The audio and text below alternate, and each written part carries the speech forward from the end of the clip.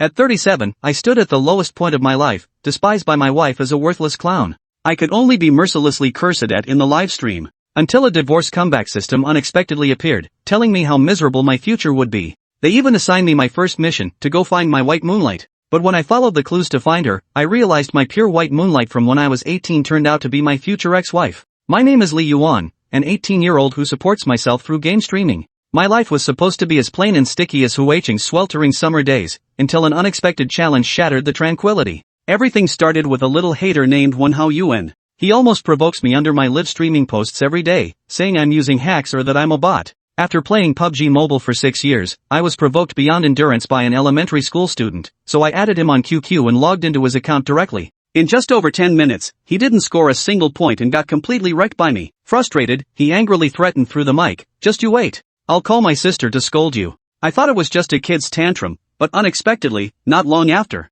a soft and gentle woman's voice actually came through the microphone. She didn't scold me. Instead, she reprimanded her younger brother and made him apologize to me. At that moment, I was captivated by her voice, and I even jokingly played the victim, thinking the matter would end there. Who would have guessed that this kid would actually message me to challenge me to an offline duel? "I'll be waiting for you at 4:30 tomorrow afternoon, at Huicheng First Elementary School," he swore with conviction. I hadn't taken this little brat's invitation seriously, but just as I lay down for a nap, a semi-transparent panel suddenly appeared before my eyes. At 18, you got into an average university, and after graduation, you luckily landed a job at a big company, working overtime until you were exhausted, running errands until your legs cramped, yet you never got a promotion or a raise. At 37, as your suitcase rolled across the floor, your wife left with a cold expression, saying she didn't want a husband who was treated like a clown. How could she hold her head up in front of family and friends with someone like you? So, it wasn't long before you got divorced. The panel clearly displayed my miserable future. 37 years old, divorced, with a failed career, making a living only by playing the clown.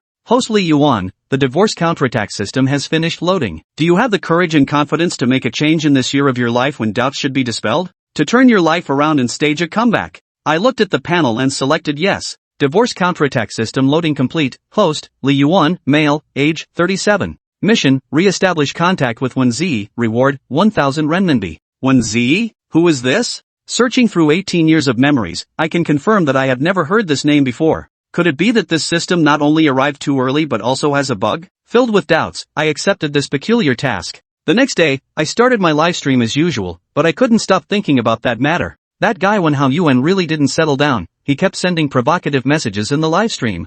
I couldn't be bothered with him, so he added me on QQ using a secondary account and kept calling non-stop. It's not good for streamers to deceive people. On the other end of the line, it was no longer Yuan's spicy strip voice, but that gentle female voice. My attitude softened instantly upon learning she was Yuan's sister, and I couldn't help but feel a surge of excitement. I thought that little brat was just spouting nonsense, but it turns out his sister is really coming. Her voice sounds nice, but who knows what she actually looks like. What if she turns out to be another Xiao Biluo? I asked Yuan for a photo, and he sent me a big-faced selfie. I told him to take a picture of the opposite position, and in the photo, I saw the girl sitting on the sofa. Although I couldn't see her face, judging from her fair as jade ankles and slender, long fingers, she definitely couldn't be ugly. This intuition of mine made my heart skip a beat. For this offline meetup, I specifically styled my hair and put on a black jacket and jeans that I don't usually wear, carefully examining myself in the mirror to confirm that I looked absolutely handsome. I boarded the bus and arrived at the agreed-upon location, the milk tea shop to the left of Huicheng First Elementary School. Opening the door, the first thing I saw was that little brat with the spiky hairstyle. I walked up and patted him on the shoulder. "Hey, little chick. Anchor, you jerk. My name is Yuan, not some little kid." He grinned with his gap-toothed mouth, grinning foolishly in triumph. I sat down opposite him but didn't see his sister, which left me feeling somewhat disappointed. This was my first successful offline meetup. Every other time I'd been stood up, so I hadn't held out much hope this time either. But now, I actually feel somewhat excited. Streamer, you've got that roguishly handsome look. I'm gonna call you Rogueface," Yuan said with a mischievous grin. "I think you look exactly like that spirit from the Lost Tomb. I won't be outdone either." "Zhang Qiling?" He scratched his head, feeling a bit embarrassed. "Toilet cleaner," I laughed. His face stiffened, flushing with anger. "You damn streamer, get online and 1v1 me." 3 minutes later, I'd scored 12 kills while he hadn't landed a single shot on me. He was completely stunned. I asked him, "Where's your sister? Didn't she come?" "She went to buy snacks," he said stubbornly. "What are you doing? I haven't lost to you yet. Don't even think about messing with my sister." "No." I grabbed him and started working on his temple with my middle finger knuckle, afraid someone might stop me when I start beating you later. Sis, save me, sis, he screamed for help. At that moment, a girl carrying a bag appeared before us. I looked up and locked eyes with her, freezing in an instant. These eyes, this nose, these lips, this skin, absolutely breathtaking. She was the second girl in 18 years who truly took my breath away. I stood there dumbfounded, my movements frozen, as Wēn Zhiyi seized the chance to dart behind his sister and hide, even making a face at me. Hello, I'm Wēn Zhiyi, as in knowledge and intention, but, feeling awkward under my stare, she took the initiative to introduce herself. I snapped out of my daze and quickly stood up, smiling as I said, "Oh, I'm Li Yuan, like the character 4 origin from Genshin Impact with 3 dots added to it. 4 tasks completed." Genshin Impact? Wēn Zhiyi couldn't help but recall this classic line upon hearing Li Yuan's self-introduction. "You play Genshin too?" Li Yuan asked. Wēn Zhiyi shook his head. "That big, bespectacled guy in our class plays it." "Streamer, are you a Genshin fan too?" "Hey, what the hell does being a Genshin addict have to do with Genshin Impact?" Li Yuan frowned slightly, glancing at Wēn Zhiyi as he pondered her name, Wēn Zhiyi understanding and considerate. "What a lovely name. Wait, your name is Wēn Zhiyi?" Wēn Zhiyi nodded, looking puzzled. "What's wrong? Have we met before?" Earlier, he'd been so captivated by Wēn Zhiyi's appearance that he hadn't immediately registered her name when she spoke it. Now, however, he recalled the system that had just awakened yesterday. It had prompted a task, re-establish contact with Wēn Zhiyi. White moonlight. That term truly fits her. Girls called moonlight are never disappointing. The system deserved credit for that. If a girl like Wēn Zhiyi appeared at his school, he'd definitely harbor a secret crush on her for at least 2 years. Why 2 years? Because I'd be starting my sophomore year in high school, then no time left for crushes. "Never seen anyone like you at my school," Li Yuan said. Wēn Zhiyi flushed slightly, but her polite smile remained as she asked, "Are you a streamer or a student?" "I'll be a sophomore at number 2 high school when school starts." "Second high school. Ha? Number 2 high? Isn't that where my sister goes?" Wēn Zhiyi's expression flickered with surprise at the mention of number 2 high school. He blinked at his sister, as if trying to convey something. "What's up? Are you dazzled by my handsome looks? Or surprised my grades are this impressive?" Li Yuan asked. "Not exactly." Wēn Zhiyi immediately poured cold water on his enthusiasm. "Oh." Li Yuan didn't get angry. Instead, his mind raced with thoughts of how to get Wēn Zhiyi's contact information and claim the system's reward. As for some white moonlight ideal, Li Yuan couldn't care less. The system had arrived at the wrong time anyway. His counterpart in another timeline might have cherished Wēn Zhiyi as that ethereal figure, but the Li Yuan of this timeline only had eyes for money. His lack of interest in Wēn Zhiyi wasn't because he looked down on her.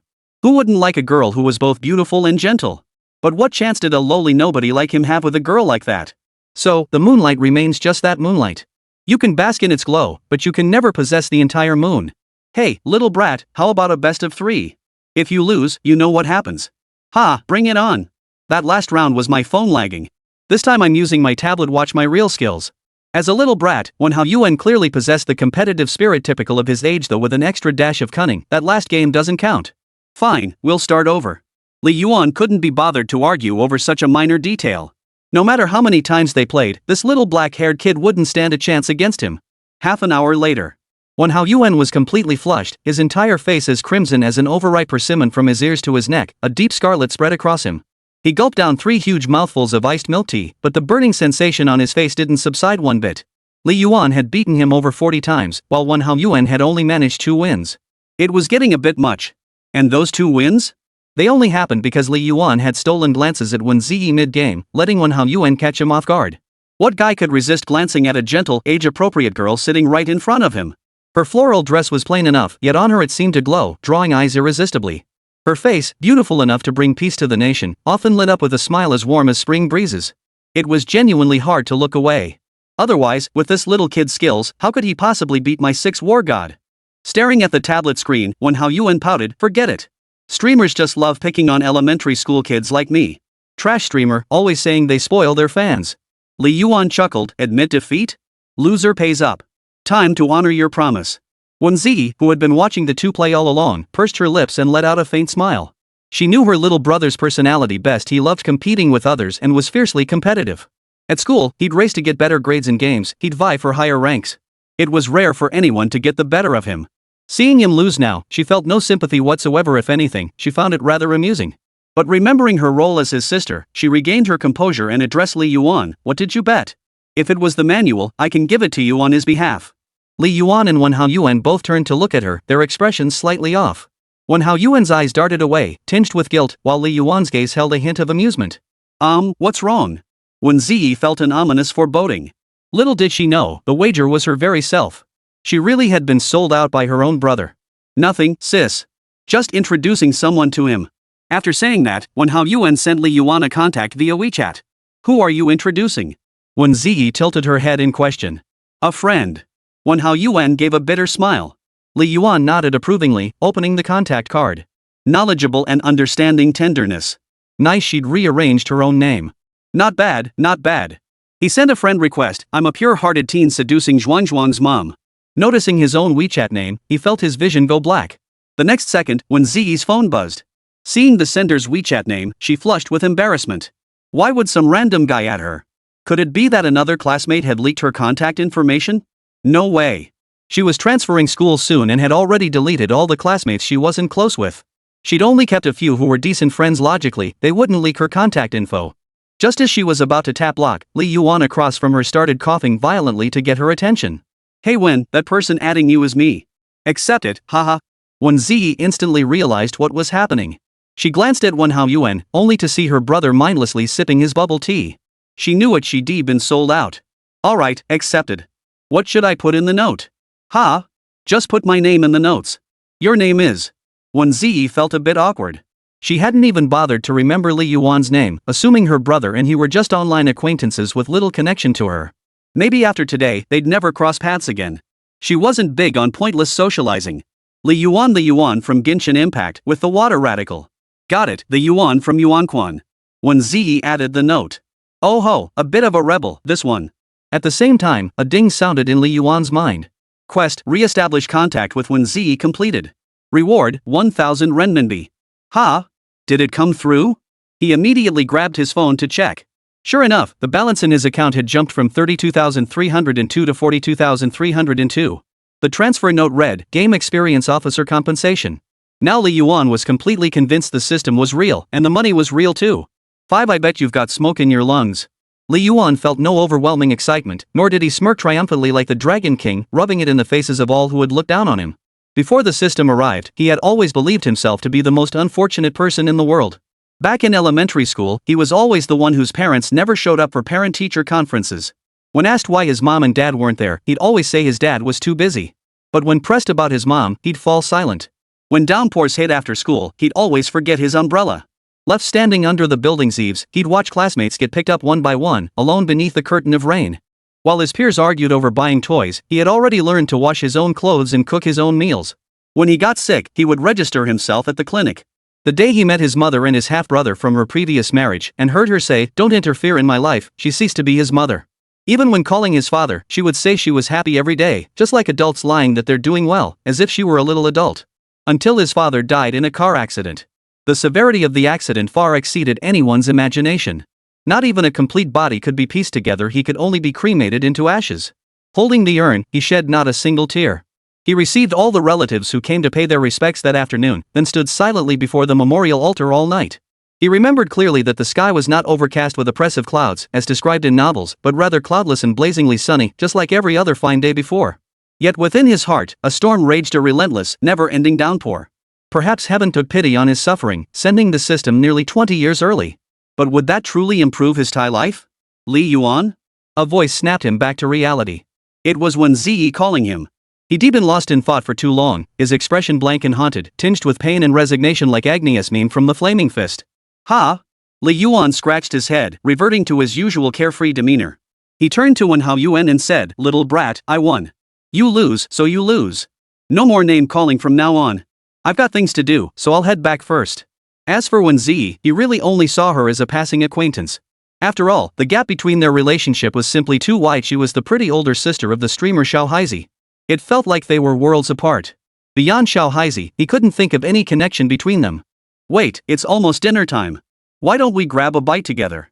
Wēn Zhiyi called out from behind. Li Yuan instinctively glanced out the window.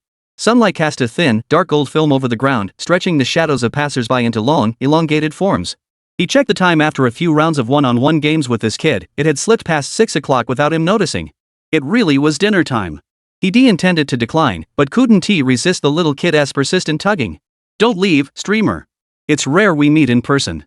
You can't just leave without treating me to dinner." Plus, you added my gorgeous sister on WeChat. You'll be grinning like venom in bed tonight. How could you sleep soundly without treating me to a meal? Wēn Zhiyi's inner monologue, of course, was, you've humiliated me multiple times, added my sister on WeChat, you've got all the perks. How could I not extort a meal out of you? I'd never sleep tonight otherwise. Truth be told, even if Li Yuan treated him to dinner, he'd still come back and play the ungrateful barrel, continuing to trash-talk the host under their posts. Wēn Zhiyi patted her younger brother's head gently and said softly, how could we expect him to treat us? You invited him over, it's only polite for us to treat him to dinner. Wēn Zhiyi pouted in protest, fine.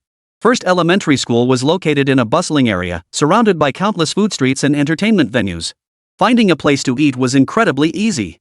Wēn Zhiyi struggled to walk naturally while lugging 2 large bags of snacks and groceries. That little brat showed no consideration for his sister, too busy staring at his phone. Li Yuan couldn't stand by and watch. He stepped forward, snatched the 2 bags from Wēn Zhiyi's hands, and said, let me carry those for you. Wēn Zhiyi nodded quickly. Thanks, you're such a good person. Hey, hold on, don't start handing out good guy cards already. As Wēn Zhiyi crossed the street with Wēn Zhiyi, she still turned back to check if Li Yuan was following. Each time their eyes met, Li Yuan offered only a faint smile, while Wēn Zhiyi responded with a polite nod, both acting with grace and propriety. She wasn't like those female leads in TV dramas who blush at the male lead's glance and quickly avert their eyes. His interest in Wēn Zhiyi wasn't particularly strong. When he saw such a beautiful girl, his first reaction was to admire her looks, but the next second he thought that a girl with such beauty probably wouldn't have much in common with a lowly guy like himself. Even if they exchanged contact info, they'd likely run out of things to talk about soon enough. So he adopted a nonchalant attitude, hands in his pockets, strolling leisurely behind her while occasionally glancing at Wēn Zhiyi. She wasn't particularly short earlier. When they'd walk side by side, she'd come up to his chin. He guessed she was at least 5 feet 5 inches, slim with impeccable proportions that naturally made her appear taller. The group ended up settling for a noodle shop. Wēn Zhiyi and Wēn Zhiyi sat across from each other. Li Yuan instinctively moved to sit beside Zhiyi, only to find the little black dog still sulking from being treated like a dog earlier. It stretched out one paw, claiming the adjacent spot. Sit here with me. Wēn Zhiyi patted the seat beside her, then shot Wēn Zhiyi a reproachful glance. Thanks. The moment Li Yuan sat down, a fresh jasmine scent hit him, straight to his brain, clearing his previously foggy mind. It was Wēn Zhiyi's perfume. Are all pretty girls this fragrant? Li, what do you think of second high? Wēn Zhiyi suddenly asked during dinner. Well, it's average. The dorms are nothing special, those buildings date back to the 90s. The iron beds are older than I am by over a decade. The classroom air conditioners must be decades old too, the air they blow out is hot and smells funny. As for the cafeteria, you might occasionally find protein-packed little bugs or some unidentified curly-haired creatures in your food. Only current students truly know their school inside out. That saying couldn't be more accurate. No matter how dazzling the admissions brochure sounds, nothing beats asking a current student for the real scoop. Wēn Zhiyi stiffened at the remark.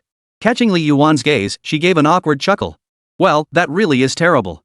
What school did you go to before? Li Yuan asked. My sister went to first high. She was always in the top 10 of her class. Wēn Zhiyi blurted out. Top 10 at first high? Impressive.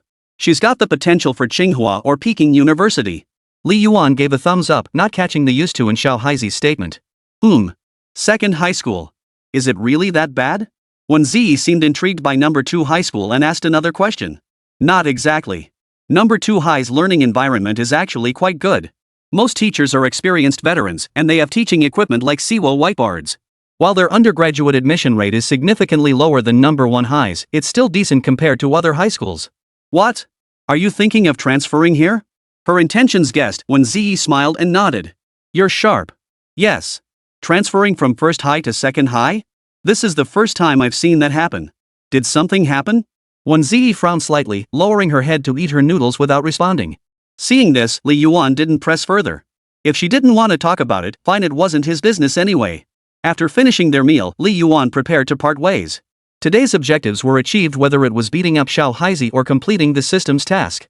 He'd secured both emotional satisfaction and cash. What a triumph. He was in the mood for a song. I should be roaming the vast world. Streamer, next time I'll challenge you one-on-one. In the night's darkness, Zhiyi's voice cut through the air. You've got smoke in your lungs, man, literally lung fog. That said, since the lady had treated him to dinner, he ought to wave goodbye as a courtesy. Li Yuan waved his hand, but before he could utter, come light up my stream today, he saw Wēn Zhiyi gently raise her right hand. Her sleeve slipped slightly, revealing a pale, luminous arm as she waved back at him. A faint smile played on her face, leaving him momentarily mesmerized. He'd only intended to bid farewell to a little kid. 6 who doesn't have a childhood sweetheart? Back home, Li Yuan streamed for several more hours before finally preparing to sign off around 2 a.m. He needed to stream more during summer break to earn extra cash, otherwise, he wouldn't even have enough for living expenses once school started. He could always ask Luo Yanen's father, Luo Hanhai, for support, though they were childhood sweethearts. Relying on him like that felt a bit like living off someone else's generosity. Glancing at the gifts, the cash value was only about 80 yuan. The platform took half, leaving him with just 40 yuan. These little kids really didn't spend a dime, they only supported him. Every time he signed off, the little kids would hurl insults like kidney deficient boy for going to bed so early, or just spewing nonsense about getting addition. But amidst it all, he spotted a user named Warmsun who typed, "Go to bed early, streamer. Don't stay up too late." It made him pee his pants, it was so warm. Clicking on the profile, he saw several landscape photos. But one featured a full body shot, though the face was hidden. Li Yuan recognized the floral maxi dress. Wasn't that exactly what Wēn Zhiyi wore today? He simply followed back without messaging her privately. After all, if someone already had her WeChat, messaging her privately felt a bit off. Before long, his good buddy Huang Jiawen called. Li Yuan asked, "What's up, big bro?" Huang Jiawen's name contained the character 1. Back in elementary school, someone had casually called him Brother 1.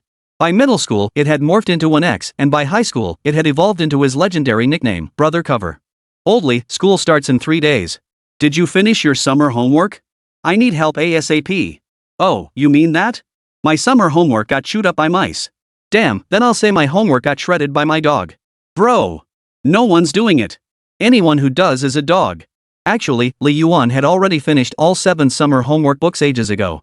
He was just waiting for the first day of school to pull an AKO move, a ruthless backstab. Gotta go, just finished streaming. Tired. Hey, hold on. We're going into sophomore year, right? Freshman year splits classes by track, but sophomore year has another promotion exam. Each class gets 3 spots. Yesterday Tang Yutong messaged me saying she wants to move up, but you know her grade, she's barely top 10 in class. Big brother Zhao continued, so she's thinking that during the promotion exam, she'll get the top few in class to let her pass first. Then later, she'll use her uncle's connections to help a few of our classmates move up to promote the front runners to lift the rest. Plus, she said even if she doesn't make it in the end, she'll still help the classmates who supported her get into the dorms.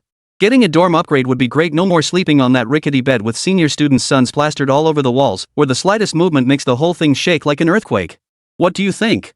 At second high, classes are roughly divided into 4 tiers: regular classes, poor dorms, mediocre academics, key classes, average grades, most reach undergraduate cutoff, some top-tier universities, rocket classes, top students, all undergraduate placements, mostly top universities, and first high classes 985-211 caliber, Tsinghua Peking University prospects. Since freshman class assignments aren't strictly based on grades, some students end up in regular classes as itinerant students. For example, someone might choose history plus biology and chemistry, resulting in too few students for a specialized class to form. Though their grades would have qualified them for the key class, being placed in the regular class can feel like a phoenix among wild chickens, a situation they find deeply frustrating. Thus, in the second year of high school, promotion exams are held around the time of the second monthly exam. Students ranking in the top 3 of their class can advance to either the key class or the rocket class. Tang Yutong in our class had ambitions to advance, but her grades weren't stellar. However, with an uncle who served as the senior year principal, she naturally sought to leverage connections for her promotion. So the question arises, if she has an uncle who's a grade director, why not just leverage his connections to get her into the honors class? Discrimination in the top and rocket classes was severe. Just look at how the bottom students were forced to sweep assigned areas daily. If anyone found out she got in through connections, she'd be isolated for sure. Li Yuan consistently ranked first in the class, his scores soaring over 600 points, a commanding lead of over 100 points ahead of second place. The rest of the class couldn't even catch a whiff of his success. Moreover, he consistently ranked first in the grade for Chinese, history, and politics. So why was such a prodigy in the regular class? Well, during his freshman year, he missed 2 out of 3 monthly exams, both times falling ill the day before the test. Being assigned to the regular class was understandable under those circumstances. A phoenix truly emerged from the flock of pheasants, no doubt about it. With Li Yuan's grades, he'd never stay in the regular class. So he'd definitely grab one of the 3 promotion spots, leaving the rest of the class to fight over the remaining 2. Just thinking about it was a bit pathetic. I'm number 1, why should I give up my spot? Besides, I'm a day student, I don't need a dorm room anyway. True. She's approached 8 of the top 9 students in class, just never you. Guess she knows you can't be bribed. Seriously, you actually believed her when she said her uncle would get you a dorm swap? Huang Jiawen fell silent for a moment before snapping, like hell I believe her. Wait till she tells me it's not about switching, but about switching systematically, switching in an organized manner, switching step by step, first switching the leaders, then the followers. That's ing fraud. Comrade, your words aren't exactly fostering unity. Screw you. Anyway, that idiot Zhu Tianhai is already hooked, he probably won't even bother writing his midterm exam. I'll just swoop in and crush the competition. Zhu Tianhai was one of the top 10 students in the class and had secretly harbored feelings for Tang Yutong. But crushing on Tang Yutong was perfectly normal. After all, she had a delicate oval face, decent looks, 2 pairs of pink, fair legs, and a voice so sweet it made your heart flutter. What teenage boy wouldn't be smitten? Li Yuan, staggering. The next day. In a hazy daze, Li Yuan felt something soft and heavy pressing against his chest, making it hard to breathe. Sniffing carefully, he realized it was a fragrant stone. Opening his eyes, he noticed the quilt over his chest was unusually bulging. He rubbed his sleepy eyes and murmured, could it be Yanran? Slowly lifting the quilt, he felt the anticipation of unwrapping a gift. Then he found himself staring into the eyes of a huge orange-yellow cat that looked just like a pig. Ugh! Li Yuan clicked his tongue in slight disappointment. Sure enough, anime was all lies. The idea of a beautiful girl waking up in my bed was completely impossible. The big fat cat stretched lazily, then hopped aside to lick its paw. Li Yuan noticed the clattering noise coming from the kitchen. It sounded like someone had broken in. But no, it was Luo Yanran arriving. Stepping into the kitchen, he saw a graceful young woman appear. Standing about 5 feet 4 inches, she wore a loose-fitting red-printed short-sleeve top paired with slim-fit denim shorts that revealed 2 pairs of fair, slender legs. Her eyes sparkled with intelligence, her skin porcelain smooth, her eyebrows thin and arched. Soft hair was pulled into a high ponytail, bouncing behind her. She was the very picture of a beauty in the making. But right now, she looked downright comical. One hand held a spatula, the other clutched a pot lid like a shield, fending off the sizzling oil and flying sparks from the pan. She'd occasionally step forward to stir the contents with the spatula, only to jump back in a flurry of movement when splashed by hot oil. This girl was Luo Yanan, Li Yuan's childhood sweetheart. Their parents had known each other even before they were born, meaning that for the 18 years since their birth, they had inevitably become connected. Back in kindergarten, Li Yuan dreaded mosquito bites. Thoughtful Luo Yanran caught a toad from the gutter and pressed it onto his head, letting it devour the flying insects. When they raised silkworms together, Li Yuan's died. Thinking of her childhood friend, Luo Yanran gathered a handful of white maggots to console him, encouraging him to keep trying. Sure enough, they bred a swarm of green-headed flies that swarmed and wreaked havoc in the classroom. When they went to pick star fruit from someone's yard, Luo Yanran couldn't climb the tree herself but still egged Li Yuan on to do it. After he picked a few fruits, the homeowner came out wielding a stick. She then pulled a classic barrel move. She just took off, leaving Li Yuan behind to get beaten to a pulp. Thinking back, Luo Yanran and Li Yuan's childhood friendship seemed different from others. It felt like Luo Yanran was treating him like a Japanese person. Luo Yanran had a key to Li Yuan's house. Her decision to make breakfast likely came on a whim. Perhaps she'd read a few romance novels on Shuqi and picked up some tricks. She really was pulling some sneaky tricks on her childhood friend. Li Yuan shook his head helplessly and teased, "Are you dancing in front of a hot oil pan?" Luo Yanran shot him a glance. "Get lost. Can't you see I'm making you breakfast?" "Oh, so you're making breakfast? I thought you were here to fry me alive. Get lost." 7. Breakfast with the childhood friend. A few minutes later. 2 plates of charred, crumbled mess were placed on the table. At the same time, the system's voice suddenly sounded. "After your divorce, your daily routine has become a complete mess. You stay up until 2 or 3 a.m. every night and sleep until past 2 p.m. the next day. This way you can save on 2 meals. Unable to bear it any longer, Luo Yanran came to your home, intending to prepare a hearty breakfast for you. Unfortunately, her cooking skills remain as terrible as ever, just a big mess. Task: prepare breakfast for Luo Yanran. Reward: 1,200 renminbi. This triggers a quest? Whatever. Money's money." Staring at the unidentifiable charred mess on the table, Li Yuan frowned and asked, "Luo Yanran, I admit I've done my share of Thai things, but you don't have to serve me for revenge, do you? I came all this way to make you breakfast first thing in the morning. You'd better eat it, even if it is." Luo Yanran pushed the tray toward Li Yuan with a domineering gesture, as if to say, "If you dare refuse, I'll pry open your mouth and shove it down. This little sweetheart sure is bossy." Li Yuan suddenly recalled a fleeting internet sensation who pioneered a novel path to fame, yet no one dared follow in his footsteps. "The answer's right here, dare you copy it? Hey, I'm the man today. Just eat it already, stop messing around." He took a small taste. The bitterness, mixed with a sharp hit of pepper and salt, shot straight to his brain. Li Yuan's face contorted. "This ing tastes like. You're doing this on purpose." "I made it perfectly fine." Luo Yanan took a sip herself, suddenly calming down. She said, "the breakfast shop downstairs isn't closed yet. Let's go down and eat." "Can't be bothered. I'll just make 2 packets of instant noodles with 2 eggs." Li Yuan headed straight for the kitchen and soon returned with 2 bowls of noodles. Though they were instant noodles, he skipped the packet seasoning entirely. Instead, he used the house spices, added some greens and tofu skin, topped it with a whole fried egg, and served it with a bowl of clear broth. It turned out surprisingly tasty. Task, make breakfast for Luo Yanan completed. Reward, 1,200 renminbi. Li Yuan was surprised it was so easy to complete. He checked his phone and saw his bank balance had jumped to 54,302. This system is practically handing out money. Li, what are you grinning about? Luo Yanran asked, still chewing her food. Li Yuan composed his expression and said, by the way, could you give me a heads up next time you come over? And when you wake me up, don't put big yellow on top of me. That huge fat cat nearly suffocated me with its weight. Oomph. When did it become your place to tell me what to do? Luo Yanran lifted her chin, revealing her pointed jawline and fair skin, looking haughtily defiant. Fine. Li Yuan picked up a piece of bean curd skin from his own bowl and placed it in Luo Yanran's. You're the most bossy, the most arrogant. I can't compete with you. Truth be told, Li Yuan had never quite measured up to his childhood sweetheart. From learning to walk and speak, to elementary school exams and middle school entrance tests, he'd always fallen short of Luo Yanan. Luo Yanran lifted her head again, her eyes crinkling into crescent moons like a proud little lamb. She patted Li Yuan's head. That's right. Except for cooking, you can't beat me at anything. So from now on, you have to listen to everything I say. Then she added, hey, little Li, my dad said you haven't accepted his transfers for nearly a year. Are you really planning to rely on your measly little live streaming for living expenses? After Li Yuan's father passed away, Luo Hanhai insisted on sending him monthly living expenses. But after Li Yuan started high school and his live streaming began to gain traction, he stopped accepting Luo Hanhai's support.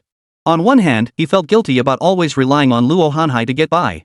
On the other hand, now that he had the ability to support himself, there was no need to keep taking the money. 2 videos a day earned me about $100. Add a few hours of streaming and it's enough, Li Yuan said, buried in his noodles. Oomph. Your videos are a pile of crap, just scamming elementary school kids. Watch out for a refund from minors. Li Yuan gave a wry smile. Ha, what can you do? Oomph. Luo Yanan propped her chin on her hand, her cheeks puffed out. Her gaze toward Li Yuan held a hint of thoughtfulness, though a strand of noodles clinging to the corner of her mouth gave her a slightly dazed look. Li Yuan couldn't resist reaching for a tissue to wipe the noodle from her lips, tossing it into the trash bin. His movements were practiced and natural, as if performing the most ordinary of tasks. Even Luo Yanran took a moment to register it. When she finally did, her pretty face flushed slightly, and a smile spread across her lips. Little Li, how about you marry me in the future? Clatter. The sudden proposal made Li Yuan flinch. His chopsticks dropped to the floor, bouncing a few times. Wait, I was just wiping your mouth. Are you trying to eat me alive? He slowly lifted his head to look at Luo Yanran. We're only 18. You're thinking way too far ahead. Not too far ahead. In 4 years, we can get married. Luo Yanran counted on her fingers. Marrying me would be perfect. We know each other so well, our personalities, living habits, everything clicks. Plus, after you graduate, I can have my dad bring you into the company. You'll have a job, I won't ask for a dowry, and my parents will handle the house and car. You won't have to work so hard anymore. Ahem. Li Yuan cleared his throat a few times, stood up, and walked over to the sink to rinse his chopsticks. Let's talk about this later, he said. I'm not really into living off someone else. What's this about freeloading? This is called mutual affection and a perfect match. Luo Yanran ran over, grabbed his arm, and shook it playfully, grinning. If you say yes, I can kiss you right now. What you need to do right now is delete that Sheetsy novel from your phone. Oomph. Seeing Li Yuan wasn't falling for it, Luo Yanran sat back down and continued eating her noodles. Li Yuan clearly knew Luo Yanran was the type to pull sneaky tricks, probably after reading another romance novel and deciding to tease him. Last time she'd pulled the amnesia stunt, grabbing Li Yuan and calling him brother, scaring him half to death. He'd almost dragged her to the hospital. Luckily, her memory returned just as the doctor was about to give her a shot. Oh, and about moving up classes after the new semester starts, your grades will definitely get you into a higher class. You absolutely have to join my class 3. That way, I can keep an eye on you. Give me a break. Class 3 is the rocket class. You need at least 630 to get in. With my brain, I'm lucky to make the honors class. Then I can transfer from the rocket class to the key class to hang out with you. Uncle Luo would beat you to death if you did that. Fine. After washing the dishes, Luo Yanan left. She had signed up for a bunch of summer tutoring classes and piano lessons, her schedule packed solid. Otherwise, she'd have to crash at Li Yuan's place until the next morning. It was still early, so Li Yuan returned to his room to catch up on sleep. But he discovered Luo Yanran's big yellow cat hadn't been taken away. It was sprawled across his bed like a pig, taking up half the space. He tried to push the cat away, but the chubby beast refused to budge. The more he shoved, the more stubborn it got. He picked it up, only for it to jump right back. Who knew if it had picked up that stubborn streak from Luo Yanran? Left with no choice, Li Yuan started his live stream early to play games. No sooner had he logged in than Wen Hao Yuan, that little brat, dragged him into a duel. Unsurprisingly, it was another crushing defeat. He chuckled, leaning back on the sofa as he sent the little kid a message. This year the swallows didn't fly south, so no southern crossing difficulty for you. Expecting the usual sassy voice chat from the sexy streamer who shouldn't be streaming, he was met with silence instead. Li Yuan didn't dwell on it after all. Some defenses crumble silently, leaving only a heartbroken ache. What was strange, though, was that this time, the noob seemed even worse than usual. Their positioning was practically indistinguishable from an AI bot. A bot could land 2 shots on him, but this opponent couldn't even land a single shot. Fighting them was even easier than battling an AI. Could it be that the noob hadn't just failed to improve, had he actually regressed? Little did he know, the girl behind the screen had flushed brighter than when she'd ever seen her crush. Yes, she was flushed with embarrassment. 8-day transfer student. Staring at the lopsided 0-12 score, Wēn Zhiyi puffed out her cheeks like a hamster, utterly adorable. Her porcelain white skin now glowed with a rosy flush, as if splashed with crimson ink, like the evening glow of sunset. A blush on a girl's face speaks louder than 1,000 sweet nothings, but Wēn Zhiyi's flushed expression now conveyed more than any string of expletives she might have uttered. Sighing, Wēn Zhiyi shut off her phone and sat down at her desk to tackle the Wēn Simula mock exam. As a top student from First High, she had already completed the entire high school curriculum and spent her remaining time tackling practice problems. Her goal was to excel in the sophomore-level competitions and secure a guaranteed admission spot. Transferring from First High to Second High was an unprecedented event. No one considered Second High superior to First High, and certainly no one believed someone transferring from First High to Second High would go unnoticed. Wēn Zhiyi knew her transfer would inevitably invite criticism, but she was mentally prepared. A new environment meant rebuilding relationships from scratch. She glanced at the unlucky bear doll tucked under her desk. Had she not stumbled upon a note covered in profanity while tidying up days ago, she might have believed her friends were as kind as they appeared on the surface. Had she not overheard them cursing her in the dorm that day, she would have remained blissfully unaware for 3 whole years. The mysterious thumbtacks in her shoes and the footprints on her desk and chair every morning finally made sense. Just a bunch of stupid jerks. Wēn Zhiyi let out a little tantrum, tossing the unlucky bear straight into the trash can and kicking it twice with a fierce look. But not long after, she picked the doll up, washed it, and hung it out to dry on the balcony. Clearly, she couldn't quite bring herself to part with it. She reasoned with herself, the bear itself wasn't at fault, it was the people who were wrong. Several days passed. The high school students returned to school. You might miss the sunrise at 6 in the morning, but you'd definitely spot the high schoolers rushing to school. Every single one wore the blue and white school uniform, their faces worn and haggard. They resembled zombies drained of vitality, shuffling through the streets and alleys toward the school. Li Yuan had only overslept a few minutes today, yet he couldn't even see the end of the breakfast shop line. He had to settle for dry bread and ice-cold milk from the convenience store. Dry bread and ice-cold milk, what a treat! Eating it felt like death, and after finishing, it felt like life was over, making death seem even more appealing. Usually, he walked to school with Luo Yanan, but this semester she was starting to live in the dorms. Boarders had to arrive the night before for evening study sessions, so naturally, she wasn't walking with Li Yuan today. Arriving at class 20 of grade 11, most students were already present. Many were asleep with their heads on their desks, while others were secretly though conspicuously playing with their phones. He found his seat in the second to last row. Huang Jiawen was sound asleep there, his mouth occasionally smacking and snoring softly. Li Yuan, taking advantage of the empty classroom, snapped a photo of his stunning sleeping face. Just then, Tang Yutong entered the classroom. Her appearance immediately stirred the excitement of the few boys in the humanities class. Though the humanities class had many girls, truly attractive ones were still rare. A girl like Tang Yutong, blessed with both looks and a great personality, naturally had no shortage of admirers. Yutong. Haven't seen you all summer, I've missed you so much. This carton of milk is for you. Seeing everyone else had gotten up, Zhu Tianhan naturally didn't want to be outdone. He pulled out the breakfast he'd prepared for her long ago. Yutong, I brought you breakfast. It's still warm. I kept it tucked in my arms the whole bike ride so it wouldn't get cold. Yutong, even though it's still hot out, you should wear a light jacket in the morning. Be careful not to catch a cold. The boys chattered on and on, being so clingy it was unbearable. When Xianjiang runs out of energy, you'll have to give him a push. Nice guys finish behind dogs. Thank you all.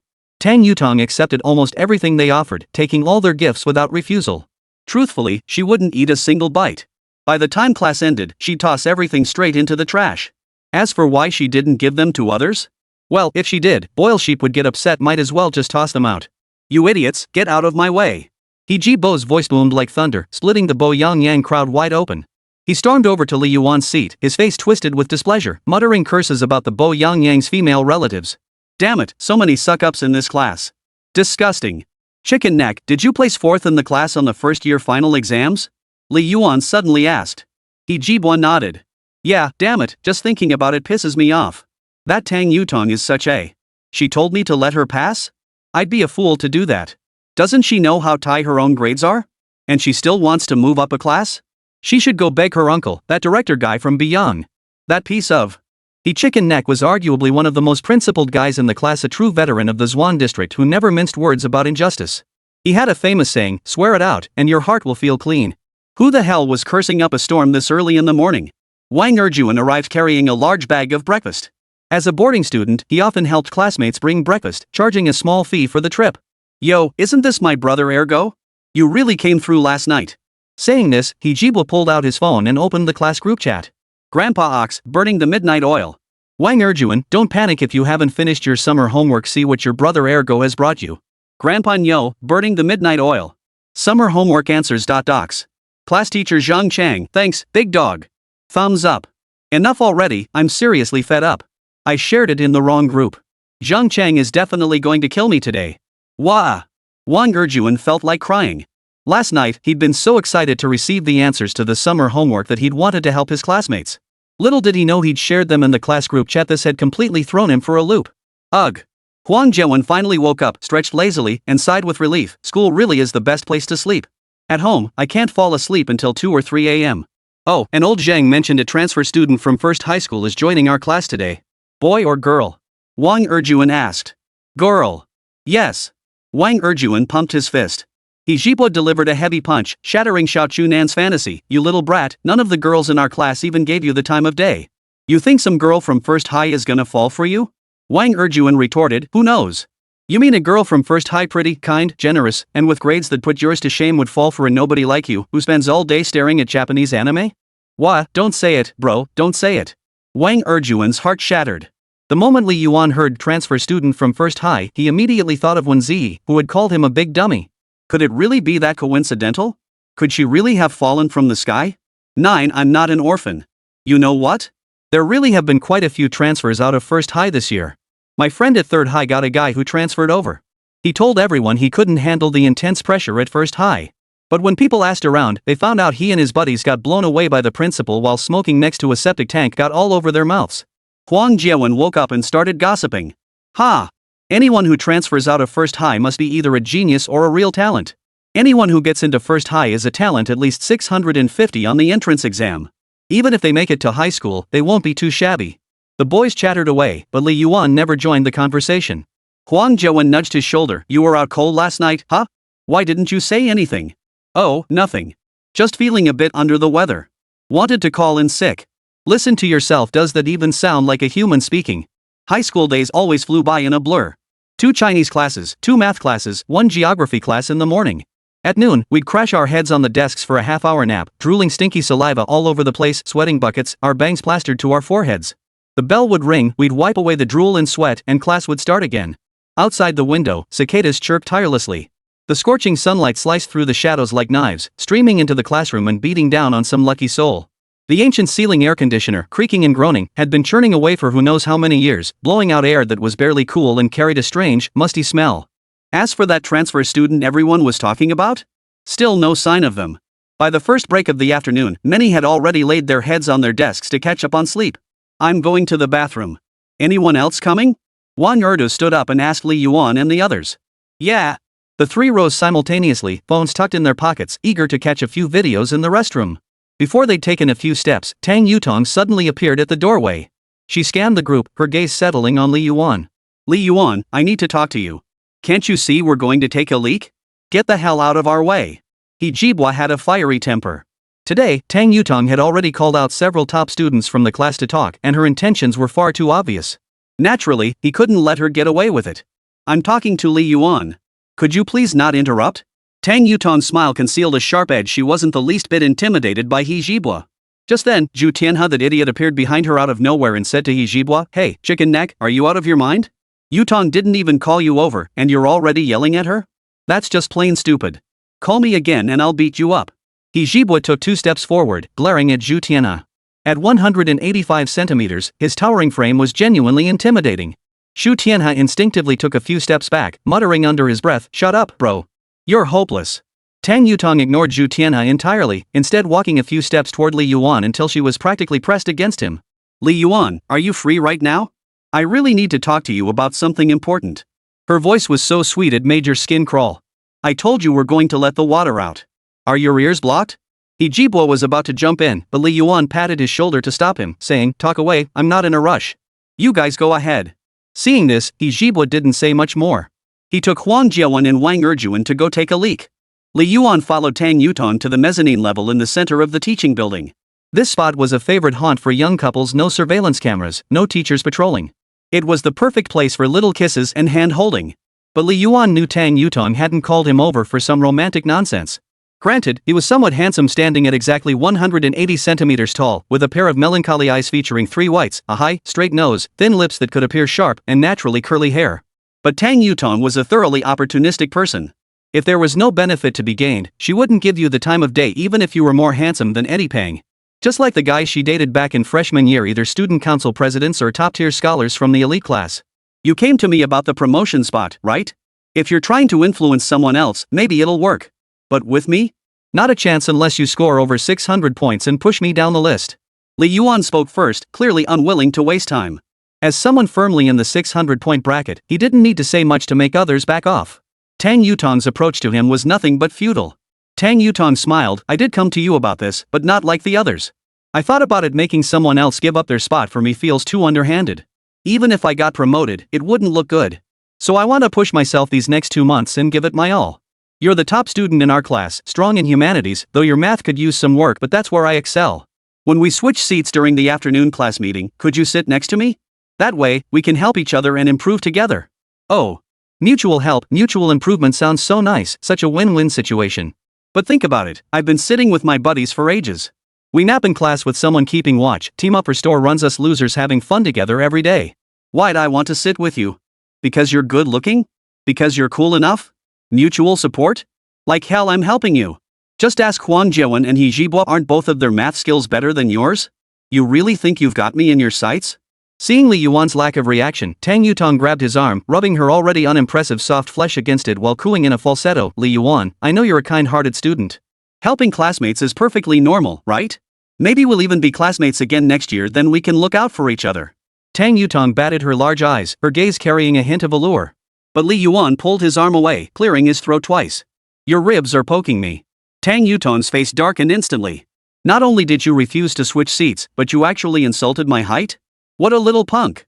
He always seemed so polite and cool, but turns out he's just a cheap jerk. Tang Yutong wasn't stupid. She knew you couldn't start a card game by dropping your trump card right away. You had to play the small cards first to see if your opponent could handle them.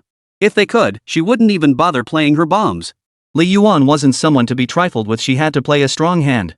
Tang Yutong's voice no longer carried that strained quality, it had returned to normal, tinged with a hint of coldness. Li Yuan, I remember your family situation was really tough, right? During breaks, I kept hearing you were doing live streams, and after school every day, you had to work part-time at that convenience store in Dongcheng. Life was pretty tight. Orphans like you are supposed to get financial aid from the school, but when you applied for the poverty-stricken students subsidy in your first semester of freshman year, the principal retired. That put the whole thing on hold, and it still hasn't been resolved. It wasn't exactly shelved, it's just that after the principal retired, the new principal took over and started re-evaluating the financial aid recipients. There are only so many spots available, and by the time it came to Li Yuan, there were none left. Second High's financial aid package was quite generous, all utilities, accommodation, and textbooks covered, plus an 800 yuan monthly meal allowance. If Li Yuan had received the financial aid, his daily life would have been considerably easier. You mean you have a way?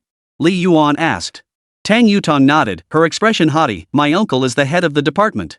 This little thing is no problem for him. While your orphan status can't be changed, improving your current living conditions is a piece of cake. At that moment, Tang Yutong couldn't be bothered to put on a show anymore. Sure, Li Yuan's grades were decent, but so what? An orphan who wasted his days on that crappy livestream channel, a penniless kid who couldn't even scrape together the 200 yuan for his freshman year fees, asking him to sit next to me? That was me doing him a favor. As for that poverty-stricken student subsidy? Ha! Just empty talk. When the time comes, I'll just slap a few hundred yuan meal allowance on him and call it a day. Even then, Li Yuan would be grateful to me. Being able to help me would be one of the few things you're good for. Besides, getting to sit next to a beauty like me? Those little middle school boys in class will be green with envy. You should be secretly thrilled. Tang Yutong's inner monologue had already progressed to the point where Li Yuan was practically begging to agree to her terms. I really did need that subsidy before. Juggling school and part-time work was just too tough. So, you sit next to me, help me study and advance my class, and I'll help you in return. You mean before? Li Yuan raised an eyebrow. Yeah, I needed it before. Now. Doesn't matter anymore. Tang, wanting to improve your grades by finding a study partner is a good idea. I think Shu Tianhe is quite suitable. He is clearly smitten with you, and his grades aren't too shabby either. This sweet deal is better left for him. Oh, and next time you ask someone for a favor, don't assume your delicate looks will make guys blindly agree to anything. What you think is your trump card might mean nothing to others. And stop calling me an orphan, my mom's still alive. With that, Li Yuan left, leaving Tang Yutong standing dumbfounded in the mezzanine. She never expected Li Yuan to refuse. An orphan like Li Yuan, how could he possibly turn down a financial aid scholarship? It was exactly what he needed most. She'd already imagined their life together after he accepted how she'd constantly ask him questions from morning till night, fantasizing about him becoming her free homework helper. But this situation, something was off. Why wasn't this following the script? Everyone else would agree to roommates or class upgrades without a second thought, but Li Yuan had to be so different, didn't he? Watching Li Yuan walk away, Tang Yutong stomped her foot in frustration. With a dismissive snort, she muttered to herself. I asked you to help me with my studies because I thought you were decent. You actually think you're something special now. There are plenty of smart kids in class. If it weren't for your decent looks, I wouldn't have bothered asking you. You're so full of yourself, you know that? Disgusting. She kicked the nearby railing hard and stormed off. 10 I'm Li Yuan's desk partner. Back in the classroom. He Zhibua and his two show-offs were already back at their desks. In just the few minutes they spent scrolling through videos, they'd picked up a bunch of new memes. Go! Streamer, your Lao Jian is indeed strong, but it's too skill dependent. Any simpler, more powerful heroes you'd recommend? Got it, bro, got it. There are 9 heroes that are both strong and easy to play, all current T05 tier. Come on. Seeing Li Yuan return, Huang Jiawan asked, what did Tang Yutong want with you? Surely not to ask you to let her pass the promotion exam? Even if you gave her 50 extra points, she still wouldn't beat your score. Could it be, confessing to old Li? Wēn Zhiyi, this guy from Biya, had already imagined Tang Yutong gazing lovingly at Li Yuan as she confessed her feelings, leading to the two naturally becoming a couple. A satisfying scene of humiliation for those tomboys in class. That's about the extent of your imagination, isn't it? He Zhibwa shot back sarcastically. Li Yuan sat down, nothing much. Just that during the class meeting when they were switching seats, she asked me to be her desk partner and I didn't agree. Be her desk partner? Does she even deserve it? We 4 have been sitting together for so long. Huang Jiawan slammed his fist on the table. Old Li, I know you won't abandon us. Li Yuan stroked his chin, but I'm sick of sitting with you losers every day. There are so many girls in class, I'd rather sit with someone cute. Class monitor, do you have a desk partner? If not, pick me. You. The last period on Monday afternoon was class meeting. In reality, it was 10 minutes of class meeting, 30 minutes of self-study, or 30 minutes of math class. Either way, the class meeting part never took up much time. When the class meeting period rolled around, homeroom teacher Zhang Chang waddled in, his big belly sticking out, a water bottle tucked under his arm. After a few minutes on drowning prevention, dorm electrical safety, and promotion exams, he started rambling about something else. My relative's kid got into a top-tier university. Then passed the civil service exam, now has a house and a car, a happy family, kids, education changes your destiny. Just the usual toxic motivational speech. Wēn Zhiyi spent the entire class on edge. Yesterday's incident of posting summer homework in the class group chat was bound to bring him trouble. Even if Zhang Chang didn't mention it now, he would later. Once Zhang Chang started talking about his relative's prodigy, he couldn't stop, spitting saliva everywhere as he ranted. Finally, after over 10 minutes, the girl standing at the door couldn't hold back any longer. She spoke up, "Teacher, may I come in now?" Her voice, neither loud nor soft, perfectly interrupted Zhang Chang's monologue, instantly drawing the entire class's gaze to the doorway. Only then did they notice a beautiful girl standing there, her airy bangs framing her face and her hair pulled back in a low ponytail. She wore a brand new, gleaming blue and white school uniform. Behind her, the blinding sunlight cast a silhouette that highlighted her slender figure. The backlighting obscured her features, but judging by her face shape and silhouette, she was undoubtedly a beauty. The first to lose his composure at the sight of the beauty was Wēn Zhiyi. He hopped onto his chair, whistling appreciatively, "She looks just like Lu Fei." Only then did Zhang Chang remember the matter at hand. "Right," he said. "We have a new student transferring from First High today. Let's give her a warm welcome." Clap. Li Yuan kept staring intently at that figure, trying desperately to confirm whether it was Wēn Zhiyi. But the girl stood bathed in sunlight, making her face impossible to make out clearly. Instead, his own eyes grew sore and tired. Huang Jiawan smacked Li Yuan on the back of the head. "Why are you staring so hard, kid? Are you ergo? See a girl and you want to fall in love?" "No, she just looks familiar." "Hijibwa, you know someone at First High?" Li Yuan shook his head, "No." Hijibwa waved his hand dismissively, "Then what the hell are you staring at?" The girl walked in. Her slightly chubby, oval face gave her an inexplicably approachable air. Her almond-shaped eyes were half closed, carrying a faint smile. The corners of her mouth were slightly pursed as she nodded cheerfully to the class. She wore the second high school uniform, a simple blue and white ensemble consisting of a loose-fitting short-sleeved shirt and blue trousers with white stripes down the sides. Such uniforms would make even a supermodel look bulky, yet on her, they fit perfectly. The occasional creases accentuated the fullness of her chest, making the boys squint in admiration and the girls feel a twinge of self-consciousness. With skin fairer than snow and beauty that defied the heavens, she was from first high. Placed in any class, she'd surely become the white moonlight of countless boys' dreams. Yet her personality seemed at odds with her appearance. When introducing herself on stage, she appeared shy and uncomfortable, her fingers fidgeting nervously as she clutched her backpack. "Hello everyone, my name is Wēn Zhiyi, meaning understanding and considerate. I'm delighted to be your classmate." As she spoke, her gaze unconsciously met Li Yuan's, her face flushing with a barely perceptible mix of surprise and delight.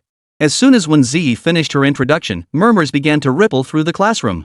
"Her voice is so gentle, definitely not from Sichuan or Chongqing. Zhiyi, what a lovely name, hee hee. She's even prettier than Tang Yutong, she radiates a kind of serene, peaceful beauty. I've decided, I'm done fawning over Tang Yutong. I'm switching my attention to Wēn Zhiyi. Like she'd ever notice you. She's from first high, studying comes first for her. Hey, she was looking at me just now." Ergo grinned like an idiot, convinced Wēn Zhiyi was looking at him. Shamelessly, he even waved at her. But Wēn Zhiyi's gaze remained fixed on Li Yuan, thinking to herself, "Streamer, this is quite the coincidence." Li Yuan reacted the most intensely.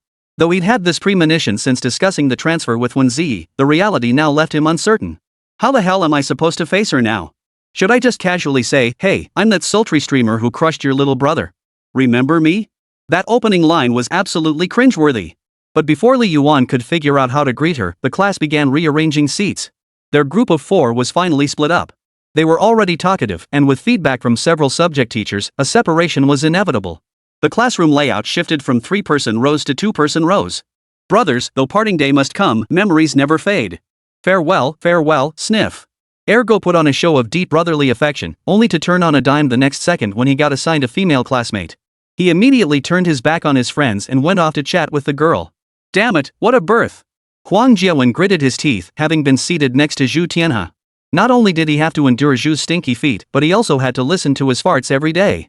He Jibwa also got a female desk partner. Though he had a foul mouth, he was still somewhat handsome, making the girl blush and squirm. That left Li Yuan. Clutching his desk and chair, he stood at the back of the room, waiting for old Zhang's assignment. Old Zhang studied his troubled expression. After all, he was the only top student in the class with a perfect score.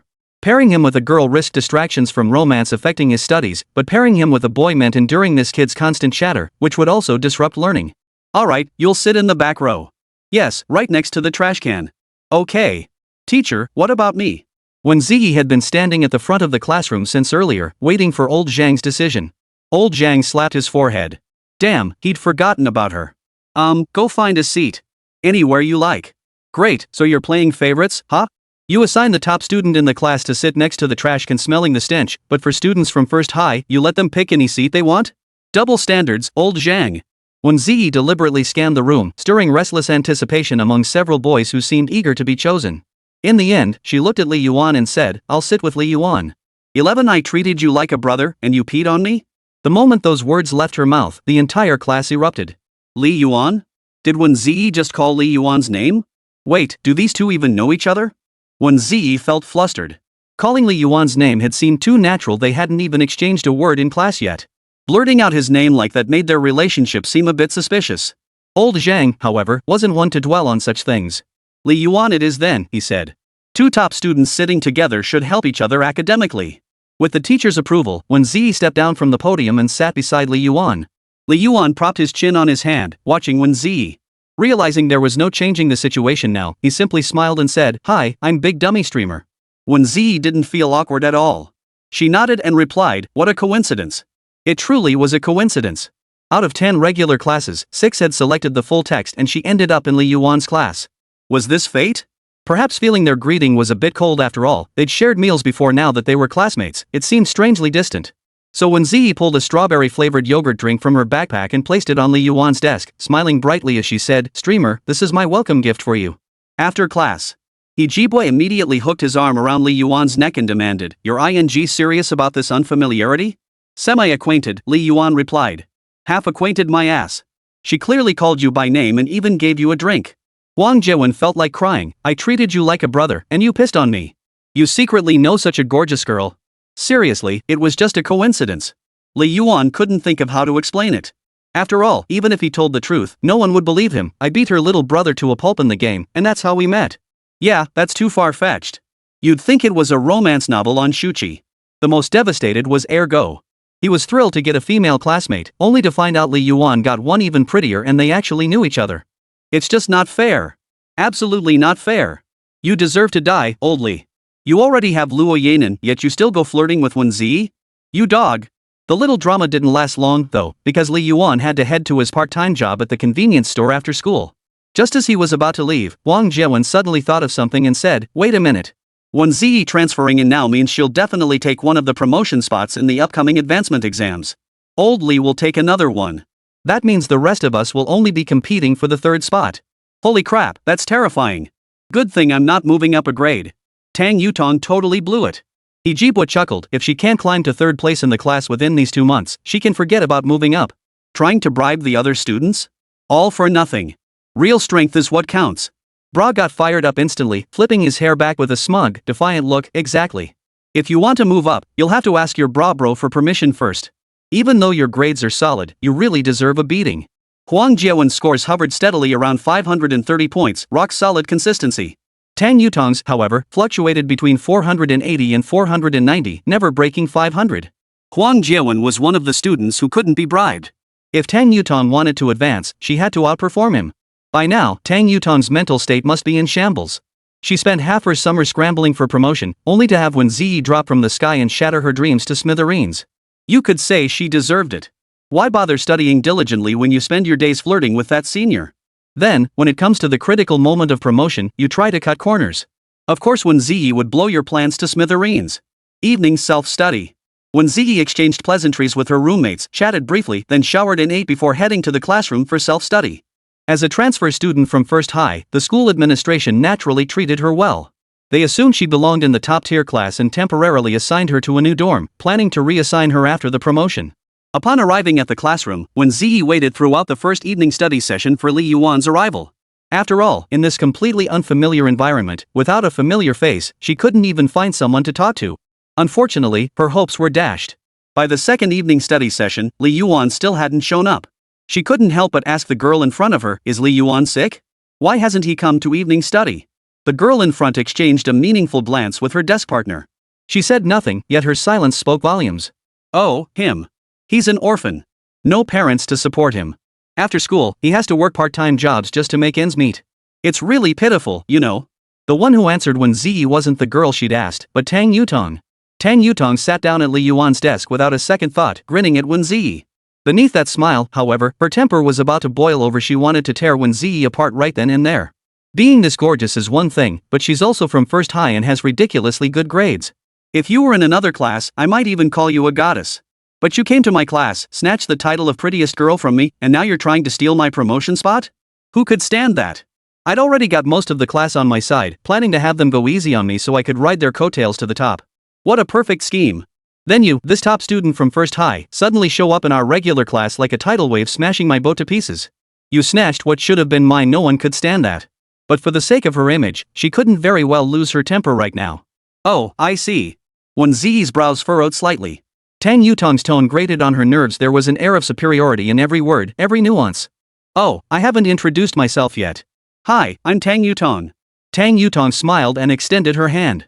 Just as Wēn Zhiyi reached out to take it, Tang Yutong withdrew her hand and wiped it across her own, not particularly ample chest. Wēn Zhiyi's lips twitched.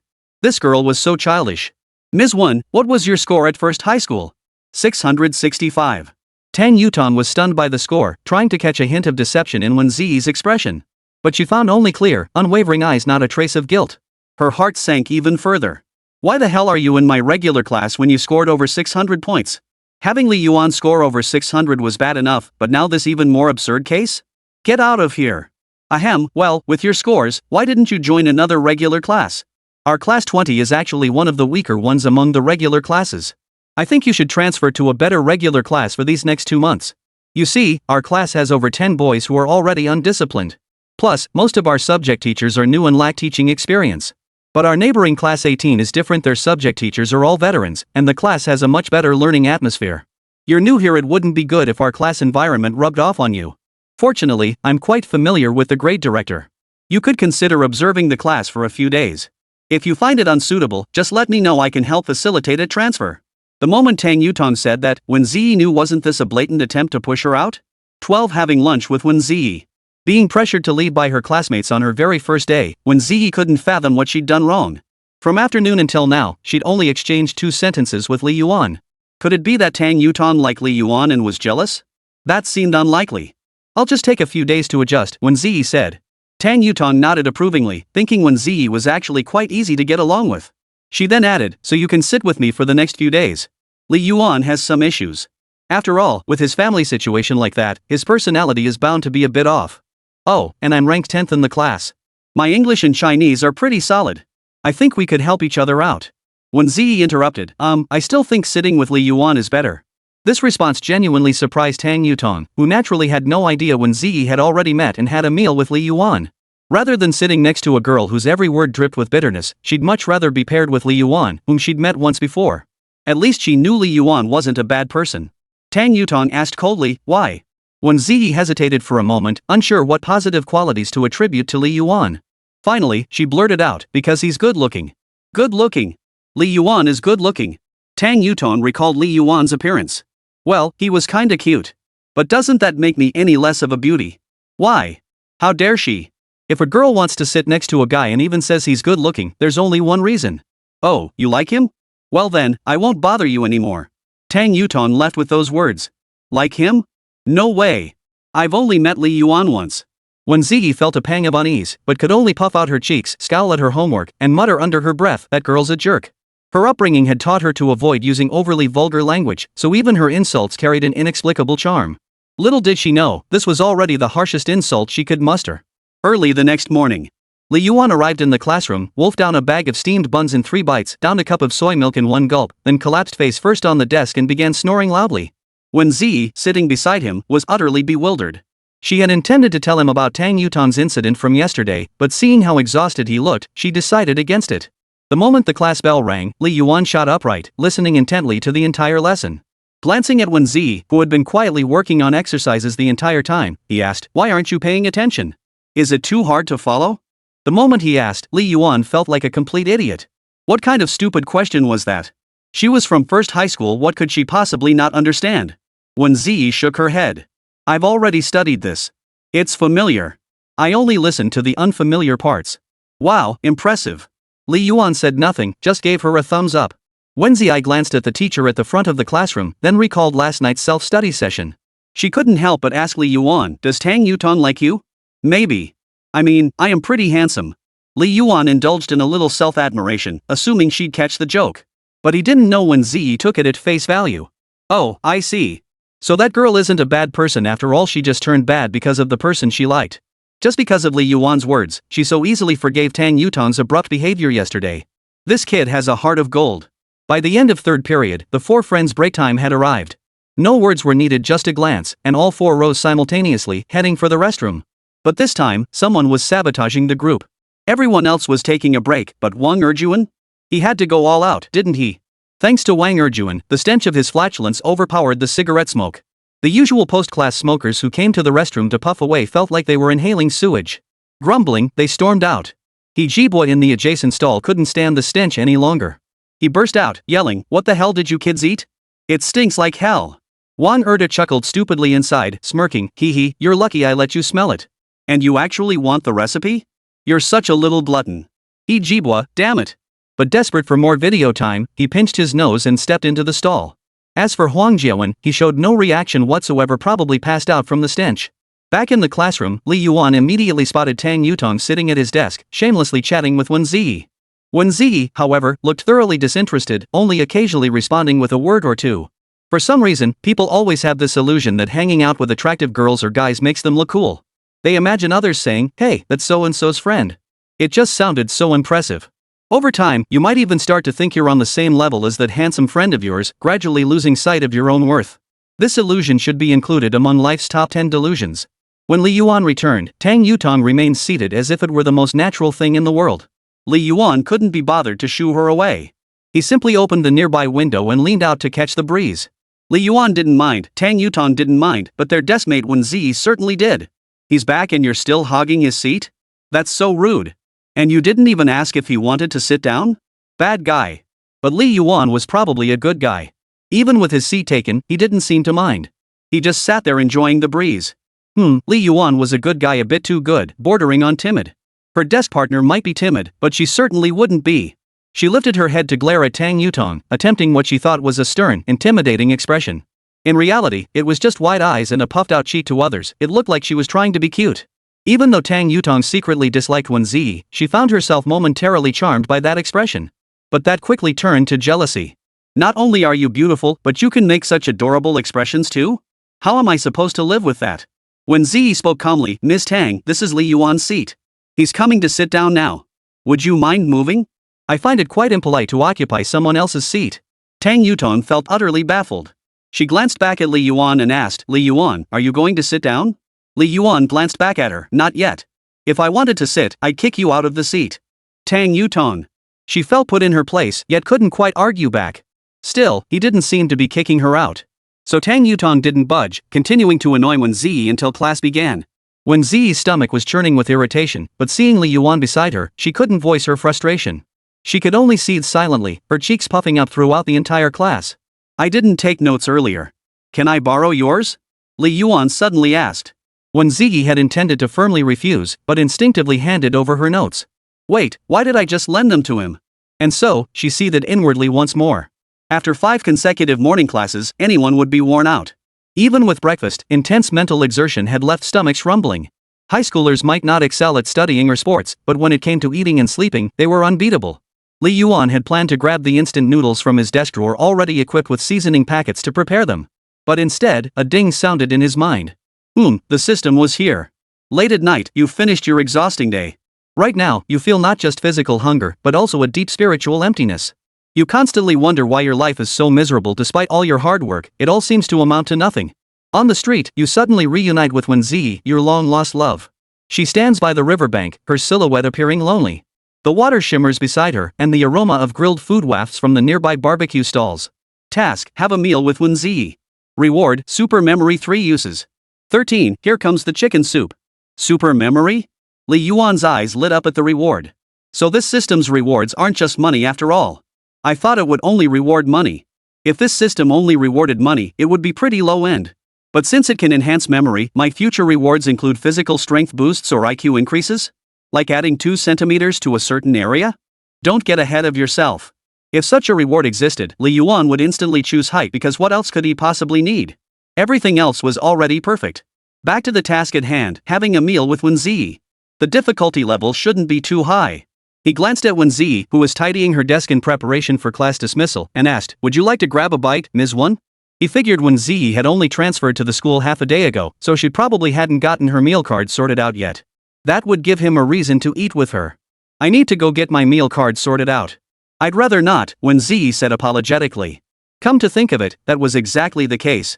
Yesterday during evening self-study, she'd planned to get her meal card and water card sorted, only to find everything closed. She'd ended up empty-handed, settling for a bread roll from the school store for dinner. Hearing this response, Li Yuan's heart leapt with delight. See? Here comes the chance. Li Yuan said, the meal card office is only open on Mondays from 8 a.m. to 6 p.m. It's closed at all other times. Ha? Is that so? Wēn Zhiyi pouted slightly, feeling a bit down. Moving to an unfamiliar place where she knew no one was bad enough, but not even having her meal card and water card sorted out felt like the sky was falling. Not having a meal card meant she couldn't even eat properly, and without a water card, she couldn't even take a shower. Last night, Wēn Zhiyi had to borrow her roommate's water card just to shower. If this went on for a few more days, no meals, no showers, she'd probably be hiding under the covers, shedding little pearls of sweat before long. Luckily, you've got your Genshin brother here. Li Yuan cleared his throat. Under Wēn Zhiyi's gaze, he pulled out 3 meal cards and 2 water cards, pinching them between his middle and index fingers. Woman, he declared with swagger, feel free to swipe my cards. Wēn Zhiyi watched, her eyes sparkling like stars. She clapped her hands in delight. So impressive. Li Yuan's lips curled into a sky-high grin. This emotional payoff hit the mark perfectly. As for why he had so many meal cards? He had no idea. It was because every time he thought he'd lost his meal card, he'd end up finding the old one the very next day under his pillow, on his bed, or even on his desk after getting a new one. Over time, he'd accumulated several.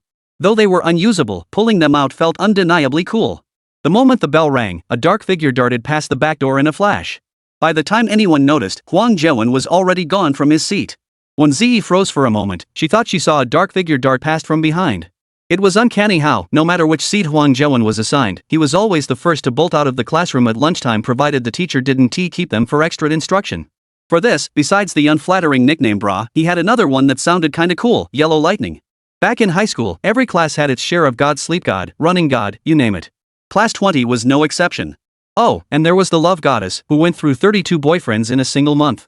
Reaching the ground floor, Wēn Zhiyi scanned his surroundings. Neither the road nor the stairwell showed any signs of people. Yet, the sounds emanating from the academic building made it clear the zombie horde was on its way.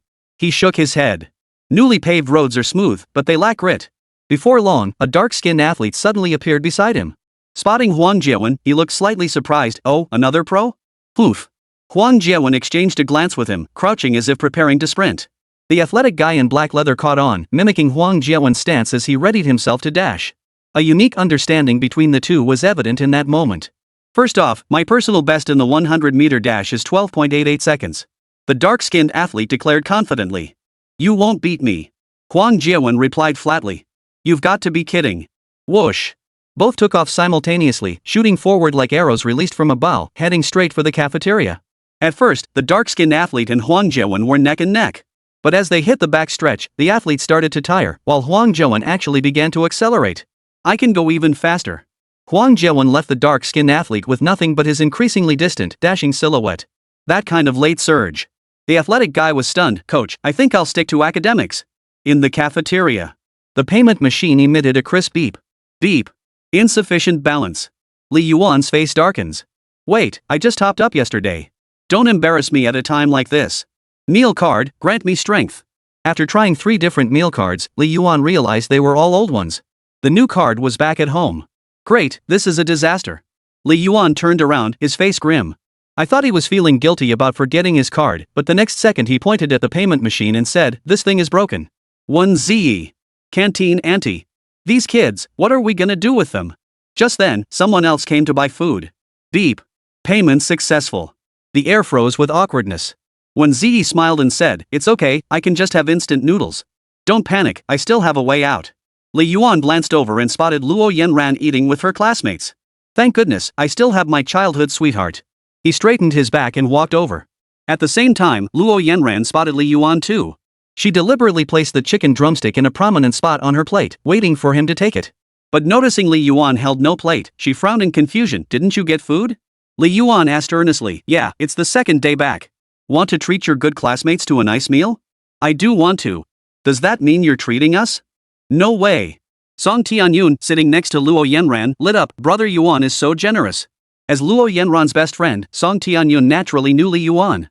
But in her memory, while Li Yuan was generous, it wasn't towards friends like them, it was only towards Luo Yanran. Has he changed his ways? Could it be that? When someone of the opposite sex suddenly starts being nice to your friends, they must have ulterior motives. Either they're after you, or they're after someone close to you. Here, take this meal card. Spend freely. Li Yuan feigned magnanimity. Luo Yanran's eyes lit up as she took it and boasted to her classmates. Anyone else want something to eat or drink? Help yourselves, Li Yuan's treating. Luo Yanran was over the moon inside, basking in the glory of her status. She knew Li Yuan's situation better than anyone. Knowing how tight-fisted he usually was, she was determined to make it up to him in other ways. After all, Li Yuan was genuinely broke. But she certainly wouldn't refuse Li Yuan's offer now. After all, she felt incredibly proud of herself. Her childhood friend was treating everyone to food in front of so many friends. How wonderful. I'm going to eat later, so lend me your meal card for now. Sure. Luo Yanran handed over her meal card without hesitation. After all, he treated 5 or 6 people to a meal. What did it matter if he swiped her card for one meal? After Li Yuan left, Wēn Zhiyi occupied the corner seat on the right side of the cafeteria. A book lay on the opposite seat, signaling to others that it was taken. Perhaps aware that her striking looks might attract unwanted attention, she deliberately kept her head down. Even so, numerous boys still approached her asking for her contact information. Her looks could be concealed, but her aura couldn't. In just the short time since, 4 or 5 guys had already approached her for her number. Without exception, she turned them all down. The normal reaction after being rejected would be to walk away immediately. After all, teenage boys have thin skin and can't handle rejection well. But some were thick-skinned, like the dark-skinned jock sitting across from her. He couldn't care less about what Wēn Zhiyi thought. Even when he saw the books on the table, he pretended not to notice. While eating, he teased Wēn Zhiyi, "Hey freshman, I'm Qin Xiufei from the senior sports class. Oh, and I'm on the basketball team too. If you head over to the court after school, you'll often see me playing." Qin Xiufei was quite a notorious figure at second high. In the senior class, he was practically a rat everyone wanted to beat. He was notorious for dirty plays, tripping opponents and elbowing them during games. If not for his dad, who donated $500,000 to the school, he'd have been expelled countless times. He was also notorious for playing the field. He'd date multiple girls at once, 3 at a time, to be exact. When one of them found out and exposed him, she posted the evidence on the school's confession wall, making him infamous. Senior girls steered clear of him. Unable to deceive seniors, he turned his predatory attention to underclassmen. He'd always hunt for girls eating alone in the cafeteria, typically introverted and isolated, most likely freshmen or sophomores with little dating experience, making them easy targets. He'd toy with them before dumping them. But meeting Wēn Zhiyi stunned him. He never knew such a stunning girl existed in his school. What a shame they hadn't met sooner. What a shame. And she was eating alone. Wasn't this a golden opportunity? He decided that if he managed to get together with her, he'd stick around for an extra couple of months, because someone this beautiful was hard to get tired of. Wēn Zhiyi wasn't unfamiliar with this kind of situation. She knew these guys were as bothersome as flies and couldn't be bothered to acknowledge him. She just stared at the collection of essay templates in her hands, waiting for Li Yuan to return.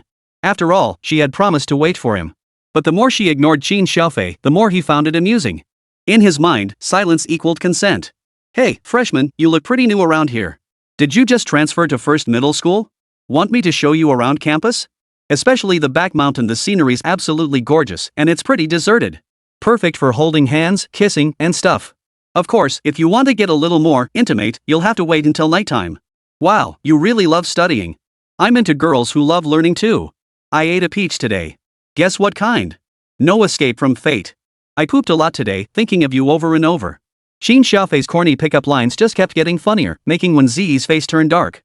After talking for so long with no response from Wēn Zhiyi, Qin Xiufei was losing patience. He stood up abruptly, determined to grab her wrist. "No contact info, no release." He wasn't new to this kind of forceful tactic. He'd even blocked a girl's classroom door before to make her agree. Just as he reached out, a voice called from behind, "Hey, here comes the motivational speech. 14 Li Yuan, you dog." The voice instantly identified Li Yuan. Wēn Zhiyi looked up to see him carrying 2 trays of food. She felt as if she'd been granted a reprieve, her expression immediately relaxing considerably. But Qin Xiufei wasn't one to give up easily. Seeing Li Yuan arrive, he remained unflustered and refused to move. Setting the trays down in front of Wēn Zhiyi, Li Yuan completely ignored Qin Xiufei and said to her, "Sorry to keep you waiting. Dig in." These dishes were picked by the cafeteria's most frequent winners. "While I can't guarantee they're delicious, at least I can promise you won't find any foreign objects in them, clean and hygienic." Wēn Zhiyi smiled and nodded. "Thanks. How much is it? I'll pay you back later." Li Yuan waved it off. "No need to worry about small change. Just treat me to breakfast sometime. Junior, you look really pretty when you smile." Just as the two were talking, Qin Xiufei's extremely discordant voice intruded, making everyone feel annoyed. "We were having a perfectly good chat. Why are you, an outsider, butting in?" Li Yuan finally turned his gaze toward Qin Xiufei, only to find the other's slightly frivolous eyes resting unabashedly on Wēn Zhiyi, making him feel quite uncomfortable. "Senior, you look pretty good when you smile too."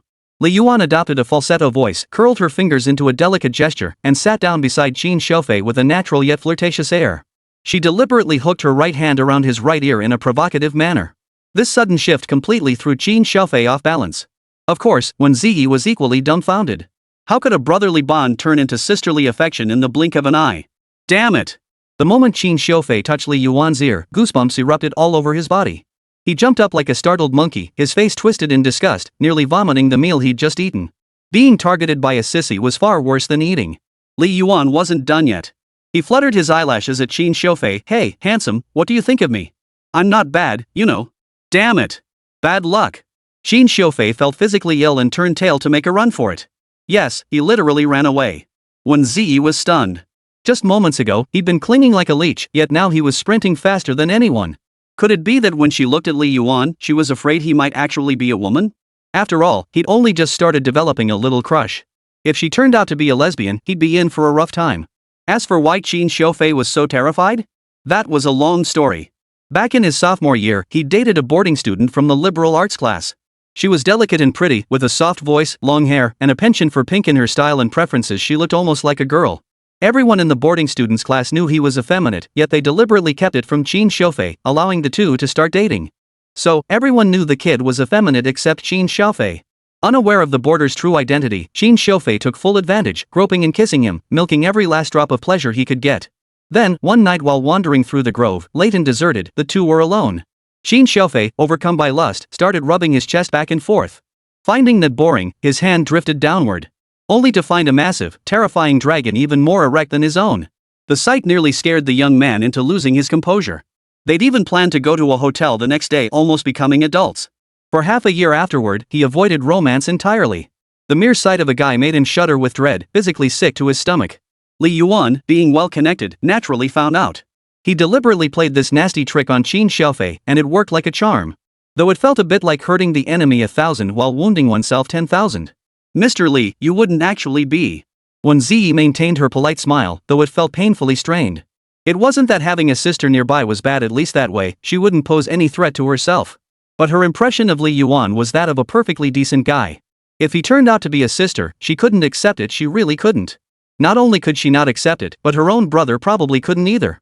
After following this streamer for so long, they turn out to be a crossdresser. Unacceptable. Totally unacceptable. Li Yuan cleared his throat twice, shoveled down a couple mouthfuls of rice, and regained his composure. Hey, he said. Not only do you not thank me for saving your ass, but you're questioning my sexuality? Sorry. Wēn Zhiyi actually wanted to add that Li Yuan's earlier actions and expressions didn't seem like they were acted out. Maybe he's just a good actor? Right? Right? Li Yuan said indifferently, when you run into a clingy jock like that, ignoring him is definitely a good option. But standing up and shouting, I'm not going to sleep with you, is way more effective. But for a shy girl like you, it's best to wait for your savior to bail you out. Brother Yuan Shen, huh? Wēn Zhiyi couldn't quite hold back her laughter at the nickname Li Yuan had given himself. The boy before her might be a bit abstract, but he was incredibly reliable. Eat up, why aren't you eating? Li Yuan urged. Hurry up and eat, buddy. My system task is waiting. If you don't eat soon, my temper will be as fierce as a lion.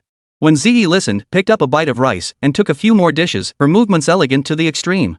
Just as the food entered her mouth and she began chewing, her eyebrows arched slightly, her face filled with embarrassment. The rice was mushy like mud, and the potatoes carried a strange, fishy stench. This was practically. Did the students at Second High really eat such awful food? Poor things. Not good, right? It's okay. Sigh. Li Yuan shook his head and started eating heartily, as if the two meals were different. Actually, the school has good food stalls, but we came too late and they were sold out. Next time I'll take you through the shortcut, it's faster. Okay. Wēn Zhiyi felt a little flutter of anticipation for some reason. Let's eat together again next time, hee hee. Ah. Li Yuan, you jerk. Just as the two were quietly eating, a girl's furious shout suddenly erupted from behind them. As if cursing the enemy who killed her parents. Li Yuan? Wēn Zhiyi glanced at Li Yuan, who was happily eating across from her, and asked, is that you? Who knows? My name's so common, probably just someone with the same name. Anyway, gotta head back to class for nap time. Bye. In just over 10 seconds, Li Yuan had polished off an entire plate of food. Was this the might of the great Emperor Yuan? Truly terrifying. Still, compared to the Bra Emperor's 3-second record, it falls far short. Yeah, see you this afternoon, Wēn Zhiyi said. 2 minutes earlier. Luo Yanan happily grabbed her meal card, eager to treat her besties to some cold noodles and some grilled skewers. Plus some drinks, how delightful. Yanran, your childhood friend is such a sweetheart. Yeah, he's so generous, treating us to food. Maybe he's finally wised up and realized how beautiful you are. Probably. Guys take longer to catch on, you know? First love blooms late, you don't appreciate your childhood sweetheart until you're older. Exactly. Yanan even told me her childhood sweetheart is transferring to our class. Moving up to the advanced track for love? That's pretty epic. The girls chattered away, making Luo Yanran's heart swell with delight. Decided to be nicer to Li Yuan after today. Next time, I'll definitely cook him something decent.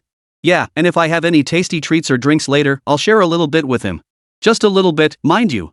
If he wants more, he'll have to wait until he transfers to our class. Balance insufficient. The beep from the card reader instantly silenced the girls, leaving an awkward silence hanging in the air. Luo Yanan remained unfazed and tapped it again. Insufficient balance.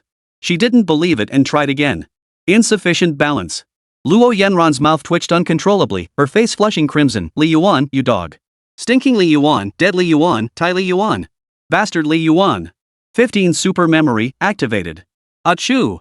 Walking down the street, Li Yuan sneezed and mused with a touch of self-admiration, who's thinking about me? Could it be Qin Xiufei? Ding. Task, have a meal with Wēn Zhiyi completed. Reward, super memory 3 uses. Super memory, for 1 hour after use, memory becomes extraordinary, everything seen is etched into the mind.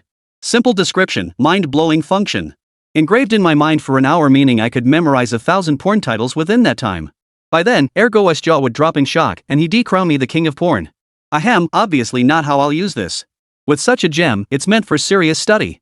Don't get the wrong idea seriously, every single one of them is just trash. Can you finish 3,500 vocabulary words in an hour? Could you possibly cover every math concept? And those 800 literary figures? There's no way you can cover all the high school material in an hour. Li Yuan could only pick a few weaker subjects to apply his memorization skills to. Don't be fooled by his strengths in history, politics, and Chinese. He could crush students from class 1 of first high. But in math and English? Even a dog could beat him up. If he could just shore up his math and English, even the top-tier class would have to make room for him. English could probably be improved with a bigger vocabulary, he wouldn't be too far behind. But math?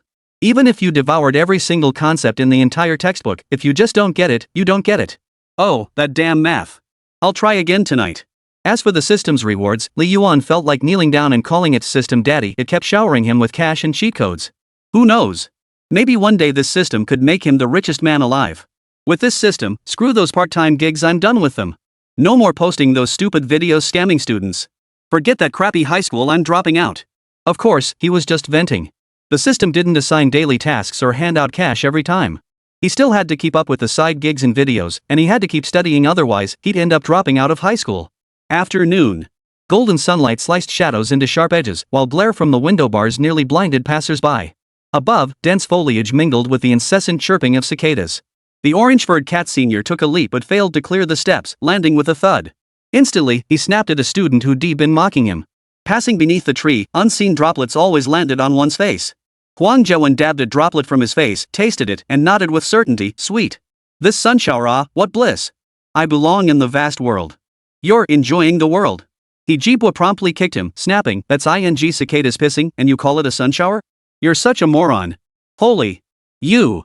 Huang Zhiyi nearly gagged, but with so many people around, he dashed to the restroom to rinse his mouth.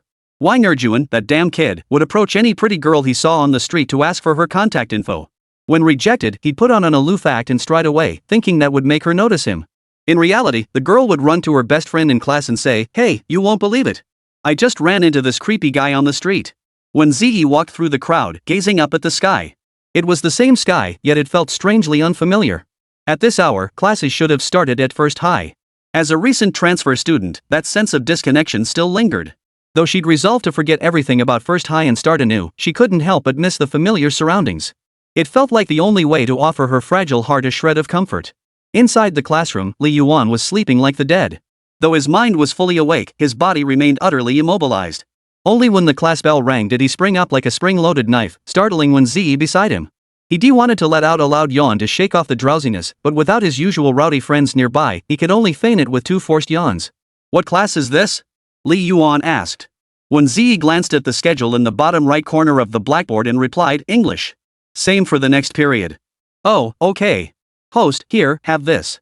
Wēn Zhiyi pulled a can of yellow peaches from her backpack and placed it on his desk. "Consider it payback for treating me to lunch." Li Yuan accepted it without hesitation. Though it was a system task, it also served as a gesture of care toward the new transfer student. The moment he unscrewed the lid and fed himself a bite, he started acting up, eating a peach, so refreshing. Wēn Zhiyi's face darkened slightly, sensing something off about Li Yuan. When he wasn't acting up, his profile looked cool and composed, but the moment he started messing around, his entire demeanor seemed to shift. While other classes had young, attractive, and trendy English teachers, Class 20's was a middle-aged woman. She wore old-fashioned, dark floral print sundresses every day, sported black-rimmed glasses, and kept her hair short. Whether it was due to menopause or not, her temper was notoriously foul. The slightest inconvenience in class would send her into a rage, ranting for half the period before resuming her lesson normally for the remainder. And to think she was a distinguished teacher. Her name was Wang Yan, but behind her back, the students called her Wang Extinction. Today, Wang Extinction slammed a book onto the podium, instantly silencing the previously noisy classroom. "Noisy? Your class is the noisiest. I can hear you all the way from the hallway." She pulled out the spelling books. "We'll have a spelling test this afternoon. 4 students will be called up to the blackboard. The moment she said that, the classroom atmosphere felt even heavier. Li Yuan's hair stood on end. Holy crap? What words? Wēn Zhiyi shook her head, indicating she didn't know after all. She'd only arrived yesterday afternoon and hadn't attended Monday's class. Li Yuan had no choice but to ask the 2 girls in front of him. Those 2 girls were also panicking, desperately cramming by frantically poring over their English textbooks. Yesterday, Wang Miaju had announced that today's spelling test would cover all the words from Unit 1.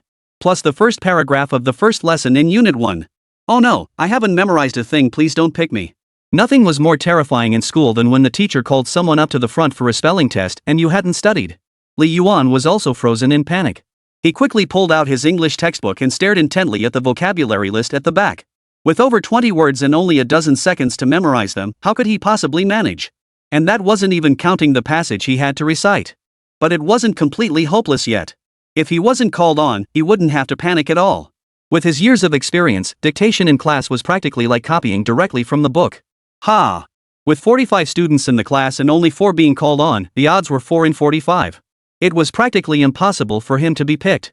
At that moment, Wang Miaju scanned the entire class with her piercing gaze, like a hawk surveying its territory. Heads ducked as low as they could go, terrified of meeting her eyes and being called on. Her gaze swept across the room until it landed on Wēn Zhiyi, sitting upright in the back row. A new transfer student? No need to pick her, even if she were chosen, she wouldn't know. Ha! That boy is... Seeing this, a cold smile touched Wang Miju's lips. Oh ho, so your little clique of 4 chatterboxes has been split up? How about we gather them together, shall we? No need, teacher. No need, no need. Naiqiao and Ergo shook their heads frantically. He Jibwa nearly let out a curse. Li Yuan felt a chill down his spine, praying he wouldn't be called up. However, Wang Miaju didn't grant his wish. Instead, like the king of hell taking attendance, he called out Huang Jiawen, Wang Erjuan, Yi Jibwa, and Li Yuan, the one whose English score was less than half his Chinese score. Come up. Don't waste everyone's time. Oh ho, adding prefixes to names now? Seriously, who cares about prefixes? The real problem is I didn't memorize it. Watching Huang Jiawen, Wang Erjuan, and Yi Jibwa walk up with smug looks on their faces, Li Yuan clenched his fists. Could it be he had no choice but to use that? Li Yuan, hurry up and come up. Don't keep the entire class of 44 waiting. Every minute you waste is a minute wasted for 44 classmates, that adds up to 44 minutes. Wang Miaju had already flipped open the English textbook, ready to begin the dictation. He even added a logically flawed remark. If that's the case, then did you give birth to those 10 people in a single month? Li Yuan flipped to the vocabulary list in his English textbook and silently commanded, Super memory, activate. Super memory activated. Valid for 1 hour. During this period, everything you see will be etched into your mind. Super memory 2 uses remaining. Super memory, 1 hour. Super memory, 59 minutes and 59 seconds. Super memory, 59 minutes and 58 seconds. Damn, I came down too early. In an instant, the words before his eyes seemed magnified tenfold, crystal clear. He could even see the grain on the book's pages, and his reading speed surged dramatically. Words that once took seconds to spell out were now completed in his mind in less than a second. After spelling them out, it was as if a lined paper appeared in his mind, clearly displaying the words and their Chinese translations. He even remembered their pronunciations. After just one glance, he closed his eyes to recall them. The words felt as though he'd memorized them 1,000 times over, crystal clear, practically recited backwards. Damn, this is insane. This system is no joke. He exhaled deeply, opened his eyes, and walked forward. Beside him, Wēn Zhiyi pursed her lips. She could tell just by looking at Li Yuan that he hadn't memorized anything. In those few seconds he'd glanced at the sheet, he could have memorized at most 1 word. Even if Li Yuan had a superhuman memory, he could have managed only a few words at most. It wasn't even last-minute cramming. But why did it feel like, the instant after he finished reading, Li Yuan seemed to have this air of absolute confidence? Who knows? Maybe it was just the host's self-discipline. Otherwise, how else could he bounce back so quickly when getting slammed by haters? Wang Miaju merely nodded when Li Yuan approached. One mistake? Same as always, copy it 50 times. Come to my office tomorrow morning for a retest. First, precise, write out the Chinese equivalent to. Second, realistic. Write out the Chinese and the other 2 forms. Damn it, so fast. This is torture. Huang Jiawen spread his palm to try and read the words he'd just copied, only to find they'd smudged from his sweaty hand. He slapped his thigh in frustration. Damn it. I should have used a permanent marker. Damn it, who memorized it? Don't hold back, guys. Wang Erjuan whispered, lowering his voice. Hijibwa said nothing, just kept writing down the numbers, as if calculating how many words he'd have to copy as punishment. Alright, none of you memorize them. All 4 of us will make fools of ourselves together. One person making a fool of themselves might wake you up in the middle of the night, but 4 of us doing it together? That's a beautiful memory. But just then, Li Yuan grabbed the chalk and swiftly wrote down 4 words and their Chinese translations. He even wrote down the pronunciations for 2 of them in the rush. This left the 3 of us completely dumbfounded, our mouths gaping wide enough to swallow a whole chicken. You're not just buddies? You're actually good at this. Could he have just made these up? Whatever, just copy it. We couldn't write it anyway. So, the trio deployed their masterful side-eye technique and simultaneously began writing, copying down several words after Li Yuan. At this point, who cared whether Li Yuan had actually memorized it? Even if he wrote "GNI is too beautiful," they'd copy it without question. Next, Wang Miaju would recite one word, Li Yuan would write it down, and the 3 would copy it. They kept up this rhythm until they finished writing. Watching Li Yuan write down each word one by one, Wēn Zhiyi couldn't help but feel surprised. Just moments ago, he'd been frantically flipping through his English textbook, yet now at the front of the class, he seemed like a different person, completely focused and writing with absolute confidence. Had he memorized them beforehand? Probably. Otherwise, there was no way he could have memorized so many words in just those few seconds. She muttered under her breath, tapping the pen in her hand. Beneath it lay the words she'd just written from memory for a unit. Seeing the 15 words written on the blackboard, Li Yuan finally breathed a sigh of relief. Wang Miachuan stepped forward, glanced at the work, and nodded approvingly. Not bad. If you know it, why hesitate to come up? Acting all coy like a little girl. Hearing this, the other 3 beside her also relaxed. It seemed they'd copied correctly after all, no more hand-breaking punishment for them. Continued dictating the first nature paragraph from Unit 1, Wang Miaju instructed. Damn it! He Jibwa bit his tongue and glanced at Li Yuan beside him. He noticed Li Yuan was frowning too. Great. We're done for. You can't escape punishment forever. Old Li, have you memorized it? Wang Zhiyi asked. Damn it, I'll have to copy it out. Whatever. I'm just glad I got to skip copying so many words. Huang Zhewen threw in the towel, tossed the chalk back into its case, walked off the podium, and plopped back into his seat to start copying the lesson 50 times as punishment. Brah, you still don't trust your Yuanshan brother enough, do you? Then don't blame your source god brother for not saving you later. Teacher, can I take one more look? Li Yuan asked Wang Miaju. I was in such a rush just now that I forgot the beginning. Wang Miaju glared at him and snapped, can the college entrance exam give you another look? What kind of stupid question is that? Li Yuan replied, just let me see the beginning, and I'll remember the rest. Why don't you just say you need to see the answer to figure out the process?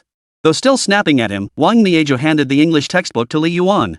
After all, with only a few seconds left, Li Yuan couldn't possibly remember much. Maybe he really just needed to glance at the beginning. Li Yuan quickly scanned the page and pushed the book back. That's enough. That fast? Can you really remember anything? Wang Miaju couldn't help but ask. Of course. I've memorized the entire passage, Li Yuan declared, patting his chest. Ha? Then why don't you try dictating the entire thing? Next time, you won't need to do dictation at all. Sure thing. Well then, get writing. Wang Miaju dismissed Li Yuan as just bragging. Seeing how flustered he'd been earlier, it was obvious he hadn't memorized it. Now he was pretending to be deep by glancing over the text, clearly just putting on airs. Even Tang Yutong in the audience couldn't help but roll her eyes. What a poser. If he was pretending to be a Chinese genius, I wouldn't say a word. But what's there to pretend about when you barely scrape by with a 60-something on English? Xu Tianhe, seated behind Tang Yutong, nodded emphatically. Exactly. He thinks memorizing a couple words makes him a genius. Little does he know English is built on accumulation.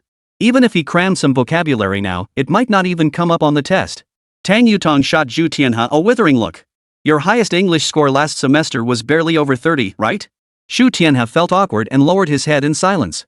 That was Tang Yutong's mindset. When her scores were lower than others, she was the humble model student. When they were higher, she looked down on everyone with a condescending attitude. She treated the top scorers in the class much the same way. Old Li, cut it out.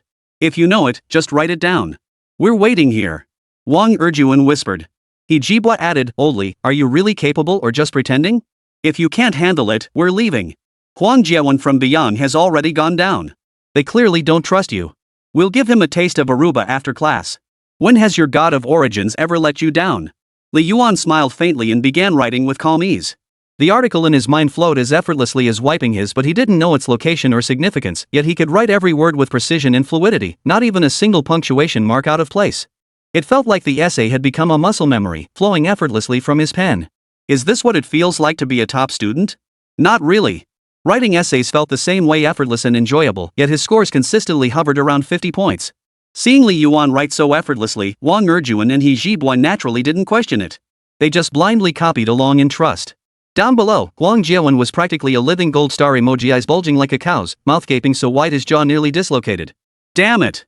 I came down too early. 17 learned from Li Yuan. Wēn Zhiyi and He Jibu's eyes were practically crossed from squinting, and their hands were starting to ache. Li Yuan's dictation flowed without a single hiccup, as smooth as ting, leaving them struggling to keep up. If Li Yuan had faltered even slightly, or made a mistake that required correction, the two would have had to follow suit. That would have immediately given away that they were copying him. But it was precisely Li Yuan's fluidity that allowed Wēn Zhiyi, standing right beside them, to fail to notice Wēn Zhiyi and He Jibu were copying. One person got caught, so the other three avoided punishment. Oh, and let's not forget that idiot sitting in the audience. Too bad that's what you get for not trusting your brother, Li Yuan. Right now, Wēn Zhiyi was filled with regret. He cursed himself for making his decision too hastily. Now he was the only one stuck copying that paragraph. When Ergo and Chicken Neck came down later, they'd definitely mock him. Sorry, brother Yuan Shen. I was wrong. I'll never doubt your memory again. As he copied, Ergo started to feel something was off. Was the first paragraph really this long? I only remember about 100 words. It wasn't just Ergo who noticed something was off. Chicken Neck also realized that Li Yuan's dictation passage seemed way too long. He didn't break it into paragraphs, just crammed everything together as one section, but in reality, they'd already written into the second paragraph of the text. You've done well, you've even memorized the third sentence of the second paragraph. Tomorrow's dictation will continue from where we left off on the blackboard today. You may go. Wēn Zhiyi said, arms crossed. Ergo and Jibo finally exhaled in relief and hurriedly descended from the podium.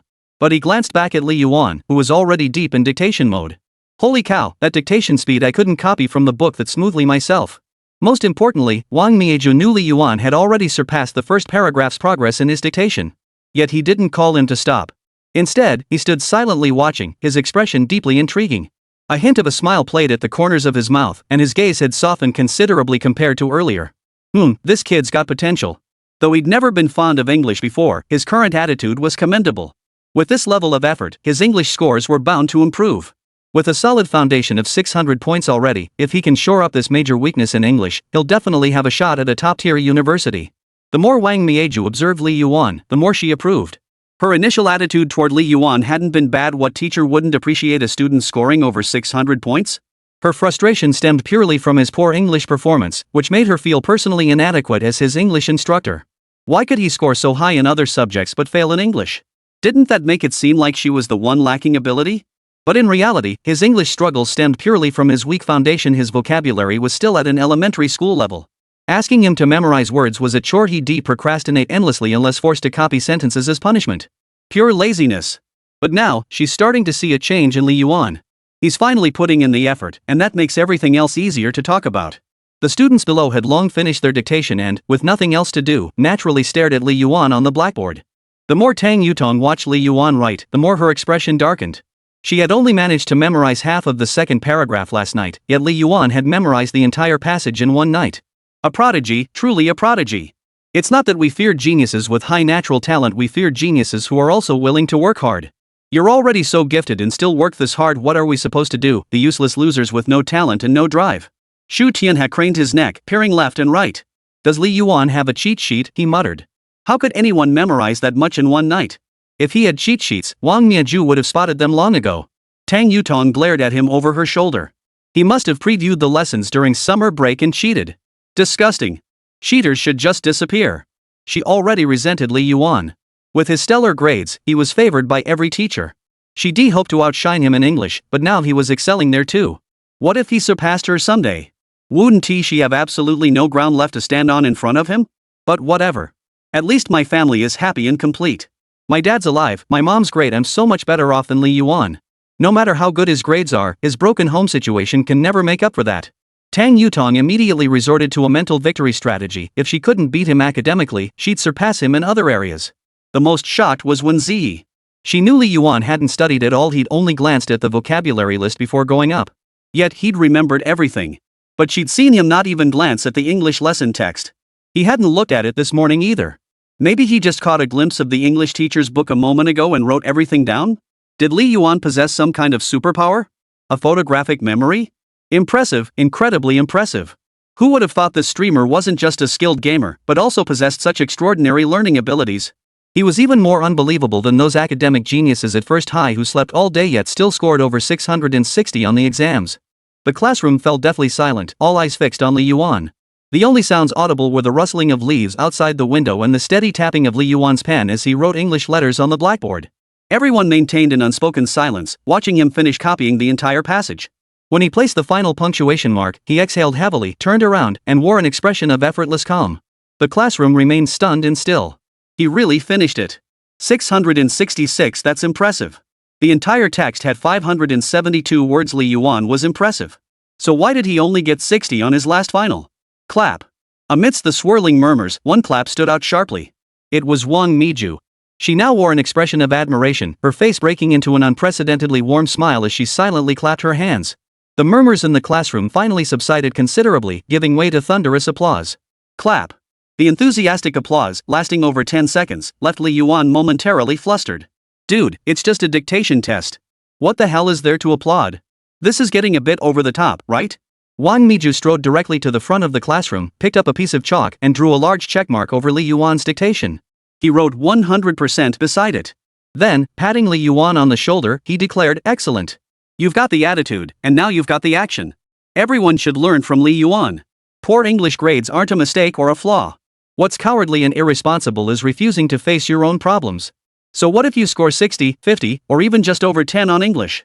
You're only in your sophomore year, you've got over 400 days to waste. High school vocab is just over 3,000 words, just get it done, damn it." Clatter. Clap. Another round of applause. Learn from Old Li. My brother Yuan Shen has risen. Old Li is so cool. 18,350 words memorized in just a few minutes. With 40 minutes per class period, 15 minutes spent on dictation and silent writing, Wēn Zhiyi used the remaining 25 minutes entirely to praise Li Yuan and pump up the class. This was completely unlike Wēn Zhiyi's usual style. She used to treasure every minute. Only old Zhang would pull off such a motivational speech today. She must have changed her ways. But anyone could see it was Li Yuan who'd sparked this change. The lazy genius finally decided to study. What teacher wouldn't be thrilled? Wēn Zhiyi didn't dare imagine Li Yuan excelling in English to the same degree he dominated Chinese, topping the class and earning a spot in the photo gallery with the subject teacher and top student. But at the very least, if this kid could score around 100 on English, just barely passable, that would suffice. That would be some psychological consolation for her as his English teacher. Otherwise, hearing other teachers in the staff room praise Li Yuan and bask in his glory while she sat on the sidelines would leave a bitter taste in her mouth. Back at his seat, Li Yuan's face flushed slightly. While he'd received plenty of praise from teachers before, this was the first time he'd ever been commended by Wēn Zhiyi. Wēn Zhiyi watched him with a smile in her eyes and asked, "Hey, streamer, did you memorize the vocabulary and passages last night? Or do you have some kind of photographic memory superpower?" Li Yuan gave an awkward chuckle. "Last night I worked my part-time job till midnight, then streamed for 2 hours at home. I slept like a log. This morning I totally forgot about the dictation and recitation. What's the point of memorizing? Obviously your divine brother Yuan has some kind of cheat code." He chuckled and said, "Streamers are born with great memory, just one glance and it sticks." Wēn Zhiyi, "I don't buy it, streamer." Seeing Wēn Zhiyi's adorably sly expression, it was obvious she was goading Li Yuan into showing off. Anyone could tell. "Ms. Wēn, your reverse psychology is way too basic. Super memory, 21 minutes and 44 seconds. Seeing that over 20 minutes of memory time remained, Li Yuan knew this ability was rare and precious, with only 3 uses allowed. Spending over 30 minutes just to memorize one unit and a lesson felt like a waste of such a valuable resource. 20 minutes. What could he possibly memorize in that time? Absolutely couldn't be wasted. Li Yuan's gaze swept across the room and landed on Wēn Zhiyi's desk, the high school English 3500 vocabulary book. This 3,500 word list was gold. Every high schooler knew English hinged on vocabulary, grammar structures, special sentence patterns, and all that jazz came second to word knowledge. Without a solid vocabulary foundation, you can't even figure out a word's part of speech. Why bother studying grammar structures? He picked up the vocabulary book and said to Wēn Zhiyi, "Streamers really do have that superpower of photographic memory. Don't believe me? Watch this. I can memorize every single word in this 3,500 word list after just one glance. You believe me or not?" Wēn Zhiyi smiled, revealing 2 rows of pearly white teeth, her eyes crinkling into crescent moons. "I don't believe you." She assumed Li Yuan was just teasing her, playing a joke. After all, the host always carried an air of humor about him. Li Yuan said, "If you don't believe me, I'll read through it once. Then you can pick any word from it to test me, and I'll write out the example sentences for you." "What if I can't write them out, host?" Wēn Zhiyi asked. "Then I'll treat you to breakfast for a week." "Fine. If I lose, you treat me to breakfast for a week." "Okay." Wait, I have to treat you if you lose. Fine, buddy, I'm serious. You think I'm a pushover, huh? But Li Yuan had no time to waste now. This super memory would only last another 10 minutes or so. Once it's gone, it's truly gone. Without hesitation, he began flipping through the 3,500-word vocabulary list. This particular edition was in ascending order, with the first word being the familiar abandon. He scanned through it rapidly. Both the words and example sentences left indelible fragments of memory in his mind, as if branded onto his cerebral cortex. It was truly beyond belief. Starting at 2 seconds per page, he soon progressed to flipping through with just a glance, accelerating until others thought Li Yuan had lost his mind. Even Wēn Zhiyi thought he was joking and went off to write her exam paper. Only Li Yuan himself could describe this sensation. His eyes functioned like a camera, capturing each word on the page. Every letter existed in his mind as if it were an innate instinct, as natural as eating or sleeping, allowing him to spell effortlessly. This sensation knowledge flowing into his brain. One word, exhilarating. After finishing all the words, he took a deep breath. It felt like he'd photocopied the entire 3,500-word book into his mind anytime he wanted. He could flip through the pages in his head. But it wasn't mere memorization. The moment he saw a word, he could effortlessly associate its Chinese meaning in part of speech. Ask why. Now, reading English books, he encountered almost no unfamiliar words. It felt as natural as reading Chinese. But while his vocabulary had grown, his language intuition hadn't developed yet. Reading English still felt a bit clunky, and he couldn't translate it smoothly. The red oil on the shoe was smeared by Mom. With red oil. A faint smile touched his lips. This time, he was determined to ace the English exam. Handing the 3,500-word list back to Wēn Zhiyi, he declared confidently, "I've memorized every single word now. Pick any you like." Wēn Zhiyi wasn't one to spoil the fun. Seeing Li Yuan's confident demeanor, she decided to play along. It was merely a test, after all, and wouldn't waste her time. Even if Li Yuan stumbled, she wouldn't mock him. After all, no one could claim to remember every single word in the 3,500 vocabulary list. She herself occasionally forgot word meanings. "Alright, I'll start testing you." Wēn Zhiyi flipped to a random page, typist. Li Yuan scanned the page like a dictionary, pinpointing the word's location, typist. Right on page 400. Reciting the Chinese word wasn't impressive. What was astonishing was that Li Yuan had also stated the page number. Was this kind of memory a joke? Wēn Zhiyi froze for a moment, glanced at the bottom right corner, and saw it really was page 400. Her mouth fell slightly open in mild surprise. That's impressive. Or perhaps Li Yuan just happened to remember that page vividly. Then she lifted the 3,000 words book, making sure Li Yuan couldn't see it before continuing. The English word for conservative. Conservative, Li Yuan said calmly. On page 49. The noun form conservative appears before it, and the next word is consideration. Second time. But Wēn Zhiyi still didn't believe it. It was perfectly normal for someone to have several memorable points in their memory. Perhaps it was just a coincidence that she happened to pick Li Yuan's memory points. So she randomly selected several more words. These words were widely spaced apart, and the memory points should not have been connected. Yet without exception, Li Yuan accurately spelled and defined each word, even recalling precisely how many words appeared on that page, let alone minor details like page numbers. By the end, Wēn Zhiyi was utterly convinced. This streamer truly possessed extraordinary memory. 19 roll around on the floor for me. Streamer, how on earth did you do that? Is there some special method? Wēn Zhiyi asked, blinking her clear, white eyes. She had heard of some extraordinary memory techniques on the market, but nothing as absurd as Li Yuan's. Remembering page numbers was like magic. Could Li Yuan possibly have X-ray vision? Wēn Zhiyi pressed her hand to her chest. Li Yuan chuckled, want to learn? Ask Daddy to teach you. Wēn Zhiyi froze for a moment before saying, You give me a 360-degree spin, move quickly across the ground with minimal friction, and get out of here. Isn't that just telling me to get lost? Is this some new way to curse someone? Li Yuan raised an eyebrow at her, finding Wēn Zhiyi inexplicably adorable. The fact she didn't curse was a huge plus. But come to think of it, I don't think I've ever seen Wēn Zhiyi curse anyone. When she called him big dummy earlier, it nearly melted his heart. Ahem, Wēn, it seems you don't know how to swear. Ha? Isn't rolling around on the ground considered swearing? Wēn Zhiyi's eyes were as clear as a naive little girl's. I think calling someone a big dummy is already swearing. If you called someone a big dummy while playing PUBG, they'd probably laugh themselves silly, then start cursing your ancestors with that C word and waving their chopsticks around. What's wrong? Isn't that right? Wēn Zhiyi tilted her head slightly, seeing Li Yuan staring at her with a puzzled expression. Nothing, it's fine. Perfect. Defining profanity at such a low threshold, what a good girl. I'd love to hear the sound she makes when she calls me a pervert. School let out at 5:30. After school, Li Yuan would work part-time at the Meija convenience store near his rented room until exactly midnight. From 6 p.m. to midnight, totaling 6 hours, he earned 80 yuan, enough to cover his meals for 4 days. After showering and eating around midnight, he'd stream for another 2 hours. Even on weekdays, a few viewers would tune in. With luck, he could earn over 10 yuan, not bad.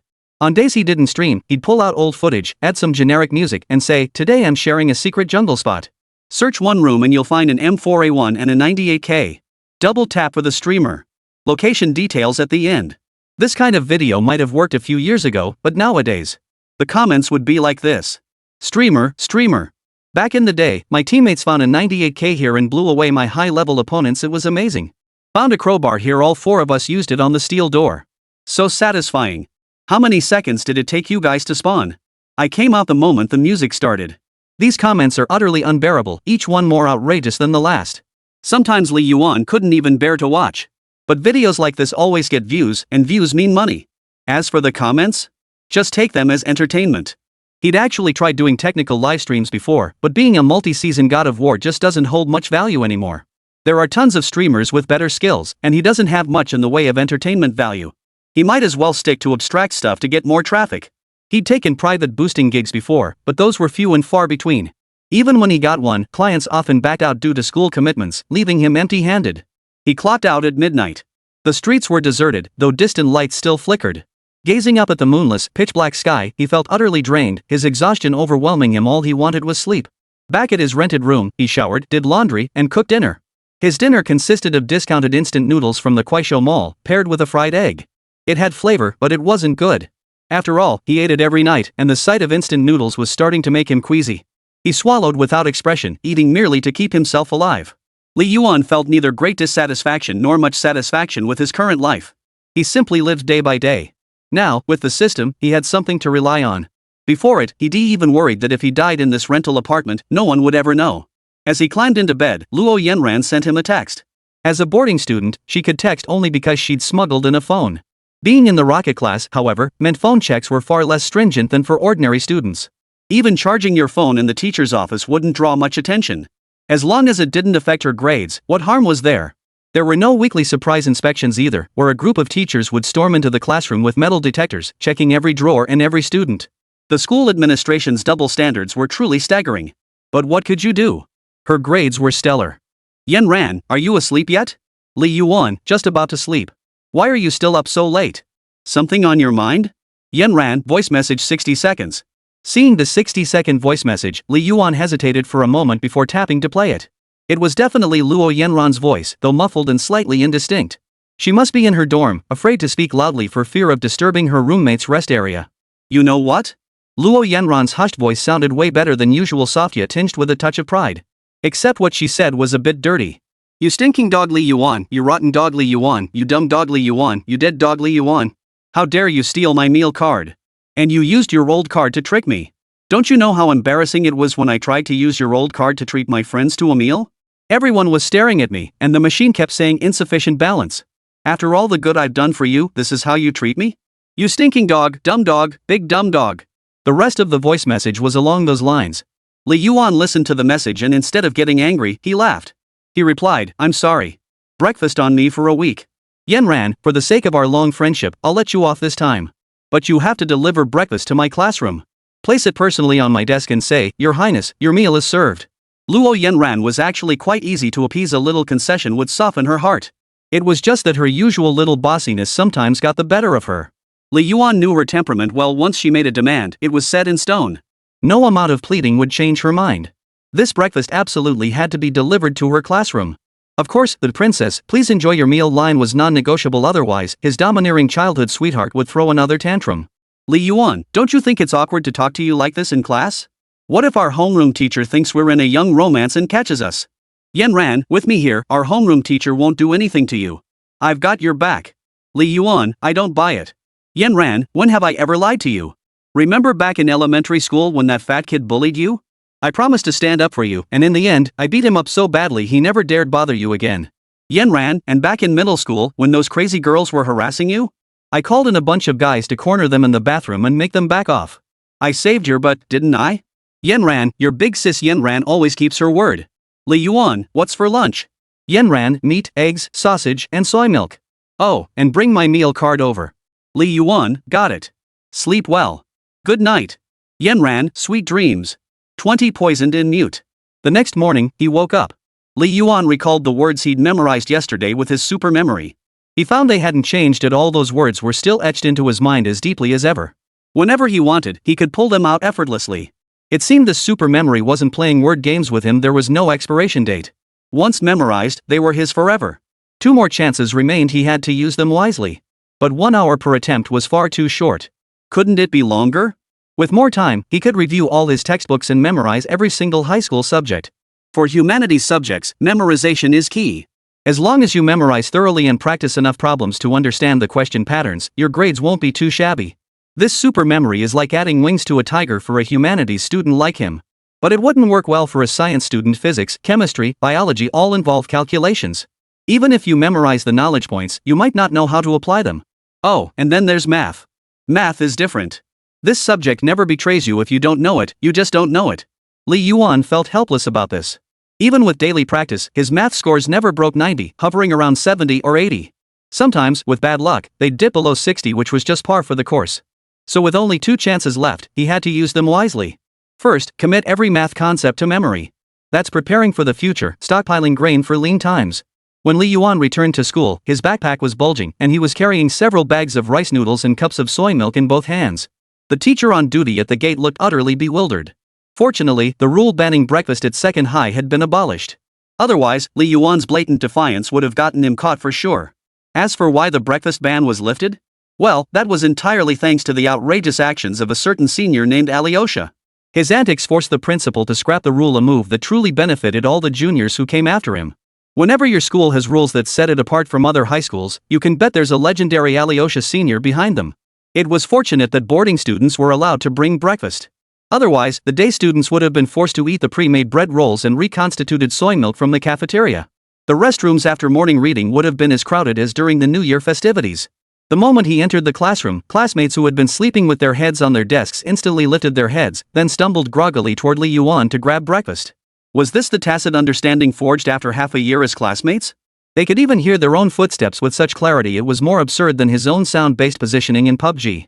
Li Yuan counted the breakfast portions at his seat, meticulously sorting which ones had chili and which had sausage. Watching from the side, Wēn Zhiyi felt a bit dazed. Was this the power of boarding students? The divine Emperor Yuan, truly terrifying. Foster father, did I bring my power bank? Your 50,000 mAh power bank is as heavy as 2 bricks. Do you really think it'll charge overnight? Ha ha. Send the electricity bill first, 1 yuan per milliamp. Got it. Yuanshan delivery has always been fair to all, with affordable prices, 1 yuan for meals, 50 cents for packages, and power banks charged by milliampere. Even though many students in the class lived off campus, Li Yuan had the best reputation. After all, those off-campus students found bringing breakfast troublesome. They were lucky if they could get breakfast for 2 close friends. But Li Yuan? As long as you paid, he'd even take orders from their homeroom teacher, old Zhang. After distributing breakfast, Wēn Zhiyi pulled a small bun from her backpack and took a bite, her cheeks puffing out like a steamed bun. What did you eat last night? Li Yuan asked. The cafeteria. Borrowed my roommate's meal card, Wēn Zhiyi replied. Oh, okay. Seems like this good deskmate of mine isn't the shy type after all, not so timid that she wouldn't dare ask for help from those around her when she didn't have a meal card. If she really were that timid, the great Emperor Yuan would naturally intervene to help. Here, have a cup of soy milk to smooth things over. He handed Wēn Zhiyi a freshly ground soy milk cup before heading out with a box of rice rolls and the soy milk. His goal, of course, was to deliver breakfast to Luo Yanan. Otherwise, if that girl got really angry, she might actually stab him. The floors housing the elite classes were generally lower, and the balconies were fitted with safety nets to prevent students from jumping, giving the place an oppressive feel. Finding Luo Yanan's classroom, Li Yuan first peered in from the doorway. He spotted Luo Yanan sitting in the front row, head down, diligently taking notes. With no teacher present, he simply walked in. Only when Li Yuan approached did Luo Yanran lift her head. Her expression was cool and aloof, giving off an unapproachable vibe. Yet upon seeing Li Yuan, she melted like ice in spring sunshine, her eyes crinkling into a smile that revealed 2 rows of pearly white teeth. The slightly protruding little fawn on her right side was especially charming. What brings you here? She asked cheerfully, as if teasing Li Yuan. To see if you've starved yourself to death. Li Yuan wasn't one to shy away. Even though the commotion had drawn several glances from their classmates, he remained unfazed, simply placing the breakfast and her meal card on the table. If Luo Yanran were a bit more mischievous, she might have pretended not to know him, accepting the breakfast coldly. That way, everyone in her class would assume Li Yuan was just another little suck-up. Just as Li Yuan turned to leave, Luo Yanran called out to him, Li Yuan, didn't you forget something? Li Yuan feigned ignorance, Forgot what? Shouldn't you say, Your Highness, please enjoy your meal? So you have such a good memory, huh? Did the system reward you with superhuman recall too? Li Yuan tugged at the corner of his mouth, walked up to her, and with a deft move, snatched a bottle of Jingguoli. Only then did he say, Princess, please enjoy your meal. Get lost. Got it. Only after Li Yuan left did the class begin to whisper. Who is that guy? Luo Yanan's attitude toward him seems kinda ambiguous. He looks familiar, isn't he, from class 20? The one who topped the grade in 3 subjects, beating even class 1 of first high? Class 20? Isn't that an ordinary class? Does Luo Yan ran like guys with poor grades? Get real. He beat the top student from class 1 in 3 subjects. Even regular classes have hidden gems. But he's still in a regular class, not even a key class. Hearing the whispers, Luo Yanran turned with a cold expression, sweeping the room with her gaze. Keep talking about Li Yuan, and I'll give you all a taste of my wrath. That little green plum may have a sharp tongue, but she's fiercely protective of her own, no question about it. Song Tianyun beside her nudged Luo Yanran and teased, Has your childhood sweetheart finally learned to take initiative? Of course. I didn't ask him to come, he insisted on treating me to breakfast himself. At Song Tianyun's words, Luo Yanran couldn't help but lift her chin, a hint of pride flickering in her eyes. Truth be told, Li Yuan was afraid of offending her. Oh. Song Tianyun gave her a knowing look, raising an eyebrow. Childhood sweethearts, how lovely. So sweet. Stop talking nonsense. I won't date anyone in high school. After saying this, Luo Yanran lowered her head to continue her homework, yet she couldn't help glancing at the rice noodle rolls and soy milk Li Yuan had sent over.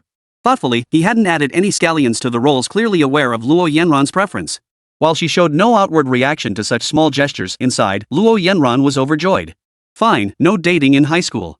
Focus on your studies. Aren't you afraid someone will steal your childhood sweetheart?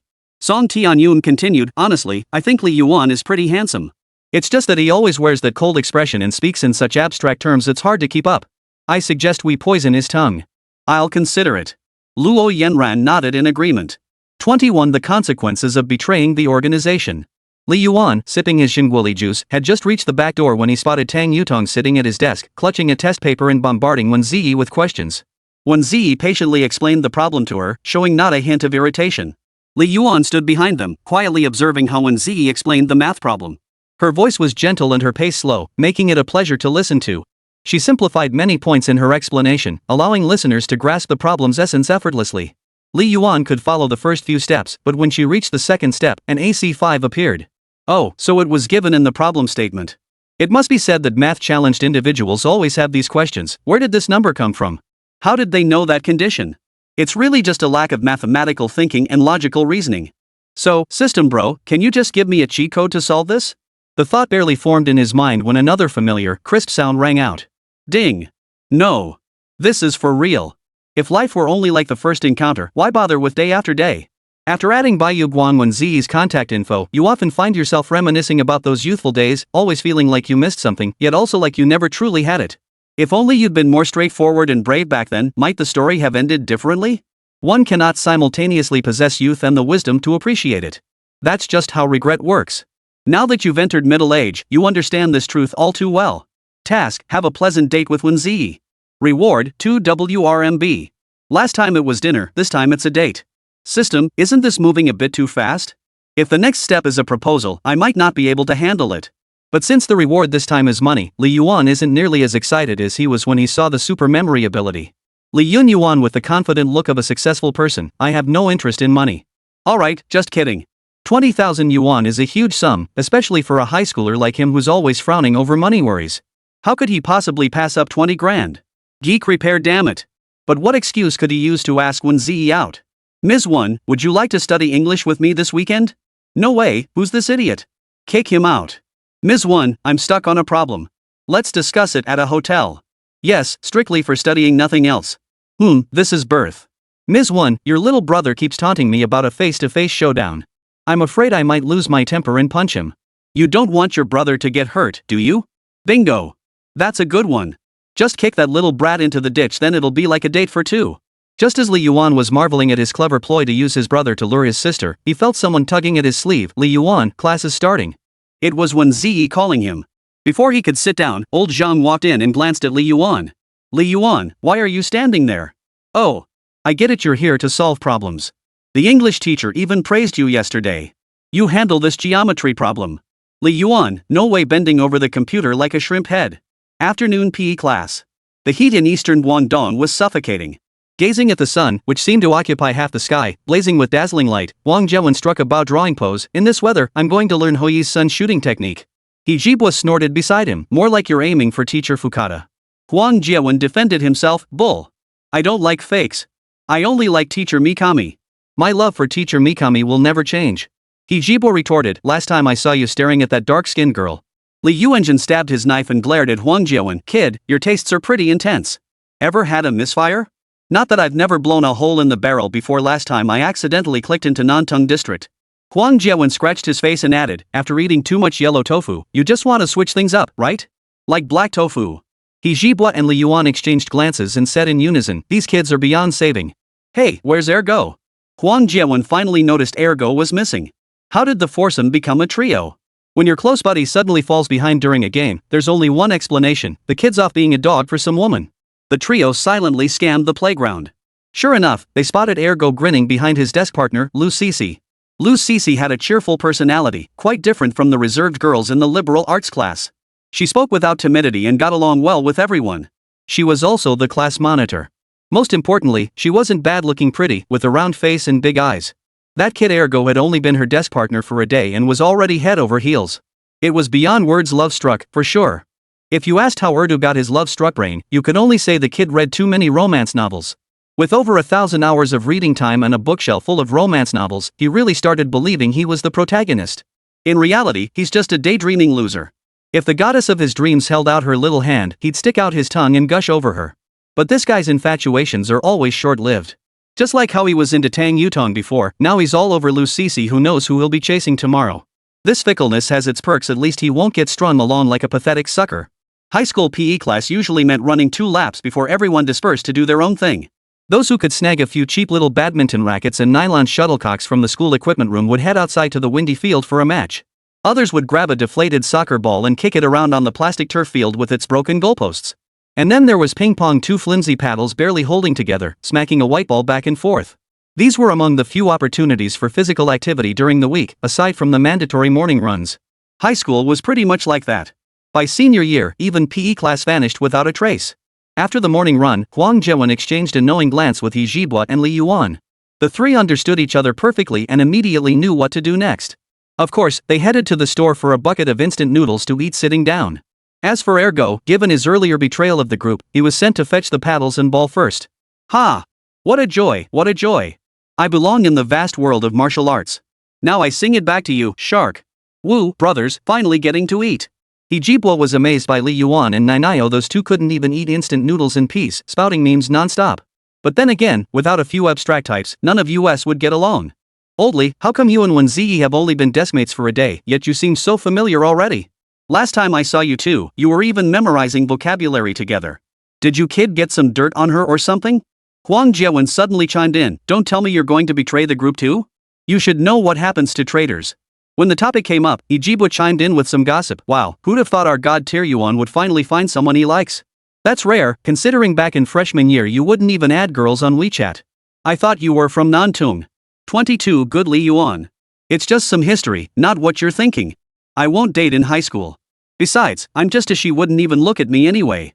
Li Yuan said indifferently. Dating. Of course he wouldn't date. What kind of bond would high school romance be? Get into a good university first. Would he date after getting into university? Not necessarily. Given Li Yuan's circumstances, just scraping by day to day was hard enough. Where would he find the energy to date someone? It wasn't that he couldn't feel attracted to someone, it was that even if he did, he simply didn't have the means. But that old approach might have worked back then. Now that he's got the system, he'll earn a cool million first 10 mil cilantro challenges down, 10 more to go. Wang Zhiyi slapped Li Yuan on the shoulder. You're way too hard on yourself. Remember back in freshman year during the arts festival? When you entered that calligraphy contest, tons of girls came asking me for your WeChat. But I was worried they'd distract you from your studies, so I gave them mine instead. He patted his chest. Brotherhood is in the heart. Damn it. How many romantic opportunities did you steal from me? Ha! After finishing the instant noodles, we bought some snacks and drinks, then headed out to find my son Ergo. If we get back and Ergo's already playing ball with someone else, I'll give him a good thrashing. Wang Zhiyi clenched his fists. He Jibwa nodded, same here. Speaking of which, are you guys aiming to move up classes? Li Yuan suddenly remembered and couldn't help asking. Wēn Zhiyi glanced at Li Yuan and said, originally, Chicken Neck and I planned to move up together. If you got into the honors class, we'd join you there. But if you ended up in the rocket class, we'd just stay in the regular class with Ergo. It'd be kind of sad for the kid to be stuck alone in the regular class, but it'd also be a bit rough for you to be in the rocket class by yourself. It was a case of being stuck between a rock and a hard place. Tough guys with soft hearts. Though they usually acted like goofballs, at moments like this they were dead serious, unwilling to lose any of their friends. Having been classmates for over half a year, from the second semester of freshman year until now, they'd naturally built up quite a bond. But now that Wēn Zhiyi's here, we're feeling a bit uncertain. Wēn Zhiyi continued, but oldly, if you're moving up, just go for it without any guilt. We'll come hang out with you in the rocket class every day. Li Yuan chimed in, but this plays right into Tang Yutong's hands. Out of the top students in class, only the two of us haven't been bribed. If she gets promoted, she'll be grinning like venom. How about we let her move up first to motivate the rest of us to follow? Ha! But you know what? Tang Yutong and her entire dorm, all 6 of them, got their dorm transfer approved. They're moving next month. Wēn Zhiyi's inside scoop is spot on. It's just the approval, not an immediate move. Li Yuan scoffed dismissively. He still looked down on Tang Yutong's tactics of buying her way into a promotion spot. It was downright disgusting. Enough about that. Let's go find Ergo to play ball. Li Yuan dropped the subject. Just as he started walking forward, he rounded a corner and collided head-on with Wēn Zhiyi. Neither of them reacted in time, resulting in an intimate forehead-to-forehead kiss. Yikes! Wēn Zhiyi let out a soft cry and began to fall backward. Fortunately, Li Yuan swiftly caught her waist, preventing her from falling. As her body tilted backward, Wēn Zhiyi instinctively arched her chest forward, accentuating the full curve of her bust, a sight that was truly breathtaking. At the very least, a B cup, right? Miss Wēn truly kept her assets hidden. No wonder she wore a jacket every day in this scorching heat, afraid other girls might see and feel inferior, right? Li Yuan speculated inwardly, noticing that the arm supporting Wēn Zhiyi could easily encircle her entire waist. She's got a pretty good figure, just likes to hide it. Their current posture was strikingly reminiscent of that iconic moment in Japanese manga when the male and female leads meet close enough that their breath mingled on each other's skin. That thank you? Wēn Zhiyi's face flushed crimson, like a budding flower about to bloom. Her eyes were crystal clear, sparkling like precious gems. Her skin was flawless, as white as porcelain, and now, flushed with a delicate blush, it looked as though it could be pierced by a mere breath. My grandma's about to give birth to my dad. I should go check on her. Oh, my grandpa's about to give birth to me too. I'll go check on him as well. The 2 best buddies behind them were utterly stunned by the sight of the pair. They wisely hit the ground running and quickly made their escape. What the hell are you still standing here for? Eating dog food? Li Yuan gazed at Wēn Zhiyi, her face flushed before him. She seemed more radiant than usual, less distant. It made him want to take a bite. Li Yuan, isn't your arm getting tired? Wēn Zhiyi asked. Li Yuan smiled. Not at all. You're light. I could hold you like this all day. All day might be pushing it, we still have class.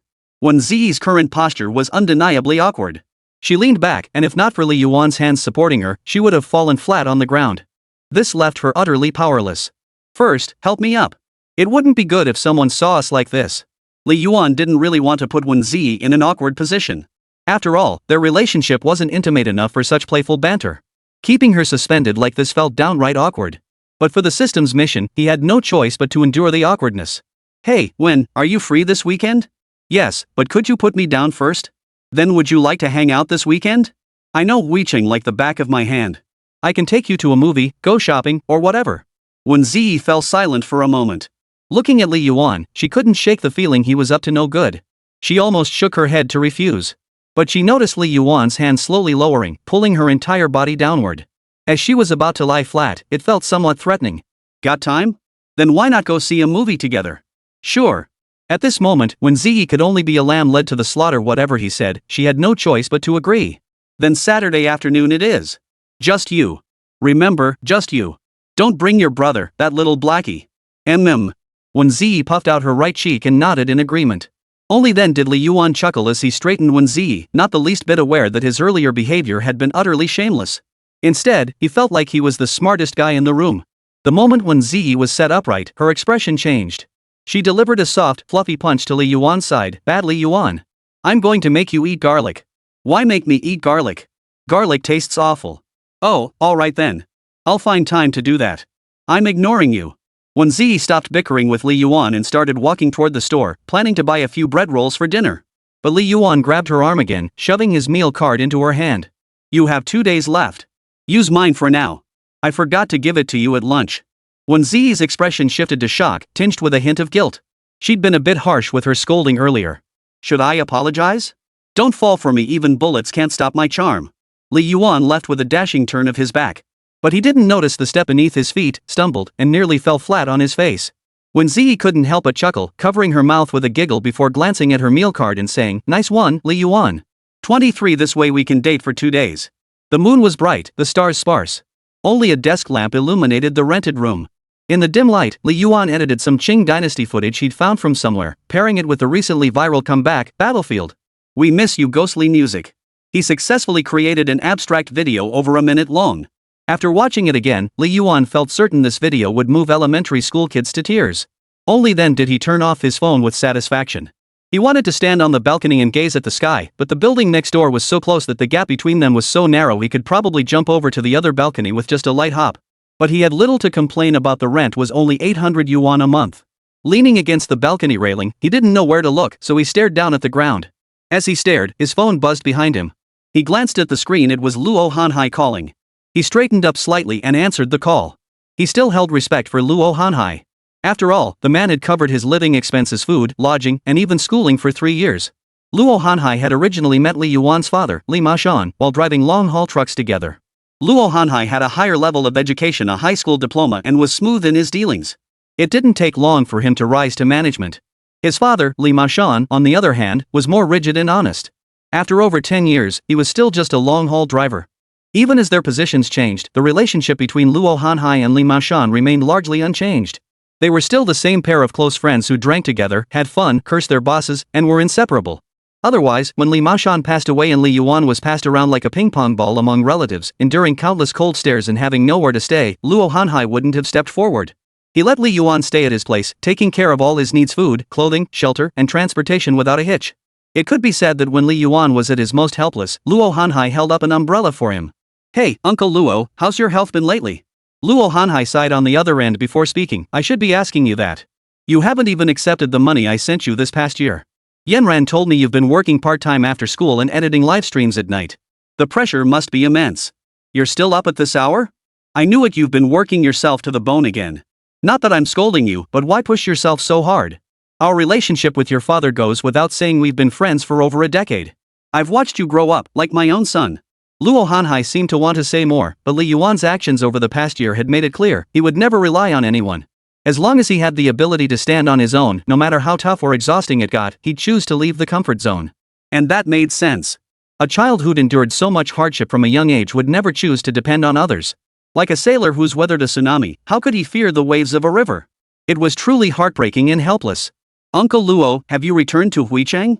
"No, I'm in Hangzhou for business. Only recently found time to call you. I know my advice won't sway you, but you must take care of yourself.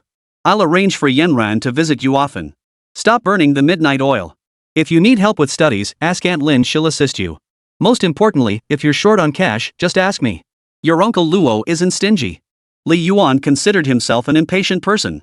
Long-winded lectures usually grated on his nerves, but listening to Luo Hanhai's voice, he couldn't feel annoyed at all. After all, this man had been his benefactor, helping him through a year of hardship. Truthfully, the debt he owed the Luo family for their kindness was one he might never fully repay in this lifetime. Luo Hanhai chattered on for over half an hour, sounding like a nagging mother, finally hanging up only after Li Yuan reminded him to take care of himself. Leaning against the railing, Li Yuan felt a warm glow in his heart. The following afternoon, as Friday's school day drew to a close. This was the most exciting day for high school students, yet also the most agonizing. On this day, the students of number 2 high school would finally learn whether the weekend truly belonged to them. Sometimes, the word makeup classes would burst forth, shattering their dreams. But holidays weren't entirely out of the question. It could be a half-day off, where you'd go home for the night and return the following afternoon. At this point, someone might ask, didn't the Education Bureau say extra classes are forbidden? Well, of course. Schools operate under the principle of voluntary attendance, mandatory participation when it comes to extra classes. If you don't attend, you'd better be prepared to face the consequences. Old Zhang at the lectern adjusted his glasses, arched his eyebrows, pursed his lips, and wore a mysterious look. This little old man just loves to keep people guessing. "Old Zhang, are we having makeup classes this week? Surely not during the first week back? Teacher Zhang, you're a veteran teacher, you must have the best intel." Truthfully, someone had gone to other classes to scout the situation, but the information was unreliable. Some said there would be a break, others said there wouldn't. They could only wait for old Zhang's official word. Old Zhang took a sip of tea, cleared his throat twice, and announced, "We have a double weekend this week." Question: how do you ignite the whole class with one sentence? Answer: we're off this week. The classroom atmosphere instantly erupted. Some were so excited they jumped up and tore their deskmate's workbook. Yep, that idiot was Zhu Tiana. 666. No more testing the principal today. Ha, double weekend. Upon hearing about the weekend off, Wēn Zhiyi felt a bit at a loss, unable to grasp why everyone was so excited. After all, at first high, freshmen and sophomores never had extra classes, those only started in senior year. Naturally, she couldn't grasp the true value of a weekend off. But over the next year or so, she would come to understand the true value of a weekend off. Second high was notorious for its extra classes, no wonder their college acceptance rates were so high. Li Yuan sipped the lemon tea Wēn Zhiyi had brought him today, looking utterly relaxed. Upon hearing about the weekend off, he leaned close to her ear and whispered, "Weekend off, Wēn Zhiyi? That's fantastic. This means we can date for 2 whole days." Wēn Zhiyi flinched. If Li Yuan hadn't mentioned it, she'd have almost forgotten she'd agreed to go on a date with him. She thought he was joking, but it turned out the guy was dead serious. She tried to act as if nothing had happened, feigning indifference, but her bright red earlobes completely betrayed her current state of mind. She was mortified. Truth be told, this was her first time going out alone with a guy. She hadn't been without suitors before. After all, her looks were undeniable. But without exception, Wēn Zhiyi had rejected them all. Girls who know how to say no don't end up too badly, after all. But this time, she'd agreed to it, so she had to follow through. Besides, he'd helped her out a lot this past week, lending her his water card and meal card, treating her to meals. She whispered softly, "I know. I'll pick the place." Wēn Zhiyi pursed her lips. Fine. She couldn't shake the feeling she'd been taken advantage of, but she couldn't argue back. This was her first time, after all. Was it really going to be taken by Li Yuan like this? 24. Has your dad arrived yet? And so, for the first time ever, Wēn Zhiyi zoned out during class, spending the entire period thinking about her weekend date with Li Yuan. They'd only known each other a week, and things had progressed this far already. It was all happening way too fast. Like riding a rocket. But they'd gone on a date and ended up together. Well, I've mastered inequalities. Wēn Zhiyi felt her heart was as solid as a rock. She definitely wouldn't develop feelings for Li Yuan. He was just an ordinary friend and classmate. With that thought, she even nodded her chin in satisfaction and gave Li Yuan a pointed look, as if to taunt him. Unfortunately, Li Yuan spent the entire class listening attentively, not even glancing her way. If not for the system-issued task, even if you gave Li Yuan 10 times the courage, he wouldn't dare ask Wēn Zhiyi out on a date. Because of his own circumstances, he harbored a deep-seated sense of inferiority. This insecurity became especially pronounced when Li Yuan and Luo Yanen were paired as a couple. He genuinely believed he wasn't good enough for Luo Yanen. After all, she excelled academically and was stunningly beautiful. Without their childhood friendship, they likely wouldn't have crossed paths at all. But that was just his own perception. Don't you realize how much you resemble someone from the past when you look in the mirror? Who? Pang Yuyan, of course. School dismissed promptly at 5:40. The high schoolers streamed out in single file, experiencing for the first time how liberating the outside air felt. Ah, Tadakai. What lies beyond the sea? Freedom. Li Yuan usually stayed behind to do some problems in the classroom, waiting for the rush hour to pass before leaving campus. With only 2 gates at Second High School, today's simultaneous dismissal of all 3 senior classes meant over 3,000 students flooding out at once, bound to create a massive traffic jam. Add to that the parents packed at the gates waiting to pick up their kids, plus all the parked private cars, and it made the already difficult traffic situation even worse. Li Yuan couldn't forget his freshman year when he nearly got crushed like a PowerPoint slide during dismissal. This was far scarier than fighting for food in the cafeteria, people like a tidal wave, cars like a torrent. Truly delightful. He certainly didn't want his precious little electric scooter to get scratched by those pesky shared e-bikes. The late spring sunset brewed the air into golden honey, coating the red bricks of the classroom building with flowing gilded light. The dappled sunlight filtering through the sycamore leaves resembled divine fingerprints, gently imprinted on the pure white collar of a young girl's shirt. As Wēn Zhiyi leaned against the windowsill checking her phone, a halo of light spilled over her slender neck, turning the fine downy hairs on her earlobes into translucent golden sparks. Fragments of light streamed from her hair like a cascading starry river, casting shimmering ripples across the cover of her math textbook. She suddenly lifted her hand to tuck a stray strand behind her ear. This simple gesture made Li Yuan's breath catch. Sunlight pierced through her curled fingertips, refracting into iridescent hues along the metal edge of the desk. The faint blue veins visible at her wrist, flickering with movement, resembled streams quietly flowing beneath the thawing ice of early spring. The radio station suddenly streamed the prelude to The Wind Rises. Cicada chirps and piano notes wove a transparent cocoon in the warm breeze, enveloping the entire space in amber-hued eternity. As the girl turned her head, a patch of light slowly crept along the curve of her nose. Within the fan-shaped shadow cast by her lashes, her pupils shimmered with the translucent interplay of amber and glass. Her eyes, slightly squinted against the glare, curved like a crescent moon.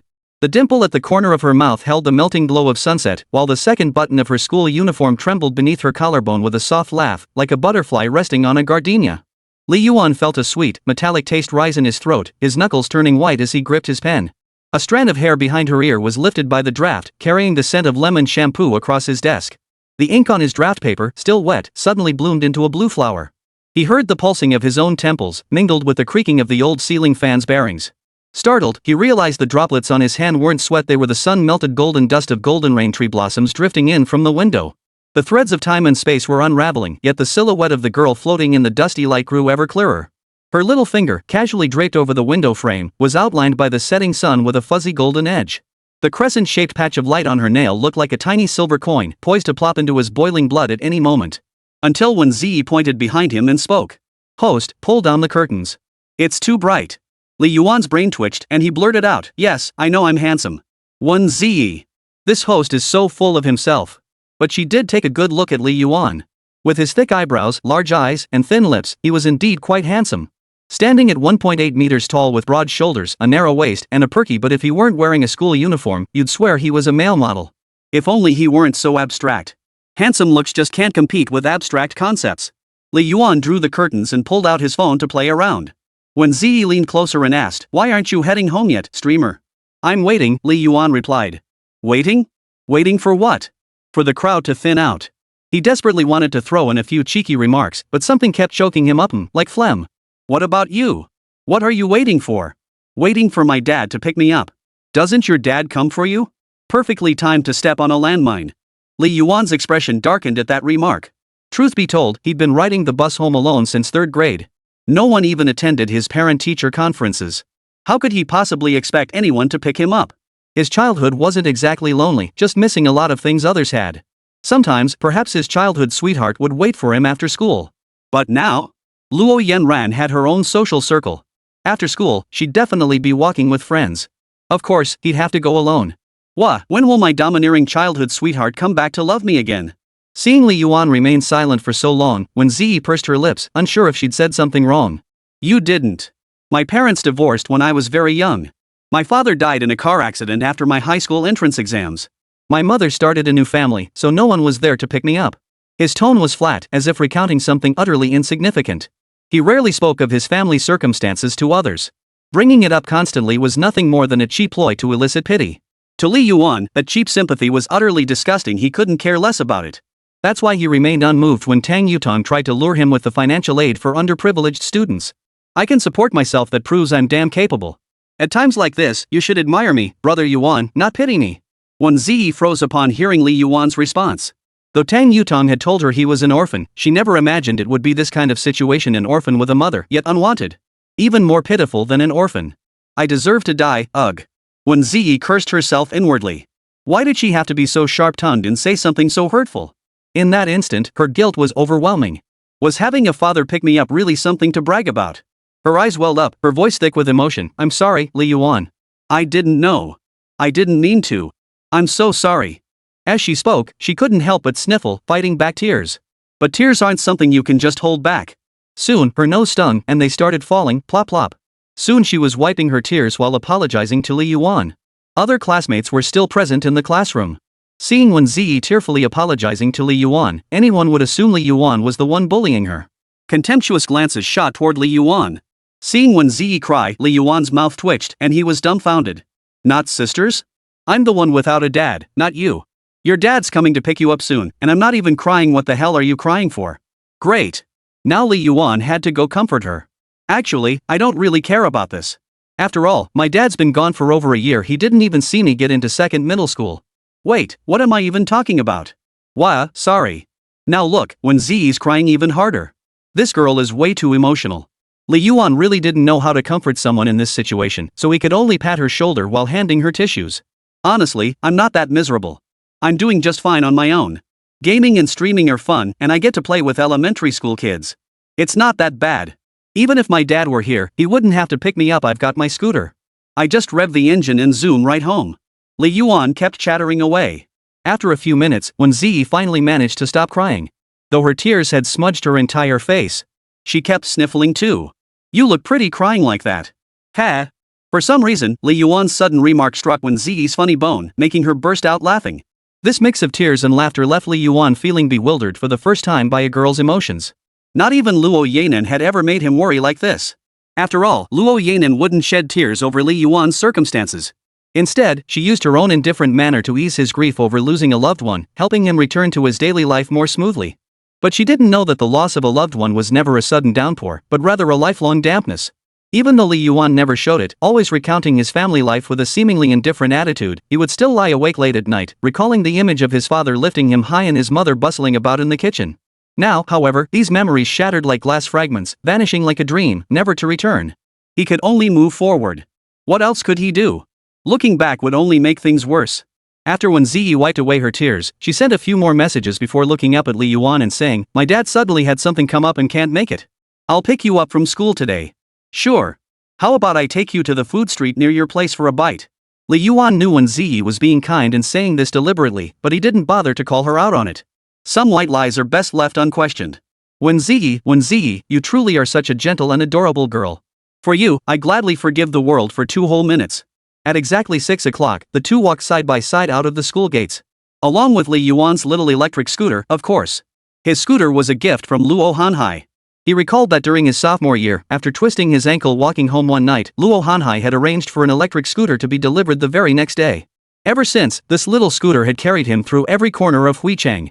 Yet its back seat had never once carried a girl's weight. Today, that spell might finally be broken.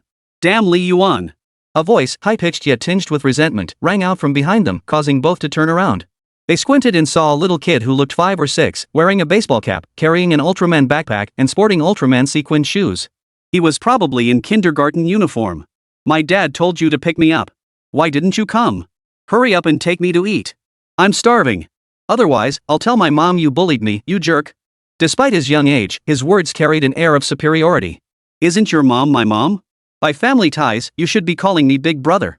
Li Yuan raised an eyebrow, seemingly hitting the kid's sore spot. "You're not my brother. Mom said you're just an accident she never wanted. She won't admit you're her son. My mom is only my mom, not yours. So you're not my brother either. You're just a bastard with no parents." Such vicious words made Wēn Zhiyi frown beside them. Her palms itched with frustration. Even someone as mild-tempered as her felt an urge to slap the boy. She strode over to the little boy in 2 quick steps, pressed her hand against his head, and deliberately lowered her voice. "You're such a childish little brat, talking so rudely. Keep it up, and I'll get serious with you."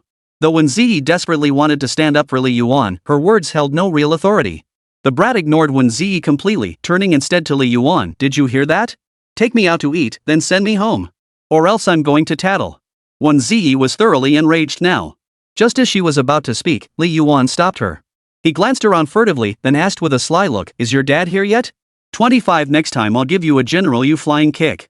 The tone of his voice made it easy to guess the child's identity. This was Li Yuan's half-brother from the same mother. His name was Miao Tianyi. This kid had been spoiled rotten by Miao Zhenghao, Li Yuan's mother's new husband, and Fang Xian, Li Yuan's mother. Being an only child, he'd been showered with affection since birth. Miao Zhenghao and Fang Xian treated Miao Tianyi like a precious treasure, and with their relatively affluent background, it was only natural he developed such an arrogant personality. Had Fang Xian not been diagnosed with cancer, delivering a devastating blow to the family, this boy would likely never have known the hardships of life. And he certainly wouldn't have crossed paths with Li Yuan. Li Yuan had no desire to be involved with this half-brother of his, but unfortunately, Miao Zhenghao treated him like an ATM. Only then did he notice Miao Zhenghao had sent him a voice message, instructing him to pick up Miao Tianyi. Kindergarten dismissed around 4 p.m., while high school ended after 5 p.m. That kid Miao Tianyi from Biao somehow found his school and even guessed which gate Li Yuan would exit from. You could say the kid was born with good luck. Hearing Li Yuan's earlier question, Miao Tianyi glared and declared, "My dad's too busy with work to come. He told me to find you. First, take me out to eat, I'm starving. After dinner, give me $200 for pocket money. If you don't take me out, watch out, I'll tell my parents." "Tell your parents? What good would telling your parents do? If it weren't for a shred of conscience I have left, I wouldn't have paid a dime for your medical bills. Without that money, Miao Zhenghao probably couldn't even afford your school fees. You ungrateful little brat, not only do you show no gratitude, but you dare threaten me? Looks like I need to make up for your lack of home training." Seeing Li Yuan staring at him with a cold expression, Miao Tianyi the kid really didn't know his place actually lifted his Ultraman sequin shoes and kicked Li Yuan. Did you hear what I said? You bastard. You dare talk to me like this when your father isn't here. Li Yuan leapt up and delivered a flying kick worthy of a space general. Never mind the sudden, fierce kick, no one could react in time. And Miao Tianyi's scrawny frame couldn't take the impact. He flew several meters like a ragdoll. He slid several more meters before crashing into a utility pole and finally coming to a halt. The kick was so swift and brutal that not only did Miao Tianyi fail to react, but Wēn Zhiyi was caught completely off guard too. What the hell just flew out there? Wēn Zhiyi was dumbfounded. Just moments ago, she felt sorry for Li Yuan. Losing his parents was bad enough, but now he had to endure bullying from his own stepbrother? Pitiful, utterly pitiful. She'd already imagined tens of thousands of words of tragic youth stories in her head. A stormy night, a lone youth, his heart as cold as the riverbed. But what the hell was going on now? The kid was indeed despicable, but yanking his ear was already the harshest retaliation. You actually jumped up and kicked him. All she could say was, it felt so satisfying. Miao Tianyi reeled from the kick, his earlier arrogance vanishing completely, replaced by fear, utter, overwhelming fear. Only now did he realize that Li Yuan's 6-foot frame towered over him like a giant. How had he ever dared to insult Li Yuan? The old bully didn't show up, but the young one did. Think you're hot stuff now, huh? Li Yuan stepped before him, his expression frozen in utter coldness. Ask your father, Miao Zhanghao, if he dares call me a bastard to my face. You little punk, try acting tough and I'll send you flying. Miao Tianyi was still just a 5-year-old child. Intimidated by Li Yuan, he burst into tears. He didn't forget to open his smartwatch and call Miao Zhanghao to complain. Daddy, that bastard Li Yuan dared to hit me. Wah, he hit me. You and mommy have to get revenge for me. Wah. Li Yuan couldn't be bothered with him. He simply sent Miao Zhanghao a message, come pick up your son yourself. Don't push your luck. You're not my father. Then he walked away with a flourish. Miao Zhanghao, this guy from Biao, really couldn't tell the difference between the big and small kings. He was always asking for money, and Miao Zhanghao would give him a little each time, mainly for Fang Xian's hospital bills. He really thought he was an easy target. If Fang Xian weren't his own flesh and blood, Li Yuan would have hung Miao Zhanghao up and given him a piece of his mind. Walking along the road, Wēn Zhiyi trailed leisurely behind Li Yuan. The setting sun stretched their shadows long and thin. She looked down at Li Yuan's shadow, stepped on it, and smiled. Yet sadness welled up uncontrollably. Even her stepbrother bullied him, how could she possibly do the same? She puffed out her cheeks, wanting to crouch down and stroke Li Yuan's shadow. But the boy walked so fast that his shadow seemed to float ahead, slipping beyond her grasp. After several failed attempts, Li Yuan evaded her each time, leaving Wēn Zhiyi slightly annoyed and tempted to call out for him to stop. But when she looked up, she saw Li Yuan walking toward the sunlight. His posture was straight and tall, his hands tucked into his pockets, indifferent to the people and things around him. The strands of hair at his forehead were blown wildly by the warm breeze. Beneath his feet stretched a long path paved with pebbles, extending straight ahead. Wēn Zhiyi paused. The scene before her resembled a beautiful landscape painting, and she couldn't resist taking out her phone to snap a photo. In the photo, Li Yuan stood perfectly centered, hands in his pockets, head tilted back as he walked slowly. The sun shone brilliantly, generously bathing him in its light. Why did he seem so tall yet somehow lonely? Wēn Zhiyi murmured to herself. Suddenly, Li Yuan ahead of her stopped in his tracks. Caught off guard, Wēn Zhiyi collided straight into him. Where do you live? Want to grab a bite to eat first before I drop you off at the bus stop? Truthfully, Li Yuan wanted to shoo her away. He had to rush to his part-time job at the convenience store by 7:30. Wēn Zhiyi had kindly walked home with him, and leaving now would feel a bit rude. I live in the western part of the city. As for dinner, maybe next time? Wēn Zhiyi said. Alright, that works. I'll walk you to the bus stop. Li Yuan didn't press further. He'd already been annoyed by that kid earlier, and his mood wasn't great to begin with. He really didn't want to give Wēn Zhiyi a bad impression. The two shifted from walking one behind the other to walking side by side. Wēn Zhiyi seemed a bit mischievous, occasionally glancing at Li Yuan, trying to catch some emotional expression on his face. Unfortunately, Brother Yuan had mastered hiding his feelings since childhood, showing no signs of anything amiss. Not knowing what to say to comfort Li Yuan, she could only kick pebbles along the roadside as she pondered. Streamer, are you feeling a bit down? I'm perfectly happy. That kick just now blew away all the frustration I had from school. Li Yuan said with a cheeky grin. Then why aren't you smiling, streamer? Wēn Zhiyi asked. Li Yuan forced a smile. I am smiling. Yeah. But your eyes aren't smiling. Li Yuan. I'll give you a flying kick from General Yu later. 26 Tomorrow's date. Those who flaunt their wounds aren't seeking empathy, they're begging for sickening pity and cheap sympathy. Li Yuan had always despised such behavior, so he wouldn't dwell on his family situation with Wēn Zhiyi. He didn't want her to treat him with pity afterward. The bus stop wasn't far from the school, just a few minutes' walk. I recall the western part of the city borders the sea, right? Li Yuan remarked. Seems like there are quite a few villa communities there. You wouldn't happen to be a rich lady, would you, Ms. Wēn? From Wēn Zhiyi's demeanor and speech, it wasn't hard to tell her family was well off and she'd received a good education. But whether she was a rich woman, that was another matter entirely. Wēn Zhiyi shook her head. My family doesn't live in a villa, I'm not a rich woman, and I can't see the sea either. Ah, that's truly a pity. Li Yuan thought to himself. If you were a wealthy woman, I'd pull out all the stops to win your heart just to latch onto you and solve my lifelong poverty. Too bad so many young people take shortcuts these days, making even the shortcuts crowded. Maybe I should try hooking up with rich old guys instead? No way, no way. I'm not into that sort of thing, and besides, that lyric, the flower is broken, the ground is covered in wounds, isn't just random singing, it's true. I couldn't even hold my host. Where do you live? I live in the sewer. 666. Li Yuan asked, who taught you that? I learned it from streamers. Don't you always say that in your streams? 666. The RU is pronounced Gue, not even bothering with the yen anymore. Wēn Zhiyi smiled and said, that's pretty interesting. Oh. I see. Seems I'm not just Hao Yuan's favorite streamer, I'm Wēn Zhiyi's favorite too. Now he'd captured the shared hobby of both siblings. You, go back and send the streamer a pair of sunglasses, then transfer 200 yuan via WeChat to show your appreciation. Li Yuan said jokingly. Sure, why not? Wēn Zhiyi agreed readily. This left Li Yuan flustered. It was just a joke, why did she actually agree? Well, no choice then, might as well accept it. A pair of sunglasses got in the car and swiped. Tonight, the streamer will help you climb the ranks. Alright, make sure you go live on time. By the time they spoke, they'd already reached the bus stop. 3 buses pulled up simultaneously, one of which headed to the western part of the city.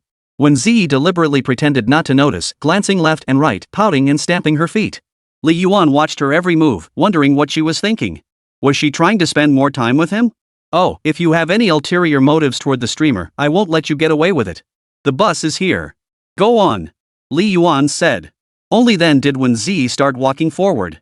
As she reached the bus door, she suddenly turned back and waved at Li Yuan. Bye, streamer. Have a great day. Of course, see you tomorrow. Don't forget what you promised me. The promise, of course, was about the date. Waiting for you to make the system explode with coins. Wēn Zhiyi knew she had no reason to refuse, so she didn't argue and simply boarded the bus. Watching the bus pull away, Li Yuan frowned, feeling like he'd forgotten something. As he walked, he suddenly jolted upright. Holy crap! My e-bike's still parked at the school gate. Great! He'd been so focused on kicking that kid's ass he'd forgotten to take his beloved little electric donkey with him. Sure enough, Li Yuan, who was working his part-time job at the convenience store, received a call from Miao Zhenghao. After all, he delivered such a hard kick to his precious son, it would be weird if he didn't blow his top. If anyone was to blame, it was for overestimating his own importance. How dare he bring that little brat to meet him? That little brat couldn't stop calling him a bastard. It was easy to imagine that Miao Zhenghao, that guy from Bia, had been saying the same thing behind his back. If a child isn't taught right, it's the father's fault. The moment he heard the word bastard, Li Yuan's heart had already turned to ice.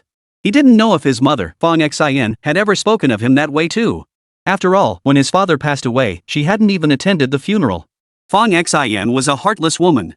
After building her own family, she severed all ties with Li Yuan without hesitation. Even when they crossed paths, she ignored him completely, treating him as if he were invisible. A person like that would never know gratitude, even if Li Yuan later covered all her hospital bills. Li Yuan never considered re-entering Fang Xian's life. The moment she uttered those words, "Don't come bother me," she forfeited her right to be his mother. Unfortunately, Li Yuan was a soft-hearted man. Upon learning Fang Xian had cancer, he declared he would never visit her in this lifetime. Yet, unable to bear it, he went to see her once, which led to the later incident where Miao Zhenghao borrowed money. Fang Xian had been present in his childhood, from his first babbling words to his first wobbly steps. This woman's figure had been there. She had been part of his formative years. That's why he couldn't bring himself to let go. Had he truly heard Fang Xian call him a bastard with his own ears, Li Yuan could have severed all ties without a second thought. He answered the call. Miao Zhenghao's voice on the other end was a torrent of rage, a deluge of curses washing over him. Li Yuan! How dare you! How dare you hit my son! You share at least half the same bloodline. Tianyi is practically your half-brother. I was swamped today, juggling business and taking care of Fang Xian, so I had no choice but to resort to asking you to pick him up. But you didn't even pick him up. A 5-year-old boy came to your school gate just to ask you to buy him lunch, and you hit him? How can you live with yourself? Tianyi came home covered in bruises. I had to rush him to the hospital for a checkup to see if he had any fractures. Thankfully, he's fine. But if you'd caused him serious harm, I would have called the police to arrest you. I'm busy, Li Yuan. I'm really busy. You claim to be so devoted to your mother, but beyond sending her monthly hospital fees, have you actually cared for her? Have you ever changed her diapers? To me, you're nothing but an ungrateful bastard. She gave birth to you and raised you, yet you visited her fewer times than you can count on one hand. No wonder your mother rejected you. Your father got into that accident. How could someone as ungrateful as you ever have a smooth life? You bastard, nothing but a bastard. From now on, you don't need to send money anymore, and you don't need to come visit your mother either. To be fair, Miao Zhenghao did try his best for Fang Xian. To cover her medical bills, he sold the family home back in his hometown and mortgaged his car to the bank. He scraped together over 1 million yuan for her treatment, and Li Yuan's share of the medical expenses was actually a small fraction of that. But even so, for a high schooler like Li Yuan to scrape together a few $1,000 while supporting himself was already pretty damn impressive. You're not even worthy of being called a stepfather. What gives you the right to call me a bastard? For a moment, Li Yuan's temper flared. 27. See you tomorrow, take me up a rank. Shaoli, put this case of coke back in the freezer. The store manager's sudden demand made Li Yuan choke on the torrent of curses building in his throat. His fingers, clenched tightly in anger, had unknowingly crushed the tempered glass screen protector. He exhaled, calmed himself, hung up the phone, and said nothing. He desperately wanted to leap up and rage like a mad dog at Miao Zhenghao. But venting his frustration wouldn't change anything. His mother had abandoned him at birth, yet now offered help for his treatment. If he couldn't feel gratitude, fine, but to call him a bastard? No one could tolerate that. Li Yuan had never been closely connected to them anyway. Fang Xian had divorced Li Maoshan long ago, absent for nearly a decade of Li Yuan's short 18 years. Yet Fang Xian had been present for 8 years of his life, participating in his growth. That was precisely why Li Yuan couldn't let go. Enough, enough. Yelling at Miao Zhenghao over the phone was pointless. Next time, I'll vent my anger by yelling at him face to face. Midnight. Li Yuan finally wrapped up his convenience store shift. Though the job was mostly cashiering and restocking, not particularly strenuous, he could play on his phone during downtime. But the thought of returning home to do laundry, cook dinner, and stream for 2 hours left him utterly drained. This exhaustion wasn't physical, it was mental. After finishing everything, he'd sit on the sofa, staring blankly at the white wall before him. Occasionally, the thought would pop into his head, life really is meaningless. And it was true. In this world, aside from Luo Yanran's family, there were probably very few people who truly cared about him. A person like him, if he were to vanish, would anyone even notice? Oh, right, the landlady might be wondering if he paid this month's rent and utilities. He inserted the key into the lock, wiggled the latch, and the rusty door creaked open as he pushed it. Before he even stepped inside, the smell of something burning hit him. He sensed trouble. Could it be a gas leak? He was certain he hadn't turned on the stove all day. A chill instantly ran down his spine. He turned on his phone's flashlight, opened the windows and doors, then rushed to check the stove. No gas leak. Still uneasy, he worried that if gas had leaked, flipping the light switch might blow him sky high. So he aired out the place for another half hour before cautiously standing in the doorway and switching on the light. Thankfully, the leak hadn't happened while he was asleep. If it had, he might not have been discovered until his body had begun to decompose. Living alone was terrifying precisely because of incidents like this. Cold sweat broke out on his forehead as he slumped into a chair. A natural gas explosion was no joke. He stared at the table and saw a plate of charred fried rice wrapped in plastic wrap and covered with a clear dome. Such an unappetizing and foul-smelling dish. Could it be that Yanran had come? He picked up the plate. Sure enough, a sticky note was tucked underneath. Eat properly and go to bed early.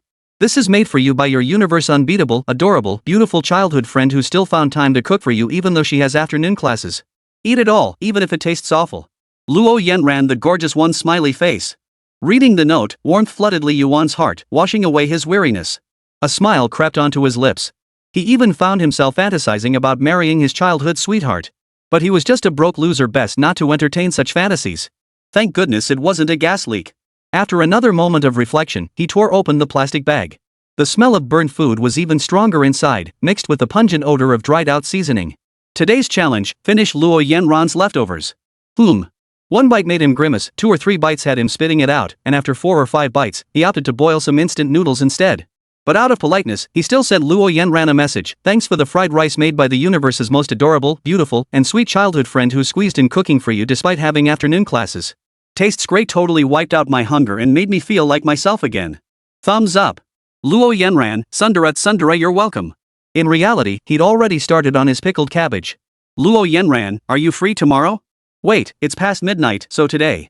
Are you free this afternoon? Li Yuan, I have plans. Luo Yanran, oh well. I was thinking of bringing you home to have dinner with my parents and family. National Day is coming up soon, maybe we could all go out together then? The whole family. Seeing those words, Li Yuan tugged at the corner of his mouth. An inexplicable feeling stirred within him. Was it the warmth of feeling accepted?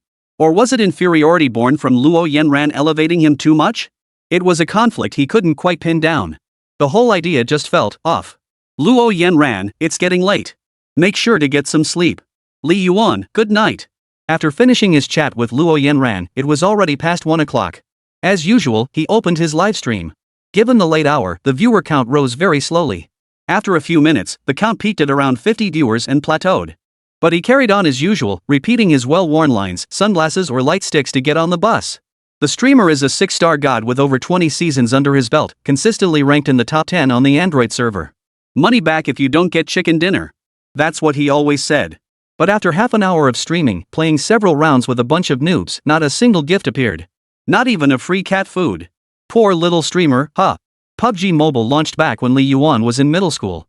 He got hooked on it immediately, grinding his way to crown rank on an Oppo A5 that lagged like a PowerPoint presentation. After saving up for 2 years, he finally upgraded to a second-hand phone, and his skills started improving steadily. Had he started streaming back then, he might have reached the same level as Buchio. What was once pure entertainment had become his bread and butter. Li Yuan had grown utterly numb to the game. Even its logo made him queasy. Suddenly, dizziness washed over him. An inexplicable wave of nausea surged up his throat, and cold sweat instantly drenched his entire body. Those who've experienced sudden death know before it happens, your body gives you certain warnings. In the very seconds he felt sick, a full squad suddenly charged at him in the game. As the mainstay of the team, Li Yuan didn't even have time to react before they wiped his squad clean. The livestream chat exploded with messages. Lung fog streamer. It took Li Yuan several minutes to recover, but by then, cold sweat had soaked through his back. Damn it, I can't keep pushing like this. If I keep pushing myself like this, I'll end up killing myself. I'll just find a tutoring job next month and quit the convenience store. Li Yuan thought to himself. Truth be told, he did have some skills like his impeccable penmanship. He took the convenience store job purely because it was close to home and paid well, but the long hours combined with his nightly livestreams were steadily wearing him down. That's all for today's stream. The host is tired. Just as he was about to sign off, he saw Nguyen Yang send 2 pairs of sunglasses and a light sign. Nguyen Yang, host, take me to get ranked tomorrow when we meet. 28 is on a date with your sister. He'd suspected the user named Warmsun was Wēn Zhiyi before, but now with the sunglasses and that message, it was confirmed beyond doubt. So you've been stalking the streamer all along. Well, the streamer's gotta give you some drama. How about a solo kill on a female fan offline? Heh, just kidding. At most, he'd only take down a little troll in person. After that, he followed Wēn Zhiyi back, brushed his teeth, and went to bed.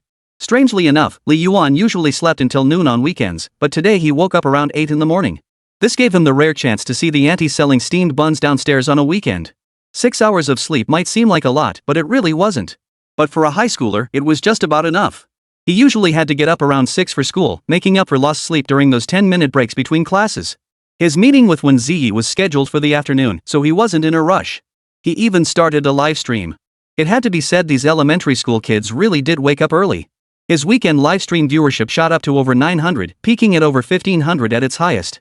The silly little video he posted yesterday also went viral, netting him over 10,000 new followers. When he ended the stream around 10 p.m., he glanced at the chat and noticed someone with the ID Warmsun had sent a good morning meme. Ms. Wēn must be up early. Could she be studying vocabulary? He switched to WeChat and messaged Wēn Zhiyi, awake yet? Wēn Zhiyi, yes, host. Li Yuan, you're not up memorizing vocabulary, are you? Wēn Zhiyi, that's just your stereotype, host. I don't study every single day. Li Yuan, so what are you doing? Gaming? Wēn Zhiyi, I'm reviewing a math test to reinforce my knowledge. Li Yuan. Turns out, in the world of academic superstars, doing practice tests doesn't even count as studying. Consolidating knowledge, huh? Well, bro, when I run into an unfamiliar problem on a math test, it's life or death.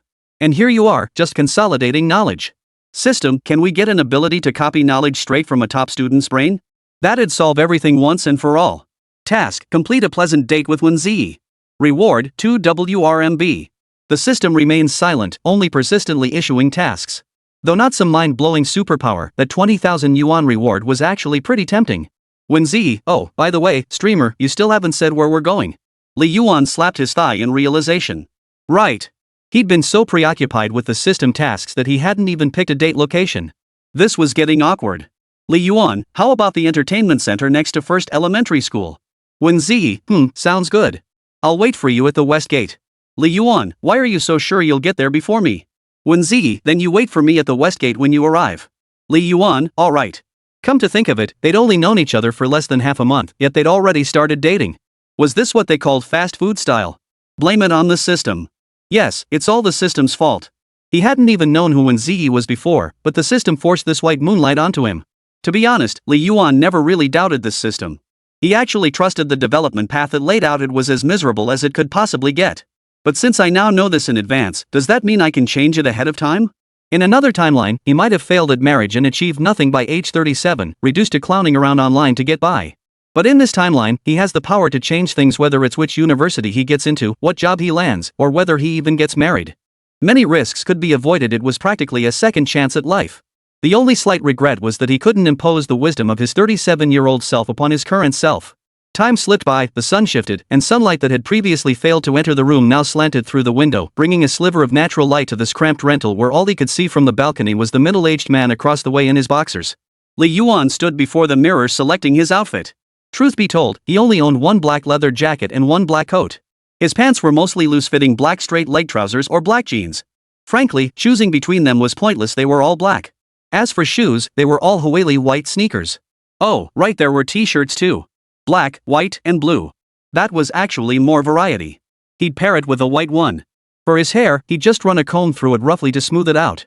This wasn't Li Yuan's first time going out alone with a girl. As a guy with a childhood sweetheart, he'd naturally been out alone with her before.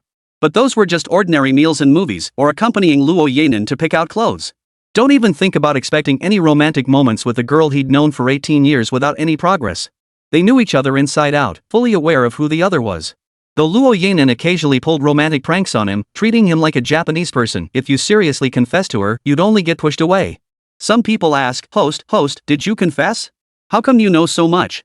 Of course the streamer confessed before. Back in middle school, when first love blossomed, he blurted it out in a moment of excitement. But Luo Yanin gave her the cold shoulder for a whole year, and that was the last time she dared. After his father passed away, he was consumed with making ends meet. Who had time for romantic notions? While high schoolers fretted over today's teacher scoldings, Li Yuan was already worrying about today's daily necessities. The phone vibrated twice. Wēn Zhiyi, I'm on my way, streamer. That was quick. Li Yuan got it. He pondered the typical date routine: dinner, a movie, then strolling through the mall, buying a few things. Maybe while shopping for clothes, a salesperson would compliment, "Your girlfriend is so beautiful," and he wouldn't deny it, creating a hint of ambiguity. Li Yuan wasn't really in the mood for romance, even with Wēn Zhiyi, who was stunningly beautiful and had a personality beyond reproach. He just wanted to max out his rewards. Love could wait until after he achieved financial freedom. Sitting on the familiar minibus, he texted Wēn Zhiyi to ask what movie she wanted to see. Wēn Zhiyi replied, "Whatever." Whatever? She probably wasn't the type to say whatever when she actually had preferences she just wasn't voicing, right? She couldn't be that picky, right? Was this a trick question? Probably not. Then let's watch Piggy Hero. Just kidding, Kung Fu Panda is fine too. You wouldn't actually take a girl you've only known for half a month to a horror movie, expecting her to cower scared in your arms, would you? Or are you planning to watch a romance movie, then stare lovingly at the couple kissing with your utterly unremarkable face, expecting her to respond to you? Forget it, loser. Act normal. Take it slow, and you might just have a chance. Rushing things like this will probably just make you look like a creep. An old elementary school buddy I hadn't seen in ages was on break too and sent Li Yuan a message. "Wēn Yuan, streamer, log in. I want to duel you. I've been grinding my skills these days, I'm bound to beat you. You seductive streamer. Li Yuan, no time. On a date with your sister. Wēn Yuan, liar. My sister said she's at tutoring class. Li Yuan, I'll snap a pic for you later. Wēn Yuan, you're full of it, rising intonation. 29, don't touch my sister." When Li Yuan finally strolled over to the west gate, he found Wēn Zhiyi had already arrived ahead of him. She wore a yellow cotton button-down jacket over a white t-shirt, paired with white slim-fit straight leg pants and plain white sneakers. Her raven black hair flowed freely over her shoulders like a waterfall. Her almond-shaped eyes were accentuated with a subtle upward flick of eyeliner, enhancing her soft, alluring gaze. Her lips were naturally rosy and plump, though it was hard to tell if she wore lipstick. A cute pink handbag slung over her shoulder, she held a small fan to her face while scanning the area for Li Yuan's arrival. Her cheeks were rosy, and tiny beads of sweat glistened on her forehead. It was September, and the weather in eastern Guangdong needed no introduction. Average temperatures hovered around 26 C, with highs soaring past 30 C. Even someone from Africa visiting eastern Guangdong would want to go home, fearing their pinduoduo-bought Huili sneakers might melt. And here was Wēn Zhiyi. But this girl was pretty foolish. Clearly the mall had air conditioning, yet she insisted on waiting here. She really is a bit silly. I wonder if she'll dash home if it starts raining. Wēn Zhiyi's looks are quite striking. While her features aren't the aggressive type, they're incredibly pleasing to the eye: an oval face, a delicate nose, and soft, gentle eyes. She's the kind of girl who looks sweet and soft. So much so that just standing at the mall entrance, quite a few people approached her asking for her contact information. But why are most of them women? Get lost, you lesbians. Without exception, Wēn Zhiyi turned them all down. Though gentle by nature, she certainly knew how to say no. Whether Wēn Zhiyi's eyesight was a bit off or not, Li Yuan had already walked up beside her, yet she was still gazing around. Li Yuan teased with a smile, "Hey, sweetie, can I get your contact info? Jojo's WeChat or phone number is fine." "Sorry." Wēn Zhiyi didn't even glance at him as she waved him off. Oh my, this girl, can't she even recognize Brother Yuan's voice? Damn it. Brother Yuan's voice is so deep and magnetic, how could anyone not recognize it? Oh, I get it. You're playing hard to get, girl. Are you waiting for a friend? Li Yuan pressed. Wēn Zhiyi seemed slightly annoyed, stepping aside to distance herself further from Li Yuan. After that, no matter what he said, she ignored him completely, a masterful use of the silent treatment. It seemed Wēn Zhiyi had used this tactic many times to crush the fragile buds of romance in those naive young boys. Come to think of it, Wēn Zhiyi was clearly getting impatient waiting. Yet she hadn't even sent him a single message. What a strange girl. Li Yuan decided to take matters into his own hands and called her on WeChat. Wēn Zhiyi was clearly startled by the sudden call, nearly dropping her phone. Seeing it was Li Yuan, she tapped the screen angrily. "You're late, you ghost." Then, sulking, she waited a few minutes before breaking into a smile, waiting impatiently. "Huh? Hee hee, consider it punishment for being late." She finally answered, muttering softly, "Hello? Li?" Li Yuan, standing behind her, had witnessed her entire bewildered display. Scratching his face, he wasn't sure how to feel. He thought for a moment, then teased, "Ahem, I'm not Li the student. I'm the latecomer." Wēn Zhiyi clearly froze. Wait, did this streamer turn on monitoring? 666, no acting required. This entry is golden. She even put down her phone and glanced around, only to find Li Yuan nowhere nearby. She figured he was just joking around and happened to overhear. How adorably naive. Dude, if Ake were behind you, she'd be landing critical hits by now. When's the latecomer ghost streamer coming? I just got here. Well, just tap the screen a few more times to show your disapproval, and the streamer will show up. Only then did Wēn Zhiyi realize Li Yuan had indeed seen her earlier gesture. This time, she turned back precisely in time to meet his half-smiling, half-teasing expression. Her pretty face flushed visibly, the color quickly spreading to her neck and ears. Could it be super sensitive skin? Ms. Won, your face is so red. Li Yuan watched her with a playful smile, his gaze unconsciously softening with affection. It's just so hot out. Your face is flushed. Oh, right. But my face isn't red because of the weather. It's red because you look so good today. The crimson flush on Wēn Zhiyi's face quickly faded, restoring her earlier fair complexion. Li Yuan? Man, I finally came up with something I thought was pretty flirty, and that's your reaction? 666, you're incredibly thick-skinned. How long have you been here? Li Yuan asked. Just got here. You're kidding me. You've got sweat on your nose, why not go inside and chill under the AC? I'm worried the streamer might not spot me if their eyesight's bad. The streamer plays PUBG every day, people can spot her from 800 meters away. How could they not find you? Saying this, Li Yuan tugged her sleeve and pulled her into the mall, muttering as they walked, "Take off your jacket. It's pretty hot." Okay. Wēn Zhiyi obediently took off her coat like a well-behaved child. Seeing Li Yuan gesture for it, she handed the garment to him.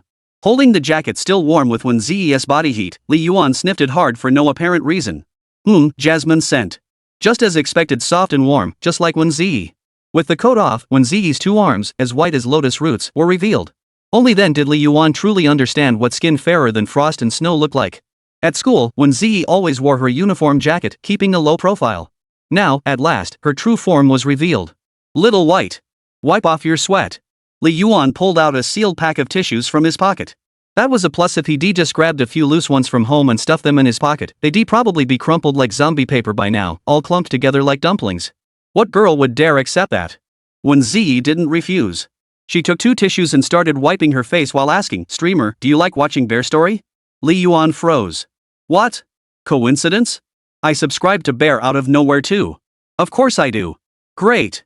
I booked 2 tickets for the Bear Story movie. Wēn Zhiyi flashed 2 rows of pearly white, perfectly aligned teeth, her sweet smile practically melting you. Li Yuan quickly averted his gaze. Close call, 2 more glances and he might have fallen for her. Actually, I booked tickets for Bear Story too, Li Yuan finally said. Oh my, what a coincidence, host. Hee hee. Wēn Zhiyi asked again, what time did you book? The one after 1 p.m. You booked later than me, host. You lose. I booked mine for just afternoon. You should cancel yours, host.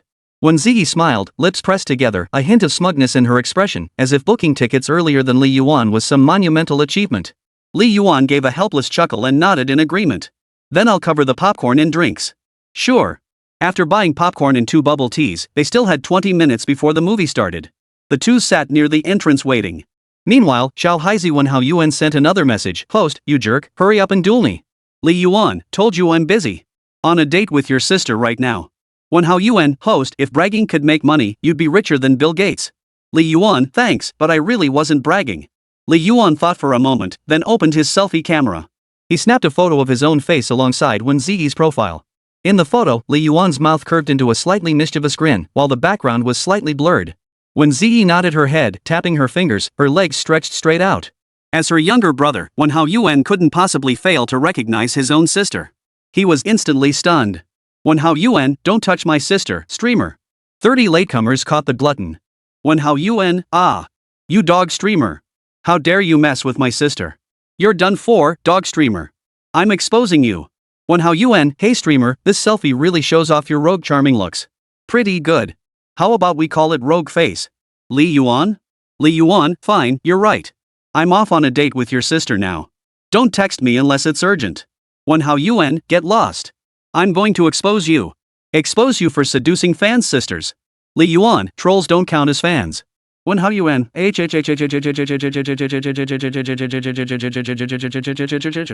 Seeing these messages, Li Yuan finally shut off his phone with satisfaction. Needless to say, the little troll on the other end must be furious right now. Serves you right for constantly bashing me under my posts. See? Karma's A. I pulled off a full-on sister-stealing tactic. Then I just transformed into your brother-in-law. How could you not explode? That said, Li Yuan only dared to fantasize about it in his head. In real life, Wēn Zhiyi with her looks and personality was practically a high mountain flower.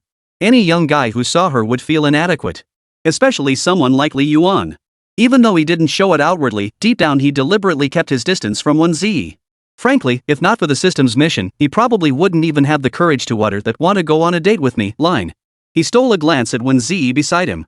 Her face, as smooth as jade, glowed brighter than the dim lights.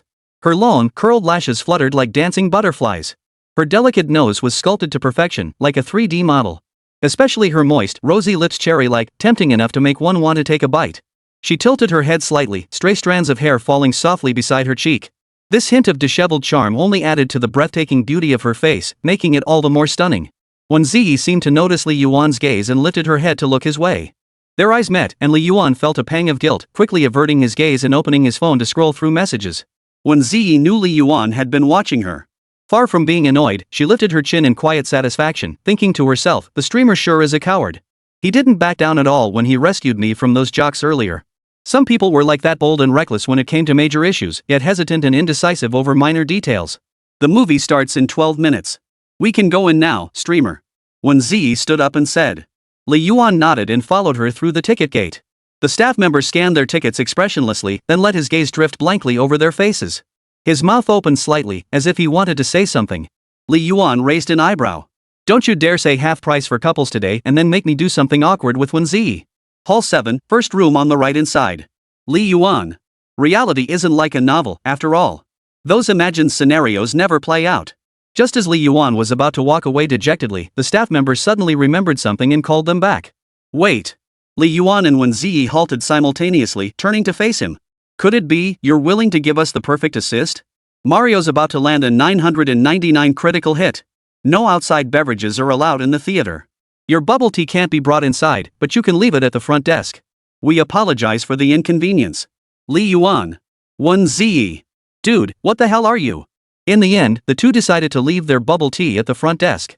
Sitting in adjacent seats, Li Yuan unconsciously leaned away from Wēn Zhiyi, afraid she might think he was taking advantage of her and making a bad impression.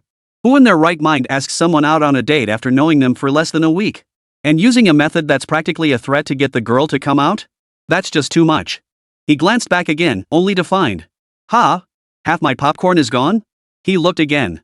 Wēn Zhiyi's cheeks were practically puffed out like a hamster's. Her eyes darted toward Li Yuan unconsciously, carrying a mischievous smirk of triumph. Alright, you got me right on cue, didn't you? Li Yuan wasn't about to be outdone, grabbing a handful and shoving it into his own mouth. Host, which character from Bear Story do you like best? Wēn Zhiyi suddenly asked. Strong the bald-headed guy, I guess. Li Yuan replied. Why? Don't you like Xiongde, Xiong'er, Tutu, and Bang Bang? Li Yuan thought for a moment. He hadn't really noticed before how much these animals messed with Strong Head, but recently, with all the parody clips popping up online, it made him feel like these animals were actually born to be mean. They'd steal food from Strong Head's fridge and even hang him up to beat him. It completely shattered the childhood nostalgia filter. Actually, they're still okay. They're pretty cute. My favorite is Tuto. Who asked? Tutu, the owl? Yeah, he seems kinda clumsy but super cute. Wēn Zhiyi said with a smile, her face radiating the beauty of youth. Oh, it really is adorable. Li Yuan said. You mean that clueless bird who can't even find its own home, right? The movie begins.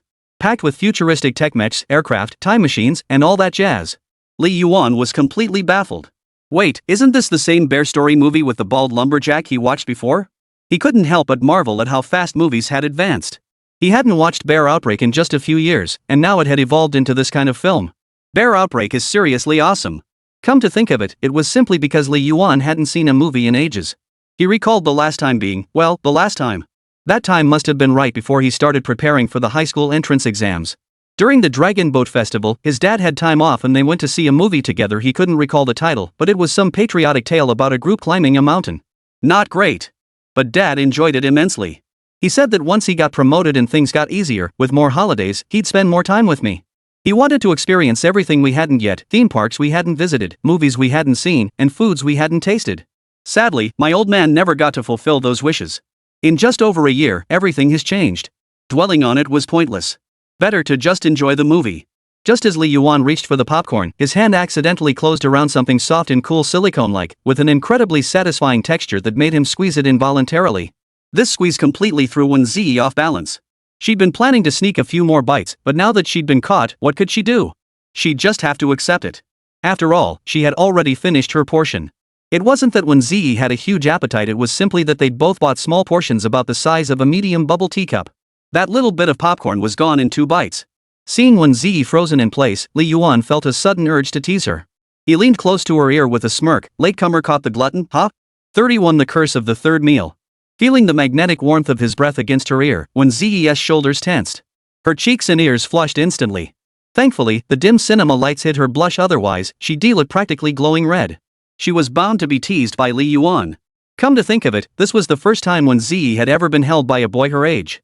She silently noted that his hand wasn't as rough as people online described. Instead, it felt smooth and warm. She found the sensation of being held like this quite pleasant. For a moment, she even forgot to struggle. Seeing Wēn Zhiyi's lack of reaction, Li Yuan thought he might have overstepped. He quickly withdrew his hand and said, "Sorry, I accidentally touched you. I didn't know you liked popcorn so much." He lifted his own cup and placed it in Wēn Zhiyi's hand. "You can have it all." Once she had the popcorn, Wēn Zhiyi immediately forgot her manners, shoving 2 pieces into her mouth and grinning. "Thanks, you latecomer." "Li Yuan. You're playing me right here." Li Yuan asked again, "Are you really hungry?" Wēn Zhiyi replied, "Not too bad. I didn't eat before leaving." "Then you are hungry. Anyway, lunch is on today's schedule, so no need to worry." Li Yuan chuckled, though he'd actually just opened his phone to pick a restaurant, one specializing in dry pot chicken. As the movie ended and the lights came back on in the theater, the sudden brightness nearly blinded the audience who'd been immersed in darkness for so long. Sun Wukong closes his eyes and says, "Stop meme." Li Yuan squinted hard before standing up, only to find Wēn Zhiyi completely still staring intently at the big screen. Seeing this, Li Yuan sat back down. "Waiting for the post-credits scene?" Wēn Zhiyi nodded. "Some movies don't have post-credits scenes. Aren't you afraid of waiting for nothing?" "No big deal. Even if there isn't one, we can watch a few extra minutes of Bear Brothers. That's pretty good." "Alright, I'll wait too." Sure enough, there was a post-credits scene, a montage of all the characters expressing their gratitude. I thought it would be a short extra scene. It feels a bit lacking in sincerity. See? There is a post-credits scene. Wēn didn't care whether the Easter egg was half-hearted or not, she was just thrilled there was one at all. This girl is way too easy to please. Well, it proves that saying true. When contentment outweighs discontent, happiness will last a lifetime. Easy to be content, naturally easy to be happy. Let's go eat. Li Yuan stood up. Yeah. Don't forget the bubble tea. It's probably all cold now. Drink it even if it's warm. It won't taste good anymore. Even if it's not good, I'll drink it. Watching Wēn Zhiyi, Li Yuan just shook his head. She really was adorable. So gentle and adorable, it was almost impossible to refuse. "How about it, dear one? Let's have a passionate romance when I go to college. Dry pot chicken. Everyone who's tried it says it's delicious. The chicken, marinated and cooked just right, retains its juices inside, making it tender and succulent without being dry or tough. Plus, it's served with flavorful sides like potatoes, green peppers, and onions. She was practically stuffing herself silly. The dish has a bit of spice. Li Yuan was worried when Zhiyi couldn't handle the heat, so he specifically ordered the mild version. To his surprise, she devoured it without needing a single sip of water. It was clear she was genuinely hungry. But the politeness and refinement ingrained in her bones wouldn't allow her to eat with gusto. She picked up her chopsticks cautiously and ate in small bites. Even so, she managed to finish a third of her meal. Li Yuan, on the other hand, kept eating the complimentary cold dishes, not daring to compete with her. Midway through the meal, when Zhiyi suddenly paused. She glanced at the chicken drumstick in the pot, then looked at Li Yuan and asked, "Host, why aren't you eating? Seeing you eat fills me up." With that, he placed the chicken drumstick into Wēn Zhiyi's bowl. "Good boy, Li Yuan." Wēn Zhiyi murmured softly before returning to her meal. Watching her eat, Li Yuan realized how elegant a person could be while eating, elegance tinged with a touch of adorable clumsiness. These two seemingly incompatible elements somehow blended together, yet on Wēn Zhiyi, they appeared perfectly harmonious. What should we do after dinner? The thought suddenly struck Li Yuan. Should they each go home to their own mothers? No, Li Yuan didn't have a mom. So, back to their respective homes it was. It was now past 3 o'clock, the hottest part of the day. Just a few seconds under the sun made sweat bead up on your back. Heading home now seemed a bit awkward. "Hey, wanna go grab some stuffed animals?" Li Yuan said. "I'm really good at this, I never miss." "Really?" Wēn Zhiyi lifted her head, revealing a noticeable oil stain on her fair chin. "Not really." Li Yuan chuckled, pulling a tissue from the table and handing it to her. "You've got a bit of grease on your chin." Wēn Zhiyi took the tissue, feeling a bit embarrassed. She fumbled around her chin for ages, completely missing the spot, making Li Yuan look impatient. "Seriously, how big is your chin that you can't even wipe it?" Li Yuan snatched the tissue from her hand, his other hand instinctively cupping her cheek as he wiped her chin with the paper. The grease had dried and was stubborn to remove, so he dipped the tissue in water and wiped again. He hadn't even noticed his face was inches away from Wēn Zhiyi's, almost close enough to kiss her. Wēn Zhiyi flushed bright red, her cheeks puffing up like a bubble teapot. Staring at Li Yuan mere inches away, it felt as though leaning forward slightly would steal his first kiss. An inexplicable urge surged through her.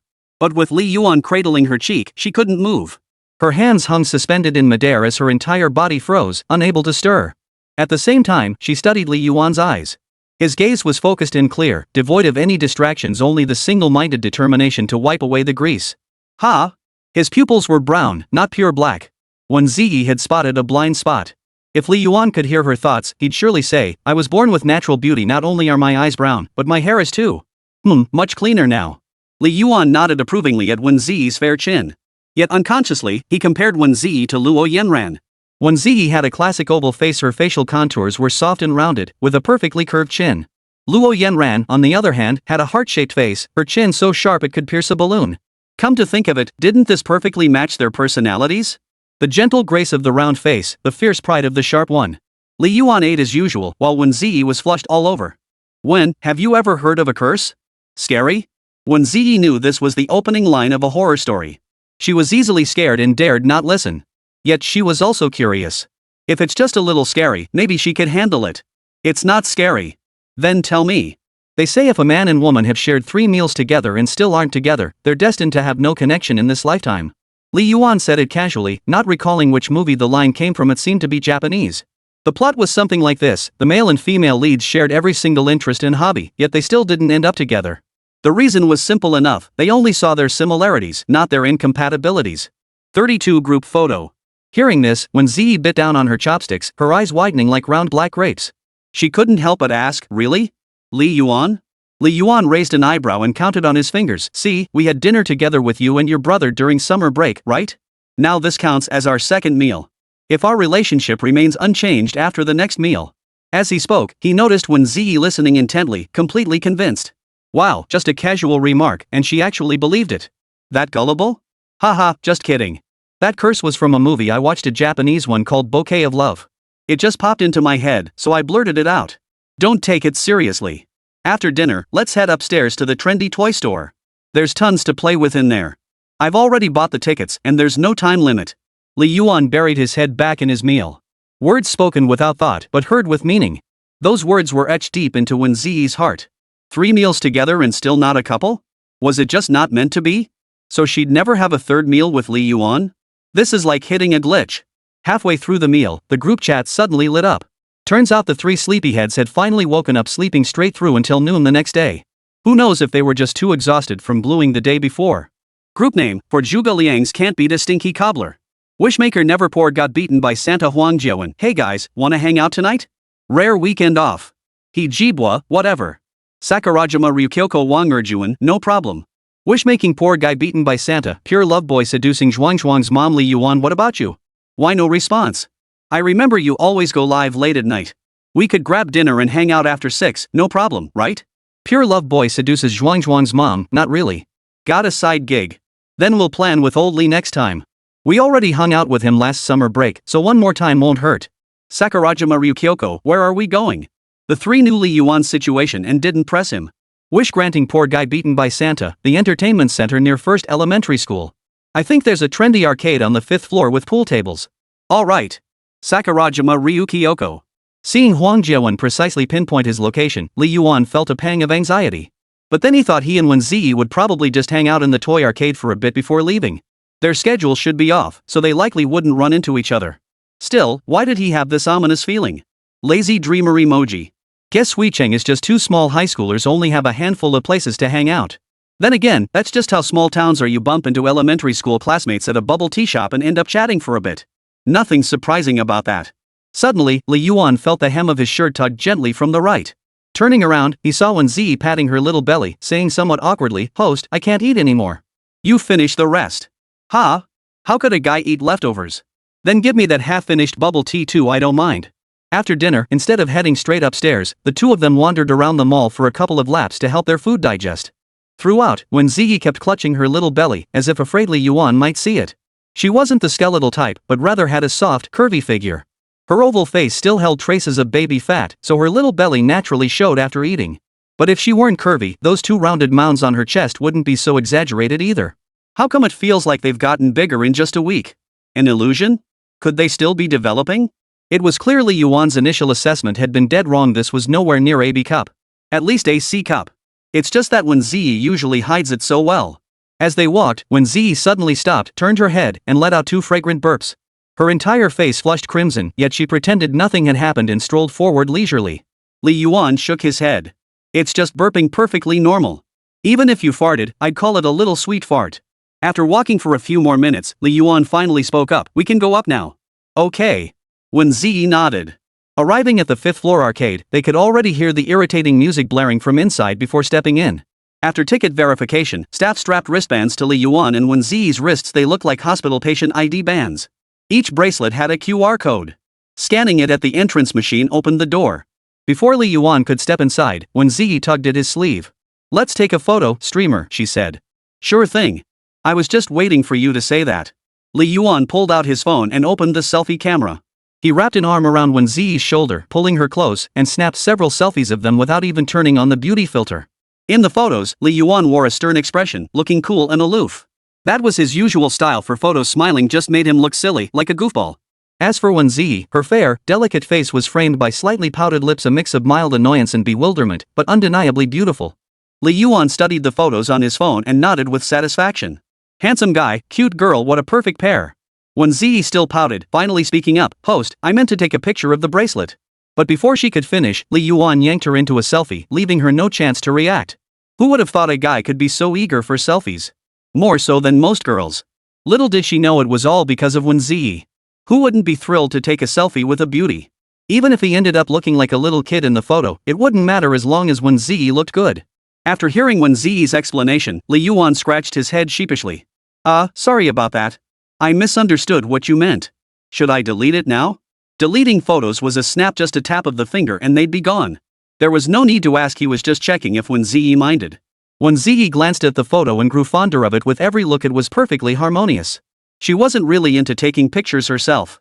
Her phone gallery was mostly filled with landscapes, food shots, and photos of her mischievous little brother. As for pictures of herself, most were candid snaps sent by friends. But this group shot, even though she'd been dragged into it, was taken straight on, without any filters or heavy makeup. Her bare face was stunning, and Li Yuan beside her gave the photo special meaning. It turned out so well, don't delete it. Just send me a copy. Wēn Zhiyi said. Li Yuan smiled. Alright, I won't edit this one. With your looks, you don't need editing to look good. Flattered yet slightly embarrassed, Wēn Zhiyi glanced up at the ceiling before suggesting, should we take a picture of the bracelets too? Sure. Want to hold hands? Wēn Zhiyi. Just lay them side by side. This streamer always trying to take advantage. 33, just kidding.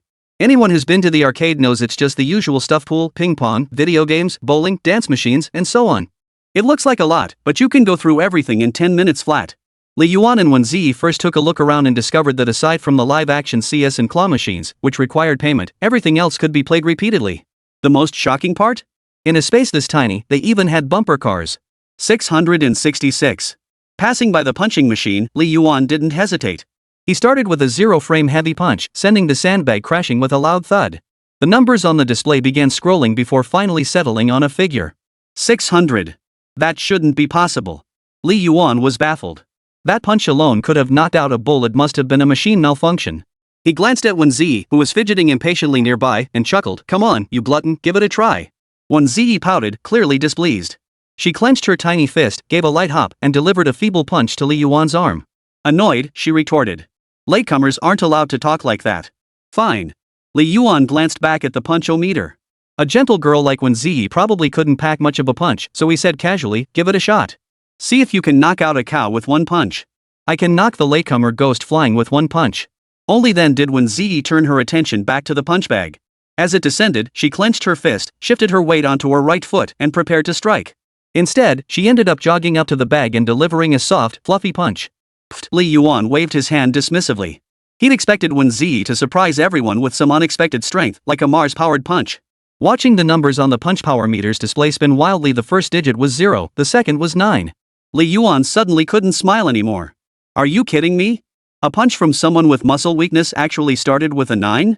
The last two digits spun wildly before settling on 68. 968. Seriously? Li Yuan's eye twitched. This machine was seriously off the charts. His buddy had nearly thrown up his guts for a mere 600, yet Wēn Zhiyi's punch as weak as a muscle-deficient person's hit 968. Hee, better late than never. Wēn Zhiyi rubbed her nose, feeling a little smug, then walked ahead to check out other gadgets. Li Yuan wasn't giving up. He threw another full power punch. 202. Oof. Forget it, this junk. He turned to see Wēn Zhiyi had already reached the bowling alley. She picked up a bowling ball, carried it to the lane, placed it on the ground, and gave it a push. Nice 3-pin strike. You know what? Wēn Zhiyi was way more into playing than Li Yuan. Before Li Yuan even got excited, she was already getting the hang of it. This was quite different from her image at school. There, Wēn Zhiyi practically had her butt glued to her chair. She barely moved during breaks, only getting up for meals or after school. The rest of the time, she was either solving problems or reading books, a textbook nerd. Even when someone spoke to her, she'd only respond with a gentle, soft reply. But today revealed a different side. Wēn Zhiyi was actually a lively girl, not rigid or one-dimensional at all. After all, she was a real person in the real world. How could anyone's personality be flat? Come on, streamer, give it a shot. Wēn Zhiyi urged Li Yuan to take a turn at bowling. Li Yuan rolled up his sleeves and declared confidently, "Don't say I'm beating you." He then inserted 3 fingers into the ball's grip holes, took a running start, pivoted his hips, and delivered the ball, his movements flowing seamlessly, executed in one fluid motion. The ball rolled along its intended path, clattering into a pile of pins, knocking most down, but leaving one standing. What a shame. Watching Li Yuan play so skillfully, Wēn Zhiyi was completely stunned. She clapped and laughed, that was amazing. Li Yuan had been about to call her a weakling, but the praise made him feel a bit embarrassed instead. Just average, just average. Let me show you how to bowl. Put these 3 fingers in the holes right, the index, ring, and thumb. Then grip the ball with your palm facing down. Swing your arm back as you run up, and finish by planting your left foot firmly. Wēn Zhiyi was undeniably quick. She grasped it after just one explanation and performed the technique quite well. And during that time, Li Yuan couldn't help but touch her little hand quite a few times. The bowling ball sailed down the lane and struck a perfect strike. Wēn Zhiyi clapped for herself again, beaming, "Coach, you're such a great teacher." Li Yuan was momentarily speechless. Could it be that you're just that talented? Who else could get this good after just one lesson? 3 more throws, all strikes. When Wēn Zhiyi suggested they have a friendly competition, Li Yuan knew he was in trouble. Sure enough, in their subsequent matches, Li Yuan was thoroughly outclassed. Well, the student has finally surpassed the master. Seeing Wēn Zhiyi's delighted expression, Li Yuan merely smiled it off, nothing more to say. If he'd brought those 3 losers along, they'd probably start calling each other daddy by the second round. Turns out, when it comes to having fun, nothing beats playing with the sweet, soft, and adorable Wēn Zhiyi. What? Thinking about your childhood sweetheart now? If Luo Yanin had one at a time like this, she'd probably say, call? Keep calling, Blackie. Buy me bubble tea later. Nothing compared to Wēn Zhiyi's adorably clueless reaction to make your heart flutter. But it was just a flutter. Li Yuan dared not imagine dating Wēn Zhiyi. Come on, can't you even fantasize? Couldn't he picture Wēn Zhiyi blushing shyly? Couldn't he imagine her soft, sweet voice when she acted coy? Couldn't he envision holding her small hand as they walked along the track? Of course he could. But he dared not. He was an orphan now, barely scraping by to support himself. He'd finally started earning some money through streaming, and then this system came along to give him a boost. If I don't focus on using this system to cheat my way to success, what else am I supposed to do? Think about how to win Wēn Zhiyi over. After wandering around, he stumbled upon a wild ping pong table, 2 beat-up paddles, and a double fish 3-star ball. Streamer, do you know how to play ping pong? Wēn Zhiyi glanced back at Li Yuan, blinking her clear, pond-like eyes. A little. Just kidding, buddy. I was the district elementary school ping pong champion back in the day. This is my specialty. If I can't beat you, I'll spell my name backwards. Smack. 11 o'clock. Wēn Zhiyi looked utterly dejected, clearly on the verge of tears from being crushed. What kind of guy goes on a date with a girl and doesn't let her win at all? I wonder if Li Yuan was just getting back at me for the bowling earlier. Streamer, I can't beat you. Teach me how. Well, it's basically just about pushing the ball forward. Li Yuan gave a brief explanation, but a vague sense of foreboding crept over him. Could she really get it after just one explanation? But after listening, Wēn Zhiyi across the table clearly seemed more confident than before. Bounce the ping pong ball, hit it. Yes, that's how you serve it. Wēn Zhiyi, who couldn't even complete a single rally moments ago, had clearly made significant progress. Smack! Li Yuan leapt up for a powerful dunk. Take my lion's fong. The shot was so powerful it rattled the backboard, making his hands ache. Because of this, the ball's speed was terrifying, too fast to even track with the eye. What was even more terrifying was that the trajectory of the ball was heading straight for Wēn Zhiyi's face. Oh no. Yikes. Wēn Zhiyi let out a cry, tumbling backward before crouching on the ground, clutching her face in apparent agony. Li Yuan froze. What the hell kind of shot was that? He immediately dropped his racket and rushed over to check on Wēn Zhiyi. Are you okay? Did it hit your eye? I'm so sorry, I shouldn't have done that. Let's stop playing. I'll buy you bubble tea. He tried every trick in the book, but Wēn Zhiyi just kept clutching her head. Li Yuan was getting genuinely worried. Just seconds later, Wēn Zhiyi suddenly spun around and tapped Li Yuan on the forehead, grinning from ear to ear. Gotcha, streamer. 34. I'll hold onto your socks for you. Li Yuan was momentarily speechless. He seized the chance to ruffle her hair twice to regain his composure before grinning and saying, alright, no more ball games. There's still plenty to explore here. Want to check it out? Sure. Wēn Zhiyi rubbed her head and pouted. Li Yuan smiled silently at her expression. Her hair really was silky smooth. It glided effortlessly under his fingers, not greasy at all. Perhaps the scent of her shampoo still lingered between his fingers. Should he take a whiff? That would be way too creepy. That move was way too awkward. Better to sneak in an epic lungful when she wasn't paying attention. The toy arcade wasn't that big anyway. You'd just wander around seeing the same stuff over and over. Li Yuan had planned to play a few more rounds of pool with Wēn Zhiyi, then grab some street snacks around 5 before heading home. But there were only 3 pool tables here, and everyone was occupied. Even if people weren't playing, they'd just stand there holding their cues, hogging the tables. Li Yuan wanted to yell, seriously, the pool hall is right across the street, $6 an hour. Why are you wasting your time here? Honestly, you're ruining my chance to impress the girl. He remembered the ticket booth advertised private karaoke booths, basically enclosed singing stalls resembling phone booths. Though there were 6 of them, every single one was occupied by people singing or even just playing on their phones, and no one was willing to step out. That's how public facilities always get monopolized by some self-important little s who won't give them up even when they're not using them. Turning the corner, a modest-sized roller skating rink came into view, probably about half the size of a basketball court. Li Yuan's eyes lit up. Want to go rollerblading? Wēn Zhiyi wrinkled her nose and shook her head. I don't know how. Truth be told, Wēn Zhiyi was quite afraid of roller skating. When she was little, she and Wēn Yuan had actually tried it once, and she'd nearly skated her butt into 4 pieces. That experience had left her too scared to try it again. Once bitten, twice shy. You can learn. I'll teach you. Li Yuan blinked, his eyes sparkling with excitement. Seeing this, Wēn Zhiyi couldn't really say much. She just had to bite the bullet and go for it. After all, she was already out having fun with Li Yuan. What else was there to do? Alright then, I'll just slide for a little while. No problem. There's no one else on the rink anyway, just the 2 of us skating. We won't bump into anyone or get bumped into. When they reached the nearby locker area to pick out roller skates, they noticed a sign above it, to skate, first pick up socks at the counter. They exchanged a glance and headed to the counter to get their socks. After all, you never know if someone has athlete's foot or something. Skates get passed around, and you wouldn't want to catch anything. They'd expected the socks to be thin and useless, but surprisingly, they were quite thick. What's your shoe size?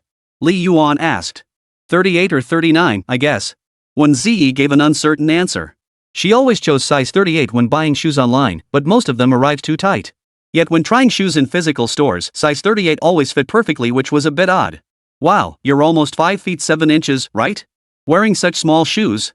Guess girls really do have tiny feet. Li Yuan said as he pulled a size 38 shoe from the cabinet. He crouched down and began to remove Wēn Zhiyi's shoe.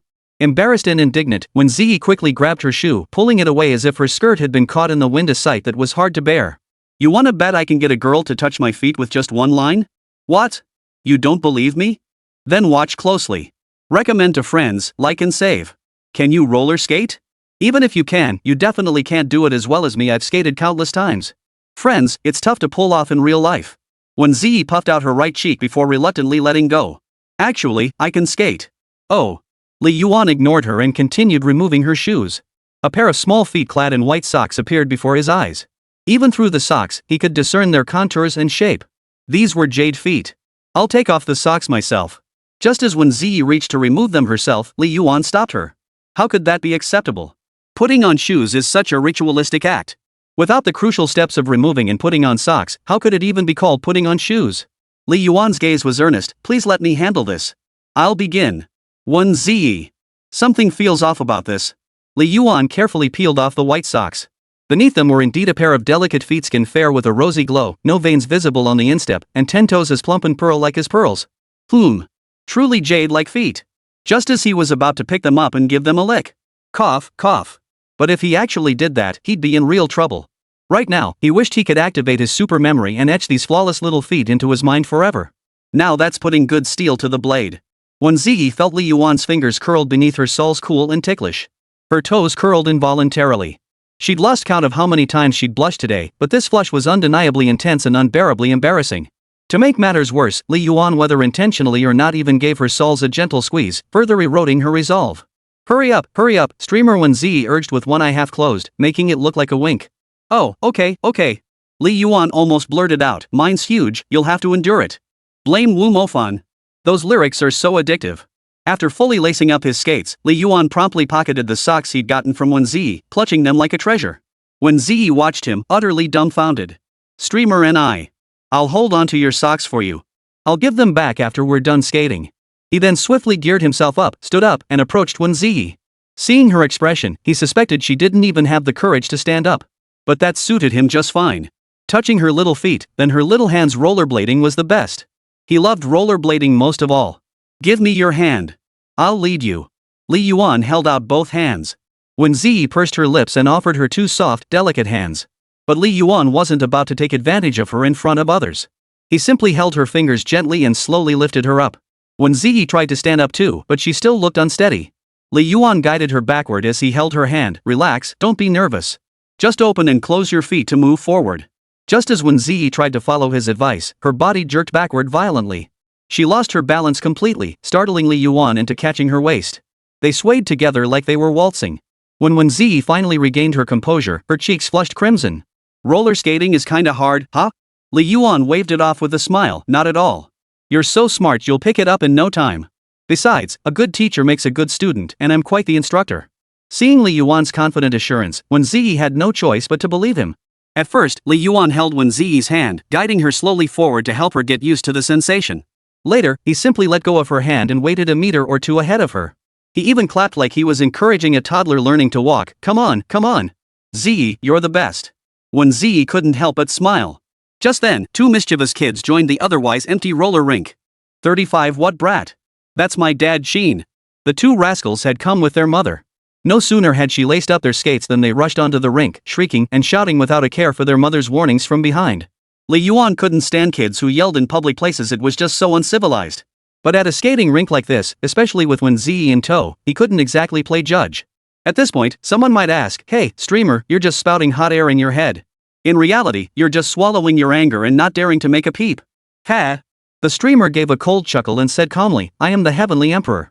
I shall suppress all enemies in this world.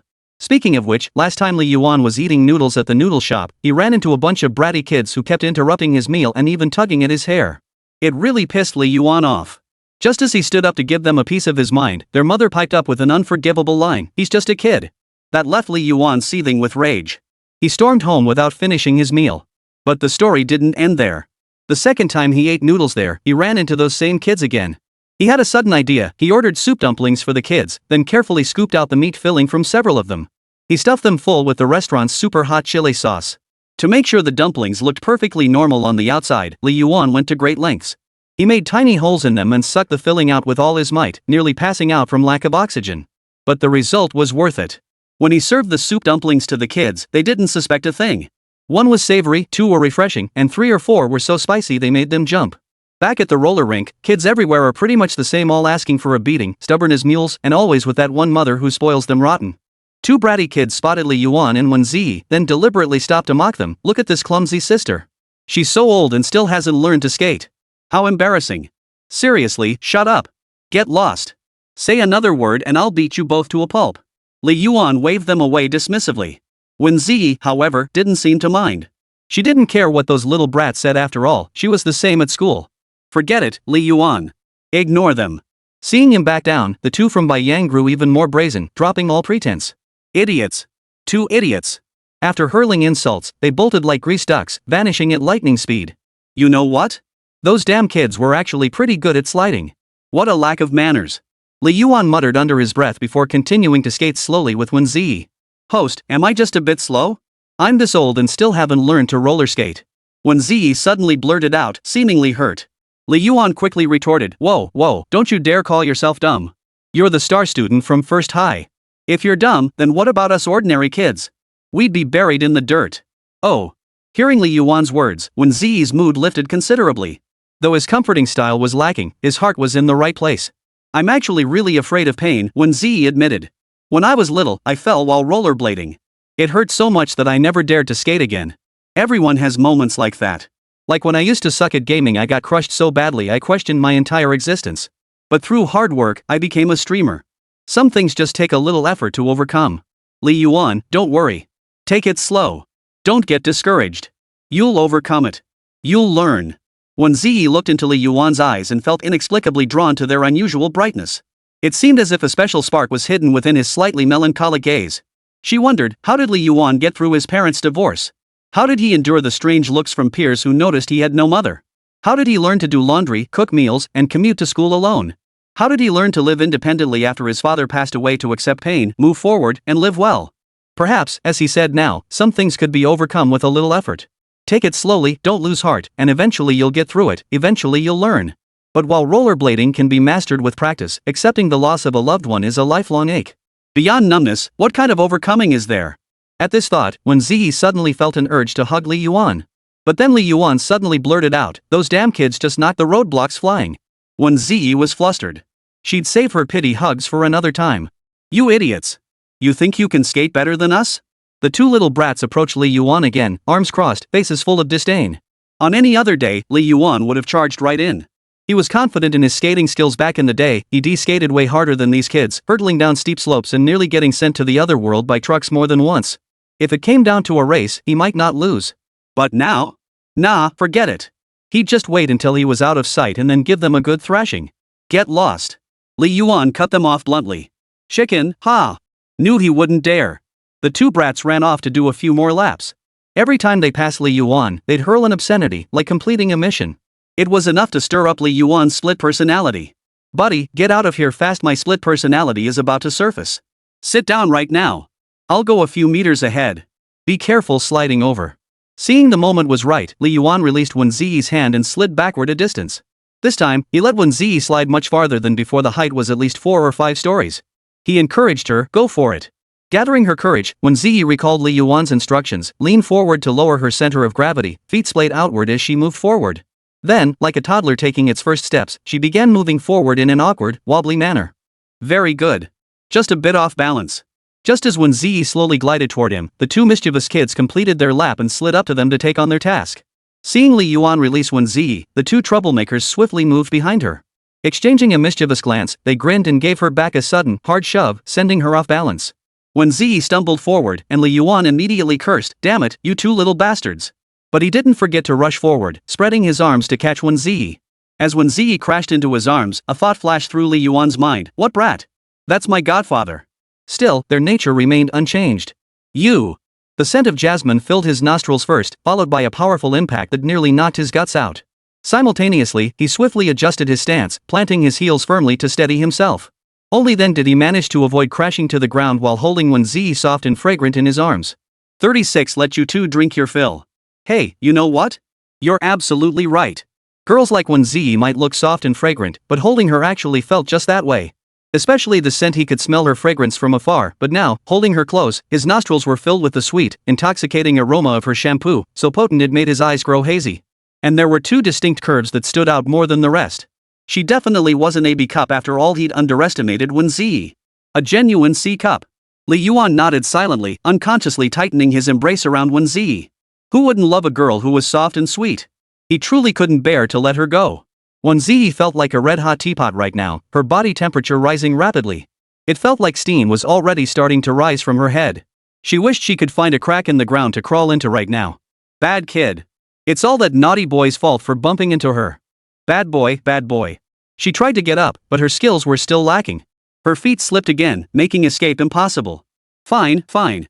If I can't get away, I can't get away. I'll just give up. She buried her whole body against Li Yuan's chest. Surprisingly, he had some muscle. His chest felt firm with decent definition. Wondered if he had abs.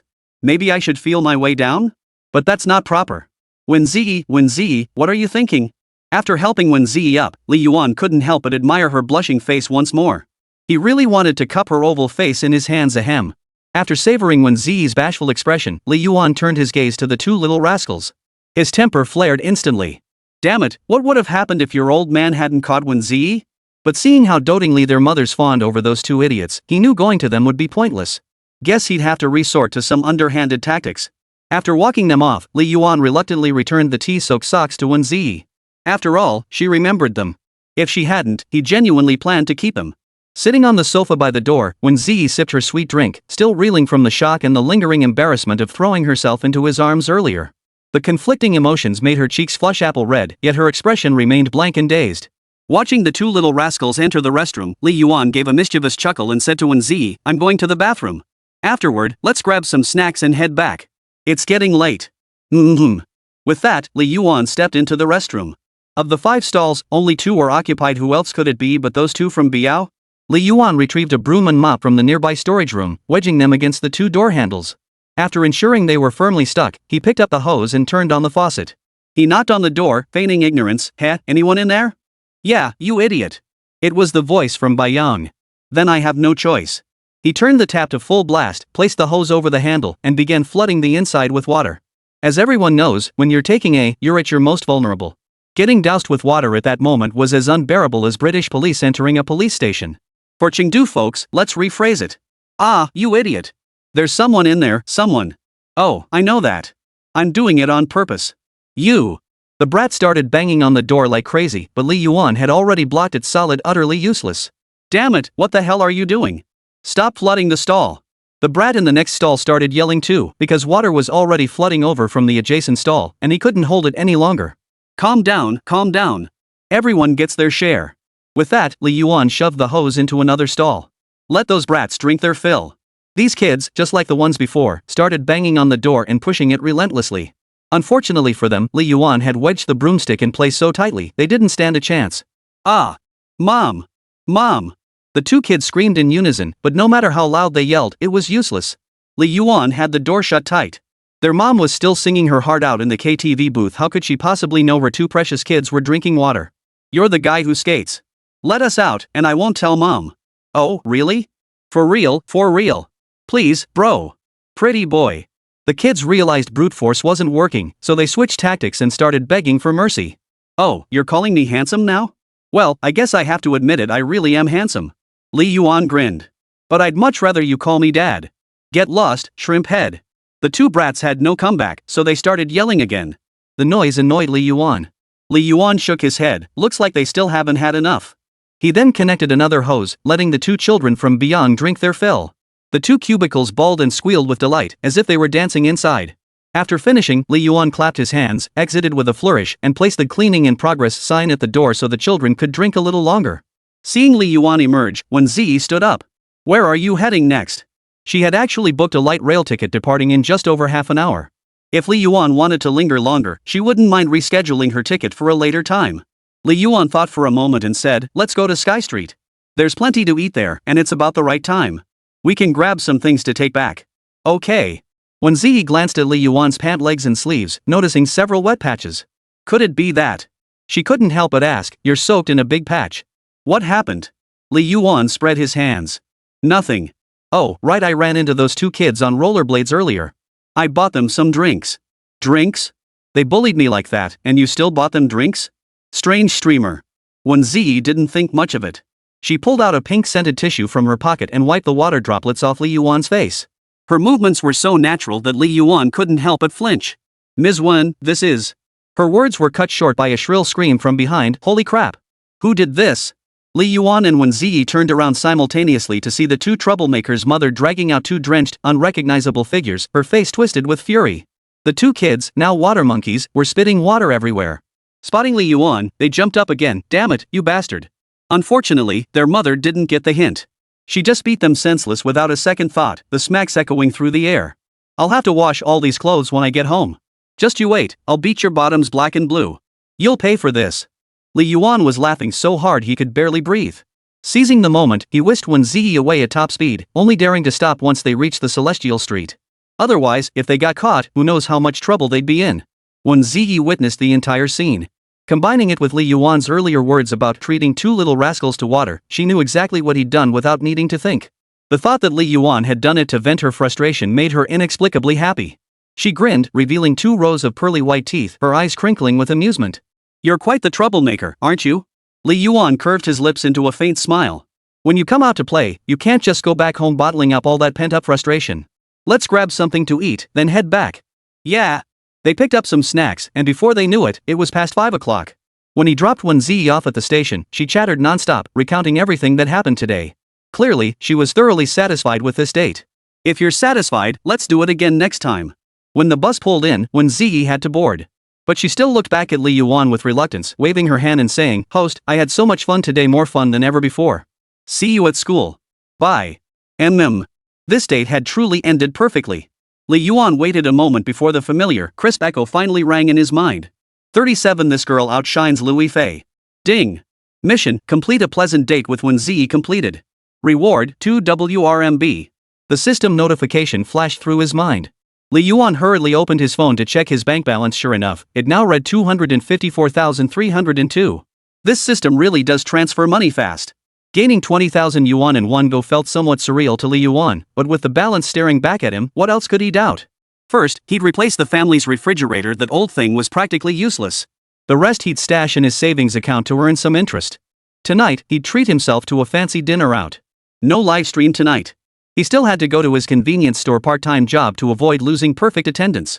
Even with this unexpected windfall, he wouldn't splurge recklessly. He'd only indulge in the smallest ways.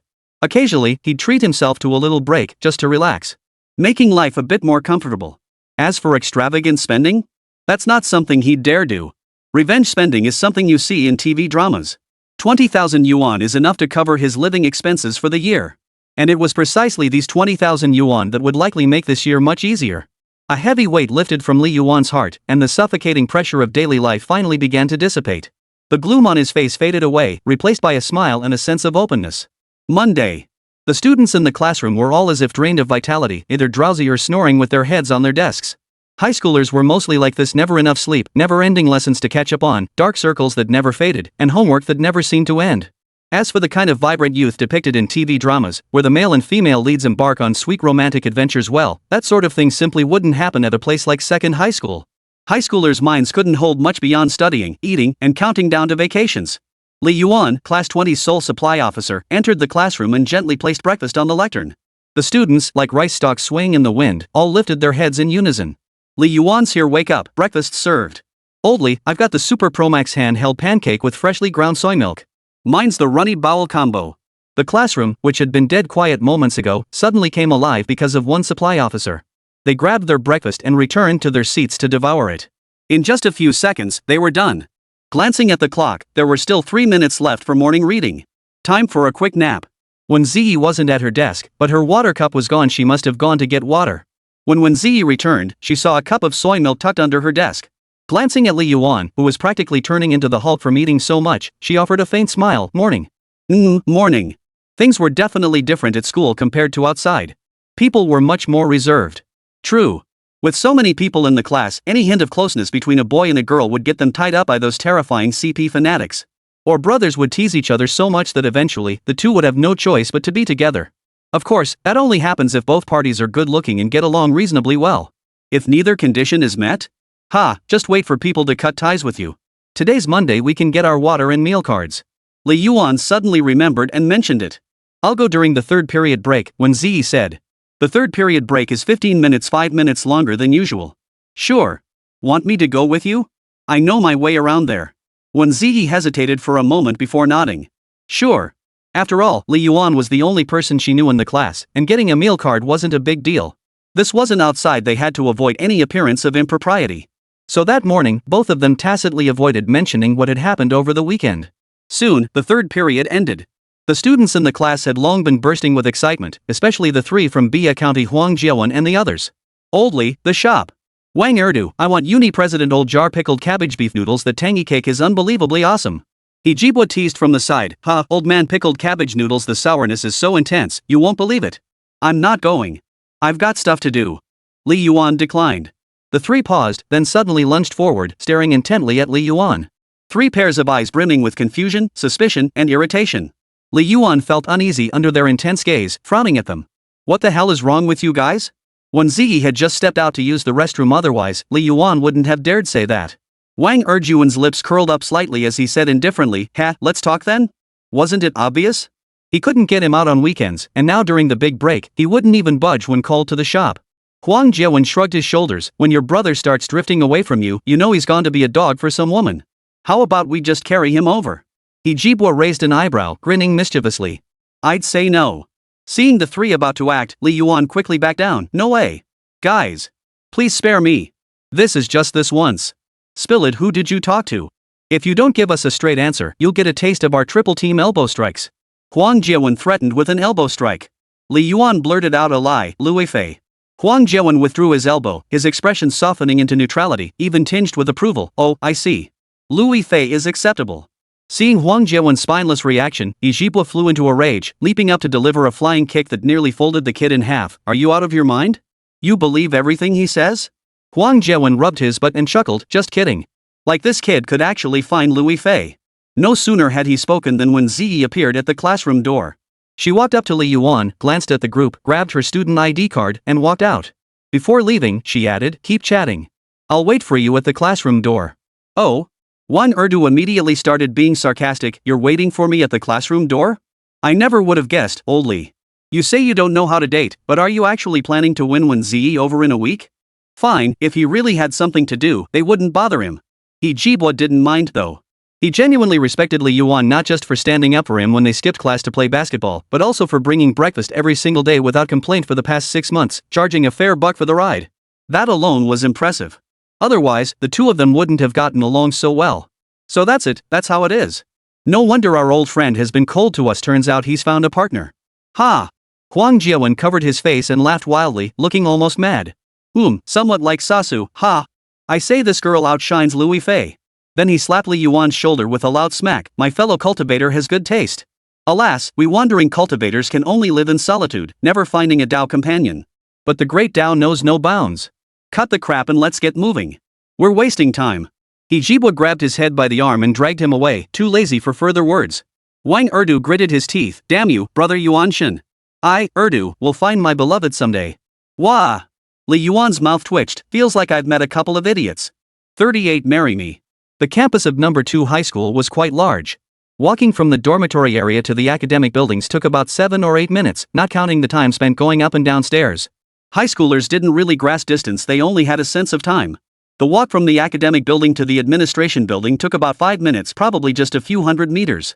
Li Yuan and Wēn Zhiyi chatted as they walked, discussing how students weren't allowed to use the restrooms in the administration building. Getting caught meant a public reprimand. As for why, that inevitably brought up the story of Senior Alyosha, who once had an accident that splattered all the way to the principal's office. Wēn Zhiyi covered her mouth and chuckled, so second high has such amusing stories. At our first high, the only thing we ever talk about is jumping off buildings or getting school cancellations. Li Yuan was momentarily speechless. After a pause, he continued, high school is so stressful, jumping off buildings is practically routine. If you have the guts to jump, why not just live? After all, I went from having a perfect family to being an orphan. Things got pretty damn grim for me. But I never even considered jumping off a building. I didn't get crushed by it all. But yeah, when you're feeling exhausted, you shouldn't compare yourself to someone who's even more exhausted. When you're feeling miserable, you shouldn't compare yourself to someone who's even more miserable. It wasn't until someone pointed out that when you're tired, you should rest instead of competing with those more exhausted that everyone had an epiphany. Damn right. Why the hell would I compare myself to someone more worn out? I'd rather rest. Oh, and back in freshman year, there was that absurd school rule about trash cans not being allowed to contain trash. No trash in trash cans? Wēn Zhiyi frowned, what should be in trash cans then? The vice principal's wig. As they chatted, the two arrived at the student affairs office. School IDs, meal cards, water cards, and dormitory affairs were all handled here. However, aside from dormitory matters, school IDs, water cards, and meal cards could only be processed on Mondays. For some reason, even though the service windows were staffed daily, they remained closed for these specific cards. School rules always had this absurdly unreasonable quality that made you laugh. The student affairs office was on the second floor, and the line had already snaked down to the first floor. Seems everyone had the same idea to handle these tedious tasks during the big break. Unfortunately, gathering together only made things more troublesome. Li Yuan and Wēn Zhiyi were at the very back of the line. Watching the queue crawl forward at a snail's pace, they were getting impatient. They had class later. Wēn Zhiyi sighed helplessly. Maybe we should just handle this after school today. She was already regretting going to the bathroom after class earlier, which had cost them so much time. If they'd come down sooner, they might have finished processing their paperwork by now. Li Yuan, however, remained calm and unhurried, occasionally tiptoeing to peer ahead as if searching for something. Suddenly, he spotted a familiar face.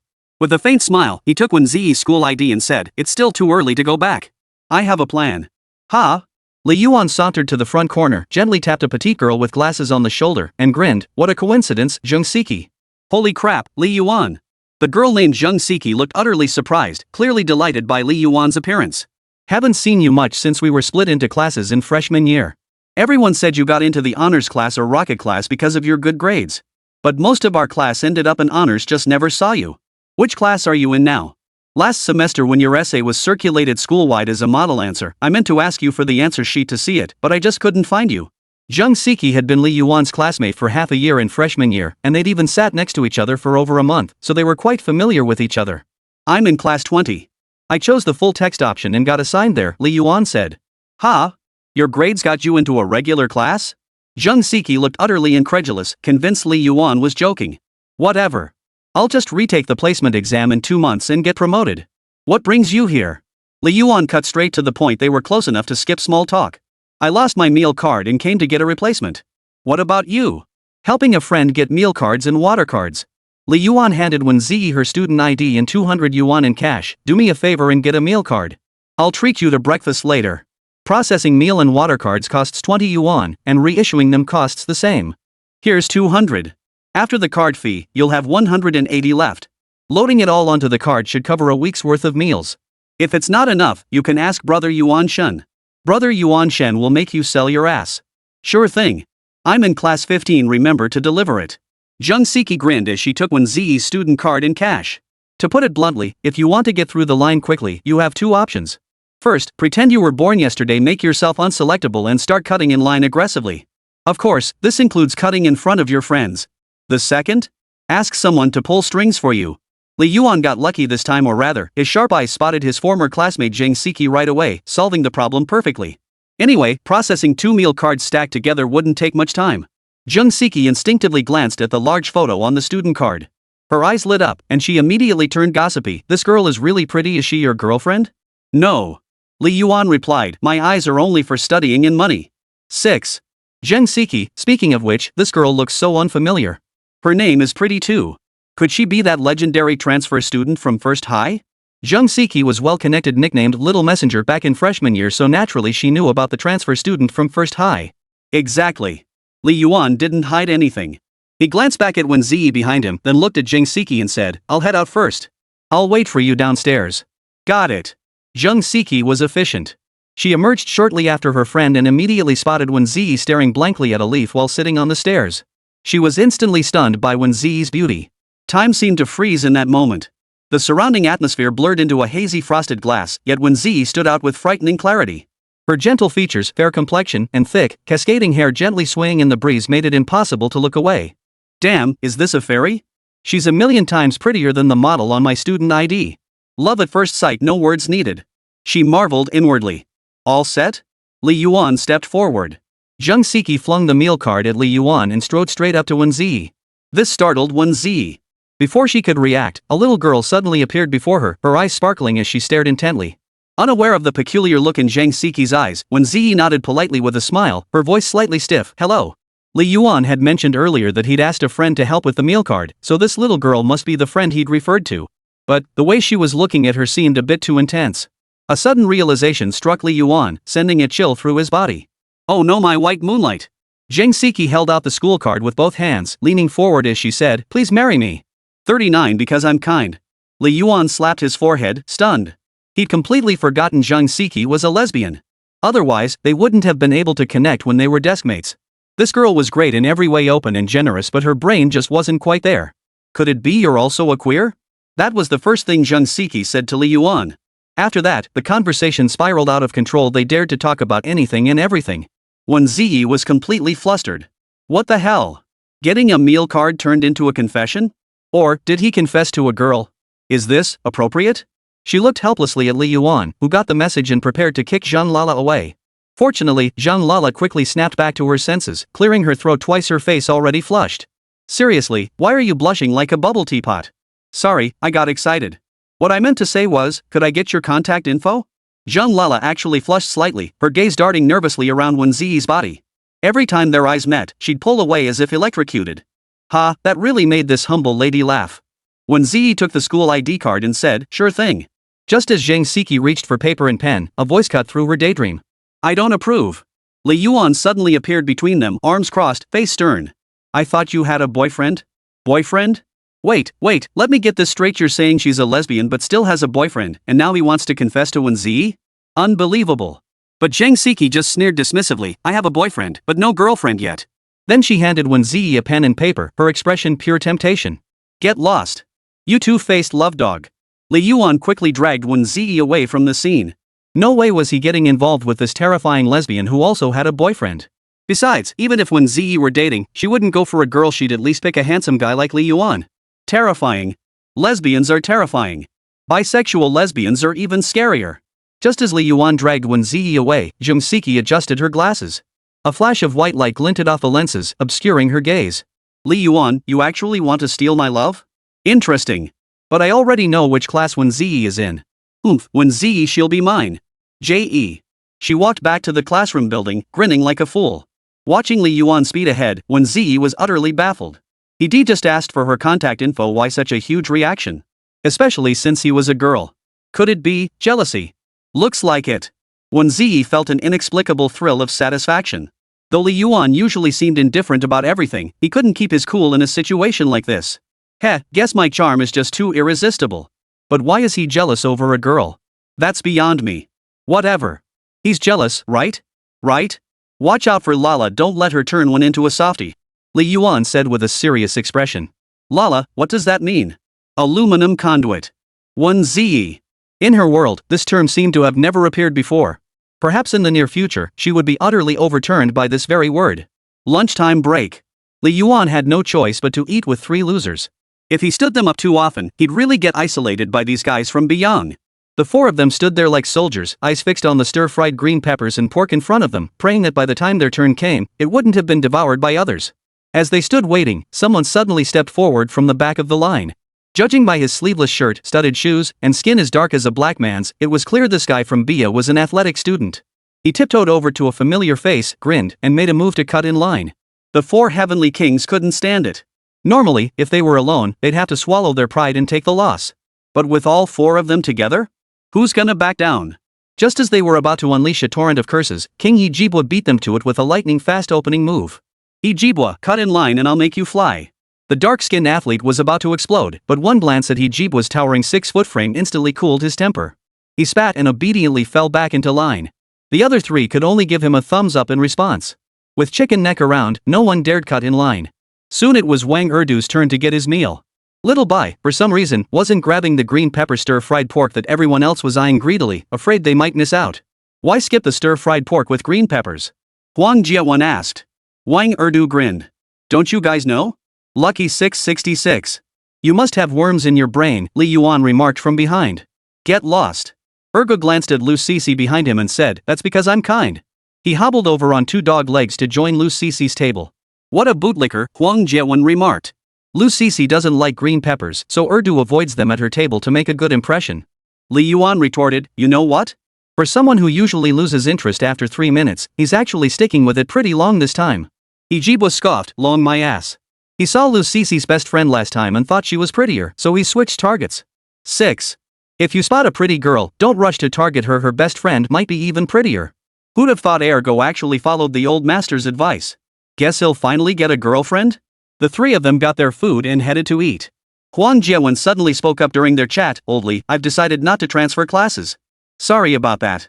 I still feel more comfortable staying in my current class after all. Erdu and Chicken Neck are both here, and old Zhang's management isn't too strict either. Huang Jiawan had actually hesitated for quite a while. After all, he'd initially promised Li Yuan they'd advance together to the major class. He remembered Jibwa had said something similar before. If the three of them advanced together, wouldn't they have fun? Unfortunately, Wēn Zhiyi's sudden arrival had thrown everything into disarray. Then there's Tang Yutong, who's been pulling strings behind the scenes these past few days, making it even less likely for Huang Jiawan and Jibwa to get promoted. That's why he resorted to this last-ditch effort. No worries, I know people in the honors class. Li Yuan didn't see it as a big deal. Advancement was about grades, not friendship. There was nothing to feel guilty about. Jibwa remained silent, clearly feeling guilty toward Li Yuan.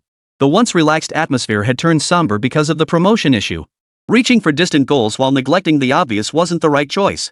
With only Li Yuan guaranteeing promotion, the other two couldn't make any promises. They might as well stay in the regular class. Ah well, everyone has their own thoughts. No one could promise to stay by each other's side forever. Even if they could stick together for a while, wouldn't they all go their separate ways after the college entrance exams?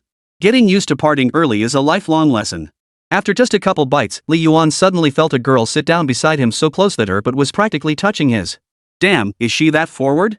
Without even glancing at her, he shifted in the opposite direction, refusing to let her lean against him. But the girl seemed to get a kick out of it, sliding back over again, determined to press against Li Yuan. Feeling harassed, Li Yuan was about to throw a punch when he looked up and met Luo Yenron's slightly annoyed gaze. 40 another love rival? Seeing Luo Yenron's furious expression, Li Yuan continued dancing on the edge of a knife.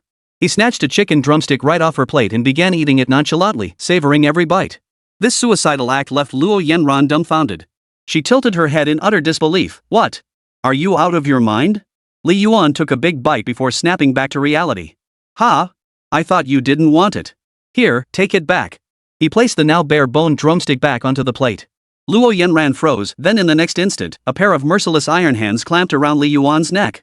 She shook him violently, like shaking a bottle of soy milk. You dead dog. I'll wring your neck. She only stopped when she felt Li Yuan's brains were thoroughly shaken. By then, Jibwa and Huang Jiawan had vanished from the scene. The good buddy disappearance, the moment a female friend who might become a romantic interest appears near a good buddy, he'll vanish without a trace. Common excuses include, my grandma's about to give birth to my dad, gotta go check on her. Or, my old sow's about to have my piglets, gotta go see them. Of course, if the timing is perfect, they might even vanish without needing an excuse. Smiling sweetly, Song Tianyun wasn't about to skip dinner with her bestie just because Li Yuan was there. Instead, she sat across from her and dug in with relish. You don't look well. Is it that time of the month? Li Yuan asked Luo Yenran. Get lost, I'm not.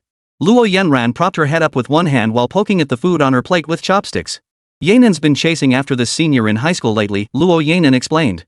He's an art student, super handsome. He brings her breakfast and writes love letters.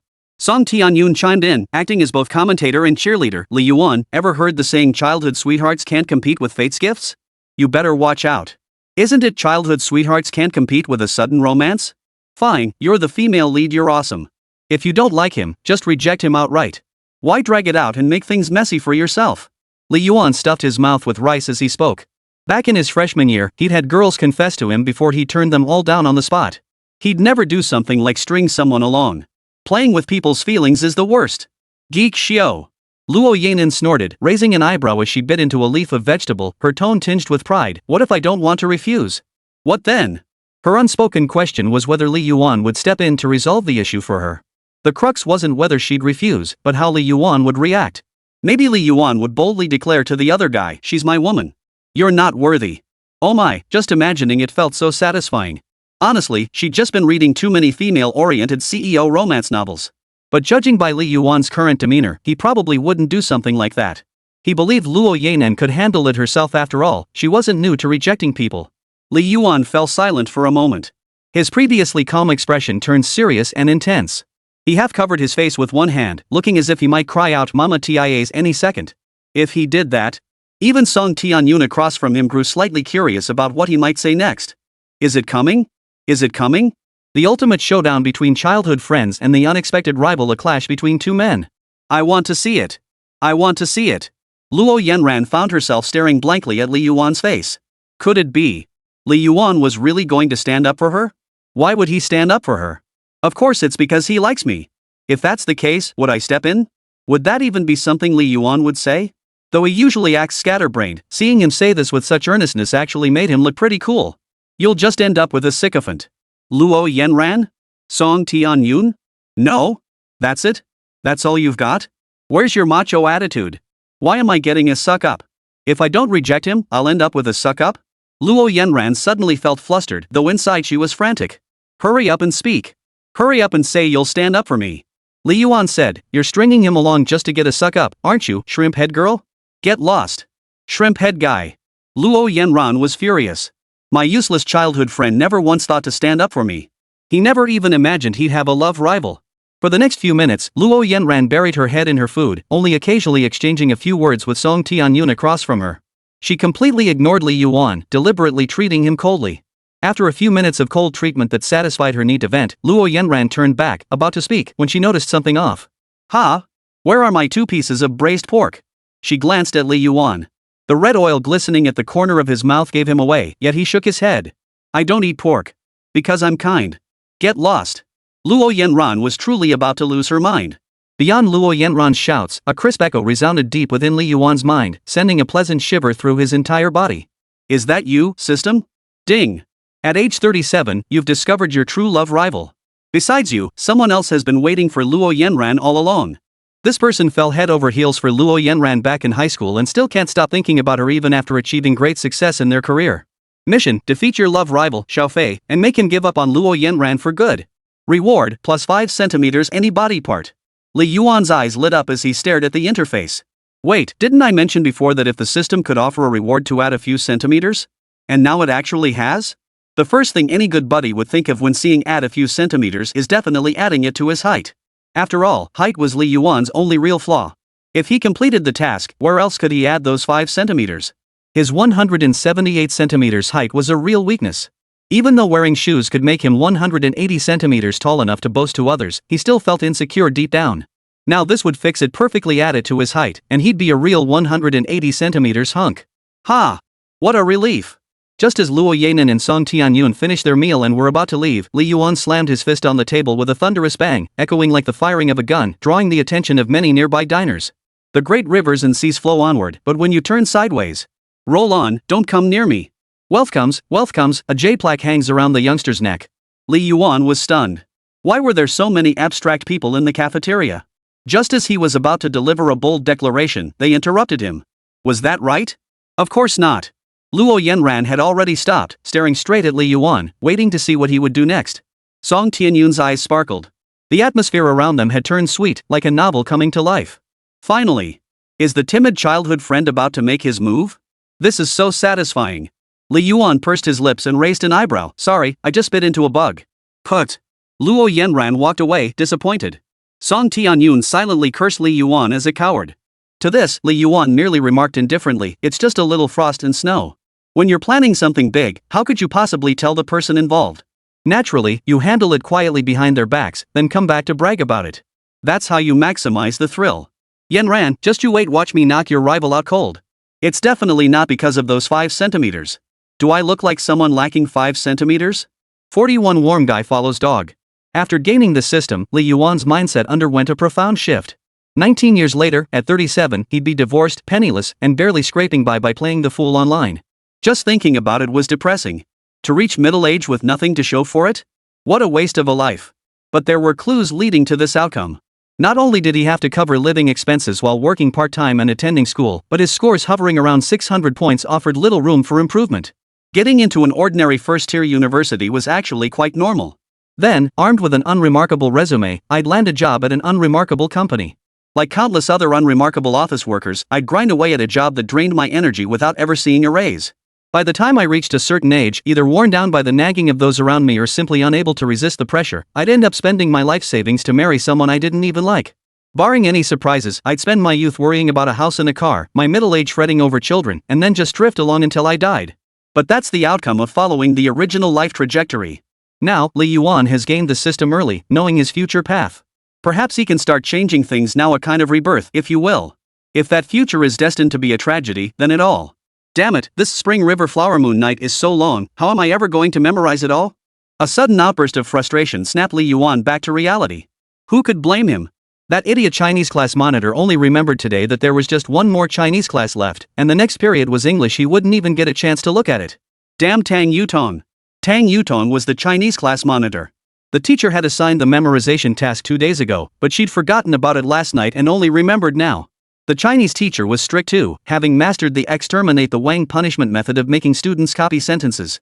Anyone who hadn't memorized it would be punished with copying, and he was incredibly stubborn. Even if the class blamed it all on Tang Yutong, she'd probably just say, "That's your problem, not mine."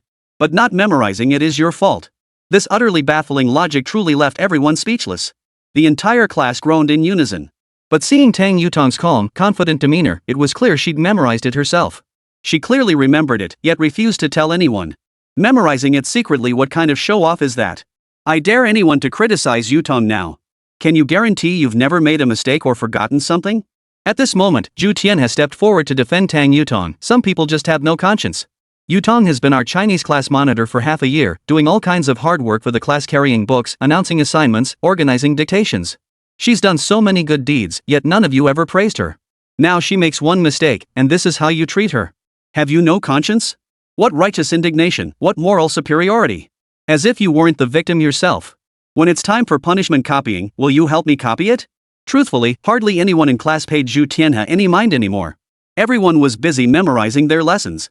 Even Tang Yutong, the person involved, ignored Zhu Tianhe, burying her head in her homework. Who knows who he was putting on a show for? Maybe he was just trying to impress himself. After all, that's what suck-ups do best, impress themselves. Oh my, brother Tianhe, you're so sweet. Wang Zhiyi knew he'd never memorize it anyway, so he just looked up and shot back. Of course. When it comes to pretty girls, guys have to be warm-hearted. Zhu Tianhe patted his chest, looking quite pleased with himself. In reality, he was utterly pathetic, his awkwardness leaving a 3-bedroom apartment-sized cringe in his wake. Wang Zhiyi scoffed, "Put warm guy right behind lapdog. Oh dear, brother Tianhe, come give him a push. He's lost his strength." Huang Jiawen started stirring the pot from the sidelines. Fortunately, He Zhibua didn't join the fray, or else he'd have surely insulted every female relative in Tang Yutong and Zhu Tianhe's families. Hearing this, Zhu Tianhe's face flushed crimson as he launched into a fierce verbal battle with the two, which raged on until class began. Meanwhile, Li Yuan hadn't glanced at his book once, staring blankly out the window, lost in thought. He was actually scheming to find an opportunity to confront his romantic rival, Xiao Fei, at Luo Yanran's place. He planned to pull off some mind-bending trick to make the guy back down. Should he keep pretending to be from Nantong? Question: if the girl you like has a male best friend from Nantong and this guy also has feelings for you, would you still have the guts to pursue her? Probably not many guys would have the guts, right? After all, any normal guy would be scared of the British police taking him to the station. It's an old trick, but if it works, who cares? If it doesn't work, I'll just figure out another way. Anyway, I'm determined to gain those 5 centimeters. A sudden cool touch brushed his elbow, and Li Yuan almost instinctively threw a Mamba elbow strike. Luckily, he remembered in time that Wēn Zhiyi was beside him. "Streamer, have you finished memorizing your book yet?" Seeing Li Yuan staring out the window the entire class without opening his book, Wēn Zhiyi naturally assumed he'd given up. Li Yuan turned his head, propped his hands behind his head, and reclined with an air of nonchalance. "Every essential classical poem and prose piece required for high school Chinese? I've got them all memorized." Wēn Zhiyi was slightly stunned. Though she herself had finished memorizing them long ago, she still gave him full emotional support. That's amazing. This statement wasn't bragging, nor was it achieved through any system glitches. He had actually memorized all these classical poems and texts by his freshman year. Otherwise, he wouldn't have secured first place in Chinese for his grade. He believed his dedication to Chinese studies surpassed anyone else's. But now that Wēn Zhiyi had appeared, he'd keep his doubts for the moment. What about you? Did you memorize it? Li Yuan asked again. I previewed it in advance, Wēn Zhiyi replied. See? That's high emotional intelligence. That's the understated elegance of an academic star. Having memorized everything, she didn't even think to show off. Instead, she expressed it with such humility truly refreshing to hear. Brilliant, brilliant. Li Yuan chuckled teasingly, such an adorable show-off. If Tang Yutong had said something like that, Li Yuan would have kicked her straight to Siberia. You think you're so clever? Pretend to be humble? But coming from Wēn Zhiyi's soft, dazed demeanor, it just made you chuckle and think, how humble. Was it her personality? Or was it simply her looks that determined everything? Of course, both. Thwack! Wēn Zhiyi playfully punched Li Yuan's waist. I wasn't pretending. I really just previewed it. Got it, got it. Next time I score over 600 and people call me awesome, I'll just casually say, I just previewed a bit more than everyone else. You're such a bad streamer. Wēn Zhiyi turned her head away, refusing to acknowledge him. Even when she's sulking, she's still adorable. Speaking of which, Wēn Zhiyi's vocabulary for cursing is seriously lacking. I'm afraid if she ever argues with someone and suddenly blurts out big dummy, it'll just leave them speechless. Maybe I should teach her some swear words? 42 if you guess right, it's all yours. What a despicable thought. She's such a pure little lotus flower now, unable to utter a single curse word, yet you, Li Yuan, are thinking about corrupting her. You're such a jerk. But honestly, there's nothing wrong with Wēn Zhiyi staying this way forever. But honestly, I'd love to hear Wēn Zhiyi drop a swear word. Just imagining it gets me excited. Best if she'd stomp barefoot on my face while calling me an idiot. Hey, Ms. Wēn, you don't know how to swear, do you? Li Yuan asked softly. Wēn Zhiyi shot him a glance, deliberately putting on a fierce expression, one that was utterly non-threatening, making her look more like she was trying to be cute. I can curse. And I curse fiercely. You better not make me angry, I'll curse you until you cry. After saying this, she lifted her chin triumphantly, as if she'd just delivered some profound threaded gesture that was downright laughable. Wow. You're the best. Li Yuan saw how genuinely childlike Wēn Zhiyi was and felt reluctant to taint her innocence. Better to keep the profanity to himself around her. Hey, Wēn Zhiyi, what do you think we should choose for this question? Wēn Zhiyi, who had just been chatting with Lu Cixi, was suddenly called on. He looked utterly bewildered, flipping through his textbook while glancing around. Was the teacher explaining a problem just now? No, wasn't he explaining the textbook? He glanced at Huang Zhewen and He Zhibua, only to find the two from Biao had already dozed off. Left with no choice, he turned to Lu Cixi for help. She'd been talking to him earlier, how would she know what the English teacher was covering? Lu Cixi could only try her luck. She flipped through the book and gave him the answer, C. Wēn Zhiyi remained skeptical, shifting his gaze halfway across the classroom toward Li Yuan. As if reading his mind, Li Yuan lifted his head to meet his gaze, crossed his arms, and formed a large character with his hands. What does this mean? A? Is it A? One for C and one for A? Who should I believe? You idiot, is this really the time to hesitate? The girl you like might lie to you, but your brother never would. Old Li, I trust you. Wēn Zhiyi flashed a confident grin and declared in a booming voice, go with A. Hearing this, Li Yuan was utterly dumbfounded. Damn it, man, I practically told you the answer, crossed it out and wrote A. 6. Wang Mo sneered coldly, go ahead and pick it yourself, old Mao. This is a true-false question. Get to the back of the classroom. You're supposed to be paying attention, not chatting. Wang Zhiyi reluctantly stood at the back for the entire class period. He knew his buddy wouldn't lie to him, but he never imagined he'd get the answer wrong. All he could say was, Wang Mieju was just too cunning. The city's tricks run deep, I'm heading back to the countryside. That afternoon, music suddenly filled the once quiet playground. 1, 2, 1, 2, 3, 4, pit. The familiar drill music signaled to the high school students that the agonizing 3-lap drill was about to begin. First came those carrying their class flags, taking their places at the designated spots on the field. They waited for the grade director to deliver the announcements before starting the run. After finishing, they'd regroup only to be lectured by the director about their running form, then dismissed to rush to lunch. This routine was all too familiar. During the run, homeroom teachers were supposed to follow behind their classes. But old Zhang, already advanced in years and lacking stamina, was a seasoned veteran. Before his own class had even started to scatter, he'd already made his way to the flower beds beside the field to sit and slack off. He'd even put on an act of sore legs and aching feet. Yet, upon spotting an acquaintance, he'd suddenly spring to life, striding briskly while chatting away. Li Yuan craned his neck to watch the formation ahead, clearly the top-tier class, and coincidentally Luo Yanen's section. He'd intended to spot Luo Yanran, but then he noticed a girl in shorts, long, white legs stretching out before him. His original purpose faded as he became lost in pure admiration. Those legs? Out of 10 points, I'd give them a solid 7. Wēn Zhiyi suddenly appeared behind him, stroking his chin as he spoke. Guys understand guys best, and Ninayo knew exactly what Li Yuan was looking at. He cleared his throat twice and asked, "Where'd the other 3 points go?" "The remaining 3 points? I need to see her face." Wēn Zhiyi raised an eyebrow. "You don't get that feeling when you're ready to drop your pants, only to find out she's got the face of a Northeast Rain sister? That'll blow your mind, bro. So always check the face first, then worry about the rest." Wēn Zhiyi, with a body like that, I'd do it even if she had a face like Northeast Rain sister. Such words naturally earned thumbs up from Li Yuan and Wēn Zhiyi. 6. The title of Gym King is yours for the taking. After the great director finished his long-winded speech full of nonsense, the music started and the morning run began. The 4 underdogs exchanged glances in the formation, silently nodding in mutual understanding. That meant they'd ditch the formation halfway through to slack off. Someone asked the streamer, "Can we just run back to the dorm and play on our phones? Are you crazy or am I? Don't they take attendance after the run?" As they neared the halfway point, chaos erupted in at least 10 of the 20-plus sophomore classes. Some classes were pitifully reduced to just one student clutching the class flag, a truly laughable sight. The 4 exchanged glances, slowed their pace, then jogged to the track's edge to pretend to tie shoelaces. When no one was looking, they darted behind the flower bed to start teasing ants. Their movements were so practiced it made you wonder if they'd rehearsed this 100 times. Throughout this, Li Yuan kept an eye on Luo Yanran's class, his conversation somewhat distracted. Wang Zhiyi suddenly had a flash of inspiration and asked, "Hey, what if our school held a school flower election? Who do you think would win?" Wēn Zhiyi, "Don't even think about it, kid. What high school would do something like that? If the school leaders found out, they'd root out every organizer and voter, suspend them all, and you'd learn your lesson fast." Wang Zhiyi sighed in disappointment. "All right.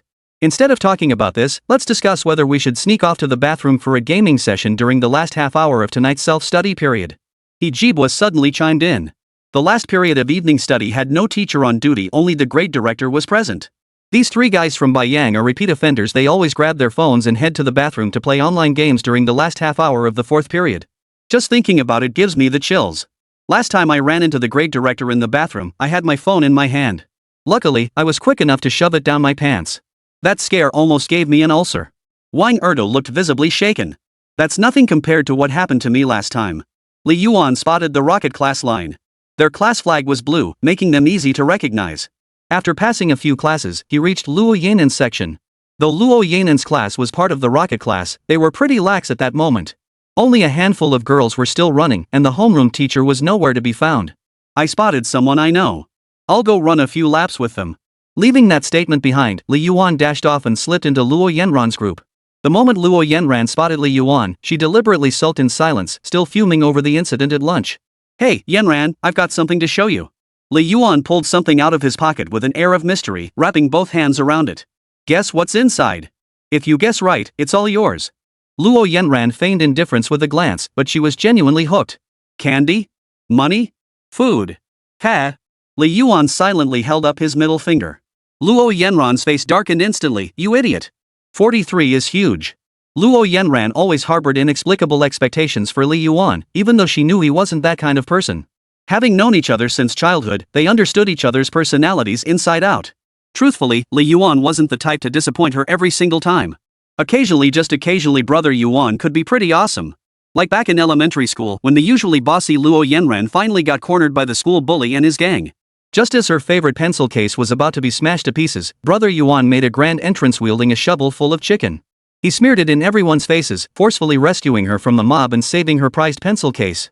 Or in middle school, when Luo Yanran was constantly harassed by those cocky guys because of her stunning looks, brother Yuanshan would secretly stand up for her. Even if he got beaten to a pulp by a bunch of those jerks, he'd still step in. It was precisely because Li Yuan had once been brave that Luo Yanran always held on to hope for him. But this guy, the older he got, the more of a coward he became. It was infuriating. All Luo Yanran wanted was a show of support, not for him to actually compete with anyone.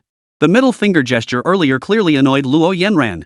Li Yuan chuckled, reached into his pocket again, and leaned in close to her with a secretive look. "This time I really have something. If you guess right, it's yours. I don't believe you. You might just flip me off again in a minute." Luo Yanran retorted angrily, wanting to shake him off quickly. But in the marching formation, where could she possibly run? Li Yuan swore, "I swear it's real. If it's not, I'll eat my own." Luo Yanran snorted. "Like you haven't eaten enough already?" But when she glanced back, Li Yuan's palm was clearly clutching something. It was bulging. She pursed her lips again, her voice carrying a slight lisp. "Candy. Oh, right, a hair clip. Li Yuan smiled, opening his palm to reveal a pale blue butterfly hair clip resting there. Luo Yanran was instantly stunned. No way, bro, you actually have it. You can be abstract, but you can't actually have nothing. Take it quick, we're almost done with the laps. Before Luo Yanen could say anything, he shoved the hair clip into her hand and hurried out of the group. Holding the hair clip, Luo Yanran's expression shifted from bewilderment to quiet delight. She couldn't suppress the smile tugging at her lips. Admiring the clip's color scheme, she found herself growing fonder of it with every glance. He really put thought into this, she murmured to herself.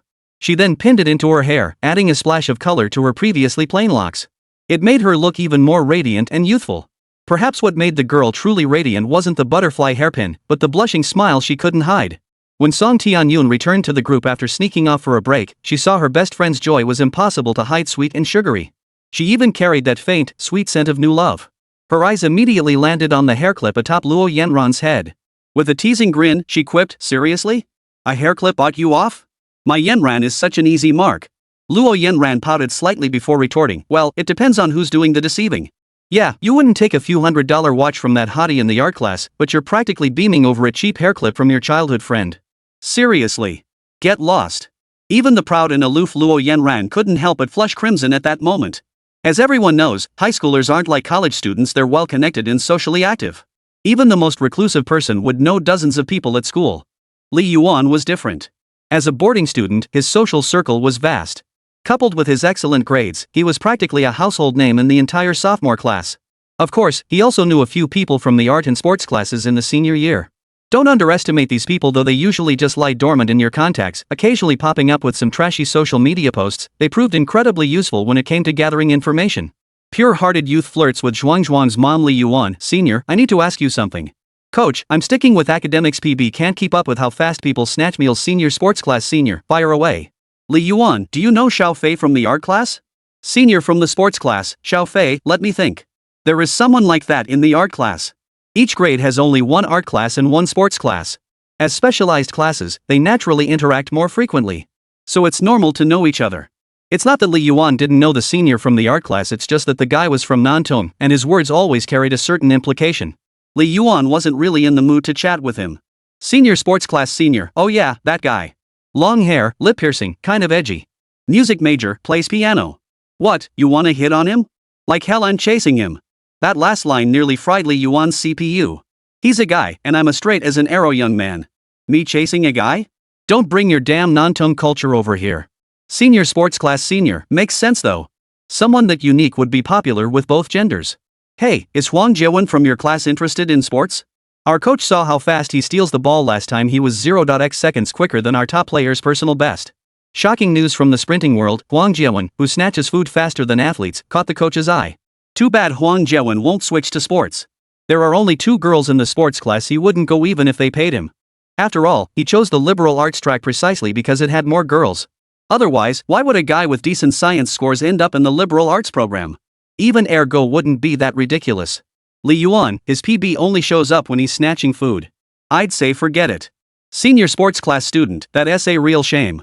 Our coach says he could be the next Su Bingtian, so much talent. Just found Xiao Fei's WeChat here, take it. Senior sports class. Senior, contact card, poetry and distant lands. Seeing the contact info pushed over, Li Yuan didn't hesitate. He tapped the card and added it, simply noting a period in the remarks.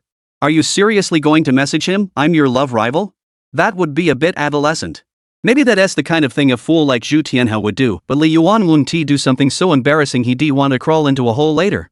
Surprisingly, Xiao Fei accepted the request instantly, though Li Yuan wondered if he'd set his profile to accept anyone. The first instinct after adding someone was to browse their moments. Xiao Fei's feed was unremarkable, just some scenic photos, piano sheet music, and music shares. Oh, and a few anime cards and posters. Clearly a hardcore anime fan. Scrolling through, I even spotted his post about buying cosplay outfits. Is this the quality from such and such brand? Love it. Totally hooked. Scrolling further, I found posts from June this year, nothing more than a few full-body cosplay shots and close-up makeup photos. Whatever else, this guy from Biang is kinda handsome. Li Yuan kept scrolling and saw a cosplayer dressed as Ganyu from Genshin Impact. He was instantly stunned. He zoomed in 3 times, staring in disbelief at the long black slit between 2 pale doe-like cheeks. What the hell? Only 2 words echoed in his mind. Huge. 44, so that's what it was. How the hell does a guy have 2 white buns like that? Li Yuan felt his worldview crumble. Just moments ago, those death angle selfies pressed against the camera were stunningly handsome, now they felt utterly crushing. He'd been thinking how the school had hidden such a handsome guy all this time, truly a deep dive talent.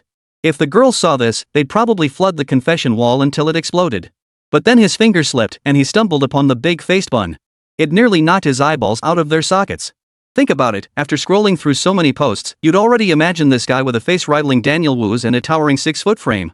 Then the next post reveals he has an incredibly impressive chest. How would you react? Could this be a cross-dresser? Nah, no way. The school wouldn't allow someone like that to exist, right? Today was truly an information overload. First aluminum pipes, now TS. Li Yuan didn't dare ask any more questions, all he wanted was to go to sleep. But out of respect for those 5 centimeters, he wouldn't give up on this mission easily. If the system brother issued the task, there must be a reason. Any mission from the system brother must be completed. Even if the target is a TS. System, don't let me down. Next time, can you give me a task in the mortal world? Don't give me this kind of stuff anymore. And so, dazed by shock, he drifted off to sleep, completely forgetting about today's livestream. The next morning, he discovered a message from Xiao Fei. Xiao Fei, which grade are you in? Li Yuan shuddered. Great, now his true colors are showing. Chasing Luo Yanan while blatantly hitting on her like this, utterly disgusting. Screenshot. Must screenshot. But he feared the other might have feelings for him, so he hastily replied, not high level. Xiao Fei? Xiao Fei, sorry, I was just asking what grade you're in. Just a note, nothing else. And besides, I like girls. That damn non-tongue guy still trying to hide his true self? What a sly bastard. Li Yuan, Wang Erjuan, class 20, sophomore year. Xiao Fei, got it. Gotta go to class now. We'll chat tonight. Closing his phone, Li Yuan furrowed his brow. This system quest is ridiculously difficult. Defeating a love rival, what exactly counts as defeating him? Surely it wasn't about showing off some god-tier boyfriend skills in front of Luo Yanran? And surely not the kind where real men settle things with a fistfight. Difficult. Truly difficult. System, can I skip this mission? Mission, defeat your romantic rival Xiao Fei and make him give up on Luo Yanran for good. Reward, plus 5 centimeters any body part. The system remains silent, only persistently issuing the task. Li Yuan didn't know if ignoring this quest would trigger some novel-style, world-ending host elimination plot. But the temptation of 5 centimeters was just too great. What man could resist an 18-inch, 180-centimeter height? Enough musing time for school. The moment he entered the classroom, an unusual coolness washed over him, sending a pleasant shiver down his spine. Then, overwhelming drowsiness swept in. Glancing toward the back, he saw the new air conditioner. As for why? Well, our classmate Tang Yutong found the classroom unbearably hot during lessons. She wrote a letter to the principal, my uncle, who happens to be the head of our grade, and by tonight, it was replaced. Was this what they meant by when the city gate catches fire, the fish in the moat suffer? No, it's more like the whole class got to ride on Tang Yutong's coattails. See? Connections really do matter. The air conditioning issue that had been a source of constant complaints in our class for half a year was resolved with just one word from someone with connections.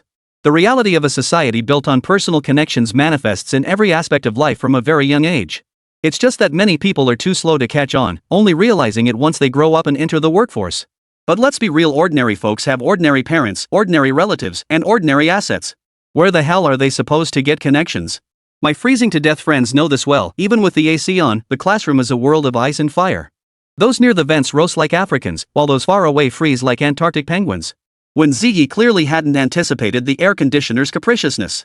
Though she wore a jacket, she still shivered uncontrollably, rubbing her shoulders until her eyebrows knitted together. She dared not adjust the airflow upward, knowing it would blast the person in front. That person would surely get angry, freeze, and start an argument, a common occurrence. Should she lower the temperature instead? But then someone else would be unhappy, feeling their comfort was being invaded. No matter what she did, it seemed impossible to satisfy everyone. Cold? Li Yuan asked, setting down his backpack. Wēn Zhiyi forced a smile. It's okay. At least it's not as hot as before.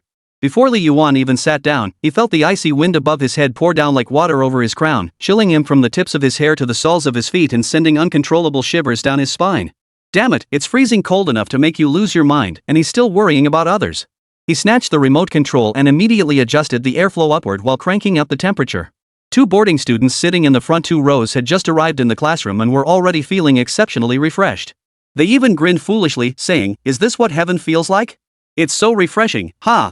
Yeah, dude, this chill is giving me motivation to study. Ha, you 2 idiots. Just wait till you freeze your asses off in a bit. Won't this make them cold?" Wēn Zhiyi's expression eased slightly. Li Yuan said, "Of course they will. When they can't stand the cold anymore, I'll lower the airflow a bit to freeze the people in the front row. When the front row can't take it, I'll turn it up again to freeze the people in the second row. It's a cycle. As long as I'm not the one freezing, it's fine. This kind of selfish, spiteful behavior is actually kinda satisfying to pull off. Watching others shiver and jump around. Oof. Wēn Zhiyi listened to Li Yuan's words, feeling something was off. But she couldn't help but laugh. You're such a bad streamer. To others, I might be a bad host, but to you, I'm a good one. Li Yuan chuckled as he hid the air conditioner remote, careful not to let anyone else spot it. Morning break. Li Yuan dashed to the senior high building to ask about Xiao Fei. He discovered Xiao Fei was quite famous among the seniors. Many young female fans would blush and jump excitedly whenever they mentioned her, only able to exclaim, "So handsome." The boys, meanwhile, would raise their eyebrows with knowing looks and make a D sign. This left Li Yuan utterly baffled. Was this Xiao Fei even male or female? Better not to explore that personally. Why not check out the art class himself? No sooner said than done. After peeking around the senior class entrance without spotting Xiao Fei, Li Yuan scratched his head. Could it be that the difference between his bare face and makeup was just too stark? "Excuse me, classmate." A cool, feminine voice suddenly rang out from behind him. Oh. As Li Yuan turned aside, he saw Xiao Fei. Xiao Fei spotted him too. Surprisingly, upon seeing Li Yuan, she paused, touched their chin, and began scrutinizing him, asking with confusion, "Have we met before?" Li Yuan's gaze drifted to the other person's chest, and a charming curve lifted at the corner of his lips. So that's. Was there a problem with the ancestral graves? What met his eyes was the familiar second middle school uniform shirt. The difference was that compared to others, Xiao Fei's chest was noticeably bulging, quite substantial in scale. Li Yuan had been uncertain until now, but seeing this, he instantly understood. The large bun was real, and the black thread was real too. Xiao Fei's face was striking, sharp eyebrows, starry eyes, a straight and prominent nose bridge, thin yet curved lips, and a charming tear tattoo at the corner of his right eye. Standing at just over 5 feet 7 inches, he was average height, not as tall as Li Yuan. At first glance, one might think, wow, this guy is ridiculously handsome. But upon closer inspection, a distinct softness and allure uncommon in males shone through his brows and eyes. Though sporting a short haircut, it was unmistakable that he was a woman. Li Yuan inwardly cursed, "Damn it, why are all my love rivals lesbians? Did something go wrong at my ancestors' graves?" Xiao Fei sounds like a guy's name, yet here she is, a tomboyish girl. If it were just any guy, Li Yuan could play the macho card. But with lesbians? That's a whole different ballgame. Everyone says second high school never lacks Tsinghua and Peking University prospects, but to Li Yuan, it seemed like they were overflowing with non-Tung aluminum company types instead. Noticing Xiao Fei still staring at her, Li Yuan finally answered, "Never seen one." At this, Xiao Fei merely chuckled softly, a smile that was rather sweet. Since she was about the same height as Li Yuan, their eye levels were almost parallel. That smile held a lot of meaning. Li Yuan couldn't help but furrow his brow. "I remember seeing you at the arts festival. You won first place in the calligraphy competition, right?" Xiao Fei continued. As an art student, Xiao Fei had definitely participated in the festival competitions. But that festival had been during Li Yuan's first semester of freshman year, Xiao Fei's sophomore year, over a year ago. How could she remember it so clearly? Could it be he has a crush on me? No. Li Yuan gave her a cold shoulder. After all, he didn't know Xiao Fei and had nothing to talk about, so he just walked away. On the way back, Li Yuan felt increasingly numb. Damn it, why are there only lesbians around me? Could someone just be normal? Damn it. But Li Yuan also thought of a way to make Xiao Fei give up on Luo Yanan completely. The system task said to make Xiao Fei give up, right? Just fake a relationship with her. That'd get rid of Xiao Fei's annoyance and cut off her hopes. Wouldn't the system quest just naturally complete itself? But this fake couple act needed 2 people to play along. If Luo Yanran refused, Li Yuan was stuck. Xiao Fei, don't give up so easily. If you make me lose my chance to make you give up on her, my 5 centimeters will be gone. Li Yuan could already picture himself with an extra 5 centimeters, standing at 180 centimeters. He definitely looked more distinguished than he did now. 180 centimeters and 178 centimeters might seem close, but they were worlds apart. One was the perfect height, the other a stunted one. These 5 centimeters, Li Yuan was determined to claim them. Lunchtime. Li Yuan wasn't too keen on hitting the cafeteria. After over a week of that grub, his body was craving instant noodles. Time for a cup of noodles. When Li Yuan returned to the classroom with his instant noodles, he found Jibuo slumped over his desk, hands playing with his phone under the desk. His entire body twitched and wriggled like he was having a seizure, punctuated by occasional strange chuckles. Curious, Li Yuan leaned in for a closer look. Jibuo snapped his phone shut as if electrocuted, jerked his head up, composed his expression, and said, "Aren't you going to the cafeteria, old Li? I should be asking you that, aren't you eating? I'll just have instant noodles later. My stomach's been acting up these past few days." Oh. As Li Yuan studied his expression, he glanced at his phone. This made He Jibuo feel even more guilty, tucking his phone deeper, as if hiding some secret. Anything else? He Jibuo asked nervously. If it had been Wang Erdu or Huang Jiawen, he probably would have just cursed them out and sent them packing. But Li Yuan was different. This guy's IQ and EQ were leagues above those two dimwits. Nothing. With that, Li Yuan turned to leave. But suddenly, he whipped his head back, his voice calm and level, so natural it was almost imperceptible. Did you talk? This startled He Jibuo so much he nearly dropped his phone. Still, he forced a composed expression. No. Li Yuan chuckled. So you're still in the ambiguous phase, huh? And she's in your class? Sigh. He Jibuo knew he couldn't hide this from Li Yuan. After all, this guy's ability to read people was off the charts. Just like last time when Wang Erda secretly drank his coke, Li Yuan had caught him with just a glance. A freshman. She asked for my QQ when she came back to the dorm a couple days ago. We've been chatting, and she's pretty interesting. The word cute simply wouldn't come out of He Jibuo's mouth. It just didn't fit his tough guy persona. Oh, that's great. Keep chatting. Bring home a wife and make Erdu and Nyazeo green with envy. Sis, hee. He Jibuo scratched his head, still a bit embarrassed. It's not as simple as you make it sound.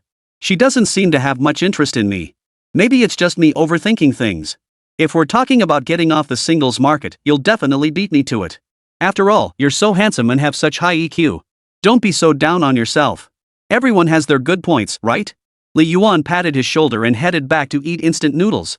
When it came to the ambiguous phase of a relationship, Li Yuan couldn't offer much advice either. After all, he'd been single since birth. The entire market had advice to offer. Hey, old Li, can you help me figure out if she's into me? He Jibuo knew that among the three losers, only Li Yuan was somewhat decent. Nileo and Erdu were just bored out of control. Tell them this, and it'd be all over the class by tomorrow. 3 minutes later, Li Yuan finished reviewing all the chat messages between He Jibuo and the freshman girl. She frequently used words like yeah, and other cute, coquettish phrases, along with repetitive words to make herself seem adorable. As for Qiuqiu's profile, it only contained a few heavily edited selfies. Judging by Qiuqiu's account level, it was clearly a secondary account. He Jibuo's replies were mostly cold. Not that he was genuinely cold, but as a straight guy, he genuinely didn't know how to express himself. This only fueled the other party's interest, prompting frequent invitations to grab meals together and ambiguous hints about hanging out on the playground after school. Holmes. Li Yuan tentatively reached a conclusion. This is a troll. Keep chatting for now, but respond with more enthusiasm. Don't just keep saying aha and okay. People might think you're angry. But Li Yuan didn't want to crush chicken neck's confidence, so he could only say that. Hearing this, He Jibuo perked up. He took it as tremendous encouragement, feeling even more confident in himself. He immediately replied, I'll wait for you at the playground entrance after school tonight. Perhaps feeling it was too direct, he added, we can chat about kittens. I really like cats. Awkward and unnatural. That was probably the first sign of affection from a teenage boy. 46 Delicacies. Evening study session ended. After a full day of studying, Luo Yanan felt her eyes blurring. All she wanted was to hurry back to the dorm, wash up, and crawl into bed. The rocket class's pace was much faster than other classes. Not only were there daily quizzes, but they also had to attend enrichment classes in the evenings, leaving everyone exhausted and their heads spinning. I really want some rice rolls. I'll ask Li Yuan to bring me some tomorrow. Thinking of Li Yuan, she absent-mindedly touched the hair clip on her head, a wave of secret delight washing over her. Ever since she thought about the butterfly hair clip today, she couldn't stop smiling foolishly. Song Tianyun beside her was baffled, wondering if Luo Yanran had gone mad from studying. Yanran, wanna take a couple laps around the playground? Song Tianyun suggested. Luo Yanan shook her head. I don't think I'll go. I want to go back to sleep. Today was exhausting, especially that math quiz. They made us write an entire test in just 1 hour. How about grabbing a late-night snack at the cafeteria? Song Tianyun rubbed her stomach. My tummy's rumbling again. Fine. Luo Yanran sighed. Hee, let's go then. Just as Song Tianyun hooked her arm through Luo Yanran's and they started toward the door, they spotted Xiao Fei coming to find Luo Yanran again. Xiao Fei never came empty-handed. Last time he brought a stylish bracelet watch that looked expensive, and this time? A delicate little cake. Who could resist a little cake after a long, exhausting night of senior year self-study? Even instant noodles would be shared among 8 dorm mates, each getting just a sip of broth. Yanan, want some? Xiao Fei smiled as he held out the cake. Paired with his gentle smile and stunning looks, it was almost impossible to refuse. Song Tianyun felt herself blush. He was genuinely too handsome, like a Korean celebrity. Who could resist that? Even though she wasn't the one being offered it, she excitedly shook her best friend's arm, practically jumping with joy. It was as if she'd accepted herself if her friend didn't. The cake itself wasn't important, it was the person offering it that mattered.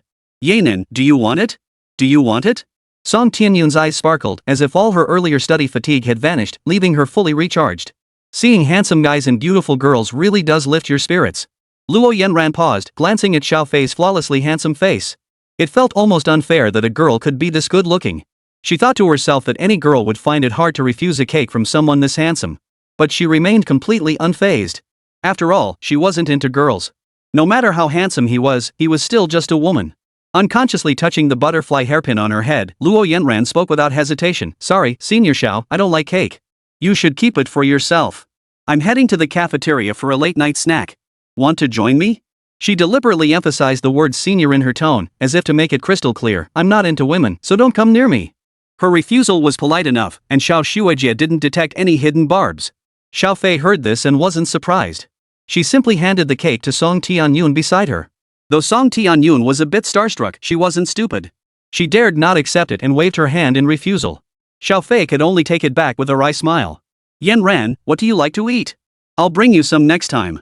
No need, Senior Xiao. Thank you for your kindness, but I really can't accept anything from you. Besides, Luo Yanran almost blurted out, my sexual orientation is perfectly normal, but realized it might hurt the other person's feelings and held back. You should get some rest early, Senior. The pressure of senior year is already intense enough. With that, she led Song Tianyun away. Song Tianyun glanced back at Xiao Fei's lonely silhouette and sighed inwardly. If only Xiao Fei were a boy. Part of her also respected her best friend's choice. After all, her dearest friend had long been taken. Even if Daniel Wu himself came to confess, she'd probably turn him down. Yan Ran, I really should have recorded this scene today. Why record it? To show Li Yuan. If he saw you rejecting such a gorgeous senior for him, he'd be so touched he'd propose right then and there. Who said it was for him? Luo Yanran turned her head away, stubbornly refusing to say another word. Sigh. Didn't I tell you last time to follow the playbook from the novel and make your feelings clear to him? How did that turn out? Don't even mention it. I finally got the courage to be direct, and all he did was brush it off with abstract talk. Might as well take it slow. Hee, don't worry. Once you're at the same university as him, he'll be all yours. Hee. You're right. High school days always flew by in a flash, and suddenly it was Wednesday of the third week. With just over a week left until the first monthly exam. So the familiar weekly tests began this Wednesday. From now on, every Monday and Wednesday during evening study sessions would involve these tests. Major subjects took 2 periods, while minor subjects used 1 period plus break time. The start of weekly tests meant Li Yuan would have to attend evening study sessions too. Second high generally had 4 evening study periods, but boarding students only had to attend 3. Exceptions could be made with a written request. Li Yuan had rarely attended evening study sessions due to his part-time job, only showing up in the classroom during weekly tests. A few days ago, he quit his convenience store job and took a new part-time position as a calligraphy instructor at a tutoring center. The hassle was that he had to change out of his school uniform every time he went to the center to avoid the boss there discovering he was a high school student. Tonight's weekly test was in Chinese. With 2 periods of evening study plus break time, it totaled 115 minutes and he still had to write an essay. Li Yuan hadn't gone home after school that afternoon. Instead, he'd stayed in the classroom, catching up on sleep with his head on his desk. Now, he was so hungry his vision was blurring. He thought there might still be snacks in his desk drawer, but when he reached in, it was completely empty. He figured Nier Zhao and Ergo must have helped themselves to them. He wished he'd gone to the cafeteria for something to eat. He muttered weakly, but his words reached Wēn Zhiyi's ears nearby. Wēn Zhiyi must have come over after showering. Her hair hung loosely down her back, still slightly damp. A faint blush lingered on her cheeks, and her eyes sparkled with a different kind of charm than usual. The key point was, she smelled especially sweet. She rummaged through a drawer and pulled out half a loaf of bread. Looking slightly embarrassed, she asked Li Yuan, "Host, wanna eat?" Li Yuan glanced at the half-eaten loaf. He knew it was likely leftovers from Wēn Zhiyi's bite. The cut surface looked uneven, and it might even have traces of her saliva. That would be perfect, a true delicacy. Wēn Zhiyi, perhaps sensing Li Yuan's slight disdain, cautiously explained, "I tore it apart, didn't bite it. No saliva." But then she saw Li Yuan's expression turn slightly disappointed. He sighed. As if he found it a pity. "Wēn Zhiyi? 47 want to see? I can show you. Old Li, remember to bail me out. I'm heading to the bathroom for a couple of peak matches." Huang Jiawen clasped his hands together and bowed to Li Yuan. For someone like him, whose Chinese scores always hovered between 90 and 100, writing or not writing the essay felt equally unimportant. He figured he could just copy some of Li Yuan's answers to scrape by with a passing grade. After all, this kid's strengths lay in the 3 minor humanities subjects. While his scores weren't as insane as Li Yuan's in comprehensive humanities, he still ranked among the top students in the class. It was truly despicable. With such an important weekly test coming up, he was actually thinking about playing peak matches. Not like me, I was here to test my academic progress. Ergo declared boldly. The whole class nearly burst out laughing. The idea of Urdu actually studying felt as absurd as Stephen Hawking dunking on Michael Jordan. This guy spends class either reading romance novels or sleeping. Even when he occasionally wakes up with a sudden urge to study, it's just a fleeting burst of enthusiasm that lasts maybe 2 days. He's simply not cut out for serious learning. Just ask if you're going to the bathroom to fight. Ahem, yeah. Then shut the hell up. And so the two idiots happily headed to the bathroom to play together. Jibwa was actually the more diligent one. When weekly tests rolled around, he did sit down and finish them properly. It was this attitude that kept his grades consistently solid. That's why Class 20 had an old saying, first and third places are ironclad, second place is a revolving door. When Tang Yutong returned to the classroom with the test papers, she began distributing them. Handing one to Li Yuan, she teased, "Mr. Literary Genius, going for another 100-something this time?" Li Yuan glanced at the paper and replied flatly, 103. He really didn't know the meaning of modesty. Hearing this, Tang Yutong couldn't help but let her face fall. Then she turned to Wēn Zhiyi beside her, suddenly switching her demeanor. Her smile bordered on flattery as she said, "It's just a regular quiz. Just do your best. I'll go over the multiple choice answers before we turn it in." Caught off guard by this sudden attentiveness, Wēn Zhiyi could only nod politely. While writing her name, Wēn Zhiyi couldn't help but ask curiously, "Host, what was your highest score in Chinese on the college entrance exam?" Passing by the academic affairs building, Wēn Zhiyi had spotted the grade-level subject-specific student-teacher group photos. Among the 6 subjects in the liberal arts track, 3 featured Li Yuan standing stone-faced beside a teacher. It was well known that number 2 high had its elite class 1. Every student in that class was exceptionally gifted, yet Li Yuan, from an ordinary class, had outperformed them in 3 subjects. It was truly puzzling. It was like a prodigy emerging from a fallen minor sect to dominate all the major sects. Li Yuan pondered for a moment before replying, "I think the highest score was 140, and it hasn't gone above that since." Impressive. Wēn Zhiyi, who topped the Chinese section at first high, only managed around 130 points. Who would have thought Li Yuan could reach the absurd level of scoring 140? That means he lost no more than 5 points on the objective questions and consistently scored around 55 on the essay? That's insane. Wēn Zhiyi didn't believe she could outscore Li Yuan in Chinese either. Her own scores fluctuated just above 110, never exceeding 130 at best. Yeah, that's pretty insane too. As soon as the weekly test began, the Chinese teacher took her seat at the front to proctor. The moment she sat down, she noticed the empty seats of Ergo and Nai Zhao, and an unshakable gloom settled over her face. Yes, Ergo and Nai Zhao were doomed. Li Yuan's speed was downright absurd. While others spent at least 20 minutes on the applied writing section, he swiftly underlined options and passages, finishing in minutes. The same efficiency carried through the rest of the exam. His work flowed effortlessly, without a single hiccup. Sitting beside him, Wēn Zhiyi felt the pressure mounting. She had only just finished the applied writing section when he was already tackling the ancient poetry appreciation. By the time she reached the ancient poetry section, he'd already written hundreds of words on the essay. "I just don't get it, I really don't get it. How can you finish Chinese so fast? It's understandable that you're fast at math, but Chinese is a different story." Truth be told, Li Yuan possessed an exceptional knack for language. The system had granted him superhuman memory, and his first thought was to memorize English vocabulary. As for classical Chinese texts and poetry, he hadn't even considered it. He'd already committed them all to memory without any extra effort. An hour later, Li Yuan finished his essay, double-checked both papers, capped his pen, and lay down to sleep until class ended. No sooner had he laid his head down than a startled "holy crap" echoed from the doorway. He looked up to see Ergo and Nai Zhao standing frozen like statues at the classroom door, not daring to move. But the Chinese teacher carried on writing her lesson plan as if she hadn't heard a thing. "Report! Report!" Ergo and Nai Zhao called out. The Chinese teacher still paid no attention. The two exchanged a glance and were just about to step inside when the Chinese teacher spoke up. "Did I say you could come in? If you don't want us in, why didn't you say anything?" In the end, those two little brats were dragged to the office to write their exams, and they had to do it standing up. But they deserved it. Who told you two little brats not to focus on your exams and go double teaming instead? As Li Yuan leaned over his desk, he noticed something unusual about Wēn Zhiyi today. She was wearing slippers. Pink pig-shaped slippers, to be precise. Peeking out from within were 10 toes as round and smooth as pearls, with nails that glowed pinkish white. The skin on the top of her foot was as white as frosted snow, without a single vein visible. He'd seen them before during rollerblading, but seeing them now, they were undeniably beautiful. Truly jade-like feet. A mischievous grin tugged at his lips. Silently, he pulled his phone from his pocket and opened the camera app. Followed by a crisp click. The classroom, already quiet with only a few soft whispers, was instantly silenced by the sharp shutter sound. Dead silence fell, and countless eyes turned to stare. Li Yuan, who was lying on the desk, flashed a wretched smile. Damn it, I forgot to put my phone on silent. Wēn Zhiyi clearly heard the shutter sound too. Glancing down, she saw Li Yuan was actually taking pictures of her feet. Her toes clenched the floor involuntarily, and she pulled her foot back under the chair.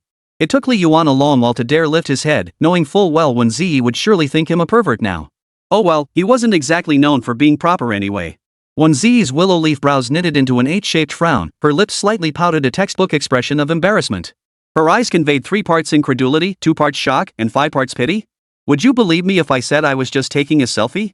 Li Yuan forced a smile, actually trying to brush it off with a lame lie. Damn you, brother Yuan. Wēn Zhiyi shook her head, then stammered in a barely audible whisper, I know. Guys your age are going through puberty, and that thing is pretty intense. It's understandable. I'm not a pervert, really. I was just appreciating beauty, Li Yuan said. MHM. Wēn Zhiyi nodded, leaning closer to Li Yuan. In a whisper only they could hear, she murmured, actually, if you really want to see it, I could film it for you. 48 but she called me baby. After saying this, Wēn Zhiyi blushed and kept lowering her head. She felt like she must have lost her mind to say something so embarrassing. If you want to see it, I can film it for you? What kind of thing is that? It was practically like. Her first impulse might have been to mimic Li Yuan's abstract expression, but unlike him, she couldn't pull off such a natural facade. Instead, her embarrassment came across like she was acting coy. What was Li Yuan's reaction now? When Wēn Zhiyi lifted her head, she met Li Yuan's clear, light brown eyes. One hand propped up his chin, his expression a hint of amusement, as if he'd been holding that pose for quite some time, staring at her blankly.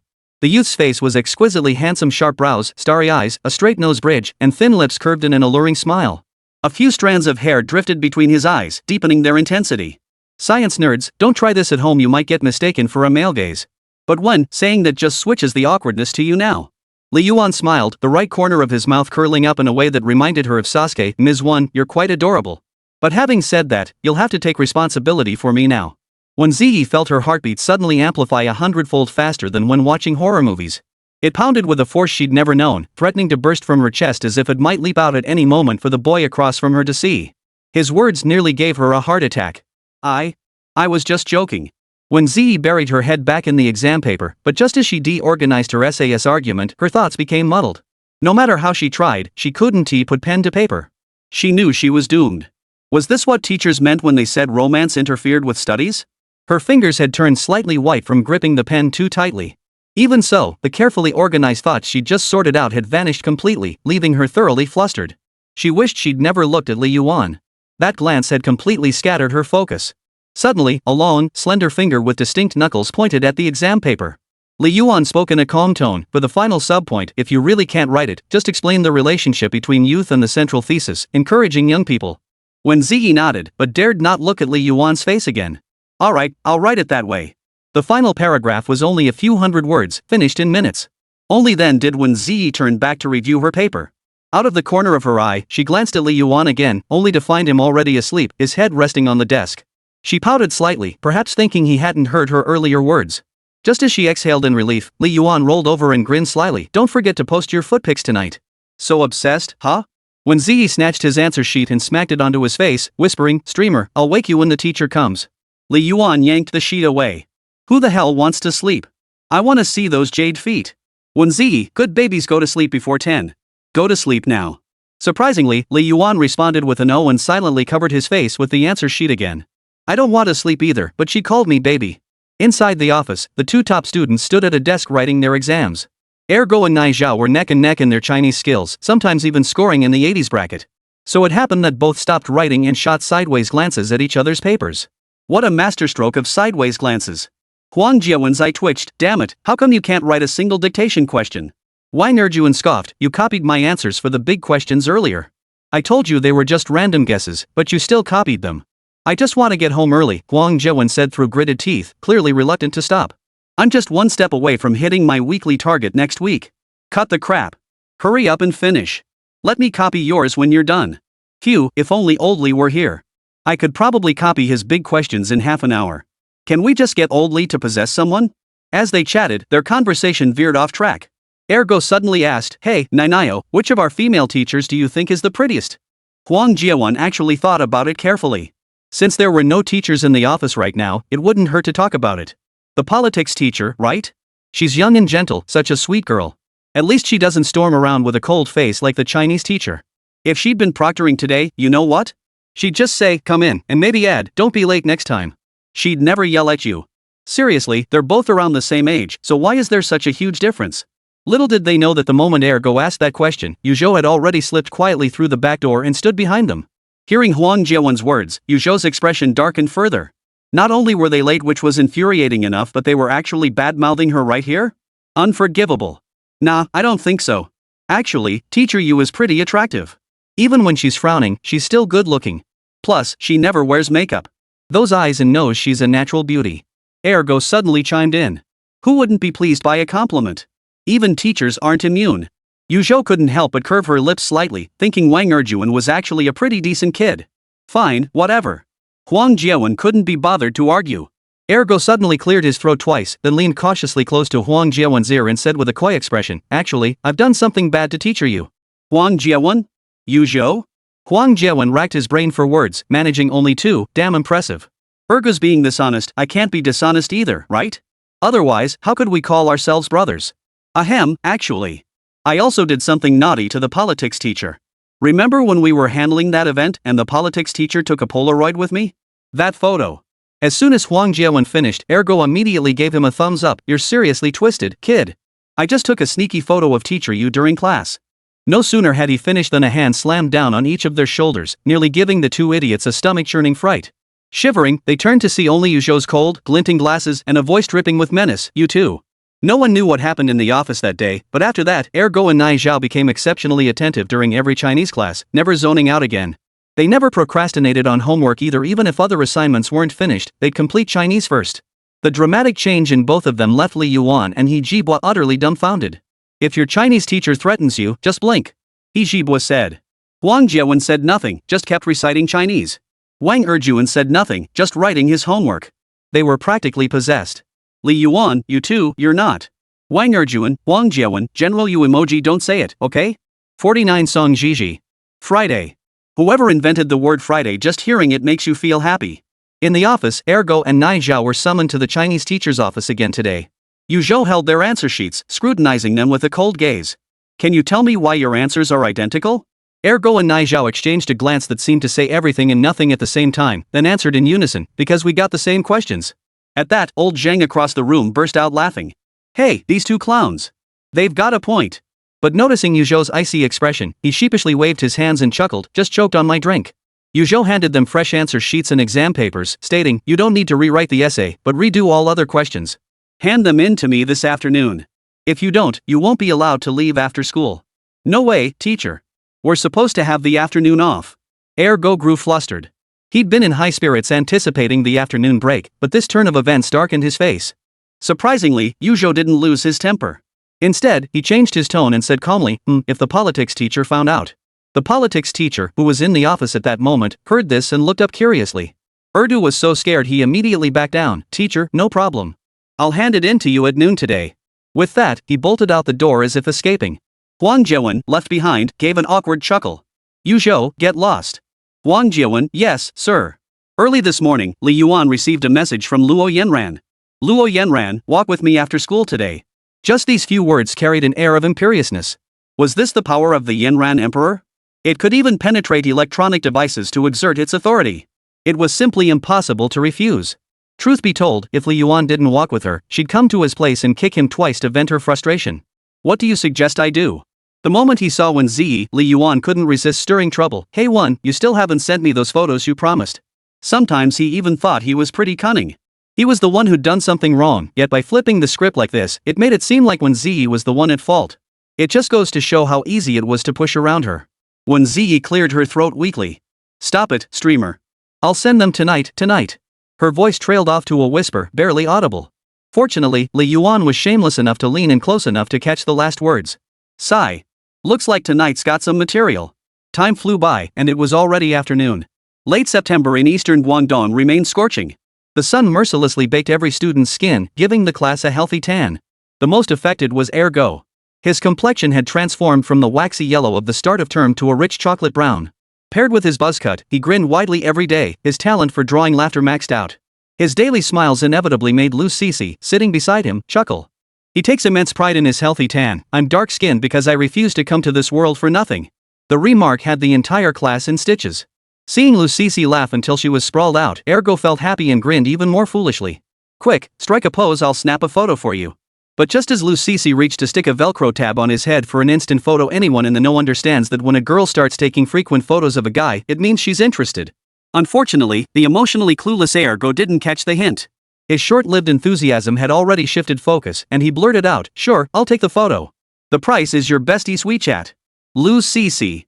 The smile that had just lit up Lucisi's face vanished instantly, replaced by coldness and resentment. She jabbed Ergo's waist and snapped, "No deal. Hurry up and strike a pose. I'm taking the photo." Ergo persisted, "Seriously, you won't give me her WeChat?" Lucisi replied, "I can give you mine. See? If a girl likes you, she'll definitely show it." This inevitably brought to mind two sayings: your crush is really obvious, but she genuinely likes you. If she truly liked you, she'd be more proactive than you are. Ergo scratched his head. "But I already have your WeChat." "Oomph, no more photos." Lucisi put away the Polaroid camera and decided she wouldn't speak to Ergo all day. What a mystery. Ergo thought to himself, girls' moods are just like the weather in eastern Guangdong, as changeable as the clouds. Li Yuan witnessed the scene and couldn't help but shake his head. Even when love came knocking, Ergo swatted it away with a slap. Serves him right for being single.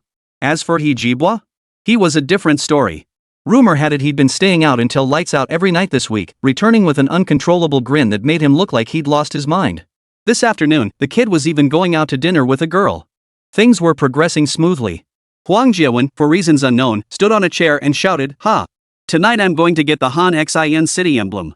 Enjoy your moment, but once those two start dating, you'll be stuck guarding your Hanshin city landmark. Time flew by, and before they knew it, it was time for afternoon dismissal. Wēn Zhiyi was packing her things when several girls suddenly entered through the back door and surrounded her. Xiaowan, are you ready yet?" "Oh, almost done." Wēn Zhiyi sped up her packing, but then remembered something. She glanced at Li Yuan and blinked. "I'm going out to eat with my roommates tonight. Stay strong on your own after school, streamer." Li Yuan was stunned. "Come on, dude. I've been going home alone for over a decade, like I'm scared of this? Makes me sound like a total wimp." But Wēn Zhiyi's words drew the girl's attention to Li Yuan. That remark was clearly a bit ambiguous. One girl, short hair, thick black-rimmed glasses, and a distinctly literary vibe, who looked like a straight-A student, studied Li Yuan.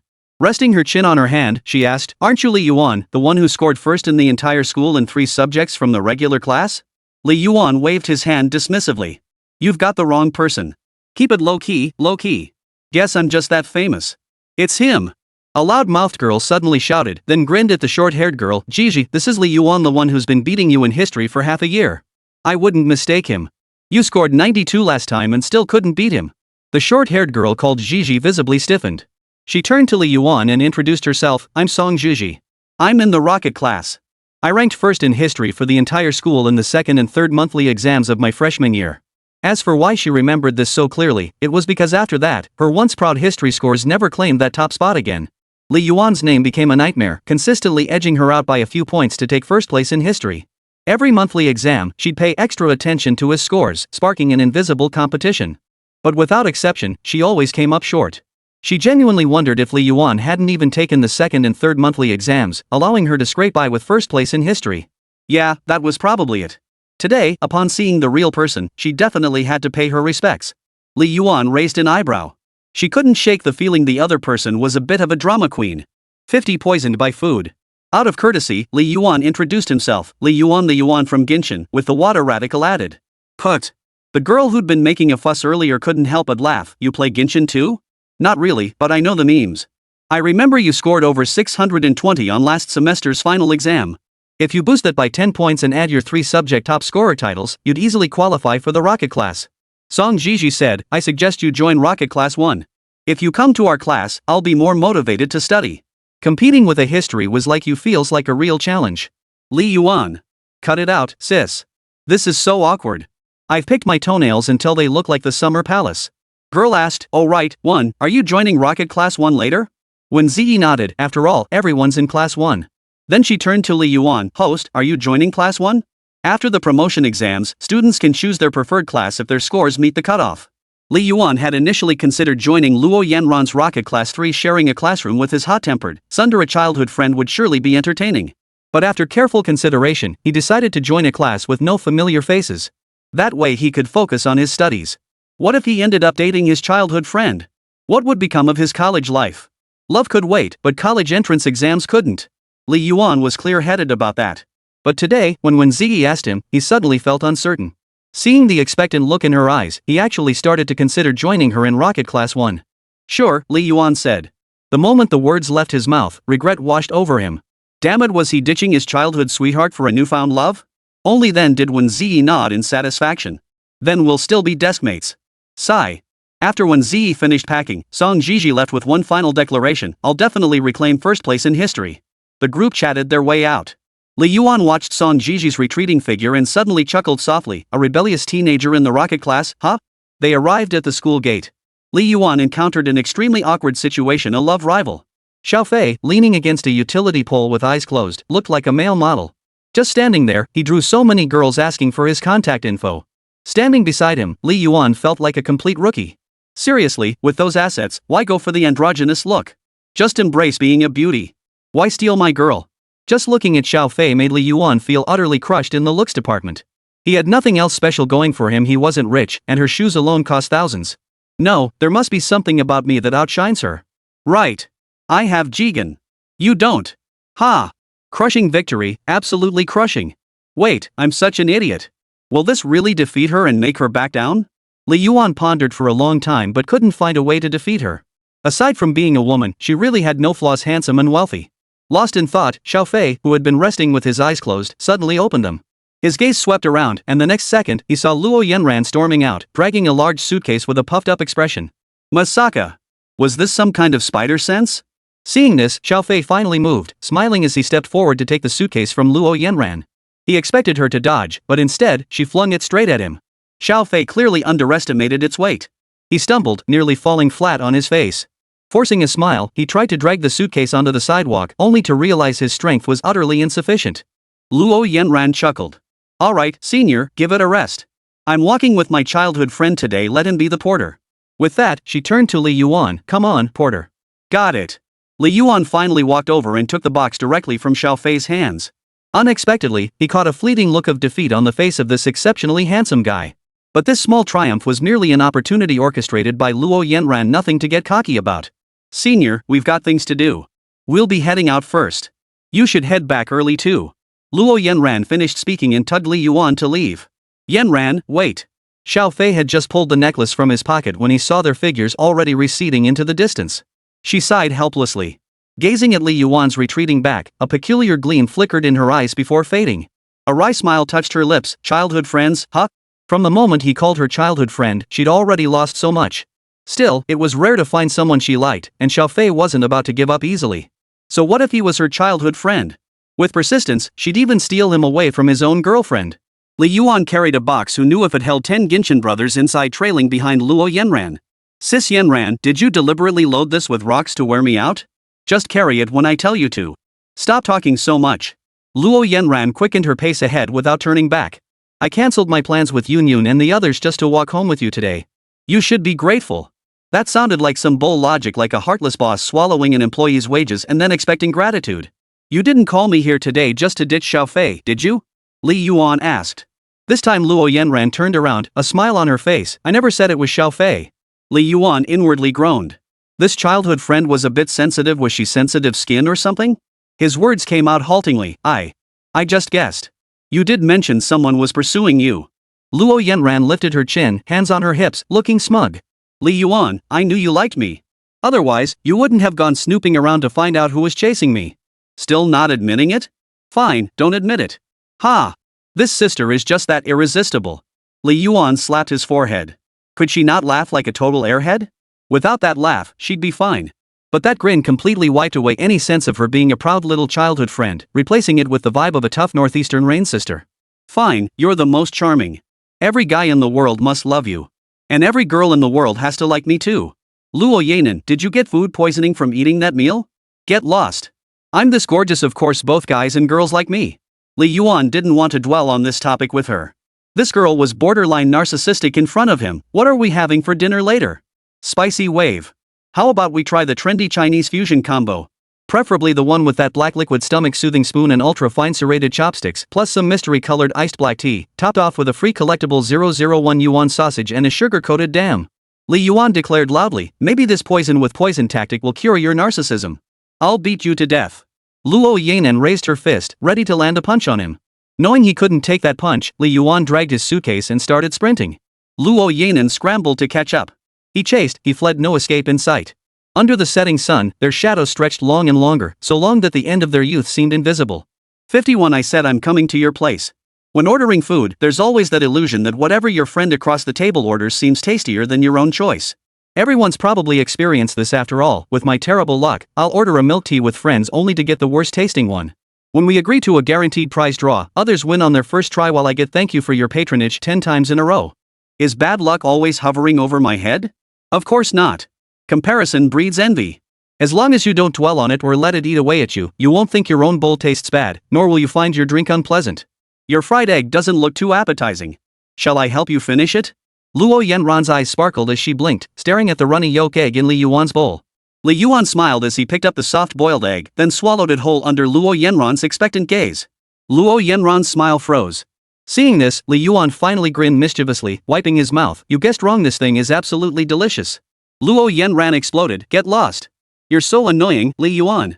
How's the braised pork knuckle in your bowl? Li Yuan asked. It's delicious. Then let me try some. Saying this, Li Yuan reached for his chopsticks. Get lost. Luo Yanran scolded, but she didn't stop Li Yuan from picking up the braised pork knuckle from her bowl. Not tasty at all, just average flavor. No wonder you're always eyeing my soft-boiled eggs. Oomph. Then why won't you let me eat it? I'm always so good to you, making breakfast for you when I have time, helping you with homework when you were too busy to finish it, and taking care of you when you got a high fever from delivering takeout for a few bucks, you silly dog. Luo Yanan launched into a tirade of all the favors she'd done for Li Yuan, as if he'd wronged her terribly. Truthfully, neither of them treated the other badly. If they really had to compare who did more for whom, they could probably go back to diaper days and still not finish the conversation. Got it, got it. You're the best to me. I, Li Yuan, am a total jerk. Not giving you a soft-boiled egg makes me a scumbag, a heartless bastard, a wolf-hearted dog. Li Yuan continued, oh, right, there are actually 2 soft-boiled eggs. Luo Yanran's eyes lit up again. She bit her chopstick and craned her neck to peer into Li Yuan's bowl, asking, where? Li Yuan pointed to his stomach, in my belly. Luo Yanran. At this point, she couldn't even find the words to scold him anymore. She just rolled her eyes and went back to eating her noodles. Seeing Luo Yanran's patience wearing thin, Li Yuan finally fished the hidden soft-boiled egg from the bottom of his bowl and placed it directly into hers. Oh! Luo Yanran didn't hesitate, shoving it into her mouth in 2 big bites before Li Yuan could change his mind. The juices smeared across her lips, leaving them shiny and greasy. I was just getting these for you anyway, now it looks like I'm being stingy. Li Yuan pulled out 2 tissues and handed them to her. Luo Yanan didn't take them, but instead curved her lips and said to Li Yuan, you wipe me. Li Yuan tilted his head, asking, then can I wash you when you take a shower? Luo Yanan snorted coldly as she took the tissue to wipe her mouth. Ha! Keep dreaming. The weather in eastern Guangdong was as unpredictable as her temper.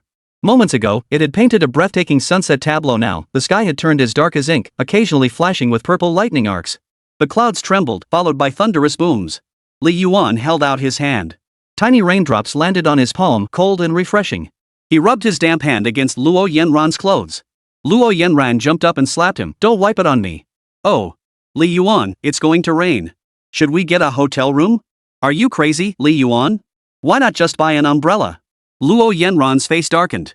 Li Yuan's behavior was just too abstract sometimes, leaving her utterly speechless. But even though this guy occasionally acted awkward, it was all talk. He had the heart for it but not the guts. He could maintain that ambiguous relationship with Luo Yanran, but when it came to topics like romance, he became razor-sharp in his rationality, never once falling into any traps. Guys were like that, sometimes emotional to the point of stupidity, other times rational as businessmen. Another clap of thunder echoed, dark clouds churned, and finally, the sky burst like a punctured balloon, unleashing a torrential downpour. The rain that had been falling like fine silk threads now became a thick curtain, obscuring the view ahead and pounding the ground, sending up countless splashes. Now they were completely stuck. If only they hadn't wasted time arguing earlier, they might have made it to the bus stop. Yanran, did you bring an umbrella? No. Great, I didn't bring one either. So take off your jacket and we'll run back together using it as an umbrella. Luo Yanran glanced at Li Yuan's neat jacket and quickly mouthed several words. Though she said nothing, it was clear she was cursing him out. No way. No way, I'm not wearing anything underneath. Li Yuan covered his chest with both hands, but Luo Yanran roughly pulled his arms apart and yanked the zipper down. Rip! Yeah, you jerk! Li Yuan's scream nearly caused Luo Yanran to die of embarrassment right there. They were standing at the mall entrance, surrounded by a crowd of people. Don't scream like that! Luo Yanran shot him a glare, and he finally calmed down a bit. She flung the jacket open and draped it over both their heads. The school uniform jacket was barely big enough, leaving them both feeling a bit cramped. Li Yuan could only smell the intoxicating scent of Luo Yanran's shampoo. It smelled like Rejoice, mixed with a hint of milky sweetness that was utterly captivating. What's more, her cheek was pressed right against his ear. He could almost kiss her if he turned his head. Luo Yanran took a deep breath, clearly overestimating her own composure. Being this close, even Li Yuan's breath was palpable, making her ears burn. Instead of turning, she stared out at the pouring rain and said, "Let's run to the bus stop together." Okay. 1, 2, 3, go. The two of them, sharing a single school uniform jacket, vanished into the curtain of rain.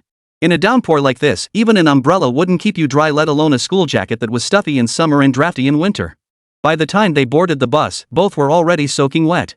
Sitting in the back row, they exchanged a glance and couldn't help but chuckle. Li Yuan, your hair looks hilarious. Just like Chow Yun Fat. Ha, you look like a water ghost. Luo Yanran gave him a cold stare.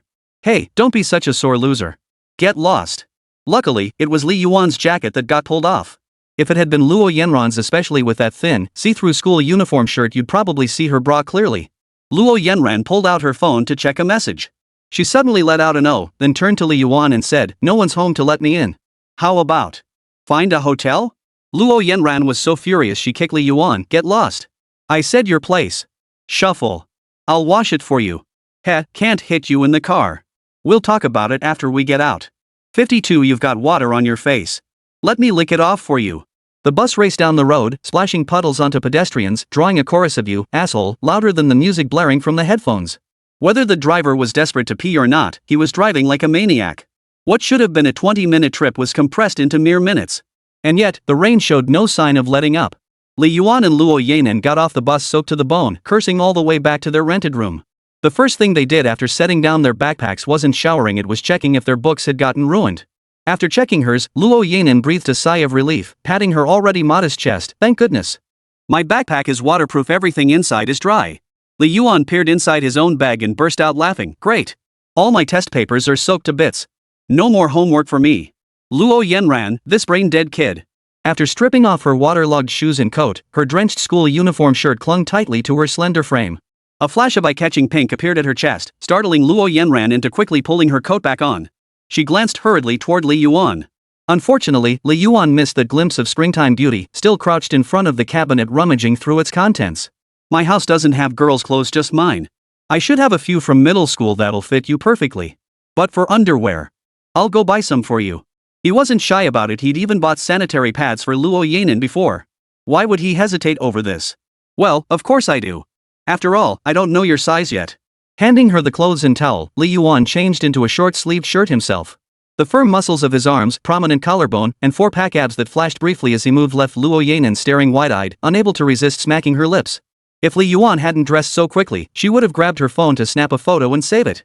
This was definitely something she wouldn't share with her girlfriends, she wanted to keep it all to herself. What astonished her was just how well built Li Yuan was. Who would have thought? Clothes made him look slim, but once undressed, he was solid muscle. His physique was no accident. Li Yuan was disciplined, running and doing push-ups regularly each week. Maintaining his shape was actually his way of preventing sudden death from poor health. What? Catching Luo Yanran's gaze, Li Yuan abandoned his plan to change into pants in the bedroom. What if she launched a surprise attack? Where would a young man's innocence find refuge? The way Luo Yanran had been staring just now, it was like she was about to devour him. Terrifying. Being handsome is practically a crime. Nothing. Luo Yanran turned her head away, still clutching her chest, now looking like a shy little girl, nothing like her usual bold, brash self. Fine, you go take a shower first. I'll head down to the convenience store to buy it for you.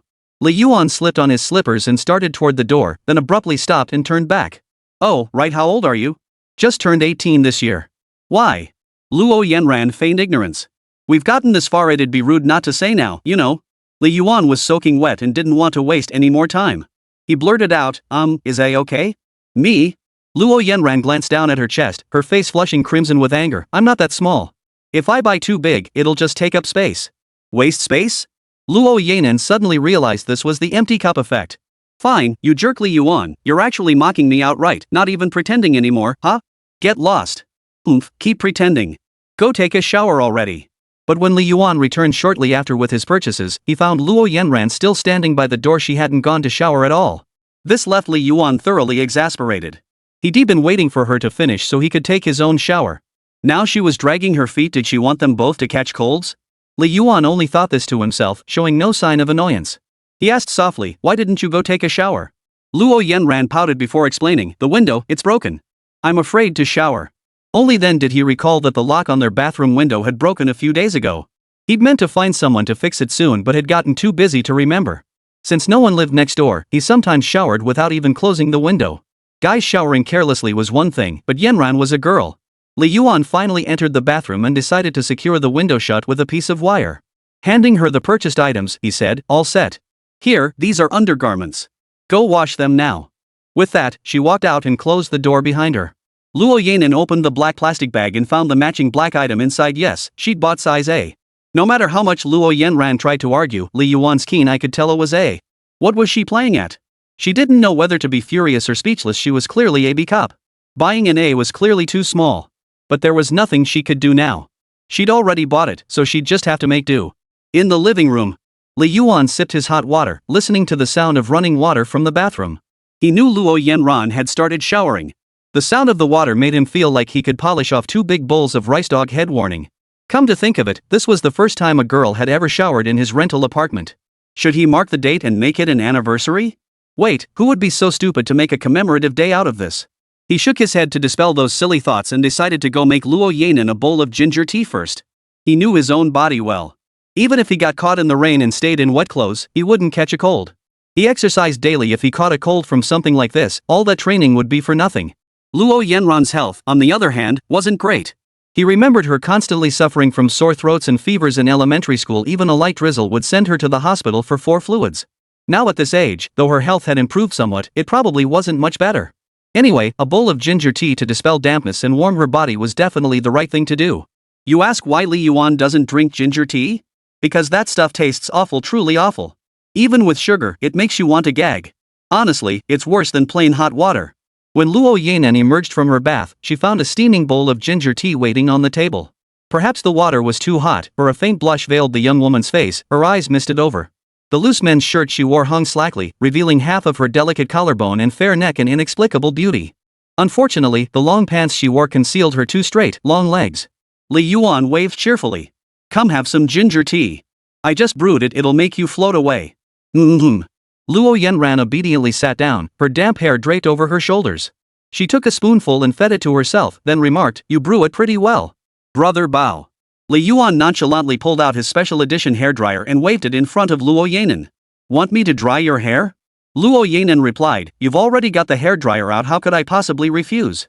But didn't that sound exactly like the kind of thing you'd say when someone's already kissed you? How could you possibly refuse? No need to overthink it. Just blow dry, blow dry. As strands slipped through his fingers, Li Yuan gently massaged her hair and remarked, "What conditioner are you using? Your hair texture is so poor, I'm warning you." Luo Yanran was speechless. "Get lost. I'm not letting you blow dry it." "Ah, just kidding. Your hair's fine, I just wanted to know what conditioner you use so I can try it too." "I use Olay. Human? Dog conditioner." 6. After blow drying her hair, Li Yuan went the extra mile and combed it out for her, tying it into a neat ponytail with practiced ease. Luo Yanran couldn't help but ask, "Li Yuan, why are you so skilled?" "I used to work part-time at a hair salon." Luo Yanran. Got nothing to say now, huh? Not only did I work part-time at a hair salon, but I also worked at a foot massage parlor, ahem. Though I wouldn't mind a full service package. After finishing the thorough combing, Li Yuan noticed a few sparkling droplets of water still clinging to Luo Yanran's delicate face. These tiny droplets on her flawless, porcelain-like cheeks looked rather out of place, utterly jarring. They had to go. Luo Yanran sensed Li Yuan's gaze and whipped her head around. She'd underestimated the distance between them. Their lips were mere millimeters apart. The slightest movement from either would grant an advantage. The atmosphere instantly grew charged with tension. Their eyes locked, wide and startled, yet neither dared to move an inch. It seemed as though each was waiting for the other to make the first move, or to retreat first, or to be the one to muster the courage. A single thought filled Luo Yanran's mind: go for it. With everyone so familiar, a single move could shatter the decade-long barrier between them, finally bringing clarity. Yes, Luo Yanran, be brave. She encouraged herself silently. Just as she resolved to act, Li Yuan blurted out a shocking remark, "You have water on your face. Let me lick it off for you." 53 Can I touch it? Li Yuan's outrageous remark swept through the air like a demonic wind, instantly shattering the sweet, ambiguous atmosphere that had lingered moments before.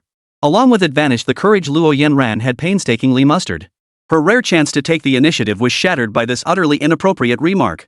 It had to be said, Li Yuan possessed the fastest way to kill the mood, abstract thinking. "Are you a dog? Lick? Lick my ass. Get out of here and take a shower."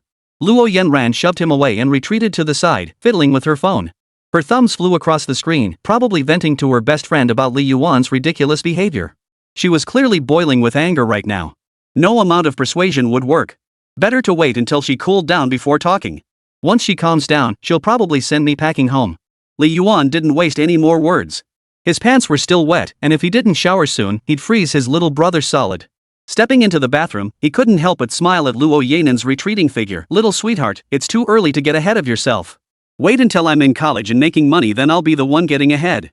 He wasn't slow on the uptake at all, quite the opposite, actually. He wasn't blind to the occasional hints of affection Luo Yanran showed. It was just that at this stage of his life, he had far too many other things to deal with.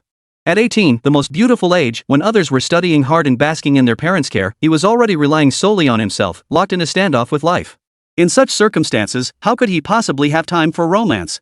Not to mention, Little Green Plum was aiming for Dongzhou University, a top-tier 985 institution. Getting in required serious dedication. During high school, Little Green Plum should focus on her studies. Brother Yuan Shen won't interfere with you. But when it came to the future, Li Yuan couldn't help but recall the events in the system. The person marrying at 37 wasn't Luo Yanran, but some unknown individual. A quiet ache welled up inside him. Was this how his future would unfold? To have someone he truly cared for, yet be too insecure and arrogant to even muster the courage to pursue her? Perhaps it wasn't just Luo Yanran even when Zhiyi was beyond his reach. What if the future couldn't be changed? Well, he'd never know unless he tried. Despair now was premature. A late September rain seemed to wash away the stifling heat of eastern Guangdong, leaving only dampness and coolness behind. Even the air felt fresher. The balcony door swung wide, revealing a deep blue sky tinged with faint purple. A few scattered clouds drifted in the same direction. A cool breeze, seeping in from somewhere, filled his nostrils, so refreshing it made him shiver. Li Yuan made a grand leap from the bathroom doorway, making a dramatic entrance. But Luo Yanran was nowhere to be seen, and a faint smell of something burning hung in the air. A sudden sense of dread washed over him. "Oh no, my stove and iron pot." In the kitchen, sure enough, Luo Yanran was cooking again.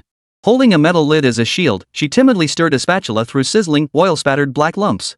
Li Yuan snatched the spatula from her hands, almost pleading, "Sis, please stop ruining my pan." "Hey! I was just trying to cook you a dish. How ungrateful." Luo Yanran stomped her foot and retorted indignantly. Luo Yanran's cooking skills were notoriously terrible, utterly dreadful. He'd tried teaching her before, but she'd forget everything within days. Just learning to fry an egg took her half a year. She still couldn't remember to wait for the oil to heat up before adding the eggs. You know what? You're right, she can memorize over 300 words in a week. At this point, Luo Yanran should have retorted, "That's a different matter entirely." Turning off the stove, Li Yuan flicked his spatula and said, "If you want to learn cooking, I can teach you." Luo Yanran crossed her arms, acting all proud and stubborn. "No thanks. I can learn from TikTok." Li Yuan clenched his fist and playfully whacked her on the head. "Learn a damn thing. You've already ruined 2 of my pans." "Well, that was an accident. Besides, didn't I compensate you after breaking the pans?" "Compensation? MOZ's compensation? Because I haven't yelled at you in 2 days. Then I really should thank you?" Next, Li Yuan carefully taught Luo Yanran how to tie an apron. But even this simple task proved difficult for her, taking her ages to manage. He couldn't understand. If you can't even tie an apron, how did you manage to put it on last time? So Luo Yanran demonstrated her unique method, first tying the 2 straps into a bow, then slipping it on like a garment. "Li Yuan, you do this? Don't you think it looks loose and floppy once you put it on?" "Luo Yanran, as long as it keeps my clothes clean, doesn't that matter?" "Seems, kind of makes sense. Alright, let's skip this step then. When stir frying, make sure the oil is properly heated. To determine if it's hot enough, watch for smoke rising from the oil or dip a pair of chopsticks into it. If you see bubbles forming, it's ready. When stir frying, first saute the ginger and garlic until fragrant. Only then add the vegetables. This way, the dish can't turn out too bad. Keep the heat low, or it'll burn easily." Listening to Li Yuan chatter on and on, Luo Yanran's head was already spinning. She immediately threw her hands up. "This is too much trouble. I don't want to learn. You cook it. Hey, what are you going to do when you live on your own? Order takeout every day? We can eat out." 6. Luo Yanran's eyes crinkled with a smile. Besides, if I ever really crave home-cooked meals, I'll just hire you to come cook at my place. That's a win-win. You earn money, I enjoy the food. But who could say if their paths would ever cross again? We might end up in different corners of the country after college. 4 years is enough to fade a decade-long bond. Enough. You should just study. Saying this, Li Yuan grabbed her wrist and pulled her back. Luo Yanran had no choice but to listen as Li Yuan patiently explained everything to her. And as her teacher, Li Yuan naturally took his role seriously, guiding her step by step through stir-frying and seasoning, afraid she might not grasp it. Hey, Li Yuan, did you learn to cook all by yourself? My dad taught me before he passed away. Luo Yanran fell silent for a moment. Could you please not mention death? It's really unpleasant to hear. It doesn't really matter. I was just being precise. Seeing Li Yuan's detached expression, it seemed he had genuinely moved past the grief of his father's passing. Luo Yanran pursed her lips, saying no more, and instead focused her attention on Li Yuan's hands. His fingers were pale and slender, with distinct knuckles. Veins traced the backs of his hands, and his nails were a healthy pinkish white, quite beautiful. Suddenly, Luo Yanran's elbow shot backward, accidentally jabbing Li Yuan's abdomen. Feeling the firm resistance, she raised an eyebrow slightly. Oh my, her childhood friend was surprisingly well endowed. Before long, under teacher Li Yuan's careful guidance, a pot of stir-fried green peppers and pork, its color appearing somewhat deep, was successfully served. Luo Yanran, feeling quite accomplished, picked up a piece of meat and held it to Li Yuan's lips. Try it, I made it myself. Li Yuan, 666, buddy. I practically did it myself. How's that made by me? But he still politely ate it, furrowing his brow slightly. Not bad. A little salty, but it goes well with rice. Awesome. But I didn't actually cook it. Luo Yanran stuck out her tongue. Damn it. So the two of them sat staring at the table full of dishes. A meal without rice couldn't even be called a meal. Luo Yanran glanced sideways at Li Yuan's physique. The muscular frame beneath his white shirt was faintly visible, incredibly alluring. She'd almost decided not to ask, but curiosity got the better of her. Do you have abs, Li Yuan? Li Yuan lifted his eyelids slightly and answered honestly, I have a few. Luo Yanran nodded, glancing away as if by accident. Can I touch them? 54 touch each other. Li Yuan paused, blinking his big, innocent eyes. What a little sweetheart. She actually tried to take advantage of her buddy. How could I let you get away with that? Nothing in this world comes for free. Do you have a little belly? Li Yuan's sudden question caught Luo Yanran off guard. She touched her stomach, thinking she wasn't exactly overweight, but then again, didn't every girl have a little tummy? Otherwise, how could she be human? She'd probably have frozen to death from uterine coldness long ago. What are you doing? Can I touch it? Luo Yanran shot Li Yuan a wary glance, then paused to consider, was he suggesting a quid pro quo? You touch mine, I touch yours. This feels kinda awkward. But it's not like we're doing anything too extreme, so it should be fine, right? Even if Li Yuan had any naughty thoughts, given his usual behavior, he'd probably rein himself in before things got out of hand. After all, the probability of Li Yuan acting impulsively was about as low as an elevator malfunction, extremely rare, but not impossible. Luo Yanran flicked her small hand, thrust out her modest chest, and lifted her chin. You touch yours first, then I'll touch mine. Li Yuan protested, huh? Shouldn't I be the one saying that? You're the one more likely to back out. Bull. In second grade, you promised me you wouldn't play with Xiaomei anymore, but then you went back on your word and played with her anyway, even gave her a pencil. In 5th grade, we agreed you'd sit next to me when we switched seats, but you ended up sitting with your best bud. In 9th grade, when that girl slipped you her number on a note, you said you threw it away, but you actually kept it to add her. Luo Yanran stood up abruptly, launching into a litany of Li Yuan's past betrayals. Insisting on nitpicking over this probability issue left Li Yuan momentarily speechless. Who the hell remembers stuff from elementary school?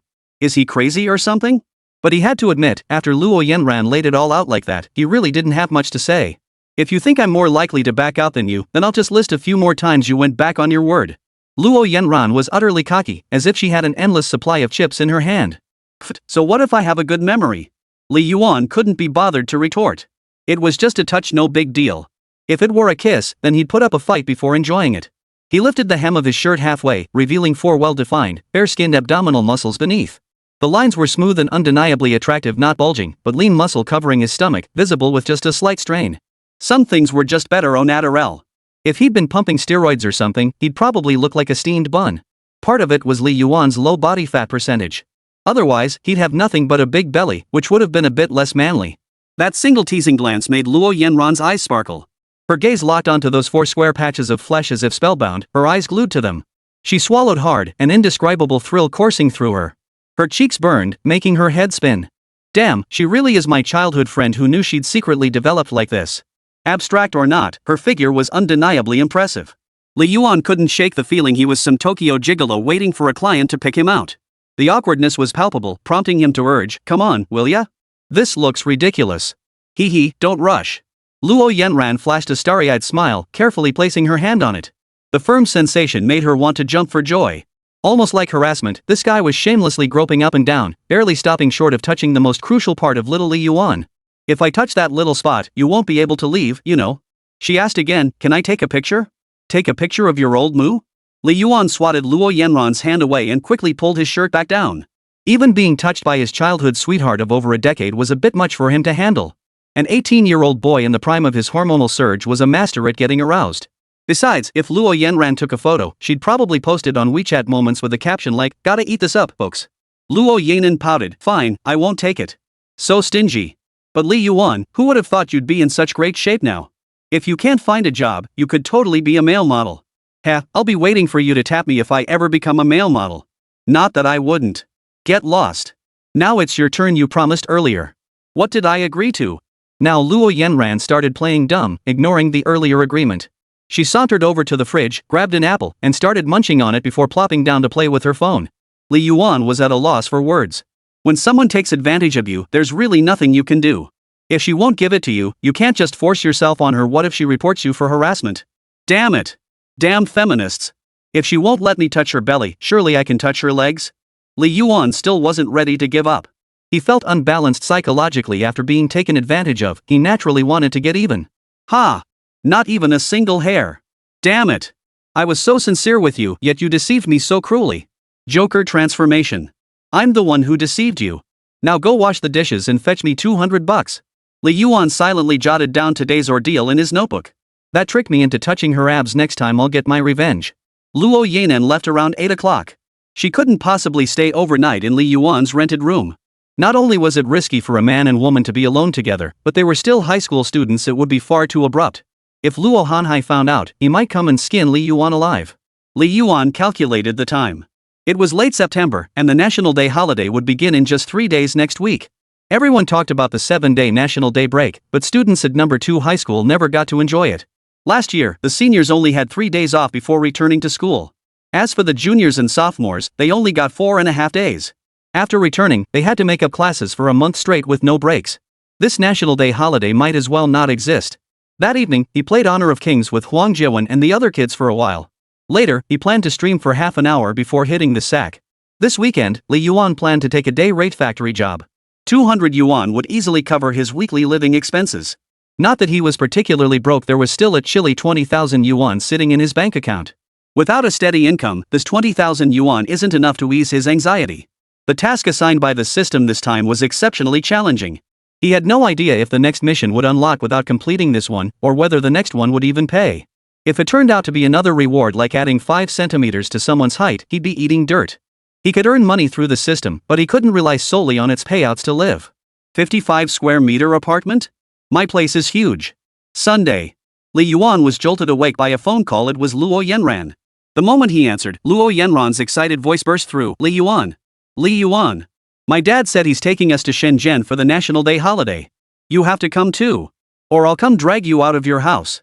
Li Yuan rubbed his eyes and said, National Day? I want to work and earn money. Luo Yanran fell silent for a moment. She understood Li Yuan's predicament and knew he wouldn't pass up any chance to earn money during the holiday. After all, he was supporting himself now. Asking him to come out to play like this felt a bit bossy, so she'd have to offer some compensation. I'll give you 500 for spending the day with me. Hey, buddy. Do I look like that kind of person? My heart is as vast as the Huluan grasslands. I wouldn't treat you like that. 300 will do. Li Yuan, who'd been half asleep moments ago, perked up instantly at the mention of money. He sat bolt upright, his attitude improving dramatically. Even though it felt a bit shady to make money off his childhood friend, he was practically broke. Who had time to worry about that? Even if my own dad were still around, I'd be shaking him down for cash. Then it's settled. Luo Yanan hung up immediately. Her weekends were packed. 2 countless tutoring sessions awaited her. If geniuses work this hard, how can ordinary folks afford to slack off? Battle Royale livestream starting. As expected, Wen Hao Yuan, that little troll, was in the chat every single stream, constantly picking on me. Kick him out, and he'd just come back with a new account. What a pain. Hey.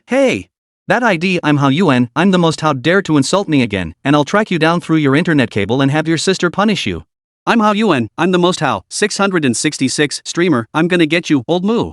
Hurry up. Don't want my sister to punish you? Then drop me some sunglasses. I'm Hao Yuan, I'm the best, sunglasses one purchased. Li Yuan smiled faintly, clicked his little finger, and kicked him out of the room. You gotta admit, no matter how mischievous this kid is, he still fears his sister. Guess that's just a habit ingrained in his little brother genes. Li Yuan hadn't been streaming long when another call came in. This time it was the landlord. Was it about the rent? No, that couldn't be right, he'd already paid 3 months in advance. Li Yuan answered the call, trying to sound as pleasant as possible. Finding such an affordable place to rent in eastern Guangdong wasn't easy. Hello, auntie, what's up? Little Li, you've been renting my place for half a year now. I won't beat around the bush, my daughter is returning from Jianghua in 2 months. She plans to work here long term this time. But all my other properties are already rented out.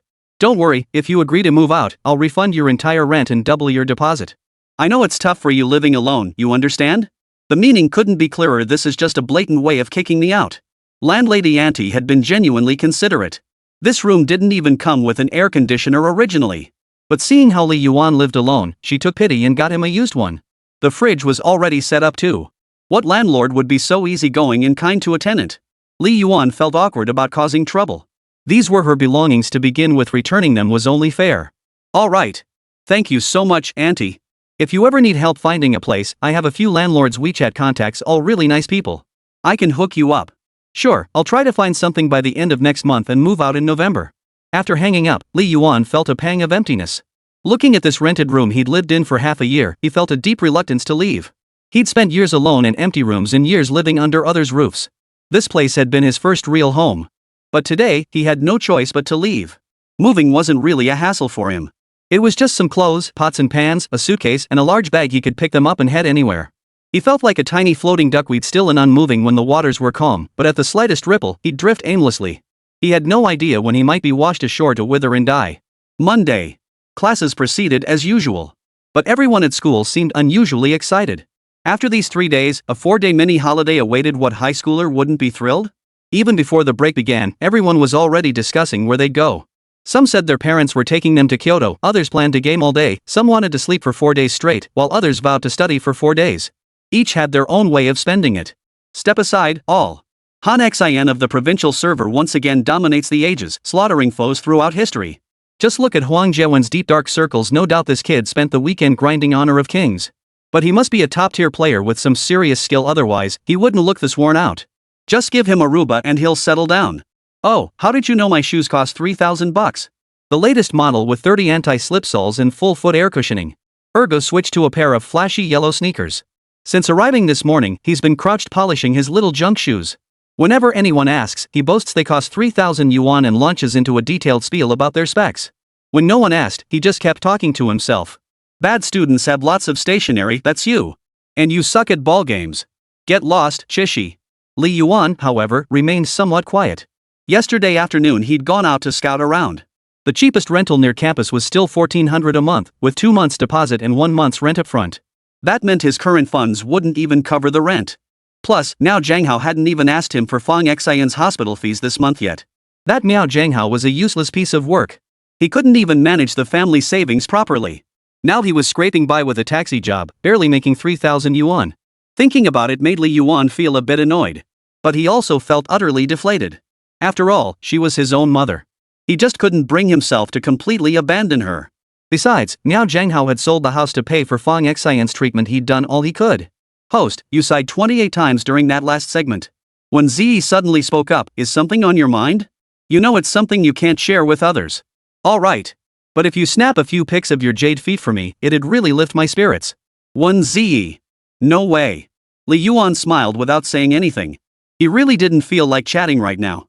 He was thinking about just skipping the afternoon classes and going out to look for a place to live. Wei City wasn't overly expensive, but finding a decent place at a good price was tough. Any place with basic furniture starts at 2,000 yuan. Tonzi, could you hook me up with a cheap yet decent place to live? For a moment, he didn't realize he'd spoken his inner thoughts aloud. Wēn Zhiyi heard it loud and clear. A place? Why didn't you say so sooner? My family has plenty. 56 Plum Blossoms Fury. Li Yuan had helped Wēn Zhiyi more than once, helping her escape the harassment of the sports students, arranging her meal card and water card. If she could do anything to help Li Yuan, she would gladly lend a hand. But her family's properties were scattered across the western part of the city, over 10 kilometers from second high school.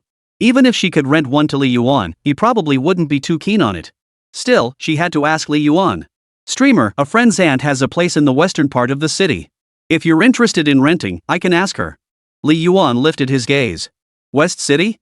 That's all villa districts, man. Who the hell can afford to live there? A broke guy like me is barely scraping by reading free novels on Sheetsy. How could I possibly afford rent? Alright, thanks." He didn't hold out much hope, but courtesy was still in order. Lunchtime break.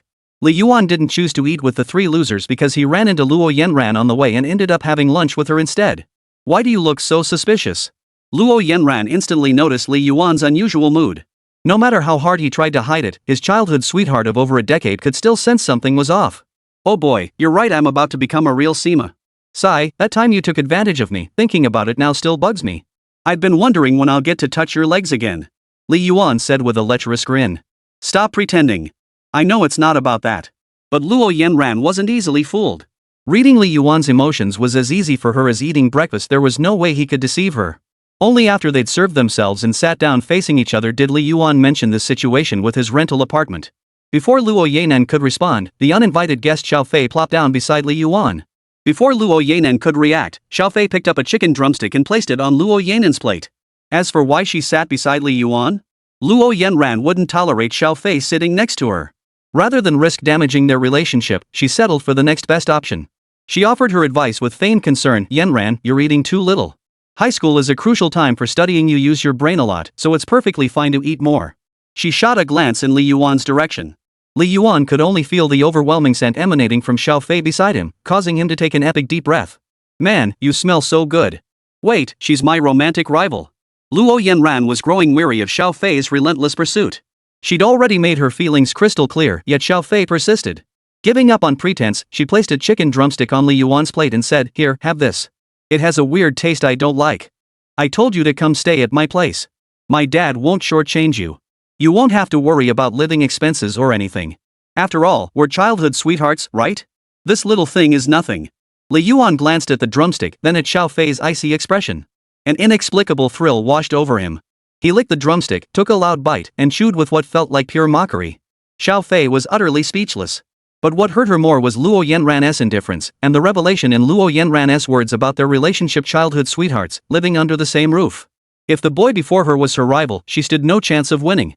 Xiao Fei had had her share of relationships before, but most were short-lived. She thrived on the ambiguous thrill of the chase and being pursued. Once committed, the spark faded, leaving her restless for new conquests. Someone like Luo Yanran, who presented a challenge, was exactly what she craved. The harder someone was to get, the more fulfilling it felt once she finally had them. But the emergence of a rival had stirred a sense of urgency within her. "Yanran, you don't need to ignore me. Did you drink the milk I gave you this morning? Milk is good for your stomach." Xiao Fei stopped mid-sentence when he caught Luo Yanran's disgusted glare across the table. Luo Yanran seemed resigned as she curled her lips and turned to Li Yuan beside her. "Senior Xiao, my sexual orientation is perfectly normal. Besides, Li Yuan and I have already made our relationship clear. After enduring Xiao Fei's harassment for so long, she might as well cut ties with him today."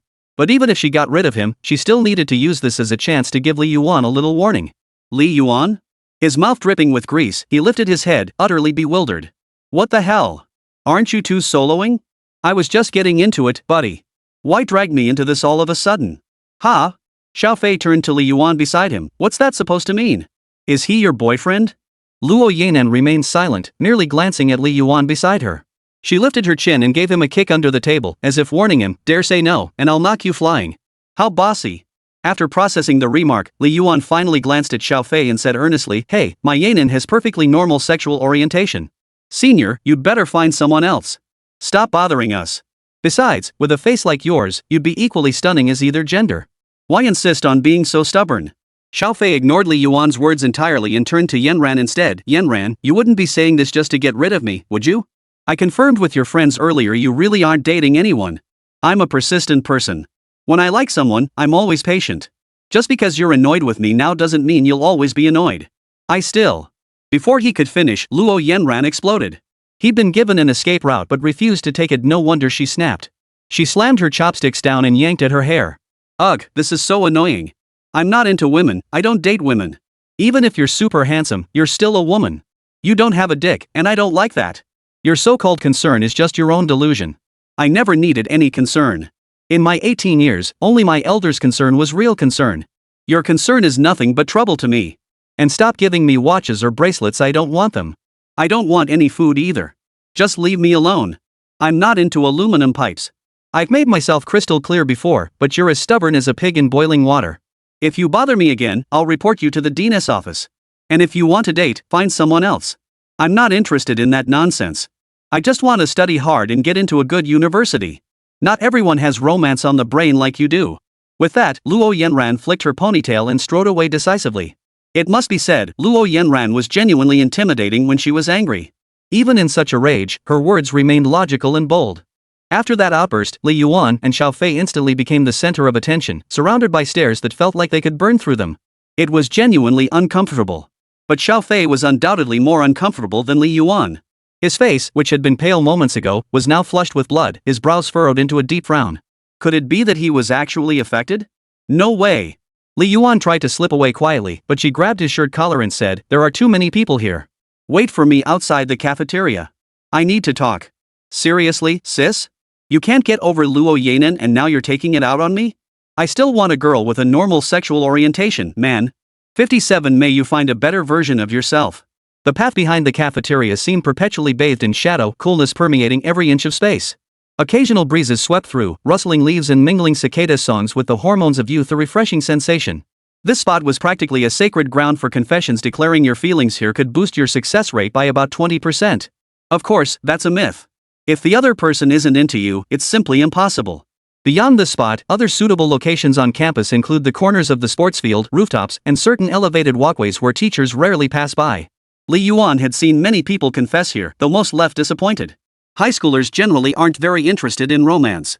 With the college entrance exams looming and the knowledge that most high school romances end after graduation, their focus lies elsewhere. If you count those who break up in college, it's practically a total wipeout. Standing here, Li Yuan stared at Xiao Fei across from him, her face cold and indifferent. He knew this wasn't going to be a sweet confession. It might just turn into a heated argument. Xiao Fei stood with her hands in her pockets, warm wind tossing her hair wildly. A hint of melancholy lingered on her face. I see it now. Yanran has someone she likes, and that someone is you. To be honest, I've been utterly clueless.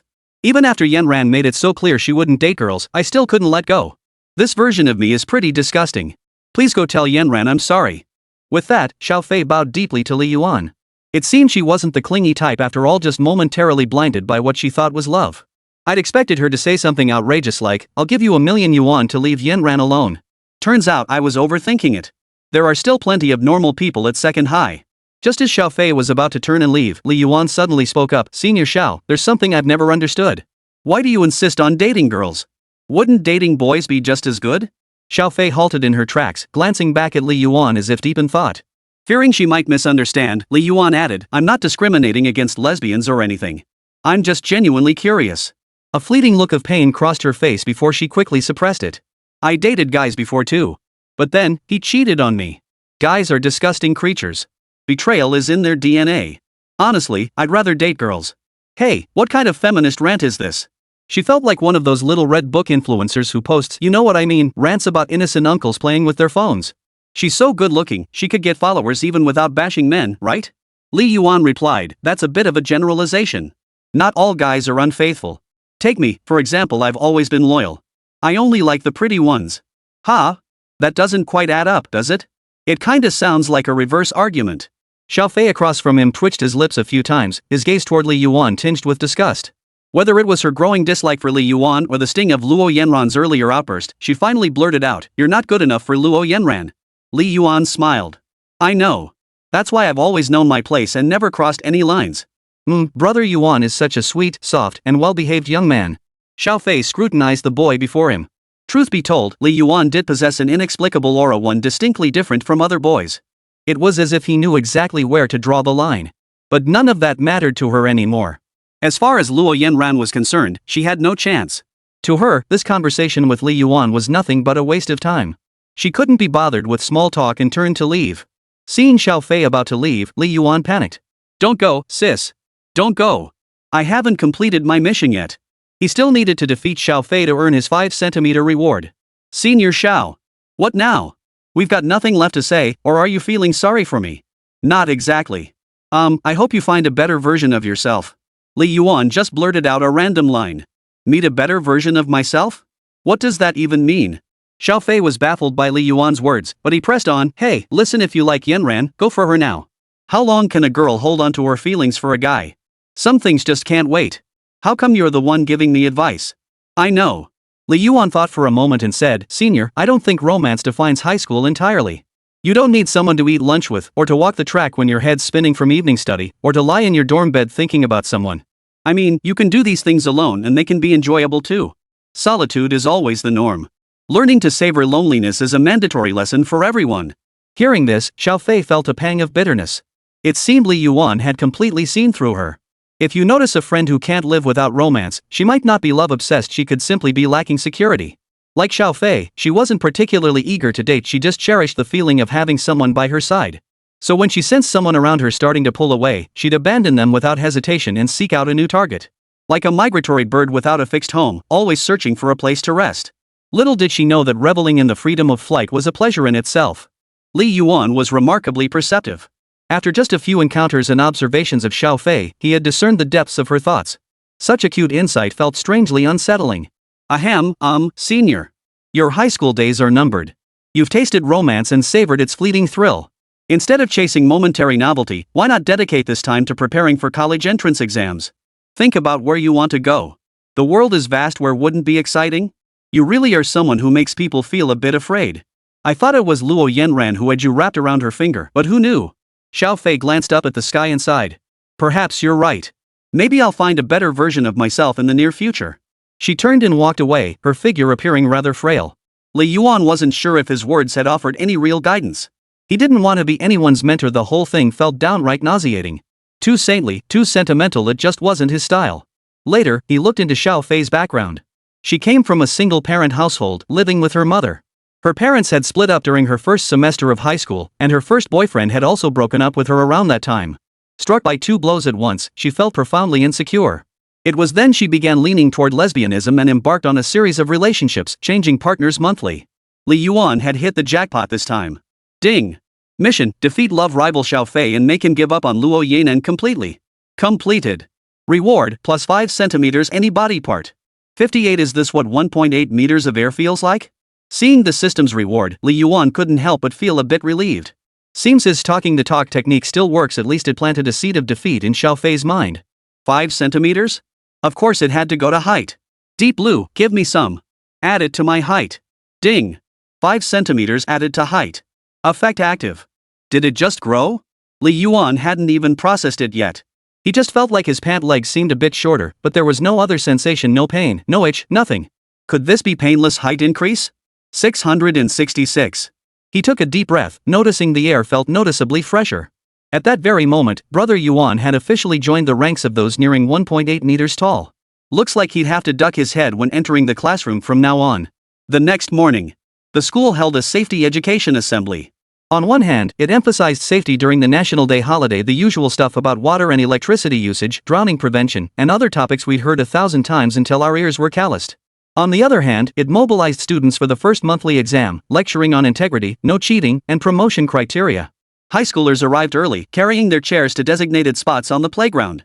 Truthfully, students didn't dislike assemblies after all. They could chat freely during them and skip morning reading sessions. Anything unrelated to academics sparked unusual enthusiasm among the high schoolers.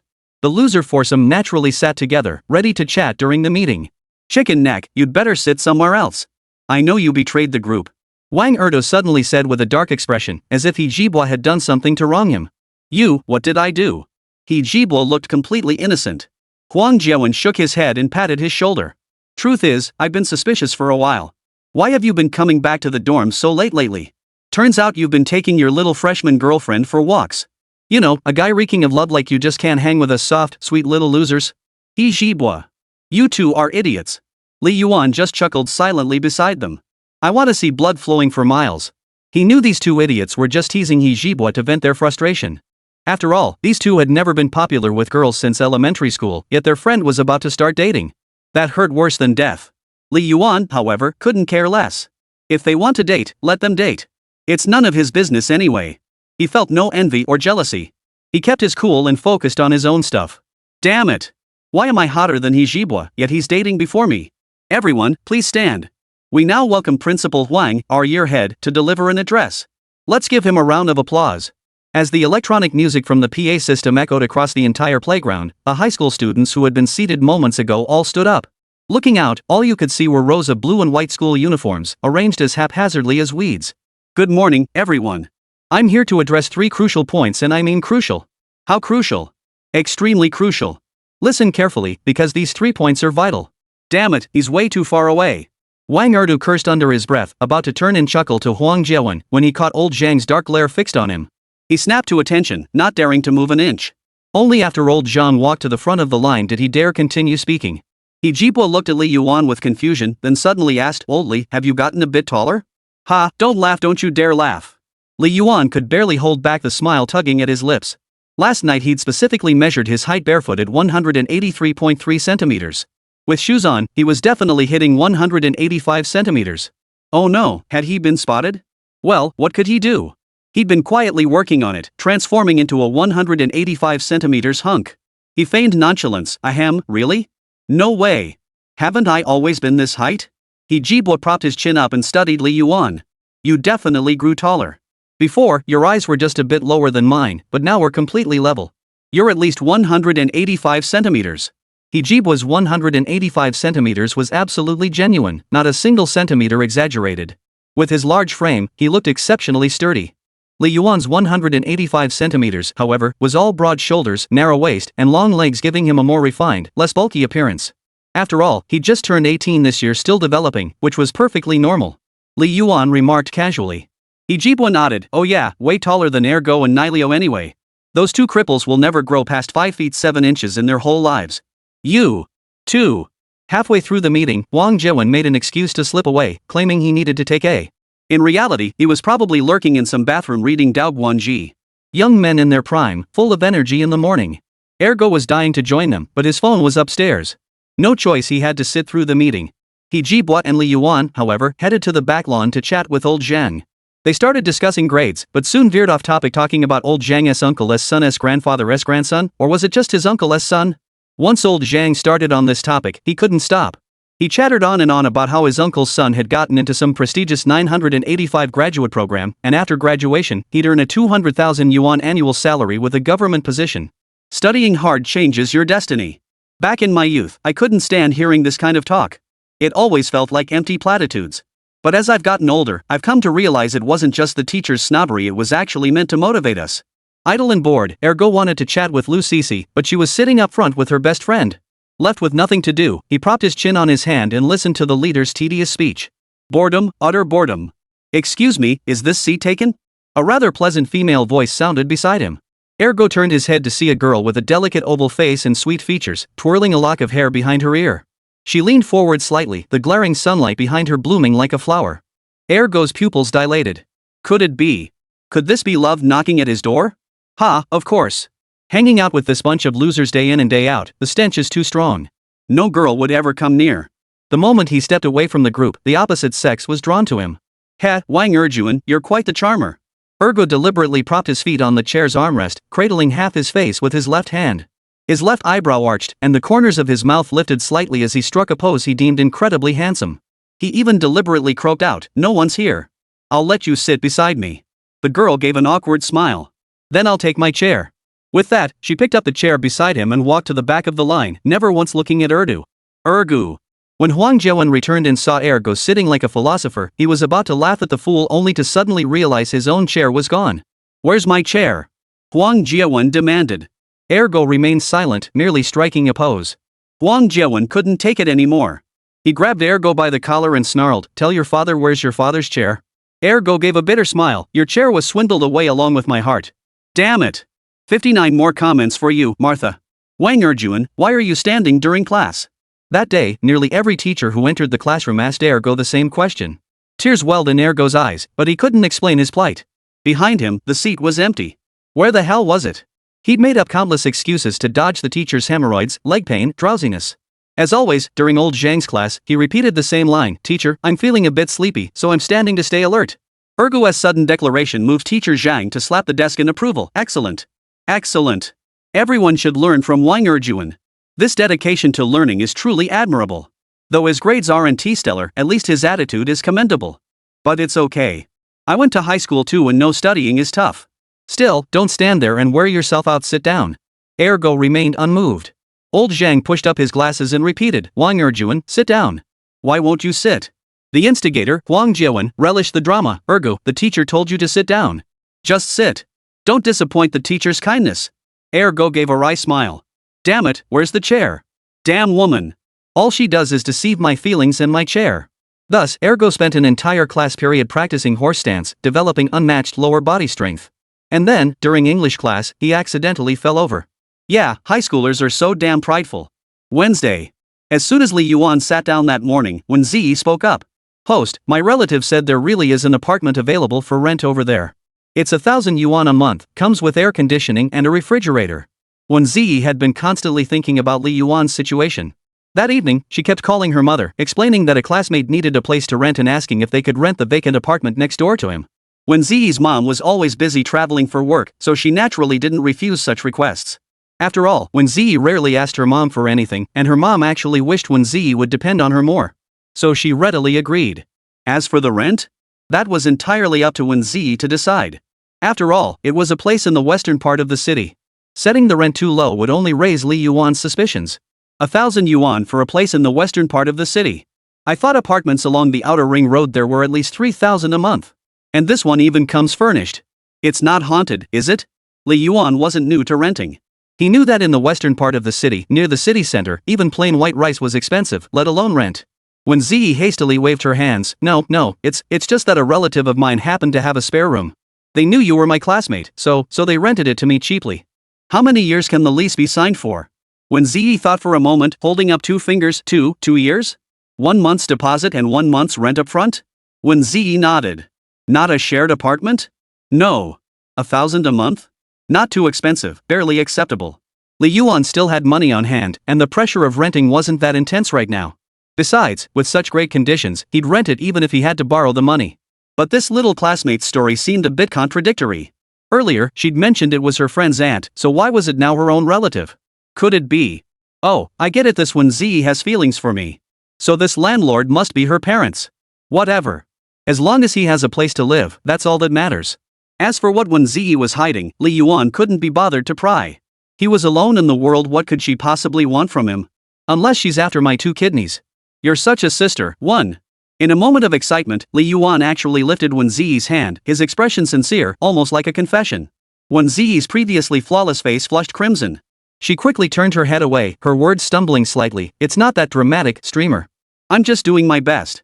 She carefully withdrew her small hand from Li Yuan's grasp. They weren't outside now. If anyone from their class saw them, they'd think the two were in a premature romance.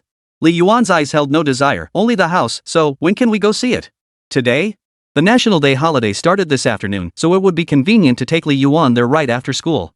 "Yeah, I'll swing by and take him home for dinner." Wēn Zhiyi startled at her own sudden thought, shaking her head quickly. Viewing the house was one thing, but dinner? Was she helping Li Yuan just to lure him home? "This afternoon works too. I'll call in sick to my calligraphy class and skip it this afternoon." "All right." And just like that, the matter was happily settled. Still, Li Yuan remained wary. Recent news of Chinese citizens being lured to Myanmar had been all over the news, and most cases involved acquaintances.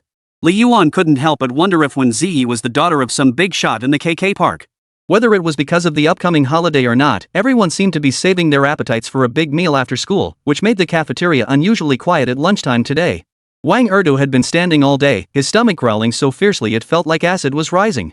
Seeing few people competing for food, his face lit up instantly, his back stopped aching and his head stopped spinning. "Auntie, I'll have a chicken leg and a serving of boiled fish." Just as he happily prepared to find a seat, picked up the chicken leg, and was about to take a bite, the Daily Spawning Reviewer NPC appeared in the cafeteria. "Critic 1, don't you dare eat that chicken leg. It's zombie meat." Pangu himself refused to eat it as a child. Ergo froze, silently setting down the chicken drumstick and reaching for a piece of boiled fish instead. Food Critic 2, don't eat that fish either, it fought trilobites when it was young. Food Critic 3, more self-serve swill. Even pigs won't touch this. Ergo. Dog, who'd been ravenous enough to devour a whole cow, suddenly felt less hungry.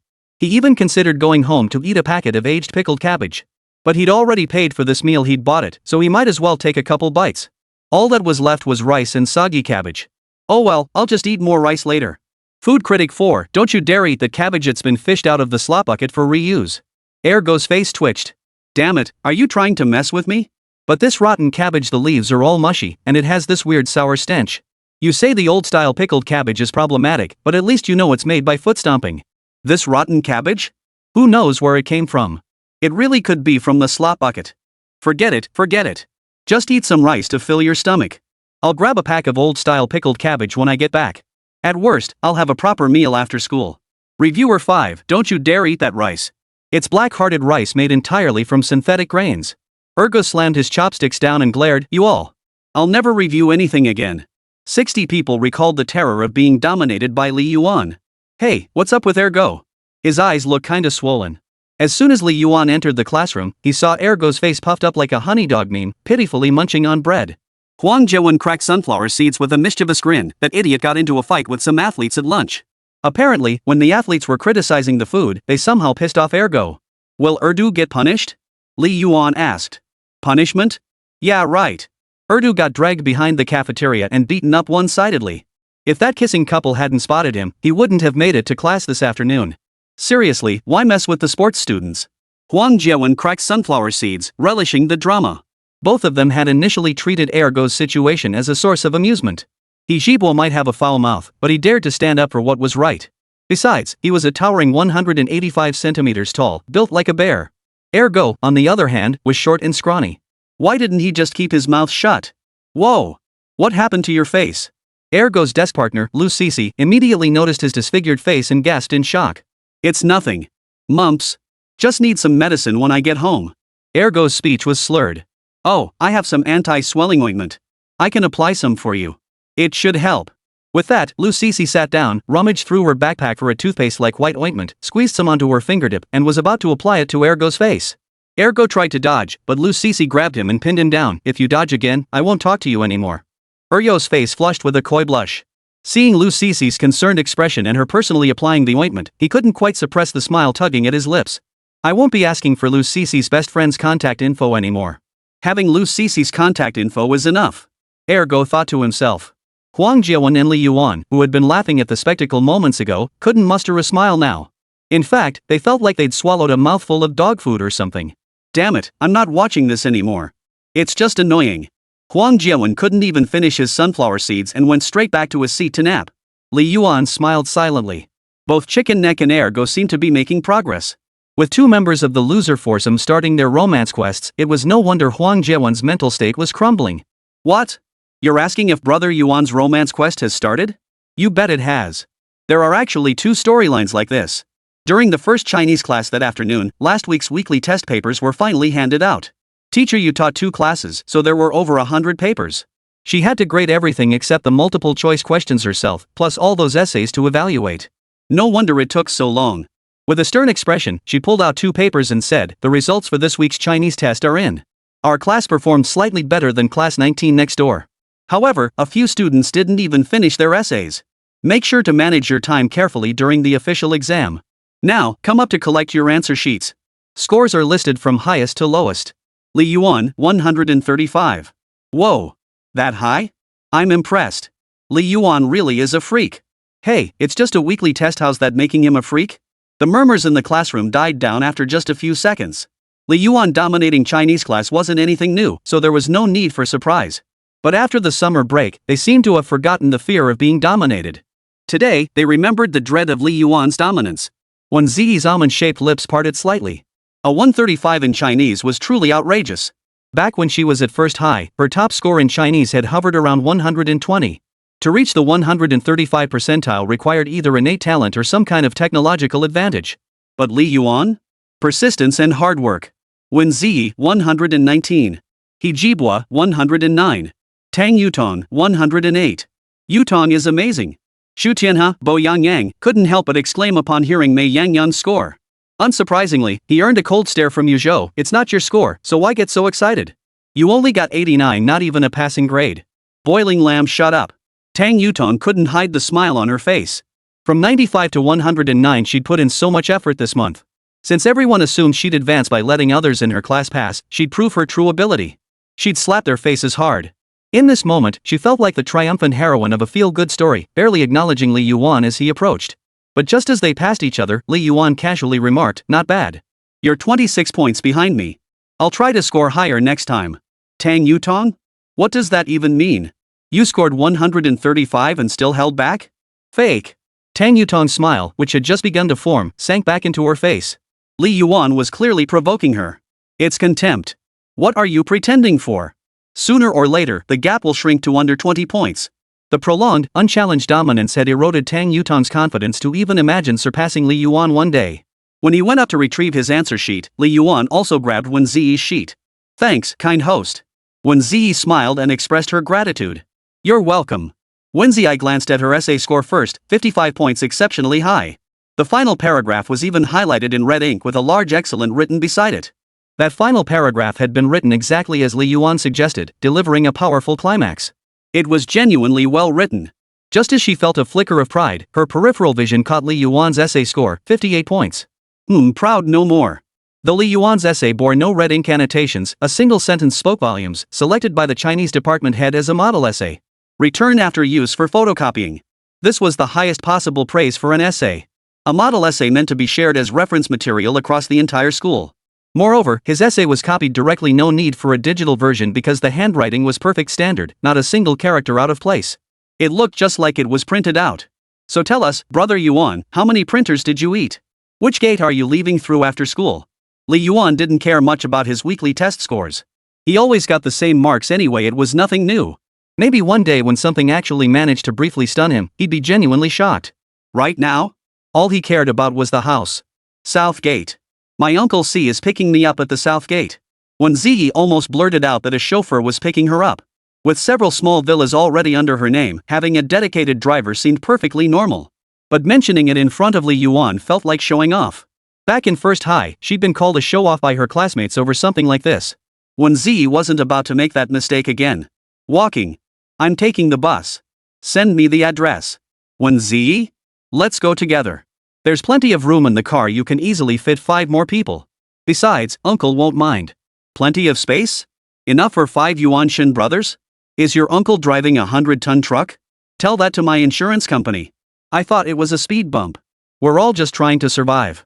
61 My landlady, the big shot. As the wheels roll over the speed bump, the premium suspension springs compress in harmony with other components, keeping the body level and minimizing vibrations felt inside.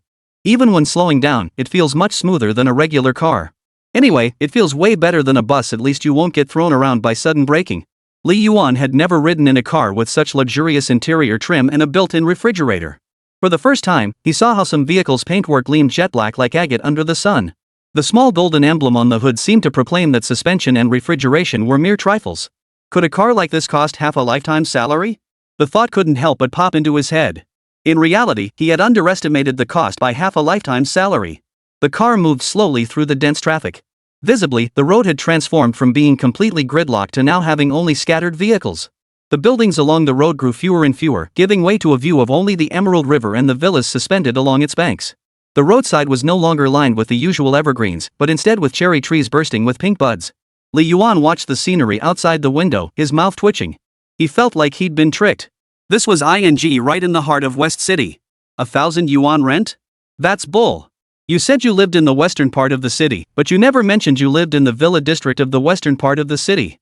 Plus, this place was at least 10 kilometers from second middle school. He'd have to leave an hour early just to get to class. But once he got familiar with the route, with Li Yuan's expert skills on his electric scooter, he should be able to cut the commute down to under 20 minutes. By the way, is there a breakfast stand here? Bro, I don't eat steak for breakfast. Almost there. Want some dried fruit to settle your stomach? Wēn Zhiyi noticed Li Yuan's pale complexion and, thinking he might be motion sick, offered comforting words. No thanks. I'm already full from the taste of money. The car finally stopped in front of a 7-story villa. Its Chinese-style pointed roof and reflective glass facade gave it an imposing, dignified appearance. Compared to the small villas along the riverbank earlier, this one was relatively low-key, almost resembling an apartment building. But 3 of them lined up side by side? That gave it a distinct flavor. Let's go up. Wēn Zhiyi stepped out and led Li Yuan inside. The elevator finally stopped on the 5th floor. Li Yuan frowned slightly as he looked at the silver-white glow of the number 53 on the mahogany door. The doorknob was spherical, coated with a layer of golden rust-proof paint. Wēn Zhiyi produced a set of keys, located the one with the 53 tag, inserted it, and with a gentle twist, the door swung open. The question is, why do you have the keys, Wēn? Oh, I see. Your relative trusted you, so they entrusted you to handle the handover themselves. Got it, got it. Li Yuan had already prepared his excuse, but Wēn Zhiyi had completely forgotten about the whole thing. Opening the door revealed an enormous floor-to-ceiling window facing an unnamed river below. Sunlight streamed through it, flooding the entire room. Blue lace curtains adorned both sides of the window. The ceiling featured white paneling, while the floor was marble. To the right was a separate kitchen, while the bathroom and toilet were on the left. Including the living room, the space wasn't huge, but it was infinitely better than Li Yuan's previous tiny rental apartment that never saw sunlight. Li Yuan was itching to move in right then and there. Moreover, the air conditioner was a top-tier energy-efficient Medea model, and the refrigerator was also a Medea. He walked around the room. The bed had no unpleasant odors, and all the furniture was present and accounted for. He was thoroughly satisfied. After the tour, he stood before the floor-to-ceiling windows, gazing out at the distant river glistening with ripples.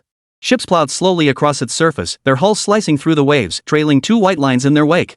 Li Yuan suddenly felt an urge to compose a poem, but lacking the words, he could only utter, "I'll go conquer the world." So, what do you think, host? Seeing Li Yuan practically jumping for joy, Wēn Zhiyi knew he was thoroughly pleased. Her question had been nothing more than idle curiosity. It's absolutely heavenly.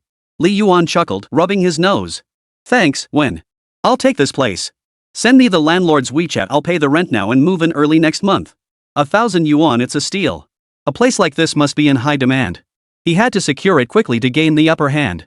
At that moment, his heart overflowed with gratitude toward Wēn Zhiyi. He even thought offering himself in return wouldn't be out of the question. But he feared she might accuse him of repaying kindness with ingratitude, so he held back. WeChat? Wēn Zhiyi's eyes twinkled mischievously. She pulled out her phone, opened WeChat, switched to a secondary account, and held up the QR code for Li Yuan to scan. Beep. Added. I really must thank you this time. Such kindness is unforgettable. How about I treat you to a meal sometime? Li Yuan couldn't think of a better way to express his gratitude. Giving her money felt too vulgar, and she didn't seem like someone lacking funds. Gifts? He had no idea what to get. A meal seemed like the simplest solution. If a man and woman who've shared 3 meals still aren't together, it's simply not meant to be. Wēn Zhiyi's mind suddenly flashed with that saying. She bit her lower lip. Forget it, all that's nonsense. Don't believe it. Okay. Just as Li Yuan was about to head downstairs, Wēn Zhiyi called out from behind him, "Host, my place is on the 3rd floor. Why don't you stay for dinner tonight?" This invitation had been brewing for a while. On the car ride earlier, Wēn Zhiyi had been racking her brain for how to broach the subject, but she couldn't quite find the right excuse. He'd helped her out, inviting him over for dinner shouldn't be too much, right? Besides, if Li Yuan moved in, they'd become neighbors. Inviting a neighbor over for dinner seemed perfectly reasonable, didn't it? Having listed these reasons, Wēn Zhiyi felt somewhat more at ease. Under Li Yuan's slightly puzzled gaze, Wēn Zhiyi panicked. Fiddling with her fingers and lowering her head, she mumbled, "Look, going back from here would take at least half an hour. By the time you got there, it'd be really late. Cooking then would be exhausting. Plus, since you're moving over soon, we'll practically be neighbors. Why not have dinner to get acquainted? We're even deskmates, how could we not be familiar? She basically just wants to keep me for dinner." Li Yuan wasn't opposed to the idea. But the thought of Wēn Zhiyi's family being there made him feel awkward as an outsider. But refusing would feel like rejecting their kindness. Caught between a rock and a hard place. "Tongzi, come out. It's your turn now." Ding. Sure enough, Tongzi Ji shared Yuan Shenji's boldness, never backing down when the moment called for it. You find yourself back in this old place. Looking at the familiar buildings, you can't help but recall those youthful days of yore. The moonlight of that time still glows as gentle as water, a world apart from the iron-fisted corporate powerhouse she is today. Just as you lamented how much the world changes, how even a person's character can be twisted, a familiar figure suddenly appeared before you. Quest: cook a dinner for Wēn Zhiyi. Reward: precision permanent talent boost. Permanent talent boost? This is far superior to consumables like triple super memory. I have to go, no question. 62, I'll help you out. After Li Yuan agreed, Wēn Zhiyi finally breathed a sigh of relief. If he'd refused, she'd have been down in the dumps for ages. She considered Li Yuan her closest friend at second high. Even her roommates hadn't offered as much help as he had. As a grateful girl who always repaid kindness, and with Li Yuan coming to her neighborhood, she felt she had to show proper hospitality. Want to take the elevator down? Li Yuan asked. He figured Wēn Zhiyi couldn't possibly live in this building. That would be a bit awkward. What if he yelled during a late-night livestream and she heard it? That would totally ruin his image. Well, maybe there wasn't much of an image to ruin anyway. No, take the stairs. My place is right downstairs. What the hell? You live right below me? So once I move in, can I come over every other day to freeload meals? I bet Li Yuan will write a whole novel about this when he gets home. Title: The School Beauty lives downstairs, and she crashes my meals every day because I'm such a great cook. What can you do? It's a common affliction among amateur cooks, they love to fantasize. Looking back over his 18 years, he realized he'd never actually eaten at a girl's house, not counting Luo Yanen's. Could eating at a childhood friend's place really compare to dining at an ordinary girl's home? Uncle Luo and Aunt Lin were elders he could even call dad and mom. Even if Li Yuan now held a sense of reverence for elders, his primary motivation was to obtain the precise talent granted by the system. This excuse was simply perfect. Next time he kissed Wēn Zhiyi, he could just blame it on the system. Currently, the only talent the system had granted was superhuman memory. The last time he'd used it, the experience had been mind-blowing, and it felt especially precious. After all, he only had 3 chances. He'd already used 2 to memorize vocabulary and retain knowledge points, leaving just 1 remaining for unforeseen emergencies. But this precision talent is permanent, its value is beyond measure. The talent does exactly what it says, like being dead on accurate when shooting hoops or ring tossing. Imagine being able to hit a game-winning half-court shot over LeBron James. The thought alone was terrifying. Lost in thought, he followed Wēn Zhiyi downstairs. The door here differed from Li Yuan's upstairs. It seemed to have a gold-trimmed border, looking more luxurious. Li Yuan didn't dwell on it, stepping inside once Wēn Zhiyi opened the door. Since guests rarely visited their home, there weren't any spare slippers. You can wear dad's for now, the blue pair. Sure. Wearing his shoes makes me your dad? Damn it, brother Yuan, what kind of twisted logic is that? Aren't your parents home? Li Yuan couldn't help asking. My parents are doing business in Jiangzhou this month. Wēn Zhiyi replied.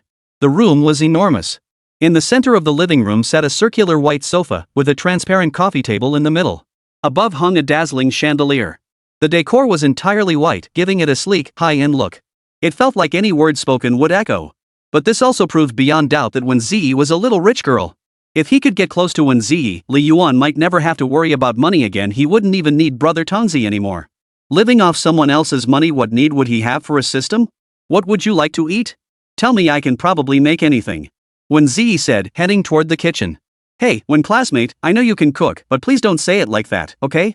It might break the little green plum's heart, you know, the one who can't even make fried rice properly. If you're cooking yourself, I'm in for a treat. Make whatever you're good at, I'm not picky. Li Yuan agreed, then suggested, how about you make a few dishes and I make a few? That way it won't be too much work. No way, host. You're the guest, it's not proper to have guests cook. Feudal. Guests hold half the sky. Seeing Li Yuan like this, Wēn Zhiyi couldn't really say anything. Well then, just make one dish. There aren't many of us at home, making too much would be a waste. Such thriftiness and domestic skill, no wonder you live in a big villa. In the next moment, Wēn Zhiyi deftly tied on an apron, pulled her hair into a neat ponytail, filled half a pot with cold water, tossed in the thawed ribs, sprinkled cooking wine over them, and once the water boiled and white foam appeared, scooped out the ribs, rinsed them clean, the blanching process complete. Next came frying the ribs in oil until golden brown on both sides, then adding star anise, cinnamon bark, bay leaves, light soy sauce, and oyster sauce. Pan-fried spare ribs. Li Yuan nodded in agreement. He stood by merely watching, not needing to assist in any way. Anyone who cooks knows that well-meaning but clumsy help only slows things down, sometimes even slower than doing it alone. After frying the ribs to near perfect golden brown on both sides, Wēn Zhiyi grabbed the sauce just the right amount, poured it into the pan, added hot water, tossed in a few pieces of rock sugar, and let it reduce over high heat. Such fluid movements, she was clearly a domestic goddess. Whoever married her would be blessed. Just as the sauce was nearly reduced, she gripped the handle with one hand and wrapped the other around a towel to lift the cast iron pot, ready to serve. But whether it was because Wēn Zhiyi had become nervous from his intense gaze or simply lost her grip, her hand slipped.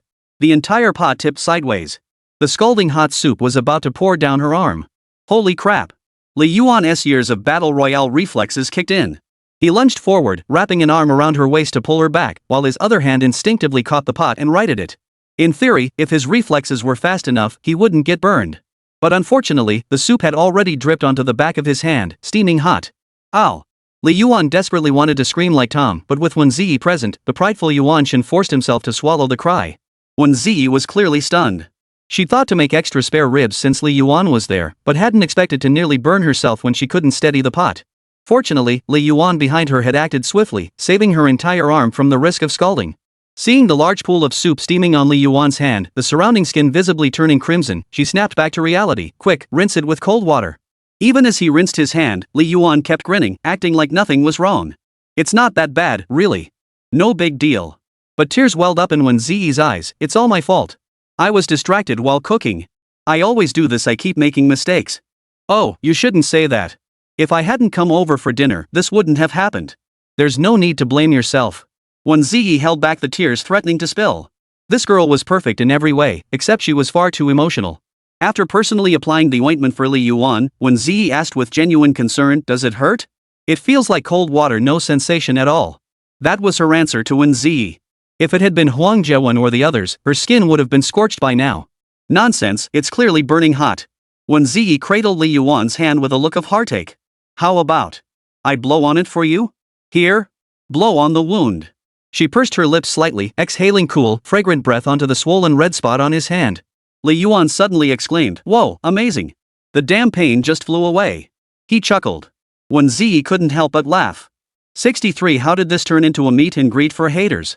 Wēn Zhiyi, who had been feeling a mix of pity and guilt moments ago, nearly laughed herself silly at Li Yuan's remark. Most of her earlier remorse vanished, replaced by an urge to punch him twice. Li Yuan wasn't one to make a fuss. He shook his hands free of Wēn Zhiyi's concern. After all, having her hold his hands like that had been kind of pleasurable. "I'll handle the last 2 dishes. You rest up.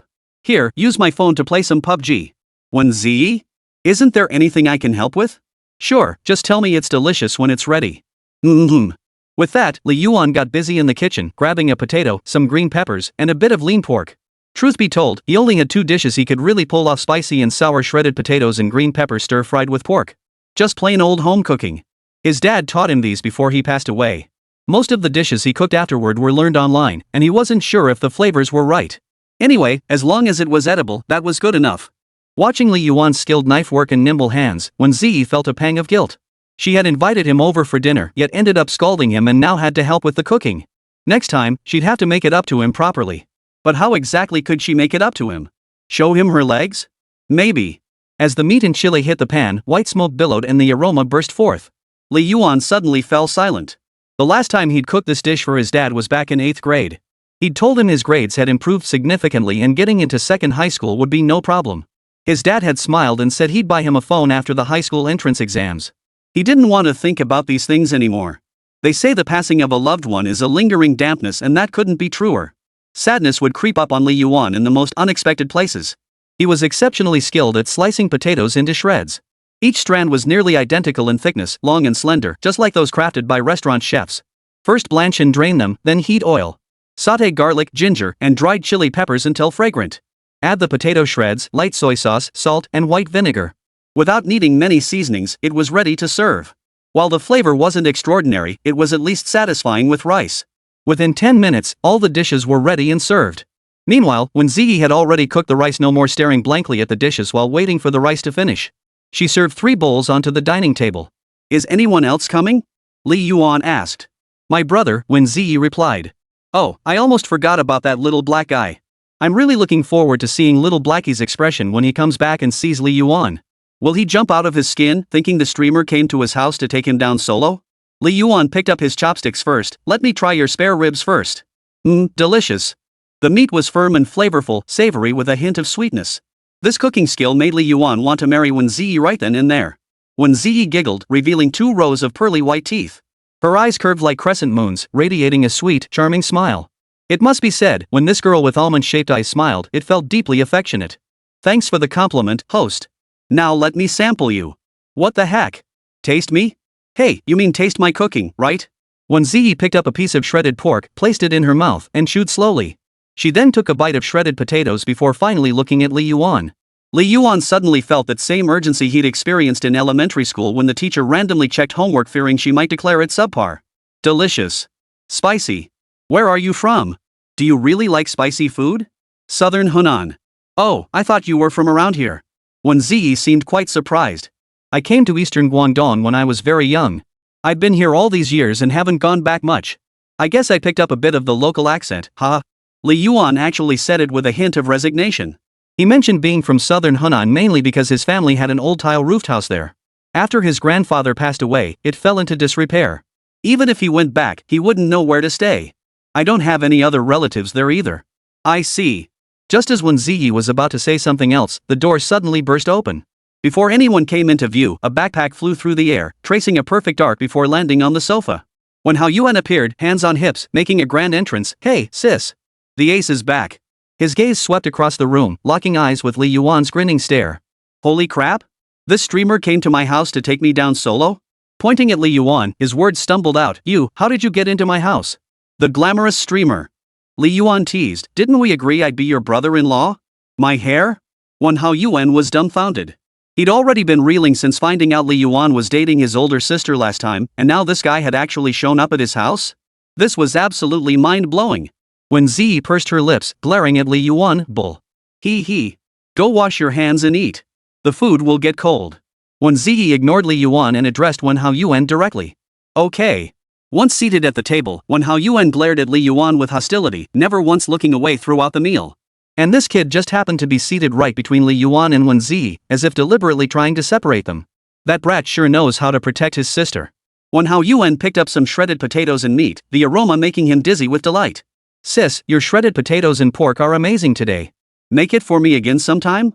"Sure thing. You can beg the charming host to come cook for you again sometime." "You did it." Hao Yuan looked at Li Yuan. Li Yuan nodded. "That's right, little blackie." Little blackie instantly changed his tune. "Yuck, this tastes awful. I'm gonna puke." Don't leave just yet. Let's have a showdown. Who's afraid of you?" "I solo queued against the super ace." "You really think?" "Hungry."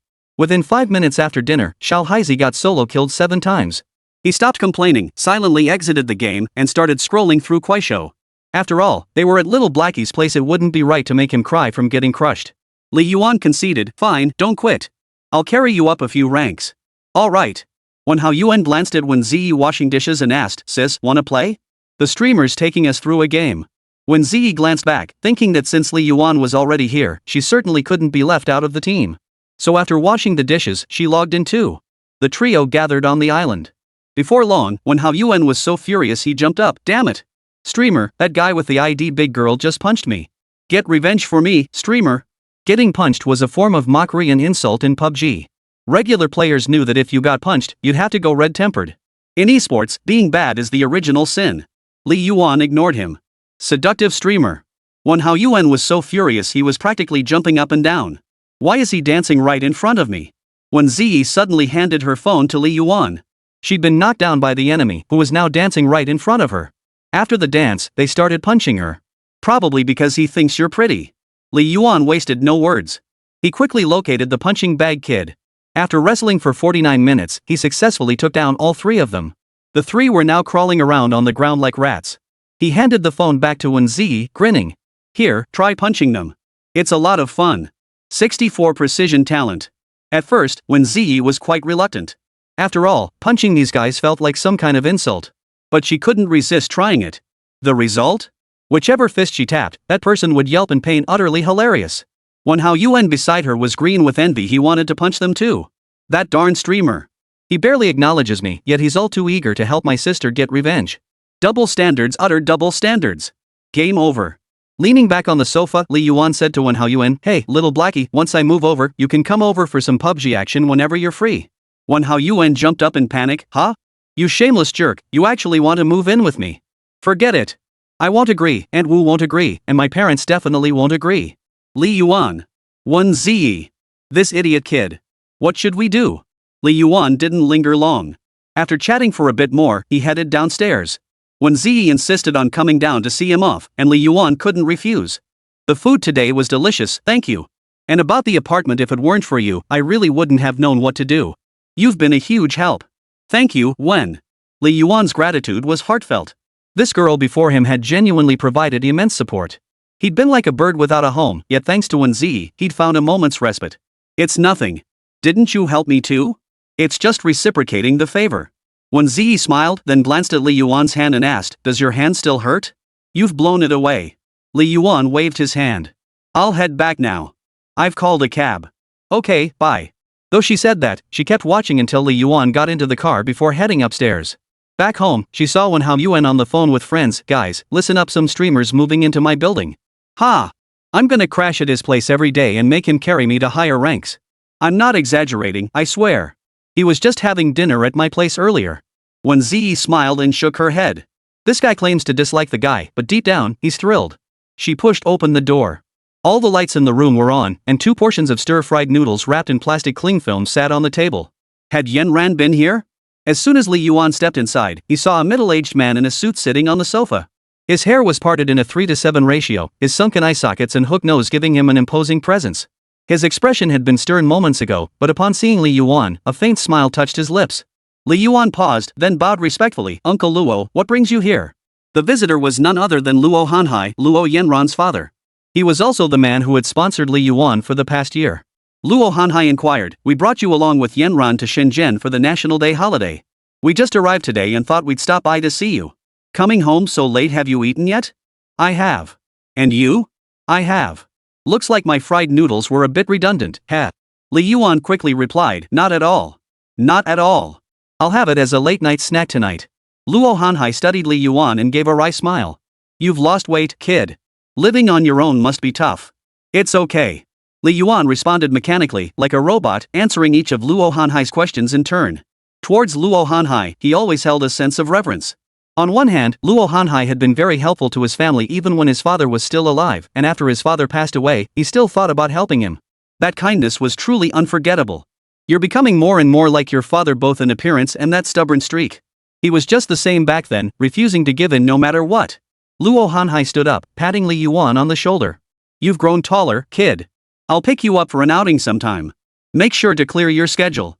If you need anything, hit me up on WeChat. Eat well, sleep well, look at those dark circles under your eyes. Alright, I won't keep you. Don't want you thinking I'm being a big man about it. Get back to your work. With that, he walked out of the room. Li Yuan saw him partway before returning. Truth be told, Luo Hanhai was always a man of few words, whether with outsiders or even Luo Yanran. Yet with Li Yuan alone, he adopted this earnest, almost overly talkative demeanor. Perhaps he harbored some special affection for the boy. But according to Luo Yanan, Luo Hanhai hadn't always been this way. He used to be quite talkative. It was only after Li Yuan's father passed away that he became so quiet. No one knew why. Perhaps the blow of losing his close friend was simply too great? Luo Hanhai used to study him with that appraising gaze, always saying, you're becoming more and more like your father. He only knew that his father and Luo Hanhai had both worked as long-distance bus drivers. He also heard his mother mention that the two had once had some friction over a promotion, but no further details. He couldn't shake the feeling that Uncle Luo's kindness toward him stemmed from guilt. Li Yuan wasn't stupid. Even though he and Luo Yanan had been childhood sweethearts, practically raised under Luo Hanhai's watchful eye, that didn't justify being treated this way. He didn't bother overthinking it. After all, he was living alone now. Just as he was about to take a shower, a panel suddenly popped up deep within his mind. Task: cook a dinner for Wēn Zhiyi with your own hands completed. Reward: precision permanent talent boost. Ha! Already acquired? Li Yuan wiggled his fingers and flexed his toes, yet felt no change in his body. It wasn't like that super memory ability, the kind that made you feel brimming with power when you used it. Damn it, this can't be a useless talent, can it? After showering, he scrolled through Kuaishou while munching on an apple. Glancing thoughtfully at the trash can 3 meters away, he casually flicked the apple core toward it. Clang! Spot on. But Li Yuan wasn't overly surprised. It could easily have been a lucky throw. He glanced at the pack of tissues on the table, grabbed it, closed his eyes, and tossed it. Clang! Another perfect hit. This was getting interesting. He scanned his surroundings, searching for something else to toss. His eyes settled on a pair of slippers. Closing his eyes once more, he flung them. Clang! Spot on. Seems like this talent was hidden pretty deep. Wait a minute, this talent might actually be useful in games.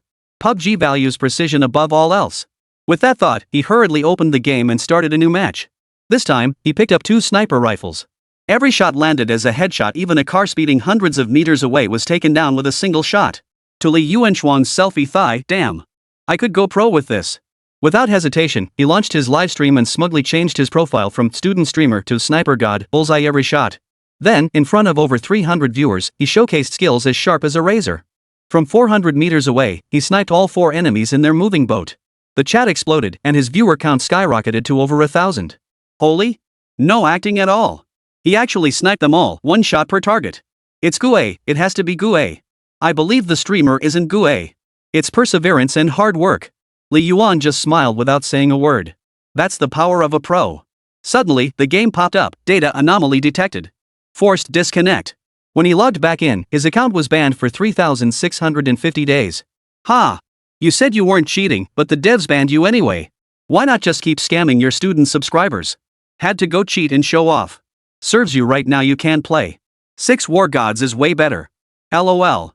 What's this GUI stuff that's so strong, streamer? Interested in selling it? As the flood of skeptical comments poured in, Li Yuan smiled silently, mimicking his predecessor's tone. I, Yuan Xingu, did not cheat. I, Yuan Xingu, did not cheat. He then changed his channel banner to Skill Like a Cheat, wrongly banned for 10 years. A smirk touched his lips. Looks like he was destined to walk the path of the uninvited. 65, you're pretty talented, huh? Li Yuan couldn't recall when he'd fallen asleep last night. After all, he felt no sorrow over his main account getting banned. Instead, under the watchful eyes of 2,000 viewers in his livestream, he started playing his alt accounts.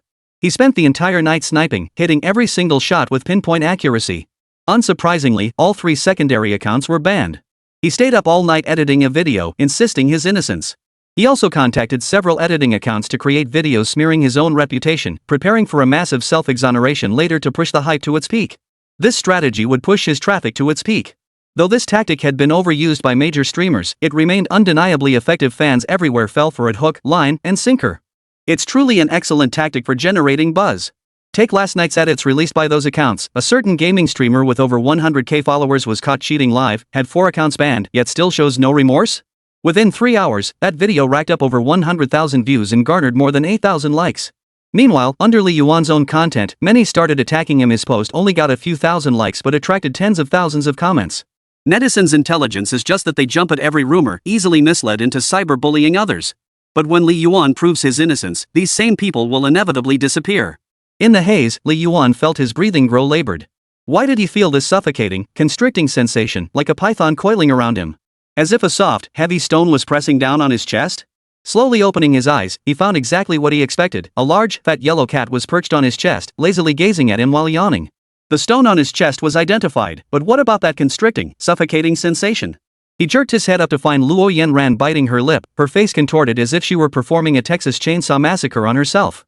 Li Yuan, what the hell? Trying to murder your own husband, are you? Luo Yanran finally released her grip. Who told you to sleep like a dead pig? I made breakfast and you're still asleep. Get your ass up. We're leaving after breakfast. My dad will be here to pick us up soon. Luo Hanhai had mentioned yesterday that he'd take them to Shenzhen for the National Day holiday. He hadn't expected it to happen so soon. Then again, today was National Day, and the whole family was free. Pushing aside the fat cat pressing against his chest, Li Yuan glanced at his phone. Several major streamers had already started live streaming him. After all, his cheating scandal was trending hot right now. These guys probably wanted a piece of the action. Poof. Just yesterday during the collaboration, they were all calling him brotherly, and some were even streamers he'd never met before. That's just how people are when there's profit to be made, they all jump on the bandwagon. But hey, enjoy the traffic now. When the time comes, you'll spit it all back out the same way you swallowed it. After finishing Luo Yanan's dark breakfast, Luo Hanhai drove downstairs. As soon as he got in, he saw Aunt Lin in the passenger seat. Luo Yanan's mother, Lin Yu. With shoulder-length bobbed hair, her features bore a striking resemblance to Luo Yanran. She was practically an adult version of her daughter. Though well into her 40s, she maintained excellent skin, smooth and fair as an eggshell, without a single wrinkle.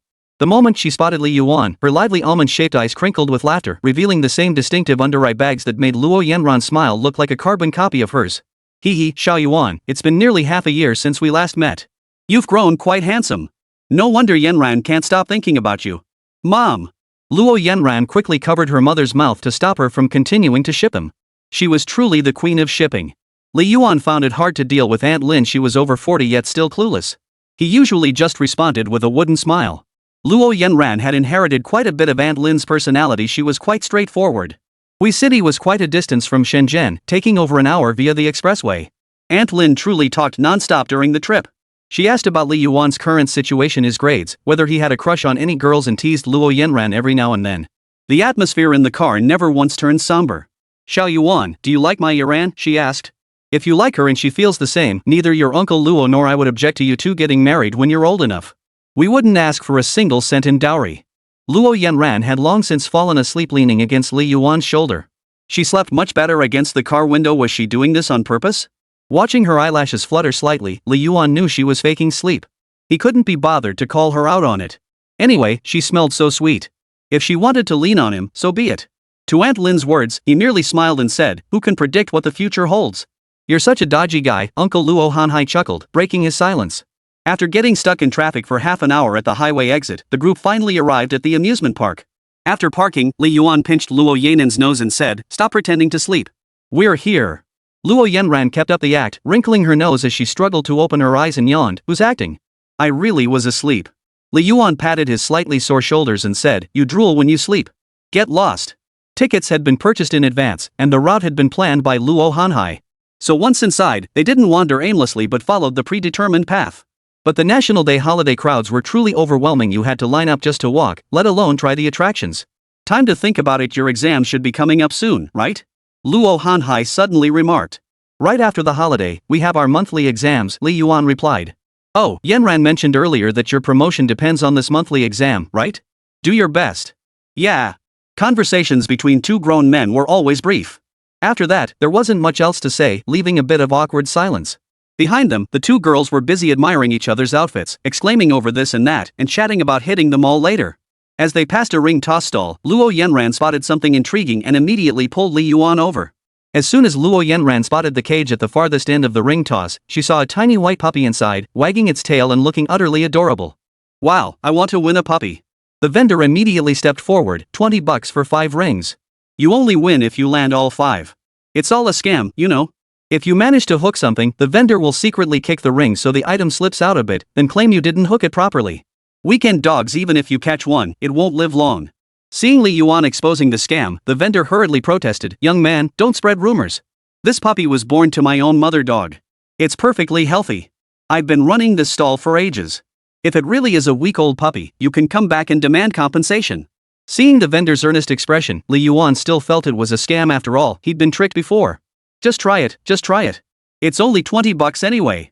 Luo Yanran had already scanned the QR code and paid 40 yuan for 10 rings. Before Li Yuan could react, she began tossing the rings. "Hey!" Each toss was accompanied by Luo Yanran's sound effects. Leaning forward, one foot raised, her movements were quite graceful. The momentum was impressive, but she missed completely. 8 consecutive throws failed to land a single ring, not even hitting the nearest consolation prize, a small drink. Li Yuan propped his chin on his hand. Didn't expect you to have such talent. Any normal person would have managed at least one. Get lost." Luo Yanran promptly kicked Li Yuan, then shoved the last 2 rings into his hands, resigning herself, just 2 rings left. "You grab 2 drinks. We'll walk and drink them." 66 Carousel. As Li Yuan took the rings, a flicker of confidence shot through his eyes. Had his newly awakened precision talent already found its first use? With the cheat code given by Brother Tonzi, how could I possibly lose? He glanced at Luo Yanran and said, "If I use these 2 traps to catch that little white dog, what reward will you give me?" Luo Yanran crossed her arms and shot him a glance. "Then I'll give you a kiss." The little white dog was at least 5 or 6 meters away from them. He'd barely managed to touch the edge of a dozen traps, and now Li Yuan wanted to catch it with just 2? That's pure bragging. Li Yuan hadn't undergone any special training. To snare it from that distance would require either extraordinary luck or sacrificing years of his life. That's why Luo Yanran was acting so nonchalant. "Li Yuan, why not just snag a couple bottles of soda and call it a day? Otherwise, you'll lose all $40. Seeing Li Yuan's eager expression, Luo Yanran couldn't help but advise him. After all, she'd already wasted so many rings. If Li Yuan ended up catching nothing, wouldn't they just be throwing $40 away for a lesson learned? Hey, it's all about participating. How could it be a waste? Li Yuan placed the ring on the table in front of her and said, "Blow on it a couple times to give it some magic. Maybe your good luck will help me catch something." "Do I look like a kid? I don't buy that." "Then make a wish, trade 10 years of Li Yuan's single life for this one lucky catch. Now that I believe." With that, she blew 2 breaths onto the ring and waved her hand, signaling Li Yuan to throw. Li Yuan glanced at the dog cage nearby, rubbing his palms nervously. Truthfully, he felt pretty uncertain. What if his precision talent failed? If it failed, so be it. It would just prove he wouldn't be single for 10 years. He let out a resigned laugh and tossed the ring into the air with utter carelessness. The circular ring spun and danced through the air, beginning its descent along a peculiar, twisting arc. Seeing this, anyone would think it was hopeless. Luo Yanran patted Li Yuan on the shoulder and said, "If you can hit it like that, I'll eat it raw." Before she could finish, the ring spun twice in midair, then drifted down like a falling leaf, gently settling over the dog cage. Luo Yanran and the vendor froze instantly, standing as still as wooden statues. Li Yuan grinned and asked, "What's for dinner?" "Yes. I got it. The little white dog is mine." Luo Yanran couldn't care less about the prize now. She called out to the vendor, "I won the puppy. Hurry up and bring it over, it's mine." The vendor looked reluctant but had no choice. If he backed out now, he'd surely get tangled up in an argument with the two of them. Still, the thought of parting with the little puppy that had kept him company for over a month stung. He'd originally brought the little white dog just for fun. It wasn't until a customer jokingly said they wanted to try catching it that he'd come up with the mischievous idea of adding the puppy to the game. Yet for the entire month, no customer had even come close to snagging it.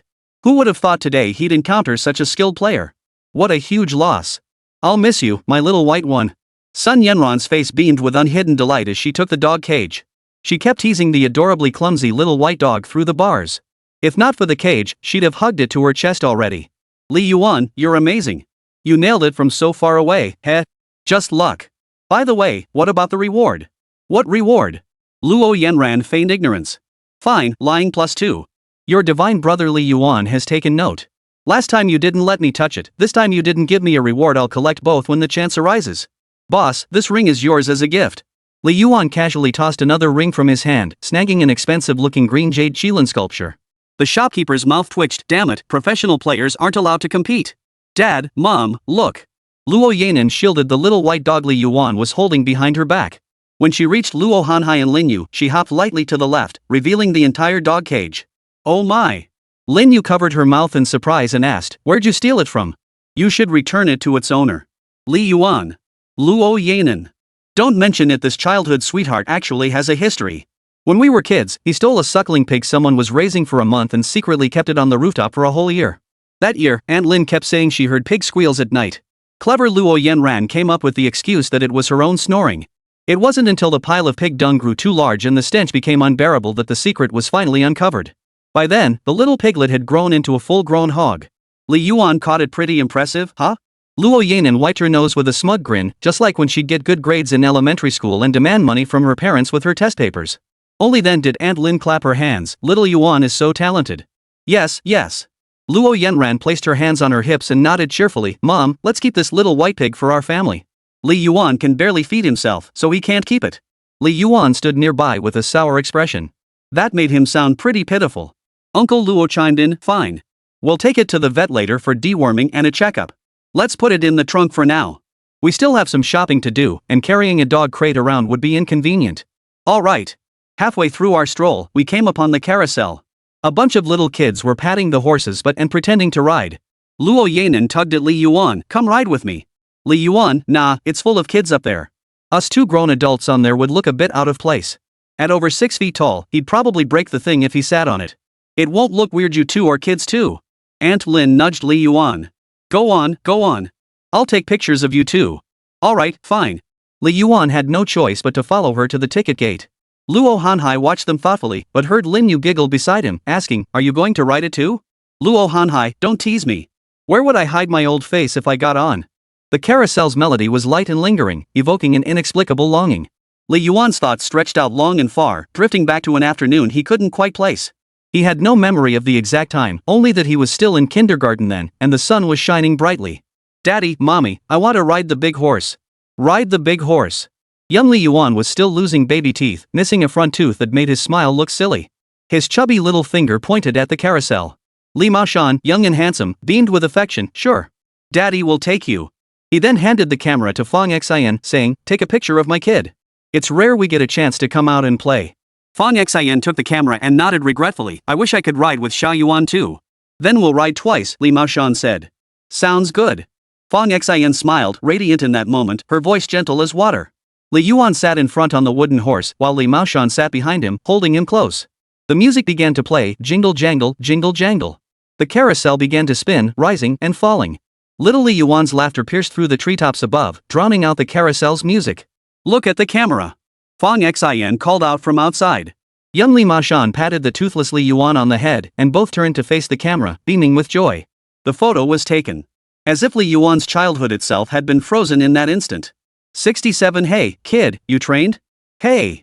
Luo Yenran waved her hand in front of Li Yuan's face. Ha? He finally snapped out of his reverie. Tickets are bought. What are you spacing out for? You look too good. Hey, I know. Luo Yanan bounced excitedly onto the carousel and beckoned Li Yuan to sit on the adjacent horse. Even if people gave her strange looks, she didn't care at all. Li Yuan sat on the adjacent horse, his long legs awkwardly bent in an uncomfortable position. Not only was it uncomfortable to sit on, but it also looked rather awkward. When the carousel started moving, he might even have to extend and retract his legs in rhythm with the horse's motion. Luo Yanran, on the other hand, could place her feet perfectly on the footrests. Li Yuan had just started to say, "You're quite talented." He immediately cut him off. "Get lost. Get lost." Music began to play, and the carousel lights illuminated. With a clang, it started spinning, the horses rising and falling. "Woohoo!" Luo Yanran shrieked beside him. But the slow, gentle rotation was hardly suitable for screaming. Li Yuan's memory of it was still stuck in childhood. Back then, the carousel seemed as tall as a real horse. You'd have to lift both feet off the ground to ride it. It spun so fast that the wind rushing past felt like it could tear your skin, making it impossible to keep your eyes open. Now, it all seemed so ordinary and boring. It wasn't that the carousel had lost its charm, he had simply grown up. Luo Yanan, however, was quite delighted. She pulled out her phone, snapping photos left and right, then aimed the lens at Li Yuan. "Hey, Li Yuan, look at the camera and smile." Li Yuan forced a smile. The camera froze on him, his eyes tinged with melancholy, as if he'd been forced to smile under duress. After the carousel, the group moved on to the balloon popping game, a staple at every amusement park. BB pellets, $10 for 15 shots. Next to it was a dart throwing game. Hit 12 and you could redeem a giant stuffed animal. The vendor shouted out. This time, Luo Yanran didn't stop. She had no interest in this sort of thing, nor any attachment to the stuffed animals. Ahem, how about giving it a try? Luo Hanhai cleared his throat twice, raising an eyebrow as he watched Luo Yanran and Li Yuan. Luo Yanran and Li Yuan exchanged a glance before looking back at Luo Hanhai, their eyes seeming to say, "Oh, so you're the one who wants to play." Remember, Luo Hanhai had served 3 years as a conscript soldier. After his discharge, he started driving long-haul trucks, using his severance pay to marry Lingyu and fund their wedding. The reason he stopped was probably to see if he still had what it takes. 15 bullets first. Luo Hanhai paid, then sat down with great enthusiasm. He picked up the toy gun and examined it from top to bottom, finding it utterly uninspiring. Under the gaze of the three, he cocked the bolt and fired with extreme confidence, not pausing to aim at all. He accurately popped 7 or 8 balloons. But the next few shots either missed entirely or bounced off the balloons. Some were reinforced balloons that BB pellets couldn't burst, otherwise the vendor would go broke. 9 hits, not bad, kid, the vendor praised with a smile. Luo Hanhai shook his head. "Ah, I'm getting old." He stood up and turned to Li Yuan and the others, asking, "Want to give it a shot?" I'm in. Aunt Lin raised her right hand like a child, immediately grabbing a seat. "Give me 30 rounds first, high tolerance for mistakes." "Sure thing." Luo Hanhai paid and began teaching her step by step. The two of them were utterly sweet together. "Hey, Uncle Luo, please don't do this. How's Aunt Lin supposed to get married now? Not playing?" Li Yuan asked Luo Yanran. Luo Yanran shrugged. "Not interested. Besides, it'd be rude to interrupt my parents' sweet moment, right?" "Ha, true. You know what? Out of 30 bullets, with Uncle Luo's step-by-step guidance, she barely managed to hit 6. It was absolutely. Aunt Lin was so exasperated she punched Uncle Luo in the chest. "You might as well not have taught him at all." Luo Hanhai scratched his head awkwardly, then turned to Li Yuan. "You wanna give it a shot, kid?" Sigh. "Brother Tongzi, I'm about to show off again."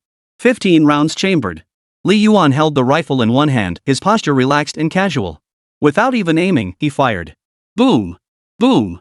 Boom! Popped like balloons. His stance was all wrong. He was just winging it. Probably won't hit the next few. Luo Hanhai folded his arms, critiquing with his professional eye. Luo Yanran, not necessarily. Earlier, Li Yuan hit the little white dog with just one ring toss. Maybe Li Yuan's luck is sky high again and he'll hit them all this time.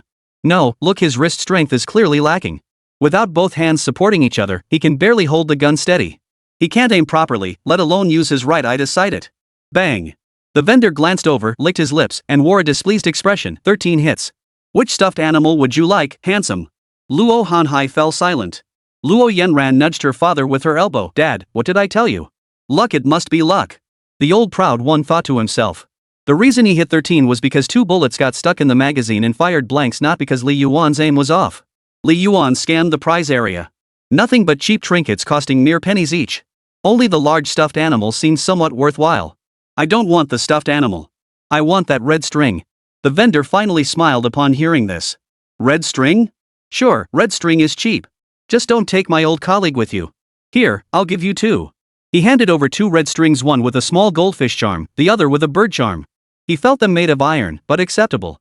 Luo Hanhai glanced at Li Yuan walking over with the red string and asked, Hey kid, have you practiced? Li Yuan chuckled, Uncle Luo, you forgot? I'm a PUBG streamer. If I can't aim straight, how could I be a streamer? Games and reality aren't the same. Luo Hanhai thought the kid was just making stuff up. Close enough. Li Yuan gave a half-hearted reply before spreading both red strings in his palm for Luo Yanran to see. Which one do you want? At the mention of getting one for herself, Luo Yanran's eyes lit up. I want the little fish. All right. He tore open the packaging and slipped it directly onto Luo Yanran's fair, smooth wrist. He even took the liberty of rubbing her palm a few times in front of her parents, getting a little advantage. That was rather bold of him. Luo Yanran raised her hand, examining the red string on her wrist before pouting slightly. Then, as if struck by an idea, she looked back at Li Yuan. I'll put yours on for you. Let's have matching ones, total CP vibes. That was the little sweetheart's idea. Li Yuan shook his head. I won't wear it. It's dirty. If I wear it on my wrist, I'll probably get an allergic reaction. Luo Yanran looked at him in disbelief. What? Then put it on me. We'll see if you get an allergic reaction. If you don't, I'll wear it. You're just shameless. I really want to smack you upside the head. 68 back from vacation. A few days passed quickly. The National Day holiday ended. Li Yuan worked his part-time job every day except for the one he spent with Luo Yanran's family, raking in 1,000 yuan. With exams scheduled for all 3 days after the break, things were getting pretty tense. The poor dorm students who returned a night early had already set up the exam rooms. Morning study sessions were held in their original classrooms, and students would head to their respective exam halls when it was time for tests. With the holiday just ending, most students hadn't fully settled back into their routines before the monthly exams. It was easy to imagine how many would underperform.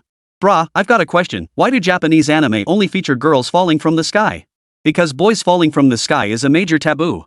That idiot Wang Zhiyi studied for half an hour but didn't absorb a single thing. Instead, he came up with two utterly mind-boggling questions. What's the difference between a priest and a plastic bag? Oh, I get it, both can make little boys suffocate. Wēn Zhiyi stared at Wang Zhiyi in utter shock, his brows knitting together. He thought, what the hell is wrong with these kids? Have they lost their minds? A baby boy falling from the sky? Oh, goddammit, that little boy. What kind of hellish joke is this? As for the priest, cough cough. He couldn't be bothered with Wang Zhiyi. Rather than waste time chatting with this idiot, he'd rather read a couple more ancient poems. He still had a weak spot with Teacher Yu. If he didn't do well on the exam, who knows what she'd do to him. But even if no one paid attention to Wang Zhiyi, the little genius, he could still continue his own QA. The early bird catches the worm, but what does the even earlier bird catch? Prometheus. 6. Sitting up front, Wang Zhiyi bit down hard on his lower lip, twisting it into an S shape as it twitched. He was really struggling to hold it together. Dude, I'm trying to study here. I don't want to hear these mind-bending questions. Hellish jokes. Don't make me laugh. Hold it in. You have to hold it in. But then another question popped up. Why did Zhuge Liang in history only agree to come out after Liu Bei, Guan Yu, and Zhang Fei visited his thatched cottage 3 times? Because Zhuge Liang was in his inner cottage at the time. Wang Zhiyi pressed on. Wang Zhiyi clutched his Chinese textbook tightly, his mouth struggling to stay straight, tears welling up in his eyes. I need to study. I'm going all out on Chinese for this midterm. Once you start chatting with Zhiyi, you just can't stop. Don't let him break through, Wang Zhiyi. What's the difference between a prison and a camera? They both zoom. Ha! You ing idiot. I'm trying to read. Stop ing making me laugh. Wang Zhiyi couldn't hold back, laughing and cursing at Wang Zhiyi. Soon they shifted to another topic, talking about game rankings. As for studying? Forget it. No matter how much he reviewed Chinese, he'd only gain a couple extra points on dictation. Might as well skip it. Li Yuan scanned through the ancient poetry and classical texts in his Chinese textbook from cover to cover, mentally reviewing them to reinforce his memory. Satisfied, he headed off to catch up on sleep. Yesterday, he streamed until past 2 a.m., showing his hands while playing PUBG. His stream peaked at over 20,000 viewers. His follower count had long surpassed 200,000 and was now approaching 300,000.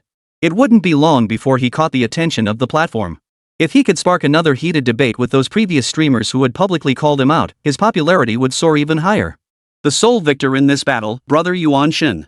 To say Li Yuan lacked marketing savvy would be impossible. No one builds an account to over 100,000 followers by accident. The art of hyping up buzz is all about the script and seizing opportunities. Once he built up his following, he'd likely get more advertising offers. As for part-time gigs? Not even a dog would do that.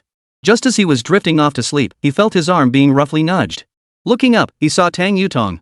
She held a test paper, smiling as she looked at Li Yuan. Without waiting for his consent, she leaned in and asked, Li Yuan, what does this character mean? Without even glancing at it, Li Yuan blurted out, to spread, to cover, to wear, or to envelop. And what about this character? To go against, to betray, to defy. It also means to double. Li Yuan grew impatient. Didn't you buy that ancient poetry dictionary? Look it up yourself. Looking it up myself won't be as fast as you telling me. Everyone knows your Chinese skills rival that dictionary. Tang Yutong attempted a clumsy flattery, expecting Li Yuan to grin foolishly. Instead, he gave a cold snort and resumed sleeping. He knew Tang Yutong was in the same exam hall as him, seated right next to him. She usually ignored him completely, but now she was suddenly coming to him. She definitely wanted him to give her a hand during the exam. Sorry, buddy. I'm an honest student. Honesty in exams starts with me. Tang Yutong had worked hard this past month. Her recent weekly test score over 100 had made her feel pretty cocky, but if it came down to the actual exam, her total score might not even surpass Huang Zhiyi and He Zhibua. Even if Huang Zhiyi and He Zhibua didn't want to advance, the promotion spots would go to others, but certainly not to her, Tang Yutong. She was only 10th in the class, with several students ahead of her. What? You already bribed your way in with the dorm swap perk? Well, that's impressive. These past few days, most of the top 10 students who had agreed to go easy on her during this monthly exam received favors from Tang Yutong. Some got new dorm rooms, while others received scholarships for some strange reason. There really is an invisible hand at work here. She certainly had her ways. Who knew what she'd become once she entered society? Li Yuan finally stirred in a daze well past 8 o'clock, only to find Wēn Zhiyi beside him fast asleep, her face turned toward him.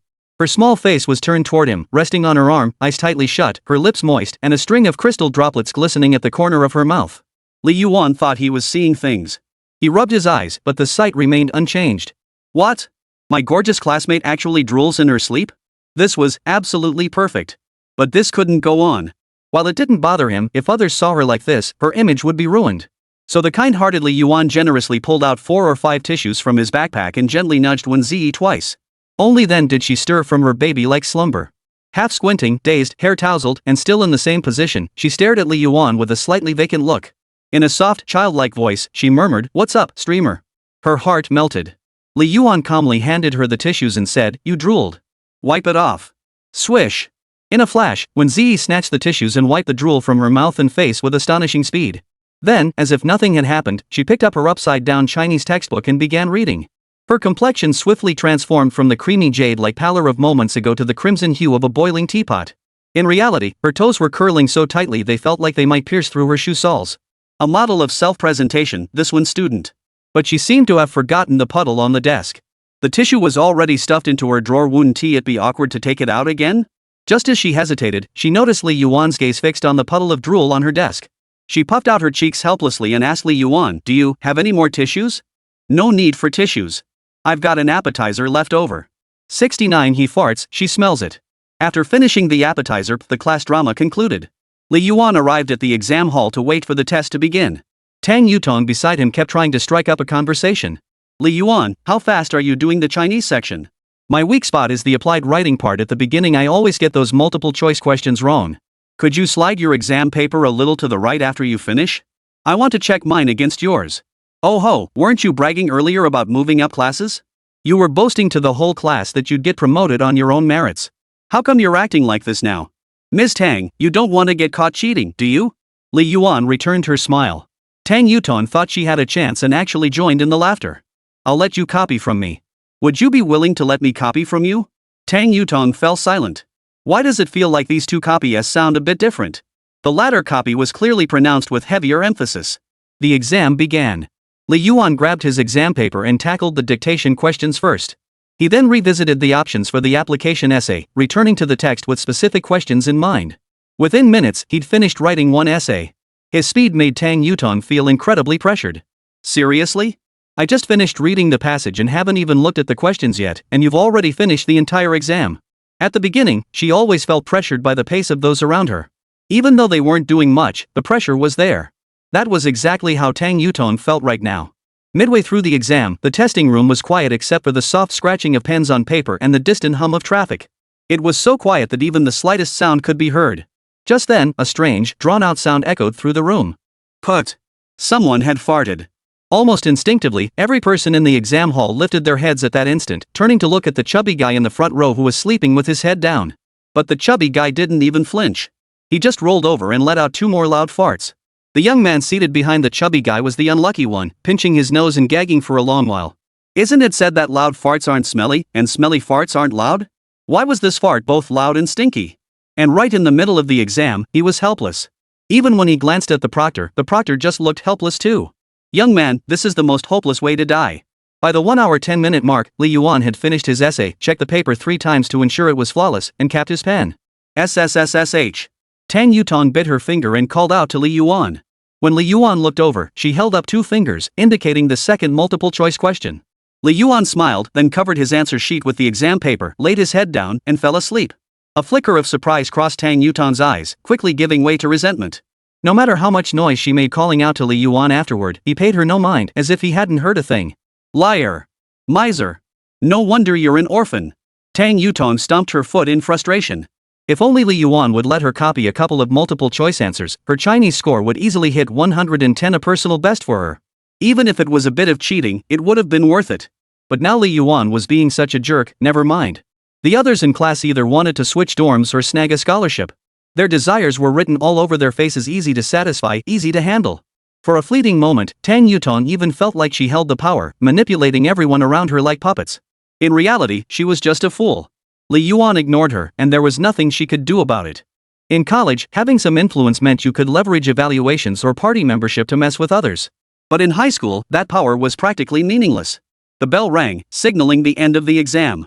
The chubby kid in the front row finally woke up, his drool soaking the entire answer sheet. He grabbed a number 2 pencil, randomly filled in a few options, and handed it in. Judging by his appearance, he must be the dimwit from the sports class who practices shot put. Tang Yutong shot Li Yuan a glare, saying nothing, yet it felt like she said everything before she just got up and left. Li Yuan snorted.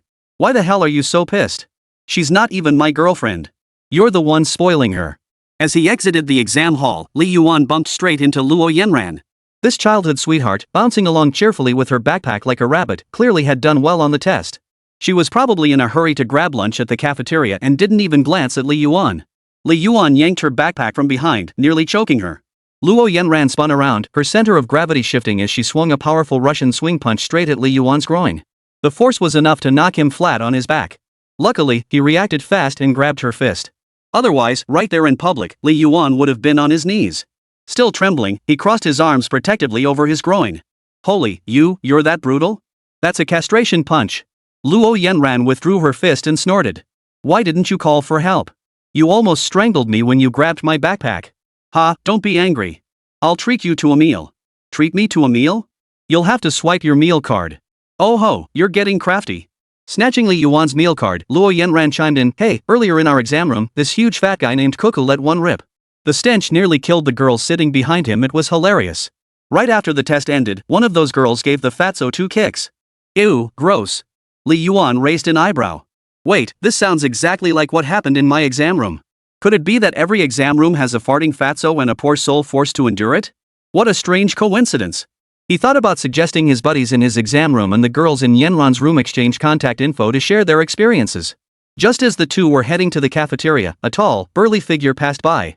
Luo Yanran tilted her head and pointed at him, declaring, there. That's the one farting. Stinky stinky. Her voice was loud enough for the man himself to hear clearly. He froze in place, turned around, and glared at Luo Yanran, who was still pointing at him. Li Yuan's mouth twitched. Sis, are you out of your mind?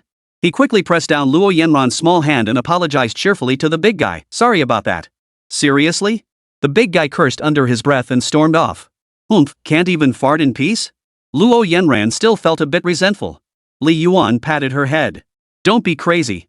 If he beats you up, I'll be the first to run. I thought Luo Yanran would stop causing trouble once we got to the cafeteria. But while we were waiting in line, she spotted someone she knew up ahead. She slowly walked over, grinning at a girl, then turned to Li Yuan and said, yep, she's the one who deserves it. The girl's face turned green with embarrassment. Li Yuan, huh? Wait, are you treating your buddy like a Japanese person to mess with? Look at her, look at her. Studying Chinese for the exam must have fried her brain. No wonder high schoolers just out of exams are all a little crazy. 70 legs photo.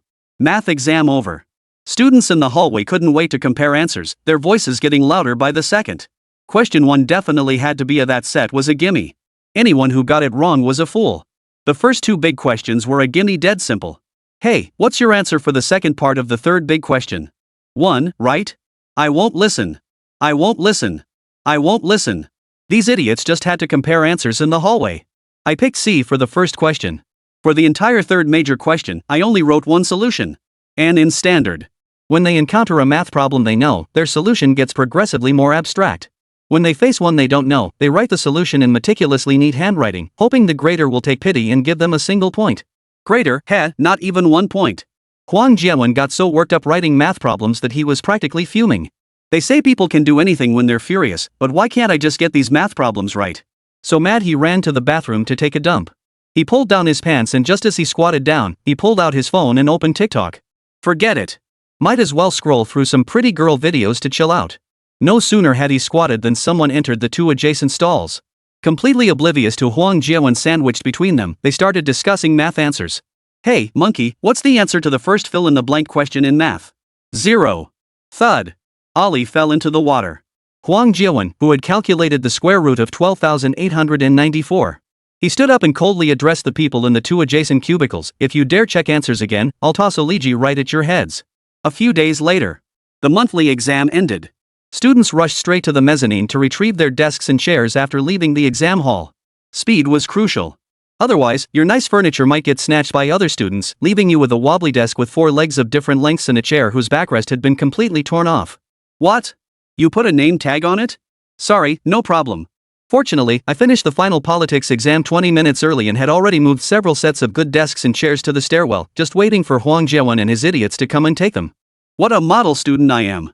Where else could you find classmates like this? Not even in America. With plenty of time to spare, he simply sat down at his desk and started playing with his phone. When the grade monitor walked past him, he didn't even flinch. After all, his dominant first-place finishes in 3 subjects had already made the class monitor remember his name, Li Yuan. Naturally, he would receive special consideration and leniency in certain matters. Hey Li, finished your exam already? Li Yuan put away his phone and nodded. Yeah, pretty easy. Good job. This monthly exam was set by second high school, so it wasn't too difficult. Next month's exam will be set by first high school's teachers. The little old man class monitor stood with his hands behind his back, a smile on his face. By the way, have you decided which class you want to transfer into? A student with your special talents is highly sought after by both the rocket class and the honors class teachers. If you're interested, you can come to me to write an application. We'll see about that later, teacher. You go ahead and get back to work. All right. The little old man was actually quite interesting. He'd taught Li Yuan Chinese for half a year in freshman year before becoming the grade head and no longer taking classes. He could still pull strings for Li Yuan now, but once they reached senior year, that would change. The new grade director would be Tang Yutan's uncle, and then Tang Yutan would be the one with all the advantages. Oh. A sudden, adorable squeak came from nearby. Li Yuan thought it might be the campus cat running toward the classroom building, but when he turned his head, he saw Wēn Zhiyi holding a stack of books. She'd finished her exam early too. Li Yuan took the stack of books from her arms and casually asked, "How'd it go?" "Not bad. You finished so quickly?" "Yeah, I finished and double-checked it, so I was pretty much done. By the way, wasn't your desk wobbly earlier?" "A bit. But I put a tissue under the corner and now it's fine." Li Yuan's gaze swept over the pile of desks and chairs behind him. Stroking his chin with a sly grin, he said, "Pick one that doesn't wobble. I'll help you carry it back later. When we move up a grade, we'll need to bring our furniture with us too. Better to choose a decent one." Wēn Zhiyi felt conflicted. After all, her moral compass was tugging at her conscience, urging her not to do something so underhanded. This doesn't feel quite right, does it? What if someone can't find theirs after we take theirs? Li Yuan stood up, selected a set of desks and chairs that looked brand new, and said nonchalantly, "Just because you don't take someone else's doesn't mean they won't take yours. After every monthly exam, everyone's desks and chairs get swapped out. Don't feel guilty about it, it's a tradition at number 2 high school." Yeah, that's just how number 2 high school is. They'd tried regulating this before, even dividing the storage area into class sections, but no one cared, they just took what they wanted anyway. So now it's just become like this. Anyway, if you get a good seat this month, next exam period, I might be the one grabbing the desks and chairs first. Fine, whatever. Wēn Zhiyi muttered under her breath and sat down too. Li Yuan asked, "Which class are you moving up to?" Wēn Zhiyi, "Rocket class 1, I guess." Gigi and the others are all there, it's better to have familiar faces. He'd asked Wēn Zhiyi about it before, but asking again didn't seem like a big deal. He just feared his good deskmate might suddenly change her promotion plans, leaving brother Yuan all alone to survive in Rocket Class 1. For over 10 minutes, the two could only sit chatting in the mezzanine. During that time, many students had already exited the exam hall, with the bolder ones even pulling out their phones to play Honor of Kings. Unsurprisingly, the little old man made a surprise return, confiscating everyone's phones. "You think everyone's a genius, brother? Speaking of which, if first high is so great, why did you transfer to second high?" Li Yuan had always been curious about his deskmate's reason for transferring. After all, high school transfers were extremely rare.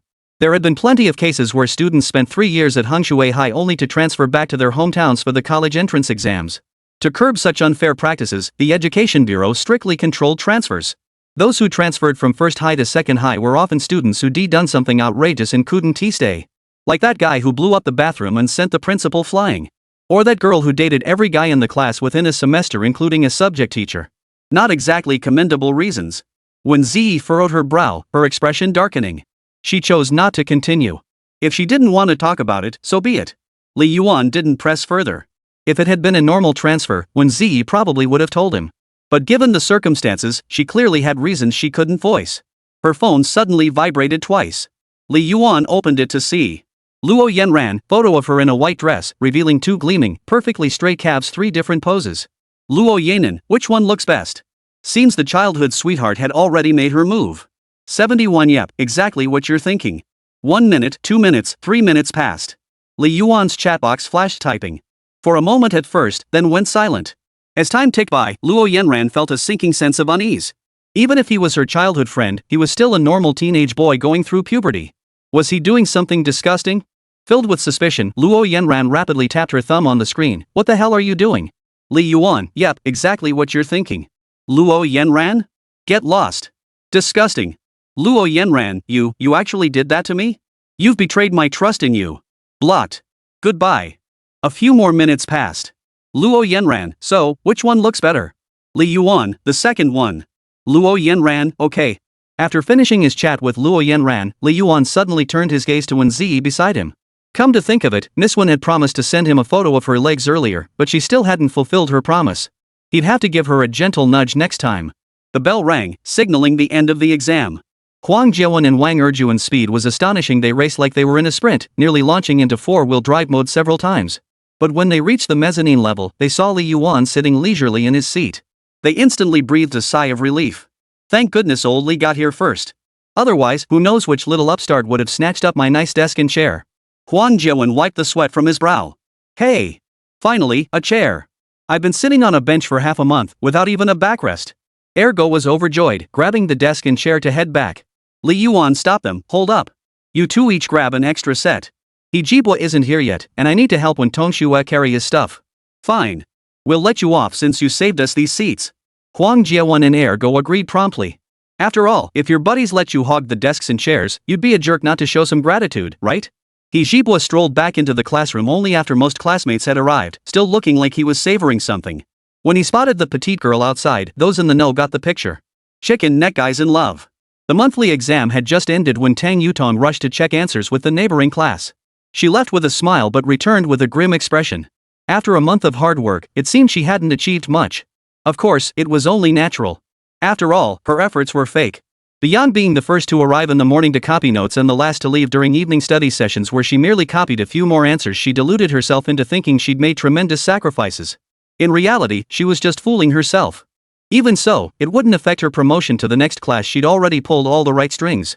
A few days later, Li Yuan had already started packing up his belongings from the rental apartment and moving them over to the new place. Packing and repacking, it really only amounted to 2 large duffel bags and a suitcase, nothing else. Most of the furniture in the rental apartment belonged to the landlord. The refrigerator, air conditioner, water heater, none of it was his. Looking at it this way, it seemed he could only take his clothes and toiletries with him. It was convenient, but also rather helpless. 2 bags and a suitcase, that was all he needed to roam the world. Like a rootless leaf, he could drift wherever the wind blew. An orphan's life was this bleak, yet he didn't feel pitiful. He felt free and independent, able to support himself at an age when others were still studying. After moving some clothes to the apartment he rented near Wēn Zhiyi and purchasing a few hangers and other essentials, Li Yuan headed downstairs to stream life for a while.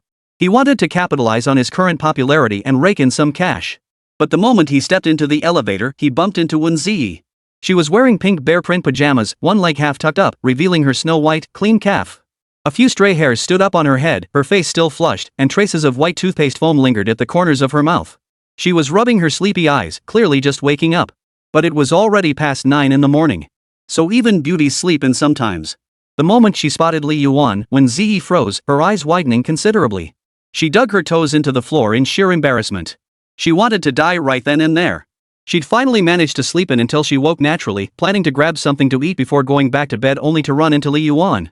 What an incredible coincidence. Good morning. Wēn Zhiyi tugged down the rolled-up hem of her pants and smoothed the stray hair on her forehead, her delicate cheeks already flushed crimson. Li Yuan, however, showed no unusual expression. He smiled and nodded in response. Morning. Are you heading down for breakfast? Yeah. Are you moving your luggage? Yes, my landlord is pushing me hard. I'll probably move in early next month. I told the landlord here, but she hasn't replied. Wēn Zhiyi stroked her cowlick and blinked. She hadn't checked her secondary account's messages in days, no wonder she hadn't replied to Li Yuan. Maybe she's busy? I'll mention it to her later. Alright, let me treat you to breakfast. It's rare we run into each other. No need for you to spend money. You're moving, this is when you need it most. Let me treat you. I can show you around the shopping spots here too. Sounds good. Stepping out of the elevator revealed a simple park dotted with various exercise equipment. Even though it was past 9, there were still elderly men and women exercising here, making it quite lively. Some were playing ping pong, while others hung upside down, spinning like windmills. What caught Li Yuan's attention most was an old man doing the moonwalk, Michael Jackson's signature move where you appear to walk forward but actually move backward. Then there was an old lady making puff-puff sounds, like she was chanting something with rhythm just like those rappers on TV. Holy crap, granny rap! Li Yuan watched in utter amazement, almost clapping in delight. The atmosphere was truly fantastic. He decided he should start doing more morning exercises to stay healthy. At the very least, he'd have to learn either the moonwalk or beatboxing. The neighborhood vibe is great. That old man's moonwalk is seriously impressive. Li Yuan remarked to Wēn Zhiyi beside him, his voice catching the old man's attention. Are you talking about me? The old man glanced up at Li Yuan, a look of confusion on his face. Li Yuan didn't hold back with his praise. Yeah, your moonwalk is spot on. Got time to teach me sometime? Ha! I stepped in, dog. The old man muttered under his breath as he bent back down to scrub his shoe soles, grumbling, moonwalk? More like dog walk. Li Yuan. Wēn Zhiyi covered her mouth and turned away, laughing so hard she was doubled over. When she turned back, her face was even redder than before. Clearly, she was laughing until she was breathless. Li Yuan wasn't giving up. He turned to the old lady. Grandma, your beatboxing is amazing. Looks way better than the rappers on TV. 72 almost met the parents. What the hell are you talking about? If the other person hadn't used a questioning tone, Li Yuan would have thought they were cursing at him. That thing you were doing just now? A dandelion just flew into my mouth. Damn it, I nearly choked to death. The old lady got so worked up she coughed up several more mouthfuls. Li Yuan. Snort. Wēn Zhiyi, who had been laughing uncontrollably moments ago, now giggled out a few oddly adorable sounds. She couldn't even straighten her back, so she simply squatted on the ground laughing. She'd been half asleep just moments ago, but now, thanks to Li Yuan's antics, she was wide awake. Though her stomach ached from laughing so hard. As she laughed, Li Yuan crouched beside her, watching her giggle. Before he knew it, he found himself laughing along too. He'd made himself laugh. Of course, Wēn Zhiyi's shy expression when she laughed was genuinely endearing. After laughing for several dozen seconds, Wēn Zhiyi finally regained her composure. A lingering blush still tinted her cheeks, and her neck and ears were flushed red, somehow seeming deeper than her usual blush when shy. Following her into the alley 200 meters to the right of the residential complex, the buildings along the way transformed from towering, grand apartment blocks to low-rise tiled houses. This change felt abrupt, as if one moment she'd been in the bustling heart of Shanghai, and the next, she'd stepped into a small village in Gue City. It had a certain charm reminiscent of Little India. This was typical of eastern Guangdong prosperity coexisting with backwardness and barrenness. Around the corner, 2 rows of stalls stretched out, breakfast shops, fast food joints, everything you could need, with the vegetable market right here too. Pretty hidden, huh? People unfamiliar with the area probably wouldn't find it, right? Well, I've brought you here once before, so you'll know the way. Everything here is very affordable, great for buying groceries or grabbing a meal. They arrived at a modest dumpling shop. The signboard at the entrance, made of cardboard, bore the words dumpling shop scrawled in crooked black marker. A few tables and red plastic stools were set up outside. The owner was just about to close up when he saw them and paused, breaking into a smile as he asked in a thick Eastern Cantonese accent, "Young man, young lady, what can I get you?" Though Wēn Zhiyi was originally from Jiangxi, she'd lived in eastern Guangdong for years and could understand some of the local dialect. She turned to Li Yuan. Their xiaolongbao and soup dumplings are the best here. They have other flavors too, take a look at the menu. What would you like, host? Soup dumplings, please. They hadn't been seated long when the owner arrived carrying 2 steamers of buns. Perhaps recognizing Wēn Zhiyi as a regular, he even gifted them 2 bowls of soy milk.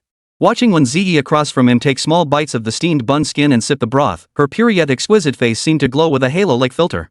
This contrasted sharply with the bustling, earthy atmosphere behind her, making her appear out of place. It was as if someone as beautiful as Wēn Zhiyi should be untouched by the mundane, a precious young lady whose breakfast should be served by servants. But the truth was quite different. She was down to earth enough to eat at a street stall. The oil glistening on her lips made them appear even more rosy and tempting, stirring an urge to take a bite. What's wrong? Not tasty? Li Yuan shook his head. It's delicious.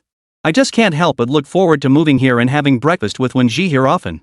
Well, if you ever want to come, I can join you, Wēn Zhiyi offered. Hearing that, he felt an inexplicable flutter in his heart. People always say online, cherish the girl who eats street food with you, cherish the girl who plays games with you, cherish the girl who makes you breakfast, blah blah blah. But really, it all boils down to one thing, cherish the person right in front of you. What puzzled Li Yuan, though, was this: according to the system's prompt, Wēn Zhiyi before him would become his white moonlight. But what exactly made her special enough to be his white moonlight? Gentle and beautiful? But dwelling on it was pointless. She was just a white moonlight, not an ex-girlfriend. The system hinted he had an ex-wife, but what really caught his attention was whether he'd actually meet this ex-wife at his current age of 18. Could it be that he'd end up going on blind dates, finding someone suitable, and marrying them on a whim? That would be utterly miserable. But now that he knew marriage would bring misery, he could simply avoid it in this world. That way, he could pull off his own comeback story. Hey, what do you think you scored on this midterm? Li Yuan suddenly wondered. He'd held the top spot in class 20 for half a year. Would that title be snatched away by Wēn Zhiyi, this alien invader? Wēn Zhiyi puffed out her cheeks. 600 points, maybe. So modest. 699 is still 600 points. That's practically the same as saying nothing. What about you, host? What score do you think you'll get this time? I should still be just over 600 points. Math and English are my weak spots, making it incredibly tough for Li Yuan to break through to the next level. But this time, thanks to his super memory, he's expanded his vocabulary and solidified his foundation. He could mostly understand the English test paper, so his performance will definitely be much better than before. Breaking the curse of just barely passing 600 points is totally doable. But math is a wild card. Sometimes I nail it 80 or 90 points no problem. Other times, 50 points is possible. It might even drag my score down. I just don't get it. Everyone else is consistent, whether they're good or bad, but his scores are always stuck in that middle ground. Alright then. Wēn Zhiyi packed another order of xiaolongbao and soy milk, likely for Wēn Yuan to eat later. After paying, the two headed toward the residential complex. Along the way, they chatted sporadically, reminiscing about elementary school antics and catching up on family matters. Naturally, Wēn Zhiyi took the lead in the conversation as it turned to family matters, because whenever home life came up, Li Yuan would fall into his usual silence. After all, his family situation wasn't something he could easily talk about: a father who passed away early, a heartless mother, and a broken young man. Sounds pretty rough. How about you take pity on me and adopt me, Ms. Won? My parents were both wonderful people, Wēn Zhiyi said suddenly. No need to guess, parents who raised a girl so well-mannered she couldn't even curse couldn't be bad people. Oh, my little brother's an exception. That kid's just been poisoned by the internet. Yeah, I know. Li Yuan was a bit confused by that remark. Alright, streamer. If you ever feel lonely or down, you can come over for dinner. It might help you feel better. If you say so, I won't hesitate to take you up on it. No need to be polite. We're all good people. Li Yuan looked at Wēn Zhiyi, momentarily at a loss for words. He knew the girl before him was gentle. Her so-called concern likely stemmed purely from her nature. Perhaps if someone else stood before her today, someone from a truly unfortunate family, she would treat them the same way. Still, he felt profound gratitude that such a kind-hearted girl existed in this world. After seeing Wēn Zhiyi to the entrance of her residential complex, Li Yuan waved goodbye and prepared to leave. He had barely taken a few steps when a sleek, jet-black Maybach glided slowly toward him, drawing his gaze. A man and a woman stepped out. The man appeared to be in his 40s, sporting a neatly parted hairstyle and wearing a well-tailored suit. There was something about his eyes and brows that reminded him of Wēn Zhiyi, or rather, it was Wēn Zhiyi who bore his features. The woman was dressed modestly, a white wool sweater over jeans. Her appearance was breathtaking, radiating a subtle allure. In her early 30s, her face showed not a single wrinkle. Her nose and lips were near perfect replicas of Wēn Zhiyi's. Needless to say, they were almost certainly Wēn Zhiyi's parents. Li Yuan quickly slipped away, afraid someone might spot him. Another moment and he would have seen his parents. But since he was staying here, meeting them was only a matter of time. 73 got along quite well with Li Yuan. Monday. After several days of processing, the monthly exam results were finally released. High schoolers care most about two things: the person they secretly like and their grades. Even before the results were released, everyone had already estimated their scores and calculated their overall performance, getting a rough idea of their level, whether they'd improved or not. A few girls even cried several times after getting only 2 math multiple-choice questions right, vowing to study hard so much so that people started showing up in the classroom around 5 o'clock these past couple of days. Little did they know that Ergo had barely gotten 1 multiple-choice question right, yet he happily played games every day and slept through class. Zhu Tianhe couldn't stand the suspense. He went to the office to print out a score sheet from old Zhang. Returning with a flurry of excitement, he memorized his friend's scores and called them out like a roll call. You got 460, you got 490, you got 501. But these were just incidental details. The most crucial score, of course, was that of his goddess, Tang Yutong. Pushing through the crowd of classmates, he managed to escape though the score sheet had long been snatched away by others. Still, Zhu Tianhao approached Tang Yutong with a fawning smile, teasing her. Yutong, guess how many points you got? Tang Yutong gave him a cold look and said indifferently, never mind then. I'll go see for myself later. Only then did Zhu Tianhao scramble to appease her. Just kidding, Yutong. You really did quite well this time, over 530 points. Fourth highest in the class overall. That's a huge improvement from last time, especially in English. Over 110 points, third highest in the class. Of course. Hearing she ranked fourth in the class, Tang Yutong felt a surge of joy. But then she suddenly realized that her pride in Joy English had only placed third? Was Wēn Zhiyi first in English? Yes, she scored over 140. The top students at first high are terrifyingly strong. Tang Yutong didn't have much to say about not beating Wēn Zhiyi after all. She came from first high and had the talent to back it up. But second place? Who was second in English? Oh, it's Li Yuan. He actually scored over 120 this time. Wonder if he copied someone's paper. Over 120. Tang Yutong nearly jumped out of her seat. She clearly remembered Li Yuan's English scores hovering around 80-90 points. Scoring over 120 was rare. How could he have improved so drastically this time? Oh, Yutong, don't be so surprised. A lot of people inflated their scores this time. Maybe Li Yuan copied someone else's English paper. Tang Yutong paid him no mind. She sat right next to Li Yuan. How could she not know if he'd copied? The kid finished writing in just an hour and handed in his paper early. When he walked out of the exam room, he was brimming with confidence. She bit her lip. Put. Just got lucky. Over on Li Yuan's side, he saw the score sheets being handed out but didn't rush to look. Right now, those score sheets were like treasures, surrounded by the whole class like a pack of rats fighting over scraps. It'd be tough to push through the crowd, so he figured he'd just sit tight and wait. The scores weren't going anywhere, after all. Glancing at Wēn Zhiyi beside him, equally unhurried, Li Yuan grinned and asked, aren't you curious about your score this time? Wēn Zhiyi blinked her eyes. Not at all. Why not? Because I performed just average, nothing special, neither high nor low. Wēn Zhiyi said casually, pulling a pack of QQ candies from her desk drawer and handing them to Li Yuan. Here, have some, streamer. Accustomed to Wēn Zhiyi's daily treats, Li Yuan accepted it naturally and devoured it with gusto. Huang Jiawen pushed his way out from the crowd checking scores, his collar slightly disheveled. He tugged at his pants, which were about to fall off, and cursed, damn it. Why'd you pull my pants while I was checking my scores? He tugged his pants up and ran over to Li Yuan. Oldly, you did pretty well this time, got a score of 620. Keep it low-key, keep it low-key. Li Yuan knew his English had performed well, so the 20-point increase in his total score was expected. By the way, how did Wēn Zhiyi do? Huang Jiawen glanced at Wēn Zhiyi. Perhaps because they weren't close, he specifically asked, Miss Wēn, would you like to know your score? Sure. Wēn Zhiyi set down her pen and looked at Huang Jiawen with some anticipation. Huang Jiawen swallowed hard, deliberately building suspense. Well, this score is astonishing. It actually knocked the unshakable first-place spot in Class 20-old Li's position off its pedestal. Who would have thought? Even with Li's incredible 20-point jump, he still couldn't hold on to the top spot. What a pity. After speaking, he glanced toward Tang Yutong, noticing she was paying attention. He deliberately added with a hint of sarcasm, everyone knows rankings depend on ability, right? But some people rely on connections. What a shocker. And the score they pulled in? My buddy beat it by nearly 20 points. Hearing this, Tang Yutong shot him a furious glare. Who are you talking about? Huang Jiawen, who already harbored resentment toward Tang Yutong, didn't flinch. The person I'm talking about knows exactly who they are. If it weren't for my chicken neck brother holding back for our sake, there'd be no spot for you, Tang Yutong. Knowing she was in the wrong, Tang Yutong couldn't retort.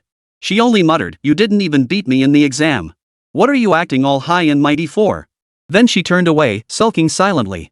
Huang Jiawen finally smiled with satisfaction, turning to Wēn Zhiyi. After the score adjustment, you got 672 top in the humanities department. Impressive. Holy crap. Li Yuan couldn't help but curse under his breath. 672 in humanities? What kind of monster is that? Still, Li Yuan had to admit it. Losing to a humanities genius scoring over 670 was an honor. That's how people are. If the gap between you and someone else isn't too wide, you always feel like you could do it too. But if they have an overwhelming advantage, you switch to admiration. Wēn Zhiyi, however, remained unfazed. She knew her own capabilities well and simply replied, thanks. Top student, please mentor us noobs more often, huh? Li Yuan pressed his palms together in supplication. Wēn Zhiyi, 630 something? You're a top student too. But if you ever get stuck on a math problem, feel free to ask me. Hey, class is starting. Everyone back to your seats. Old Zhang strolled in through the back door. The students who had been gathered around the scoreboard scattered like chased flies, leaving the report cards scattered about. We'll display the results directly on the civil whiteboard later, no need to scramble. Clean up your desks and prepare to switch seats. It's a tradition at second high to switch seats after monthly exams. As for how the seats are assigned, naturally, those with the best grades get to choose first. The entire class stood in the hallway, selecting seats according to their rankings. Not only did they have the right to choose their seats, but they also had the privilege of selecting their deskmates. In the second semester of freshman year, Zhu Tian's dream was to outscore Tang Yutong and choose her as his desk partner even if it was just for a month. But by his sophomore year, he hadn't beaten her even once. Now Tang Yutong was about to move up a class, and he feared this dream might never come true. Poor thing. Zhiyi, this is second highest tradition after monthly exams, we switch seats. As our top student, you get to choose your seat first, then pick a desk partner. Try sitting a bit closer to the front, all the teachers really like you, old Zhang said.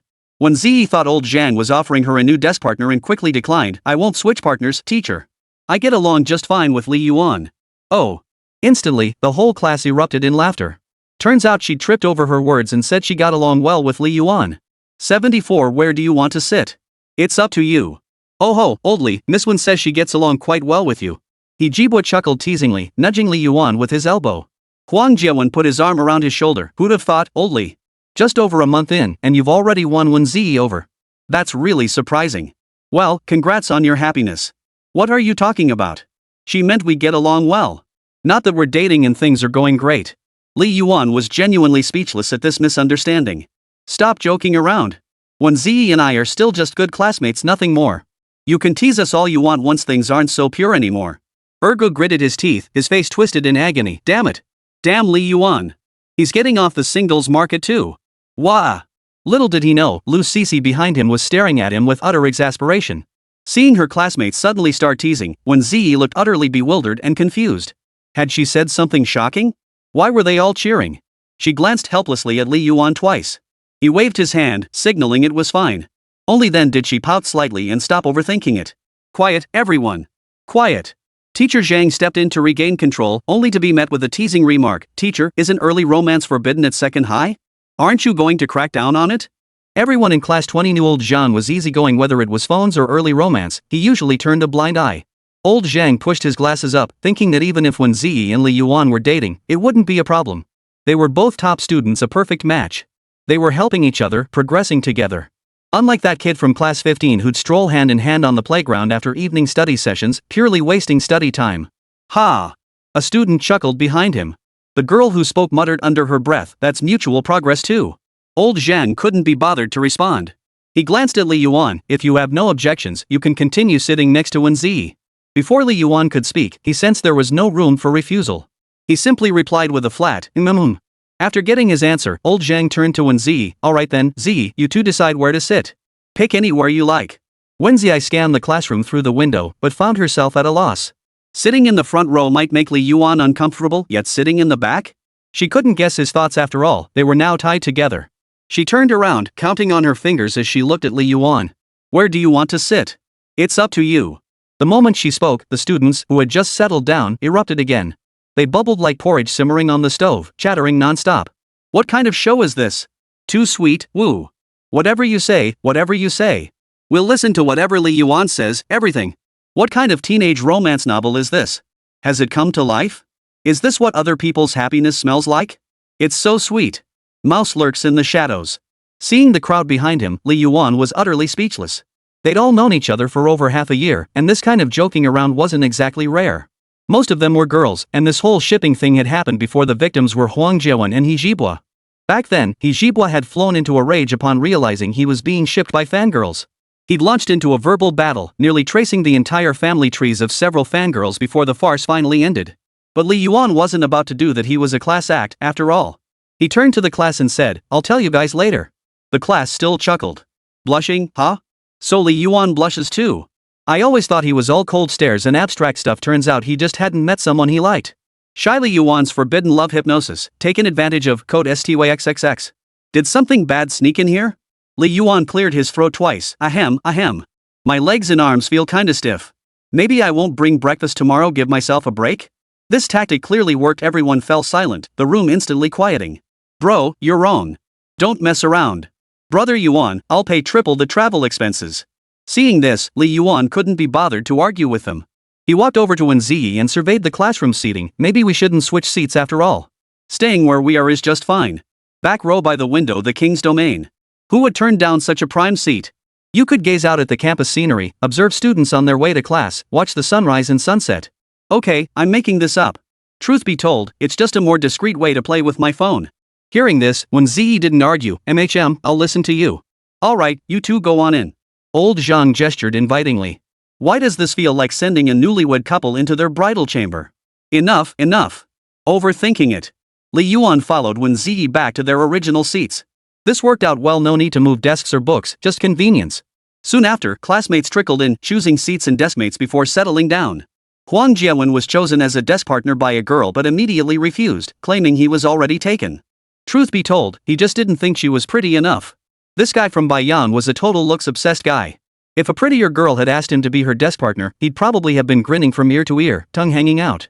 But no matter how set on someone else you were, you couldn't refuse being paired with someone ranked higher than you. That's just how tradition worked. What do you call this?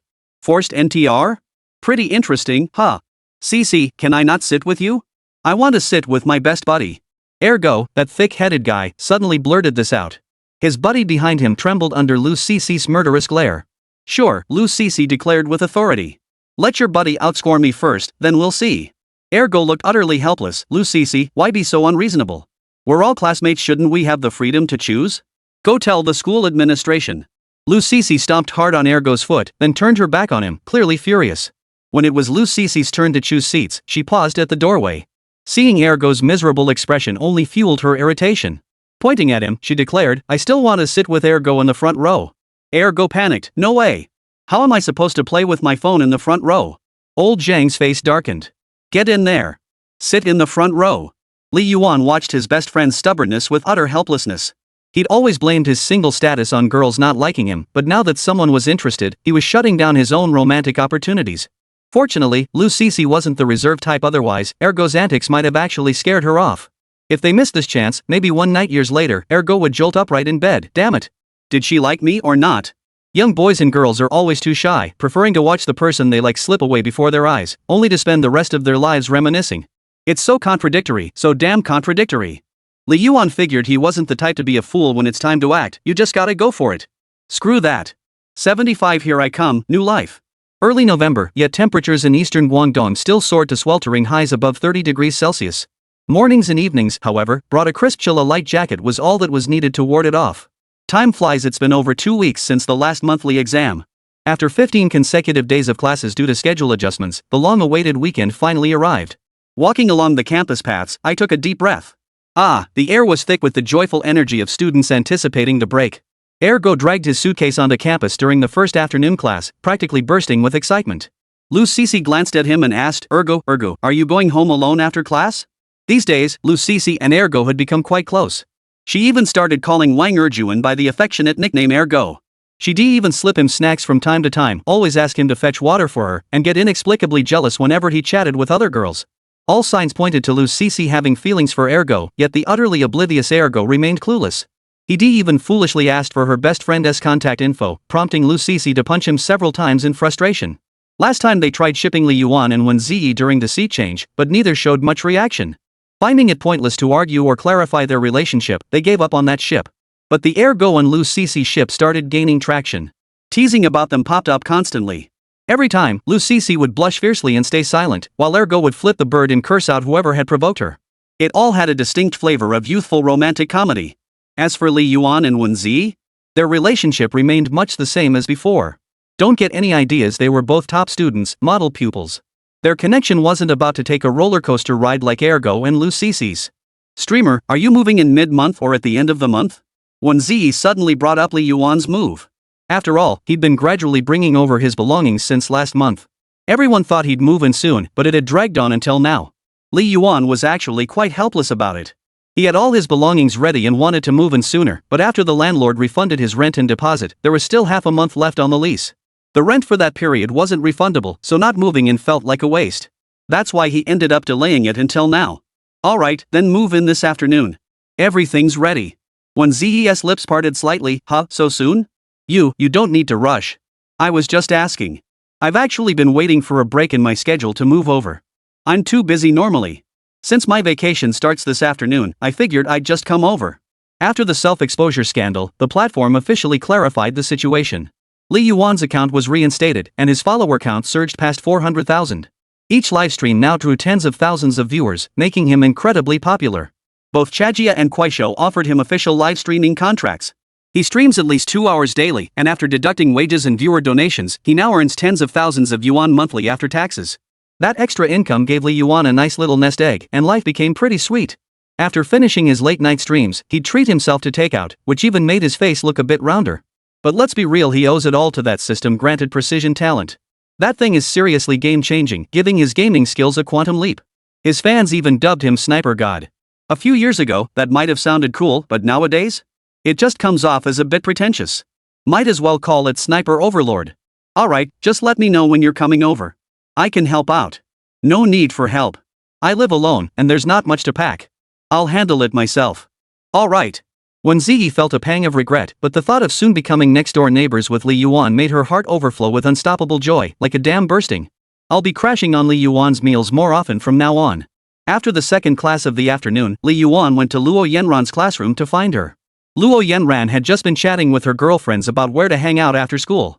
Seeing Li Yuan, she suddenly changed her tune. Let me see how things go before deciding if I can go.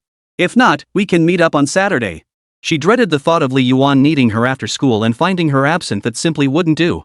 As his childhood sweetheart, how could she be absent when he needed her? With that, she dashed outside to find Li Yuan.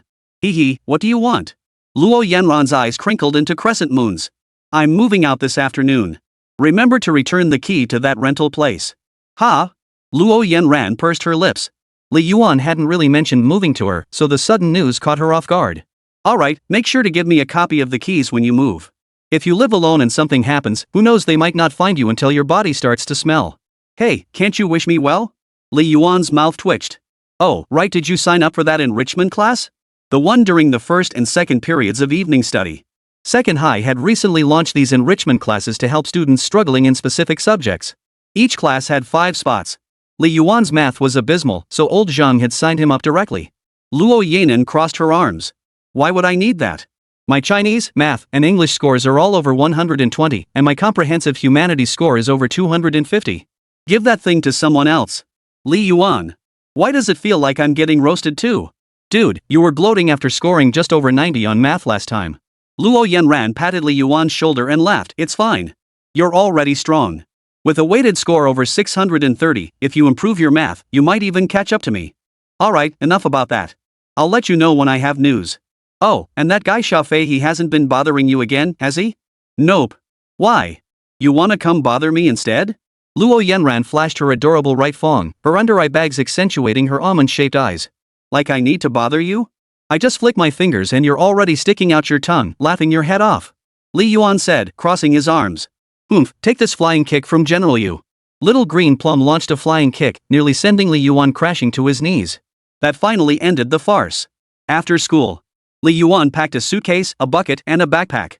He glanced back at the empty rental apartment, feeling an inexplicable emptiness in his heart. Apart from the blackened grease stains on the kitchen wall from his cooking, nothing seemed to remain here.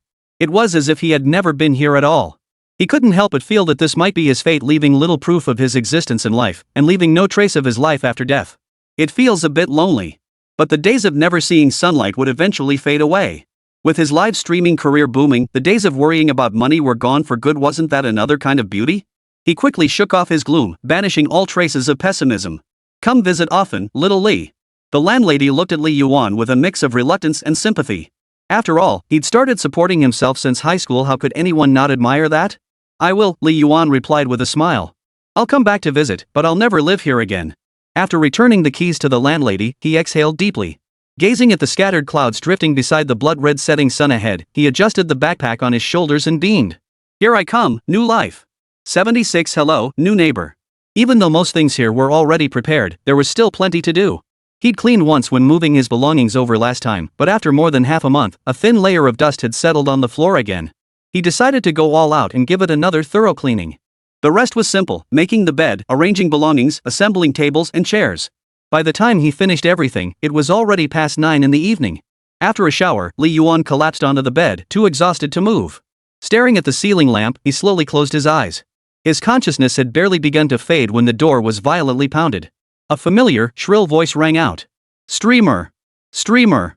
Did you move in? I saw your light on. Open up quick, I wanna trade cards with you." Li Yuan rubbed his eyes, somewhat impressed. Opening the door, he found Xiaoxi standing there with a mischievous grin. He seemed a bit taller than the last time they met, and Li Yuan couldn't help but marvel at how quickly the little kid was growing. "I haven't even set up my Wi-Fi yet. What the hell are you talking about?" The kid tugged at his pants and walked in casually. "No problem, just piggyback on my Wi-Fi for now." Li Yuan really didn't feel like dueling with this kid anymore. The outcome would be the same either way. "Hey, I'm pretty tired.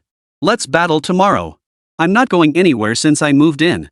Wen Haoyuan plopped down on the sofa and opened his app, feigning pitiable innocence. "Host, I told you once you get popular, you forget your roots. I followed you when you had just 1,000 followers. Now you've got over 40,000 and you're already turning your back on me? Wah, I knew it. I'm going to expose you." Lately, none of his comments on Li Yuan's streams got read. The chat was too crowded. Gone were the days of a few hundred viewers with sparse comments. How would you feel if your favorite streamer suddenly blew up overnight? More likely, it's a mix of emotions, not the kind where you want to hide them from everyone. Alright, I'll just tease you a couple more times before signing off. Not so fast, my skills are. 10 minutes later, when Haoyuan's face was flushed crimson, his hands trembling as he gripped his tablet. He jolted upright, fists clenched, charging up. "Damn it! You must be cheating. I'm using a dog gun and you take out my 98k with one shot? You're even more ridiculous than before." The noob was about to lose it. Before, he could still get 2 kills on Li Yuan with good luck. Now, even with a way better weapon, he couldn't beat the guy. It was utterly frustrating. Li Yuan rubbed his slightly sore neck and said, "The innocent remain innocent. This is clearly the result of my persistence and hard work. I just played with my hands against you, didn't even use the gyroscope. Streamer, sell me your I wanna be a sniper god too." "I'm not a sniper god, I'm the sniper overlord. You can call me overlord." "Heh, you remind me of that Ling guy from the Lost Tomb Chronicles." "Ha? Zhang Qiling? Maybe a little." Li Yuan stroked his chin with a smug grin. "Toilet cleaner. Li Yuan. You little rascal. First we were messing with him, now he's got us. Times sure have changed." Li Yuan stood up. "Haven't eaten yet? I'll whip up something for you." "Host, I'm not like you. I'm human, I don't eat." Li Yuan rummaged through the fridge, then froze. Damn it, he'd been so busy cleaning up after moving in today that he hadn't bought any groceries. Might as well order takeout. When Haoyuan walked up behind him and peered inside, "Host, your fridge is as empty as your wallet. How could someone with a 37-degree smile utter such icy words? Don't even get me started, I've got tens of thousands in my pocket right now." Li Yuan pulled out his phone. "Let's just order takeout." "Oh, but you're not getting any, I'm enjoying this all by myself." "Heh, what a charming host." When Haoyuan paused, then added, "Oh right, host. My sister actually sent me up to get you. She just finished cooking and wants you to join us for dinner." "Ha? What kind of family eats dinner past 10? Li Yuan glanced at the time. When Haoyuan chuckled, "My sister said since it's your first day moving in, you must be too busy to cook and probably working late. That's why she's cooking now. You coming? If you don't, you'll be letting my sister down. And me too, I'd been starving all this time. You make it sound like I'm some jerk who dumped your sister. Fine, you be yang guy. This is clearly about eating, but you just had to make it about splitting the bill, didn't you?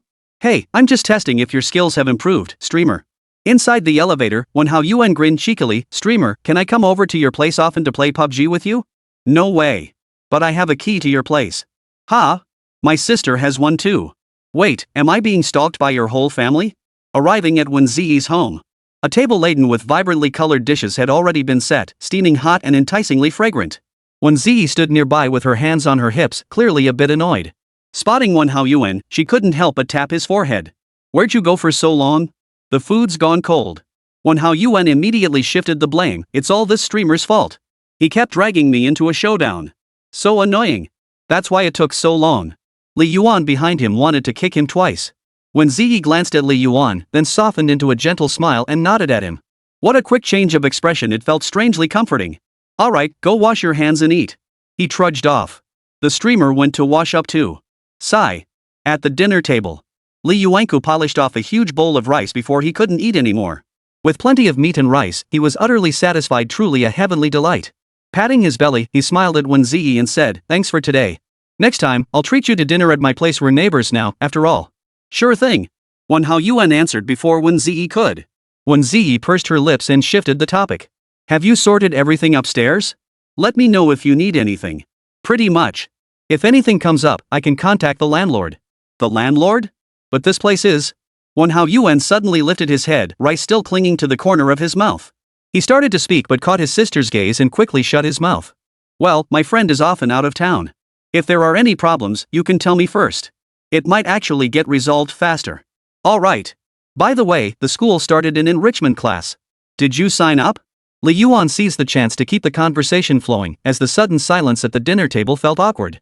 I signed up for the math enrichment class. The instructor teaches math too, right? Wēn Zhiyi's math skills were so advanced she didn't need enrichment classes, scoring over 140, a near-perfect score. Going to the enrichment class was purely to help Li Yuan. Admittedly, it was a tiny bit of selfishness on her part as his deskmate. Wow, then I'll have a study buddy from now on. After chatting some more about school and neighborhood matters, it was almost 11 o'clock. Feeling obligated to reciprocate his kindness, Li Yuan insisted on washing the dishes. Wēn Zhiyi couldn't stop him, so she let him have his way. Once the dishes were done, he prepared to leave in a hurry. Wēn Zhiyi got up to see him out, accompanying him all the way upstairs before pausing. This was really going too far. After all, they lived on adjacent floors. What was there to escort? His lease was already signed. Was he going to run away? No need to escort me, Mr. Wēn.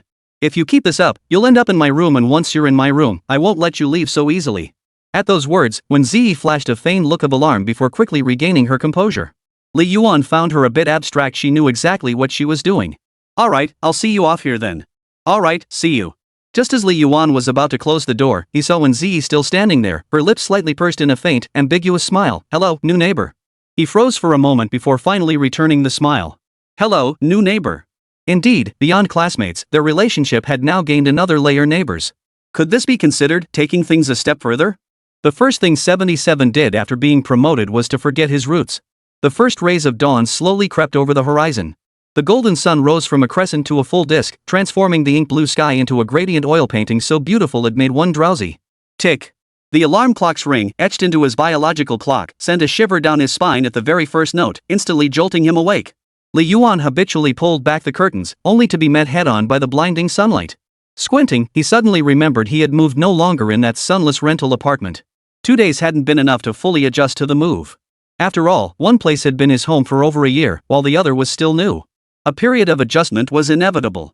After his usual routine of brushing his teeth and washing his face, he slung his backpack over his shoulder and took the elevator downstairs. Picking up his phone, he glanced at his memo. Mondays always required the most breakfast items. Many boarding students in his class refused to bring breakfast on Mondays. School was already a drag, and lugging extra food made it even worse. But Li Yuan was different. If you don't bring it, I will. Money you can't earn, I will. Even though he had a little nest egg now, he hadn't forgotten his roots. He feared ending up penniless again someday. Ha! He was intently focused on his phone when a soft, feminine hum suddenly reached his ears, startling him so much he nearly dropped the device. He looked up to find Wēn Zhiyi standing beside him, her large, sparkling eyes fixed on him. Seeing his dazed expression, she giggled, revealing 2 rows of pearly white teeth. Good morning, streamer. Oh, and your bangs are sticking up. Oh, good morning. Li Yuan tucked his phone away and ran his fingers through his hair, finding it futile. He gave up and asked instead, aren't you a boarding student? You should have gone over Sunday night. Why did you wait until this morning? Wēn Zhiyi tucked a strand of hair behind her ear. Because I'm a sleepyhead. How could she say something so self-deprecating with such natural calm? That contrast was seriously striking. Alright, then. Want to grab breakfast together, sleepyhead?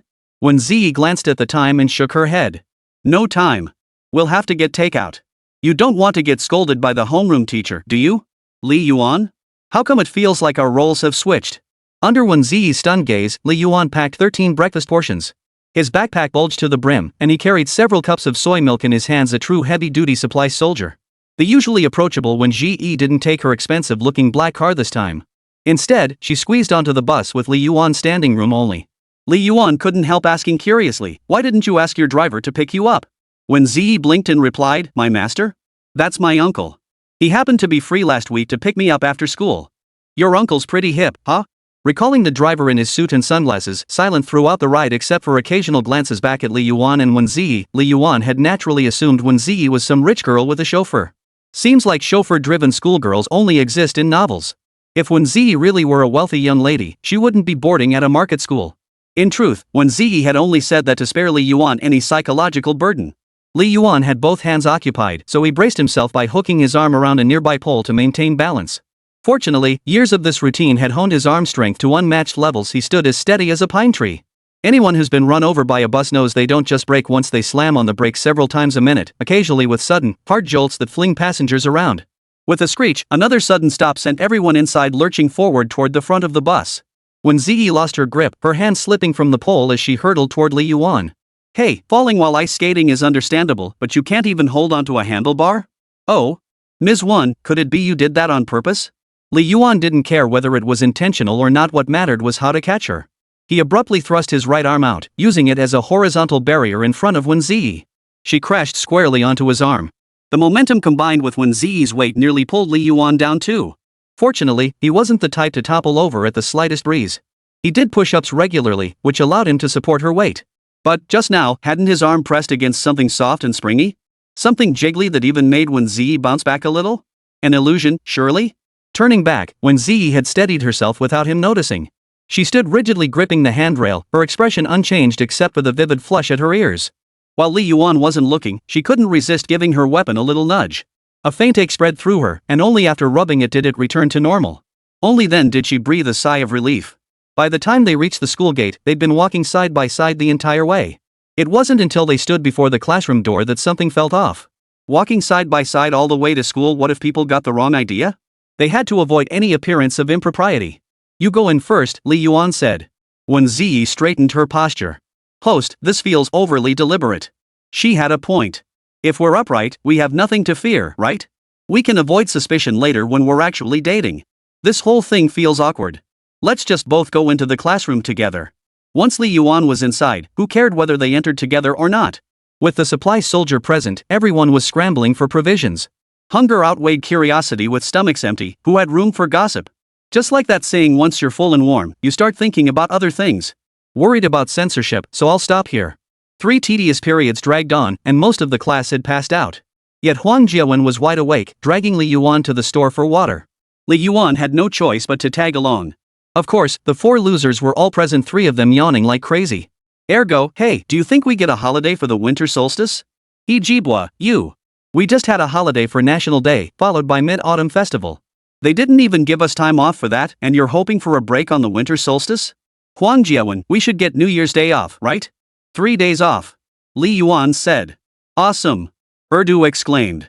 Screw you, it's only November. Ijibwa shattered Ergo's daydream. Back in high school, my favorite thing was figuring out when the holidays would be. But no matter how much I calculated, there were only a few days off to look forward to. So when's winter break? Before the spring festival. That answer is as useless as your grandma giving birth to your dad. Seriously, I'm dying for a break. Hey, Oldly, after you move up a grade, will you still hang out with us losers?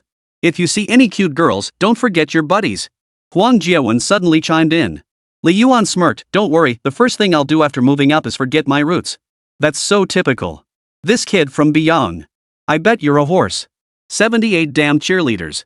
Only after entering university do young people realize that the best university is high school, and the best friends are those met in high school. High school friends aren't like those temporary acquaintances who vanish after graduation. Even after 2 years of no contact, you'll reconnect and feel as close as ever. If you don't have friends like this, you're a loser. Looks like I'll have to sacrifice my precious evening time for night study sessions. Did I come to school today just to be miserable? Li Yuan stared at the golden plaque above the school gate, speaking with a peculiar accent. The enrichment classes start today. Old Zhang signed him up for math and English enrichment, meaning he'll have to attend 3 evening study sessions every Monday and Wednesday. Why 3 periods instead of 2? Because boarding students all finish their 3rd evening self-study period together. So even after finishing the enrichment classes, he couldn't leave immediately, he still had to stay in class for 1 more period of self-study. But that was fine. Getting to glance at the lovely one a couple more times was a treat for the eyes. No sooner had he returned to his seat than he spotted an unopened bottle of wild cola on Huang Jiawen's desk. Li Yuan promptly helped himself to it. This seemingly minor act would trigger a catastrophic breakdown of trust 10 minutes later when Huang Jiawen returned to the classroom. Huang even suspected the 2 girls sitting behind him but never once suspected Li Yuan. After evening study ended, Wēn Zhiyi grabbed 2 test papers and stood up. Let's go, host. If we're late, we'll only get back seats. You seem to have it backwards. If we're late, we'll only get the front row. Second high wasn't like first high, the academic atmosphere wasn't nearly as intense.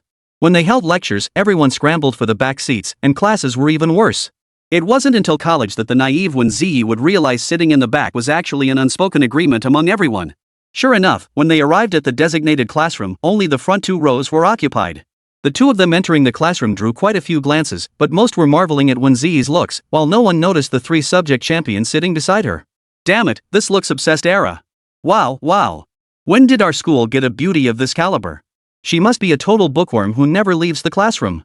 She transferred from First High. Didn't you recognize her? She scored over 670 on the monthly exam, top of the humanities class. She even went up to accept her award. Over 670 in humanities? That's insane. 6. Can you get into Peking or Tsinghua? Brother Yuanshan really hopes someone will recognize him as the top scorer in 3 subjects. So what if Wēn Zhiyi is the overall top student in the grade? Didn't he get crushed by me in Chinese, history, and politics? Sure enough, everyone only remembers the overall top scorer, not the subject champions. Hey, Li Yuan, over here. Oh? I was hoping to blend in as just another student, but guess I got recognized after all? He turned to see Zhang Siki. The look in her eyes when she stared at Wēn Zhiyi was practically dripping with envy. Get lost, you deadbeat. Li Yuan ignored her completely, pulling Wēn Zhiyi to sit in the second row. Wēn Zhiyi pointed to Zhang Siki behind them. Your classmate seems to be calling you.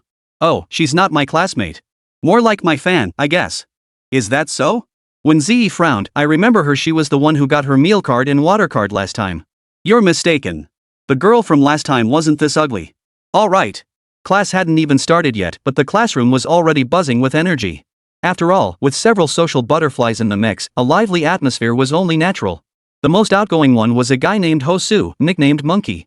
A girl asked, Monkey, how did you score 120 on Chinese this time? Teach me. Hosu leaned back, crossed his legs, and adopted a supremely smug posture. Send me a sexy pic of yourself, and I'll tell you. The girl shot him a withering look, muttered a few choice words about his mother, and walked away. Ha, you've got some nerve asking Monkey for help. This guy's the undisputed king of trouble in Rocket Class 1. His most legendary feat was telling the English teacher. Get lost. Stop spreading rumors about me. I'm just an innocent little guy. Watch out, or I'll have the British police arrest you. Hosu jumped up in panic. Rocket Class 1, that Song Jiji's class, right? Who knew the Rocket Class had such an eccentric guy? Looks like things won't be too dull from now on. Li Yuan thought to himself. Crunch crunch. A faint chewing sound suddenly reached his ears. Li Yuan turned his head to look and nearly choked on his food. When did Zhang Siki from Biao even sit over here? Thankfully, they were seated in a row of 3, with Li Yuan in the middle separating her from Wēn Zhiyi. Otherwise, this would be a real headache. Li Yuan said, Hey, classmate, could you please not sit here? This seat's taken. Zhang Siki took another bite of her apple. I know it is. It was saved for me. So, Li Yuan, could we switch seats? I want to sit with Zhiyi. Brother Yuan still calls her Wēn Zhiyi, but you're already calling her Zhiyi? Who says we're close? Get lost. Li Yuan deliberately adopted a high-pitched voice. No way. I want to sit with Zhiyi too. Zhang Siki. You're not from Nantong, are you? Li Yuan chuckled and looked at her. Actually, I'm a miner. I'm best at finding aluminum and copper. Ha, you're quite the smooth talker. Fine, no swapping then. Zhang Siki knew Li Yuan was a tough nut to crack, so she decided to bide her time. She pulled 2 yellow bananas from her backpack. Want a banana? Li Yuan raised an eyebrow and glanced at them. Are you here for class or what? Just answer me. Do you want one? Yeah. Does Wēn want one? Zhang Siki bypassed Li Yuan and asked Wēn Zhiyi inside. Wēn Zhiyi smiled and shook her head. Thanks. Then it's all yours. Zhang Siki tossed it to Li Yuan as if discarding trash. What was your total score this time? Li Yuan suddenly asked. Hey, I'm in the science track. Our scoring systems are different from yours in the humanities. Zhang Siki snapped. Oh, right. So what did you score? Oh, around 560. I bombed math, only 102. That's why I'm here for tutoring. That kinda stings. Am I the only one in the class with an 89? Zhang Siki glanced back and said, No way. My classmate Sanfan, the one sleeping in the back. 6. Getting a 3 in math? That's talent right there. But whoever scored that must have actually tried. Even stepping on the answer sheet would have gotten you more points. By the end of class, Li Yuan was exhausted. The math tutor kept drilling basic concepts Li Yuan had already memorized with his superhuman recall. Yet he still couldn't solve the problems. What the heck is wrong with this math? During a bathroom break, when Li Yuan returned, he saw Zhang Siki squatting in his spot, smiling as she ran her fingers through Wēn Zhiyi's hair. Zhiyi, your hair smells so nice. Zhiyi, your eyes are so beautiful. Zhiyi, your lips are so soft and moist. Li Yuan yanked her away just in time, preventing her from succeeding. Zheng Siki just gave an awkward laugh. We were just having a conversation girls should have. Talking about your old moo topics. First Chao Fei, now Zheng Siki, can't I get a normal love rival for once? Damn lesbian, get lost. Can you bring your bestie when we're cheering at 79? The next morning arrived. Huang Jiawen and Ergo, unable to find a stall in the restroom, took a risky detour to the administration building only to be caught red-handed by the Dean of Student Affairs. What grade are you in? We're not in any grade. One of Second High's rules explicitly forbade students from using the restrooms in the Student Affairs office. While it seemed absurd, something must have happened here in the past. This story begins with Senior Alyosha. The two were scolded for an entire class period before returning to the classroom, still muttering curses under their breath. Ergu, you idiot. Why yell so loud when you get a pentakill? You even drew that bald guy over. Oh yeah, but you're not loud enough. Your poop sounds like fireworks going off. As the two were about to come to blows, old Zhang appeared just in time. Enough. You two big brothers, stop picking on your little brother. Now get your butts to the back of the classroom. They hung their heads, hands behind their backs, and swayed their way to the back row. What a pair of brothers in arms. At first, they stood in the middle, but as the class progressed, they crept behind Li Yuan and started using their looting skills, snatching plenty of snacks from his desk drawer. Ergo ate like he was possessed, his cheeks bulging as if they might burst, his eyes bulging out of their sockets. Li Yuan seized the moment to speak up. Do you know why the United States doesn't play Honor of Kings? Huang Jiawen asked. Why? Because they're missing 2 towers. Ergo remained expressionless, still turned away as he chewed silently. He knew Li Yuan was up to something and deliberately held back his laughter. The power grid industry must be the most profitable. My friend's older brother graduated last year and made 2 million in just 1 year, Li Yuan said. Huang Jiawen played along. Holy crap, that's so lucrative? Maybe I should have majored in electrical engineering too. Electrocution. Huang Jiawen. Erga's shoulders began to shake, clearly struggling to hold back. You know why Batman's mask only covers half his face? Why? You gotta let Pri know you're not neg, right? 6. Why do men always think with their lower half? Why? Because he has wisdom. 6. Put. Ergo jolted awake, completely frozen in place. What a dazzling display. With a burst of energy, the once empty bulletin board instantly transformed into an artistic masterpiece of mixed flavors. Li Yuan, I'll bet you a horse. Ergo laughed and cursed. Li Yuan shook his head. Don't blame me, Ergo. It's all because you're too greedy, you ate half the snacks from my drawer. This outburst drew old Zhang's attention to Ergo, who coldly remarked, Wang Erjuan, it seems standing in the classroom isn't enough for you anymore. Go stand outside then. Ergo happily earned his spot standing outside the door. After Ergo stepped out, Wēn Zhiyi, who had remained silent, leaned in and asked, Host, what does having innate talent mean? I didn't get a lot of the jokes. If you don't get it, don't listen. Watch out for ear pollution. Li Yuan fell silent, momentarily at a loss for words. He simply said, some things are better left ununderstood. Oh. Wēn Zhiyi dropped the question. After a moment, she suddenly realized something, her pretty face flushing bright red. She turned to glance at Li Yuan and playfully punched him lightly in the side. She whispered softly, you naughty streamer. Don't be like that, streamers and gambling are mortal enemies. I'm all about positive energy. Did I miss one? Don't say that. Oh General, you pointed at someone and laughed. Sometimes Wēn Zhiyi really couldn't keep up with Li Yuan's train of thought, it was too witty, too abstract. But once she caught on, she couldn't help but burst out laughing. It was hilarious and delightful. It feels like Wēn Zhiyi might get contaminated after sitting next to him for so long. Old Zhang waited until 5 minutes before class ended to bring up other matters, pulling out a registration form. The school will hold a sports meet the week after next. Students interested in participating in events can fill out this form. We'll arrange for the PE teacher to give you a crash course during gym class, just don't embarrass yourselves too badly. Woohoo! Yes! At least 2 days of fun at the sports meet. Ha! This must be the essence of sports day, what a thrill! Absolutely thrilling! I'm going to sleep all day in the dorm. When it comes to sports meets, everyone's first thought is definitely the 2 days off. Phone restrictions are super relaxed during those days. You could even play Honor of Kings right in front of the principal and get away with it. A rare chance to relax.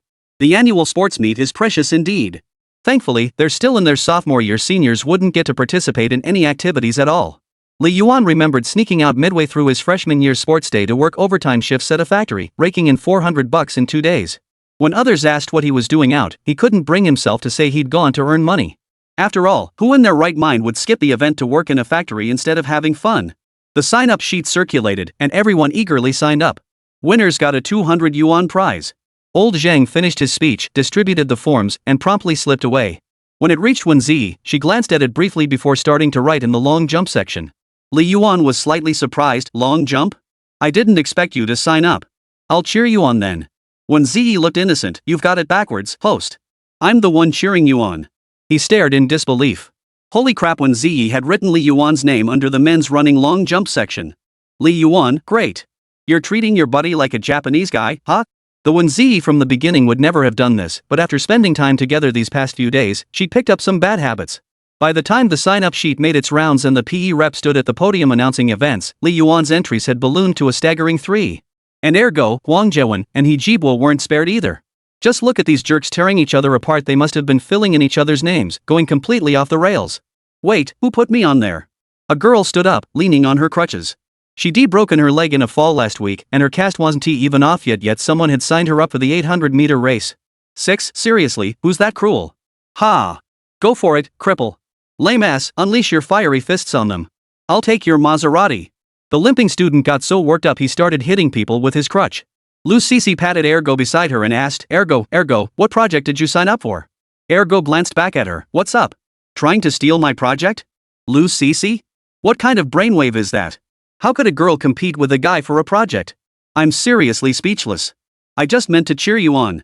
Lu Cece decided to cut to the chase. This guy from BL was so dense he couldn't even grasp such an obvious hint. Cheer me on. Ergo suddenly perked up, his face beaming with unhidden joy. Ergo was happy, and Lu Cece was happy too. She thought he was excited because she was going to cheer him on. Yeah, I'll cheer you on. I even brought my Polaroid camera. Lu Cece said. Could you bring your bestie when you cheer me on? Lu Cece. These kids, what can you do? 80s don't mess with me. Lunchtime. The dark-skinned athlete lost again to Wang Jiwen, who was rushing to grab lunch in the 100-meter dash. He could only watch from behind. That guy's finishing kick is just too fast. That stride, that cadence, that hip drive. Sigh.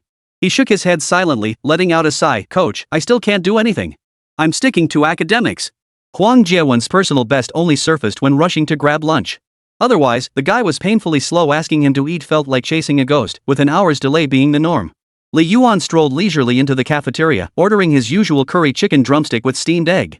Once again, he took the corner seat by the fan, with Wang Jiwen that loser beside him. Chicken Neck and Second Dog both had girls with them, but this kid was alone. And once again, Luo Yanan found him and sat across the table, this time bringing her bestie Song Tianyun. Song Tianyun looked listless, as if her spirit had been drained. Li Yuan asked, on your period? Luo Yanran smacked him on the head. If you can't speak properly, keep your mouth shut. She's heartbroken.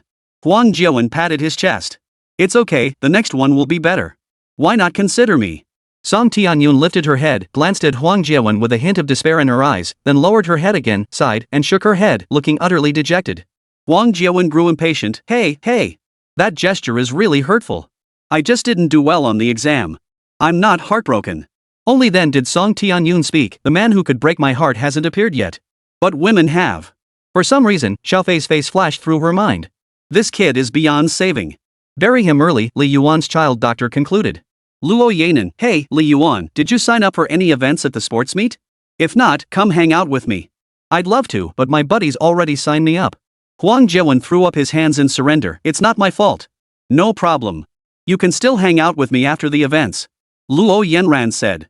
Accompanying her out seemed like a foregone conclusion. Li Yuan couldn't think of any reason to refuse. Who could turn down a date with such an incredibly beautiful, gentle, universally envied, and irresistibly charming girl? After the project, we'll do a few hours of odd jobs, then have a late-night snack. Li Yuan stroked his chin, his face full of longing. Luo Yanran. My charm isn't even as strong as going to the factory? What a disgrace. A tremendous disgrace. Li Yuan, I have a question. Luo Yanran suddenly asked. Go ahead. Are you taking stomach medicine? Li Yuan. A sudden silence fell over the dinner table. Luo Yanran's words were too explosive. What kind of wolfish talk is that? Saying that among friends might be fine, but coming from her childhood sweetheart? That was nothing short of a blatant provocation. Nourish the stomach? I'll show you what nurturing the stomach really means. Ha? Stomach nourishing or not, ha? Li Yuan asked. If I say no, how would you make me prove it? Luo Yanran, then come out and play with me. What's out there? Enemies? Li Yuan said, I'd rather stay in school and practice a couple more sets of test papers. Luo Yanran, shut it, low scorer. I'm 20 points ahead of you and I'm not complaining. Can't even criticize them, these childhood friends are just too hilarious. They bickered all the way to the end without resolving anything, except Luo Yanran promised to come cheer Li Yuan on. Wednesday PE class. Jibwa grabbed a basketball and headed down to hog the court. He'd planned to take over the whole court, but since he was alone, he settled for just half. Ergu and Wēn Zhiyi arrived late, looking apologetic. Wēn Zhiyi, sorry, that steel door's to blame. I'll teach it a lesson. Ergo blared, how exactly? Enough already. We were going to play a game, but it's the same old story. Me and Ergo on one team, Bra and Li Yuan on the other. Jibwa didn't want to waste time. PE class was short enough as it was. Once Li Yuan showed up, they started playing a scrimmage. The 7 or 8 minutes before class began were enough for them to play a few rounds. There it was. Wēn Zhiyi dribbled between his legs, faked a shot midair, and yanked Erdog's pants down. Ergo, damn it, you play dirty. Wēn Zhiyi chuckled, you just met me yesterday, you idiot. He then launched a fadeaway jumper from the 2-point line, a complete airball. Even Li Yuan couldn't help but laugh. Wēn Zhiyi shrugged, just not feeling it tonight. Later, Wēn Zhiyi dribbled against Jibwa. The contrast in their physiques was stark. One Yao Ming, one Song Xiaobao. Glancing at Li Yuan, who was tightly guarded by Ergo, Wēn Zhiyi knew passing was impossible. He executed a fierce step-back crossover, nearly twisting his ankle in the process, to finally break through Jibwa's defense. Then came the familiar jump shot. Slap. Jibwa lightly jumped, swatted the ball away with a flick of his large hand. Wēn Zhiyi was stunned. If I were 1.85 meters tall, you couldn't guard me. Jibwa sneered with contempt, your wingspan isn't as long as mine either. Damn. After a few more minutes, the ball finally reached Li Yuan. He tried several quick changes of direction, but Ergo wasn't fooled. That guy played like a sticky plaster. He just clung to you, guarding right up in your face. Back in the class tournament, Ergo had used this same sticky defense to drive the basketball team captain absolutely nuts. Knowing Erdog's toughness made penetration difficult, Li Yuan simply took a big step back to the 3-point line and casually launched a jump shot. Clang! It swished through the net. Erdog stared in disbelief, turning back several times before stubbornly declaring, that was pure luck. Want me to show you 2 more? Li Yuan asked with a grin. No way. Ergo really wouldn't learn until it was too late, actually passing the ball back to Li Yuan.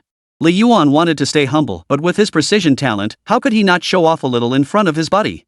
Another casual throw, without even moving his feet. Clang! Smoothly swished through the net. Luck! Stubborn as ever, Ergo refused to concede defeat and handed the ball back to Li Yuan. Li Yuan made it look effortless, sinking another perfect shot.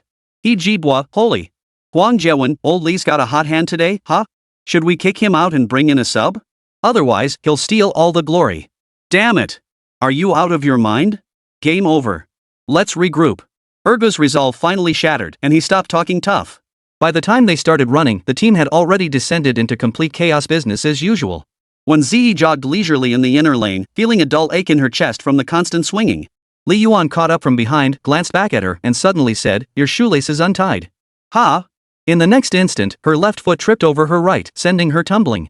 Unsurprisingly, Li Yuan reached out with both hands, cupping her armpits to steady her upright. He even crouched down to tie her shoelaces for her.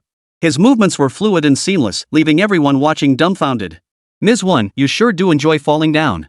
Counting the rollerblading bus incident, and this time, it's the 3rd time. Seems you really enjoy throwing yourself into my arms.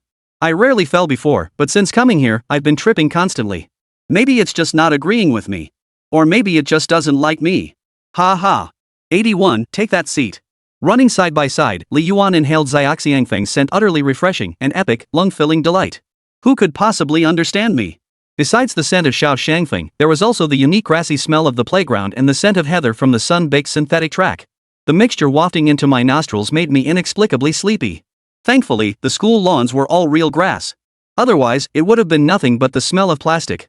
Li Yuan, you seem pretty good at basketball? Wēn Zhiyi suddenly addressed him by name, catching Li Yuan off guard. He'd grown accustomed to being called streamer. Time to switch things up. Let's call him Xiao Yuaner. But such a sappy nickname wasn't something Wēn Zhiyi would ever utter. What about Luo Yanan? That's even worse. The nickname God of Yuan was originally invented by that little thing Luo Yanan. I'm not that skilled. I only started playing in my first semester of high school. I can't compare to guys like Jibwa who've been playing for years. But I see you have a pretty accurate shot. It looks cool. Wēn Zhiyi's eyes crinkled with a smile, the corners of her rosy lips curving upward. Her laughter swept over the boy's heart like a spring breeze. Li Yuan appeared completely unfazed, though his lips were barely holding back a smile. If he had a mask, he'd probably be grinning like an evil barrel. Next time, come closer to watch me play. You'll get a much better view of my handsomeness. Li Yuan was getting cocky, spouting off lines like that. If he looked like Song Xiaobao, he might actually be mistaken for an average-looking guy. Fortunately, Brother Yuan's looks weren't too shabby. He had a brooding, handsome vibe about him. It was only when he opened his mouth that people realized he barely passed as human. Sure thing. Wēn Zhiyi nodded, then shifted the conversation to promotion. Streamer, 2 weeks after the sports meet is our second monthly exam. Promotion is coming soon. When that time comes, will you still sit next to me? That's what I should be asking you. You're the top student in the humanities track, even the rocket class can't beat your scores. After the monthly exam, when we choose deskmates, you can just pick me again. That's a tradition at second high. Even if you're in class 0, you still have to follow it. Fortunately, Wēn Zhiyi was assigned to the rocket class dormitory, not the 0 class 1. If she'd been placed in the 0 class dorm, she might have ended up in that class after promotion. 0 class has separate science and humanities streams, filled with bookworms who look like they're studying themselves into a stupor, like they're suffering through it. That said, I couldn't beat them on exams. But once you get to college, you realize that the high achievers from high school still have the upper hand. Scholarships and certificates? They rake them in by the handful. After PE class ended, that idiot Ergo actually started practicing high jump, claiming he was preparing for the sports meet. He ditched playing ball with the losers, which was infuriating. If Li Yuan hadn't been standing there grinning as he jumped, I would have punched him right then and there. You call that preparing for the sports meet? You're clearly just trying to impress some girl. When a buddy who used to hang out with you starts acting out of character, he's definitely gone and become a woman's lapdog. Ergo is a perfect example. Chicken neck, Ergo's progress is lightning fast. You haven't fallen behind, have you? Huang Jiawen suddenly nudged He Zhibua twice with his elbow, his expression dripping with gossip. He Zhibua cleared his throat twice, his face flushing slightly, a rare moment of shyness for this rough and tumble guy. How could a bunch of losers like us not know about his progress? He doesn't even want to eat lunch or dinner with his buddies anymore, need I say more? But he and that girl hardly ever show up in the cafeteria. Maybe they're grabbing takeout and sneaking off to the shady grove for some sweet time. Let's go. We can play without him. He Zhibua made a move to leave. Huang Jiawen glanced at Ergo's expression. The dimwit was standing there grinning like an idiot, having snapped several poles in half. Yet Li Yuan still handed him tissues with a sweet smile. Huang Jiawen curled his lip, his eyes brimming with disgust. He looks like a dog. Li Yuan patted his shoulder.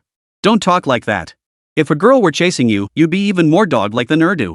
You're slandering me. When have I ever done that? Even if I were dating someone, I wouldn't distance myself from you guys.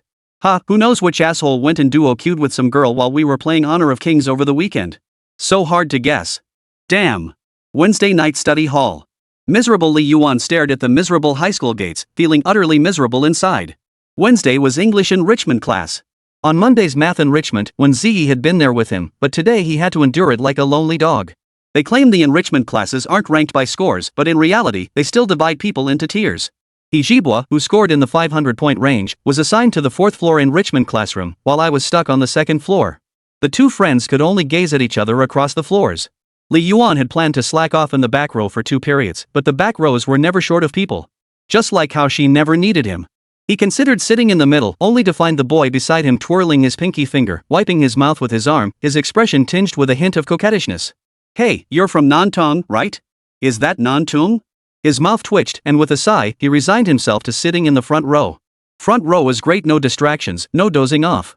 My English grades will skyrocket. Before he even sat down, the classroom's oppressive atmosphere suddenly bubbled up like someone dropped an effervescent tablet into water. It's not like we're throwing a silver party. What the hell are these kids so hyped about?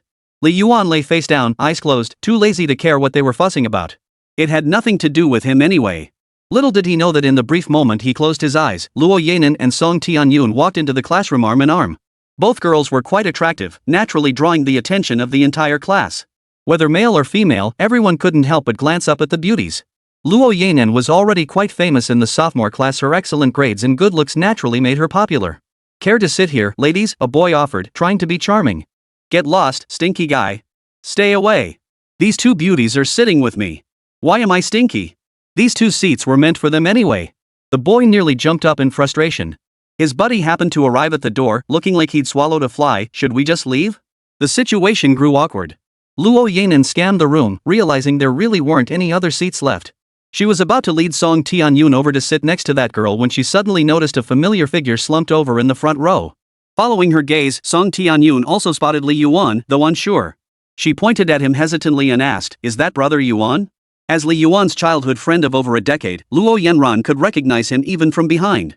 Yet she feigned unfamiliarity, grinning as she replied, "No idea. But he's definitely a good-looking guy. I wouldn't mind sitting next to a handsome guy." Song Tianyun's mouth fell slightly open. Yan Ran, you. You rejected Xiao Fei so decisively before, so why are you sitting there? I love sitting next to handsome guys. With that, Luo Yanran pulled Song Tianyun over to sit beside him. The guy who had invited them over earlier watched this unfold, saying nothing.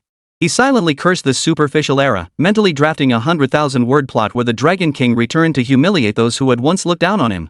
82 When are you going to confess to me? After dozing off for a few minutes, Li Yuan finally opened his eyes when the makeup class teacher arrived at the podium to distribute the exam papers. After passing the papers to the two beside him and then to the back, Brother Yuan barely glanced at his neighbors before burying his head in the exam. He blasted through multiple choice questions at a rate of 1 every 3 seconds and finished reading comprehension passages in under 2 minutes. Once done, he propped his head up and started daydreaming. He was finishing faster than Luo Yanan beside him, leaving her genuinely dumbfounded. Is this really the same childhood friend who used to jump for joy over a 90-something score? Has he been secretly studying? You bookworm! You know what? You're absolutely right. Li Yuan's vocabulary has grown by leaps and bounds. He recognizes every word, though putting them together for translation still feels a bit clunky, and he's not entirely comfortable with grammar yet. Otherwise, his English score would easily hit the 130-point bracket, which would skyrocket his overall score and make him unbeatable. But grammar? Cramming it won't cut it. You gotta practice like crazy. Once you've done enough, the feel for it just clicks. Then you won't even be able to score low if you wanted to. Superior memory only ensures he can memorize things, not that he can fully utilize what he's memorized. You could say this ability has its limitations. Seeing Li Yuan curl back up to sleep, Luo Yanran murmured to herself, determined to keep him awake. She let her hair fall loose, deliberately brushing it onto his arm. The soft strands tickled his arm, prompting him to shift inward, still no sign of waking. Luo Yanran bit her lower lip, then decided to drop the act. She pinched his nose, determined to make him gasp for air. Minutes passed, yet Li Yuan remained utterly still, a faint smile even playing at the corners of his mouth. Oh, really? Did you know it was me all along? Luo Yanran smacked his head, slightly annoyed. Only then did Li Yuan sit up straight, yawning as he half opened his eyes to look at her. Ever heard of recognizing a woman by her scent? The smell of your shampoo wafted over ages ago. Then why pretend? Luo Yanran pinched the soft flesh on his arm. I'm sleepy, Li Yuan said. No sleeping. Keep me company. Alright, so why's a genius like you, someone who scored over 130 on the English exam, even here?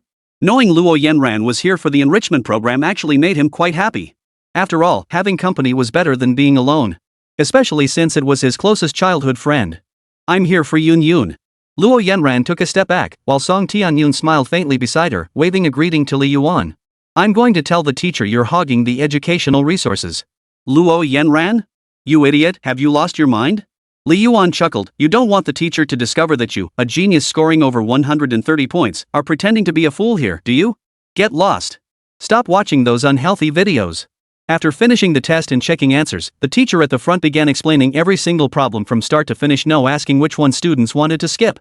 After all, whenever he skipped questions, Brother B was sure to make an appearance. Oh, this one's too easy, no need to explain, teacher. Anyone who got this wrong must have no clue how to study. Ugh, SSSH, occasionally making impatient noises to express dissatisfaction and grab attention. That's why he had to explain everything to avoid Brother B's show-off moments. Otherwise, Brother B would ruin the entire classroom atmosphere. Midway through the lesson, the teacher simply announced, use the remaining 10 minutes to work through this on your own, then walked out and vanished. This teacher is Class 5's English instructor. His lectures always end like this. He never comes back for the last 10 minutes. Luo Yanan said, let's chat, Li Yuan. Li Yuan, sure. How much longer until you confess to me? Luo Yanran froze, her previously fair complexion instantly climbing with crimson tendrils. What? So direct? You, the master of koi literature, when did you become so blunt? The question left Luo Yanran's brain completely frozen. Watching Li Yuan stand motionless for so long, the words I don't want to date until college nearly slipped out, but she forced them back down her throat. If even the notoriously coy source god is laying it out there, why not just be direct myself? Luo Yanran's eyes fluttered like a bee's wings, her gaze unable to linger on Li Yuan's face. I'll find a time. Li Yuan glanced at the non-existent watch on his wrist. Sure. Then I'll find time to reject you. My time is exceptionally precious. Plenty of people are waiting to confess to me. Luo Yanran. Oh, so you're playing abstract games, huh? Ha ha ha ha. Damn it. Her fist slammed into Li Yuan's 4-pack abs, nearly making him vomit bile. I finally got serious for once, and you make me lose so thoroughly. Damn it. She tossed the beer can aside, her wicked grin morphing into a clownish grimace. After a long pause, Li Yuan took a deep breath and finally came to his senses. Li Yuan demanded. Hey, you really want to beat me to death? Luo Yanan buried her head in her exam paper, her expression cold and unyielding, saying nothing. Song Tianyun seemed to sense the awkward tension between them, glancing back several times. But realizing she was an outsider, she shrugged her shoulders and pretended nothing had happened. Seeing Luo Yanran ignore him, her emotions written plainly on her face, he realized his earlier abstract behavior might have upset his childhood friend. If Li Yuan leaned over now and asked, I was just joking. You didn't take it seriously, did you? I bet Luo Yanran would beat herself up right in front of all 37 people in the classroom. Seriously, this childhood friend's feelings for him were way too obvious, he couldn't even handle a little teasing. How was he supposed to be a player like this? He nudged Luo Yanran twice with his elbow and whispered, Don't be mad, okay? I'll treat you to something. Depends on what you're treating me to. I'll decide whether to stay mad then. Luo Yanran didn't even flinch. It was as if those words hadn't come from her mouth at all. Later? What could you possibly treat me to at school? A late-night snack of pre-made cafeteria food? Or take you to the store to scrounge up instant noodles? Or a third option, risking getting caught by the teachers to order an incredibly delicious takeout meal cross that Li Yuan just got busted for takeout last week? Come with me now. I'll take you to eat something good. Li Yuan said mysteriously, then stood up and strode out of the classroom with a swagger. Seeing Li Yuan so bold, daring to bolt before class even ended, Luo Yanan wasn't about to back down. She followed suit. Song Tianyun watched them leave one after the other, her heart racing. Should she follow? Would that count as skipping class? What if the teacher caught them? Thus, her model student mentality prevailed. Song Tianyun remained seated, waiting obediently for the bell to ring. Passing through the small woods behind the mountain, the light grew dimmer and dimmer. They were almost at the back of the abandoned library. Watching the school building recede into the distance, Luo Yanan, trailing behind, couldn't hold back any longer. Hey, where are you taking me? You'll see when we get there. Would your brother Li Yuan ever harm you? Li Yuan replied. There are plenty of crimes committed by people you know these days. Luo Yanan picked up a stone from the roadside and weighed it in her hand. If you try anything funny, you know what I'm capable of, ha! Li Yuan, somehow, it feels like you're the one with the dirty mind. 83. A memorable first time. Every school has its spots steeped in stories like that locked rooftop where couples used to meet, or that sealed-off restroom where something once descended. And of course, number 2 high school has its own. Beyond the fence behind the abandoned library on the school's back mountain lies a food street. Few at second high knew this spot, since the food street only opened at night. What high schooler would walk here at 10:30 p.m. after class just to grab a late-night snack? But believe it or not, plenty do. Turning the corner, the scene suddenly opens up. The food street's lights generously illuminate this dark corner, revealing rows of stalls like the Galaxy Stomach Guard Squadron. The school and the food street were separated by nothing more than a fence. Luo Yanan's eyes widened in astonishment. After over a year at second high, this is the first time I've heard about this place. She immediately pinched Li Yuan's arm and demanded, You're telling me about this amazing place today? What's your game? Li Yuan sighed helplessly. I only discovered it myself while passing by at night. After evening study ends, lots of people come here to order food.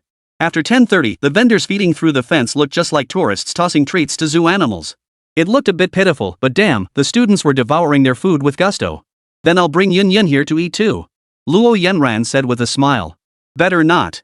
The food street gets packed at night. When the vendors are swamped, calling them won't do any good. They're here to run their stalls, they don't need customers. Feeding the students is just something they do when they have time. When they're busy, you won't even get a chance to order. It's just like her, she'll entertain you when she's free, but when she's busy, she'll just leave you hanging. Fine then. Luo Yanran didn't bother arguing about it.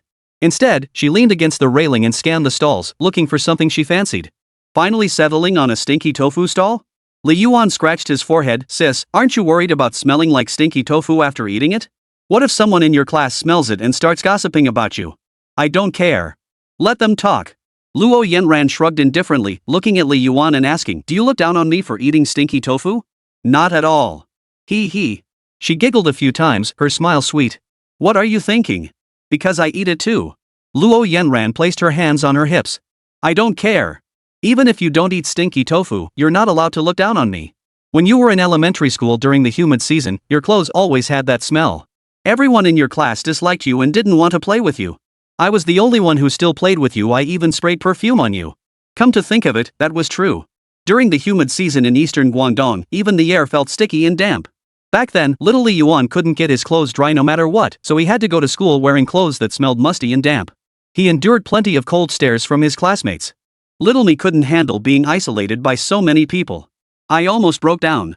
If not for Ren Yan, who didn't look down on him and was willing to play with him, I can't even imagine how much heartache the little guy must have endured back then. Hey, even if you fell into a cesspool, I wouldn't abandon you, okay? Get lost, stop cursing me. Luo Yanran ordered 2 extra spicy stinky tofu dishes and 2 cups of sweet soup before beckoning Li Yuan over. You can come over and pay now. 666. No act needed. You said you'd treat me to food. Backing out now makes you a dog. Woof. Luo Yanran? Of course, Li Yuan still paid. The two of them crouched by the railing, setting out the sweet soup and stinky tofu. Luo Yanran hadn't brought her phone, so she nudged Li Yuan to take pictures. Li Yuan was baffled. What's so photogenic about this stuff? It's not like we're eating a fancy meal. Oh, don't you think this moment is worth capturing? Luo Yanran's eyes sparkled, as if stars were hidden within them, though it was actually the reflection of the night market lights. This is the first time I've skipped class to eat with someone. It's so memorable. The point of photos isn't to capture valuable things, but to record valuable moments. When you see this picture, you'll remember all the wonderful things that happened that day. Oh, hurry up and take it. Okay. Li Yuan couldn't resist her persistence.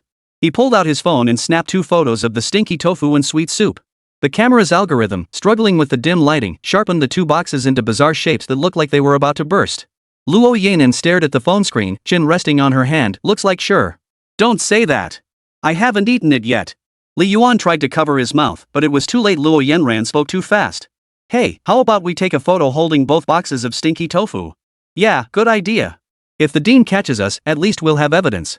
Don't be such a downer. This spot's so hidden, even if we do something naughty, no one'll find out. With that, Luo Yanran snatched the phone, one hand holding the stinky tofu. At her urging, Li Yuan picked one up too. Brother Yuan couldn't resist his craving and snatched 2 pieces. The taste was absolutely fantastic. Even his usual sourpuss expression brightened up considerably. She opened the selfie camera and snapped a photo with the light behind them. Strangely, this phone was terrible at photographing food, but it was actually okay for taking pictures of people. The lighting was dim. Luo Yanin filled 2/3 of the frame, one hand off camera. Her catfish-like whiskers framed her fair, oval face, and her high ponytail was faintly visible. One eye was closed while the other winked at the camera. Her nose crinkled slightly as she smiled broadly, revealing a row of pearly white teeth. In her other hand, she held a plate of stinky tofu.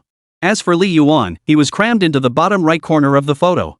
Crouching down, he held the stinky tofu in both hands and was feeding it into his mouth.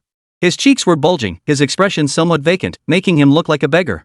The glare from the light behind him was blinding, revealing the outline of the railing. What do you think? Luo Yanran showed the photo to Li Yuan. He stuffed a piece of stinky tofu into her mouth before commenting, "It's got a real youthful vibe. You've got a knack for composition." Not bad, not bad. Indeed, it was true. Both the boy and girl wore blue and white school uniforms. Against the backlight, their faces looked fresh and young, radiating the vitality that youth should have. One couldn't help but marvel some truly great photos simply couldn't be planned. These shots, captured by accident, with composition that felt effortless yet perfectly balanced, were rare indeed. Li Yuan even felt that moments like this must be few and far between. Here's your phone back. No need to edit the photo, just send me the original. Luo Yanran slipped the phone back into Li Yuan's pocket before crouching beside him in the corner, both of them digging into the stinky tofu. So good it makes me cry. Wah, I wanna go home, Li Yuan. You're such a drama queen. It's Wednesday today, you just had a day off 3 days ago. School days drag on forever. We're right next to the railing you can climb over. If you go home now, Aunt Lin will probably beat your bottom black and blue. Ha ha. Just as the two were enjoying their meal, a blinding flash of light pierced the air, shattering the perfect moment. Immediately followed by a thunderous shout, "What the hell are you two doing here? Oh crap, it's the great director. 8-4, just one word from you, and I'll fight for you." This startled Li Yuan and Luo Yanran so much they jumped to their feet, nearly dropping the stinky tofu in their hands.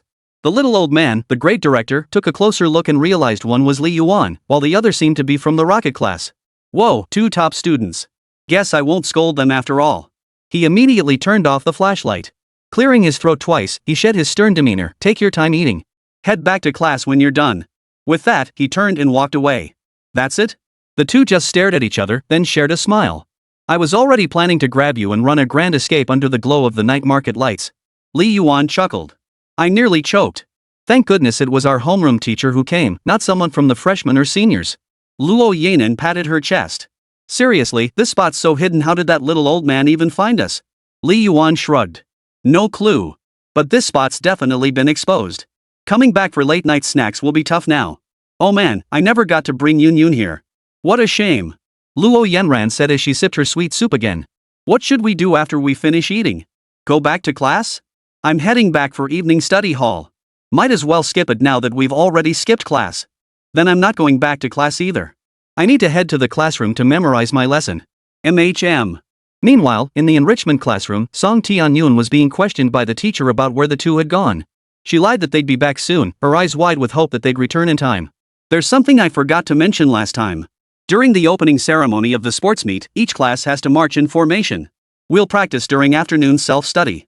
Oh, and boys and girls will march separately at the front. Has anyone signed up yet? Old Zhang was always a latecomer. Other classes had already practiced their formations, and only when he saw them start practicing did he remember this detail. The two leading the formation had to be the best-looking guys and girls. This was definitely a chance to stand out. So Shu Tianhe raised his hand. Teacher, me. Old Zhang was a master at feigning ignorance. He pretended not to see or hear, continuing to ask, all right, everyone, sign up. We already have fewer boys in the liberal arts class. Hijibwa, what do you think? You're a tall guy at 185 centimeters, you'd look great leading the way. Hijibwa shook his head and recommended someone else instead. Teacher, I'm not as handsome as Li Yuan, and besides, Li Yuan is also 185 centimeters tall. Let's have Li Yuan lead the way. Huang Jiewun chimed in from Myung. Yeah, teacher. Li Yuan is the best looking guy in our class, and he gets great grades. Having him lead the way would be super impressive. I admit, sometimes Li Yuan really is better looking than me. Ergu was no exception. Not as handsome as me, heh. Damn it. You bastard, admitting you're not as handsome as brother Yuan. Now what the hell were you doing all this time? When your bro compliments your looks, he's definitely got something shady up his sleeve. Li Yuan's head was spinning. Why does the squad have to have two people? Why can't a squad just have one leader? Fine, then it'll be Li Yuan. Old Zhang happily made the decision without even asking Li Yuan's opinion. So, what about the girls? Shu Tianhe raised his hand again. Teacher, I recommend Yutong. Old Zhang pondered. Oh, Yutong. Yutong could work. Tang Yutong is good, but I think Lu Sisi would be great too. Ergo suddenly chimed in. What are you talking about, Erdu? Lu Sisi kicked Ergo in embarrassment and anger. Ergo clutched his leg and said, I'm serious. You're no worse than Tang Yutong. You're really pretty. And you're a nice person, always giving me snacks. What? The stone-headed Ergo actually made a move. Lu Sisi's face flushed crimson. She lowered her head, speechless, feeling a bittersweet warmth in her heart. Lu Sisi? Not bad at all. Old Zhang nodded. Hearing she was being compared to Lu Sisi, Tang Yutong's expression darkened noticeably. Not only were her grades far superior to Lu Sisi's, but she was also more attractive. Could Lu Sisi's round little face compare to her own delicate oval features? Were her eyes prettier than hers? Was her figure more slender than hers? The homeroom teacher really had no eye for talent. Teacher, I'll be the team leader. Lu Sisi seems a bit shy, and I think I can handle it. Tang Yutong volunteered. Old Zhang seemed to adopt a first-come, first-served attitude toward selecting the team leader. He simply clapped his hands and declared, then Yutong it is. With that, he turned to leave with his books. Li Yuan glanced at Wēn Zhiyi, who seemed utterly indifferent to the matter. Her profile was undeniably beautiful, curled lashes, smooth, rosy skin. Wasn't her looks far superior to Tang Yutong's? And her personality in every way, wasn't she better than Tang Yutong, who'd climbed the ranks through connections? He whispered, Zhiyi, do you want to be the team leader? Wēn Zhiyi lifted her head, propping her chin on the end of her pen. She blinked innocently, a touch of daze in her eyes. I think I'll pass. Tang's already got the spot. Do you want to be one? Not really. Wēn Zhiyi shook her head. It made sense. Wēn Zhiyi wasn't the type to seek the spotlight. Leading a formation march clearly wasn't something she'd actively pursue. Li Yuan said, if you want it, just say the word and I'll help you get it. No need, host. Alright then. Li Yuan didn't press the issue. Forcing Wēn Zhiyi into the role might only make her resentful. Still, the idea of co-leading with Tang Yutong left a sour taste in Li Yuan's mouth. Her behavior at the beginning of the semester had already left him with a poor impression of her. She kept bringing up the orphan thing, and her words and actions made it clear she looked down on him. Maybe trip her during the formation march? That was too low-level a form of revenge. Even if Li Yuan wanted revenge, he wouldn't stoop to such a low-level tactic. Afternoon self-study period. Old Zhang carried a thermos as he led the entire class downstairs for formation practice. The class was pretty excited, anything but self-study was welcome, even sweeping the floor. The playground was already filled with other classes practicing. Li Yuan spotted Luo Yanran's class too, though Luo Yanran wasn't leading the formation. Instead, a tall, fair-skinned girl was in charge. Has this childhood sweetheart changed her ways? She used to compete with everyone over everything. Spotting Li Yuan leading the formation at the front, Luo Yanran clenched her fists in annoyance and stomped her foot in protest. Li Yuan shrugged, pointed at old Zhang, and pressed his palms together in a pleading gesture. Luo Yanran turned her head away, refusing to look at him. Li Yuan tugged at the corner of his mouth, only to turn and meet Tang Yutong's puzzled gaze. Clearly, she'd witnessed his earlier actions. Your girlfriend is quite pretty, Tang Yutong remarked casually. She's my childhood friend. Don't get the wrong idea. Oh. After a moment of silence, Tang Yutong added, if you have a childhood sweetheart, you shouldn't be flirting with Wēn Zhiyi. You're starting to cross the line. Ha! Since you have a boyfriend now, maybe you shouldn't talk to me. Don't be the one who doesn't know her place. Tang Yutong shuddered, staring at Li Yuan in disbelief. How did you know? Li Yuan scratched his nose. Oof. Tang Yutong was flustered. Almost no one in her class knew she was dating. She'd transferred up specifically for her boyfriend in the rocket class. She'd planned to go public after the promotion, but never expected Li Yuan to find out. Tang Yuatong decided to throw caution to the wind. How you found out doesn't matter. I was going to tell everyone anyway after moving up. But you with that ambiguous childhood friend of yours, would you dare tell Wēn Zhiyi? None of your damn business. After lining everyone up from tallest to shortest, old Zhang deemed it sufficient.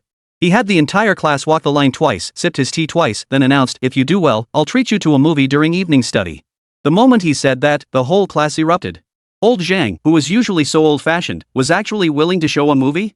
That meant the formation marched perfectly. The homeroom teacher would definitely get a bonus. Otherwise, old Zhang would never have agreed to show the movie. 85 Be careful, don't cause a fatality. As for how Li Yuan found out Tang Yutong had a boyfriend in the rocket class, that was simple enough. There's no such thing as a wall that doesn't let the wind through. Brother Yuan had plenty of acquaintances in the rocket class. After evening study, while strolling on the playground, he spotted a boy from his class walking with a girl from Li Yuan's class. When he next ran into Li Yuan, of course he had to gossip a bit, and naturally, the news spread. No matter how well Tang Yutong hit it, you can't date someone without ever contacting them or seeing them, right? Young couples just can't stand the agony of being in the same campus yet forbidden to see each other. It was only natural for the truth to come out. Only a certain warm-hearted guy surnamed Zhu remained completely oblivious. With her boyfriend in the rocket class, Tang Yutong's reason for advancing became crystal clear. She'd resorted to any means necessary to move up for the sake of the one she loved. Should we call this guy a hopeless romantic? Anyway, it's none of Li Yuan's business. If she wants to advance, let her advance. It doesn't affect him.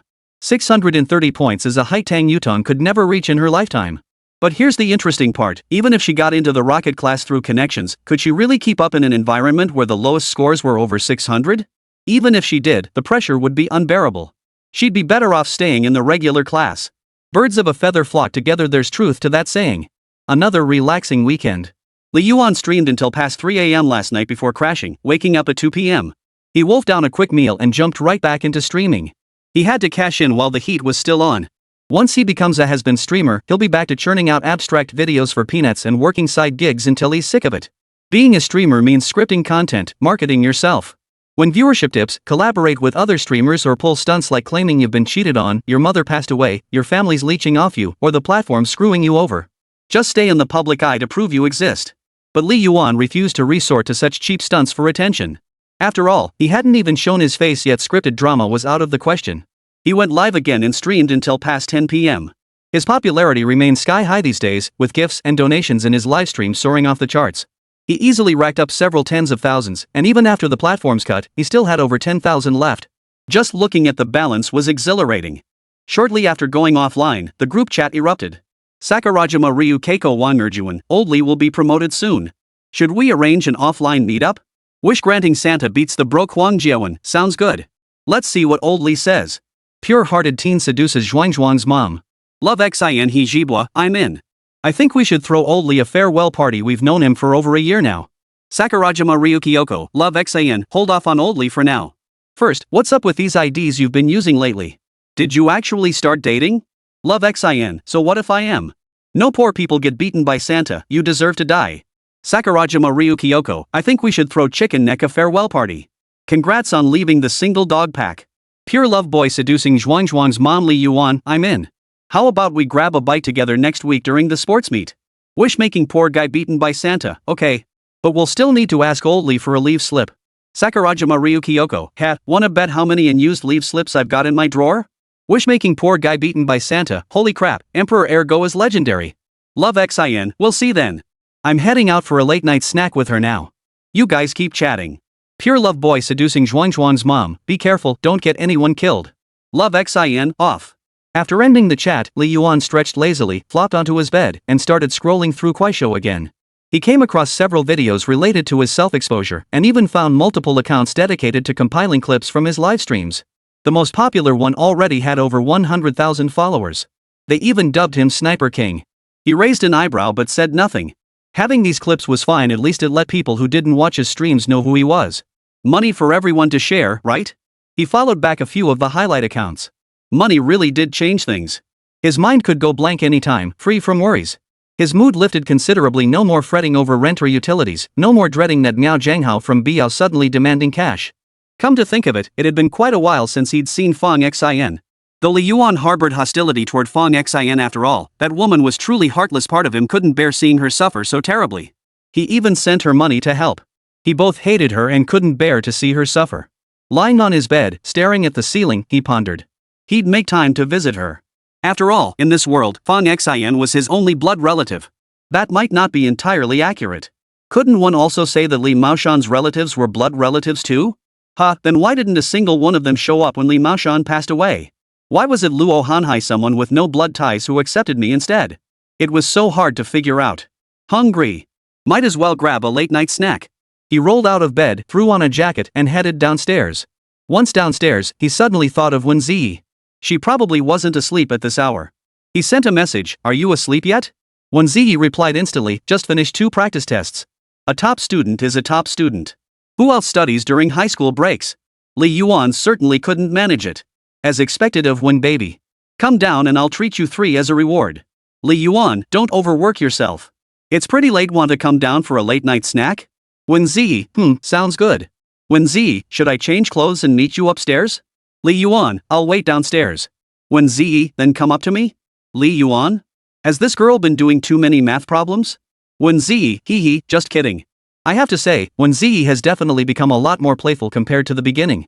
Playful is fine, but please don't start getting as abstract as Brother Yuan. If one day Wēn Zhiyi becomes as abstract as Li Yuan, he'd seriously have to berate himself for corrupting such a great girl.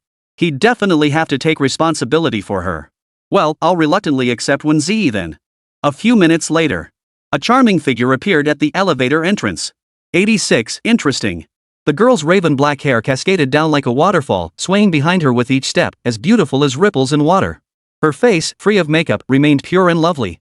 Her oval-shaped face paired with naturally gentle features never felt tiresome to look at. The more one gazed, the more beautiful she became. Though she claimed to have changed, Wēn Zhiyi still wore a white floral print spaghetti strap maxi dress. The fullness of her chest occasionally revealed itself through the snug fabric, making Li Yuan whistle in admiration. Fortunately, she had draped a white cardigan over it to provide some coverage. Otherwise, stepping out in such attire at night would have been downright dangerous. But now, Li Yuan was the one who felt dangerously drawn to her. Spotting Li Yuan, she pulled her jacket tighter and scurried over in her pink slippers, her footsteps making soft thump-thump sounds. She smiled softly, her voice sweet and velvety. "Streamer, ending so early today?" Li Yuan took an epic deep breath, etching the girl's unique, sweet scent firmly into his memory. He silently marveled at how unbelievably fragrant Wēn Baobao smelled, a milky aroma mixed with the scent of body wash and shampoo, utterly delightful. No wonder she smelled so much sweeter than usual, she'd just finished bathing. He replied nonchalantly, "Oh? Did you sneak a peek at my techniques?" "Nope. How Yuan's been watching your stream the whole time. Just now he said he wanted to come up and stream with you, haha. Sure, bring him along. Could liven things up a bit." Li Yuan thought that if he got Wēn Hao Yuan to stream together, this little kid could definitely spout some wild stuff. The livestream would be explosive. Just don't show his face. If he does, we'll get banned. Minors aren't allowed on camera. He glanced at Wēn Zhiyi again, thinking that if he did show his face, bringing in a beauty like her would probably take the stream's popularity to the next level. But then again, Li Yuan was a bit stingy. He didn't want so many people seeing Wēn Zhiyi's beauty. He wanted to keep her all to himself. She tells her brothers to eat first, but behind closed doors, she won't even let them catch a glimpse. Oh, the charming top streamer. Sure thing, he'll be thrilled, hee. All right. Li Yuan kept his hands in his pockets as he gazed into the distance. Where should we eat? The snack street behind us, or should we take a ride somewhere farther out? Let's go to the snack street behind us. It's pretty late now, and going out to eat isn't very convenient. Don't worry, my character is guaranteed. I won't make a move on you anytime soon. Wēn Zhiyi? Is he just saying what's on his mind? 666, not even pretending anymore. Just kidding. Hop on my scooter, walking's too much of a hassle. With that, he pushed out the little electric scooter parked in the stairwell. Wēn Zhiyi glanced at the scooter and murmured, "Oh. It's tiny, pretty cute." Li Yuan. Why do I feel insulted? Do you usually ride your scooter to school? Wēn Zhiyi asked. Occasionally. I bought this scooter back in 8th grade. The battery isn't very durable anymore. By the time I get to school and back, it's almost dead. Li Yuan thought about getting a new battery for the scooter once he had the money. Though he could afford a new one now, it wasn't necessary. After all, it was a gift from his father, and it held sentimental value. Handing the helmet to Wēn Zhiyi, he climbed onto the scooter, turned the key, and the lights pierced the darkness, illuminating the road ahead. A streamer without a helmet? I only have one helmet, and it's safer for the passenger to wear it. After all, if there's an emergency stop, the passenger would suffer more severe injuries. This was Li Yuan's personal experience. Back then, his dad was riding an electric scooter with him to buy groceries. One sudden stop flung Li Yuan right off. If not for a flower bed to cushion the fall, Li Yuan would have been the one to go first. All right. Putting on her helmet and climbing onto the scooter, Wēn Zhiyi momentarily didn't know where to place her hands. After some thought, she decided to grip a small section of Li Yuan's clothing around his waist. But when she looked up, she saw Li Yuan staring right back at her. Hey, do you think grabbing my waist like this will keep you safe? At least it won't rip my clothes when you fly off. Oh, okay. After a moment's hesitation, Wēn Zhiyi placed both hands on Li Yuan's waist. Through the fabric, she felt his lean, firm waist, not an ounce of excess fat. It made her blush involuntarily. The streamer has such a great figure. He must work out regularly. You're absolutely right. Li Yuan does plenty of sit-ups and push-ups at home every day to stay in shape. He certainly doesn't want to end up as heavy as he was in middle school, weighing 140 pounds. Honestly, once exercise becomes a habit, it turns into self-discipline. That's how Brother Yuan avoided becoming a couch potato. Guys, you gotta stay in shape. Otherwise, even if you meet someone like Wēn Zhiyi, you won't be able to keep her. The e-bike's top speed was only 26 miles per hour, but Li Yuan only dared to go 20 miles per hour. He was afraid of hitting people or small animals if he rode too fast. Oh, but if he was running late for school in the morning? That was a different story. He wouldn't miss a single red light he needed to run. The headwind felt refreshingly cool. In eastern Guangdong, the temperature difference between day and night in November was still quite significant. Long sleeves were necessary in the mornings and evenings, while the midday heat made you want to strip down to nothing. The little electric scooter glided slowly through the narrow streets, flanked by bustling restaurants and markets brimming with the aroma of home cooking. It felt as if the two of them had become part of the scene. Places like this, full of life and warmth, always felt especially relaxing, offering a strange sense of belonging. Li Yuan actually enjoyed being in such places. He spotted a barbecue shop in the distance, smoke curling up from the grill, the aroma of grilled meat wafting over. Fancy some barbecue? He asked. Wēn Zhiyi's voice was soft, and against the wind, he couldn't hear clearly. Sure. All right. Parking his electric scooter by the roadside, Li Yuan pulled out the key and headed into the shop. Glancing at the variety of skewers in the display case, the prices were so affordable they were almost unbelievable. Clearly high-tech technology at first glance. But it was just too good to resist. What do you like? Pick some.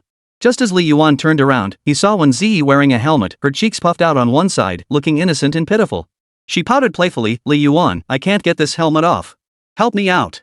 Li Yuan scratched his head and chuckled awkwardly. This girl was beyond adorable. He reached out to unlock it for her, his fingers brushing against the skin of her chin and neck, smooth, tender, and cool. I want to kiss her. But I can't kiss her. So I'll just touch her a little more. After removing the helmet, Brother Yuan offered to tidy her hair as a complimentary service. This wasn't taking liberties, it was an extra perk. Wēn Zhiyi said nothing, instead turning her gaze to the skewers in the freezer. After scanning the selection, she grabbed a basket and picked out a few vegetable skewers and 2 meat ones before declaring, I'm full. Wait, you haven't eaten yet. Oh, right. While waiting for the skewers to arrive, Luo Yanen's message popped up. Luo Yanen, where's your new place? I'll come visit tomorrow morning. Li Yuan, just come by. No need to make breakfast. Luo Yanran, I'll make it. I'll make it. Li Yuan, spare my stove. As they chatted, Li Yuan suddenly realized that Wēn Zhiyi was sitting right in front of him, across from him, yet he was texting his childhood sweetheart on his phone. This kind of feels like cheating on Qingmei. Pfft, I'm just spreading the love around. What nonsense am I saying? 87, body check with the ball. Streamer, this is delicious, try some. While Li Yuan was still wallowing in guilt over his stealing the moon, the skewers had already been served. When Baby eagerly devoured 2 skewers, her eyes sparkling with delight at the aroma. Seeing Li Yuan hadn't touched a single skewer, she grabbed a beef skewer and fed it directly to his mouth. Li Yuan froze for a moment, glancing at Wēn Zhiyi's innocent expression that seemed to understand everything. Without hesitation, he bit down on the skewer and tore off a few chunks of meat. The savory beef, infused with cumin and chili powder, exploded on his taste buds, the flavor surging straight to his brain, leaving him utterly satisfied. Not bad. Looks like this shop will have one more regular customer. Back when Li Yuan rented a place in Huicheng, he once stumbled upon a delicious pork knuckle rice dish. He became a regular customer there, showing up weekly without fail. Eventually, the owner would serve him the dish before he even had to ask. Some might ask, don't you get sick of eating it every day? How could something delicious ever get boring? He. Wēn Zhiyi chuckled twice, then took a couple more bites of the skewers Li Yuan had just eaten, leaving Li Yuan staring dumbfounded. Seriously, aren't you worried about catching E. coli from my leftovers? Only after finishing did Wēn Zhiyi notice Li Yuan's unusual gaze. She suddenly grew flustered. Wait, I am just the streamer, I was just. What excuse should I use? These delicious skewers are only for you to taste a little bit, because I'm such a cheapskate. Truthfully, she'd been overwhelmed by the aroma and acted on instinct. Feeding him, then eating his leftovers afterward, that's a bit intimate. Li Yuan smiled faintly. If you like them, just take a few more skewers. I'll cover it. That's what she said, but the problem was that eating so much would make her gain weight. She wasn't particularly happy with her weight to begin with, so she definitely couldn't eat more now.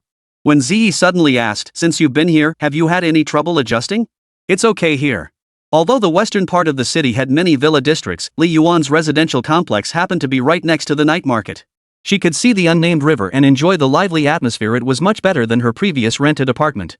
That's good. Oh, if you have time, I could treat your relative to a meal. After all, finding such an affordable and decent place is rare. I should at least make a gesture. Wēn Zhiyi paused mid-bite of her barbecue, her almond-shaped eyes blinking twice. Well, I think you've already shown your appreciation. Li Yuan had treated her to plenty over the past few days, so she naturally felt he'd already shown his appreciation. The problem was, Li Yuan had no idea Wēn Zhiyi was the landlord. Ha? Li Yuan looked at her and said, so you've shown your appreciation, but the landlord hasn't? Next time I'll still invite her out for a meal. Otherwise, I'll feel a bit awkward. Then you can treat me to a meal next time, Wēn Zhiyi thought to herself. She hadn't really intended to hide it, she just didn't want Li Yuan to feel indebted to her. Sooner or later, the truth would come out anyway. After the barbecue, Wēn Zhiyi packed a few skewers to take home for Wen Yuan. The little kid wouldn't be asleep at this hour. It was a rare holiday, and staying up late was practically a holiday tradition. As the scooter cruised along, a large black rat suddenly darted out in front of them, causing Li Yuan to slam on the brakes in fright. Even though they weren't going very fast, the momentum sent Wēn Zhiyi hurtling forward. Immediately, Li Yuan felt two soft yet springy things slam hard against his back. Realizing what they were, Li Yuan. These must be at least a C cup, right? Yeah, when baby was perfect, curvy yet slim. An accidental break made her bounce right into him. He turned to look at Wēn Zhiyi and said, sorry about that. There was a big black rat just now. No problem. Monday. The opening ceremony of the sports meet commenced promptly at 8 o'clock. Attire for the opening ceremony was strictly regulated. School uniforms were mandatory. Otherwise, the colorful formations would look like a parade of beggars hitting the streets. This left Tang Yutong, who had already prepared a bright blue puffy skirt, feeling utterly speechless. She'd specially picked out this skirt over the weekend, intending to dazzle everyone at today's opening ceremony. Now she was being told she couldn't wear it? Unbelievable. Totally unbelievable. But then she thought, oh well, I can always wear it for my coming-of-age ceremony. Never mind. Beside her, Li Yuan stood stiffly holding the class flag, yawning incessantly. Clearly he'd stayed up way too late last night. Tang Yutong snorted coldly. We're moving up classes in a week. You've decided which class you'll join, right? Are you going to the same class as Wēn Zhiyi? If so, what about your childhood sweetheart? Tang Yutong had already found out the name of Li Yuan's childhood sweetheart and which class she was in. With just a little thought, she could connect it to the upcoming class placement and knew he would face a dilemma. Li Yuan shot her a vacant glance. Mind your own business. Your score barely scraping over 500 will only get you into a regular honors class. Your little boyfriend, though, is in the rocket class. Tang Yutong wore an air of utter confidence. That's none of your business. I'll find my own way into the rocket class. She spoke as if she'd already secured a spot. Without 600 points, you think you can secure a spot in the top class? Dream on. What? You have an uncle who's a class monitor.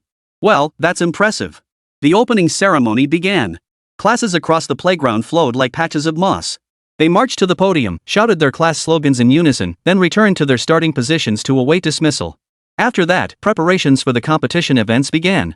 Lu Cece and several classmates brought cameras or Instapics, snapping photos of their classmates all over the place while checking the event list, all to preserve these precious memories. Those who didn't like taking photos would be punished by the time they graduated high school. When everyone else reminisces about their vibrant high school years, you won't even have a single photo to show for it, only your imagination to rely on. How pitiful. When you realize every moment holds significance worth commemorating, you won't refuse to be photographed. Li Yuan and Ergo had both signed up with a high jump and were waiting at the venue early. Ergo was unusually excited. After breaking over a dozen poles, this time I'll blow everyone away. Just imagine the girls cheering and gasping, it'll be pure gold. Li Yuan chimed in, look at these kids, Lu must be feeling dizzy. Go Urdu. Lu Cici's voice carried through the crowd. Ergo glanced over, but his gaze immediately locked onto Lu Cici's best friend. Luckily, Lu Cici was busy snapping photos with her Polaroid and didn't notice, otherwise she'd have skinned Ergo alive. Li Yuan scanned the crowd. Where's my fan club? Stop looking around, your mom's right here. Luo Yanran appeared beside Li Yuan. Hey, look at everyone else, they're all softly cheering you on. Your mom's right here totally kills the mood. Can't you learn from others? Luo Yanran crossed her arms. Go for it, son. Got it. Can you even do this? Don't embarrass yourself up there. If I break the bar, I'll come down and say to you, Coach, I did exactly what you told me to do. Why did I still break the bar? Ha, then I call you a lunatic and walk away fast. That'd be so real. Before we could finish talking, someone called out from the roster, number 5, Li Yuan from class 20, grade 11. First trial jump. 88 Xiongdae is the biggest liar ever. Go on, go on. Luo Yanan even gave Li Yuan a little push. But Li Yuan was scanning the crowd, looking for Wēn Zhiyi. He hadn't seen her at the morning assembly. Hadn't she promised to come cheer him on? And he'd even treated her to barbecue. Xiongdae's girls can't be trusted. All liars. The trial jump started at 1.4 meters.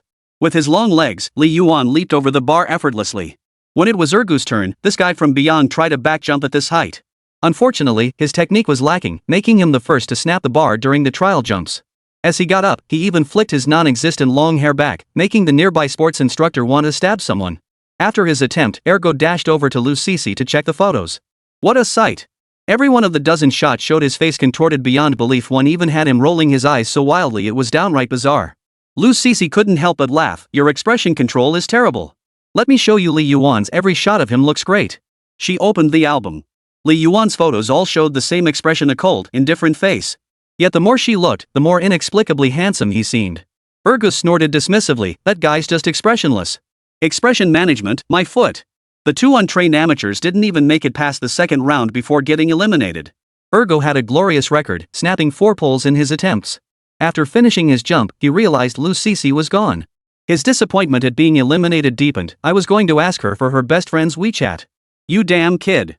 Li Yuan was truly frustrated with his lack of progress. If Ergo treated Lu Cici the way he treated his own girlfriend, they'd probably be together in no time. But this guy just doesn't get it. Drink up. Luo Yanan handed him a bottle of Coca-Cola, her own mouth still stuffed with an ice cream bar. Li Yuan? Does your saintly husband drink Coke after working out? Luo Yanran said, reaching to open it herself. If you won't drink it, I'll have it myself. And I even went out of my way to buy it for you. Drink it. Luo Yanran gave a mischievous grin. Too late. I want it now. With that, she popped the cap open right in front of Li Yuan, took a big gulp, and let out a satisfied burp. Li Yuan stared at the Coke thoughtfully. Luo Yanran thought he was getting annoyed over being cheap, so she said, oh, I'll buy you another one later. Don't give me that look. Li Yuan replied, no need to buy. I'll drink this bottle. Luo Yanran pointed at the bottle cap and said, but I just drank from it. It has my saliva on it. Yeah, that's exactly what I want, your saliva. Luo Yanran. What if I spit in it twice? Then I'd dilute it with water and drink it for the rest of my life. Uing. Luo Yanan jumped up in frustration, kicked Li Yuan, shoved the Coke into his hands, and stormed off, leaving only one sentence. Yunyun still has a competition. I'm going to cheer her on. I can cheer for Yunyun too. Get lost. The sports meet proceeded as scheduled. Li Yuan and Ergo later participated in the long jump competition. Both advanced to the second round but were eliminated in the semifinals.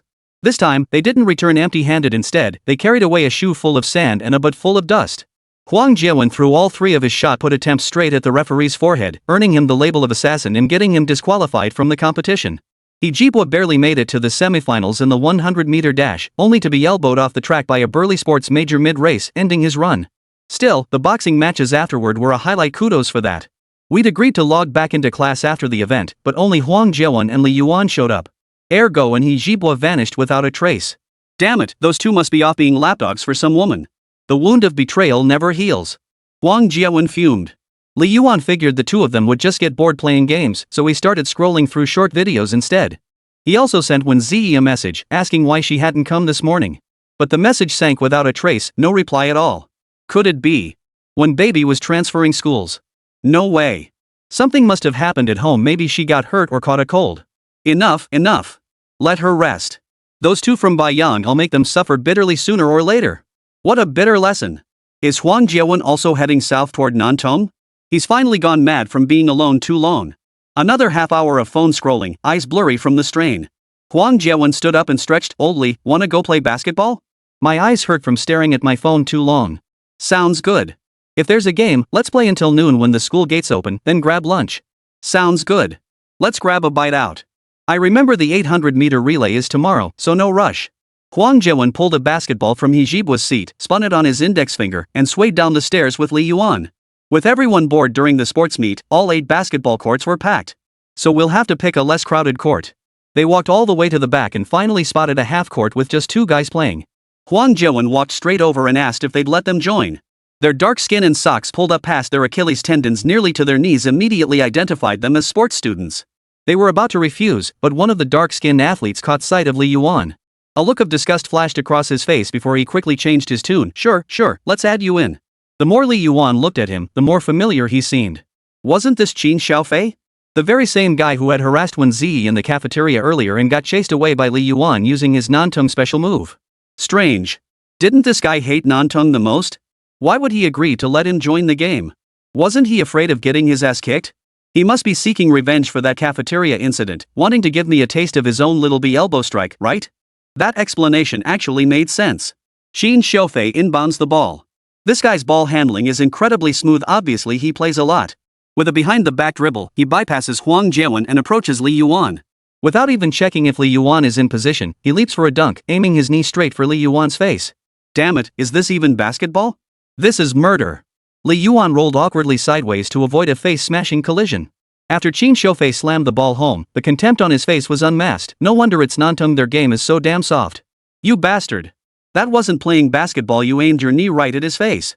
Huang Jiawen couldn't help but yell, helping Li Yuan up as he spoke. If you can't handle it, don't play. If you're so tough, try dunking and shoving your knee in our faces. Qin Xiaofei's teammates were even more outraged. Screw this, I'm done. Let's go. Huang Jiawen pulled Li Yuan away, ready to leave. Li Yuan, however, brushed the dust off his clothes. A barely perceptible smile flashed across his lips before fading into calmness. It's fine. You guys really hit hard. I love playing against skilled opponents. Let's keep going. Old Li, you idiot. Do you want to get elbowed to death? Huang Jiawen was baffled. Facing these 2 athletic guys tall and burly, this stubbornness just wasn't working in his favor. Fine, let's keep playing.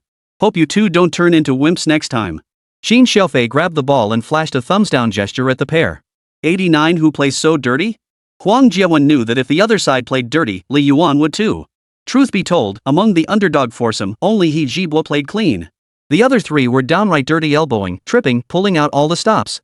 Huang Jiawen and Li Yuan exchanged a glance, and they both couldn't help but chuckle. Hey! Qin Xiaofei had no idea that the exchange between the 2 men had already sealed his fate for this game. Like a complete idiot, he bellowed a shout, startling both of them. Perfectly fitting the stereotype of an athlete loving to yell at the starting line and startle everyone. Oh, that downpour ruined my college dreams. Oh, just 3 years of youth. Consider it yours.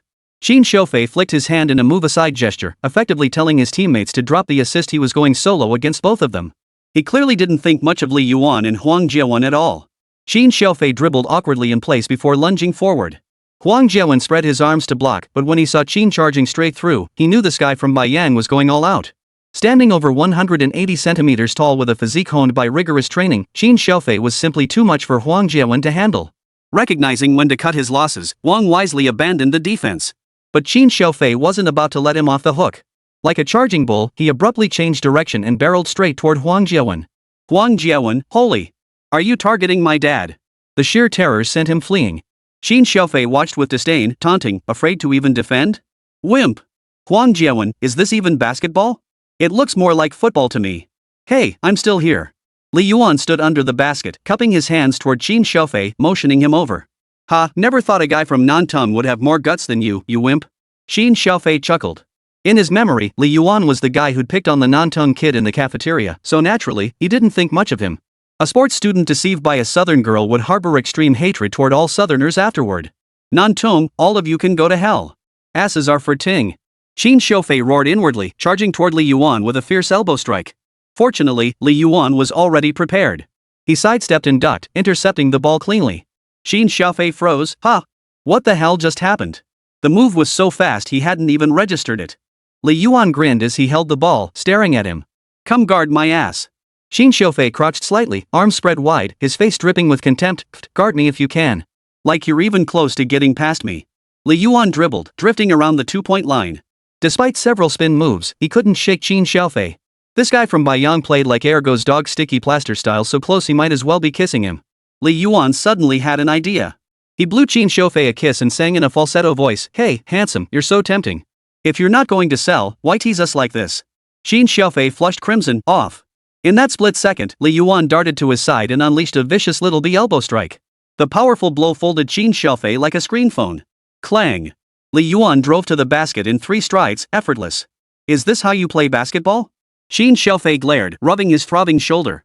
You must be from Lao University. How else would you know how to elbow like that? Heh, we're from the same school, you know. Li Yuan chuckled.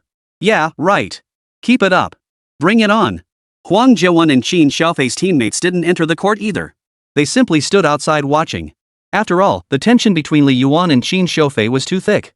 Stepping aside to let the two face off was the right choice. Neither wanted to elbow the other. Li Yuan shot Huang Jiawen a look. Huang Jiawen looked puzzled but picked up the basketball anyway, ready to make a run for it. How can you be so soft? Can't even take a shove? Are you really an athlete? Li Yuan asked. I'm not soft. Who's softer than you, pinching your fingers like a delicate flower?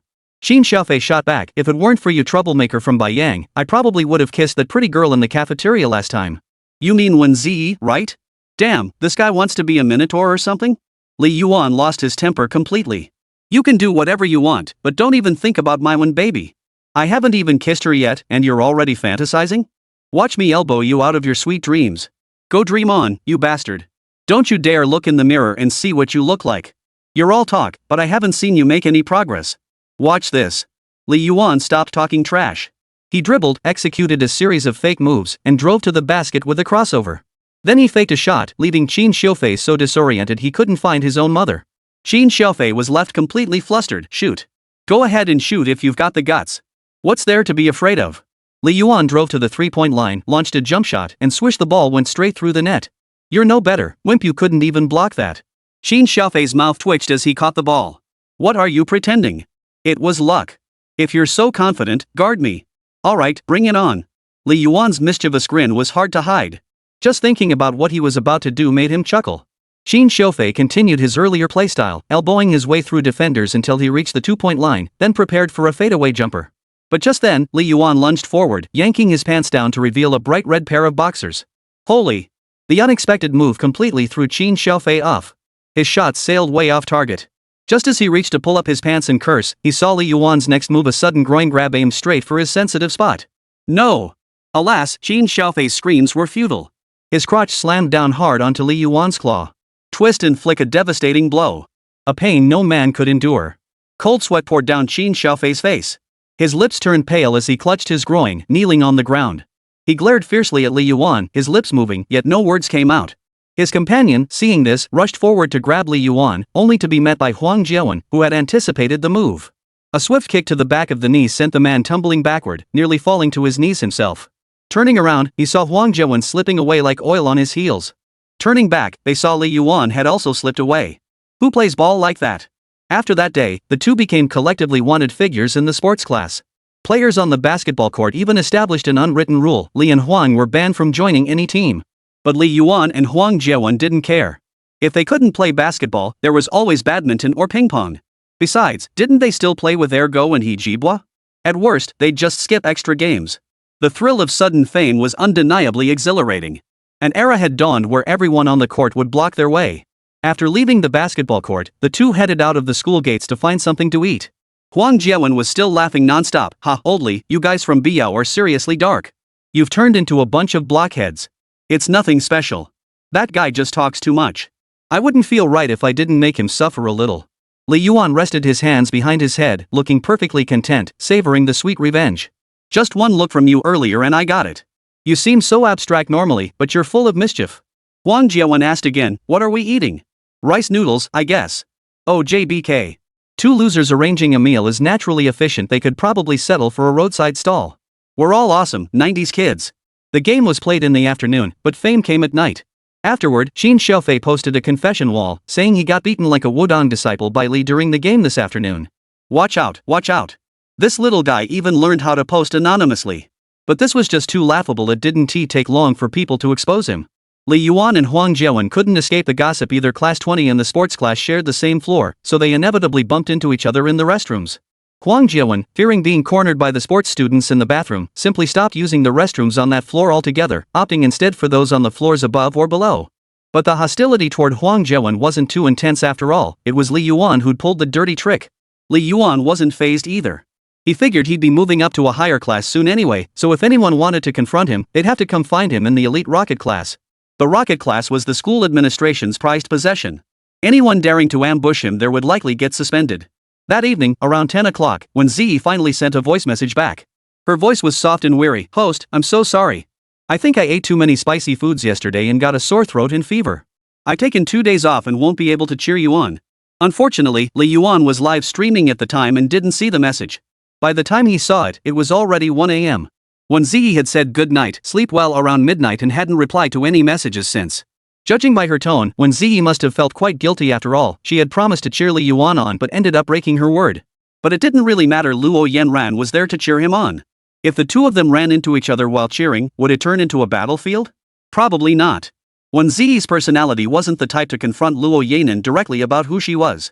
She was more the type to retreat to her bed and cry into her pillow.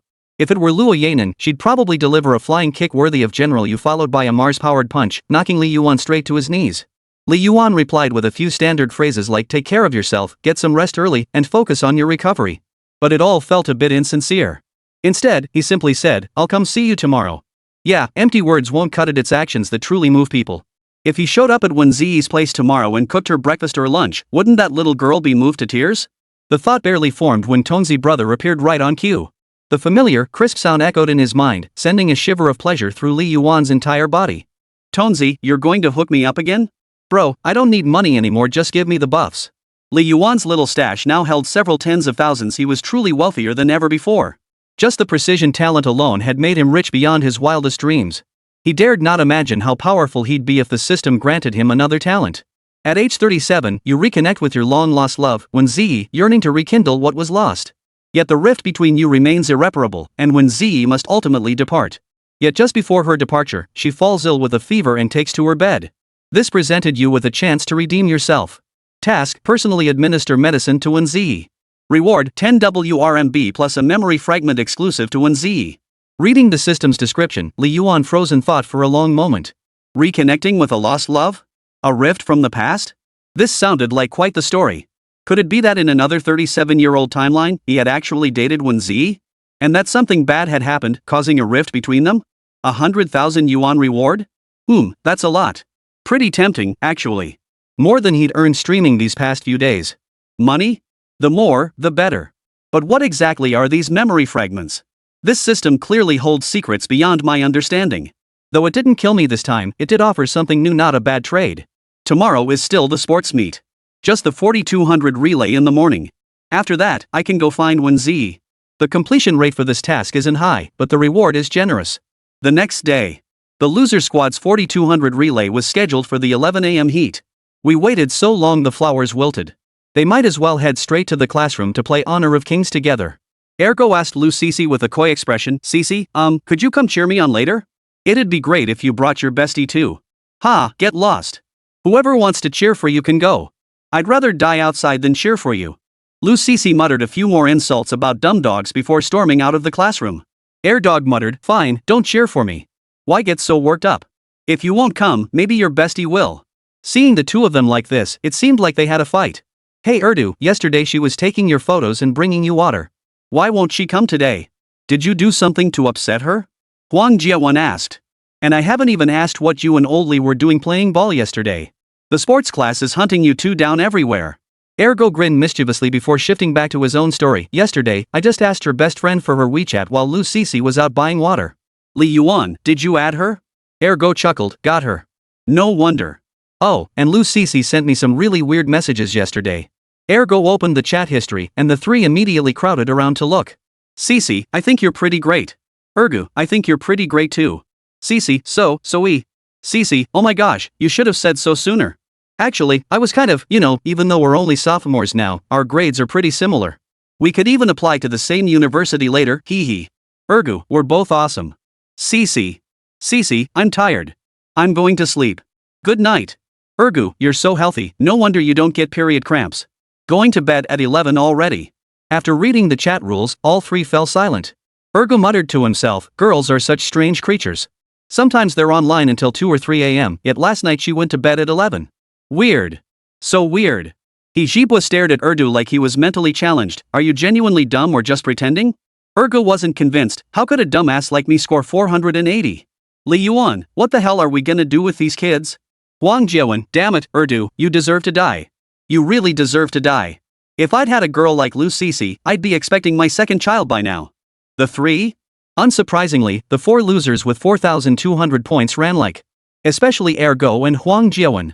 Huang Jiawen, running the second leg, realized at the third leg handoff point he hadn't grabbed the baton. He turned back to retrieve it, and the lead they'd built vanished. They plummeted from first to fourth.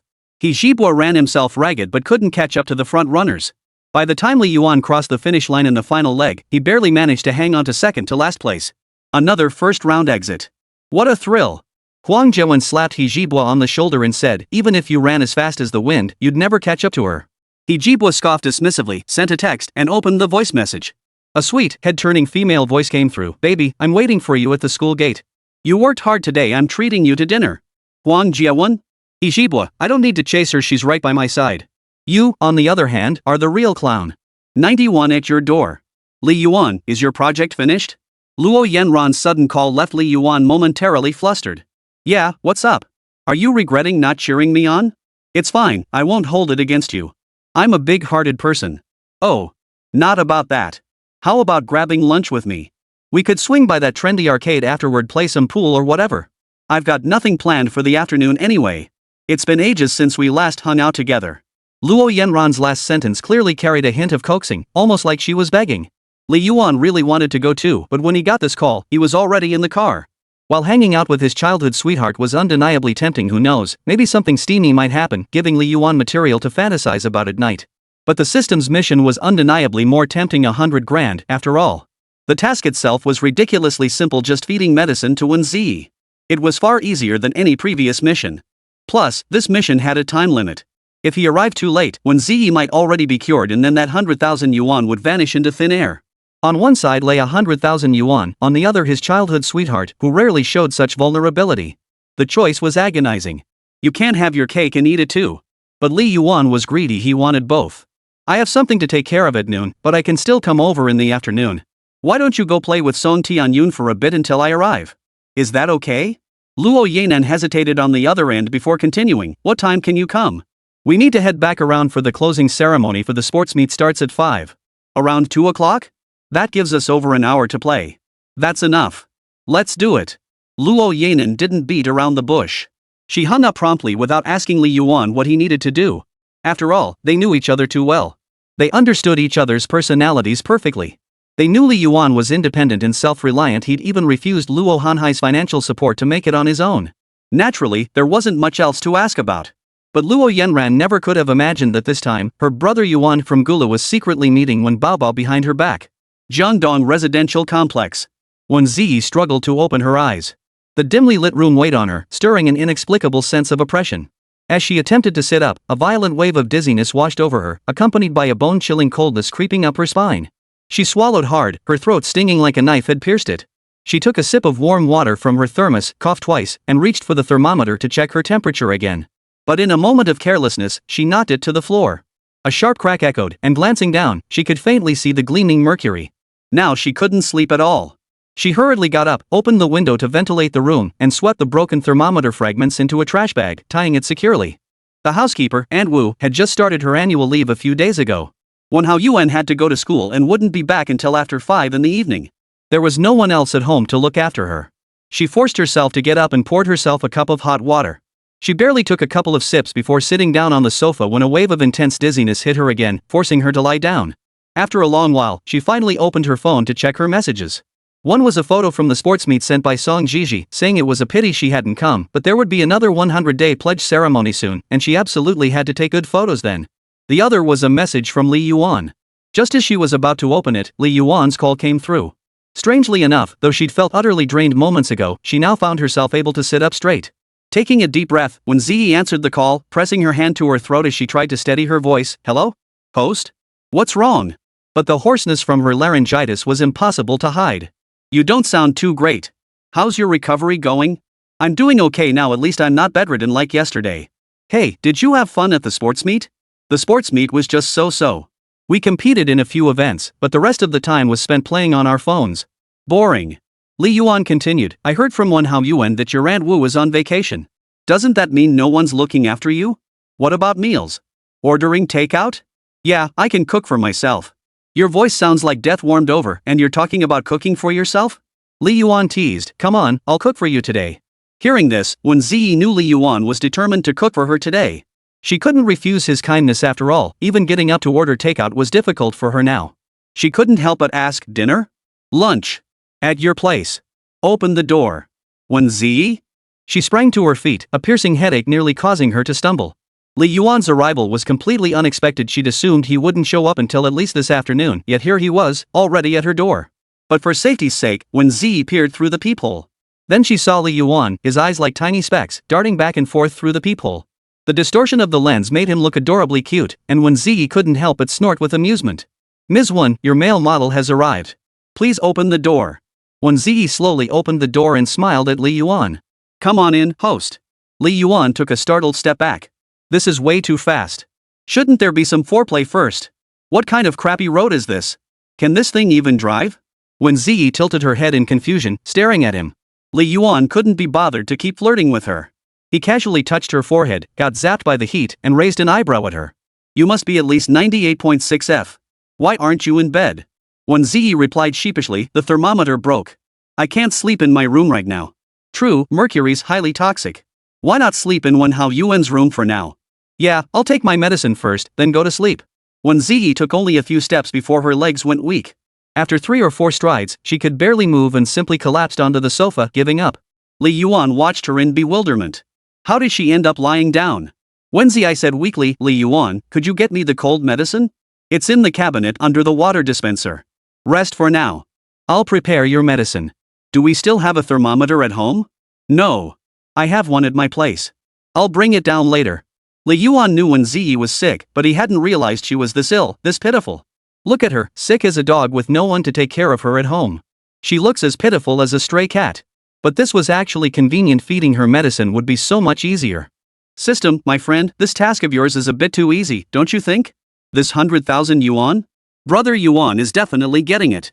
As for those memory fragments? He'd figure out their purpose when the time came. Wēn Zhiyi felt her eyelids growing heavier and heavier. Before drifting into unconsciousness, she took one last deep look at Li Yuan's tall, broad back before sinking back into sleep. Only this time, the first half of her sleep was just as uncomfortable as before, with her body feeling cold all over. That changed when she felt herself being lifted by a pair of strong arms. First came the warmth of being wrapped in blankets, then a cool towel pressed against her forehead. It was a rare good night's sleep. 92 put it in for me. Li Yuan had just finished brewing the cold remedy when he turned around to find Wēn Zhiyi already asleep on the sofa. Her breathing was heavy and uneven. Her brow was tightly furrowed, forming a deep crease. One hand rested on her forehead, while the other had lifted the hem of her shirt to cover her stomach. Li Yuan couldn't help but glance twice. Wēn Zhiyi's belly was full and rounded like a small hill, her skin milky white. Her navel was round and adorable, rising and falling with each breath. He shook his head, tugged Wēn Zhiyi's shirt down to cover her belly, and thought, looking any longer might be tempting. Placing the medicine on the coffee table, Li Yuan crouched beside her. Drink this and go to bed. You'll catch a chill sleeping here without blankets or anything. Unfortunately, Wēn Zhiyi could only manage a few muffled whimpers at this point, unable to utter a single word. She seemed dazed from exhaustion, unresponsive to any attempts to rouse her. Sorry about that. Li Yuan slid both hands beneath her, one supporting her back, the other cradling her thighs, lifting her entirely off the sofa. Perhaps due to an awkward embrace, Wēn Zhiyi's ample bosom was pressed together, creating a scene with undeniable visual impact. Li Yuan, who had just been thinking she was a bit heavy, quickly averted his gaze in embarrassment. Don't look at what you shouldn't see. They were still high school students. That sort of thing should wait until college at the very least, right? After placing Wēn Zhiyi on the bed and tucking her in, he touched her forehead again. It was alarmingly hot. Since she wouldn't wake up, he could only press a cold towel against her forehead. Taking advantage of the lull, Li Yuan cooked a pot of preserved egg and lean pork congee and even fetched a thermometer from his own home. Returning, he touched Wēn Zhiyi's forehead again, still alarmingly hot. Of course, without fever-reducing medicine, she couldn't sweat it out and the fever wouldn't break. With no other choice, he gently shook Wēn Zhiyi awake. Wēn Zhiyi opened her eyes groggily. Seeing Li Yuan's face, her already rosy cheeks flushed even redder. She murmured softly, her voice tinged with a hint of pointless amusement, "Li Yuan." That smile left Li Yuan flustered. "Wait, sis, you're running a fever? What's so funny about that? Could it be that she dreamed about me earlier and now thinks seeing me is a dream come true?" He kept these thoughts to himself, of course, never voicing them aloud. I'm here. Get up and take your medicine first, or the fever won't break." With that, he cupped one hand under Wēn Zhiyi's back, tucking a pillow behind her to help her sit up more comfortably. He brought the cold medicine to her lips, and she obediently drank it down. After that, she swallowed the fever-reducing medicine without needing Li Yuan's help and crawled back under the covers to sleep. Now she was finally settled. By the time she woke up, the congee should be ready. The moment Li Yuan stirred and made a slight noise, Wēn Zhiyi turned around, her sleepy almond-shaped eyes fixed on him as she murmured in a soft, weak voice, "Li Yuan, can I ask you for something? A bit much?" "No dirty talk." Wēn Zhiyi had shed her usual reserve, replaced by an unexpected directness. A smile curved her lips.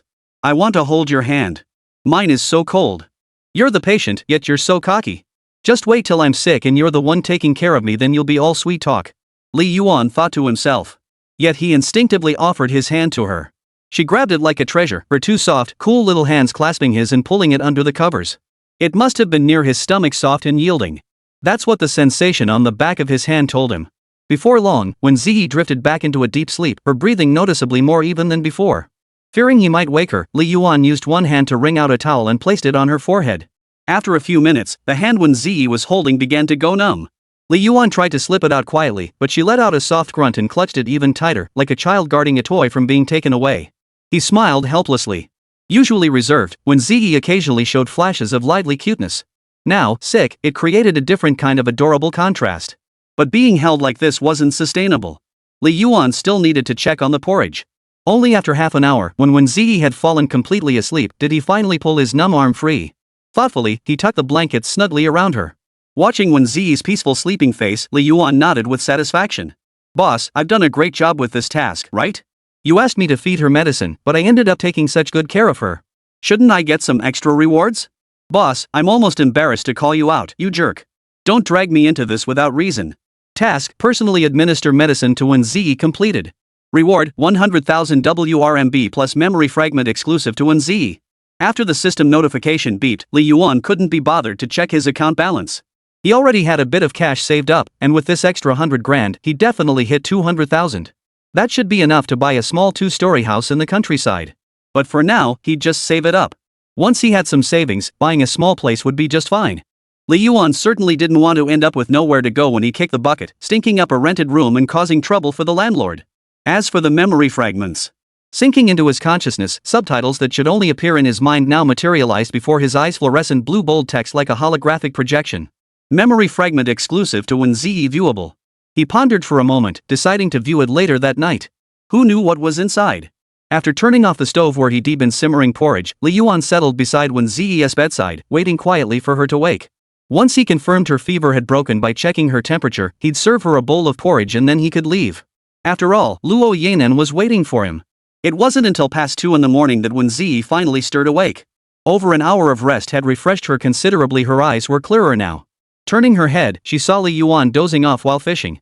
An indescribable warmth filled her heart, the towel on her forehead, the herbal soup by the bedside.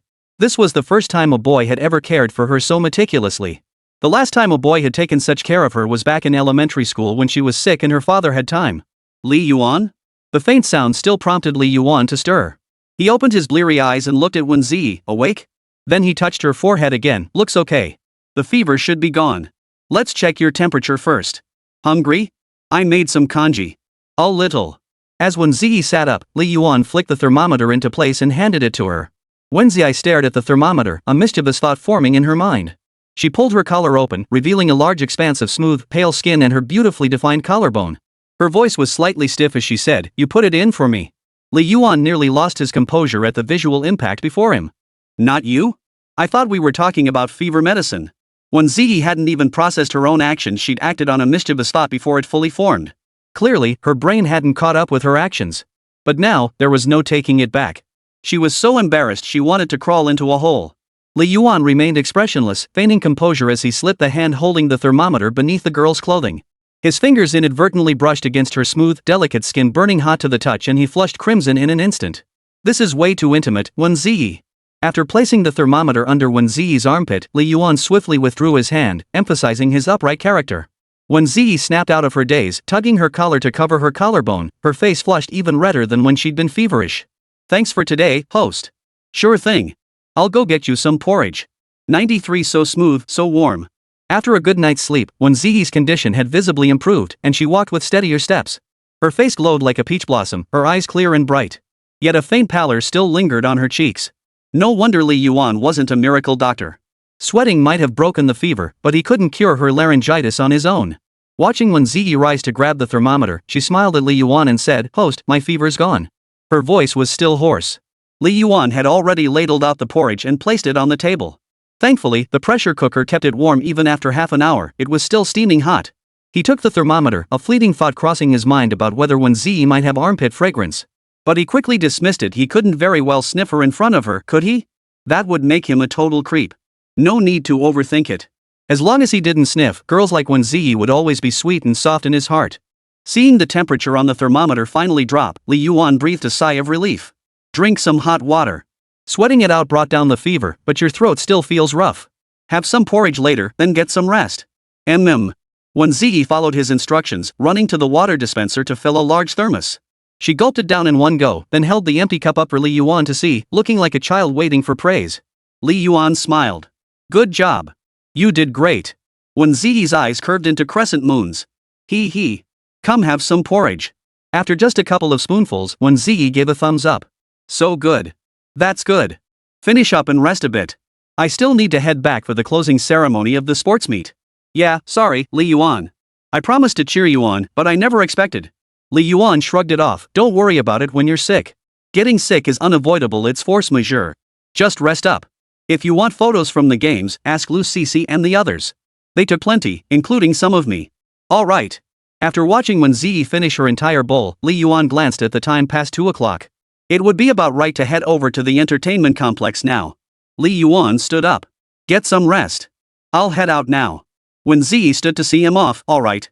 She opened her phone to find Luo Yanan's messages piled up to 99 plus. That girl was practically pestering her. Li Yuan couldn't help but laugh and cry at the same time. Just as he stepped out the door, Wēn Zhiyi's voice came from behind him. Thanks for looking out for me, Li Yuan. See you tomorrow. Li Yuan glanced back at her. Yeah, see you tomorrow. Get some rest. Only after watching Li Yuan enter the elevator did Wēn Zhiyi slowly snap back to reality. She patted her own cheeks. The pot of kanji still sitting on the table and the several boxes of medicine laid out were all evidence that Li Yuan had just been there. Seeing these things, a strange warmth rose in her heart. It was soft and gentle, like popping candy dancing wildly in her chest, and Li Yuan's face kept appearing before her eyes. She'd never felt this way about a boy before. Today was the first time. A sudden, small selfishness crept into her mind. She wished Li Yuan could stay a little longer, spend more time with her. The image of her reaching for his hand earlier flashed through her mind again. Overcome with sudden shame and frustration, she flopped onto the sofa, kicking her legs and thrashing about like a fish out of water. It took her a while to calm down. Clutching a pillow, she whispered to herself. I must be delirious from the fever, but his hands were so smooth and warm. Luo Yanran was urging him relentlessly, demanding Li Yuan appear before her within 3 minutes or face a week of silent treatment as punishment. Like some childish elementary school kid. Li Yuan could only reply, coming right up. I wouldn't dare displease you. On the bus, however, he couldn't stop thinking about how to spend the money he'd just received. Should he start by upgrading his phone, computer, monitor, and such? No, his current ones were perfectly adequate. There was no need to upgrade. He couldn't just start splurging because he had a little extra cash. After some consideration, he decided to leave the money untouched. Opening a savings account to earn some interest seemed like a reasonable option. As he pondered, his thoughts drifted to another reward from the system, the memory fragment unique to Wēn Zhiyi. What exactly was this thing? But one thing was certain, this memory fragment must belong to the 37-year-old version of myself from another timeline, not the 18-year-old me of the present. After all, she'd only known Wēn Zhiyi for a little over a month now. Where would the beautiful memories come from? The Wēn Zhiyi from another timeline, the 37-year-old Wēn Zhiyi. The fragment, as illusory as a holographic projection, floated before his eyes. With a single thought, he could unlock it and reveal the mystery. Yet, inexplicably, he felt a sense of dread. According to the system's narrative, his connection with Wēn Zhiyi would remain minimal thereafter, merely lingering at the level of a distant, unattainable ideal, as shallow as could be. But it made sense. Even if his alternate self had harbored feelings for Wēn Zhiyi, he could never have confessed. A kid without parents, how much pressure would he face in college? How much higher would his expenses be? Where would he find the courage to confess? Or even the time to pursue a relationship? But now, with the system, could that future be altered? He frowned, watching the scenery rush past outside the window. The bus slammed on its brakes, jolting him. The stop had arrived. Never mind. I'll look at it again tonight. Stepping off the bus, he saw Luo Yanran and Song Tianyun standing at the bus stop. Luo Yanran glared at Li Yuan, her cheeks puffed out as she bit into a sugar-coated hawthorn. Song Tianyun, meanwhile, flicked a strand of hair from her forehead while staring at her phone screen, seemingly oblivious to Li Yuan's arrival. Spotting Li Yuan, Luo Yanran practically ran over and punched him square in the chest. "You're 20 minutes and 35 seconds late." Li Yuan apologized. "My bad. I'll treat you to dinner." Luo Yanran retorted, "We already ate. Just buy us bubble tea later." Song Tianyun remained glued to her phone screen, preening for what seemed like an eternity. Upon closer inspection, he realized she was scrutinizing her eyeliner to see if it was perfectly applied. Li Yuan watched her, chin resting on his hand as he pondered. Was there any subtle way to get Song Tianyun to leave, creating an opportunity for him and Luo Yanran to be alone? There was. WeChat transfer, 100 yuan. Pure love boy seduces Zhuang's mom. Take this 100 yuan and leave my Yanan alone. Song Tianyun blinked at the message, thinking she must be seeing things. Then she tapped to cancel the transfer. "With me, Yun is heaven. Do you think I'm so vulgar that I'd abandon my beloved daughter for a measly 100 yuan? I don't want your filthy money." Pure love boy seduces Zhuang's mom. Free breakfast for a week. "With me, Yun is heaven. Humph. Enjoy your date." Song Tianyun cleared her throat twice and began her act. "Ahem, Yanran, I just remembered I have a test paper to finish. It's due tonight, so I'll head back to work on it. You two go ahead and shop." Luo Yanran raised an eyebrow, pondering. "Homework? Yun, didn't you promise to go to Walmart with me later to buy snacks?" Song Tianyun choked, then turned to Li Yuan for help. Li Yuan covered his face. This girl couldn't even come up with a decent excuse. 94 The girl with glasses is the best. Song Tianyun felt awkward for a moment, then reluctantly said, "Oh, I must have misremembered." "Ha, never mind. Let's keep shopping." It was awkward to watch. The two girls walked ahead, with Li Yuan trailing slowly behind. A text buzzed on his phone. "You're my Yun, my world. Sorry, brotherly. I can't just walk away. How about you grab me breakfast first? Next time something like this happens, I'll leave." Pure love boy seduces Zhuang's mom. "You think I'm an idiot? Yun is my world. Sorry, I underestimated you." Pure love boy seduces Zhuang's mom. 666? Not even pretending anymore? Li Yuan made good on his apology by buying milk tea first, getting 1 cup each from Yihatang. Yihatang is a common sight on snack streets, but this particular shop was peculiar. Only their baked milk was delicious, while everything else was mediocre. At least Li Yuan hadn't found any other milk tea there that tasted better than the roasted milk. Shopping with girls was as exhausting as running a marathon. Fortunately, Luo Yanan and Song Tianyun had already finished browsing their desired spots before Li Yuan arrived, sparing him much of the shopping ordeal. After grabbing their milk tea, the trio slurped their way into an eyewear store. "Li Yuan, huh? Is Song Tianyun getting new glasses?" Song Tianyun shook her head. "Not me. Yanan needs new glasses." Hearing this, Li Yuan turned to Luo Yanran. "You're nearsighted?" Luo Yanran swallowed the pearls in her mouth before replying, after switching seats to the second row. "I can't see the content on the civil whiteboard clearly anymore. I thought I'd get some glasses." "Oh, I see. It's common for high schoolers to wear glasses after all. Most have been straining their eyes since childhood, and those without myopia are the exception." With Luo Yanran's looks, glasses probably wouldn't detract much, might even be a plus. Hee, girls with glasses are the best. Slurp slurp. Feeling a kick, Li Yuan snapped back to attention and looked at Luo Yanran. "What?" Luo Yanran frowned. "Nothing. Just felt like your smile earlier was a bit suspicious, so I stepped on you." "Heh, well then I think your expression just now was trying to seduce me. So can I kiss you? Luo Yanran?" Song Tianyun's slurping grew louder, her eyes widening in amazement. So sweet, so sweet. This is way sweeter than my 7 sugar bubble tea." The shop assistant finally descended from upstairs, her smile lighting up instantly upon seeing them. "Welcome to Reino Opticians. Are you here for eyeglasses, or can I assist you with anything else?" Li Yuan pointed at Luo Yanran. "She needs glasses." Luo Yanran kicked Li Yuan again. "What's that for?" "No idea. Just really annoyed you pointed at me. Makes me feel like I'm doing something wrong." The clerk first asked Luo Yanran questions like whether she'd worn glasses before, then took her upstairs to measure her prescription. She came back down in just a few minutes. Song Tianyun, what's your prescription, Yanran? Any astigmatism? Li Yuan, so how bad is it? How far from blind? Luo Yanran shot Li Yuan a glare before replying, over 100 degrees. A bit of astigmatism.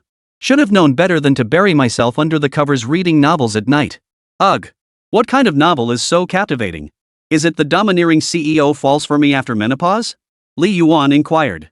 No way. Who reads that kind of stuff? It's a romance novel by a male author, Li Guhong. You wouldn't know him anyway. Ugh, this is so annoying. Why doesn't Li Yuan's eyesight get worse even though he plays games all day? Maybe he's just naturally blessed. Get lost. Luo Yanan couldn't be bothered to respond. She leaned over the counter and started picking out frames, trying on over a dozen in a row, square, round, black, gold. Trying each one on and asking Li Yuan and Song Tianyun which suited her better. This one makes me look like the auntie serving food at the cafeteria's Shaxian snack counter. This one's good, looks like Kim Soo-hyun. This one looks like my English teacher's zero sex appeal. This one's a bit awkward. After deliberation by the two gold medal pickers, she finally chose a pair of gold-rimmed half-circle glasses. After making her choice, Luo Yanran paid 600 yuan outright and took the two of them shopping. The lenses alone would take at least half an hour. Over 100 yuan for lenses plus a frame? That's over 600 yuan? That's outrageous profit. Li Yuan Dao remarked. The total cost of the glasses might only be a few dozen yuan, but by the time they reach your hands, they cost hundreds or even thousands. The profit margin speaks for itself. I know it's best to buy online for the best prices. You can save a lot of money that way. Song Tianyun asked, what should we do now?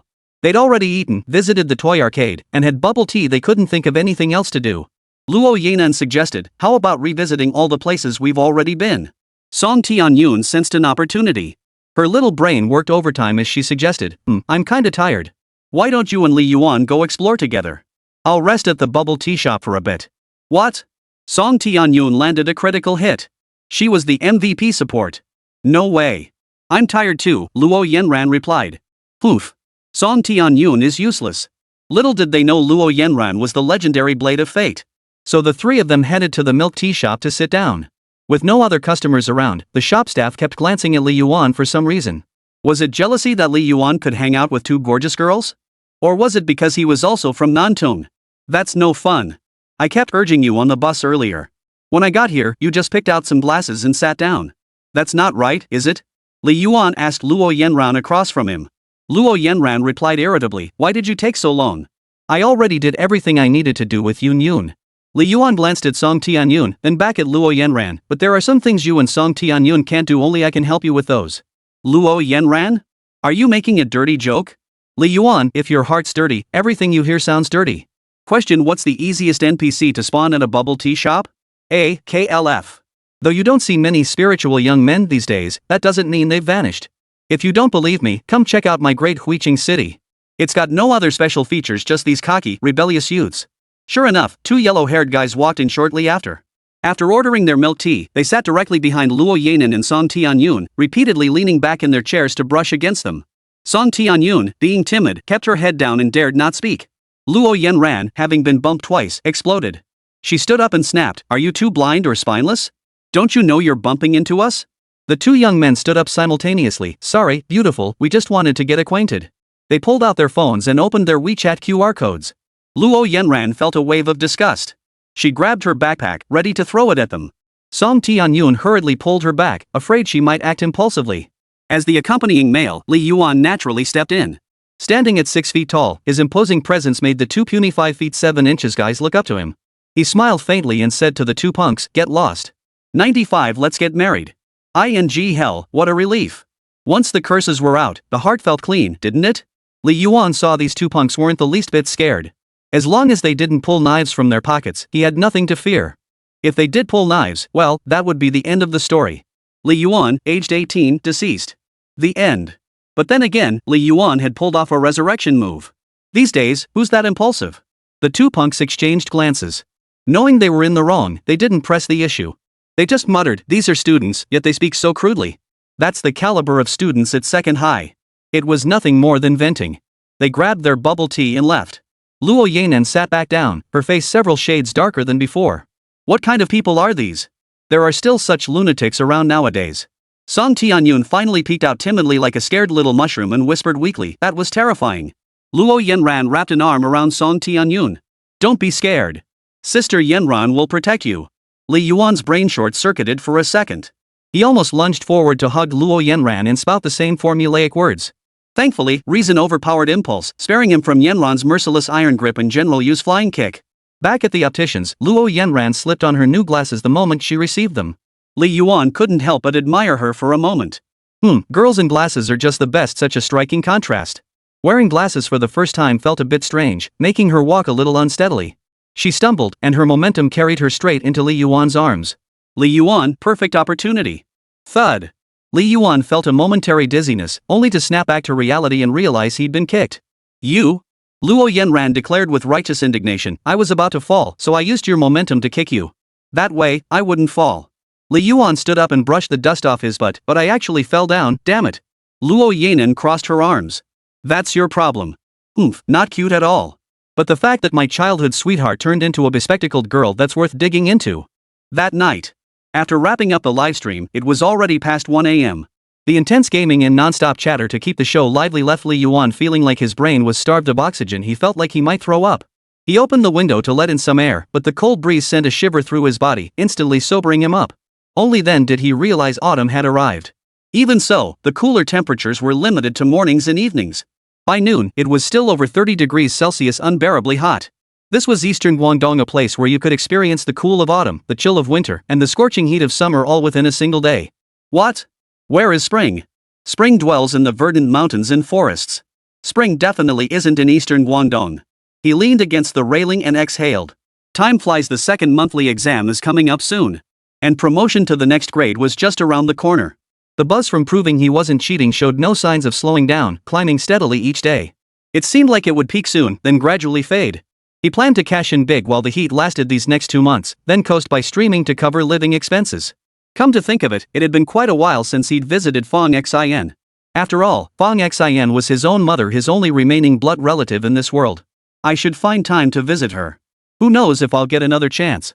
The last time I visited, she just gave me the cold shoulder, clearly not pleased to see me. But just the other day, she actually called me out of the blue to ask how I was doing. It wasn't to ask for money, just a casual check-in. This gave Li Yuan a vague premonition. She was dying. A dying man speaks the truth, or something like that. He summoned the system panel. He saw the memory fragments unique to Wēn Zhiyi floating before his eyes. Without hesitation, he tapped lightly with his finger. The luminous blue light suddenly amplified hundreds of times over, engulfing him completely. Everything before his eyes went blank. He could see nothing, hear nothing. Seconds later, a soft female voice tore through the silence like claws, and the scene gradually sharpened as his hearing cleared. Marry me, Li Yuan. Before him stood a mature woman, her face streaked with tears. The scene was shown from Li Yuan's first-person perspective, but he could only see and hear. Nothing else was possible. Judging by the woman's features, those familiar almond-shaped eyes, that familiar tear mole, that familiar oval face, that familiar C+ cup. What the hell? It's Wēn Zhiyi's mature version. Her appearance hadn't changed much, but her demeanor was completely different from now. She exuded the sharpness and composure of a career powerhouse. Even sobbing uncontrollably, she was still breathtakingly beautiful. She wore a tailored business suit, her ample bust more pronounced than before, her makeup bolder than her current style, though her hairstyle remained unchanged except for the pierced ears. Judging by this, the current Wēn Zhiyi must be at least in her late 20s. Li Yuan finally stirred in the frame, letting out a hoarse sigh. I'm sorry. I can't give you the life you want. It's too heavy, Zhiyi. Too heavy. Wait 2 years for me. If in 2 years I've succeeded in my career and no longer struggle with daily life, I'll marry you. The Wēn Zhiyi before him scoffed coldly. You once asked me to wait 5 years. I waited. But I never saw your wedding. Now you ask me to wait 2 more years? How can I trust you? Li Yuan, I won't let you go. If I let you go, you won't come back until you succeed. I know you too well. Wēn Zhiyi clutched Li Yuan's arm so tightly her fingernails dug into his flesh. Li Yuan spoke again. Truthfully, I should have returned long ago. But there were unavoidable reasons. Wait for me. Just wait a little longer. If you can't wait, forgetting me might actually be a good choice. With a sharp flick of his wrist, Li Yuan turned and walked away, his heart hardened. The scene abruptly ended. As the night sky returned to darkness before his eyes, Li Yuan frantically touched his own face, taking a long moment to snap back to reality. Damn it! This scene, it feels like a knife. Is this me 10 years from now? Making Wēn Zhiyi wait all this time? Waiting for your mother, huh? The little girl's all grown up now. Why leave? Why did Wēn Zhiyi insist on keeping me? A brief flashback packed with overwhelming information left Li Yuan completely dumbfounded. He knew the memory fragment held significant information, but he hadn't expected it to be this intense. He slapped his own cheeks to steady himself. That was his counterpart from another timeline. The version of himself in this timeline would never say something like "wait 2 more years for me." He could never utter such irresponsible words. Thud. The door was knocked. Wēn Zhiyi's voice came from outside. "Host, I have some leftover skewers here. I'll give them to you." Oh. He hurriedly opened the door and took the skewers. "You shouldn't eat these with your laryngitis." Wēn Zhiyi chuckled. "How Yuan ate them? I didn't touch any. I'm such a good girl, right?" Very good, very good. Here's a hug as a reward." Wēn Zhiyi's face flushed crimson in an instant. She muttered, "You eat slowly," then took off running, afraid Li Yuan might actually give her a hug. Li Yuan watched her retreating figure thoughtfully. How adorable Wēn Zhiyi was now, blushing at the slightest flirtatious remark. Yet this very Wēn Zhiyi would later blurt out, "Let's get married." He couldn't imagine what injustices she must have endured. He took a bite of his skewered meat and silently vowed he absolutely couldn't repeat past mistakes. With the system now, he couldn't let any of them down. 96 What did you slip me? I'm burning up. Wednesday evening study session. Ah. What did you make me drink? It's so hot, so hot. Ergo's face was flushed and twisted with madness as he gasped for breath. Lu Cece remained expressionless. Hot water. Ergo suddenly calmed down. Oh, no wonder it was so hot. Lu Cece seemed accustomed to Ergo's antics, silently sipping her water without comment. After a moment, she coldly asked, "Did you add something to it? And did you chat with my best friend, saying you'd treat her to dinner?" Ergo chuckled, completely oblivious to the gravity of the situation. "So, what does she think? Wanna grab dinner with me? Ha! Go eat." Lu Cece splashed some lukewarm water from her cup lid onto Ergo's face. But Ergo, now fully immersed in his dramatic act, suddenly flopped backward onto the floor, rolling around. Ah! It's so hot. So hot.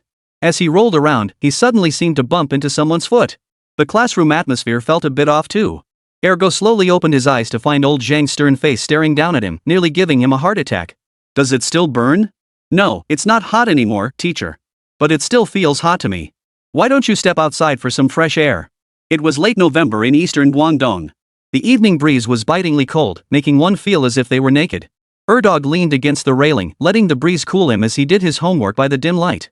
Gazing into the vast, canopy-like darkness, he suddenly felt an urge to sing.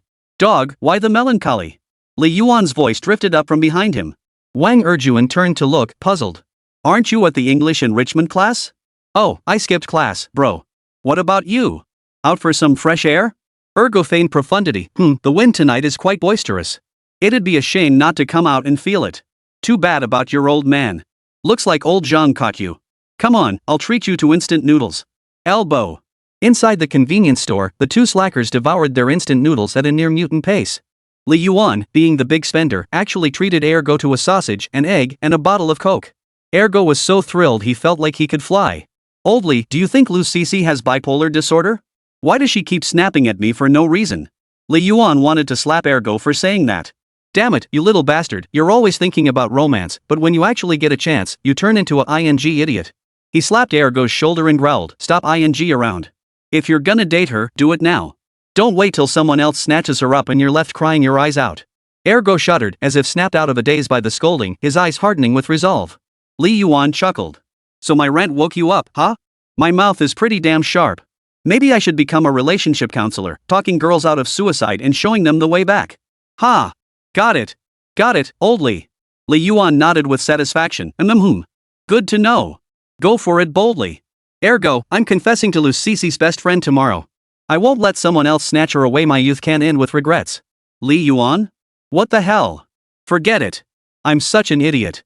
I actually thought I got it. Just wait till Lu Cece starts dating someone else, you'll cry your eyes out. Li Yuan kept going, listing all Lu Cece's good points. Why not date her? Isn't she way better than that friend? Ergo frowned, but old Li, didn't you say not to rush when chasing a girl? Because her best friend might be prettier, so I chose to chase her best friend instead. Li Yuan snapped. Was he getting blamed for this mess? When did I ever say that? If I did, I'd cut myself. Chapter 39. That was exactly what I was thinking. Can you read minds or something? No way around it, this guy's beyond help. You can't wake someone pretending to be asleep. The two continued to feast heartily, but suddenly felt a chill down their spines. Li Yuan said, December's probably gonna be even colder. Ergu, no worries, I'll keep you warm. If you'd used even a fraction of that charm on Lu Cece, you'd have had her wrapped around your finger. Li Yuan kept eating his noodles, but out of the corner of his eye, he caught two figures appearing at the convenience store entrance. Startled, he whipped his head around. He focused his eyes thankfully, it wasn't a teacher, just two girls in school uniforms. He recognized one of them. Song Zhiyi. Spotting a familiar face, Li Yuan grinned and called out, "Want to grab some noodles?" Ergo didn't even turn his head, pulling out his phone to keep watching his Dragon Clan series. Who knows where he got that pirated TXT version from? That silly kid, once he sees Hui Li become the woman with the lowest body fat percentage, he'll finally settle down. Li Yuan studied the girl beside Song Zhiyi. She had a cool, aloof aura that made her seem untouchable. Gold-rimmed glasses framed her eyes, which had a distinct white pupil look, while her lips were a soft peach pink. Skin fair and smooth. Her waist-length ponytail framed a figure that, even beneath the bulky school uniform jacket, hinted at graceful curves and perfectly straight legs. A beauty, by any measure. When Song Zhiyi spotted Li Yuan, she merely curved her lips. The teacher sent us to patrol the small shops, checking if anyone snuck out of evening study to buy things. Who'd have thought someone actually dared to come and is even sitting here eating instant noodles? The cool-looking girl beside her gaped slightly, nodding blankly. Li Yuan's heart sank at those words. His bladder tightened as he noticed both girls wore red badges emblazoned with the student council logo. He nudged Ergo with his elbow, "The student council's here." Ergo turned, nonchalantly tucking away his phone. "Ha! Think joining the student council makes you someone special? The Paw Patrol trying to earn some brownie points?" Ergo had a terrible impression of the student council. They always caught him skipping morning runs, and whenever he spotted a familiar face from the council on campus, he de-spit before walking away. Song Zhiyi adjusted her glasses. "Using your phone while insulting others? That's a third-degree offense. Get ready for a disciplinary record and a school-wide reprimand."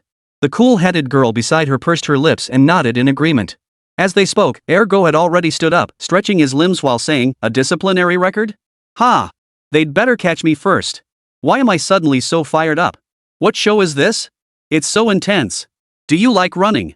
Strong wind blowing. Whoosh. What just flew by? Tell that to my slipstream.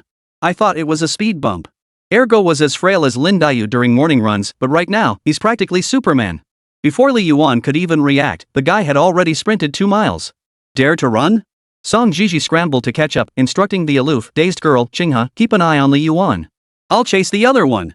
The dazed girl clenched her fist, her eyes widening slightly. "Got it." With that, Song Zhiyi dashed off like the wind. Li Yuan was left facing off against this aloof, dazed girl. The PB of the second Dog Emperor might not match that of the Bra Emperor, but it was still far beyond the reach of ordinary mortals. "Song Zhiyi, you mere mortal think you can catch up to the second Dog Emperor? How laughable. Go chase the tailwind of the second Dog Emperor. 97 My skills are far superior to this." With Song Zhiyi gone, Li Yuan was left facing off against this cold, blank-faced girl. He took a step left, and the cold, vacant girl followed suit. He took a step to the right, and the cold, dazed girl took a step to the right. "Heh, this little thing is actually quite entertaining." Li Yuan cleared his throat and said, "No elephants allowed." The cold, blank-faced girl across from him heard this, yet only stared at him expressionlessly, refusing to let him leave. Li Yuan feigned resignation and turned away. With a quick feint, he spun past her, ready to make a hasty exit only to have his coat collar yanked violently. Turning back, he saw that this seemingly dazed girl had lightning-fast hands. She'd grabbed his clothes. Fearing he might get pulled down and hurt himself, which would be a loss, he didn't make any rash moves. Instead, he stood there, turning to look at her. "Can I go now? I'm really not interested. Name. Class." Her voice was cold and dazed, yet surprisingly mature, though her speech was painfully slow. Li Yuan looked genuinely sincere. "Wang Jiawen, Rocket Class 3. The cold, dazed girl tilted her head. "But Gigi calls you Li Yuan." "No way, she has such a good memory?" "Oomph, damn it." Li Yuan stopped pretending. He violently wrenched her fingers off his wrist, not bothering with any chivalry. He pried them apart one by one and tried to slip away. Getting caught by those bastards in the student council was no joke. A disciplinary notice meant a week's suspension from class, though it wouldn't affect his promotion. But how could he, the legendary 3-subject god of war, fall here? Step 1, Step 2. Ha! Why was the resistance so strong? He turned around. Damn it, that thing had grabbed him again. This time it switched to the other hand. "Seems you really like my school uniform, it's yours." Li Yuan executed a perfect dodge. A sudden tightness gripped his crotch. "Whoa! You. This guy had actually grabbed both his underwear and school pants together, completely immobilizing Li Yuan. "That's dirty. That's just downright dirty. Where's your sense of shame?" "Well, I suppose I don't have any shame either. But look at that aloof, dazed girl." She didn't react at all, just clutching Li Yuan's pants tightly. Li Yuan frowned coldly. "Don't push me." The aloof, dazed girl blinked. "Huh? What would you do if I pushed you? Hit me? Heh, my methods are far more potent than that." A few minutes later, Song Zhiyi returned to the shop entrance, panting heavily. Leaning against the doorframe, she gasped, "That guy, he runs like the wind." Like a dog, he vanished into the back mountain without a trace. "Wait, how come you're alone? Where's Li Yuan? Where is he?" The aloof yet dazed girl remained silent, quietly munching on potato chips. Crunch, crunch. She even offered a piece to Song Zhiyi. "Here, have some." "Me?" Song Zhiyi, unable to vent her frustration, shifted her question, "Where'd you get these chips?" The other replied indifferently, "Li Yuan bought them." Song Zhiyi laughed in exasperation, slapping her own cheek. "A bag of chips bought you off?" "No," she added, "he also said he'd bring me breakfast tomorrow." Song Zhiyi. She desperately wanted to curse someone out, desperately wanted to. Without catching Li Yuan red-handed, even if she stormed into his classroom to confront him, it wouldn't matter who would bother checking surveillance footage over such a trivial matter? Seriously. Why was her president so gullible? So easily bribed? On the other side, Li Yuan felt like he'd escaped death. Walking along the campus path felt incredibly pleasant. So this aloof, clueless girl was Lin Xinghe. Her name sounded pretty nice, but why did it ring a bell? Wasn't that the student council president's name? Probably not. Would the student council president be this gullible? Bribed with just a bag of chips and breakfast? That's way too easy. By the time he returned to class, it was already break time. Ergo was panting so hard his tongue was hanging out, he really was acting like a dog. Li Yuan approached him with a relaxed expression. "Not bad, Wang. You run like Su Bingtian. You're the next Asian sprinter." Ergo sat up. "I'm seriously impressed by that girl. She kept up with me the whole way. Good thing I was quick-witted and ducked into the bushes to shake her off." "Wait, how come you're not even out of breath? How'd you get away? You bastard, you sold me out pretty fast. Only now you remember me? And I even treated you to instant noodles." Li Yuan elbowed him before saying, "My tactics are far more sophisticated." A little trick left them completely disoriented, making it easy to slip away. "Yeah, right. Big talker." After evening study session, the electric scooter cruised at a steady pace. The cold wind stung his face, piercing through the thin layers of clothing to make intimate contact with his skin. It was freezing enough to make you want to die. Ding! What the hell? Life is full of such coincidences. At 37, as your life slowly improves, you find opportunities to make up for all those regrets you once missed. You encounter your ex-girlfriend Lin Xinghe again. Standing by the river in a white dress, she is as stunning as ever, suddenly bursting back into your youth. Now, she has entered your life once more. This time, you will not let her slip away. Task: re-establish contact with Lin Xinghe. Reward: verification, permanent cooldown period applies. Li Yuan was dumbfounded. What? Another ex-girlfriend? What ex-girlfriend shows up right before the 100-chapter mark? 37-year-old Li Yuan, what good deeds have you done? How many emotional debts have you racked up out there? First Luo Yanran, then Wēn Zhiyi, and now Lin Xinghe has popped up. I'm done for, I'm truly done for. The reward is the permanent skill, verification, and a cooling off period. Verification? Can it verify if she has me in her heart? Can it verify if this lottery ticket will win $1 million? Can it verify if camping this spot will get me a chicken dinner? Can you test it? Damn, now that I think about it, this verification really does have some damn useful applications. Even with precision making your aim unmatched, PUBG is all about luck. Sometimes if you grab a spot just a bit later than others, even the best aim won't save you, you'll die like a dog. But now, with this verification thing, you can make up for bad luck, avoid mistakes, and eliminate risks. This cheat is pretty damn powerful. Li Yuan frowned. So far, Luo Yanran's description in the system was merely childhood friend, while Wēn Zhiyi was labeled first love. Neither had explicitly revealed their relationship to his 37-year-old self from that timeline. Only Lin Xinghe was explicitly labeled as an ex-girlfriend by the system. That cleared things up. At least it wasn't a riddle anymore. Re-establishing contact? That's simple. He'd just ask for one tomorrow when he delivered breakfast. I kinda feel like a jerk having 3 of them. Wait, hold up, I'm not dating any of them now. What the hell do I care? Blame that jerk from the 37-year-old timeline. But in this timeline, I won't let any of them down. I'm not a jerk, I just want to give every girl in the world a home. Midnight. A WeChat message suddenly pops up. Friend request, I'm Song Zhiyi. I'll be watching you. Li Yuan replies, not interested. Dare to bother me again, and I'll tell Wēn Zhiyi. Also, watch out, I'll report you for bringing your phone to school. You don't want everyone knowing a student council member openly breaks school rules, do you? Friend request, you bastard. You can imagine just how shattered Song Zhiyi was on the other end. Seeing you lose it like that? Just thinking about it makes me happy. 98% scumbag is just a piece of trash. The next morning arrived. By 6:30 a.m., campus paths were already filled with students drained of vitality, each listless and haggard. But Wēn Zhiyi had no such worries. Even with a measly 6 hours of sleep, she was still full of energy, her skin as smooth as jade, showing no signs of fatigue whatsoever. Spotting Li Yuan approaching, she lifted her chin. Morning. Morning. Not serving as the supply runner today? The supplies were already distributed at the entrance. Li Yuan gestured toward the crowd gathered at the entrance, who were doing who knows what to their backpacks. Just don't tear it apart. He placed the hot soy milk in his hand on Wēn Zhiyi's desk. Here's a cup for you. It's cold out now, a warm soy milk in the morning will settle your stomach nicely. Thanks, host. Here, this lemon tea is for you. Wēn Zhiyi produced a cup of lemon tea from her bosom as if by magic, her eyes sparkling as she held it out to Li Yuan with both hands. Oh, okay. As the second monthly exam approached, the class atmosphere shifted slightly. Tang Yutong, who was particularly eager to advance to the next grade, reportedly arrived at the classroom around 5 o'clock every morning this week to tackle practice problems. She really was going all out for her little boyfriend. If Li Yuan and Wēn Zhiyi relied purely on merit to advance, her promotion was half merit and half connections. What can you do? Some people just have that kind of uncle, the class president. That's how powerful he is. Li Yuan took a portion of meat, eggs, and sausage along with a cup of soy milk and walked straight out of the classroom. Wēn Zhiyi didn't think much of it after all. Li Yuan's business was far-reaching. He didn't just cater to his own class, he took orders from other classes too. But this time? It wasn't for another class. He was delivering breakfast to Lin Xinghe and casually asking for her contact info to complete a system task. The value of a skill goes without saying.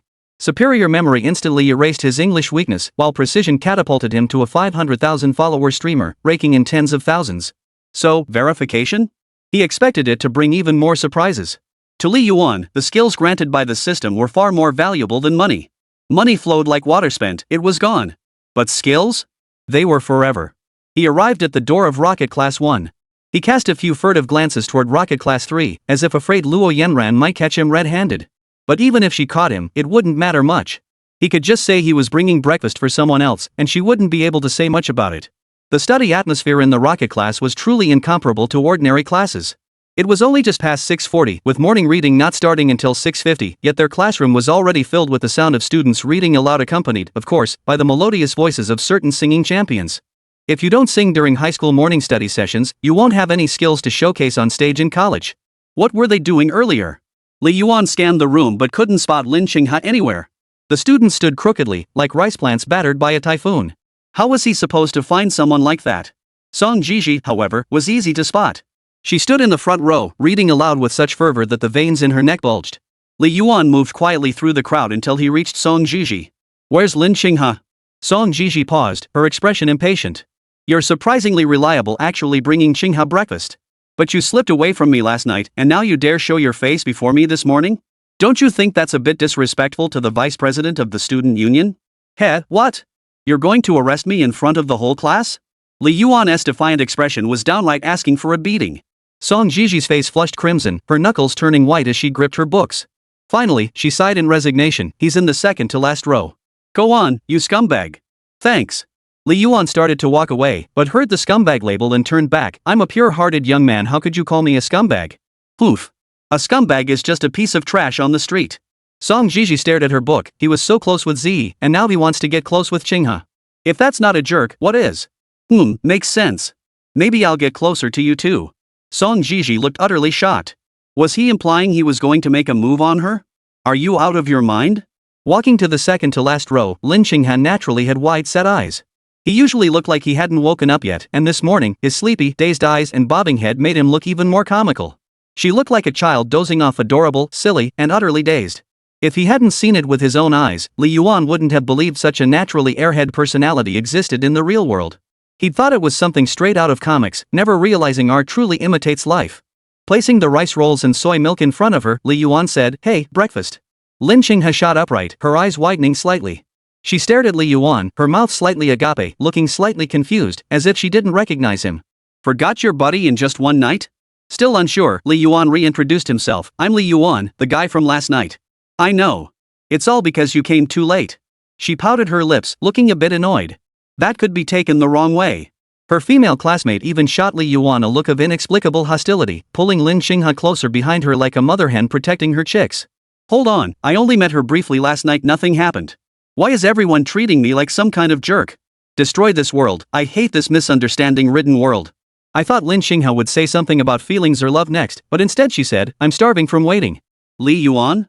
Her female classmate, who had been holding Lin Qinghe, finally let go and resumed memorizing her textbook. But the look she shot Li Yuan remained guarded. Lin Qinghe, however, showed no reaction whatsoever. Completely oblivious to whether it was morning reading time or not, she pried open the rice noodle box, poured in the soup, and started shoveling it into her mouth.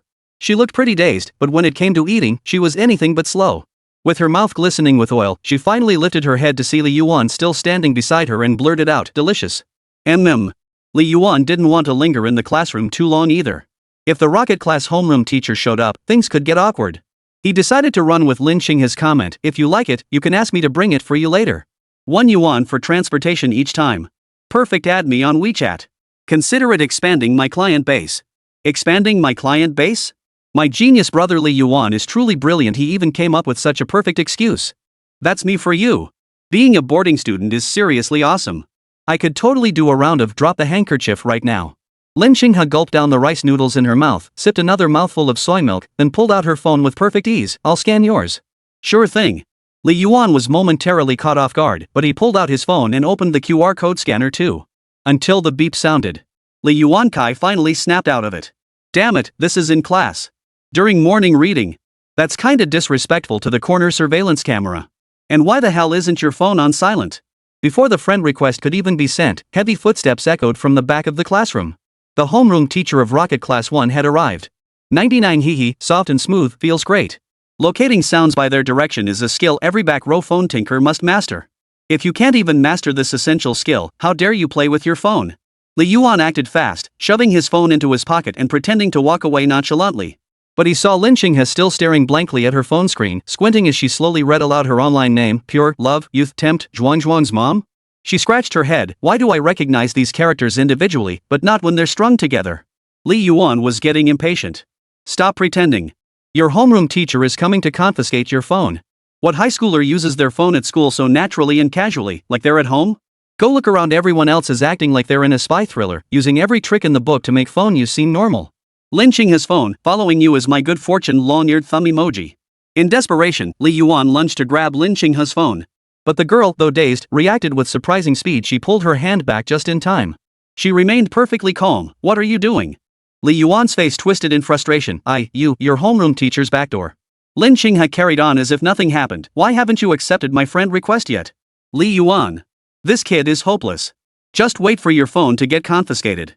At that moment, the homeroom teacher of Rocket Class 1 entered the classroom, walking right between Li Yuan and Lin Qinghe. Spotting Lin Qinghe fiddling with her phone, the teacher pretended not to notice. Li Yuan was stunned. Which teacher in this school wouldn't pounce on a student playing with their phone like a cat chasing a mouse? Right, so this is preferential treatment, huh? Instead, he turned to Li Yuan and said, "Stop skipping class. Morning reading starts soon. Go back." Li Yuan left the room grudgingly. Turns out he'd worried for nothing. The homeroom teacher was remarkably lenient, couldn't care less about phones. Just like how the school never conducts surprise inspections for phones in the dorms of the Rocket Class students, they don't even check for unauthorized electronics. Damn second high, treating regular and honors class students like they're Japanese prisoners? On his way back to class, Li Yuan accepted Lin Qinghe's friend request. Her profile picture was a cute little white cat that looked dazed, perfectly matching her own gentle demeanor. Shortly after accepting the friend request, Brother Tonzi arrived punctually. His light, resonant voice washed over her soul like sweet rain. Connection established. Task, re-establish contact with Lin Qinghe completed. Reward, verification, permanent cooldown period applies. The skill was credited, but how exactly did one use this thing? Back in the classroom, he casually picked up a completed math exam paper, one he'd written during yesterday's self-study session, still unchecked. His eyes flashed as he activated the verification skill. A sudden dry, stinging sensation in his eyes made him squint involuntarily. As his vision flickered from dark to light, an astonishing sight unfolded. The math test paper, which had only contained answers before, now displayed meticulously placed checkmarks and crosses next to every single problem. 6 multiple-choice questions were marked correct. Li Yuan picked up the answer key and began checking. Everything matched perfectly. Flipping to the back, 2 large problems were marked with 2 huge X's. The visual impact was overwhelming. Verification, cooling down 23 hours 59 minutes and 43 seconds. Verification, cooling down 23 hours 59 minutes and 42 seconds. Verification, cooling down. The prompt's appearance inexplicably annoyed Li Yuan. This cooldown period was a full 24 hours, meaning he could use it at most once a day. Compared to his previous skills, super memory and precision, this one was downright useless. He'd been counting on unleashing its full power in the exam hall, activating it in the final minute to correct every wrong multiple-choice answer. It wasn't impossible, but he could only choose one subject. His phone buzzed. A message from Lin Xinghe. He meow, Li Yuan. Pure love boy seducing Zhuang's mom, handsome guy. This exchange had the same comedic charm as shrimp wenping. He meow, oh. He meow, can you bring me breakfast again tomorrow? Pure love teen flirting with Zhuang's mom, 1 yuan for gas. Check my moments for menu options. He meow, sweet and sour spare ribs. Pure love teen flirting with Zhuang's mom, are you ing crazy? He meow, pan-fried buns, hand-pulled pancakes, hot dry noodles. Wow, so he just typed out the entire menu. What a bizarre thought process. She turned off her phone just as Wēn Zhiyi returned with freshly drawn hot water, also filling Li Yuan's thermos. You're the best. Love you to bits, Wēn baby. Li Yuan lifted the lid and took a small sip. The temperature was just right, pleasantly warm on the tongue. He noticed Wēn Zhiyi rubbing her hands together nearby. Clearly she'd gotten chilled from going out. But the real reason was probably the long line for hot water. She'd been waiting forever. Are you cold? A little. As they spoke, Li Yuan took her soft, cool hand and began rubbing it between his own with the utmost naturalness. Feeling the warmth of his palms, Wēn Zhiyi's cheeks flushed instantly. Unlike before, she didn't avert her gaze but instead stared intently at Li Yuan, watching his gentle movements as he warmed her hands. But brother Li Yuan was too absorbed in rubbing her hands to notice her gaze. Hee, soft and smooth, so nice to touch. Wēn Zhiyi remained oblivious to his advantage. Once Li Yuan had warmed one hand, she willingly offered the other for him to warm. Li Yuan's smile nearly spilled over his lips. Thanks, Wēn baby. Next time, you come to my bed. Li Yuan felt awkward just holding hands like this, so he changed the subject. The monthly exam is next Monday, right? Yeah, good luck on the exams, host. Everyone in Rocket Class 1 is pretty great. Wēn Zhiyi had already taken Li Yuan's promotion to Rocket Class 1 as a given, so naturally she shared details about the class. What do you mean? Have you already met everyone in Rocket Class 1? I've met several girls, seen the homeroom teacher, and gotten to know a few subject teachers too. Everyone's really nice. Wēn Zhiyi answered truthfully. No wonder the top student in the humanities is something else. The teachers from Rocket Class 1 came looking for her themselves. They've practically made it official already. Damn it! There's clearly someone here who's number 1 in 3 subjects, yet no one's paying attention. Well, it makes sense that single subject top scorers don't get much attention. It's the overall score that counts. So, do you know Lin Xinghe? Xinghe? I know her. She's adorable. Wēn Zhiyi smiled sweetly. She's even the student council president. Pretty impressive. How could someone so clueless be student council president? It's just a ceremonial position, not like she's running the country. Oh wow, that's impressive. You know Xinghe? Yeah, I saw her last night at the convenience store eating with Ergo. Almost got caught by her.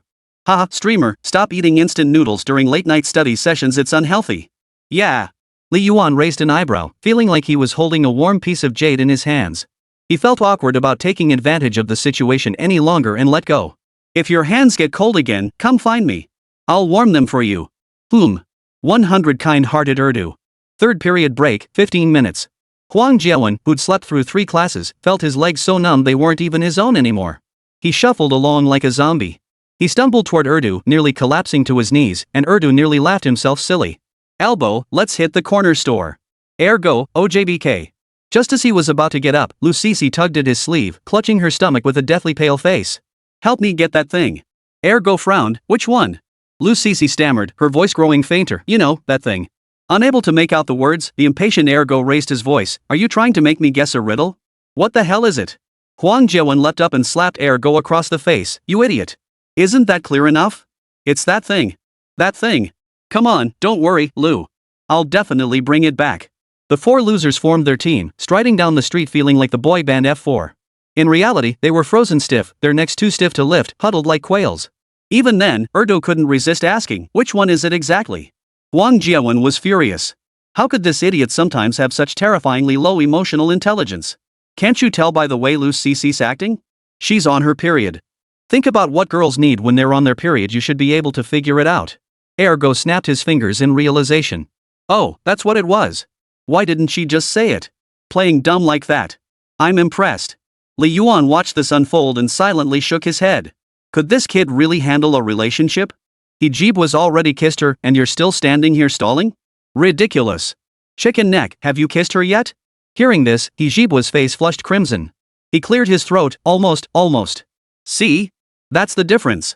Li Yuan patted his shoulder. That's good. Once dad gets into the rocket class, you'll have someone to look out for you.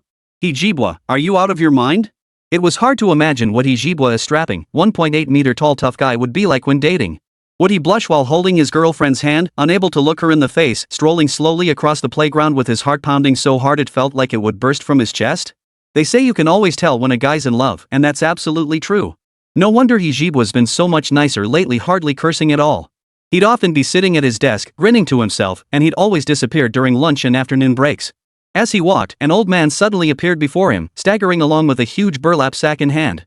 His back was hunched over, and he looked utterly exhausted. As model students, the 4 losers couldn't just stand by. While the other 3 hesitated, the kind-hearted Ergo had already sprung into action. He took 3 steps in 2 strides to approach the old man, constantly glancing back at Li Yuan and the others. Record this moment when my buddy outshines Pang Yuyan. The 3 exchanged glances, each pulling out their phones to start recording. He Jibwa, alright, I admit Erdog is cooler than me right now. Li Yuan agreed. Wang Zhiyi bit his lower lip, a look of agony on his face. Damn it. Who would have thought Erdu could ever outshine me? As the old man drew nearer, Erdu felt like a saint. He even imagined receiving the school's Good Samaritan Award for today's heroic deed, cheered on by countless classmates. Maybe this old man was actually the chairman of some corporation, searching for simple, kind-hearted souls like himself. From there, he'd rise like a dragon king, soar to the heavens, and become a legendary hero. It could only be said that this guy from beyond had way too much imagination. He couldn't even suppress the smug grin on his face. Step by step, the devil's pace. He finally reached the old man's side, flashing what he thought was a warm, sunny smile as he reached out to grab the old man's burlap sack. The old man halted, a puzzled look on his face. Young man, what are you doing? Ergo's lips curled up. He hoisted the sack, nearly toppling backward and killing himself in the process. Regaining his balance, he spat out a perfectly enunciated sentence. Old geezer, let grandpa help you with that. Old man? The 3 behind him? At the store, Ergo's face remained expressionless. The only difference from before was a bright red handprint across his cheek. Old man, let me help you with that. Put, ha! Huang Jiawen beside him was still savoring the moment, opening the video he'd just recorded and playing it on loop. He Jibwa laughed until he was gasping for breath, slapping Ergo on the shoulder. You've got me laughing my ass off. Calling him old geezer, ha! Damn, he slapped you and that was the best part. He was going to whack you with a hoe, but luckily Li Yuan grabbed it in time. Li Yuan had been laughing all along too. Everyone thinks you're hopeless, yet you're the one who always ends up being the butt of the joke. Ergo sighed, tilting his head back at a 45-degree angle to gaze at the sky. The world's gone to hell, and people's hearts aren't what they used to be. In today's society, it's hard to be a good person. Just for saying the wrong thing, I had to suffer this fate. Damn it, it's just damn awful. I'm going on a revenge shopping spree. This time I'm buying the jumbo-sized instant noodles, extra egg, extra sausage. I won't even glance at that 4 yuan iced tea. I'm grabbing the 3 yuan one. Frog fun, Ergo's bragging. I'm not that generous, I'll stick with the 4 yuan iced black tea. Just as I rounded the corner to the instant noodle section, a youthful girl with a low ponytail appeared before me. Her skin was as white as jade, and even her bulky school uniform couldn't hide her great figure. Her slender silhouette was clearly visible. Her eyes, framed by gold-rimmed glasses, showed 3 whites, giving her a tired look. Her gaze toward the instant noodle section was filled with indecision, one hand propping her chin as she pondered which flavor to choose. Lin Xinghe. Li Yuan felt a surge of unease. How could this be such a coincidence? He had never encountered her at school before, yet after meeting her last night, it felt like the main storyline of a game had been activated, a coincidence so perfect it couldn't be more coincidental. Who'd have thought someone beat us 4 heavenly kings to this shop? Heroes truly swarm like fish crossing the river. Huang Jiawen, the guy from beyond, mused for some reason. She's pretty cute. Li Yuan, go ask for her WeChat. You're the best looking of the 4 of us, so you've got the best shot. Ergo raised an eyebrow, clearly not recognizing Lin Xinghe. After all, last night he'd been too busy making a run for it to remember anything. Now he only noticed how good looking she was. Li Yuan grinned at Ergo. If I get her WeChat, you buy me instant noodles. Ergo perked up at that. Sure thing. No problem. Old Li's making bold claims, I've gotta take him up on that. But if I end up looking like a fool, you're buying me instant noodles. Extra meat and egg? I won't push it. Sigh. Li Yuan walked straight up to Lin Xinghe, followed her gaze to the instant noodle section, and said casually, add me on WeChat. Ergo shook his head at this sight. That's way too low level, old Li. If that works, I'll write my first 2 characters in blood. Huang Jiawen kicked him. You don't want to lose at all? Asking for someone's WeChat is the move of a modeling nerd. He Jibwa, keep watching. Don't talk.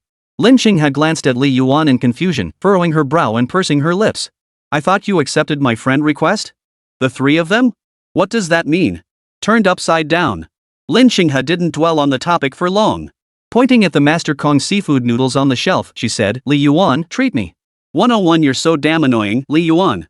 Hearing Lin Qinghe's words, the three losers felt like their CPUs were about to overheat. What the hell? Remember you accepted my friend request? Was she implying she was the one who added him on WeChat? What the hell was that? Not only was he not rejected, but she actually added him first? Is that even right? Streamer, your approach is way too reliant on looks. Any tips that don't require money or good looks? Of course not. Losers shouldn't even try. You'll end up looking like a clown instead of a loser. Ergo flips his hand, forget it, this is pointless. Boring. The three of them couldn't be bothered with Li Yuan's antics. They picked out their instant noodles and headed to the register. Li Yuan glanced at the instant noodles on the shelf and replied indifferently, fine. Want an egg and sausage added? Lin Qinghe puffed out her cheeks, yes. No problem. Li Yuan turned and called out to Ergo, you. Before he could finish, Ergo from beyond quickly paid, then headed straight to the nearby corridor to start boiling his noodles, completely ignoring Li Yuan's words. Damn it, he can't even spare a few bucks. After grabbing the seafood-flavored noodles Lin Qinghe wanted, Li Yuan once again chose the aged pickled mustard greens flavor, picked up 2 sausages and 2 eggs, plus a cheap soda, and headed to the front counter to pay. Just as he finished boiling the noodles and was about to sit down, the 3 guys from Biao moved their stools far away from him. Li Yuan gave a wry smile and decided to sit with Lin Qinghe instead. Lin Qinghe held her bowl of noodles with both hands, a hint of anticipation in her eyes. You came to this little shop alone? Li Yuan asked. Hungry. Lin Qinghe replied succinctly. Does this have anything to do with you coming to this little shop alone to eat? Seems like it. Li Yuan smiled, after the monthly exams, we'll be classmates. Consider this meal a favor. Hearing this, Lin Qinghe finally showed a different reaction. She blinked at Li Yuan several times before saying expressionlessly, that's great.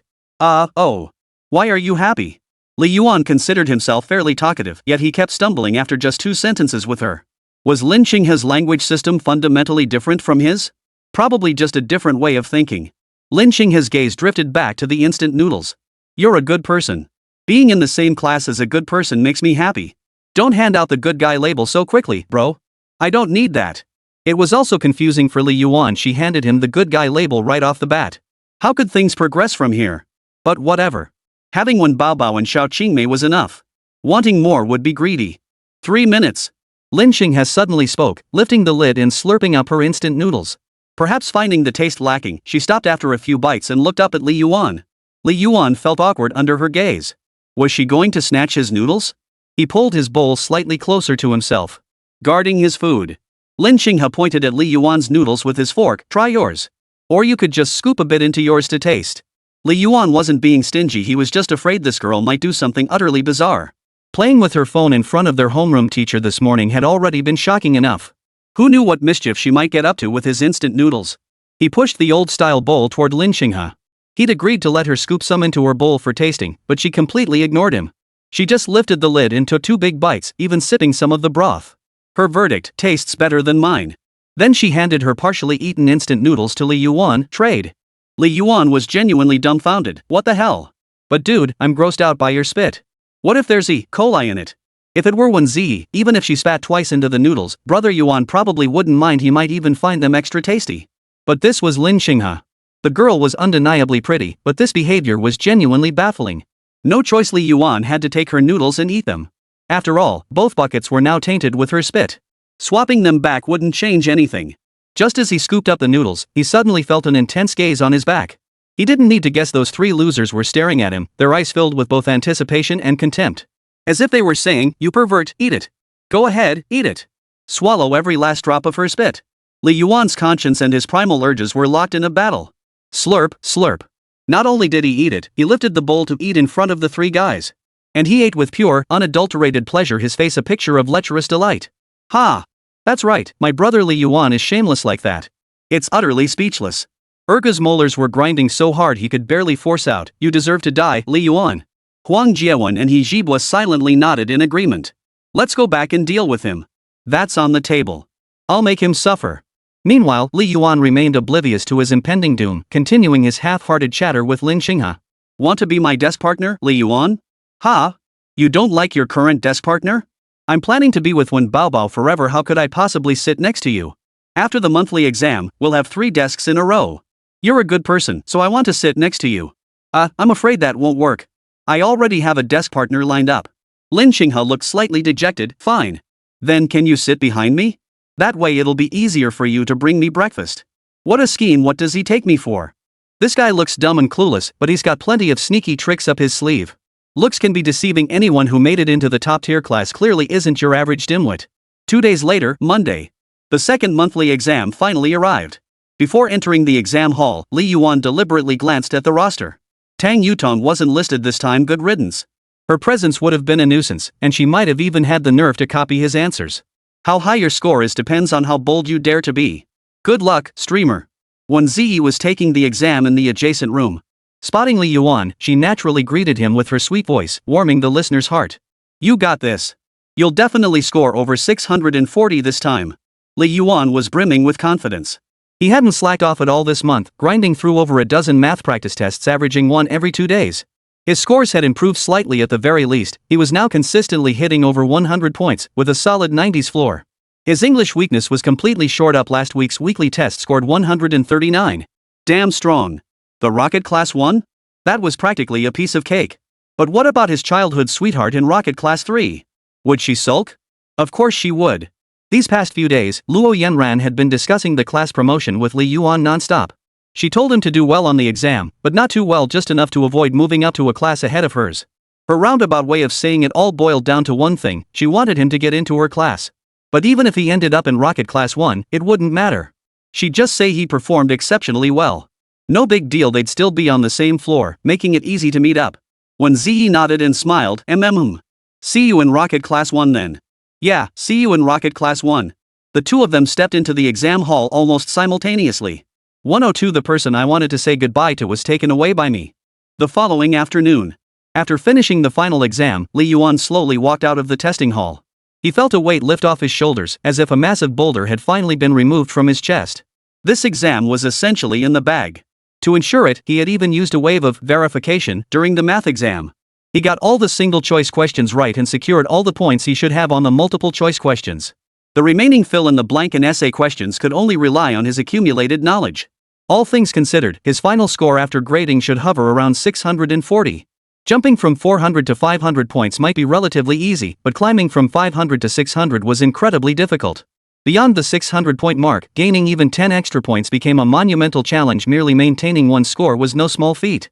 But such worries probably only plague someone like Li Yuan, who lacks sufficient groundwork and confidence. For someone like Wēn Zhiyi, a casual flick of the wrist would likely land her at 650 points or higher. That's the gap, the real gap. Still, a spot in the top-tier class should be secure. No sooner had he stepped out of the exam hall than he bumped into Tang Yutong, who was just leaving as well. Her triumphant stride and confident swagger suggested she hadn't done too badly either. They passed each other face to face, both silently choosing to ignore the other. Their relationship wasn't exactly great anyway. Who would even recognize each other after moving up to the next class? When they reached Wēn Zhiyi's exam room, they found her tidying up her stationery. Li Yuan walked in and helped her pack everything up.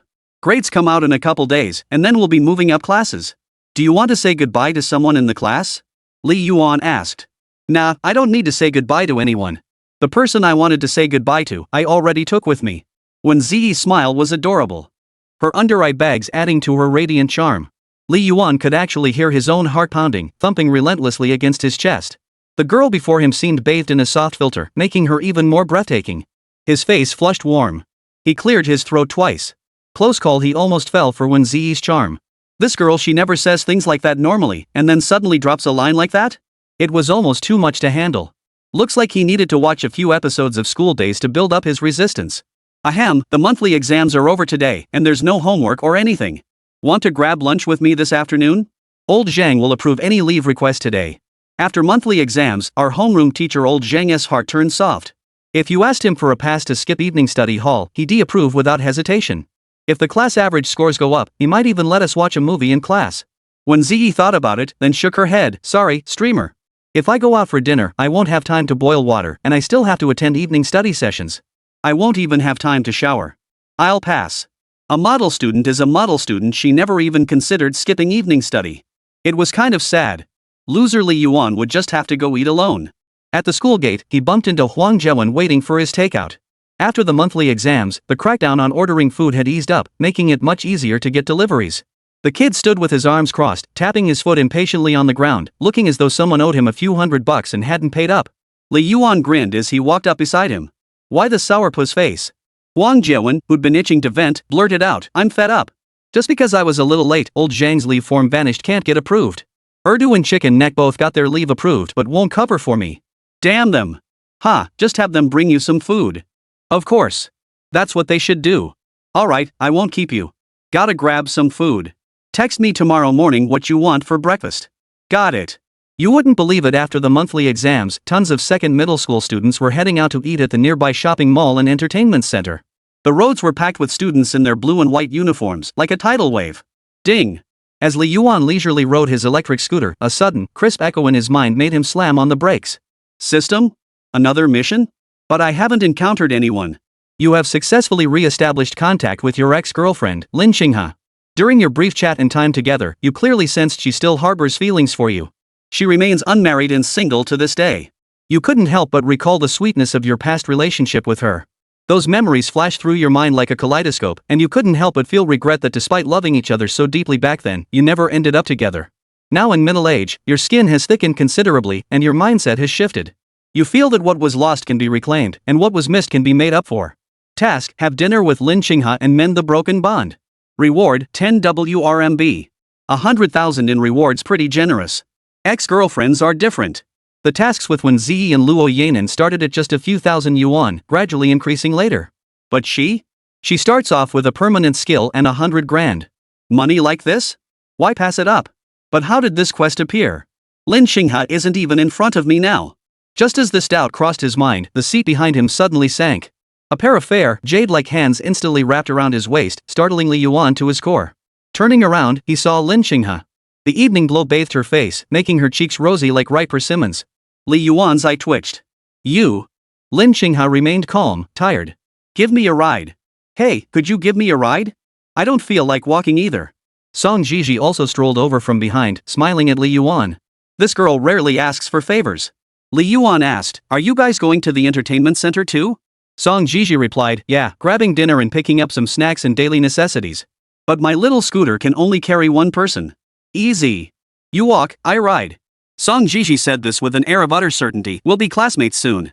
Just helping out. Li Yuan chuckled softly, removed his helmet, and placed it on Lin Qinghe's head under Song Zhiji's expectant gaze. He then twisted the throttle and rode off with a flourish, leaving behind a parting shot. I'll help you, my ass. Leaving Song Zhiji utterly dumbfounded. Great. Not only did she fail to borrow the e-bike, but the person who was supposed to walk with her got snatched away too. She was practically left with nothing. Throughout the ride, one question kept circling in Li Yuan's mind. Why would he end up dating Lin Qinghe in the future? What on earth was so appealing about this clueless girl? Had they become a couple in high school, or was it during college? Were they even at the same university? Too many questions. Most crucially, you 37-year-old self in that alternate timeline, you bloody fool from Baiyang, did you ever actually date Wēn Zhiyi and Luo Yanan? After all this time, it turns out this airhead got the girl? How infuriating. Her sleeve tugged, Lin Qinghe suddenly pointed behind her at a Shanghai socialite nearby. I want that one. Shanghai lady? What a joke. Tang is the real king. He turned and smiled. Sweetie, we don't drink that stuff. That's for young married women. We drink Tang. Lin Qinghe? 103. The unsmiling natural dope. High schoolers eating out don't care much about fancy stuff. Plenty of food, good value, and decent taste are fine. The most important thing is no diarrhea. Forget that spicy hot pot place, you'll be running to the bathroom afterward. And Huasher fried chicken burgers? They rival laxatives in effectiveness. After wandering around for a bit, Lin Qinghe just followed Li Yuan around, slurping her bubble tea without saying what she wanted to eat. Li Yuan decided to just head straight to a Lansao beef noodle place and took a seat upstairs. The second floor was perfect quiet, less crowded, and offering a view of the entire shopping street. What a treat! Li Yuan scanned the crowd and immediately spotted He Zhibua mingling with his petite girlfriend. At 185 centimeters, he stood out like a sore thumb. His girlfriend, however, was nothing special, just an ordinary girl. He Zhibua kept his relationship completely under wraps from his buddies, not that he was sneaking around, just choosing not to share anything. Maybe he figured telling these losers who never even held a girl's hand would be pointless. You wouldn't believe how small Tianjie Street was in no time. He spotted Ergo trailing behind Lu Sisi, lugging a huge bag of snacks with a look of pure reluctance on his face. Lu Sisi, however, didn't seem to mind. She even turned around to feed him a sugar-coated hawthorn on a stick, looking utterly delighted. Everyone has their own sweetness. Slurp, slurp. Across the table, Lin Qinghe finished her bubble tea and suddenly turned her gaze to Li Yuan's half-finished drink. No way. No way. You can't drink mine after I've had a sip. Oh. Does this girl really not mind eating or drinking things others have touched? Isn't that unsanitary? Hey, would you drink something someone else besides me has touched? Li Yuan asked.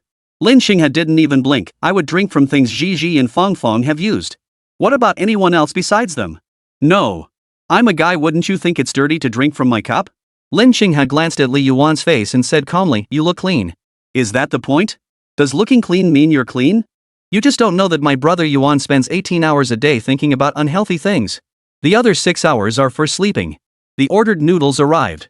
Lin Xinghe had chosen Xinjiang-style stir-fried rice noodles, while Li Yuan opted for plain beef noodles. For some reason, this Lanzhou noodle shop only had specialty beef noodles, but they tasted exactly like regular beef noodles. How weird is that? Beef noodles or beef noodles, what the hell is this specialty beef noodle bull? Across the table, Lin Xinghe slurped just 2 bites before furrowing his brow. He promptly pushed the fried rice noodles toward Li Yuan and snatched his signature beef noodles in one fluid motion, not a hint of hesitation. Li Yuan, what the hell? Lin Xinghe said, spicy. You eat it. Not spicy? I'll eat it. This girl seems like she only has 2 expressions, frowning and stone-faced. Never once have I seen her smile. Is she just naturally not a smiler? Now that would be interesting, heh. A naturally clueless girl who never smiles. Seeing Li Yuan still hadn't touched his chopsticks, Lin Xinghe looked at him, eat. Li Yuan obeyed, devouring it with gusto. If he didn't hurry, this girl would finish her meal and start eyeing his fried rice noodles next. These fried rice noodles were spicy and chewy. As for whether they were flavorful? Don't even ask. Perhaps finding it bland, Lin Xinghe had piled on several spoonfuls of chili sauce, leaving her lips swollen and sizzling from the heat. Li Yuan pulled out a tissue with perfect ease, reaching out without a word to wipe her mouth. As he wiped, their eyes met, and for a moment, the atmosphere grew awkward. Wait, am I running a flea market here? He was so used to wiping Luo Yanlan's mouth that he didn't even think twice. Guess I really am a warm guy. I can do it myself. Lin Xinghe took the tissue, averting her gaze. Aside from a faint blush at her temples, her expression remained otherwise unreadable. Li Yuan caught this and felt a little pleased. So this guy actually gets shy, huh? Her shy reaction wasn't particularly strong, but it was still pretty cute. After eating for a few more minutes, Li Yuan finally finished his plate of Xinjiang-style fried rice noodles. He felt a bit queasy. The taste was genuinely not great. It wasn't that Xinjiang-style fried rice noodles weren't tasty in general, it was just that this particular restaurant hadn't done it well. He was sure the authentic version must be quite good. Just as he pulled out a tissue to wipe his mouth, he caught Lin Xinghe eyeing it greedily. The next second, the tissue in his hand was snatched away by her. Ha! Need to go to the bathroom? I have fresh tissues. Lin Xinghe completely ignored his question and continued on her own, I'll wipe it for you. Then could you film me? He could almost picture her blank expression as she blurted out something explosive. Li Yuan gave an awkward chuckle, his mouth twitching as he was about to refuse. But before he could refuse, Lin Xinghe was already wiping the oil and chili from his lips with the tissue, meticulously and gently. After finishing the job, she even looked a little pleased with herself. Was this something to feel accomplished about? Li Yuan was baffled. Rying. Song Zhiyi's WeChat call finally came through. He'd almost thought she wasn't coming. She answered the call. Song Zhiyi's breaths were heavy and uneven on the other end, making it easy to misinterpret. Li Yuan deliberately lowered her voice. You're such a liar. Where are you guys right now? We just finished eating noodles.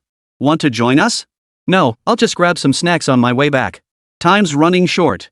Tell Xinghe to meet me at the Walmart entrance. We're heading out to buy stuff. All right. After dropping Lin Xinghe off at Walmart, Li Yuan followed inside without a second thought. But Song Zhiyi noticed his expression wasn't looking too good. Li Yuan, you're such a dog, how come you and Zhiyi are so close? No idea. Maybe my good looks make up for my personality flaws. Song Zhiyi, don't you find that statement hilarious? Could it be that I'm just thick-skinned? 6, you're this one. After browsing the snack aisle, the shopping cart was already overflowing. He even made a point to grab a bunch of desserts. Li Yuan wasn't interested in sweets, so he went straight for soy sauce and cooking oil. Seemed like we were running low at home and picked up toothpaste and laundry detergent while he was at it. Seeing what Li Yuan bought, Song Zhiyi couldn't help but remark, who knew you were such a good homemaker? All household essentials, your parents must be praising you to the skies. That was like rubbing salt in the wound. A flicker of unease crossed Li Yuan's face before he replied, my parents divorced long ago. I live with my dad. Song Zhiyi immediately felt guilty, her tone softening considerably. I'm sorry. Well, your dad must praise you, after all, you're so good at managing the household. Li Yuan remained expressionless. My dad died in a car accident before my high school entrance exams. I've been living alone ever since. Song Zhiyi fell silent, her face turning ashen. I deserve to die. How could I? Actually said something so hurtful. I'm such a cruel woman. A few words could make someone feel guilty all day long. Li Yuan suddenly found it rather amusing. Suddenly, Lin Xinghe, who'd been silent all along, wrapped her arms around Li Yuan. The soft, yielding touch and the sweet, delicate scent left him momentarily flustered. What are you doing? Li Yuan asked. Lin Xinghe looked utterly serious. Hugging you makes you happy. 104 was favored. Hearing this, Li Yuan pressed his lips together, his gaze softening considerably as he looked at Lin Xinghe. This Lin dumbass, turns out he only looks dumb, but he's actually pretty smart. So thoughtful. But Li Yuan didn't react much. He didn't want to use his family situation to elicit sympathy. Since childhood, whenever people learned he came from a divorced family, most would give him pitying looks, and some would even give him special treatment. At first, Li Yuan had even enjoyed this special treatment, feeling unique, vulnerable, and deserving of preferential care. But as he grew older and encountered more people all kinds, good and bad, he realized some would pity him and give him special treatment because of his situation, while others would mock him and look down on him. It was only then that he truly understood how profoundly different life was for those with mothers and those without. Now, he could speak openly about his situation. How others reacted no longer mattered to him. Whether they felt sympathy or contempt was their business. All he needed to do was live his own life well. Behind that expression of indifference lies a lifetime of pain. He neither wanted to be sentimental nor bothered to be strong. As they neared the mall intersection, an underwear shop came into view. Song Zhiyi and Lin Xinghe instinctively halted their steps, exchanging a glance that seemed to convey unspoken messages. Song Zhiyi asked, "Buy?" Lin Xinghe gave a slight nod, and both turned to look at Li Yuan. "If you're free, you could." "I'm fine. I'll wait here for you too. I'll drive Lin Xinghe back to school later." "Song Zhiyi, what about me?" "You? Go chill somewhere cool. Get lost." Song Zhiyi couldn't help but marvel at his double standards, completely indifferent, even cold toward her, yet showering Lin Xinghe with endless concern. Was it because she hadn't hugged him earlier? Should she go hug him too? Song Zhiyi, are you seriously considering sacrificing your dignity just to win a guy's favor? She quickly condemned her own desperate, clingy thoughts. Watching the two girls walk into the store, Li Yuan found a corner to curl up in and play with his phone. Lin Xinghe had hugged him earlier, and the feel of her told him she was definitely well endowed. Good girl. Though it wasn't very noticeable normally. Maybe sneak a peek at her size later? Nah, that'd be creepy. He stood up and stretched, his gaze immediately catching the claw machine by the entrance. Malls always set up these claw machines at the entrance to fleece customers with a playful streak, who might even drop tens or hundreds of dollars into them. But in the end, they'd only watch as the feeble claw gave the stuffed animal a half-hearted tug before giving up. By the time they realized they'd been tricked, it was already too late. Looks like he could invest in claw machines to, well, make money. While others set them to let players win once every few hundred tries, he'd program his to never let anyone win. Pure greed. Li Yuan stared at the claw machine, deep in thought. Could his precision skill be useful here? Whatever. 10 coins first. He headed to the machine, offering small keychains as prizes. Inserting a coin, he manipulated the joystick to grab randomly. A surprising scene unfolded. 3 keychains were snatched by the claw and carried straight to the exit. There was no sign of muscle weakness, they were simply flung out. Li Yuan was stunned. This skill is seriously overpowered. Gripping the 3 keychains, Li Yuan's mouth twitched slightly. Looks like he really should try his luck with scratch-off tickets later. But this skill probably wouldn't help with lotteries anyway. He'd opened so many loot boxes in PUBG and never got the red outfit, it had nothing to do with luck. Otherwise, it'd be god tier. Bro, I want this one. Sure. A sudden voice from nearby made Li Yuan glance sideways. A boy and a little girl stood there, the boy wearing the second middle school uniform. And he looked familiar. After a moment's thought, he recalled seeing them in the enrichment class. Monkey? No, Hosu from Rocket Class 1, same class as Lin Xinghe and the others. Hosu's face flushed crimson as he glared at the claw machine. 2 more coins went in, and he manipulated the claw toward the Peppa Pig toy inside. Just as the claw lifted the toy a fraction of an inch, it went limp as if paralyzed and dropped it. The next few attempts either saw the claw slip just before the payout chute or graze the toy lightly, it just wouldn't come out. Damn it! I've already put $60 into this thing. Hosu was pacing in frustration. The little girl beside them had a tense expression on her face. She kept staring at the doll inside the machine, loving it more and more with every glance. But then she glanced at her brother standing nearby and said in a sulky tone, "Brother, forget it. I don't want the doll anymore." Hosu couldn't stand being underestimated, especially by his own sister. He immediately dug in his heels. "No way. I'll put in another 50. Today, I'm getting you that doll." Watching Hosu fail time after time, Li Yuan stood silently in the background, feeling no urge to step in and help. Meddling wasn't his style. Still, watching the other guy get so worked up was pretty entertaining. Before long, Song Zhiyi and Lin Xinghe emerged from the store, each clutching a black plastic bag. The moment they stepped out, they saw Hosu pounding the claw machine in frustration. Damn it, spit out my tokens already. The little girl was adding to the chaos beside him. Brother, have you lost your mind? Ah. Big brother's gone nuts. Song Zhiyi felt awkward the moment she saw Hosu. She tried to pretend she didn't know him and walk away, but Hosu recognized her first. Class monitor, disciplinary committee, what are you doing here? Song Zhiyi had no choice but to reply, shopping. What about you? I'm grabbing a stuffed animal for my little sister. Shaolin, call someone. Ho Lin bowed cutely to both of them. Hi, sister. You're so pretty.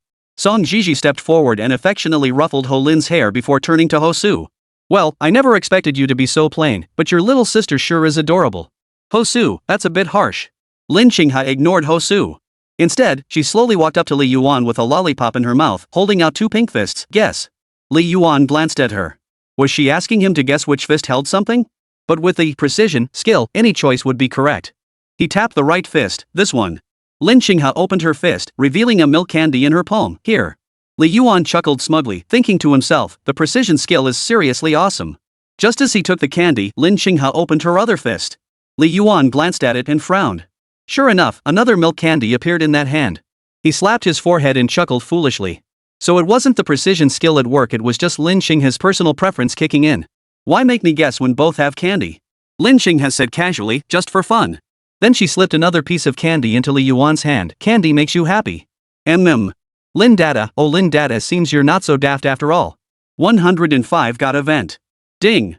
Mission, have dinner with Lin Qinghe and make up for lost time. Completed. Reward, 10 WRMB. The system interface appeared in his mind and Li Yuan chuckled. This task was a piece of cake. Another 100,000 deposited at this rate, he'd soon be rolling in millions. He'd definitely treat himself big time then. Hosu finally noticed Li Yuan and Lin Qinghe over there and couldn't help asking Song Zhiyi, who's that guy? He's so close to the class monitor. Song Zhiyi replied, he'll be our classmate soon. In Song Zhiyi's view, Li Yuan's scores would definitely get him into Rocket Class 1. Combined with Wēn Zhiyi's influence, she already considered him a prospective classmate. Have I seen him before? That guy looks kind of familiar. Ah, whatever. I'm gonna keep playing the claw machine. If nothing else comes up, I won't be coming back for evening study today. It's my sister's birthday, and I need to go celebrate with her. Alright. Li Yuan and Lin Qinghe also approached the claw machine. After watching Hosu play for a while, Li Yuan suddenly remembered the 3 keychains he'd won earlier and hurriedly pulled them out to show Lin Qinghe. Pick one, or you can have them all. Lin Qinghe wasn't that greedy and only took 1 stitch keychain. You got all these? Song Zhiyi couldn't help but look surprised. Yeah, got 3 in one go. Pretty lucky. Li Yuan said casually. His words delivered an unspoken blow to Hosu. Ho Lin's eyes lit up at the sight of the little charms in Li Yuan's hand. He casually won 3, while her own brother was practically going crazy trying. What a stark contrast. Li Yuan glanced at Ho Lin beside him, took out 2 keychains, and waved them in front of her. Here, take one. Ho Lin smiled adorably, her eyes sparkling as she took one of the Winnie the Pooh charms. Thanks, big bro. The remaining tacky charm, featuring some unidentifiable anime character, was simply tossed to Song Zhiyi. Damn it. I spent $110 and didn't even get a single stuffed animal? This is so rip-off. Hosu finally lost his temper and kicked the claw machine in anger. Brother, I don't need the dolls anymore. Look, I have my Tigger now. That's enough. Ho Lin started trying to persuade him too. No way. I'm not leaving until I get that Peppa Pig today. Hosu made a move to add more coins. Let me try. I still have 9 tokens left. Li Yuan finally spoke up. If it weren't for the fact that this guy was a sucker with deep pockets, he wouldn't have bothered to stop him. Hosu shot him a glance, tugged at the corner of his mouth, then stepped aside as if struck by an idea. Go ahead then. Li Yuan stepped forward and inserted 2 coins. The machine started up. He glanced at Ho Lin beside him and asked, which one do you want? Ho Lin instantly felt Li Yuan was more reliable than her brother. She pointed to the Peppa Pig toy. Li Yuan nodded, casually flicked the claw, and made his move. Hosu had assumed the guy was a pro, but seeing that casual stance, he couldn't help but shake his head. If you can actually get it with that, I'll chop my dick off. Clang. The sharp clang silenced Hosu. Peppa Pig was pulled out and placed into his little sister's hands. Ho Lin clutched it, unable to put it down, calling her brother more affectionately than she ever called herself. Wow. Big brother is so amazing, big brother is so handsome. Ha ha. Hosu instantly felt a pang of jealousy. Damn it.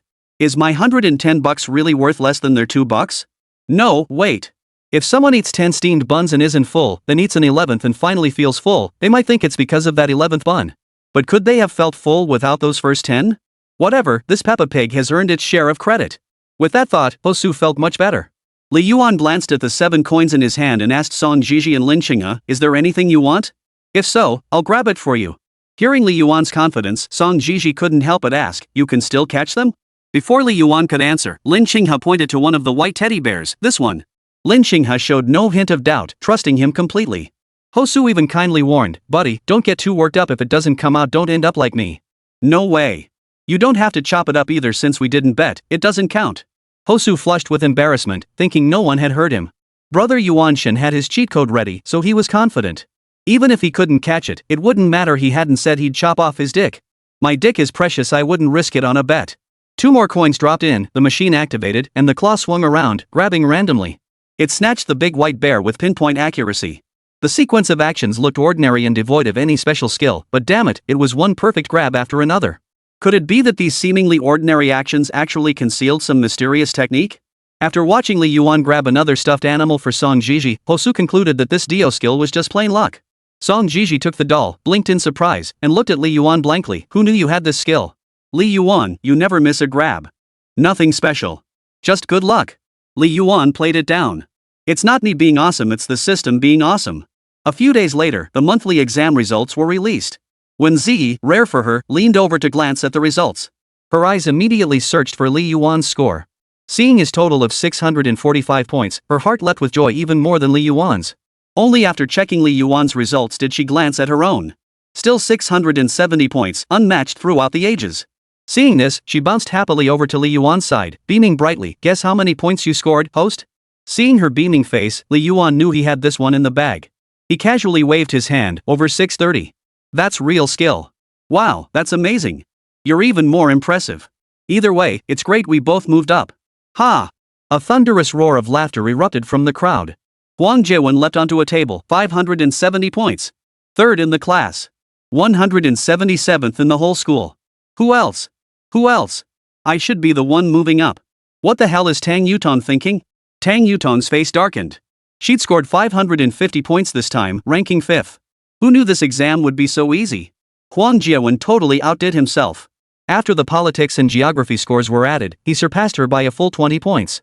"Hey, we're all classmates here. Why talk like that?" Zhu Dai stepped in to defend him. Huang Jiawen was now completely inflated with arrogance. He flipped Zhu Dai the bird. "You 450-point mud can go chill somewhere else. I got 570 points and ranked 3rd in the class. The only reason I'm not moving up is because I'm too lazy to bother and I don't want to leave my good buddies behind, not because I lack the ability." Unlike some people who clearly don't have the chops but try to climb to a position they don't deserve. It's laughable. With that, Wang Jiawen jumped down and walked away with a flourish. Anyway, Tang Yutong wouldn't be in this class after promotion, so he had nothing to lose. He had to vent. Might as well confront her head-on today and vent all the pent-up frustration from these past days. Li Yuan just smiled and nodded at the sight. This guy could be even more stubborn than he Zhibwa sometimes. Otherwise, he wouldn't have gone with me to confront those jocks. Wēn Zhiyi, Li Yuan, Tang Yutong. The teacher wants to see you. Lu Sisi called out from the doorway. The 3 of them walked out together. Looks like it's time to fill out the class assignment forms. 106 guys in foreign trade. In the office, old Zheng distributed several forms to the 3 of them, including commitment letters and promotion preference forms. "First, congratulations to all of you. You've achieved excellent results in these 2 monthly exams and successfully secured promotion spots. Please complete these forms according to the procedure. Pens are here. When you move to your new class is up to your own arrangements. After all, you've been in this class for quite a while. You can grab a meal with friends or spend more time with classmates." Old Zhang spoke slowly. "Honestly, I'm quite satisfied with this promotion system. Everyone seems to think being in the regular class is embarrassing, like it's some kind of bad class. But students aren't bad students, are they? Besides Wēn Zhiyi, who transferred from first high, hasn't our class produced Li Yuan ranked in the top 30 school-wide and Tang Yutong ranked in the top 200? So really, if you're willing to study, it doesn't matter where you are. But people naturally want to aim higher, that's understandable." The 3 of them listened to old Zhang's lengthy monologue while filling out their reports. His gaze lingered on Li Yuan with particular admiration.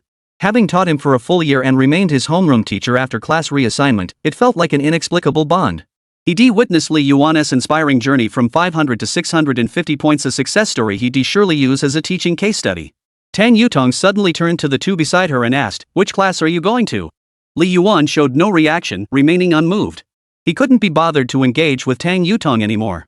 Though deeply dissatisfied with her behavior, he refused to make a scene like Huang Jiawen. Wēn Zhiyi looked up and replied, Rocket Class 1. What about you, Tang? Tang Yutong glanced at the class assignment chart, pursed her lips, and said, the honors class. In reality, she was headed for Rocket Class 3. Scoring just over 550 points to get into a rocket class felt somewhat embarrassing. But for the sake of the person she liked, even if others looked down on her, even if she ended up at the bottom of the class, so what? She had promised to go public once she got promoted, but she wasn't sure if her boyfriend would be okay with it. Who would want to publicly acknowledge a girlfriend who got into the rocket class through connections and ended up at the bottom of the class? If he was willing, it could only mean their love was genuine. After completing the forms, Tang Yutong and Wēn Zhiyi hurriedly bid farewell to old Zhang. Only Li Yuan lingered briefly. Teacher, we're just moving classes, not transferring schools. We'll still see each other around campus. If I have any math problems I don't understand, I'll come ask you. See you later, teacher. Old Zhang took a sip of tea, feeling rather pleased with himself. This kid had barely returned to the classroom when a chorus of lamentations arose. Oh, we'll miss you, old Li. No way. Class 20's top delivery guy is disappearing forever? Li, who'll bring us breakfast when you're gone? Class 20 can't live without you. Just like the West can't live without Jerusalem. If you ask who Class 20 will miss the most, it's undoubtedly Li Yuan. Rain or shine, the gold medal delivery guy, fulfilling all your requests. Transportation fee? Always just 1 yuan. Power bank rental? 10,000 milliamp hours for 1 yuan. Package pickup? Any size, flat rate of 1 yuan. Of course, they knew that a boarder as conscientious as Li Yuan, who never raised prices, was truly hard to find. As for Tang Yutong, only a few girls she was somewhat friendly with came to say goodbye. Even Zhu Tianhe, who usually fawned over her, had gone to bid Li Yuan farewell. Though their relationship wasn't exactly friendly, Li Yuan often called him out. It was Li Yuan who had helped him with power banks and breakfast for over half a year, something no other off-campus student would do. Deep down, Zhu Tianhe was still grateful to him. Meanwhile, Wēn Zhiyi had quite a few girls asking her which class she was going to. The stark contrast between the bustling attention Wēn Zhiyi received and the quiet solitude surrounding Tang Yutong made their differing popularity glaringly obvious, leaving Tang Yutong feeling somewhat unbalanced inside. But upon reflection, she had only herself to blame. After all, she had always seen herself as a princess, believing she was too good to associate with this bunch of commoners. That was precisely why she ended up in this situation. The ones who missed Li Yuan the most were the other 3 members of the loser foursome.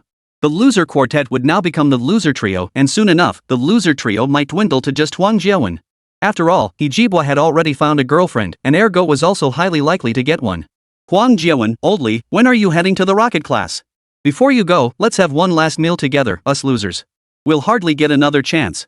Ergo chimed in, yeah, that buddy of mine from freshman year totally ignored me after he got into the honors class. Sigh, what can you do? You won't be like that, right? Li Yuan, who was heading to the rocket class, looked at the loser trio, poor country bumpkins. No way. Anyone who treats old friends like that is pure trash. Old Li wouldn't do that.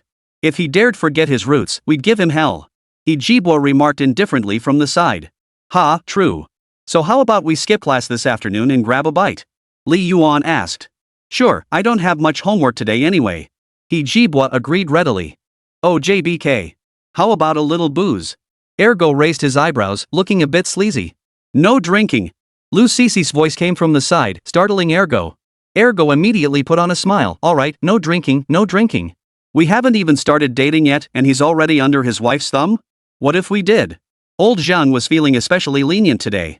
When the 4 losers said they wanted to grab a bite, he approved their leave slips, letting them skip the first 2 periods of evening self-study.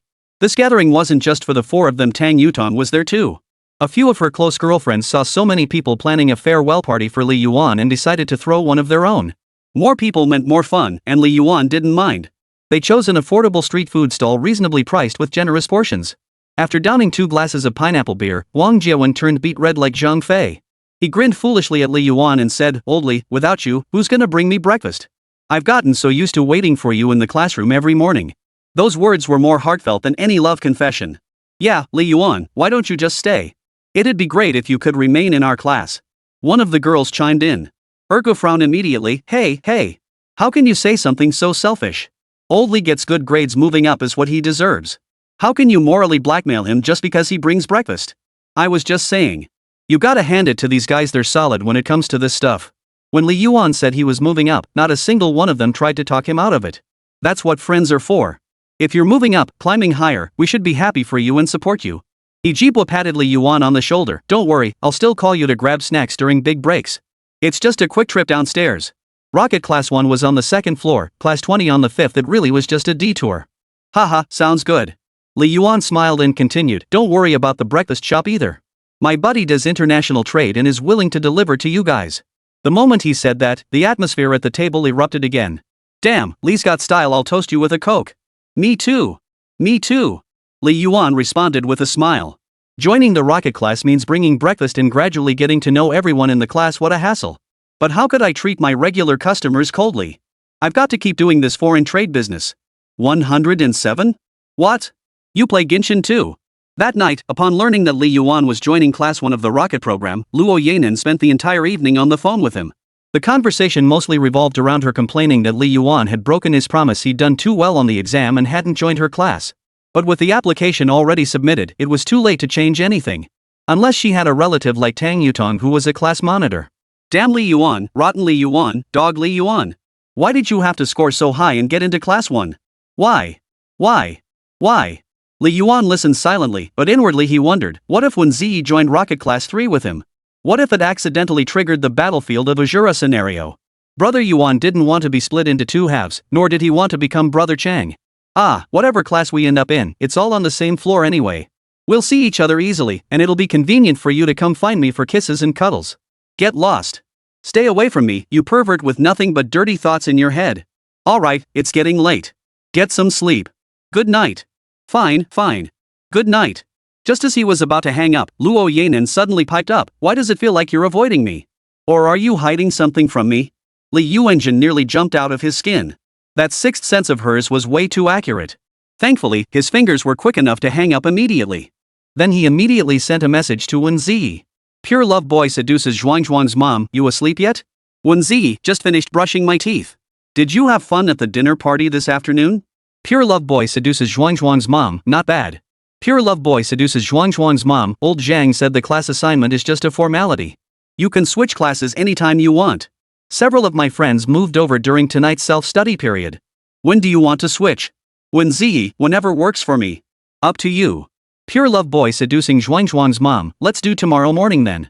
Better to get there early and familiarize yourself with the environment. Wēn Zhiyi, sounds good. I'm going to bed now, so tired. Good night.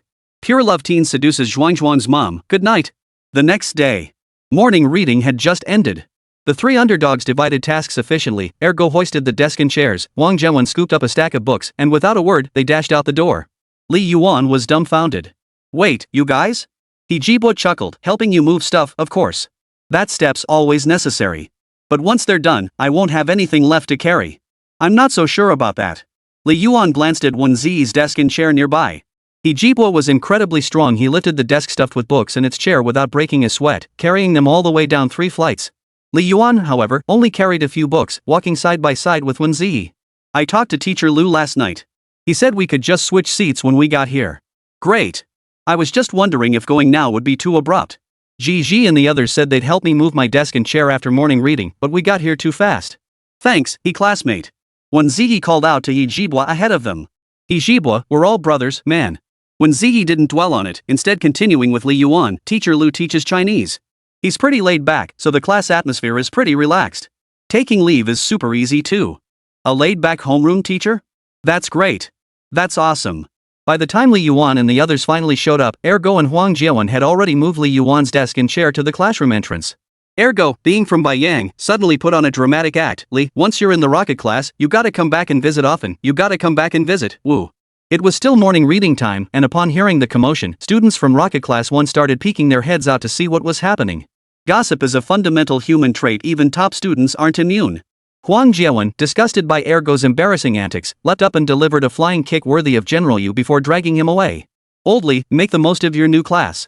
Meet some new buddies, and if you spot any cute girls, introduce them to me. You gotta introduce them to me. Li Yuan. He Jibo watched them leave, offered a few words of concern, then turned and walked away. After all, if he wanted to find Li Yuan later, he could always come looking. As long as Li Yuan didn't transfer schools, they wouldn't lose touch. There was no need to make a big deal out of it with a bunch of sentimental words. Wēn Zhiyi, her hands clutching her school bag, her dark, grape-like eyes darting about playfully, said, Host, now it's just the two of us relying on each other. You make it sound like we're some kind of tragic orphans. Before long, morning reading ended. Homeroom teacher Lu Rui arrived slowly, offering a calm smile upon seeing them. Here you are? Wēn Zhiyi nodded. Mm-hmm. Lu then turned to Li Yuan, studying him briefly before his expression shifted to one of realization. Oh, you're the top student in Chinese for the grade. I've read your essays, always profound in theme and beautifully written.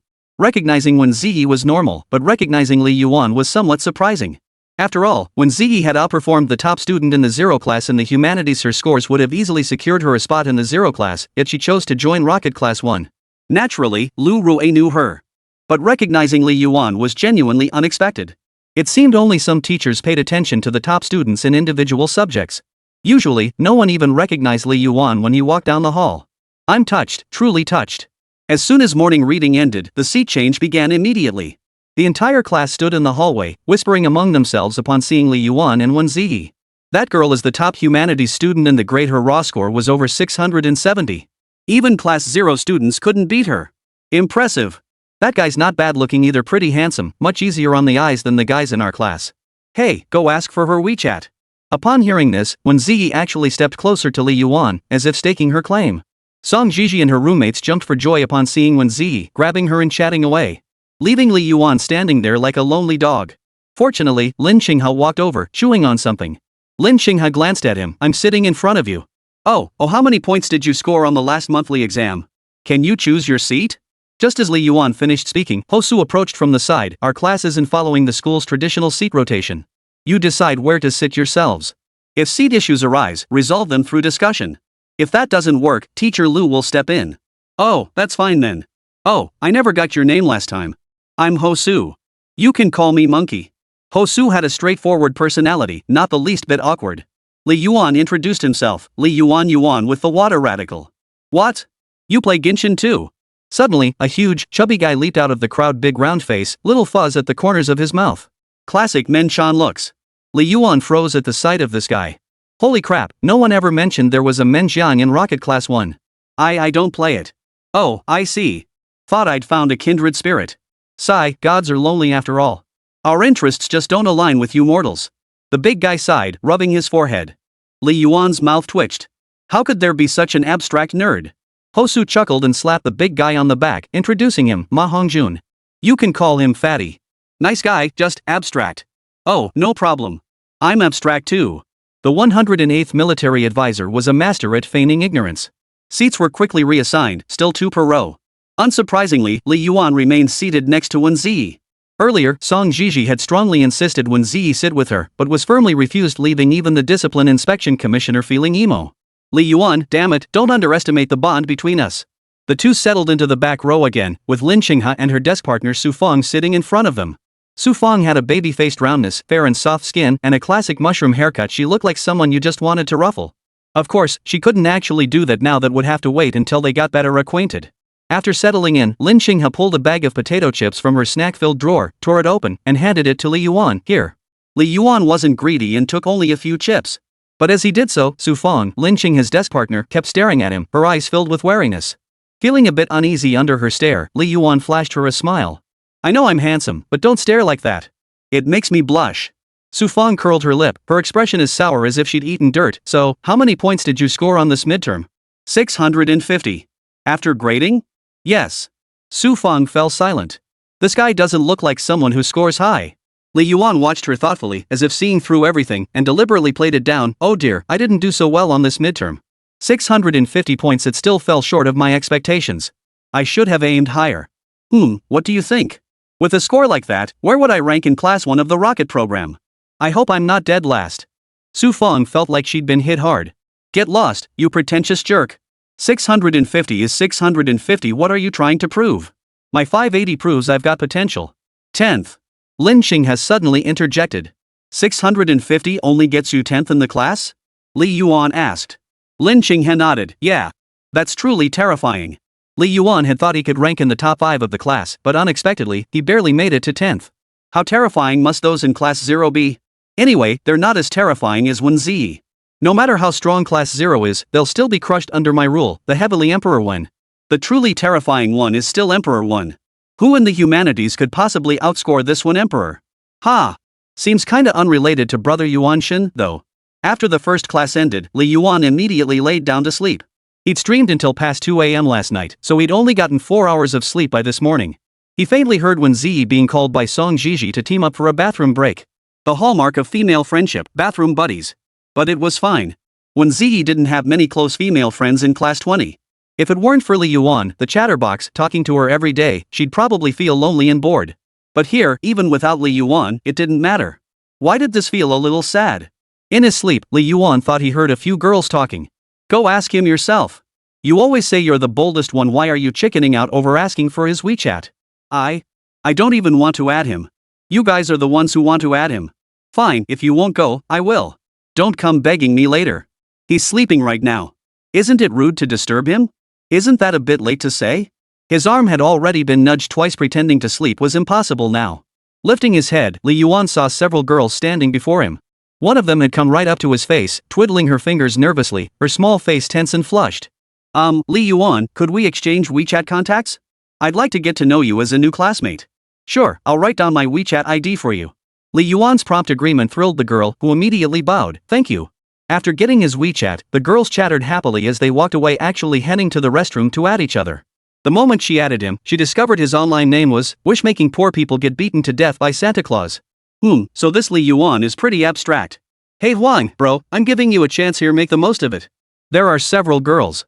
Thankfully, they hadn't added Li Yuan's WeChat yet, otherwise, they would have laughed themselves silly at that outrageous username. In comparison, Huang Jiawen's screen name seemed almost normal. Huang Jiawen, currently playing Honor of Kings in the bathroom. Why does my head feel pointy? Is some good luck about to happen? Yes, romantic luck. After giving out his WeChat, Li Yuan was about to lie back down when he saw Su Feng turn to look at him again, pouting her lips in obvious displeasure. What do you want? I want your WeChat too. Su Feng figured since they were deskmates, adding him on WeChat would make it easier to ask him to bring breakfast later, how convenient. But Li Yuan said, no way. I've been using this account for years, how could I give it to you? Su Feng. The old master sure is a pro at playing dumb. I'll give it to you.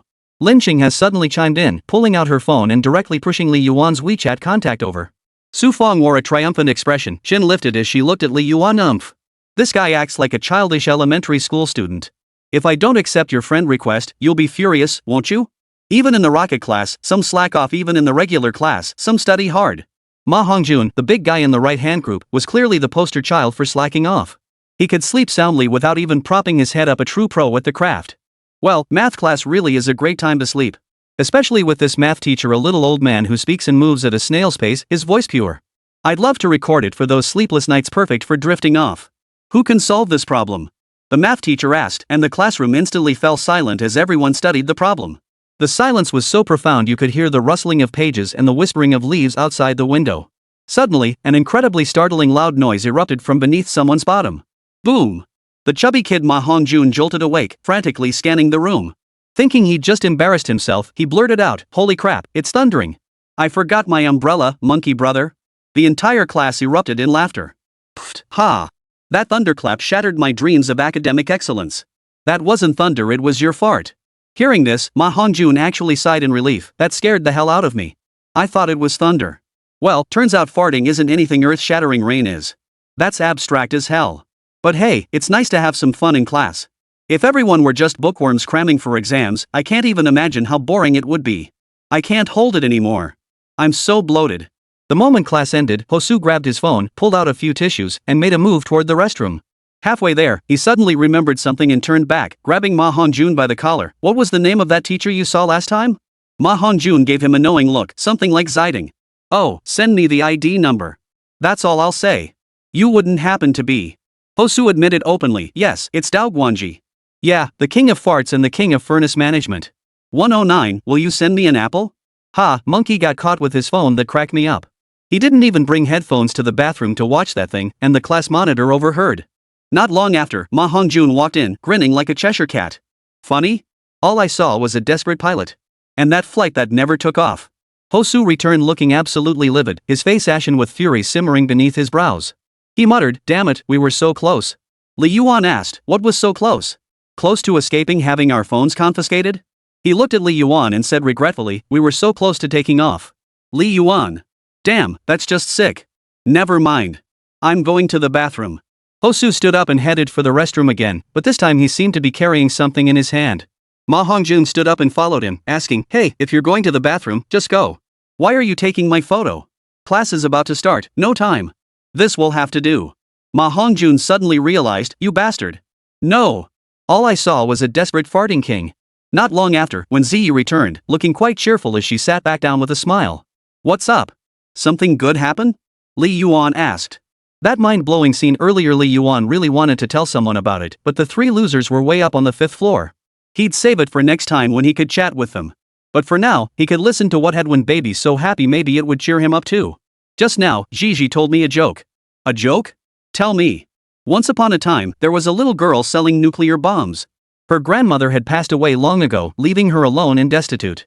She sold nuclear bombs on the street, but no one would buy them. As the weather grew colder, she couldn't bear it anymore and lit one of the bombs. Wēn Zhiyi recounted slowly, then the whole town saw her grandmother. Ha! Li Yuan wasn't easily amused. Hearing this lame joke, he found little to laugh about, nearly pursing his lips in a polite response. This joke sounded exactly like something Song Zhiyi would come up with.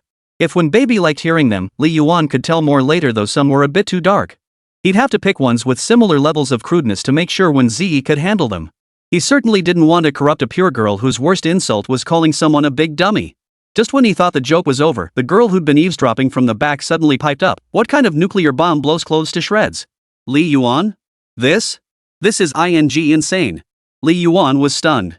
Could there really be someone as skilled as him? He had to get to know this person. The girl walked in, smiling warmly at Wēn Zhiyi.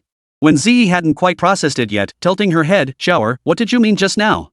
The girl was Huang Shower, one of Wēn Zhiyi's roommates. Her personality matched her surname Aham quite perfectly. Huang Shower glanced at Li Yuan. Looks like your desk partner gets it. Why don't you ask him to explain? Wēn Zhiyi innocently turned her head to look at Li Yuan. Li Yuan panicked. Don't frame me. I don't know anything. Ha, interesting. I'm Huang Shower.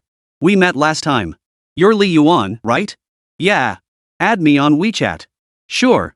Not long after sending the request, Li Yuan saw a friend verification from someone with the username "woke up to find my husband hard, turns out he's dead." Half his face twitched. Wow, this class sure has a lot of abstract people.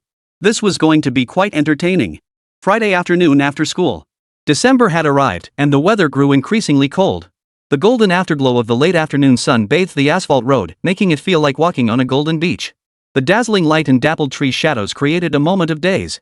Occasional chilly gusts made Li Yuan shiver, but no white mist appeared when he exhaled. The coldest days of eastern Guangdong hadn't arrived yet. But winter in eastern Guangdong never lasts long. Sometimes temperatures rise again in less than a month. But winter was indeed cold, and proper warmth was essential. After a long wait, Luo Yanran finally emerged leisurely from the school gate. After bidding farewell to a few classmates, she hopped directly onto the back of Li Yuan's electric scooter. Her expression slightly displeased, she remarked, "Have you been spending all your time these past few days trying to get to know the girls in the rocket class? I haven't seen you come looking for me on our floor at all." Li Yuan raised an eyebrow. "Did you feed yesterday's breakfast to the dog?" Luo Yanran retorted with righteous indignation, "If there hadn't been breakfast, would you have come looking for me on your own? Why would I come find you for no reason?" Hearing this, Luo Yanran instantly flew off the handle, pinching Li Yuan's waist flesh hard. "Can't I just come find you for no reason? What kind of logic is that? Just being unreasonable." Li Yuan started the electric scooter. "Fine, I'll take you out for a meal and then drop you back. I've got a live stream later. I'm planning to stream longer this weekend to make some extra cash. 25 miles per hour, neither fast nor slow." Carrying two people made the scooter strain a bit, slowing it down further. As they rolled over the yellowed leaves on the road, a few fluttered wildly into the air. Bathed in the twilight glow, the shadows of the fallen leaves seemed to come alive, dancing like butterflies, soaring freely before quickly settling back into stillness, waiting for the next gust of wind. "Li Yuan, I'm coming over to your place this weekend," Luo Yanran said from behind him. "It's been so long since you moved, and I haven't visited yet." "Sure, but you can only come to my place, no other business allowed." "Other things?" That Luo Yanen must have read some silly romance novel again, her face suddenly flushing as she thought of something. She playfully punched Li Yuan's back in mock indignation. "What are you imagining?" Li Yuan was utterly baffled. "Shouldn't I be asking you that? I just said don't make breakfast for me, you'll end up breaking the pot again." "So, what were you thinking about earlier?" Luo Yanran immediately felt a pang of guilt. I wasn't thinking anything."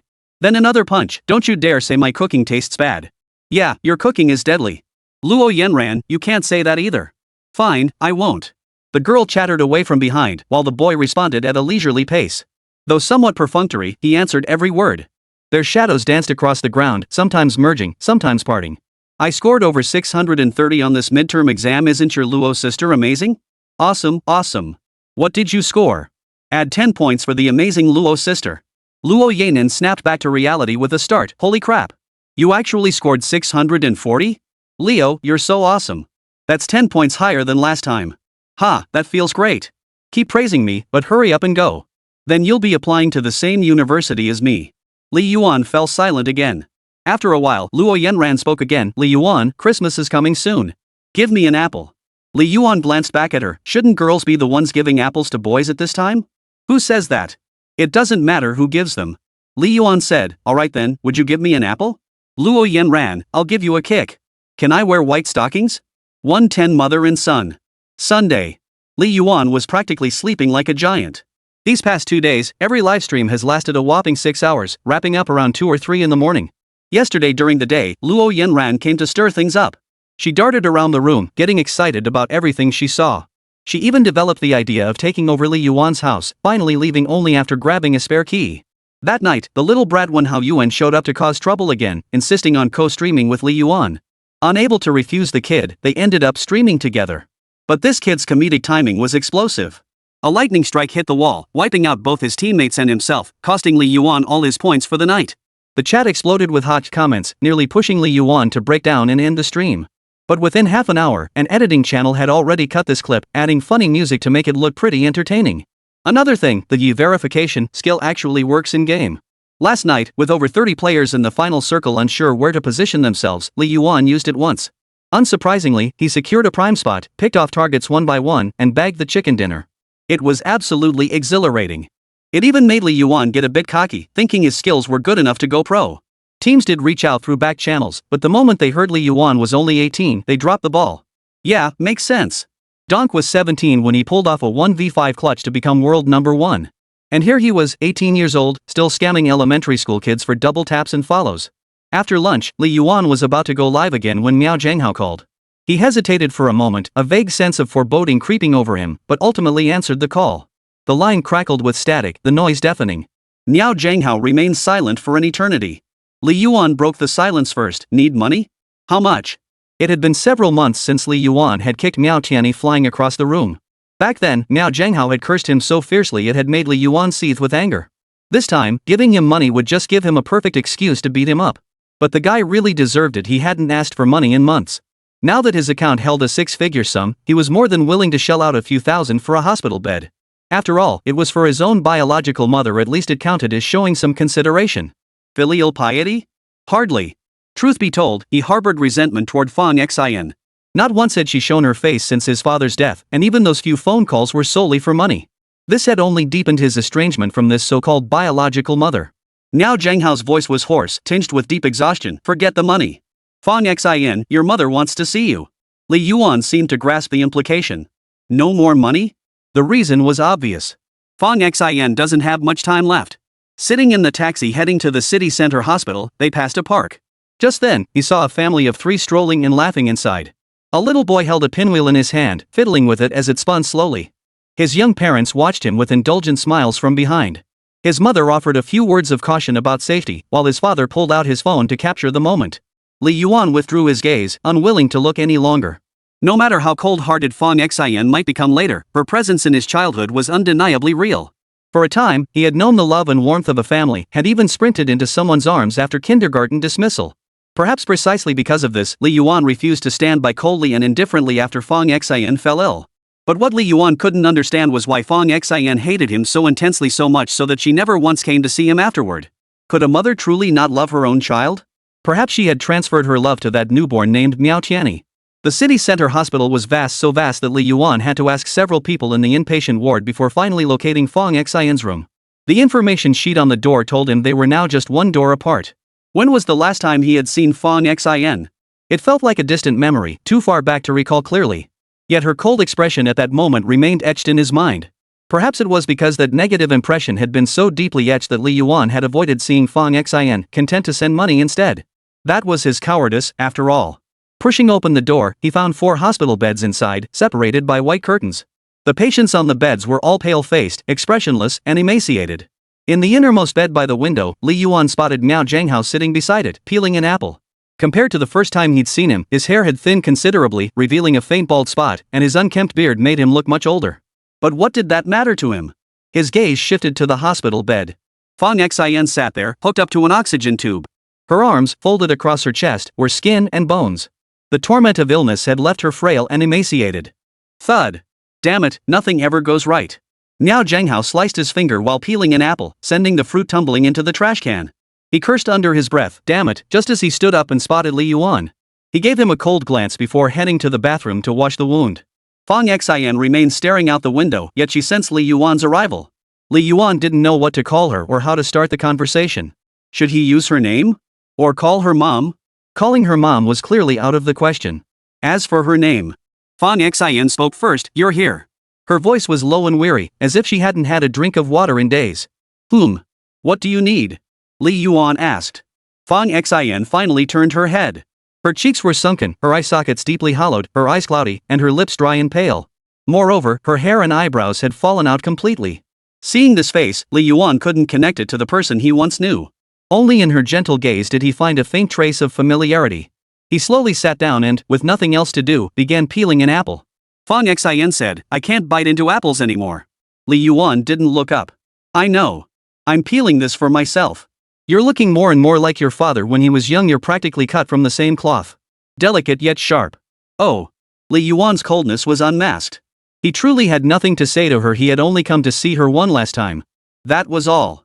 But now, even the image he once held in his memory was beyond his grasp, leaving him deeply disappointed. All he saw was a dying person. She asked, do you hate me? Li Yuan remained silent. Fang Xian's gaze drifted back to the window, where a different scene unfolded, vast stretches of green grass, birds chirping cheerfully on branches, children flying kites on the lawn. The view from the first floor was truly lovely. But it was also quite noisy. Fang Xian could usually only sit up for half an hour at a time, spending most of her days lying in bed. Her periods of consciousness were growing increasingly rare, and it wasn't unusual for her to slip into a coma for 2 or 3 days at a time. Today, however, she had been sitting up for over an hour and had spoken more than usual. I know you hate me, yet you still gave me money, allowing me to stay in this hospital room. Li Yuan, I'm truly sorry for what I did to you. I know there's no chance for me to make amends now. Saying any of this now is pointless. Li Yuan said, you're dying, and I'm capable of supporting myself now. We're only meeting one last time because of that biological mother-son bond. After this, you'll lie in the ground while I carry on living. Isn't that an obvious outcome? 111 I'm the one who's truly pitiful. Hearing this, Fang Xian let out a bitter laugh. She knew Li Yuan hated her, but never imagined it had reached this point where even normal conversation was impossible. It truly pained her. Yet she understood this was her just punishment. Meanwhile, Miao Zhenghao had returned. He shot Li Yuan a withering look and sneered, a guy who hasn't visited his sick mother in the hospital for days suddenly shows up today to put on this tear-jerking act of deep mother-son affection. Truly moving, isn't it? Li Yuan wasn't intimidated, a man who can't even afford hospital fees, coming to demand money from someone he's long since severed ties with, acting as if it's his right, even bragging about how he managed to get it. Truly, some people have no sense of decency whatsoever. This venomous remark instantly set Miao Zhenghao off. He lunged forward, yanking Li Yuan by the collar. Who the hell do you think you are, talking to me like that? I haven't even settled the score with you for kicking Tianny last time. I sold everything I own, my house, my car, quit my job to care for Fang Xian full time. I fought for her hospital room, pulled strings to get her doctors, even had someone in the capital procure the rare medication she needed. If not for me, you wouldn't have seen your mother one last time. What gives you the right to talk to me like this? What have you done? What have you actually done? Do you think I care about those few thousand yuan? I haven't asked you for money these past months, and I still managed to cover the hospital bills. Or perhaps the pressure had been building these past days, turning Miao Zhenghao into a powder keg ready to explode at the slightest spark. Li Yuan remained expressionless, so what does that have to do with me? Miao Zhenghao gritted his teeth, his eyes bloodshot, his grip tightening as if he intended to tear Li Yuan's clothes to shreds. Zhenghao. Fang Xian's voice cut through the tension. Miao Zhenghao abruptly relaxed his grip and released Li Yuan. He muttered, what a bastard. What an ungrateful son of a. You can leave now.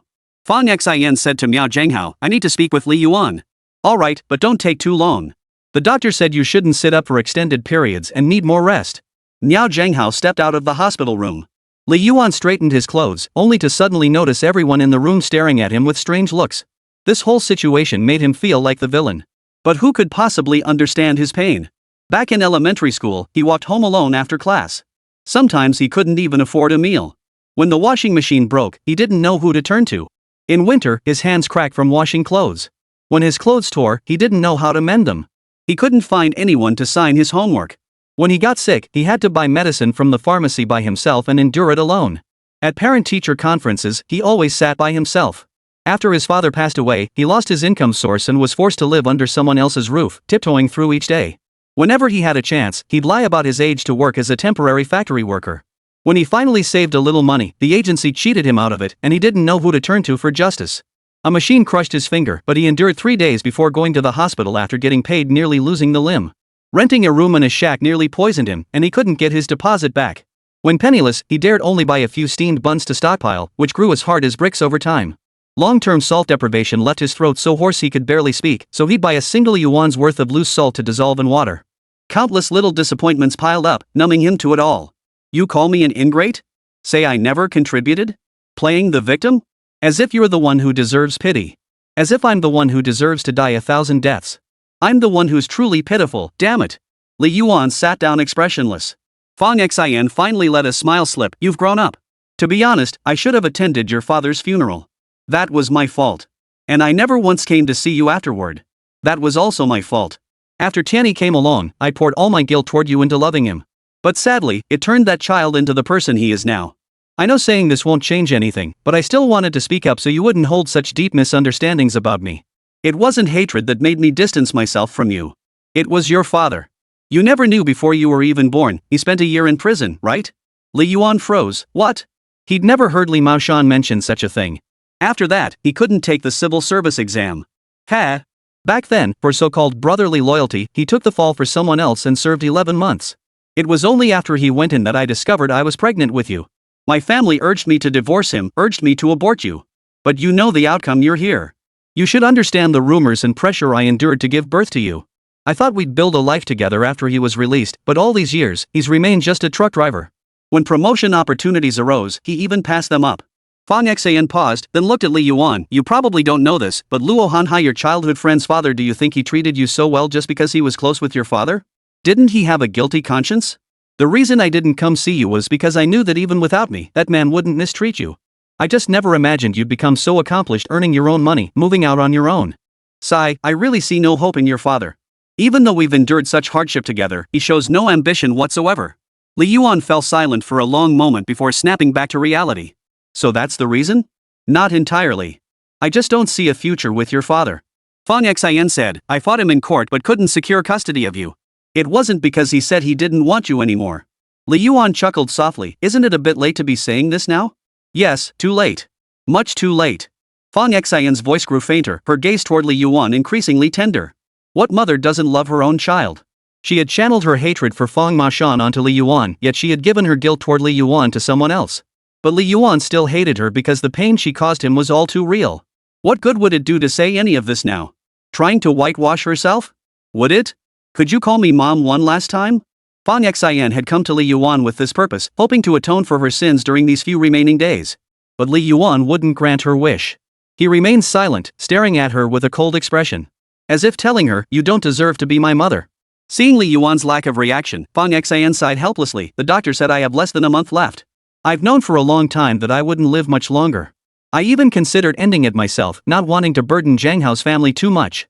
After all, Tianyi still has school, and Zhang Hao has his parents to support. But he never said it. Li Yuan, my son. Don't hate your mother. Don't hate your mom. She's helpless too. Mom has no choice. Mom is suffering too. Mom is tormented too. I couldn't bear to see you. I was afraid to see you. I was afraid that the moment you saw me, you'd hate me, ignore me, and walk away without even listening to a single word I had to say. Mom keeps dreaming of you, dreaming of taking you to that amusement park. You were so small, holding Mom's little hand, asking for candied hawthorn on a stick, wanting to ride the carousel. I always wake with a start, terrified that closing my eyes means never waking again. If I die. She looked at Li Yuan. From the sunken sockets of her cloudy eyes, 2 crystalline tears streamed down. Pressing her lips tightly together, she said, if I die, you'll truly be alone in this world. What would you do then? Li Yuan froze. 112. You seem a little sad. Stepping out of the hospital, Li Yuan gazed at the gray, overcast sky and felt as if rain were imminent. The air felt oppressively heavy, thick with the scent of heather. He had thought that upon seeing Fang Xian, he would coldly ignore her every word, perhaps even explode, berating her for years of neglect. In the end, he would walk away with grace, venting the pent-up anger of all those painful years. But when he actually saw her, ravaged by illness and barely recognizable, not a single harsh word came out. Speaking harsh words to someone facing death seemed too cruel. In the end, he couldn't bring himself to do it. Yet he also refused to call her mom again. All these years, he had been so alone. That deep-seated loneliness and desolation would suddenly surface in moments of unexpected warmth, leaving him frequently adrift. Hailing a taxi for the journey home, Li Yuan felt a sudden urge to cry. Perhaps it was touched by Fang Xian's words, spoken with the kindness of someone nearing death, or the fear that when it came to Fang Xian, he truly was alone in this world. But no matter what, life must go on. He kept reassuring himself, he'd endured all these years this way. Whether Fang Xian was present or not, it wouldn't significantly impact his life. Besides, he now possessed a system. With this system, he could defy fate like the protagonists in those web novels, altering destiny and living on from then on. Yet the departed could never return. The day his parents divorced was a quiet afternoon, so ordinary, so unremarkable that no one noticed anything amiss. That day, waiting for his mother to pick him up from elementary school, Li Yuan watched as his friends were picked up one by their parents. He didn't cry or fuss, he just waited silently. He believed that soon, his mother would appear from the corner of the alley, holding candied hawthorn or cotton candy for him, apologizing for being late. But as dusk fell, his mother never appeared. Instead, his father arrived, his expression complex. Little Li Yuan lifted his head, clutching Fang Mashan's hand. "Daddy, where's mommy? Why didn't she come to pick me up?" Fang Mashan didn't look at him. He simply said, "Mommy has things to do. She'll always have things to do. So from now on, Daddy will pick you up. You're getting older. You need to understand mommy, okay?" Little Li Yuan nodded. "Okay." Back home, the young boy discovered Fang Xian's clothes, toiletries, and even their photos had vanished. Not a single trace of her remained in the house. His father began his clumsy lies. "Mommy will be gone for a long time. You need to learn how to cook. Mom will be back soon. If you go to bed on time every night, she'll be proud of how much you've changed when she returns." Somewhere along the way, the opening line had changed to, "You're growing up. You're grown up now, you can walk home from school by yourself. You're grown up now, so it's okay if no one attends parent-teacher conferences. You're grown up now, you must learn to seek medical help when you're sick. You're grown up now, so you need to learn how to do laundry." As he grew older, Li Yuan came to understand the reality of his parents' divorce, yet he could do nothing to change it. From that ordinary afternoon onward, he had been so alone, and years later, he still was. Returning to Jiangdong community, his thoughts snapped back to the present. Arriving at the door, he stared blankly at the mahogany entrance for a moment before slowly opening it. No one was waiting for him inside. Among the countless lights of the neighborhood, not a single one belonged to him. The moment he opened the door, he was startled by Wēn Yuan sitting on the sofa. How did this kid? How did he get in? Spotting Li Yuan, Wēn Yuan sprang up from the sofa. "Seductive streamer, hurry up and help me beat him. He's punching me in the game. Help me crush him, and tonight I'll give you free cat food." "Sure, whatever." Li Yuan remained as composed as ever, acting as if nothing had happened.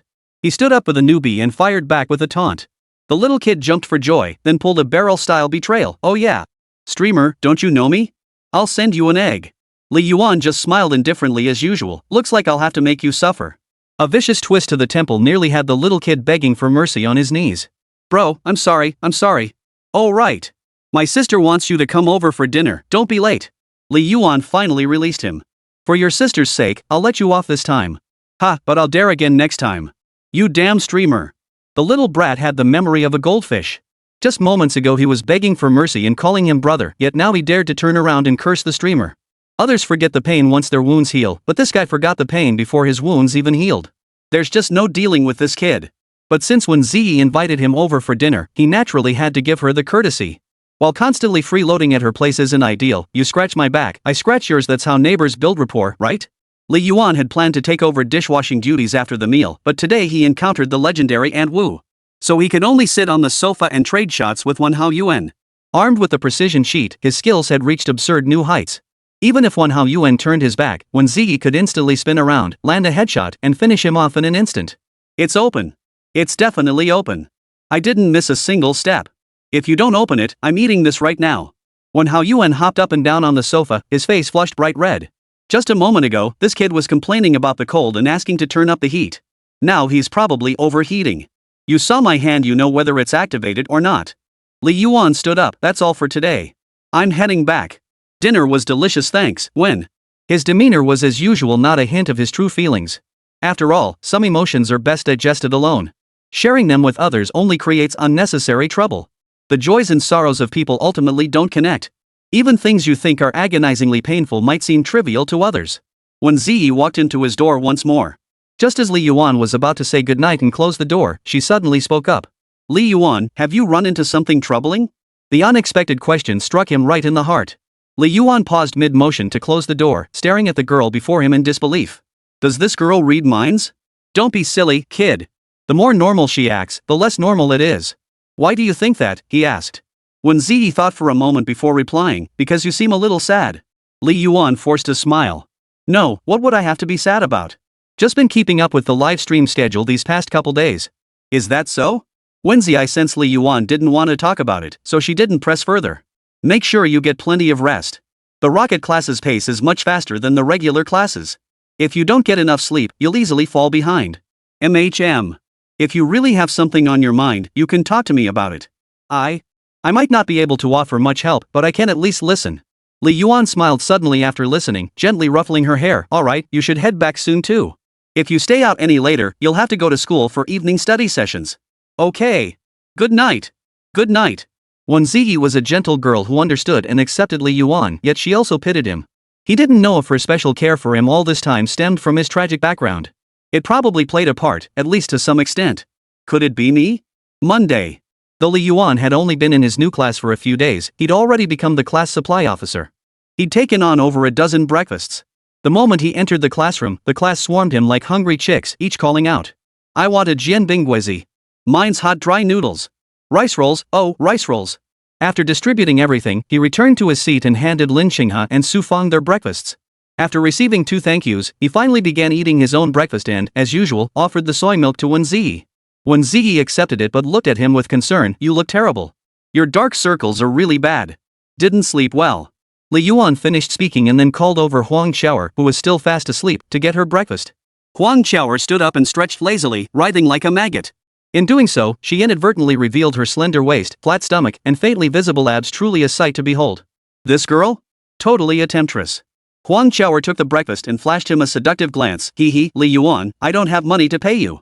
How about settling it another way? Over the past 2 days, he'd figured out her personality. She was a succubus who loved to toy with the little kitchen boy. But she only lets you drink the broth, never eat the meat. Not very satisfying. Poof. Little did he know, Li Yuan snatched it right back. Then you can eat it yourself. No, please, brotherly. Her face was thick enough to hug Li Yuan's chair, rubbing her not-so-large frame against his back while whispering sickeningly sweet words in his ear. Li Yuan frantically tugged at the hem of his jacket to hide any telltale signs. Youthful exuberance, indeed. Wēn Zhiyi beside them was dumbfounded. Huang Qiao'er was always clinging to her in the dorm, even wanting to share her bed at night, constantly touching her bare. But she'd assumed this girl only acted like this with girls. She never mentioned she didn't spare boys either. Li Yuan flushed crimson under the touch and reluctantly let go. Fine, treat me. If you keep this up, the earth will develop a hole. Huang Qiao'er scoffed dismissively. Some weird thing pricked my hand earlier. The innocent Wēn Zhiyi was completely baffled. Was Li Yuan saying that if the chair moved any more, it would pierce through the earth? And what was Huang Qiao'er talking about? Did a splinter on the chair prick her? Their conversation was so cryptic. Meanwhile, Lin Xinghe in front turned to look at Li Yuan and blurted out one word, gross. Lin Dada seems to have a head start on Wēn baby in this department. PE class. Hosu and Ma Hongjun were playing one-on-one basketball. There were only 8 boys in the class, and they were the only 2 who knew how to play basketball. Every time, it was just one-on-one. No matter how smoothly Hosu dribbled, getting past Ma Hongjun was tough. That guy's big belly would shove him aside with the slightest bump, sending Ho flying. After several failed attempts to score, Hosu lost his temper. This is no fun at all. You just keep using that big belly to block me. How am I supposed to attack? Ma Hongjun flipped him off. Suck at it? Practice more. 66. Li Yuan watched from the sidelines and asked with a smile, want me to take a couple of shots? Both men turned to Li Yuan with peculiar looks, clearly privy to some inside information. Li Yuan was confused. What's up? Hosu cleared his throat. Are you part of the mafia? Li Yuan? Oh, right. Forgot after I took down Qin Xiufei last time, I got a confession wall and ended up on the court's blacklist. Ma Hongjun, however, shrugged it off. No big deal. As long as you don't pull that move on us, you can play. Li Yuan, I don't want to either, but that's my passive skill. Then, never mind. Ma Hongjun clutched his groin and backed down. Ugh, is this Black Hand nickname really gonna stick with me for the rest of high school? No way. I still want to play basketball. The CBA still needs me. After PE class ended. Most of the class isn't into sports. Some stroll around the playground, others sit in the building's mezzanine level, pulling out vocabulary books from who knows where and starting to memorize. It's so competitive. Li Yuan was bored. The other guys in class were all studious types who only talked about schoolwork. They hadn't even played Honor of Kings, nothing like Ergo and the others. He simply couldn't be bothered to engage. Wēn Zhiyi was busy too, surrounded by a group of girls chatting away. Since joining Rocket Class 1, she'd become incredibly popular. They went to the bathroom together, ate together, and hung out after school. If Li Yuan weren't her desk partner, he probably wouldn't even get a word in. She was practically treated like a celebrity. At least he could still sit beside the steps with Lin Xinghe, watching the ants carry their nest. Is it interesting? Li Yuan broke the silence after seeing her sit there silently for several minutes. Yeah, I'm so sleepy. With that, she curled up between her legs and closed her eyes to rest. Li Yuan was completely numb. How come I'm in the rocket class but feel like a stray dog with no one to talk to? Forget it. I'll just count ants. Oh my, these two are carrying a fruit together, could they be a couple? Just as Li Yuan reached for a twig to separate them, a thud echoed. A size 12 canvas shoe stomped down, crushing both ants flat. Huang Qiaoer stood grinning before Li Yuan. What's up, Dao Guanji? Li Yuan gave her a disapproving look. Could you please watch your language? Huang Qiaoer plopped down right beside him, her butt practically touching his. Li Yuan tried to shift to the right, but Lin Xinghe blocked his path. He simply stood up, brushing the dust off his butt. Don't even think about getting cozy with me. 666, what a powerful opening line. Is Jishui going to tag me in the little blue book? Yes, family, who gets it? Down with women. Playing memes with someone like Huang Qiaoer, a mix of a loose woman and an abstract female personality, is totally doable. Just don't bring up other topics, or things get weird. Last time, that damn nuclear bomb blew the little girl's clothes off. Poof. I was worried about getting some stiff bookworm in class, so boring. Turns out I got you, abstract dude. Class just got a lot more fun. Huang Qiaoer stretched her perfectly straight legs and said, Li Yuan, wanna chat about love stuff? No way. I'm afraid you'll steer the conversation elsewhere and get this book banned. I'm not that kind of person. Huang Qiaoer couldn't argue back, but couldn't resist the gossip. Did you join Rocket Class 1 because of Wēn Zhiyi? Yes and no. The other rocket classes couldn't handle my 650-point genius. You're full of it. Huang Qiaoer propped her chin up. So, are you interested in any of the girls in our class? Like. Her gaze slowly drifted toward Lin Xinghe beside them. Lin Xinghe had woken up at some point, now tapping her foot lightly and pricking up her ears, waiting for Li Yuan's answer. Li Yuan replied, I'm interested in all the pretty ones. Is there anyone specific? Someone you're really interested in, even to the point of wanting to date? Huang Qiaoer just started listing names. Wēn Zhiyi? Lin Xinghe? Su Feng? Song Zhiji? Lu Rui? What the heck was that last one? Did some weirdo sneak in? Could the homeroom teacher be included? Li Yuan remained silent, his expression so calm Huang Qiaoer couldn't read him. She rattled off every girl's name in the class, then flushed slightly and mumbled, It can't be me, right? I mean, you could date me, but I feel like Wēn Zhiyi would get jealous. This girl must be reading too many romance novels. One of life's top 10 illusions, could he possibly like me? Li Yuan gave a devilish smile. You haven't asked about the boys' names yet. Huang Qiaoer? 114 looks like. After evening study, Li Yuan had just finished his advanced class. His head felt foggy on the way back, not from absorbing knowledge, but because he'd been caught sleeping by the teacher and got a blackboard eraser to the head. Upon returning, he overheard Ho Su and Ma Hongjun discussing mind-bending topics. Their conversation was even more outlandish than that of Ergo and Huang Jiawen on the 5th floor. After all, abstract minds discuss abstract matters. Ma Hongjun, why didn't Xiaoming's dad weigh any less after taking a dump? Ho Su pondered for a moment, then shook his head. Ma Hongjun, he stepped off the scale. Ho Su, 6, but yours isn't funny. Mine's way better than that gloomy one you just told. Ho Su immediately added, then let me ask you, how do cannibals get their vitamins? Ma Hongjun's small eyes twinkled, fruit? A vegetable. Why didn't ancient emperors send eunuchs to follow people? Li Yuan suddenly joined the conversation, yet his interruption felt perfectly natural.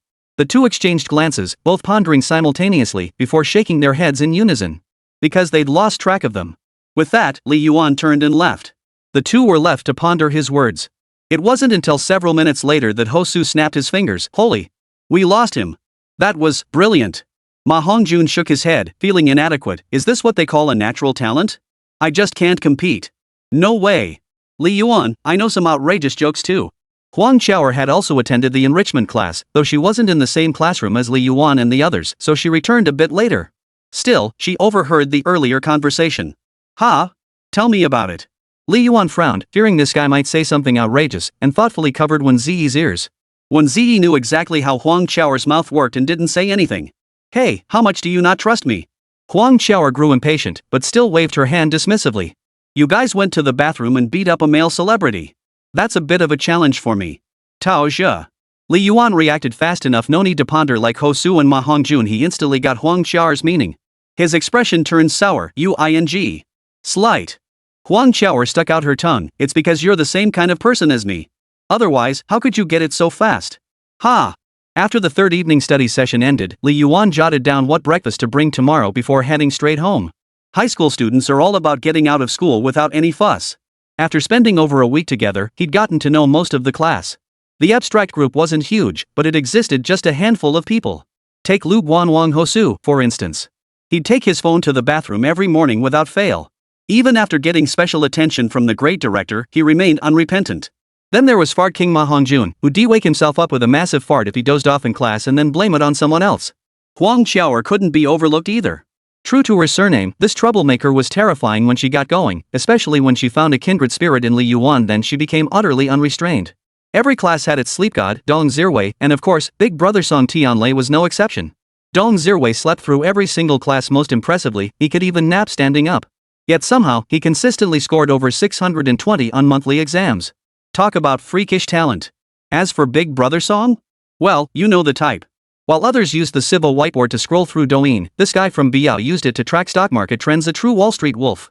Not only that, but he could even mimic Alan Walker by adjusting the volume up and down. Come on, Z, let's take a couple laps around the field? We're already done showering.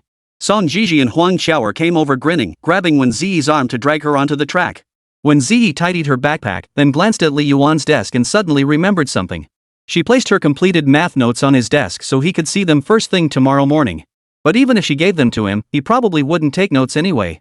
That guy was just lazy. Wēn Zhiyi pursed her lips, pulled the notes back, and instead came up with another idea. The two girls watched Wēn Zhiyi's actions with confusion, but didn't ask. Just as they were about to leave, they spotted Song Tianlei standing in the doorway. He leaned sideways against the doorframe, striking a pose he undoubtedly thought was cool.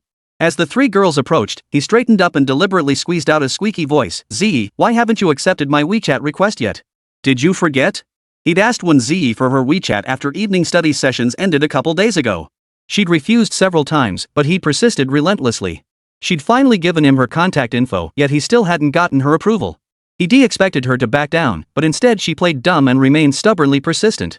Before Wēn Zhiyi could speak, Song Zhiyi spoke up for her. Hey, Song Tianlei, can't you tell that Zhiyi doesn't want to add you on WeChat? Stop bothering her.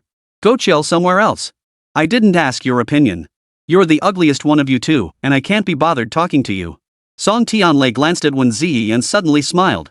Oh, are you playing hard to get with me, Zhiyi? That's not a good move.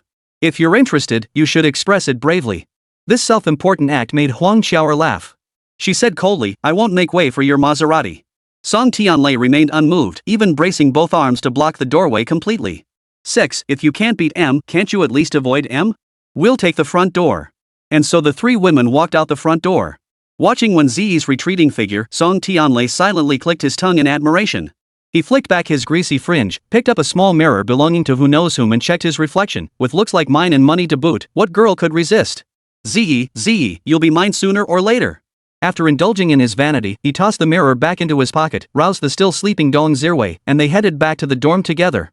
On the sports field, Song Zhiyi ranted about Song Tianlei's character. That guy's such a creepy little shrimp head. He's disgusting. Last time he was late for morning reading, he wrote down another class's name on the detention slip. That got people from that class coming to cause trouble in our class, giving old Lu a huge headache. Yet he just grins and runs to the office every day trying to suck up. Old Lu can't stand the sight of him. He's so annoying. Huang Xiao'er chimed in, yeah, he was the one who started that whole class beauty rankings thing last time. Who does he think he is judging girls' looks? Like he's some heartthrob? He's got a face full of pockmarks and that ridiculous pompadour. So annoying. Wēn Zhiyi sat between them, quietly munching on the sweet potato chips Li Yuan had given her, sharing some with both of them. There weren't many normal guys in our class to begin with, and now we have Song Tianlei. I'm just speechless. Song Zhiyi sighed helplessly. Everyone from his old class says Song Tianlei only got into the top class through cheating, otherwise he'd never have scored over 600. Seems legit. Since joining Rocket Class 1, he's never broken 600 and always ranks dead last. Ugh, so annoying. Wah, if only all the boys in class were as fun as Li Yuan. He's handsome too. Huang Xiao'er suddenly brought up Li Yuan, catching Wēn Zhiyi's attention. She even added, Li Yuan is tall and slender, really handsome. He seems to have a great life. Song Zhiyi and Wēn Zhiyi stared at her in shock. Girl, is that something you just blurred out? 115 This glory, I, Li Xiaozhang, won't claim alone. The rising eastern sun shatters the darkness. Another day begins. 2 math classes had drained Brother Yuan's health bar to critical levels, yet Wēn Zhiyi beside him remained wide awake, furiously taking notes without pause. Li Yuan pinched the soft flesh on her arm as usual, smooth, tender, tempting to lick. How many hours do you sleep each day? You have no dark circles, and you don't nap after class either. Wēn Zhiyi thought for a moment. 7 hours, maybe? You go to bed at 11? Impressive. Li Yuan glanced at her notes again, puzzled. Wait, didn't I see you take these notes during class? Wēn Zhiyi covered her notes like a guilty thief, unable to meet Li Yuan's gaze. You must be mistaken. I didn't take them down. Oh, is that so? Fine then. Li Yuan didn't press further. He simply stood up, tugging the sleepy, farting Ma Hongjun toward the restroom. Seeing Ma Hongjun dragged away, the girl sitting 2 seats ahead of him, her nostrils stuffed with tissues, shot Li Yuan a grateful look.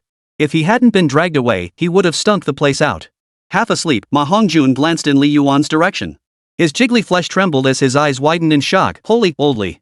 What the hell are you doing? His roar drew several onlookers closer, gawking like they were at the zoo. Upon seeing his appearance, they all wore looks of panic and self-deprecation, silently shaking their heads before slinking away. Seeing this, Li Yuan smirked. It's just talent. Why all the fuss? Actually, it was posted on Weibo this morning. Damn it, this is worse than a monkey's. Ma Hongjun even chimed in with a comparison. Instantly, Hosu's voice echoed from the next stall. You, Ma Hongjun? Mind your own business before judging others. These 2 guys from Biyao or something else, they actually know each other's backgrounds. Thank goodness they weren't from Nantung, that would have been a real nightmare.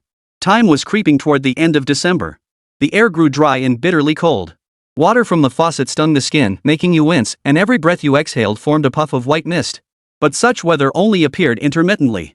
Today the temperature might dip into single digits, only to soar back into the 20s tomorrow. They say in the desert you wear a padded coat in the morning and a thin shirt by noon. Well, in eastern Guangdong, it's padded coat in the morning, short sleeves by noon, and a hoodie by evening, a 3-piece set. After washing her hands and shaking them dry, Luo Yanan spotted Song Tianyun filling her water bottle at the dispenser. Since the rocket class was all on the same floor, running into each other was practically inevitable. Even the occasional bathroom break could lead to a face-to-face encounter. Seeing Luo Yanran shivering uncontrollably, it was obvious she was wearing only a short-sleeved shirt underneath. Li Yuan felt a pang of concern and hurried over to check on her. Yanran, if you're cold, you have to tell me. Luo Yanran frowned at him. Why should I tell you? Song Tianyun thought Li Yuan was about to make a direct move. Her eyes lit up as she tried to capture this beautiful moment of youth with her big eyes. Is he finally going to make his move? Finally. Childhood sweethearts should be like this, yippee.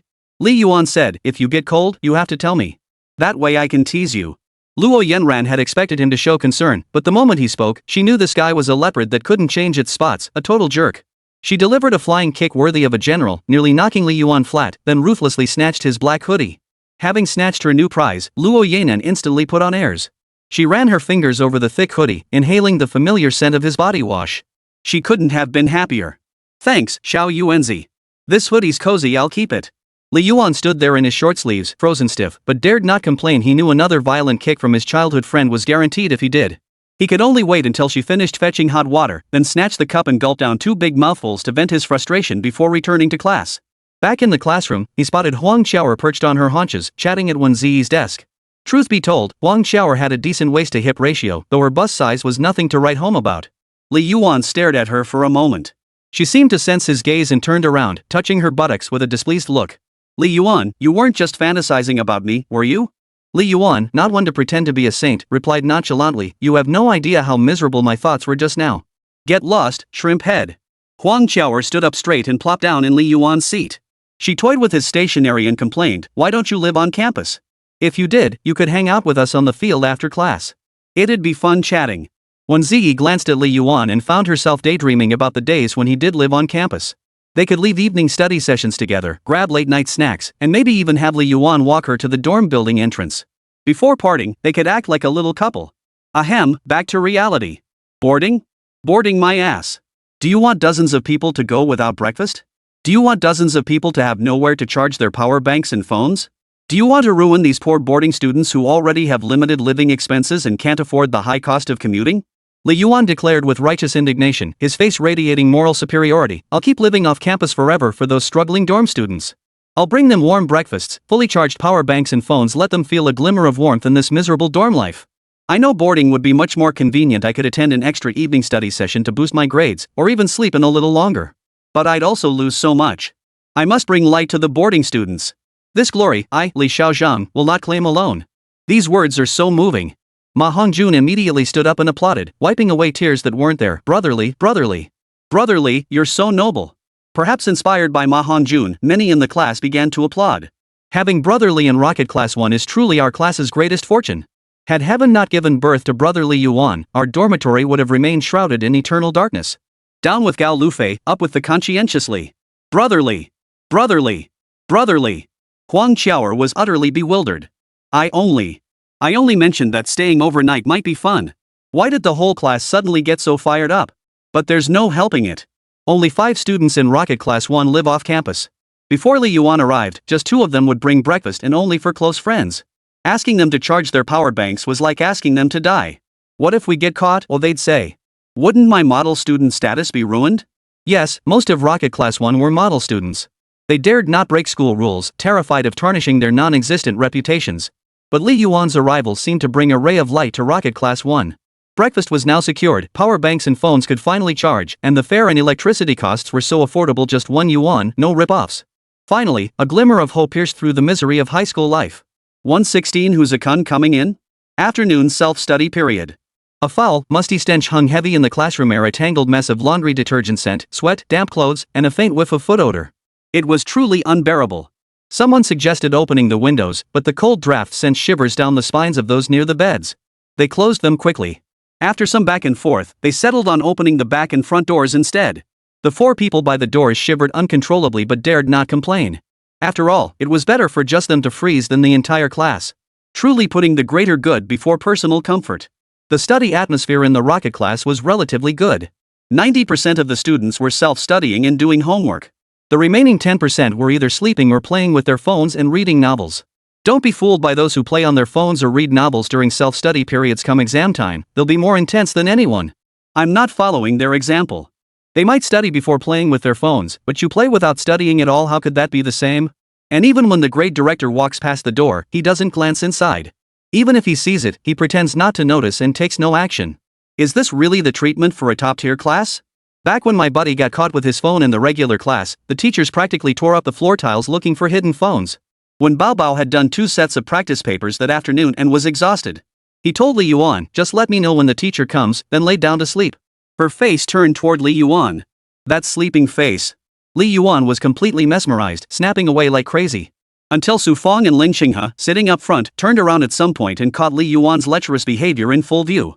Su Fong looked disgusted, while Lin Xinghe remained expressionless. Su Fong thought Li Yuan would rein himself in, but instead, he pulled out his phone and snapped 2 photos of their faces. He grinned at the pictures, great expressions. Perfect for my screensaver. Su Fong tried several times to grab the phone but failed. Frustrated, she thumped her thigh. You jerk. I'm not talking to you anymore. I won't even give you the answer sheet when it comes down from upstairs. Just to drive you crazy. This guy was great in every way except for being too childish. Once, when they met outside the bathroom, she'd blurted out, let's see who can pee faster, and nearly fried Li Yuan's brain. Luckily, he shot back, I'm here to take a. Lin Xinghe didn't react much, just muttered, let me see. Li Yuan, afraid she'd snatch his phone, held it at arm's length for her to see. Seeing the photo was decent enough, Lin Xinghe nodded, send me one. Sure. Meanwhile, Hosu propped his forehead on the desk, both hands resting on the table below as he played with his phone. He appeared to be typing, occasionally letting out a strange chuckle, gak. The noise woke up even the sleeping cuckoo and the farting Ma Hongjun. Groggily, they asked, Uzukan snuck into the classroom. The class erupted in laughter. This silly kid, he'd been like this for 2 or 3 days straight. Who knows what good stuff he found online. Ma Hongjun leaned over to peek at his phone and asked, did you find another hot teacher? Send me her number. Hosu pushed his chubby face away, get lost. Who's like you? I'm chatting with my little sister. Ma Hongjun scratched his face. And who was rocking the bed all night last night, making those low moans? All you heard when you went to the bathroom was the flushing sound. You weren't asleep? Hee hee. Hey, you jerk. Class was over. The loser trio finally appeared at the door of Rocket Class 1. Just by their stance, you could tell they were terrifyingly strong. Ergo immediately peered furtively into the classroom. Spotting several attractive girls, he couldn't help but nod approvingly, yet he didn't approach them to ask for WeChat, which was unusual. Ijibwa's lips were slightly pale, and he looked a bit worn out. Had he been drained dry? Huang Jiawen, however, was buzzing with excitement. Oldly, hurry up. The grilled sausages at the little shop are half price today. Li Yuan walked over, and the 4 losers were assembled. Off to the shop they went. Half-price grilled sausages? That probably means they're about to expire, right? Wēn Zhiyi shrugged indifferently, $2.50. What more could you want? Even my girlfriend says they work wonders. What a guy. Hijibwa gave him a thumbs up before asking, it's been almost a week since you switched classes. How's it going? Li Yuan pursed his lips, it's okay. There are a lot of fun people. Even the nerds are weird? Sure thing. Ergo grinned. I took a look earlier, your class has quite a few pretty girls.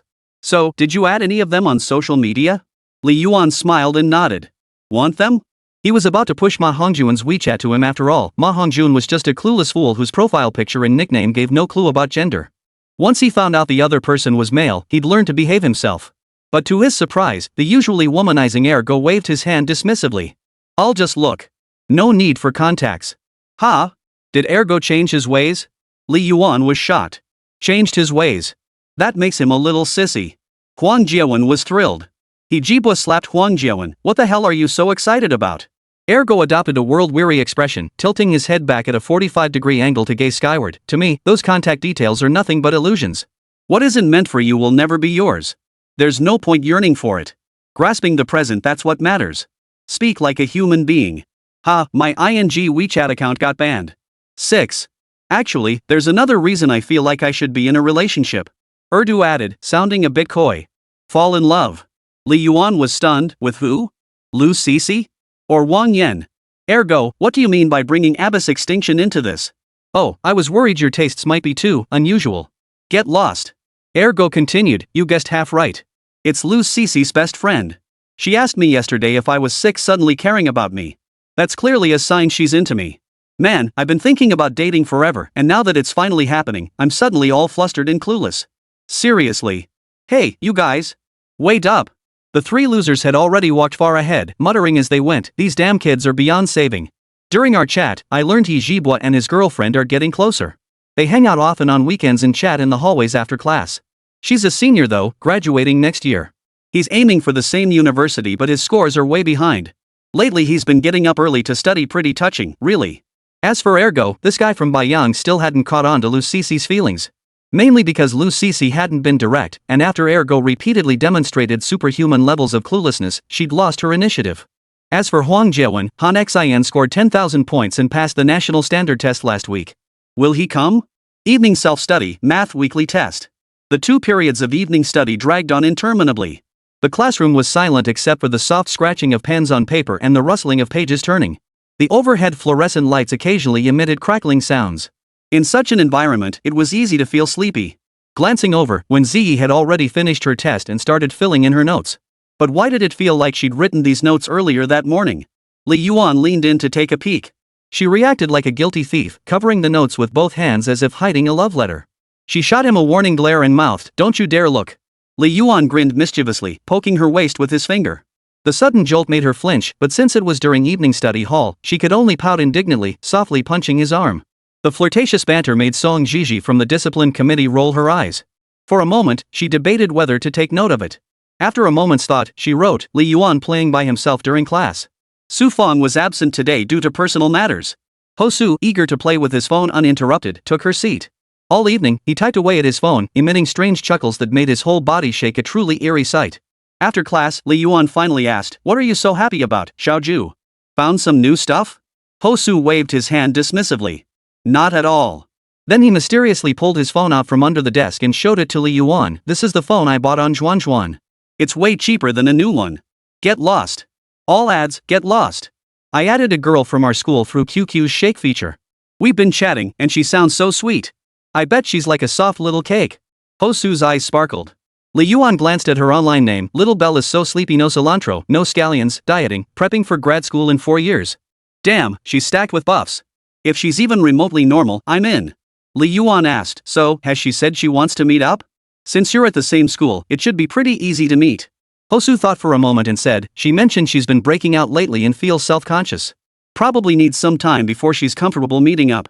If she's decent looking, I wouldn't mind just being good friends with her. Heh. Looks like you're just gonna be a good F-buddy. Ma Hongjun delivered the final blow. Ho Su jumped up in frustration. Get lost. Take your jabs elsewhere, Ma Dao Guanji. After Ho Su switched back, Li Yuan didn't have much to say to him. After all, Hijibwa was a success story of online dating. Maybe Hosu could pull it off too. Hopefully she's not some scruffy guy or a tiger tank. If that's the case, all we can do is wish Hosu good luck. During the third evening study session, Li Yuan quietly pulled out a pack of tissues, carefully tearing it open. He planned to wipe down his desk unnoticed before putting it away. Little did he know, he'd get 100 free pulls just for logging in. Hosu was on the toilet, and so was Ma Hongjun. Even sleep god Dong Zhiyi had to go. He used up a third of the 300 pull tissue pack.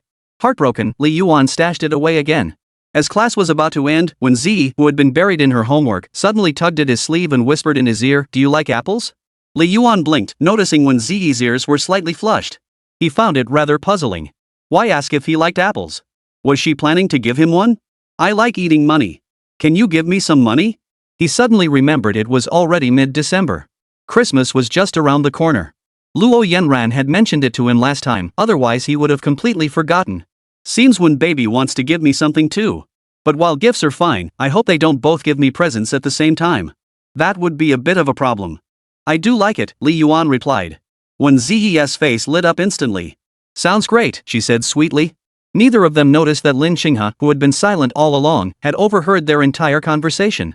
She even pulled out her little calendar, circled the date of Christmas, and drew a small red heart in the bottom right corner to mark its significance. Preliminary calculations estimated that Brother Yuan would receive 3 apples on Christmas. Reality. The next day. After days of gloomy weather, a torrential downpour finally broke out, turning the sky outside as dark as the wee hours of 4 or 5 a.m. The first students to arrive had already turned on the lights, flooding the classroom with brightness. Outside, the wind howled fiercely. Occasional flashes of purple-white lightning streaked across the sky, followed by the rumble of thunder several seconds later. Rain pelted against the windows with a steady patter, and the air carried a distinct earthy scent. No one in the classroom was sleeping. Instead, they all silently turned their gaze toward the classroom door, as if awaiting someone's arrival. Like in the movies, when everyone faces an unsolvable crisis and looks to the savior to arrive. Hosu glanced nervously at the clock, his leg twitching incessantly. "Early reading starts in 2 minutes. I don't think he'll make it. Ugh. This damn weather is driving me crazy." Ma Hongjun shook his head, his expression calm. "No. He will come. I believe in him. He's always been a man of his word." Dong Zhiyi, unusually alert, scanned the dormitory students in the classroom. "This downpour has flooded the roads. I saw several cars stuck at the gate, even the homeroom teacher's car. Look around, not a single dorm student has arrived. Looks like today's session is off. What do you think, Zhiji?" Huang Qiaoer glanced at Song Zhiji, who sat silently doing her homework. Song Zhiji paused her pen, her lips curling slightly. "He'll come.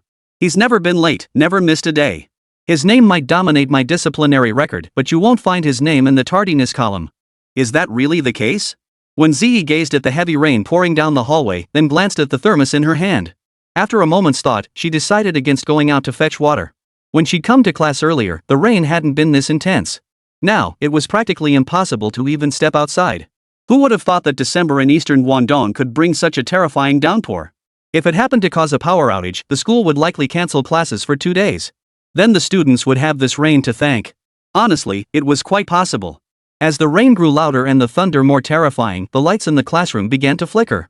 Glancing at Li Yuan's empty seat, Wēn Zhiyi pursed her lips. He probably wouldn't be coming today.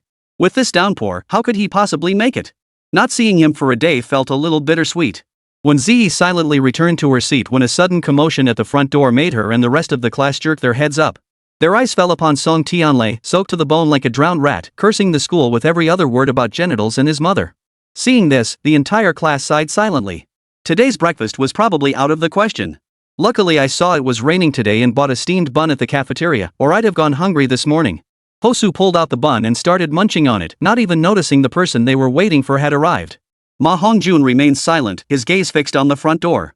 Suddenly, he chuckled softly. "No, he's here." Boom! A thunderous clap echoed, and the classroom lights abruptly went out, plunging the room into darkness. Several girls let out shrieks. But within seconds, the lights flickered back on. Then, they saw a towering figure appear at the front door. Draped in a hooded black raincoat, hands laden with breakfast, his robes billowing behind him, he looked like a celestial being. His very posture radiated the aura of an unparalleled master. The crowd fell silent, stunned. He actually came. How did he manage it? In this downpour? The tall figure silently lifted his head, gave a light shake, and the hood fell away, revealing Li Yuan's handsome face. His hair was thick with rain, and he wore a faint smile. Delivery hero, reporting for duty. 118 printed white t-shirt. With the hopes of the entire class resting on my shoulders, how could I not be here? No storm could ever stop Delivery Hero from bringing breakfast to my classmates. From this day forward, the legend of the Delivery Hero will be forever celebrated in Rocket Class 1. Such selfless dedication. How could Li Yuan be absent from China's top 10 most touching figures? Old Li, you're my hero. I thought I'd go without breakfast today. I was ready to settle for a cup of hot water. Phew, thanks to Old Li bringing me breakfast for 2 weeks straight, my stomach issues have actually improved a bit. Su Fong, who'd eaten like a hamster, eyes sparkling, chewed thoughtfully and asked Li Yuan, how did you even get here, Li Yuan? It's pouring today. I saw so many buses cancelled. My dad drove me over. You didn't ride your electric scooter, did you? Li Yuan replied nonchalantly, yeah, I took a detour along a dry road. Otherwise, I'd have been here earlier. Su Fong gave him a thumbs up. You're amazing. I admit defeat this time. Li Yuan just smiled without saying a word. The truth was, he'd been caught in a downpour halfway there. He was terrified he'd have to cover the cost of all those breakfast orders if they didn't make it. Damn it, I just gritted my teeth and rode through. Bet my little scooter took on a lot of water. While everyone thanked Li Yuan for the breakfast, Wēn Zhiyi stared at him with a look of worry and resentment. Her cheeks were puffed out not from stuffing breakfast, but from holding back her anger toward him. Angry as she was, she kept pulling tissues to wipe the soaking wet hair off Li Yuan's head. Why did you even come out in this downpour? You're the only one in the class who lives off campus who showed up, Wēn Zhiyi murmured beside him. Li Yuan turned and smiled at her. I didn't want you to go hungry without breakfast. Last time you skipped breakfast, you ended up with a stomachache, didn't you? Wēn Zhiyi's cheeks flushed slightly. She hadn't realized that despite his usual indifference, Li Yuan actually cared about her. High school already offered little sleep, and many skipped breakfast to squeeze in extra minutes of rest, arriving at class only to fall asleep. This habit carried into university, gradually leading to stomach problems. Back in high school, she'd been the same. Every morning, she'd experience a brief, mild stomachache. Over time, the pain intensified and lasted longer, which is why she finally started eating breakfast. Eating regularly was fine, but if she skipped breakfast even once, her stomach churned violently and a bitter taste filled her mouth. Even after Li Yuan brought up this excuse, Wēn Zhiyi still insisted, I have a small bun. I won't go hungry. It's you. Once you catch a cold, you'll behave yourself. Li Yuan glanced at his coat and undershirt, both half soaked. With the current low temperatures, they wouldn't dry anytime soon. Just as he felt at a loss, Wēn Zhiyi suddenly leaned in close and said, I have clothes for you to wear. Come with me to the restroom later. Li Yuan clutched his chest. Mashaka, could it be, you're going to? Wēn Zhiyi puffed out her cheeks and punched him playfully, yes. Li Yuan actually looked delighted, that's great. Come on then. Wēn Zhiyi. With just a few minutes left before morning reading ended, when she pulled a white t-shirt from her backpack, the tag still attached, and dragged Li Yuan into the restroom. Standing at the entrance to the men's restroom, Wēn Zhiyi handed him the white t-shirt, go in and change. After you're done, bring your wet clothes. I'll use the hairdryer in the dorm to dry them during the big break. Li Yuan was so touched he felt like crying. Wēn baby, I love you, mwah. Thanks. I'll treat you to a meal next time. Sure. When Li Yuan changed, he discovered the t-shirt wasn't too big or too small, it fit perfectly. It was strange. Wēn Zhiyi was only 5 feet 7 inches, while he was over 6 foot. How could it fit so perfectly? Oh, it was because of the padding in the chest area, making the fabric a bit tight. No wonder. What a peculiar gift. Looking at his reflection, the rose print on the left chest stood out. The white t-shirt didn't look overly feminine on him. His broad shoulders gave it structure.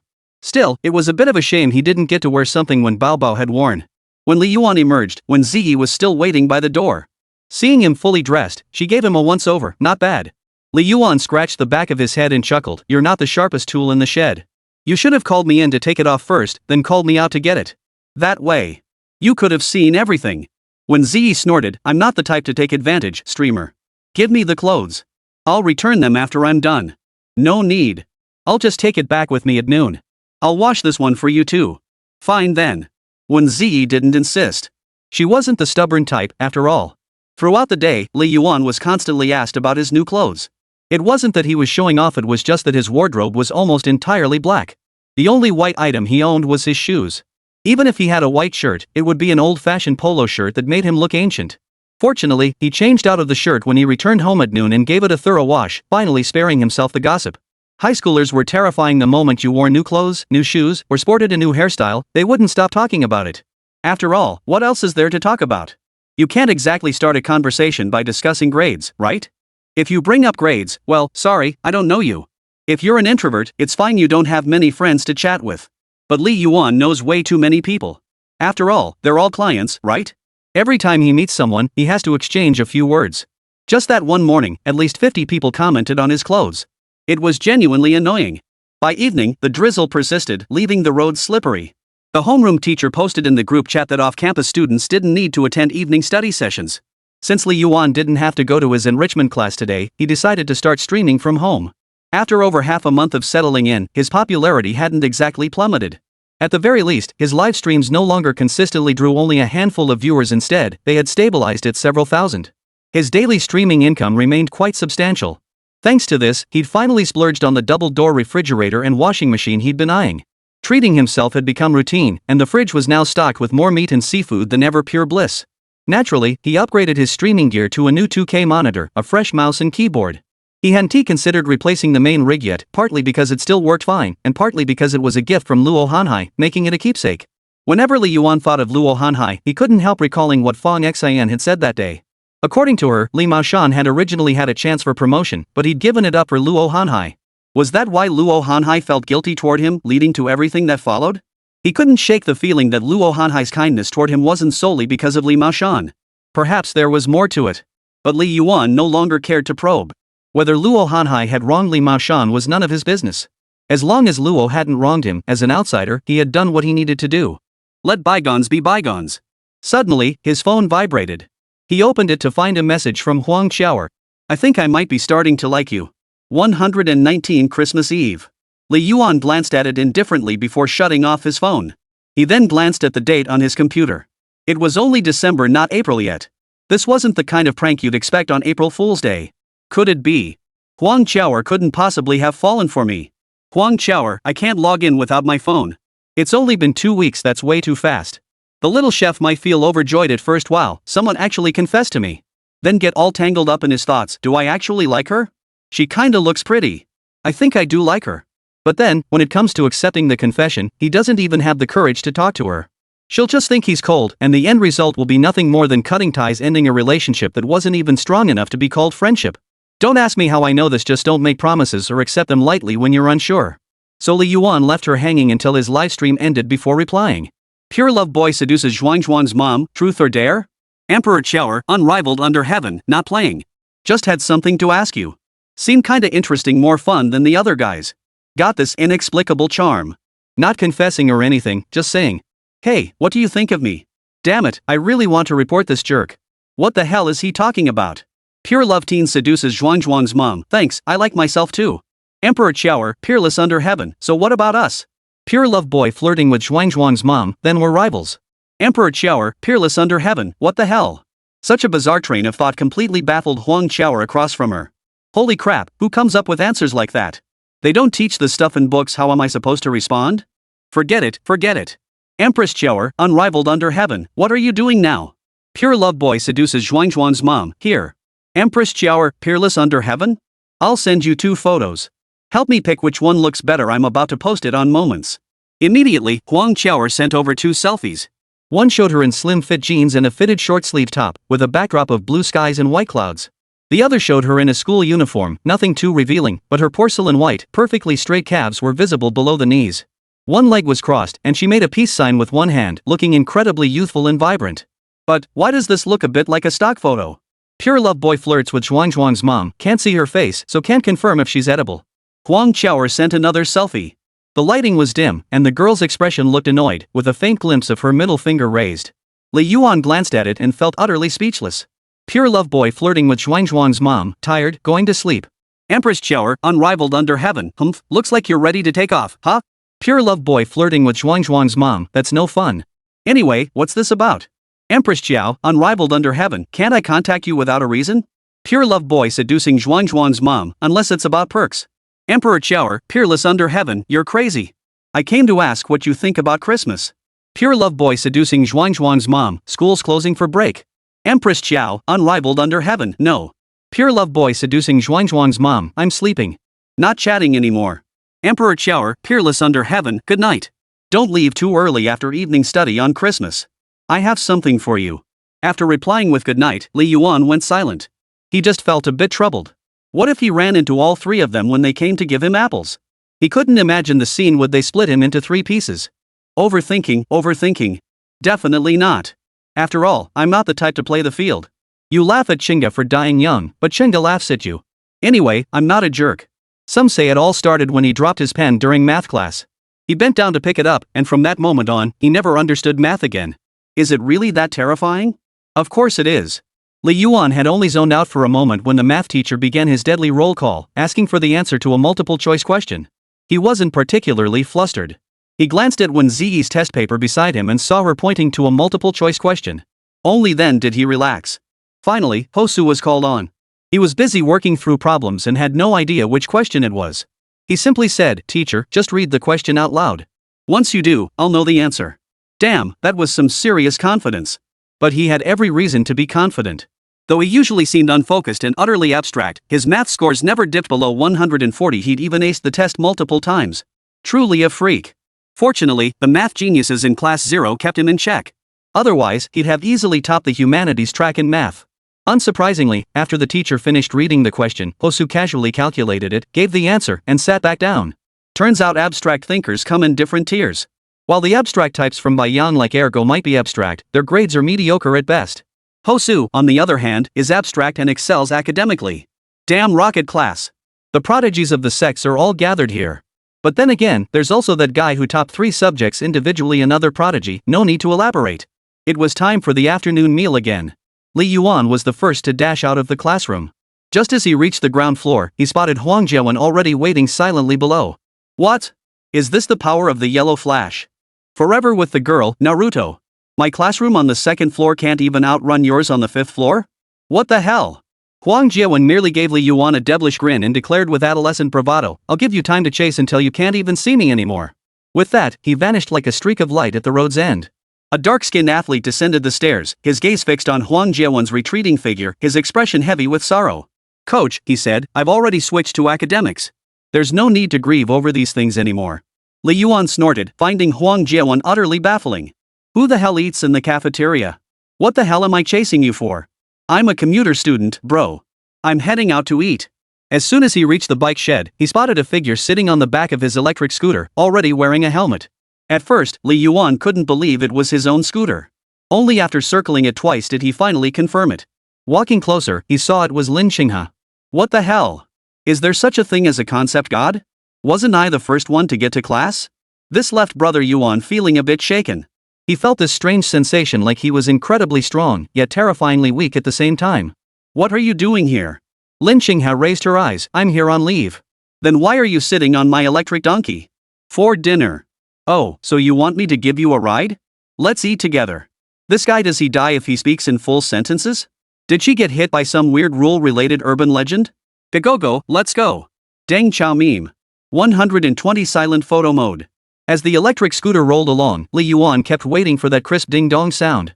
Unfortunately, the system didn't grant his wish this time. The mission didn't arrive as expected. System quests are too random. Sometimes you think it'll come, but it doesn't. Other times you think it won't, and it shows up. Right now, getting system tasks for money wasn't really that important. What mattered was whether he could get a few useful skills. Li Yuan felt he was being greedy. With just the skills he had now, he was already living pretty comfortably. Asking for more would be a bit much, wouldn't it? Could the system possibly grant skills that extend one's lifespan? The thought suddenly popped into his head, but he shook it off, forcing himself to focus on other things. Behind him, Lin Qinghe had tugged at his sleeve, pointing toward the distant night market. Eat? This guy really is stingy with his words. She'd only spoken a few complete sentences during their first meeting. Aren't we going to a restaurant? No. All right then. After we eat, do you want me to drive you back or will you take a cab? I don't know. Somehow, every time I try to chat with this guy, the conversation just dies. Oh well, I'll see how she feels after dinner. No tutoring or weekly tests tonight anyway, so no rush. Around 6 in the evening, the temperature plummeted. A howling cold wind swept across his face, leaving an icy kiss on his forehead. The lingering red flush was a sign of numbness from the chill. Parking the electric scooter, I stepped into the night market. Both sides were lined with all kinds of snacks, steaming hot and fragrant, their aroma alone enough to make your mouth water. The crowd wasn't too dense. The two of them walked in without feeling cramped. Li Yuan rubbed his hands together and exhaled a puff of breath. It's a bit chilly. Aren't you cold? He glanced back at Lin Qinghe and saw her unzip her coat, revealing a bulky white wool sweater underneath. Li Yuan nodded in understanding, though inwardly he was sizing her up. That's at least a B cup, right? Though not quite as impressive as Wen Baobao's, it wasn't too shabby either. Definitely better than Wēn Zhiyi. After browsing around, Lin Qingha ended up with several bags in her hands: sauce-flavored pancakes, stinky tofu, and strawberry milk tea. But this girl was such a wasteful eater, she only took a tiny bite of everything before tossing the rest to Li Yuan. Seeing she used chopsticks to pick them up, avoiding any saliva exchange, Li Yuan didn't complain. He slurped them down with relish. Free stuff always tasted better. Wait a minute, this guy's got 6 figures in the bank now. How can he be scavenging other people's leftovers? Not wasting food is what good kids do. What a fine example of mental victory. Li Yuan asked again, are you heading back to school or home after this? It wasn't that he was in a hurry to send her off, but he was worried this kid had only skipped 2 evening study sessions and would have to rush back soon. Though the rocket class wasn't as strict about sick notes as regular classes, that nosy director would still give him a hard time. Home. Then there's no rush. Take your time. From afar, she spotted an Orlan-style roast chicken stall. The line was long, so it must be tasty. Li Yuan mimicked her terse style, eat? Lin Qingha's eyes lit up, eat. After waiting 15 minutes in line, they got their hands on 2 small chicken drumsticks. The two squatted on a nearby stone block, tucking in heartily, a slightly pitiable sight. Their blue and white school uniforms drew curious glances from passers-by. After all, students should be in class at this hour. Suddenly feeling awkward under all those stares, Li Yuan's throat itched to retort, what the hell are you looking at? Lin Qingha beside him, however, remained completely unfazed, focused solely on the drumstick in his hand, eating with sauce dripping from his mouth. After finishing their meal, the pair decided to stop by a bubble tea shop for a short break and finish off the snacks they were carrying. The draft blowing through the street was downright chilly. The moment they stepped into the milk tea shop, Li Yuan couldn't help but marvel at how small Huicheng really was. Familiar faces seemed to be everywhere.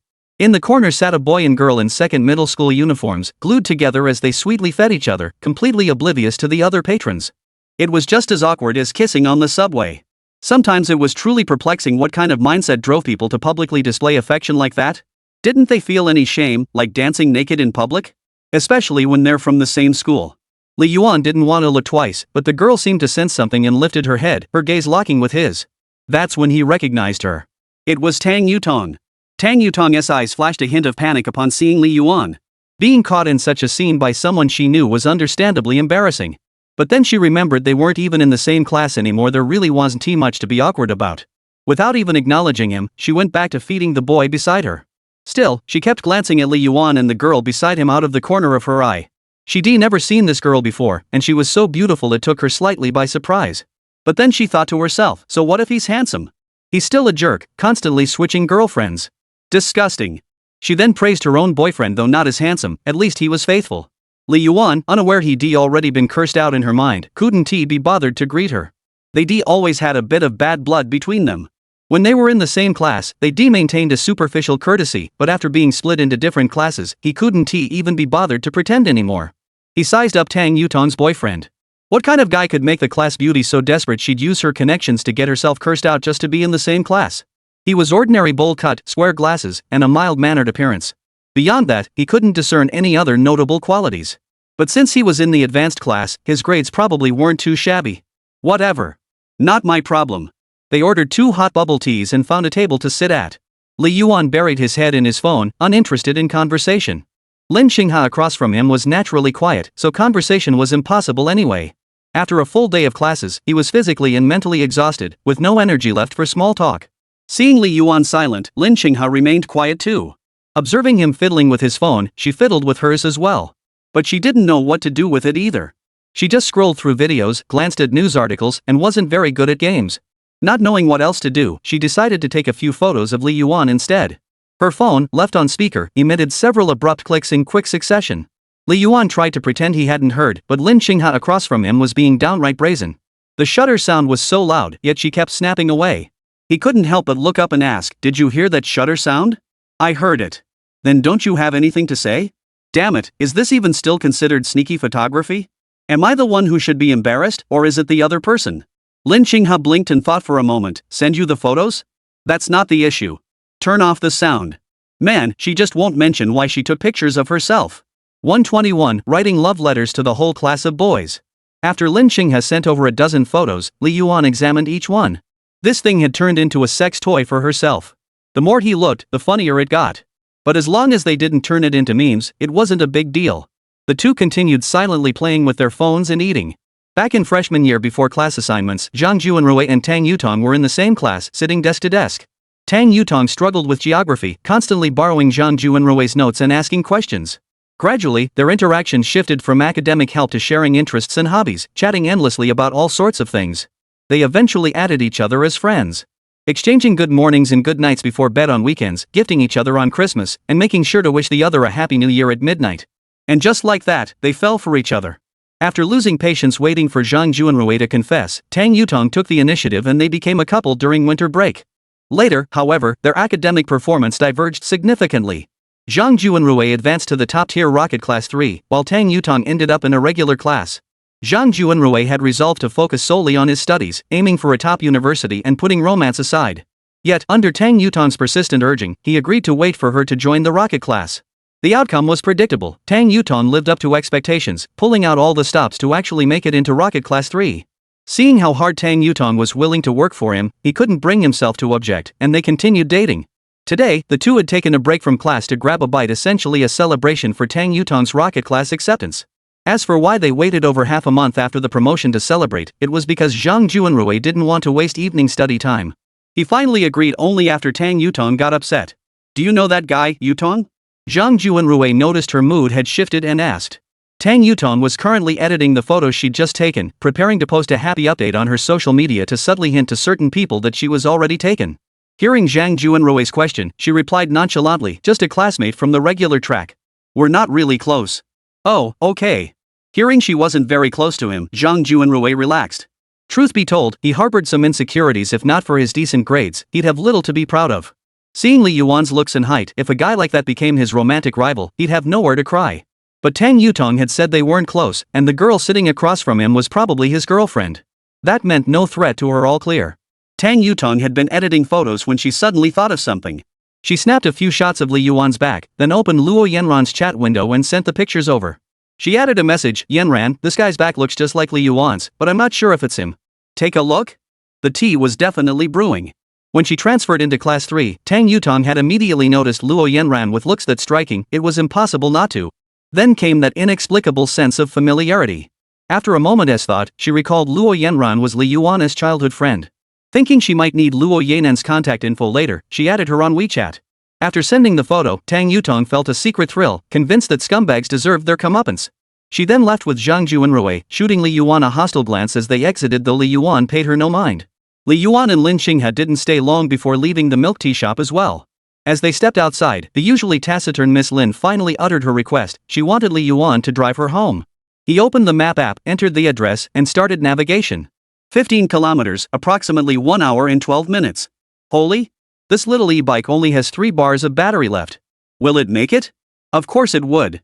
After dropping Lin Xinghe off at her apartment entrance, Li Yuan was about to leave when she suddenly stepped in front of him, startling him to death. "Masaka, are you giving apple to brother Yuan too?"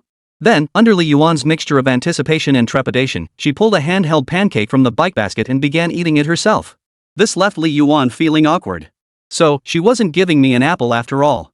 Well, with Wēn Zhiyi, Luo Yanran, and Huang Qiao all around these past couple days, it's been a bit nerve-wracking for this guy. If Lin Xinghe joined the mix too, wouldn't the chances of running into them all increase? Just as he breathed a sigh of relief, Lin Xinghe suddenly halted in her tracks. She turned to glance at Li Yuan, her eyes brimming with pure, innocent foolishness. "Oh no, something's wrong.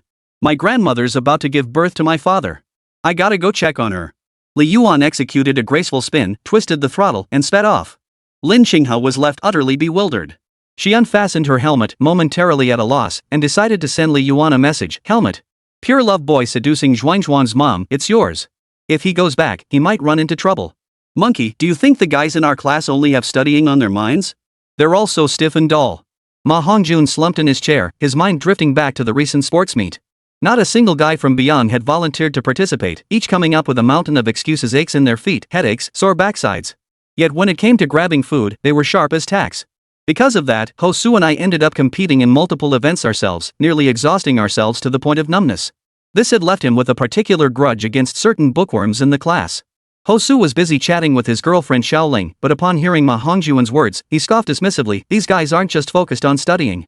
They put on a serious front, but when they're in the dorm or watching teachers, have you ever seen them act reserved?" Ma Hongjun chuckled. "True. That's why when it comes to that stuff, every guy's interested. Anyone who says they're not is either faking it or just pretending to be proper." Hosu adopted a know-it-all expression. "They're all little chefs. You know what? If any girl confessed to them, they'd be panting and sticking out their tongues in agreement, don't you think? Hearing this, Ma Hongjun furrowed his brow. He exchanged a glance with Hosu, and suddenly a mischievous idea popped into his head. The thought of what he was about to do made him chuckle. What do you think would happen if I wrote a love letter to every guy in our class?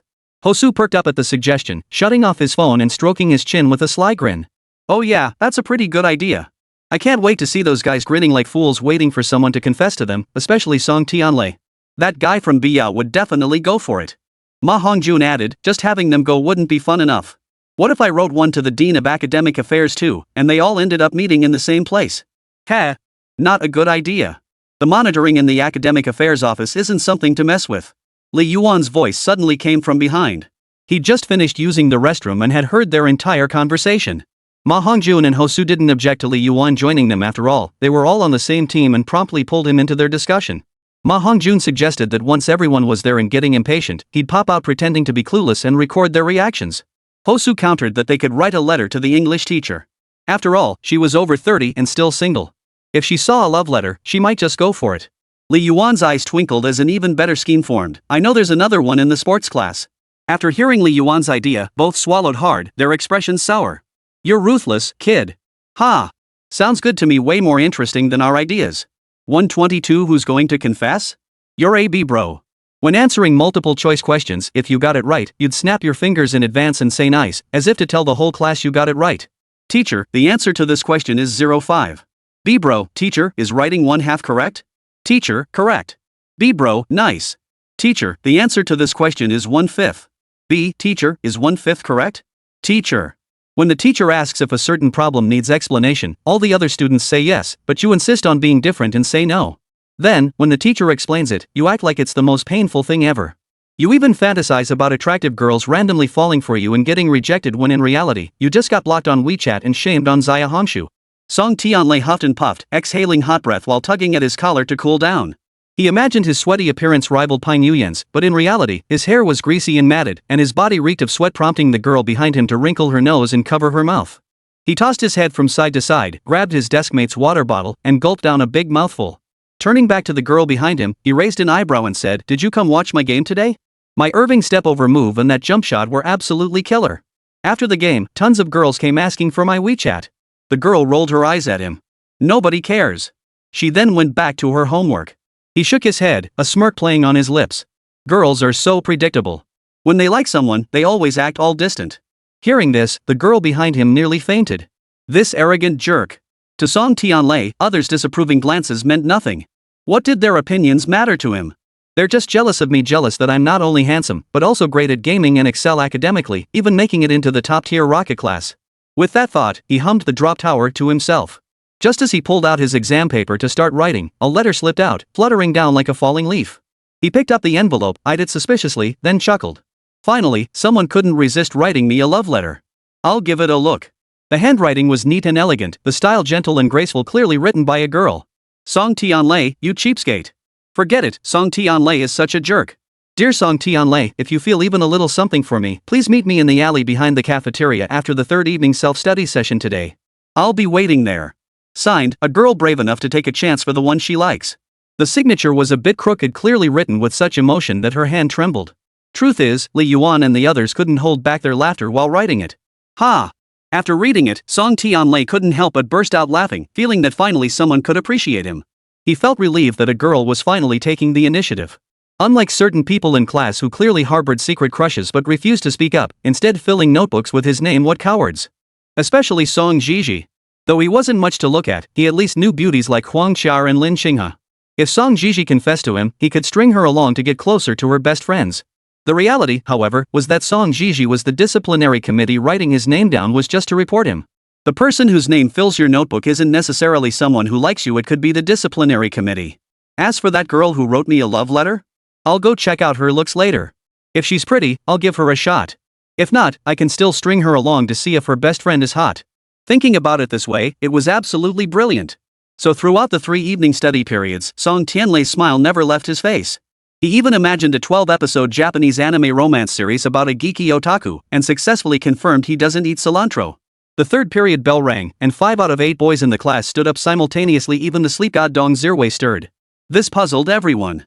Song Tianlei couldn't help but ask the sleep god, why did you suddenly wake up? School isn't over yet. Go back to sleep. Dong Zhiyi felt a twinge of guilt but couldn't bring himself to admit he'd received a love letter. Instead, he made up an excuse, I need to use the restroom. Alright then. Seeing the boys leave, the three instigators grinned so widely their faces crumpled. Ma Hongjun noticed Dong Zhiyi leaving too and asked curiously, huh? Why sleepyhead going out? I don't remember writing him a love letter. Monkey, did you write one? Hosu shook his head. Nope. I figured he'd sleep through it anyway, so I just didn't write him one. I only wrote to Song Tianlei and the other three guys. Li Yuan glanced in the direction Dong Zhiyi had gone but didn't press the matter. Whatever. Let's go check on Song Tianlei's side. They're in for a world of trouble. Hey! Where are you guys going? I'm coming too. Huang Xiaoer saw the three acting all mysterious and knew they were up to something. She jumped up from her seat. Li Yuan turned back, P? You're coming too? Huang Xiaoer beamed with excitement, yeah. The three exchanged glances. What should we do? Well, if she wants to come, let her come. Just make sure she keeps it a secret. Fine. The alley behind the cafeteria. In the afternoon, sunlight spilled here like shredded gold leaf. The wind rustled the leaves of the trees beyond the fence, their whispering breaking up the warm rays, a scene of exquisite beauty. It was the perfect spot for a confession. But now, at night, it felt eerie. Not only was the dim light frightening, but there was also a faint, whining sound. Who knew what was making that noise? As soon as Song Tianlei arrived, he ran into several boys from his class. Some stared at their shoes, others pretended to look around nonchalantly, all of them clearly hiding something. What's up with you guys? Oh, we just happened to be passing by. What about you, old Song? Song Tianlei rubbed the back of his neck. Me? Just passing through too. But despite his words, the sense of superiority bubbling inside him was nearly impossible to contain. You guys are just passing by, but I'm here to receive a confession. Just wait, you'll be green with envy. Around the corner not far away, 4 heads were lined up neatly from top to bottom. Ma Hongjun, why isn't he here yet? Could he have backed out? Hosu, don't worry. The sports class is on a higher floor, so it's normal for them to be a bit late. Li Yuan, Huang Xiaoer's hair smells so good. And she really is a washboard so hard it hurts. Huang Xiaoer, what exactly are you guys staring at? Why are the boys from our class waiting over there? Which grade are they in? Can't you say something nice? Hey, here they come. Song Tianlei stood with his arms crossed, pondering the coolest pose to strike, whether leaning against the wall or sitting with his legs crossed. He looked up and saw a massive, obese figure resembling a tiger tank slowly approaching against the light. He was startled. The others were equally startled. But none of them thought it had anything to do with love letters. Not until the figure approached them did she ask, her face cold, which one of you is here to confess? The 4 exchanged glances, their expressions resembling the second emoji in your phone's sticker pack.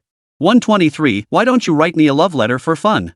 The person approaching was none other than Zhao Yujiao, one of only 2 girls in the sophomore sports class. Standing at 1.65 meters tall and weighing 90 kilograms. Her entire body resembled a ball, bulging with muscle. She aced the shot put event, and a single punch could take down 5 Song Tianlei. She snorted, her chubby cheeks squishing together, her narrowed eyes barely visible as she scanned the group. Who sent me a love letter to get me here? The group waiting for their confession froze at the sight of Zhao Yujiao. What the hell was this? She's 165 centimeters tall, but her waist is also 165 centimeters wide. Song Tianlei, standing at the front, caught the distinctive athletic sweat odor emanating from Zhao Yujiao. He nearly fainted. It reeked worse than damp laundry, though he wondered how it compared to Northeast Rain Sister's sweaty feet. Probably worse. Impossible. The person who wrote me that love letter couldn't possibly be this fat cow. He shook his head, no idea. The other 3 shook their heads in unison, no idea. Hearing this, Zhao Yujiao laughed, then grabbed Song Tianlei by the collar like he was a little chicken. I got a love letter saying someone would confess to me here. I rushed straight over after class and found only the 4 of you. Now you tell me you don't know? Do you really think I'd believe that? Ha! Her shrieking voice froze them all in place. A shared thought surged through their minds. Damn it, where is this cute girl who wants to confess to me? If she doesn't show up soon, I'll be crushed by this monster. If all else fails, I'm bailing. Since Zhao Yujiao had come today, she wasn't about to let the person who wrote her the love letter off the hook. With 4 people here, it had to be either all 4 of them writing her letters simultaneously, or one of them writing it. Either way, there had to be one culprit. She grabbed the most agreeable-looking one, Song Tianlei, practically pressing her face against his. You wrote me the love letter, right? Then hurry up and confess. Song Tianlei froze, his legs buckling as if he might collapse to his knees, tears welling up. Sis, I swear it wasn't me confessing to you. I'm here waiting for someone else to confess to me. I don't care. Since you're here, you must be the one who wrote me the love letter. Confess to me now. Once you do, we'll be together. Holding hands, kissing, anything goes. Zhao Yujia wasn't about to let Song Tianlei off the hook. After all, looking like this, she'd probably wait until she was old and gray before anyone confessed to her. It was rare for someone to write her a love letter, so she couldn't pass up this chance to start a relationship. Besides, even though Song Tianlei wasn't much to look at, he was slim and just about passable. Desperate times call for desperate measures. Zhao Yujia was in that exact situation, and Song Tianlei was passable enough. She could make do. The moment she heard holding hands and kissing, Song Tianlei's face contorted into a mask of agony. Just the thought of Zhao Yujiao's pig's trotters, those thick lips, was disgusting. No way. Tears nearly welled up in his eyes, yet he still hadn't suspected he was being played. Sis, since you found the person you want to confess to, we'll be heading out now. The other three seemed to realize they might have been tricked. They didn't stick around either. If Zhao Yujiao got her eyes on them, the rest of their high school days would never be peaceful. Meanwhile, the four who watched Song Tianlei get dragged away by Zhao Yujiao were laughing so hard their mouths wound to close. But they dared not make a sound, forced to stifle their laughter. Damn it, old Li, you're a real bastard. Writing Zhao Yujiao a love letter? Song Tianlei's got it coming. Ha! Hosu clapped his hands in delight. Ma Hongjun remarked, just letting the other three walk away? That doesn't seem very satisfying. Li Yuan grinned wickedly, the real firecracker hasn't even shown up yet. No sooner had he spoken than the three about to leave were halted by a high-pitched male voice. I didn't say you could leave. Yuan Jiruo sashayed over, one hand forming a delicate pinky and thumb gesture as she held a love letter. She stopped right in front of the trio. She flashed a slightly seductive smile. Is this the love letter you three wrote for me? Not bad. I thought there weren't many people in this school who shared my orientation. Which grade are you in? The three shook their heads like bobbleheads, not seniors. That's not up to you. Yuan Jiruo was in the senior art class. He was a real handful, but what truly shocked everyone was his orientation. Several boys in his class had already fallen victim to his advances. Still, his grades were genuinely excellent, and he had a natural talent for painting. The school kept him around to boost their graduation rates. He was the school's notorious guy. As for how Li Yuan knew this guy, that story starts with Qin Xiaofei. That guy had a crush on Wēn Zhiyi, so naturally, Yuan Zhijiu couldn't let him off the hook. After finding out about Yuan Zhijiu through various channels, he introduced Qin Xiaofei to him. Yuan Zhijiu was desperate for a partner, which annoyed Qin Xiaofei so much that he nearly got into a fight with him, finally putting an end to the farce. Today, when Ma Hongjun and Monkey hatched their wicked plan to write love letters to every boy in the class, Yuan Zhijiu immediately came to mind. After all, the school had only a handful of eccentric characters, and since Li Yuan knew them all, they were all dragged in to torment their own classmate. They really were using their own people to torment him. Caught between a rock and a hard place, the boys struggled for ages, running around and wrestling, yet still couldn't escape their clutches. Especially Song Tianlei, the massive size difference made it impossible for him to break free. Crushed from all sides, he finally gave in to threats and bribes, agreeing to Zhao Yujiao's confession and planting a kiss on her cheek. Watching the video, Ma Hongjun gagged in disgust. Damn it, Song Tianlei is beyond belief. The other three weren't faring much better either. They all obediently handed over their contact information and each received a pinch on the butt from Yuan Jiruo. Only when the class bell rang did they manage to escape. But it wasn't really an escape, those two would find them again later. All the way back, Ma Hongjun and Hosu watched the footage, doubled over laughing. They agreed Li Yuan's move was deadlier than stagnant water. Damn it, I'll carry this secret about Song Tianlei for the rest of my life. I nearly choked on my laughter just now, you know? Huang Xiaoer, however, found nothing amusing about it. She merely pitted Song Tianlei's near-begging posture earlier, yet her eyes flickered as she recalled the love letter incident. Come to think of it, she'd never received a love letter herself. Had Li Yuan ever gotten one? No. Never. Brother Yuan had always been insecure since childhood and wasn't particularly good-looking. It wasn't until high school that he finally started to develop and become somewhat handsome. Before that, he'd never seen a love letter in his life. Huang Xiaoer walked Li Yuan to the school gate and he specifically reminded her, don't tell anyone about today, okay? Got it. I've always been tight-lipped. Dead tight. After the third evening study session ended, it was time for the boarding students to head home. Li Yuan's mind was already elsewhere. He couldn't be bothered to compete with her over who could drive better, so he just said goodbye and turned to leave. Li Yuan, you seem pretty good at writing love letters. Why don't you write one for me just for fun? Huang Xiaoer said in the most casual tone. Li Yuan glanced back at her and said, no way. I'm afraid you'll actually say yes. Narcissist, get lost. Huang Xiaoer stood at the school gate, silently watching Li Yuan's figure fade into the distance, but her mind was already churning with thoughts. If you won't write one for me, then I'll write one for you. 124 I'll trip my brother in front of you. The next day. Even though it was Friday, the boys in the class couldn't muster any joy. Each looked as if they'd lost their souls, completely distracted. Especially Song Tianlei, his dark circles were terrifying. He was clearly exhausted to the point of collapse, yet he refused to lie down and sleep. He feared Zhao Yuzhou would attack him while he slept. Last night's terrifying scene meant that every time he closed his eyes, Zhao Yuzhou's face appeared. The thought of being harassed by this thing again made him so frustrated he couldn't sleep. Dong Zhiwei yawned as he entered the classroom, startled by Son's appearance. "Old Son, didn't you sleep well? Maybe you should try melatonin." Song Tianlei kept his head still but darted his eyes around. He pressed Dong Zhiwei down and asked, "Where did you go after the third evening self-study class ended?" Dong Zhiwei felt a twinge of guilt, his face flushing slightly. I went to that path on the back mountain." "You didn't go to the back alley of the cafeteria." Ha, you have no idea what appeared there last night." "What happened? Ghosts?" "Something far scarier than ghosts." Song Tianlei scratched his head and ears, pondering what to do next. With Zhao Yujiao, such a terrifying person, he feared the rest of his high school days would be miserable. Plus, he still hadn't accepted her friend request. She'd probably come looking for him as soon as morning reading ended. What to do? Wait, I'm in the rocket class.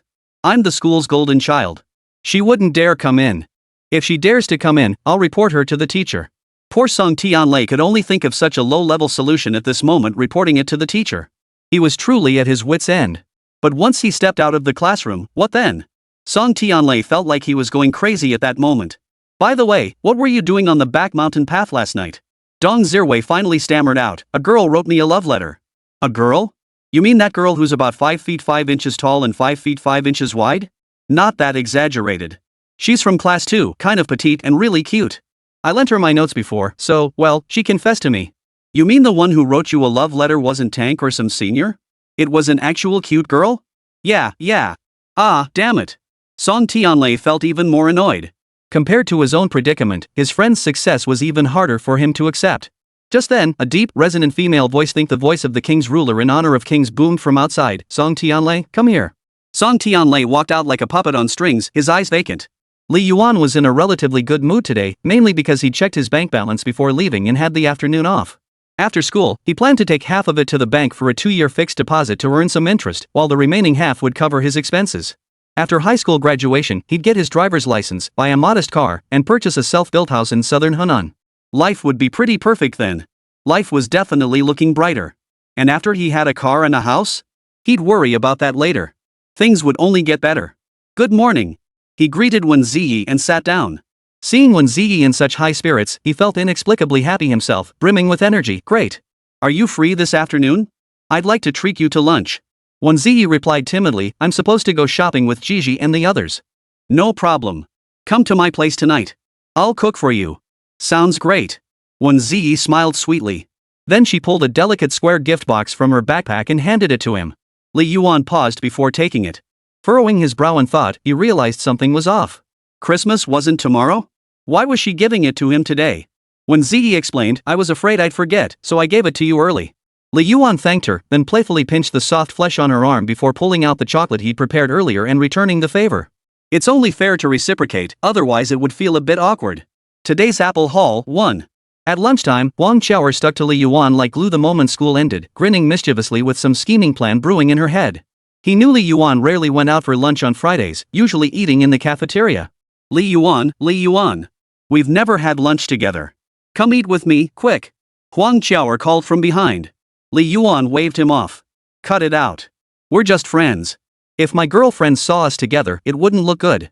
They might turn me into Shang Yang." Wang Qiaoer hopped in front of him, hands clasped behind her back, and walked backward for a bit. Whether by accident or design, the angle allowed a glimpse through her collar, revealing the soft pink of her undergarments, and she murmured, "Don't worry. I'll make sure they never find out. We'll keep it a secret." It felt like sneaking around. Li Yuan glanced a few more times, his expression flickering with disappointment before quickly returning to normal. "Whatever." Wang Qiaoer bounced cheerfully beside him. "Your eyes looked kinda weird just now." "No, I wasn't." "Really? By the way, tomorrow's Christmas. Are you going to give me an apple today?" "Nice move, taking the initiative. I was waiting for you to give me one. I'll give you a kid." "Hey! You shouldn't say things like that. You're still in high school." This nearly made brother Yuanshin jump out of his skin. "Watch your language, sis, don't get the book banned." In the cafeteria, the two had just finished getting their meals when they ran into Ergo and Huang Jiewon in line. Seeing Li Yuan didn't surprise them, it was the gorgeous girl beside him that caught their attention. Ergo, that crazy bastard, suddenly lost his mind and tripped Huang Jiewon with a kick. Huang Jiewon stared at him in utter bewilderment. "You idiot, are you out of your mind?" Ergo, I can't control myself. Seeing a hot chick makes me want to trip my bro. Wang Jiawen delivered a flying kick, damn it. The two started roughhousing in the cafeteria, drawing a crowd of onlookers. Huang Qiar looked at Li Yuan beside her. Your friend? Li Yuan nonchalantly walked away. Don't know them. Oh. As he sat down to eat, Li Yuan scanned the cafeteria for any sign of Luo Yanran or Wēn Zhiyi. Noticing neither was present, he felt slightly relieved. Otherwise, getting caught red-handed would have been pretty awkward. Especially Luo Yanran, she'd probably give him a flying tackle. Huang Qiao was still pondering the two pranksters from earlier. Biting her chopsticks, she asked, do all guys here trip up their buddies whenever they see a pretty girl? Tripping your buddy to get a girl's attention? That's practically standard operating procedure for kitchen boys. Even more pathetic are those who suddenly start air shooting. Li Yuan shook his head. That's such a lame way to get a girl's attention. Then what would you do? Huang Qiao asked curiously. I'd pretend to trip in front of you and then give your socks an epic lung-clearing move. Huang Qiaowei silently moved her tray back a bit. This guy from Biya is a total creep. 125 cheating cat, first taste my invincible iron fist. After dinner, Li Yuan walked Huang Qiao to her dormitory entrance. Just as he was about to leave, she called out to him. What the hell? Huang Qiao grinned mischievously. We can't do that.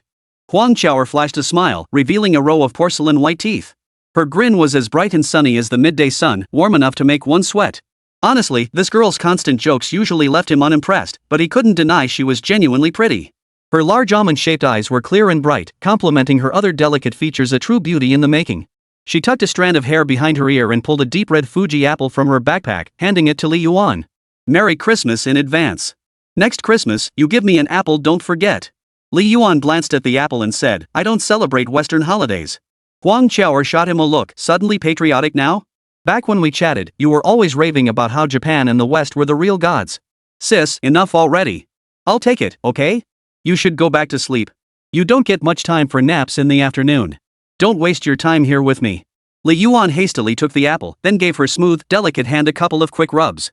Huang Qiao didn't seem to mind Li Yuan taking liberties with her, seemed like she could push the boundaries a bit more next time. She reminded him again, remember, next Christmas it's your turn to give me apples. Got it, got it. Li Yuan gave a perfunctory reply, shoved a handful of big white rabbit milk candies into her hand, said bye, and took off. Next Christmas? That would be the first semester of senior year.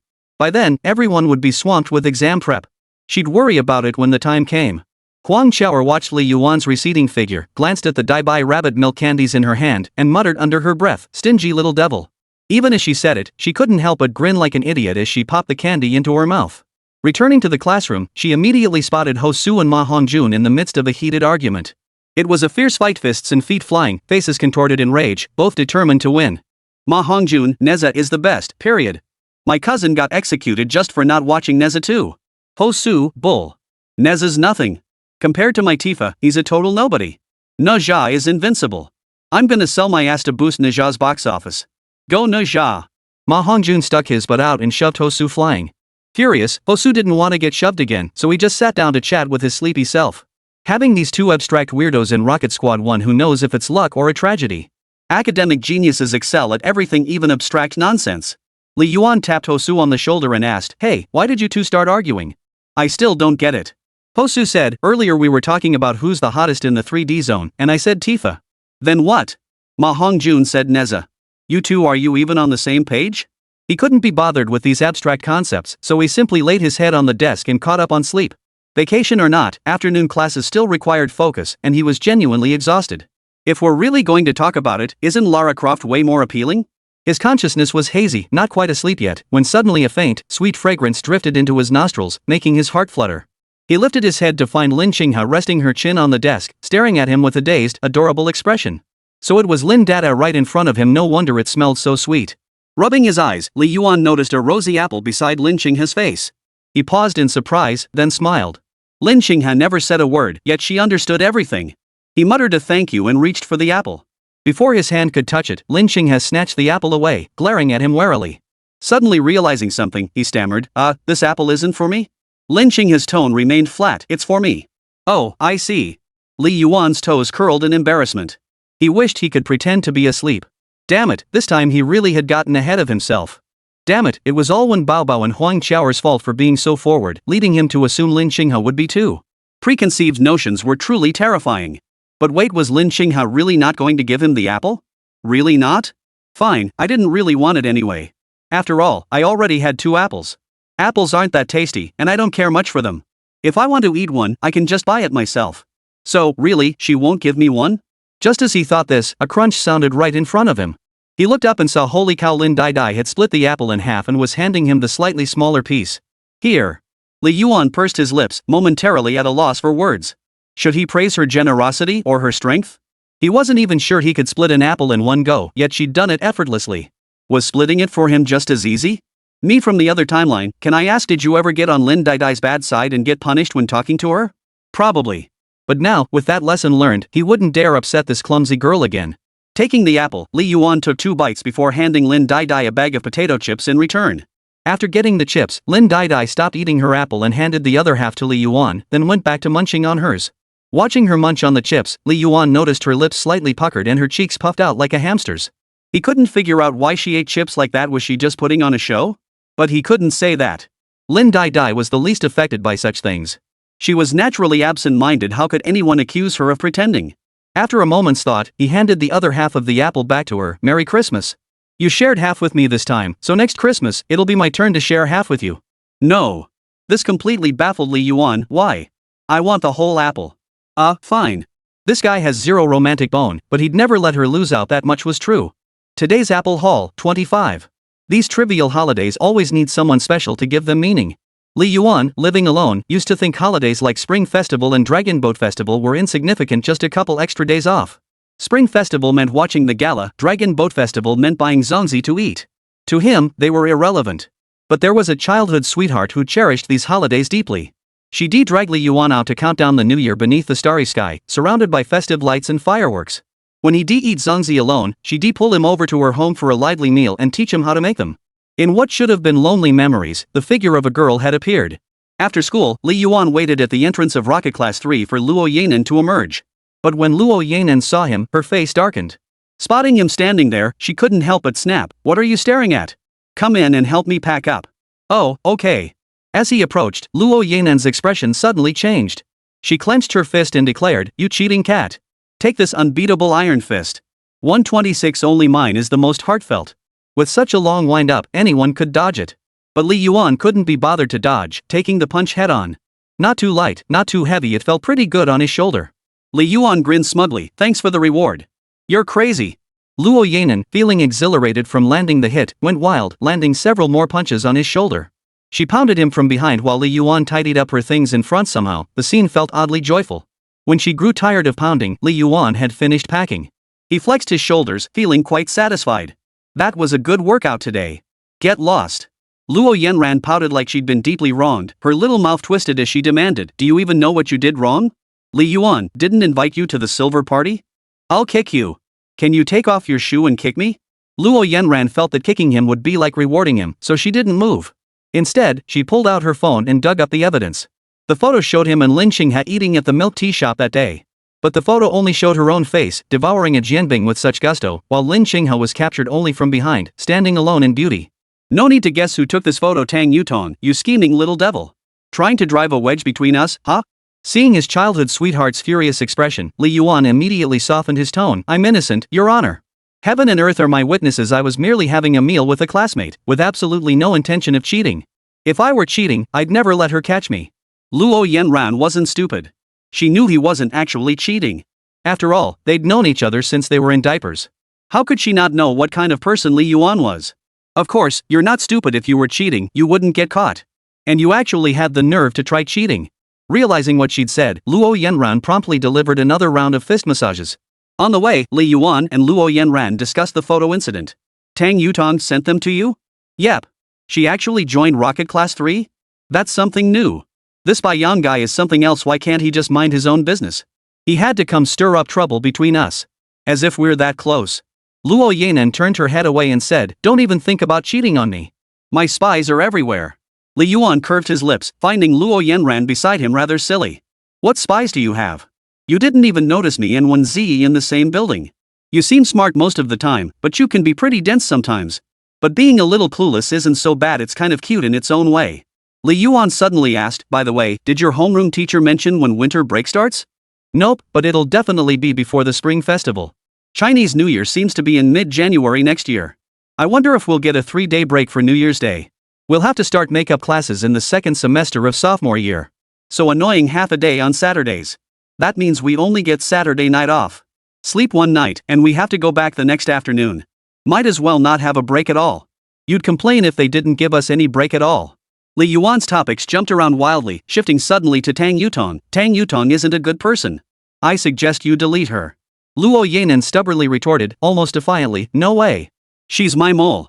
Fine, informant it is. But don't get too close to her. I'm not stupid. Of course I know not to get too close to her. She's always dragging me around asking questions about everything, treating me like a personal tutor. I can't be bothered with her anymore. After taking Luo Yanran to a nearby restaurant for a meal, Li Yuan drove her home on his electric scooter. It was late December in eastern Guangdong, with New Year's Day fast approaching. The air was so cold it made your teeth chatter, and dusk fell quickly. By 6 o'clock, the sky had turned a deep blue, with a sliver of crimson torn open in the western horizon, the spot where the sun had set. Sunrise and sunset, such ordinary natural phenomena, witnessed daily. Yet, at 17 or 18, one could always remember that ordinary sky, yet feel that ordinary sky was extraordinary. Perhaps it was because 17 or 18 was the prime of youth, the most emotional time, that ordinary things were imbued with extraordinary meaning. Li Yuan always cherished the present moment, knowing that any instant, once lost, would never return. Those beautiful moments could only be remembered, nothing else could be done. What truly teaches one to cherish time is never the easily attained beauty, but the mundane moments that, once lost, can never return, the agonizing pain of regret. Li Yuan felt an inexplicable premonition. Even with Luo Yanran, who had been by his side for over a decade, he knew they would one day face parting. That turning point should be the college entrance exam. So we should make the most of the time we have left and create more memories. After dropping him off downstairs, Luo Yanran placed her helmet back in the bike basket, revealing her right dimple as she asked, "Want to come up for dinner? My parents would really like to meet you." The way she put it, it sounded like she was introducing him to her parents. "We've already eaten. No need to go up. Just give them my regards." "No way. Go say hi yourself." Luo Yanran stood still after speaking, shifting her shoulders awkwardly like a worm, hesitating as if she had something more to say. Seeing her slightly comical expression, Li Yuan couldn't help teasing her. "Got fleas on you? Mind your hygiene, wash your hair at least every other day, and take a bath too. If you don't know how to bathe, I can teach you." Luo Yanran puffed out her right cheek, turned her head away with a huff, and asked in a faint voice, Did you prepare something for me for Christmas?" "No. Go upstairs now." Luo Yanran wasn't giving up. She pressed on, "Really? Nothing? Open your backpack and let me see." "Here, come see." Li Yuan opened his backpack, and sure enough, she came over to look. No choice, he'd have to give her the chocolate early. He'd planned for her to offer first, but now he had to take the initiative. Taking the chocolate, Luo Yanran still looked a bit sulky. She pulled out a perfectly sized little gift box from her backpack. It even had a smiley face drawn on it, decorated with ribbons. The neat handwriting on the note read 4 characters, "Peace and safety every year." It looked incredibly thoughtful. Compared to this, Li Yuan's chocolate seemed rather perfunctory. But the sentiment counts, right? Absolutely not. He definitely needed to make it up to her later, or else a rift would form between them. He scratched the back of his head, sounding a bit uncertain. "I just wasn't prepared this time. I'll make it up to you on your birthday." He'd assumed Luo Yanran was sulking because his gift was too half-hearted, but she just shook her head. "It's fine. Chocolate is good enough. I don't like apples anyway." "But wasn't I the only one who gave you apples?" Turns out she'd seen the apples from Wēn Zhiyi and Huang Qiaoer when she opened her backpack earlier. "Yeah, but yours was the most thoughtful Christmas gift. Theirs were just friendship apples." Hearing this, Luo Yanran finally hummed in agreement, letting it go. "Of course. Only I put the most thought into it for you. I'm heading back." "Yeah, bye." 127 knocks on the door aren't always from people. That night, Li Yuan finished off all the apples while playing video games. He couldn't tell which ones were sweet and which weren't, but his gums bled from the effort. Gaming was actually quite entertaining, but once something became high intensity and required daily, scheduled completion, it ceased to be fun. Work, however, is a different story. The less you have to do and the shorter the hours, the happier you are. When you experience too many interesting things, they cease to be interesting. But no matter how few times you experience something boring, it never becomes interesting. Everything online has its moment of heat. Whether it's your pouty lips meme from years ago or the chasing Wēn Zhiyi subway voyeurism incident, that heat is fleeting, it comes fast and fades just as quickly. Li Yuan's self-promotion buzz has already faded. His follower count plateaued at 820,000, with daily live stream attendance hovering around 3,000. When his content isn't trending, it garners mere tens of thousands of likes and hundreds of thousands of views. But a streamer of his caliber has undoubtedly signed a contract with the platform, guaranteeing a steady monthly salary.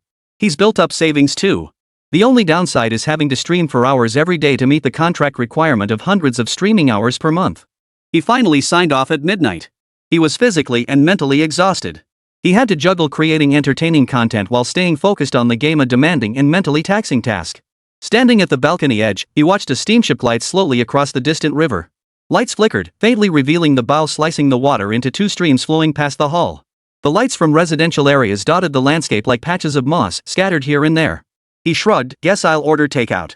No sooner had he placed the order than Wēn Zhiyi's high-pitched voice came from outside the door. "Streamer. Streamer. I know you're off air now.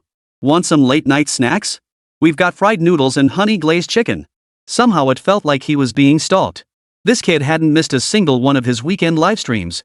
The moment he went offline, he was already pestering him for late-night snacks. It made Li Yuan feel inexplicably warm inside, like coming home exhausted after a long day at work to find a hot meal already waiting for you.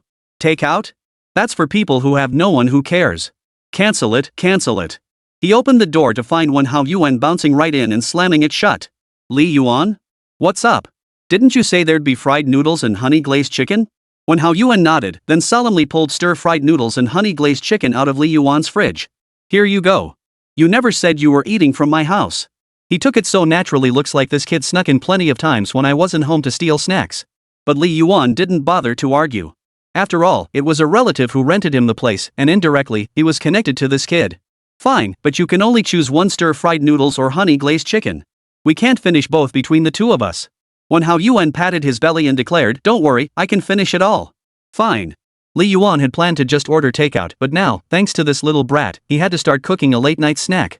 First, soak the rice noodles. Prepare some lean pork, bean sprouts, red chili peppers, and garlic cloves. Get everything ready for stir-frying later. The honey-glazed chicken was pre-marinated. Just toss it in the air fryer for half an hour. While waiting, Wēn Zhiyi scrolled through silly videos, laughing so hard he rolled around on the couch. Li Yuan leaned back on the couch, resting his eyes. "Streamer, streamer. Our cutest little May said she really enjoys gaming with me. You think she likes me?" Li Yuan didn't even open his eyes. "Get this straight, she likes playing games with you, not liking you." He couldn't help but find it amusing, a kid barely out of elementary school already understanding the concept of liking someone. "Back when I was your age, all I cared about was rushing home to play Skyrun and mastering those high-score combos I saw online." Wēn Zhiyi perked up. "No way. I feel like Xiaomei really likes me. She always smiles when she sees me." "Ha, maybe she just thinks you're funny. If she really liked you, she'd shyly look away. Xiaomei has a pretty outgoing personality." "Yeah, cheerful, cheerful." Li Yuan couldn't be bothered arguing with the little brat. He stood up to make fried noodles, hot oil, garlic cloves, chili peppers, stir-fry until fragrant. Then toss in the lean pork, add rice noodles, season with soy sauce, salt, and light soy sauce. Done in a flash. As he served it, he asked, "Where's your sister? Is she asleep? If not, tell her to come eat some midnight snacks." "No idea. Big sis always goes to bed early. Probably asleep already." Wēn Zhiyi just dug in, clearly starving. But once he stuffed himself with the noodles, the honey-glazed chicken would be all for Li Yuan. "Ha!" Wēn Zhiyi dared not order takeout. If his parents caught him up so late, he'd get a belt and meat dinner. That left only one option: head upstairs to find Li Yuan. Poor guy. Li Yuan sent Wēn Zhiyi a message. Surprisingly, she wasn't asleep either. She'd just finished 2 sets of math practice papers. A true academic powerhouse. While he played games until midnight, she tackled problems until midnight. Not that Li Yuan never did practice problems, he'd occasionally work on them during late-night study sessions at school. But at home, he was either cooking, streaming, or getting sidetracked by trivial matters.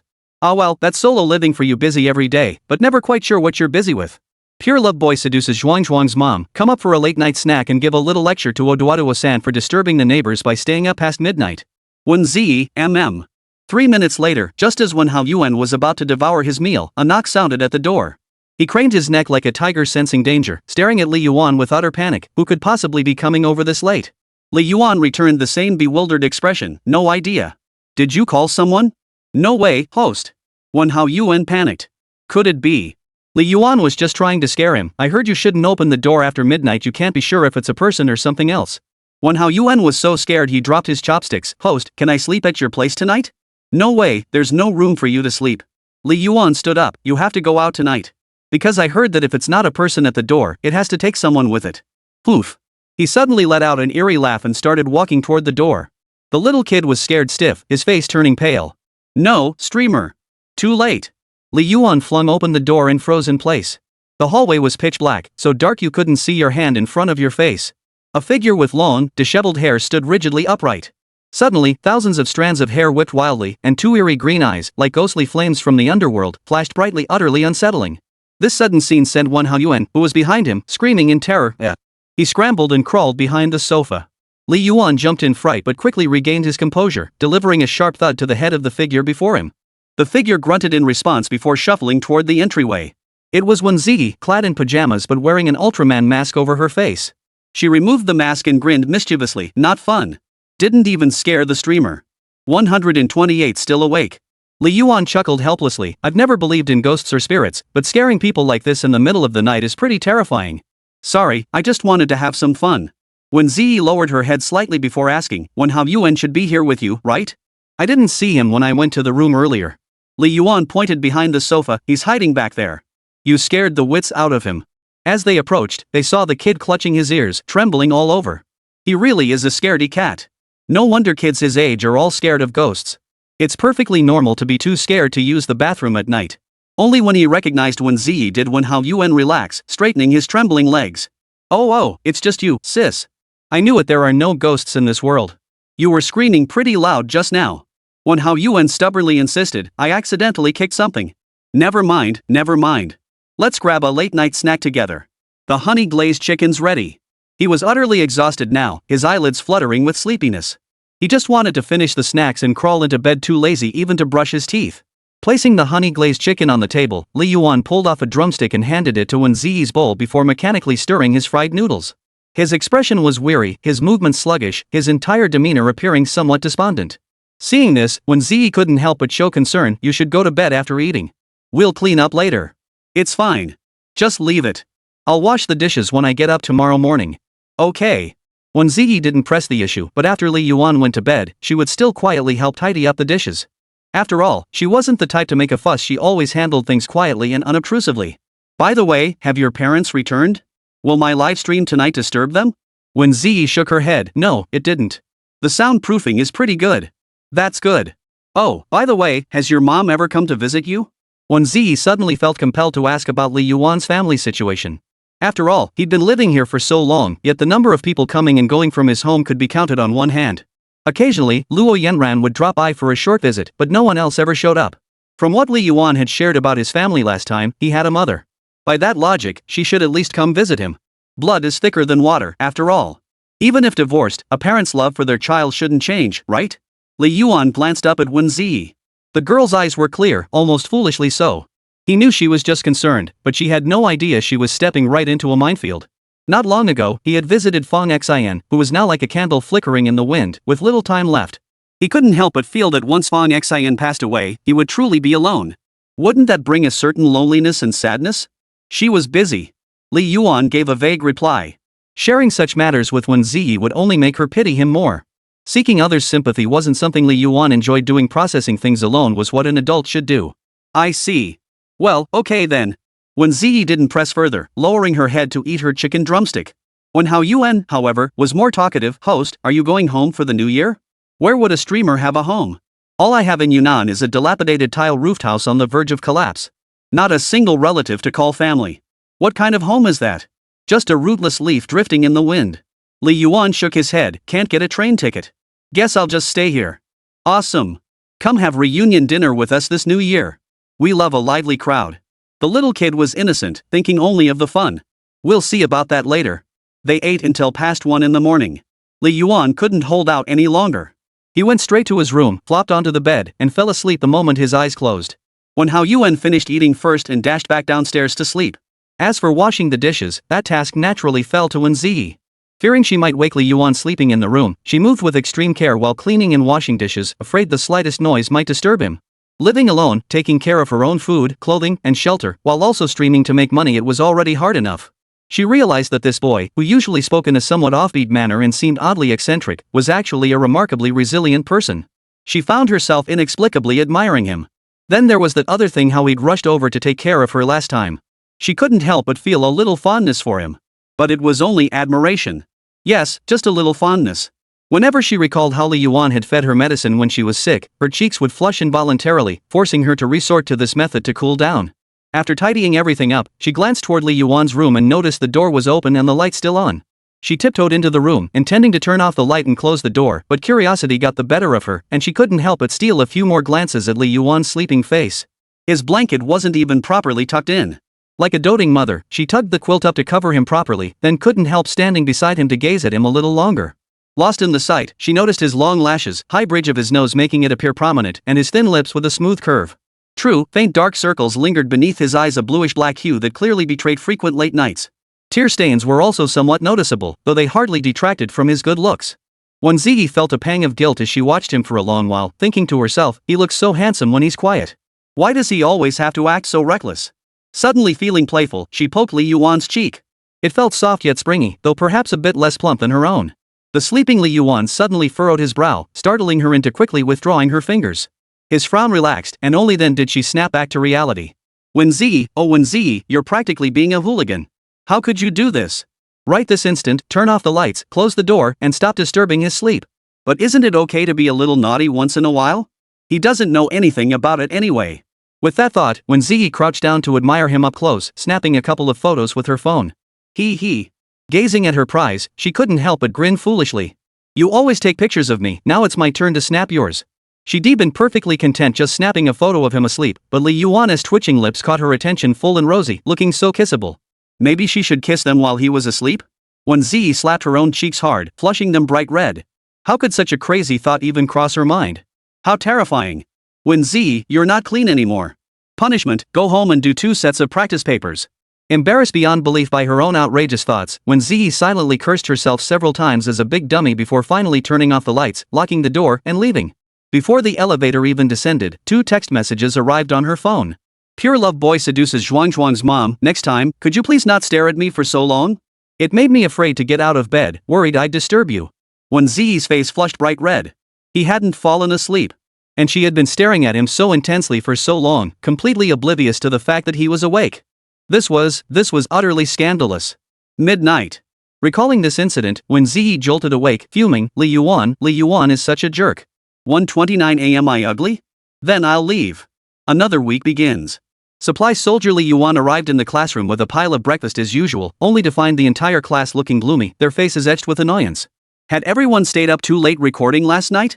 After asking around, he found out, damn it, the weekend was gone. Saturday morning had 5 makeup classes, with dismissal only at noon. That meant the only break was a night's sleep at home, and they'd have to be back the next afternoon. What a pain. That's how high schools in small counties operate makeup classes whenever they see fit. Li Yuan certainly didn't think high schools that didn't make students attend extra classes weren't good schools. Look at Shenzhen No. 1 high school, they don't make students attend extra classes, yet they get a bunch of students into Peking and Tsinghua every year, right? Truth is, most of those Shenzhen No. 1 high school students who get into Peking or Tsinghua aren't there because of their grades. They're there because their families have connections, money and influence, and they get in through special admissions programs. Otherwise, go ask around which high school kid in a small county even knows about the physics and chemistry Olympiads? That's how the information silos work. You might think only top students get into Peking or Tsinghua, but some students just get Singaporean citizenship and come straight over to study abroad. They skip the exams altogether, and in the end, their credentials might even look better than those who earned their spots through proper exams. Sometimes there's just no way around it. Class barriers are incredibly hard to overcome. So cramming isn't much use, you need good fortune, a favorable birth. Then you can pick and choose between Peking and Tsinghua. Li Yuan also hoped to leapfrog social barriers through the college entrance exam. Maybe snagging a city girl in Beijing would catapult him to success. Math class. The dreaded roll call. Huang Qiao was right in the thick of it. She hadn't been paying attention earlier, and the most terrifying thing in a high school classroom is when the teacher calls on someone who hasn't been listening. Even scarier? Your desk partner wasn't paying attention either. The math teacher's gaze never wavered as he calmly said, Huang Qiao, could you help us explain which option to choose for this problem? The teacher had considerable confidence in the students of Rocket Class 1. After all, their average math score on the last monthly exam had been over 90. What he didn't know was that 2/3 of the class scored above 100, while the remaining third struggled to even pass. And Huang Qiao happened to be among that third. Her eyes fluttered like a butterfly's wings as she pretended to study the test paper intently, but in reality, she was kicking Ma Hongjuan's desk from behind. Ma Hongjun was fast asleep when the jolt startled him awake. His butt muscles relaxed, and a thunderous sound erupted. Put! Just as a hint of despair flashed across Huang Qiao's face, the math teacher on the podium smiled, slapped the desk, and exclaimed, Hey! That's right, the answer to this question is B. This problem essentially involved simplifying using a basic induction formula, revealing the nature of the F function. And so, Huang Qiaoer sat down, utterly bewildered, and silently turned to give Ma Hongjun a thumbs up. Ma Hongjun was a bit confused. Giving me a thumbs up? Huang Qiaoer retorted, giving your ass a thumbs up. The bell rang out, and the classroom emptied as students piled onto their desks. Wēn Zhiyi, however, was wide awake. She pulled out a packet of instant coffee powder, dumped it straight into her mouth, and washed it down with a gulp of hot water. Despite the bitter taste that brought tears to her eyes, she remained completely expressionless. Li Yuan was stunned. Does it have sugar? Wēn Zhiyi showed him the packaging. No sugar. This self-punishing way of staying awake was downright terrifying. Coffee's so bitter, have some candy. Li Yuan tossed her a few strawberry-flavored Dr. Bear gummies. Wēn Zhiyi said thanks and popped a few into her mouth. Li Yuan suddenly remembered something and asked, is our class organizing a performance for the New Year's Eve party? Time was running out once this week ended. Next week would bring the New Year's Eve party, followed by a 3-day break. After that, the countdown to final exams would begin. The semester would soon be over. Following second heist tradition, most acts for the New Year's Eve gala would be performed by invited groups, though a few interested classes might participate. Classes were reluctant to participate because the school provided no subsidies for the event. Students had to cover their own costume expenses, and rehearsals took up valuable time. If the homeroom teacher wasn't open-minded, they probably wouldn't even see the registration form. Wēn Zhiyi replied, I asked Gigi. She said the homeroom teacher will probably organize it, but no one will sign up.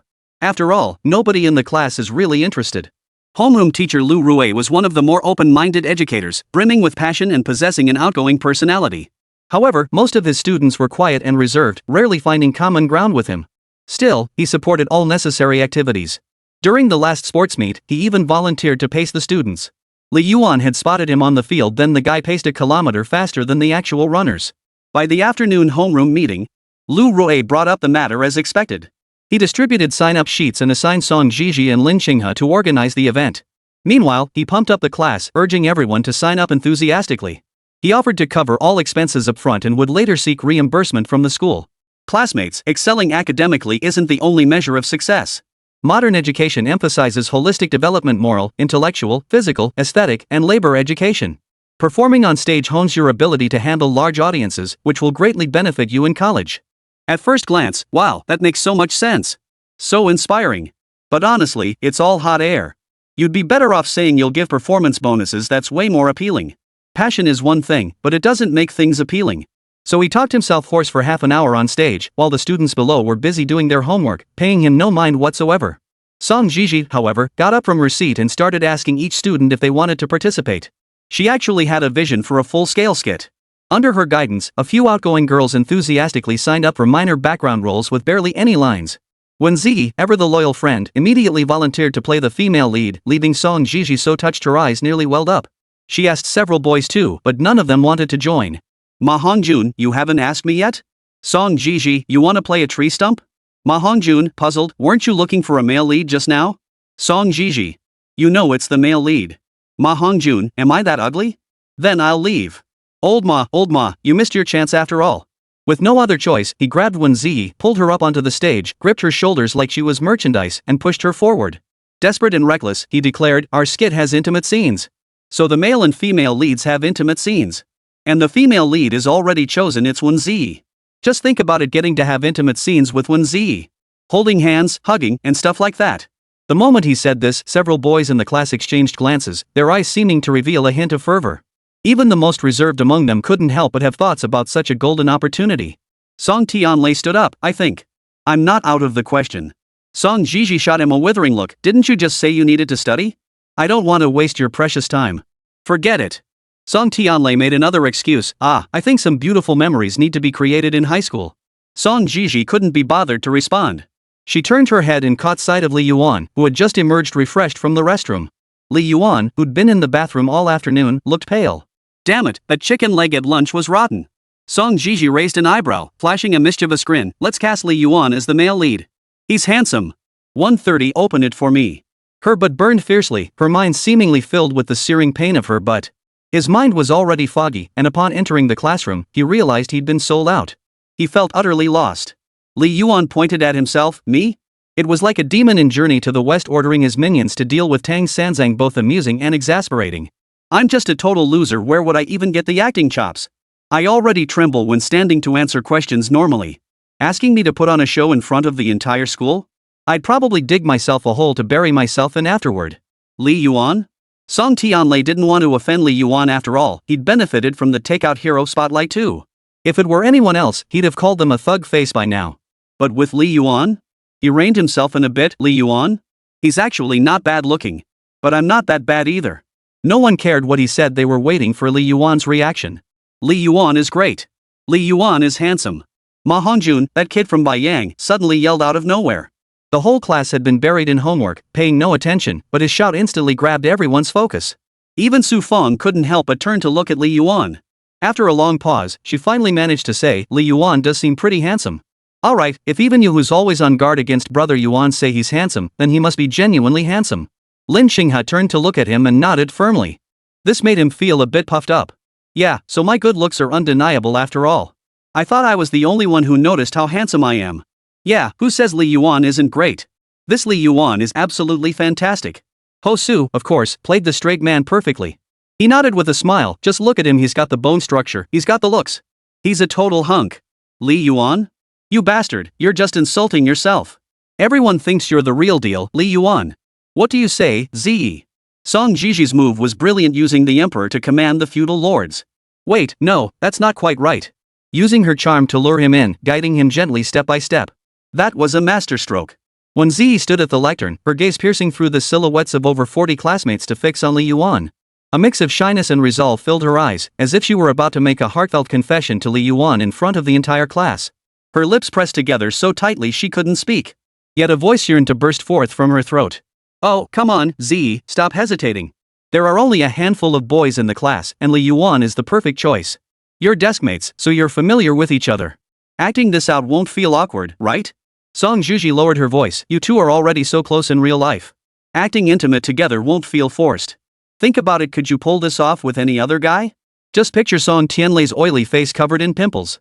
Hearing this, Wēn Zhiyi finally showed some reaction, batting her eyelashes at Li Yuan twice more. To Wēn Zhiyi, it seemed like a plea for help. But from Li Yuan's perspective, it was pitiful, like encountering a drenched kitten by the roadside, compelling him to offer aid. Ignoring it felt like the most despicable, most sinful thing in the world. Li Yuan gritted his teeth and agreed. Fine. Seeing Li Yuan agree, Wēn Zhiyi finally averted her gaze and let out a quiet chuckle. The happiest person was undoubtedly Song Zhiji. As the organizer, she promptly decided, alright, I'll go find a suitable script. We can rehearse it during lunch. After all that fuss, they still hadn't settled on a script. And you said the leads have intimate scenes? You're taking the piss out of me. The next day. During the big break at the small shop, the four losers gathered together. Still eating instant noodles with sausage, cooked and eaten on the spot. Why did the loser foursome always eat instant noodles right after boiling them? Boarding students could skip the lunch rush, head straight back to their dorms, and sleep. Non-boarding students could eat lunch and then spend the entire afternoon playing on their phones in the classroom. Why not? It wasn't until high school that I realized how precious time is. Even 10 minutes had to be spent playing basketball, let alone the half hour saved by skipping the lunch rush. Have you guys signed up for the New Year's Eve show? Li Yuan asked. Ergo lifted his head. Old Zhang mentioned it yesterday, but no one in class responded, so it just fizzled out. Oh, and 2 girls transferred from science to humanities, pretty cute. I even added them on WeChat. Huang Jiawen scoffed, come on, you're the one who chased them down the moment class ended. They only added you because they couldn't stand it anymore. You know they blocked you from seeing their WeChat moments, right? Ergo suddenly flared up, bull. They're not like that. They were smiling at me in class yesterday.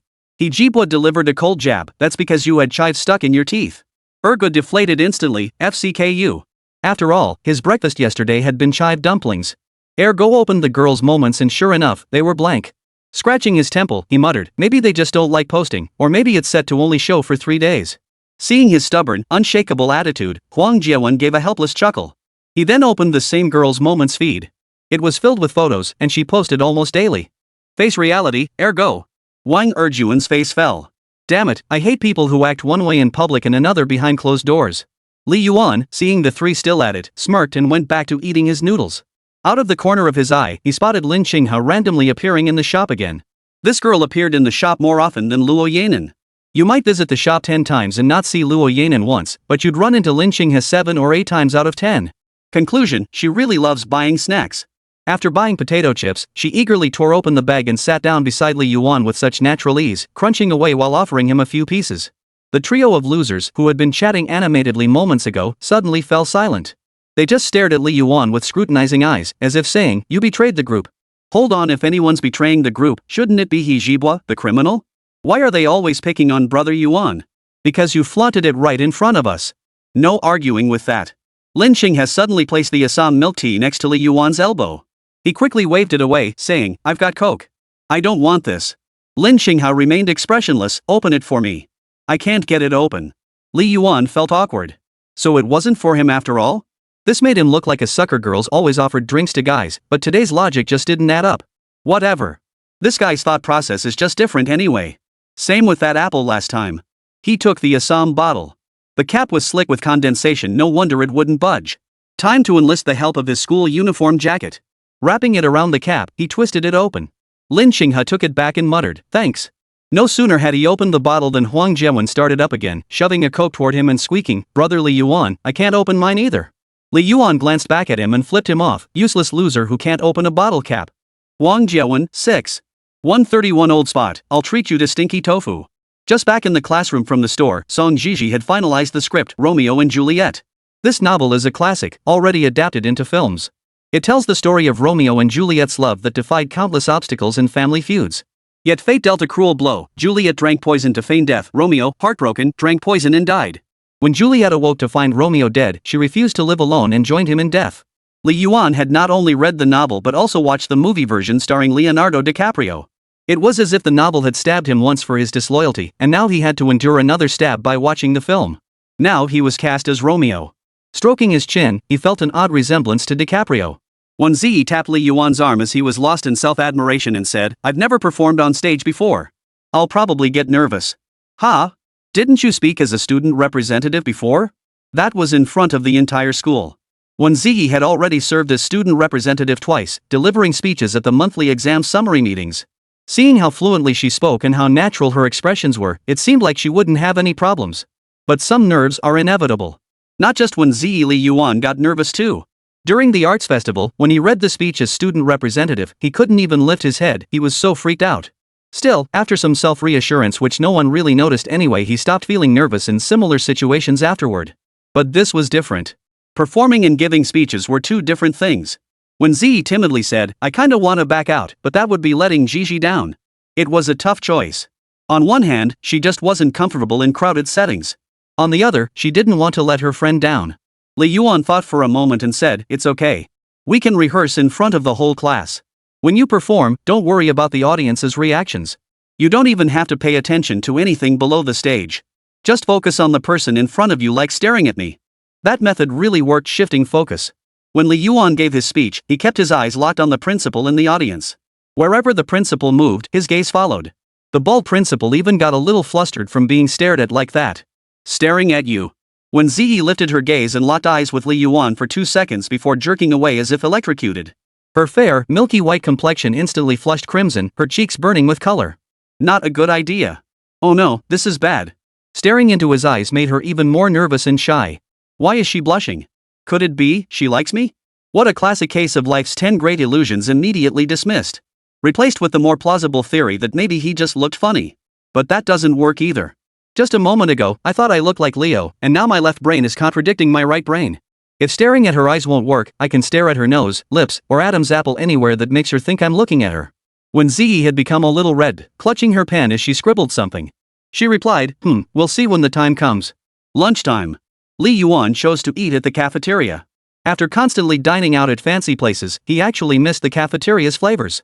He needed to have a remember the hardships meal every once in a while to keep himself motivated. Before he even reached the cafeteria, a crisp echo rang through his mind again. He quickly turned to survey his surroundings.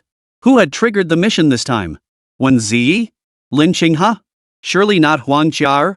Before long, a string of text surfaced in his mind, embedding itself seamlessly into his memory. Life has always been full of diverging paths. After decades of stumbling and struggling abroad, having neither made money nor succeeded in marriage, you finally return to your hometown. Gazing upon this city, both familiar and strange, a flood of emotions wells up inside you, leaving you at a loss for words. From that tiny rented room in Weicheng, to failed job searches in Shenzhen, leaving eastern Guangdong, drifting through Jiangcheng, and the collapse of your business venture in Shanghai, your life has been spent almost entirely in constant upheaval. What you truly miss is never a city, nor a place, nor even a particular dish. It is someone and a beautiful time. Task: revisiting old haunts with Luo Yanran.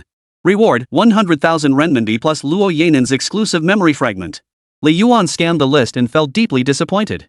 No cheats? What a shame. He'd hoped for another game-breaking cheat code, but the ones he had now were sufficient. Still, cheats? The more the merrier.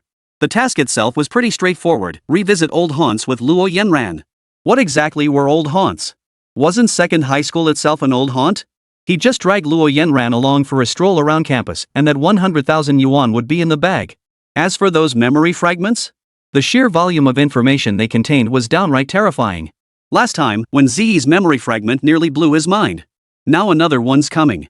If Wēn Zhiyi's memory fragment was about marrying him, then wouldn't Luo Yanran's be about divorce? But that shouldn't be the case. After all, the system had never revealed any information about his ex-wife, and Luo Yanran was always referred to as his childhood sweetheart. Childhood sweetheart? Just childhood sweetheart? Didn't they take things further? So far, only lynching his status as an ex-girlfriend was confirmed. As for Wēn Zhiyi and Luo Yanen, he didn't even know if he'd ever dated them. Thinking about it this way, the other timeline suddenly seems pretty shady, spreading himself around everywhere. But Li Yuan in this timeline wouldn't be that kind of person. I'll take responsibility for all of you. In the cafeteria. After getting his food, Li Yuan immediately spotted Luo Yanen. She always liked sitting near the exit in the cafeteria. It made returning her tray after eating and heading back to the dorm more convenient. Li Yuan naturally sat beside her. Song Tianyun across from them merely glanced up once, but there was nothing to say. They were childhood sweethearts, not her place to comment. She'd just focus on eating. If their conversation took an awkward turn, she'd use the bathroom excuse to slip away, giving them space. Li Yuan offered his chicken drumstick to Luo Yanen with an air of attentiveness, grinning as he said, "You look thinner. Eat more." Luo Yanran eyed him suspiciously, picked up the drumstick, sniffed it, then tossed it aside. "Didn't you drop this on the floor? No good deed goes unpunished." Li Yuan's mouth twitched. Has my reputation really sunk so low that even offering you food makes you suspicious? Not really. It's just that you're always acting like a jerk, so I can't trust you. Fine. As long as the cafeteria auntie didn't poison it, this chicken leg is fine. Li Yuan shifted the topic. Has your class organized anything for the New Year's Eve party? Luo Yanen replied, "A few guys put together a skit." "Oh, and Tang Yutong's in it too." "Oh, really? You're not in it?" Luo Yanen flicked her hair. "Why would I join? I'm gorgeous. If a talent scout spots me, I'll just debut straight away. I'm not interested in being a star." "You really are confident. Do you have plans for the second evening self-study period? We have a weekly test today. Isn't the weekly test supposed to be over by the second evening study period?" Seeing Li Yuan's expression, Luo Yanran suddenly got annoyed and punched him. "What are you trying to do? Spit it out already. Stop beating around the bush, it's so annoying. I'll treat you to stinky tofu at the usual spot. 132 Welcome to my lion's fong." The usual spot was naturally by the fence on the back mountain. They'd both been there last time, making it their shared secret. A place like this could be considered a familiar spot, right? Definitely. After all, second high was their shared high school. Revisiting old haunts meant going to places that evoked memories of youth, not returning to university. What was there to revisit at university? They spent more time in the dorms than in classrooms. Taking Luo Yanen out for a quick bite during the 10-minute break was far better than dragging her around the playground aimlessly. Song Tianyun across the way had already sensed the suggestive undertones when she heard "meeting at the usual spot for a bite." Inviting you to eat isn't just about eating, it's about holding hands and sharing kisses, hee. She wisely made up an excuse and slipped away, leaving the two alone. A gold-tier support player really makes a difference. Without Song Tianyun around, Li Yuan grew bolder, rubbing her hand, poking her cheek, squeezing her arm. "Luo Yanran, prepare to meet my lion's fong. Why did you suddenly invite me to eat?" "Master's task." "Luo Yanran? Could it be I'm part of your little game too?" "Yep, buddy. Then I'm out. I'm not playing this game." Luo Yanran picked up her tray to leave, nearly making Li Yuan jump up in panic. "Don't do this. Can't you just play by the rules, sis? It's 100,000 yuan. Don't, Yanran. My dear Yanran. Just think of it as treating the dog to a meal there. Please, I'm begging you." Li Yuan trailed behind Luo Yanran, chattering incessantly like a pesky fly. Luo Yanran kept walking forward without turning her head, only asking indifferently, "Hey, you're not trying to pursue me, are you, Li Yuan? You know me, I won't date anyone until college." "You can pursue me then, it won't be too late." "That's a bit narcissistic, sis. I'm just extending a simple, pure invitation to have a meal together. Nothing else. If I were serious about pursuing you, do you think you'd make it home safely after coming to my place? Oh, well then I'll have to decline your dinner invitation. I'd much rather go with Yun than go with you." Will she pay for you?" "She provides emotional support. I can do that too." Like hell you can. Only when they reached the girls' dormitory building did Li Yuan finally stop, feigning hurt. You've changed, Luo Yanran. Have you lost even the patience to join me for stinky tofu? It's truly heartbreaking. Have you forgotten how we used to sneak cucumbers from Aunt Juan's garden every day after 3rd grade? You promised we'd always go together after school. But we never went back to that garden, and our friendship drifted apart. Watching Li Yuan's dramatic act, Luo Yanran's anger boiled over. She leaped up and delivered a flying kick. You're a lunatic. When Aunt Juan caught me, you ran faster than a dog. Don't think I forgot. You ate the most cucumbers, but I got the worst beating. Well, is that my fault? You said you wouldn't eat cucumbers grown with pig manure. Get lost. Watching Luo Yanran head upstairs, Li Yuan gave a helpless chuckle. This task wasn't too difficult anyway. If it didn't work out, he could always try again next time. He had plenty of time. After 2nd period evening self-study, come wait for me at the classroom door.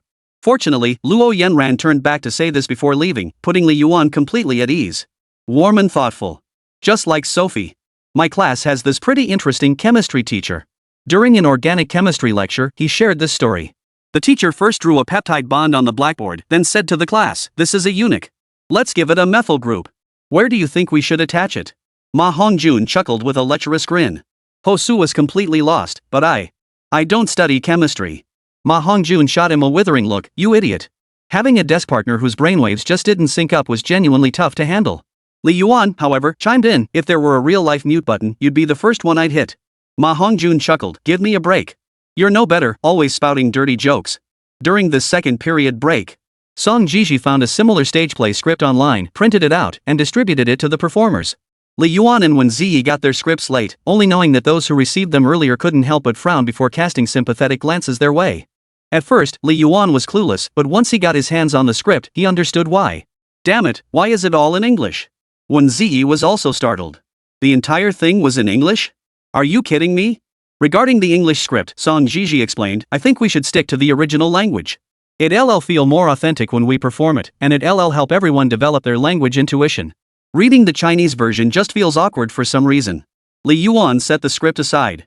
Your suggestion is great, except I'd rather you didn't make any more suggestions. Forget that I struggle to memorize vocabulary. Now you want us to commit all these complex sentences to memory and perform them? Are you kidding me? Song Jiji patted his shoulder. Just try to understand. Understand my ass. Even if we get it, do you think the audience will? Do you think the higher-ups will? Li Yuan shrugged. If it's not changed to Chinese, I can't act it out. If someone starts a group and you don't join, that's the real fool. Others also pointed out issues with the script. I feel the scenes are a bit too long. We could trim them down and just perform the highlights. Otherwise, it'll be exhausting if it drags on too long. The English version is really bad. I barely recognize any of the words in there. Let's stick with Chinese. There's way too much dialogue, almost entirely between the leads. The supporting cast gets barely any lines. Old Li and Wēn Zhiyi must be under immense pressure. I suggest scaling it back a bit. Why does a tree like me even have lines? What's with the sand? It's mimicking the sound. Listening to their chatter, Song Jiji didn't get angry. She just silently noted the requests and collected all the scripts back. Fine, I'll revise it a couple more times.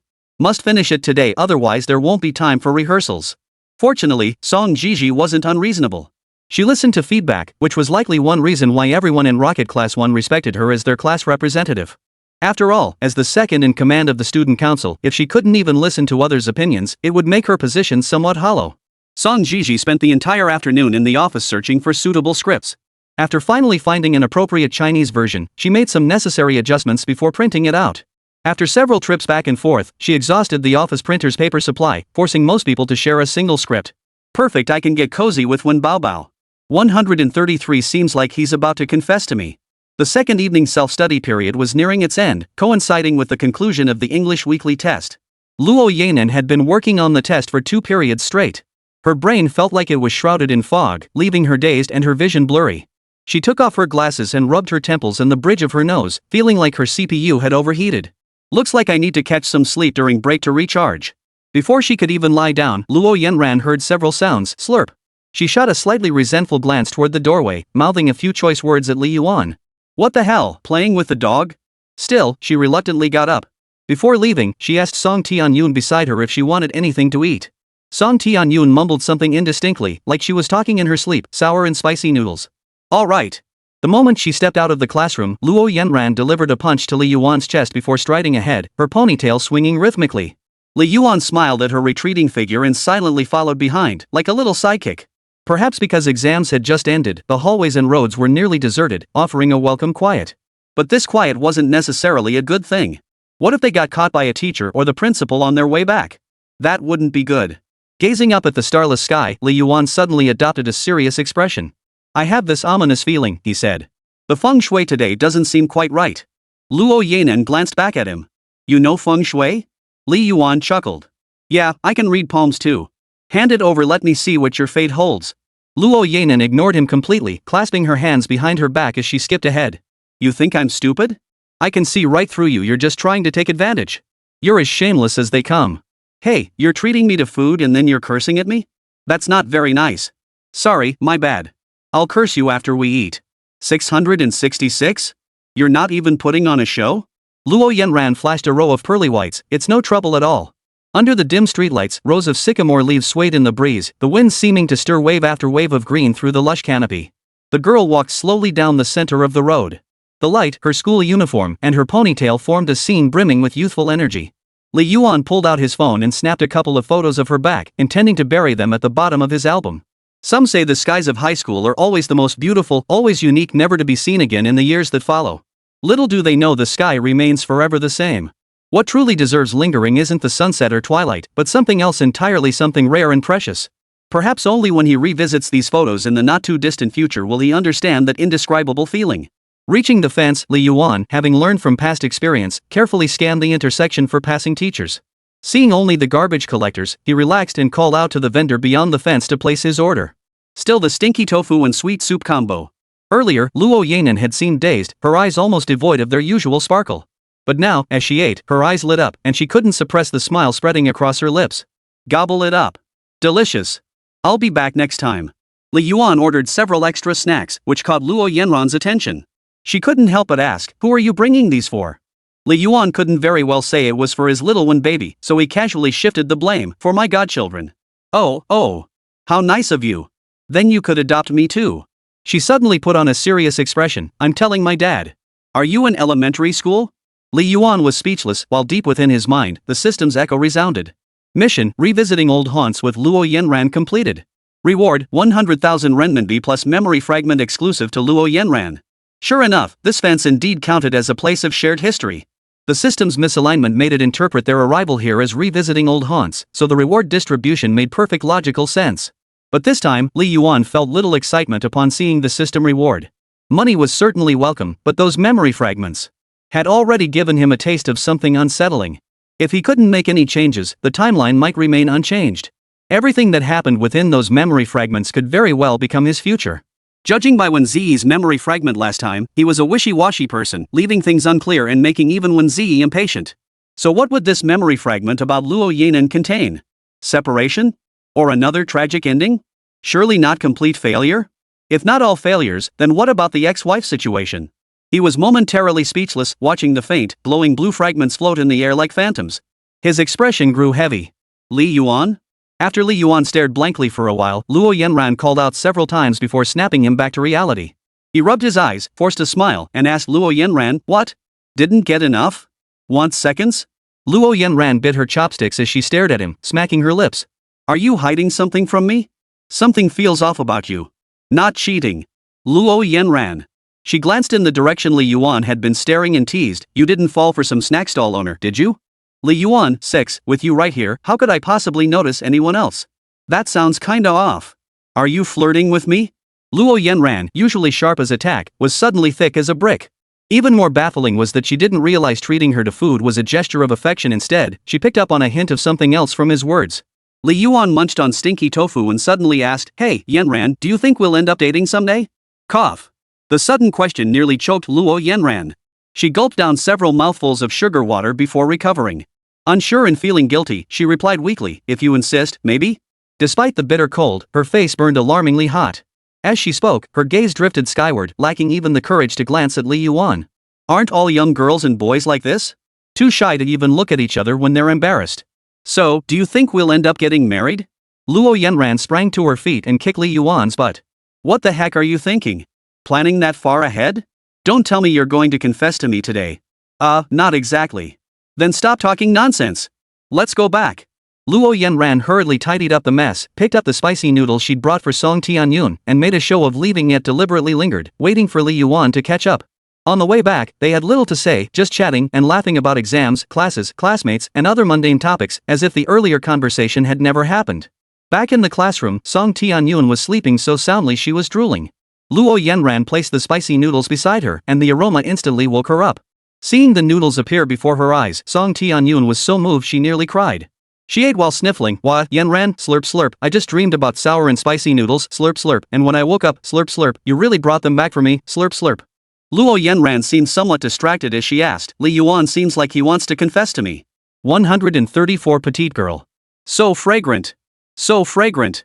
Ma Hongjun held a handheld pancake, his face contorting into a slightly ferocious expression as he ate. Who could resist a handheld pancake during evening study hall? Right when hunger strikes, it's pure bliss. At this moment, if anyone dared to boil instant noodles, they'd be stripped bare. Hosu didn't even notice Ma Hongjun's drool. He snatched the pancake, took 2 big bites, and then, with tears of gratitude in his eyes, bowed to Li Yuan, Godfather. From now on, you're my godfather. At this point, someone in the class couldn't help but look up and ask, has old Li started delivering late-night snacks too? Is the late-night snack service up and running? I want some too. Li Yuan waved his hand dismissively, not yet. I just happened to bring some along. He then handed a few snacks to Lin Qinghe sitting in front. Half asleep, Lin Qinghe took them and started eating right away. Huang Qiaoer, that little mouse, followed the scent right over. She crouched beside Li Yuan, looking at him pitifully, Brother Li Yuan, you're the best. You brought some for me, right? That little minx always pulls this clingy routine. But her pouty expression, gestures, and tone were so easily misinterpreted. Fine. Since you're so good at this, I'll give you some. Li Yuan lifted her chin and skewered several pieces of chicken cutlet with a bamboo stick, open wide. Ah! Several large pieces of chicken were then fed into her mouth. Huang Qiaoer chewed contentedly a couple of times before trying to leave, only to be pulled back by Li Yuan, who shoved the entire bag of chicken into her hands. She didn't dwell on Li Yuan feeding her earlier, instead generously thanking him, thanks, big brother Li Yuan. Li Yuan switched to his usual expression, no need to thank me. 13 in total, just send it via WeChat. Huang Qiaoer. What a money-grubbing jerk. You cheapskate. With a face like mine, you should have at least treated me to a meal. Watching Huang Qiaoer walk away, Li Yuan met Wēn Zhiyi's clear gaze. He paused, thinking to himself, if I have others, how could I not have you? Just as he pulled the plastic bag out slightly, Wēn Zhiyi obediently opened her mouth. Li Yuan. No doubt about it, Wēn baby has a great set of teeth. Not a single cavity, and her tongue is perfectly clean. He silently placed the hot dry noodles on her desk. I brought you something else. Wēn Zhiyi fidgeted awkwardly with her toes inside her shoes, silently closing her mouth. Her cheeks flushed slightly as she turned away. Thanks. No big deal. How much was it? My treat. The next day at noon, in an empty classroom. Oh, Romeo, why didn't you receive that letter? Since you've gone, I don't want to live alone either. Wēn Zhiyi recited the script's lines expressionlessly, her tone flat and dry. Song Zhiyi listened with furrowed brows, silently shaking her head. Zhiyi just seemed so stiff. No emotion at all, and... She stepped in front of Wēn Zhiyi, cupped her face, and asked, why can't you look Li Yuan in the eye? Got something in his eye? Li Yuan leaned in, hey, that's pretty rude. Alright. Let's call it a day. We'll rehearse again when we have time. Song Zhiyi waved her hand, and the group dispersed. Song Zhiyi. Li Yuan called after her, asking, there are only 2 days left until the New Year's Eve gala. Rehearsing now probably won't be enough time. As far as I know, our class is the only one participating in the school's performance. Can we still take part? The others hadn't given the timing much thought and hadn't bothered to check which classes were performing in the New Year's Eve show. They hadn't realized the urgency at all. They'd just come to rehearse because they were bored anyway, might as well find something to do. But Li Yuan was sharp. He clearly noticed Song Zhiyi had lost her initial enthusiasm, her current attitude bordering on half-hearted. When the issue was brought up, Song Zhiyi sighed, looking somewhat dejected. What can I do?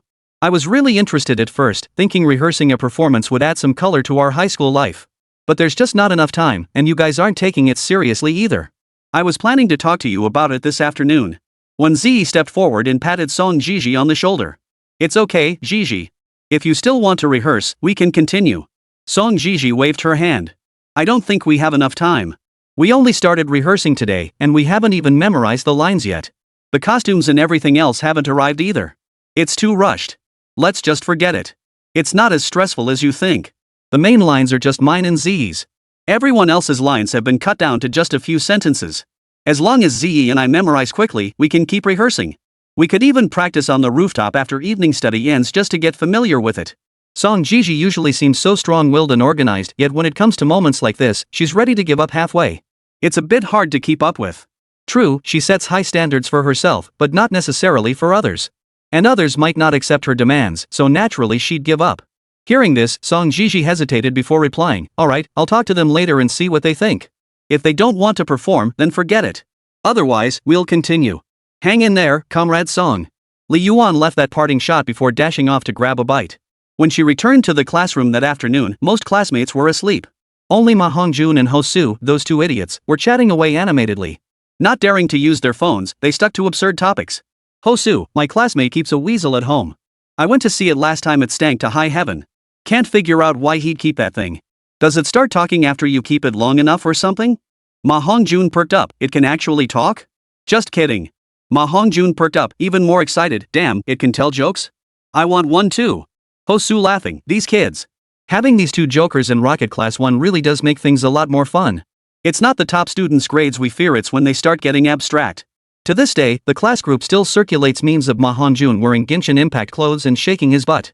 Yesterday, a voice clip of Hosu singing in the shower leaked, "If one day I fall in love with your wife, and your wife falls in love with me, brother, please don't cry out loud." When asked why he doesn't sing in class, Hosu said he's afraid people will beat him up. Hilarious. Li Yuan suddenly remembered something and asked, "Hey monkey, did you meet up with your online girlfriend yet?" Hosu shook his head, "Nope. Honestly, she's a pathetic little girl with low self-esteem.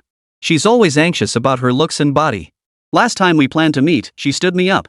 Ma Hongjun delivered the final blow, "Could it be a guy?" "You." Hosu jumped up and punched him twice before continuing, "I picture her as petite, with a gentle personality, the kind of delicate girl who can't even speak loudly. The sort who makes you want to protect her the moment you see her." "So, did she tell you which class she's in?" Li Yuan asked. "She did. Class 19. But she didn't tell me her exact name. I'll just have to look around and guess when I get there." Class 19. Back when Li Yuan was in class 20, he actually knew quite a few people from class 19. After all, the two classes were separated by just a wall, and his breakfast delivery service had become quite popular in that class. There were quite a few petite girls in that class, so the chances were pretty good. Could this guy really have stumbled upon a treasure? 1:35 hot or not? Afternoon. Late December in eastern Guangdong occasionally brought days so bitterly cold it made you shiver uncontrollably. But the news said a cold front was passing through, so it wouldn't be long before the heat returned.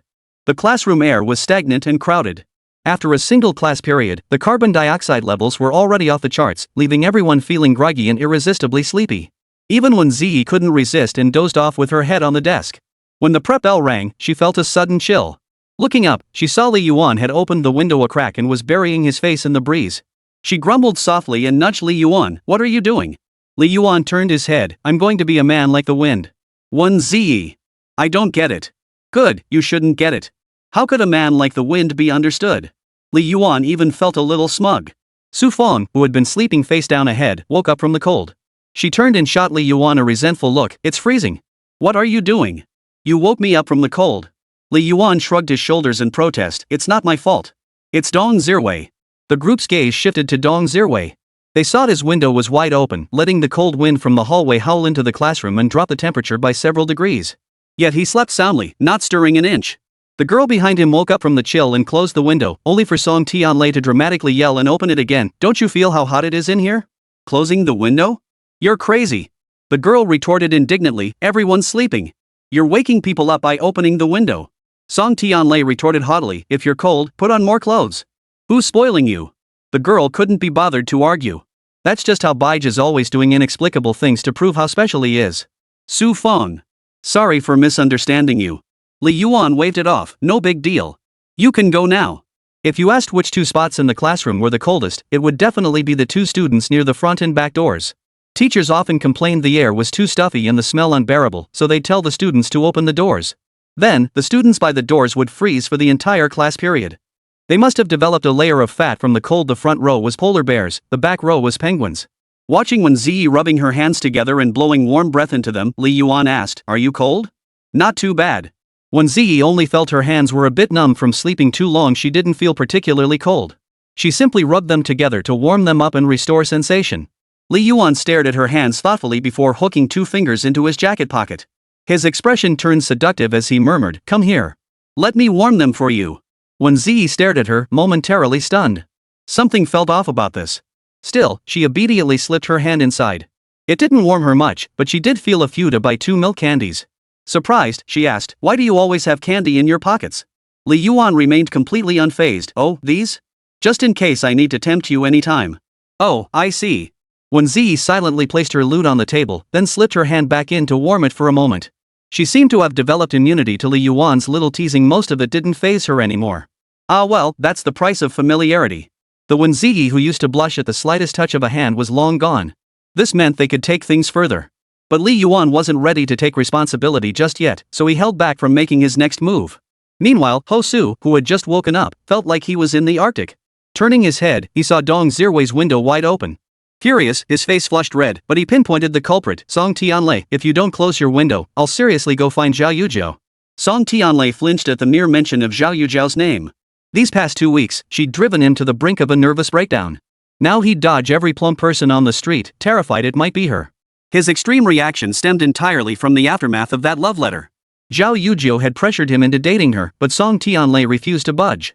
He tried every trick in the book, reporting her to teachers, faking illness to skip class, barely stopping short of jumping off a building. Fortunately, Zhao Yujiao had found an online love interest. Lately, they'd been chatting passionately, and she discovered he also attended No. 2 high school. She no longer bothered to harass Song Tianlei. This left Song Tianlei so elated he practically became Alan Walker himself, blasting DJ mixes on the Sivo whiteboard every single day. Li Yuan and the others felt disappointed. They'd thought this would finally give the bully a taste of his own medicine, only to see it skillfully diffused. How utterly boring. But it was worth mentioning that one boy in the class was still being harassed by Yuan Jiro. Yes, that non-tum sports student. Yuan Jiro was far more persistent than Zhao Yujiao. This girl was a real handful. She wouldn't give up until she got her way. Now, every morning, someone delivered breakfast to this boy, and he had to eat lunch and dinner with Yuan Jiro too. Who knew when she might try to bend him to her will? He can't fight her off, and he can't escape her. It's a real headache. But he wasn't going to sit around and take it. He simply created a fake account to chat with Yuan Zhijiao, gradually developing an online romance with her to escape the harassment. As for whose photos he used? Naturally, they belonged to one of his good buddies. What a clever diversion tactic. And just like that, they dealt with 2 real jerks using an online romance tactic. Little did they know, somewhere else, someone was being driven mad by harassment from Nantong. After Hosua's repeated threats from Yujiao, the bully had no choice but to obediently close the window, muttering resentfully, "Remember this, it's not because you, Hosu, are so influential, but because Zhao Yujiao is terrifying. You're just riding on someone else's coattails."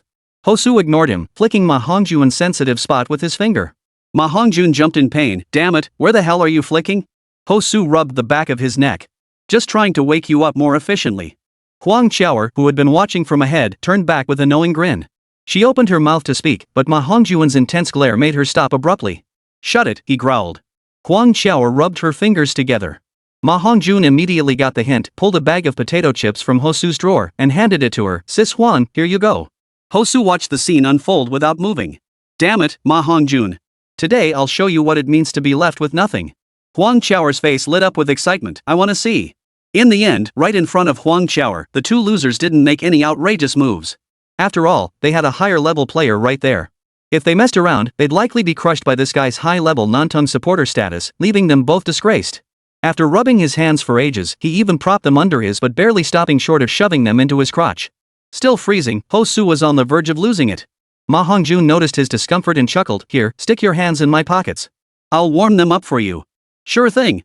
Hosu didn't hold back, shoving his hand straight into Ma Hongjuan's pants pocket and rummaging around vigorously. He gave Ma Hongjun a start. "Stop plucking my hair, damn it." "Oh, I'm used to it." Ma Hongjun was up to his old tricks again, suddenly grinning darkly. "Old Kwai, is it warm in here?" Hosu quickly withdrew his hand. "Damn it, you're like a northeast rain sister." 136 New Slang Born. Seeing the teacher enter the classroom, Wēn Zhiyi glanced at her left hand still tucked in Li Yuan's pocket, then looked at his smug expression. She knew exactly what was coming. Just as she tried to pull her hand back, Li Yuan grabbed it firmly, leaving her unable to move. She couldn't even get angry after all, it was class time. Besides, Wēn Zhiyi was too easygoing to lose her temper over such a minor thing. Pulling stunts like this in class was mortifying. Wēn Zhiyi lowered her voice and whispered to Li Yuan, "Let go. What if the teacher catches us?" Li Yuan shrugged indifferently. "So what if they do? We've got nothing to hide. Besides, your hands feel pretty cold. Let me hold them a bit longer." Even though Wēn Zhiyi knew Li Yuan would pull such stunts, she still fell into his trap. She felt like she'd suddenly become stupid knowingly walking toward danger. Her left hand was gone for the time being, but she still had to pay attention in class. So Wēn Zhiyi used her right hand to write while her left remained held by Li Yuan. She struggled a few times, only to be stopped each time. Eventually, she gave up struggling altogether. By the end of the class, her left hand felt damp with sweat from being held captive, while Li Yuan kept a firm grip on her wrist, refusing to let her escape. That guy was just too mean. She mentally cursed Li Yuan several times as a big dummy, but accidentally blurted it out loud, caught by Li Yuan. She turned around in panic, staring at Li Yuan. "I didn't mean it like that." Li Yuan chuckled. "Hearing you curse a few more times kinda feels good." That was exactly what Wēn Zhiyi dreaded. If she accidentally cursed someone else, she might feel remorseful, but cursing Li Yuan by mistake left her speechless. After all, the guy acted as if he deserved the praise. Wēn Zhiyi, who had been planning to grab instant noodles with Li Yuan at the small shop, heard their exchange and grimaced in disgust. The sickening stench of romance was truly nauseating. So he headed straight out to meet Ergo at the shop. Seeing Li Yuan hadn't come out, Ergo asked him, "Why didn't you call old Li? Has your friendship cooled off?" "Wēn Zhiyi, he's busy flirting with girls. Why bother calling him?" Ergo glanced back toward Li Yuan's direction, then nodded with a strange sense of admiration. "Man, if only I had old Li's emotional intelligence. Otherwise, I wouldn't still be stuck trying to win over Lu Cici's best friend after all this time." Wēn Zhiyi scoffed. "Bro, maybe the bigger issue is your modeling skills? Not so much your EQ." "Nah. Sigh, I really think my EQ is low. Look at the stuff I sent, felt pretty good to me, but Lu Cici's friends' replies were downright heartbreaking." Ergo pulled out his phone to show Wēn Zhiyi, who knew instantly there'd be some fun to be had. "Ergo, saw you playing badminton in PE class today. Your form was so graceful, you're clearly a pro. Thumbs up. Lu Cici's bestie, thanks. Ergo, don't forget to stretch after exercising, or your calves might get thicker. Lu Cici's friend, okay. Ergo, also remember to replenish electrolytes. Excessive sweating can leave you feeling drained. Lu Cici's bestie, got it. Ergo, make sure to get to bed early tonight. Your dark circles look pretty bad, and you've got more breakouts too. I recommend this one shows ad placement. Lu Cici's bestie, you should remember too. Ergo, huh? Remember what? Ergo sent several emojis in a row. At this point, he seemed to think she was about to show concern for him and clearly perked up. Lu Cici's bestie, just remember we only added each other on WeChat. Beyond that, we have absolutely no relationship. Put. Wēn Zhiyi curled up laughing like a shrimp after reading the message. This clown was just too much. Every time Ergo pulled off such clownish moments, it was laugh out loud hilarious. And Ergo was more than happy to share his clowning moments, giving his fellow class clowns plenty to mock. Ergo shook his head. Women's hearts are like needles at the bottom of the sea. But I believe that as long as I persevere, I'll eventually melt the iceberg in her heart. While others might pick up sesame seeds only to miss the watermelon, Wēn Zhiyi didn't even bother picking out the sesame seeds. He saw the watermelon but chose not to pick it up. Breaking news, school-wide fitness test tomorrow. The well-connected Ma Hongjun returned to the classroom and immediately started shouting the news loud enough for the whole class to hear.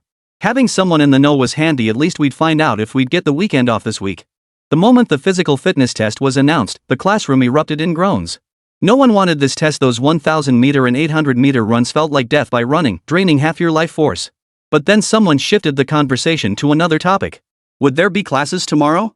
We'll have 2 periods. Our class starts testing around 9:30 a.m. First the long jump, lung capacity, height, and weight, then we wait on the field to prepare for the 1,000 m for boys and 800 m for girls. Which meant we wouldn't have to attend the rest of the day's classes. We could head back to the dorm right after the tests. Ma Hongjun couldn't guarantee it, so he hedged, probably. Not sure. I'll ask old Lu later. As soon as she heard she'd have time to play tomorrow, Su Fang turned to Li Yuan and asked, "Want to play badminton after the test tomorrow?" I bought a racket. Su Fang had actually bought the rackets ages ago and even played with Lin Qinghe before. But while Lin Qinghe seemed clumsy and slow-witted normally, her athletic skills were terrifyingly good. She completely crushed Su Fang, making the game utterly boring. But playing with Li Yuan? Maybe she could find a shred of enjoyment in that.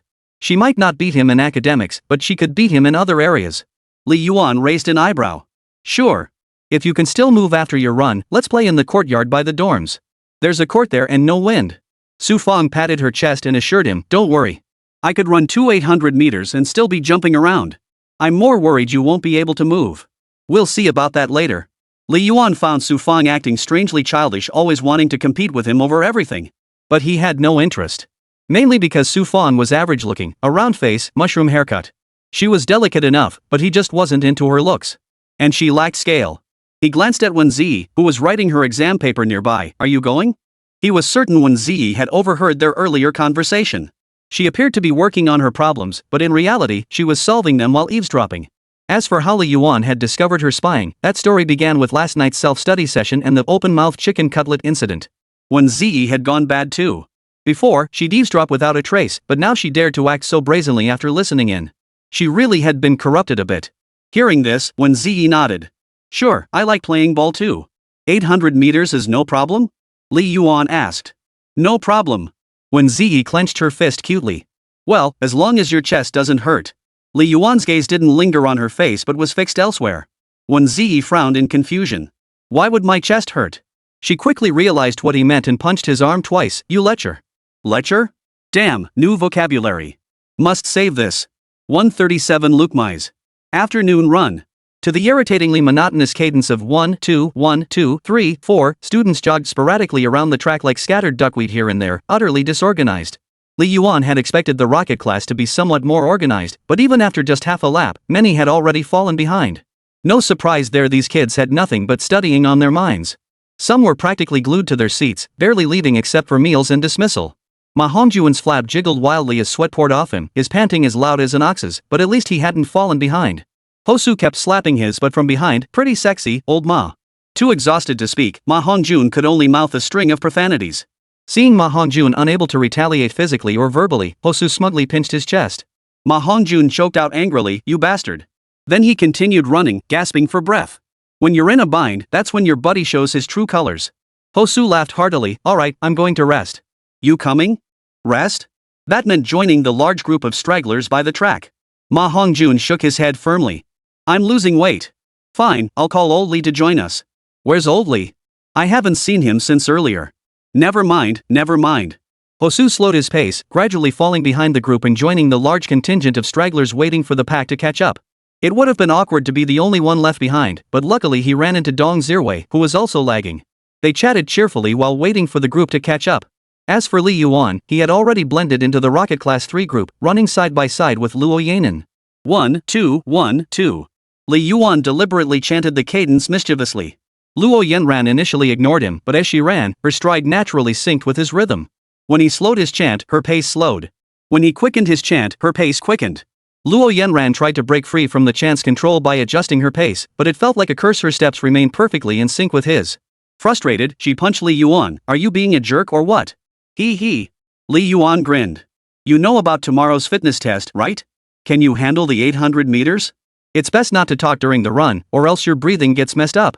The last few hundred meters become incredibly tough, and that bloody, bitter sensation in your throat is just awful. Luo Yanran didn't want to respond, but she couldn't stand Li Yuan chattering away beside her. She flexed her biceps. Forget 800 meters, I could run 2 800s without breaking a sweat. Wow. You're so awesome. Li Yuan's flattery was spot on, his expression and tone perfectly delivered. So much so that Luo Yanran actually believed he was genuinely complimenting her. Of course. I'm just that awesome. Li Yuan remained expressionless. Oh, I was just saying that offhand. Don't take it seriously. Luo Yanran. The curse words were stuck in her throat, unable to escape. Otherwise, she would have given him a piece of her mind. Of course, not just calling him a big dummy, something much more serious. Got plans for the New Year's holiday? Got plans for the holiday? That question was worth pondering. If I said yes, wouldn't the next line be asking me out? That line was practically a dating template. Luo Yanran suddenly felt a pang of nervousness. Not long ago, Li Yuan had expressed his desire to date her in the future. Although she had made it clear she wouldn't date during high school, there's always room for exceptions. As they say, plans change unexpectedly. Besides, even though Li Yuan occasionally flirted a bit, if it came to anything serious, he'd be the first to run away. Men are all the same. They all swarm when you mention dating, but the moment marriage comes up, they all run for the hills. If Li Yuan couldn't even commit to a serious relationship now, marriage was out of the question. Luo Yanran suddenly realized how rare it was for someone to take the initiative. Better to seize the moment now than risk things getting complicated later. She cleared her throat twice. Ahem, I'm free. After replying, she couldn't resist glancing at Li Yuan out of the corner of her eye, waiting for his next response. Oh, glad to hear you're free. Li Yuan replied indifferently, leaving it at that. Another lap passed, and Li Yuan still hadn't spoken. With the morning run about to end, why hadn't he made a move? This finally got Luo Yanan flustered. She cleared her throat several times to grab Li Yuan's attention. Got a cold? Drink plenty of hot water. Luo Yanran laughed in exasperation. Drink your old moo. Shouldn't you be asking me out on a date?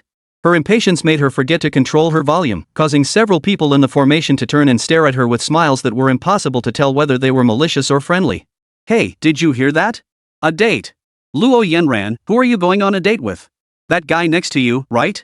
Pretty good looking. Seems like he's from class 1. Class 1, then. No complaints there, he's got the brains and the looks." With so many eyes fixed on her and chatter swirling around her, those words suddenly felt like fleas jumping into her clothes. She felt utterly uncomfortable, an inexplicable itch spreading across her entire body. This flustered her completely. Her normally fair, pretty face flushed bright red like a ripe persimmon, and she nearly buried her head in her chest, squeezing silently beside Li Yuan. Li Yuan chuckled teasingly beside her, feigning ignorance. "Oh, so you wanted me to ask you out on a date?" Luo Yanran tugged at his sleeve, her voice barely above a whisper. "Get lost. I know you did that on purpose, you jerk." Having hurled the insult, she naturally pressed for confirmation. "So is it? Look into my eyes." Her almond-shaped eyes fluttered, long, curled lashes like butterfly wings beating. They were eyes that spoke volumes. Li Yuan gave a nervous chuckle. The thought had crossed his mind, but he wanted to find time to visit Feng Xin. Ever since seeing her last time, he couldn't stop thinking about her. After the date, he had time, yet the chances to see Feng Xin grew fewer with each passing day. Which was more important? The answer seemed obvious. He didn't know why he kept thinking about a mother who had cast him aside like a worn-out shoe. Was it truly that blood was thicker than water, impossible to forget?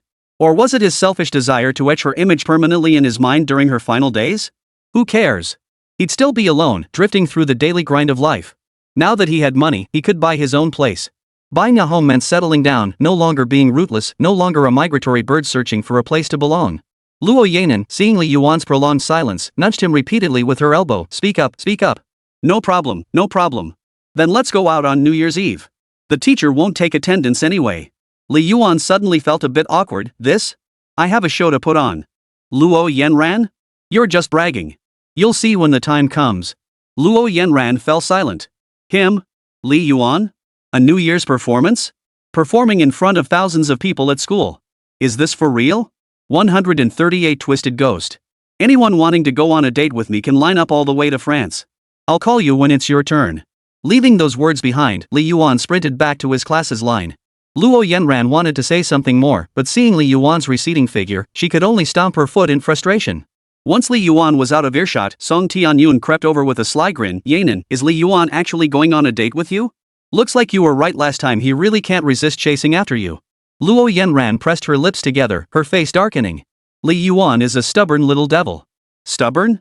Song Tianyun, who had devoured countless romance novels, processed her relationship theories and proposed a solution. "He's stubborn? You can be even more stubborn than him. That way, he won't be able to resist taking the initiative." Luo Yanran glanced at her and shook her head. "I can't fake being twisted, that's something a manipulative girl would do. This Yanran the Great plays it straight." Song Tianyun clapped her hands. "Empress Yanran is lit. He. Truth be told, Li Yuan had been somewhat unsettled these past few days. He kept unconsciously opening the system vault to peek at the memory fragments belonging exclusively to Luo Yanran. Last time, Wēn Zhiyi's memory fragments had left him with an inexplicable sense of guilt whenever he interacted with her. After all, the version of himself from over a decade later had let her down. But he also wanted to blithely declare, "That was the me from another timeline, it has nothing to do with who I am now." Yeah, so whatever mess that other timeline created? Not my problem. What a fine example of self-deception. Mainly, he was just too timid. He feared opening this memory fragment would reveal yet another scene of letting her down. If that happened, he'd lie awake all night and inexplicably feel compelled to treat Luo Yanran well. But whether the content inside was a bad ending or a happy ending, he had to open it and see. After reading it, he could avoid repeating his mistakes. That way, he might change the timeline and prevent the bad ending. Off to rehearsal. Song Zhiyi stood up and called out to a group to follow her. It was the third evening self-study period, with only half an hour left before class ended. Since many students were boarders, Song Zhiyi chose the third evening self-study period for rehearsal. After all, the New Year's Eve gala was only 2 days away. If they didn't find time to rehearse now, they'd either end up making fools of themselves on stage or withdraw altogether. But right now, it seemed more likely they'd be clowns on stage. After all, the costumes had arrived today, and they'd rehearsed for so many days they'd just have to bite the bullet and go through with it. Song Tianlei wasn't happy about it. "Hey, I haven't finished my homework yet. Why don't you guys go rehearse by yourselves?" Song Zhiyi felt a headache coming on. She wished she hadn't recruited him as an actor in the first place. But the quieter boys in the class were useless, they always claimed rehearsals would interfere with their studies. They never seemed so studious during regular class. "You don't have to come. Your role isn't that important anyway." Song Zhiyi shot back. She'd been on edge during rehearsals these past few days, and now they were messing around at the final stage. You're so awesome. If you're so great, why even ask me to act? Think I care about this crap? If it weren't for giving you face because you're on the discipline committee, you'd be pushing your luck even further, right? Song Tianlei wasn't one to back down either. He could trade barbs with anyone. His tough guy reputation wasn't earned for nothing. Song Zhiyi couldn't be bothered with his nonsense and let her group straight out. Inside a classroom. Oh, I'll never believe in that damn fate again, Juliet.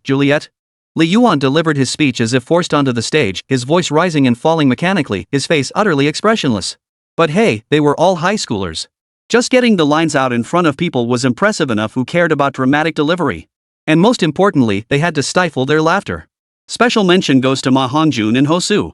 Hosu played a tree, responsible for mimicking the rustling sound of leaves. Every single time, he couldn't help but burst out laughing. From rehearsals to now, not a single performance had gone without him cracking up. Then there's Ma Hongjun. This guy plays Romeo's friend, Little Black. After Little Black dies, Romeo holds him and weeps bitterly. Li Yuan managed to hold back laughter when facing Ma Hongjun's chubby face, but Ma just couldn't help himself. He burst out laughing multiple times, spraying Li Yuan's face with spit, making Li Yuan so mad he wanted to jump up. When it came to Wēn Zhiyi's turn, she stammered and stumbled through her lines. Romeo, if I didn't have you, what meaning would my life hold? Let me follow you in death. Even after days of rehearsal, Wēn Zhiyi still stumbled over the lines. With only a handful of people watching, she couldn't help but feel nervous. But as the lead actress, she couldn't be replaced on short notice. With so many lines to memorize, who could possibly learn them all now? Besides, Wēn Zhiyi's appearance suited Juliet perfectly. Anyone else would feel out of place. Glancing at the time, Song Zhiyi clapped her hands. Alright, that's it for today. Everyone go home and review the script. We'll rehearse one more time tomorrow before taking the stage. We're being rushed into it, but we have to go. Take this seriously, otherwise, we'll be embarrassed if we mess up. The group dispersed like scattered birds. Li Yuan glanced at Wēn Zhiyi, who was leaning dejectedly against the wall. He offered reassurance. It's fine. I thought you delivered your lines with real emotion. It's just a small performance, just wing it. Who wouldn't be nervous in front of the whole school? Remember what I said, if you get too nervous, just focus on my forehead, eyebrows, nose, or lips. Any part works. Just don't look at the audience below. Wēn Zhiyi nodded blankly. That streamer, could you call me tonight? I want to practice with you. If you're busy, it's okay. Phone chat? Sure. Come to think of it, Li Yuan had never actually chatted on the phone with any girl besides Luo Yanan. It wasn't that he had no one to talk to, he just didn't care for flirting with others. Just look at Huang Qiar. She practically wears her intentions on her sleeve. She chats with him every night, insists on sending him voice messages saying goodnight, and occasionally even sends selfies or revealing photos. Fortunately, Li Yuan possessed sufficient self-control and hadn't been bewitched by this girl. Damn Fu Li Ji, corrupting my spiritual resolve. But my resolve is unshakable. I even want to temper it further. So bring on whatever temptations you have. His thoughts snapped back to the present. Li Yuan nodded.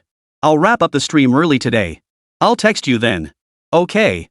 Wēn Zhiyi thanked him again and started to leave, only to be pulled back by Li Yuan, who pinched the soft flesh of her right cheek. Wēn Zhiyi frowned, looking aggrieved. What's that for? Li Yuan chuckled softly. We're so familiar with each other now, yet you still say thank you every day?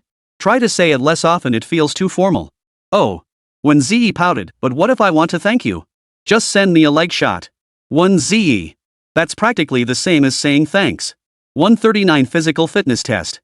Another morning with less than ideal sunlight. The sky was a dull gray, with dark clouds piled low, creating a somewhat oppressive atmosphere. But thankfully, it was already the tail end of December, and the wind was refreshingly cool. Yes, cool, not cold. Winter in eastern Guangdong seemed to arrive later, with the coldest months typically falling in mid-January and February. Cold fronts came and went swiftly, meaning days spent bundled in padded jackets were few and far between. Short sleeves and heat remained the dominant theme in eastern Guangdong. Li Yuan, who had sped over on his electric scooter, felt a bit of a runny nose.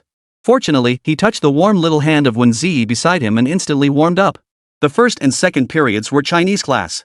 Homeroom teacher Lu Rui first emphasized the importance of eating breakfast before the physical fitness test, warning that low blood sugar could cause problems, and went over some other precautions before continuing with the lesson. Midway through the second period, the homeroom teacher's phone rang. After a few hellos, he organized the entire class to line up for the physical fitness test. Song Tianlei, that guy, always had to put on a show at times like this. With an exaggeratedly annoyed tone, he complained, Ugh, why do we have to do physical fitness tests? We only got halfway through my favorite Chinese class. What a waste. Class advisor Lu Rui was about to smile and reassure Song Tianlei. After all, having a student appreciate her class was a huge compliment. What teacher wouldn't be pleased? But Dong Zirwei, the sleepyhead beside him, lifted his eyelids and shot back, "Aren't you always sleeping through Chinese class anyway?" Song Tianlei. Lu Ruei. Lu Ruei's hand hovered mid-air above Song Tianlei's shoulder, then awkwardly shook off. He couldn't be bothered to look at him anymore and instead urged, "All right, hurry downstairs. If we take too long, the class meeting later won't be happy." Dozens of students bustled down the stairs. Upon reaching the mezzanine level, they spotted the caution tape already stretched across the playground. 2 ambulances stood by nearby, ready for any emergencies. On the track, students had already begun their 1,000-meter and 800-meter tests.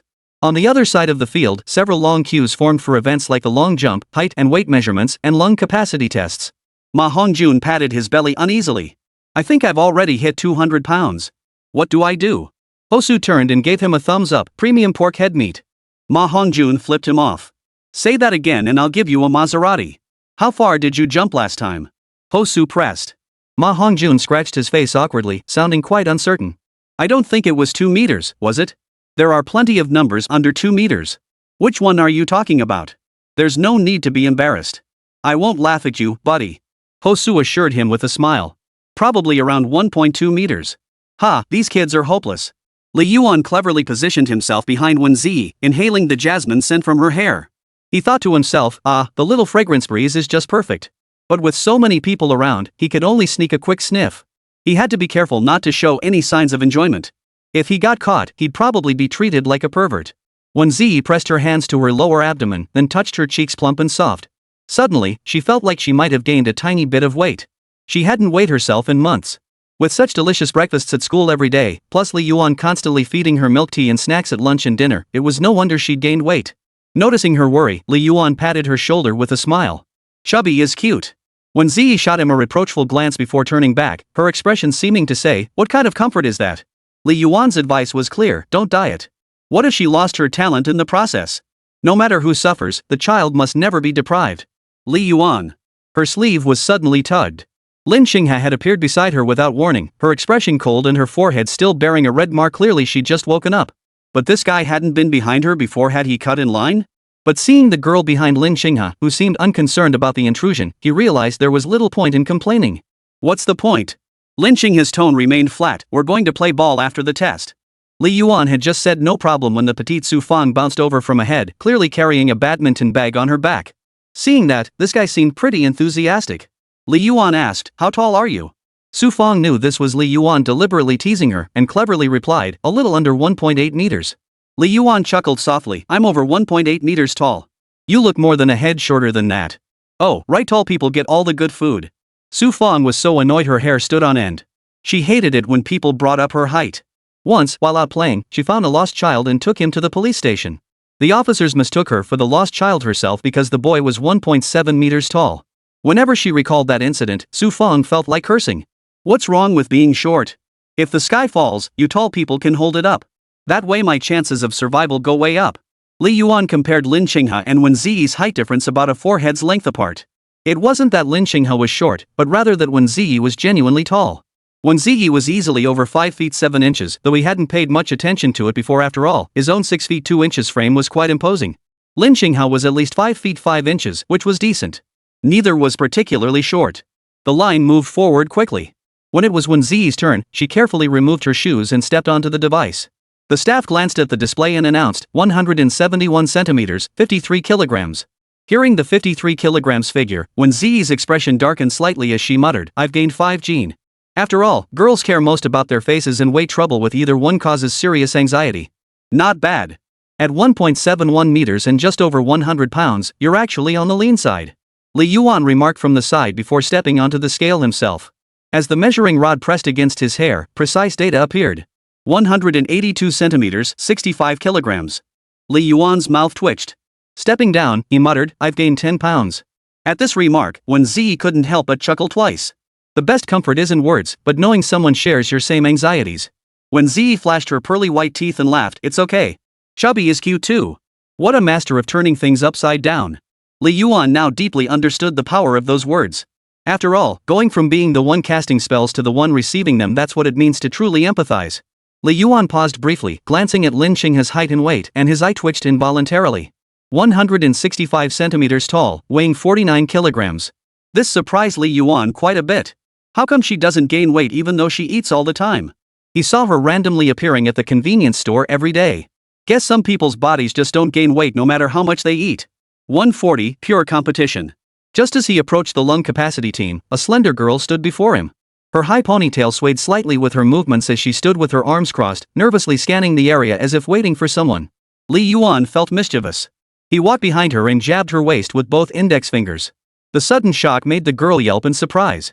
Luo Yanran was about to unleash a torrent of curses when she turned and saw it was Li Yuan.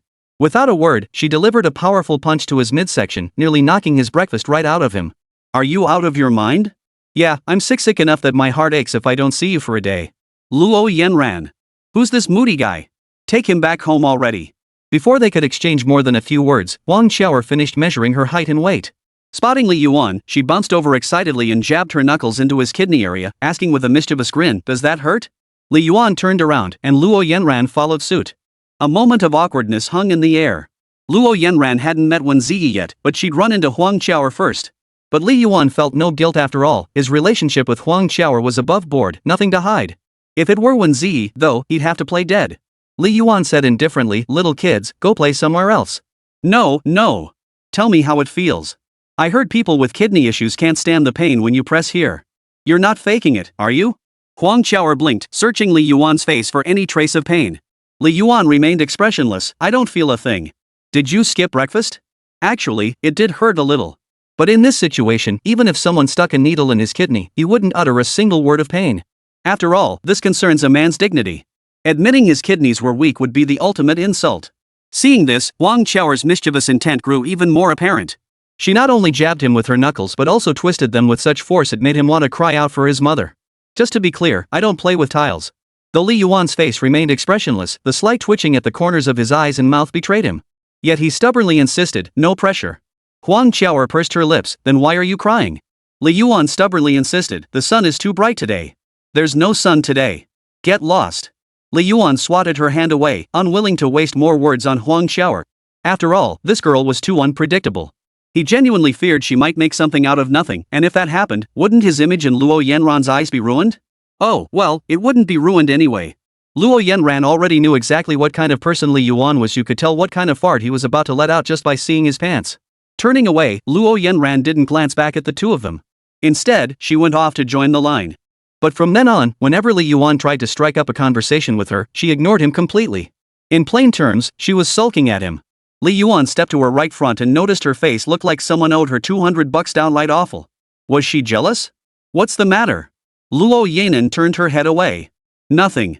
Wang Xiaoer was still present, and losing her temper now would be a bit awkward. Wang Xiaoer also noticed the unusual tension between them. She nudged Li Yuan and asked, "Who's this gorgeous lady? What's your relationship with her?" Li Yuan replied openly, "Luo Yanran. Childhood sweethearts. We've known each other since we were kids." Hearing Li Yuan openly acknowledge their relationship, Luo Yanran felt a flutter of delight, her toes curling slightly upward. Wang Xiaoer listened and said with a hint of envy, "Ah, childhood sweethearts. How lovely. But why haven't I heard you mention her before?" Li Yuan remained completely unfazed. "Well, you know what they say, don't flaunt your wealth. Same principle applies here." "Oh, I see." Wang Xiaoer had little to say, merely smiling as she looked at Luo Yanran and introduced herself. "My name is Wang Xiaoer. I'm Li Yuan's classmate, nothing special between us." Wang Xiaoer could clearly see Luo Yanran's unease. Her earlier intimate gestures toward Li Yuan had evidently offended the other girl, triggering a sense of threat and insecurity. Naturally, she needed to say something to put the other person at ease. Though she did have feelings for Li Yuan. Since the other had introduced herself, Luo Yanran responded, "Luo Yanran the Yanran," in a radiant smile. Wang Xiaoer didn't hesitate to compliment her. What a lovely name. After that, the two girls chatted, and Li Yuan found himself inexplicably left out. Well, now he was the outsider. When it came time for Luo Yanran's lung capacity test, she placed the disposable spirometer into the machine, took a deep breath, and puffed her cheeks out like balloons. As she blew out, the numbers on the display flashed rapidly. Luo Yanran's face flushed crimson from the effort, yet she felt she could push further. But when she casually glanced up, she found Li Yuan standing before her with a mischievous grin, clearly up to something. She silently pleaded, "Bro, don't mess with me, this is a crucial moment." Unfortunately, Li Yuan didn't grant her wish. He pulled an incredibly bizarre face, wrinkles piling up all over his features, making it impossible not to laugh. Damn it! Luo Yanran cursed inwardly, desperately clenching her jaw. Fortunately, her self-control was strong enough to barely hold it together, though she was clearly deflated and couldn't blow out as smoothly and powerfully as before. Unfortunately, Li Yuan had another trick up his sleeve. He let out a strange cry while maintaining his grimace. Gah! Put! Luo Yanran finally cracked, her breath cutting off with a giggle. Seeing the machine's display just past 3,000, she exhaled in relief. Thankfully, her earlier puffs had been forceful, otherwise it would have been a disaster. She then shot Li Yuan a fierce glare and snapped, "Are you out of your mind?"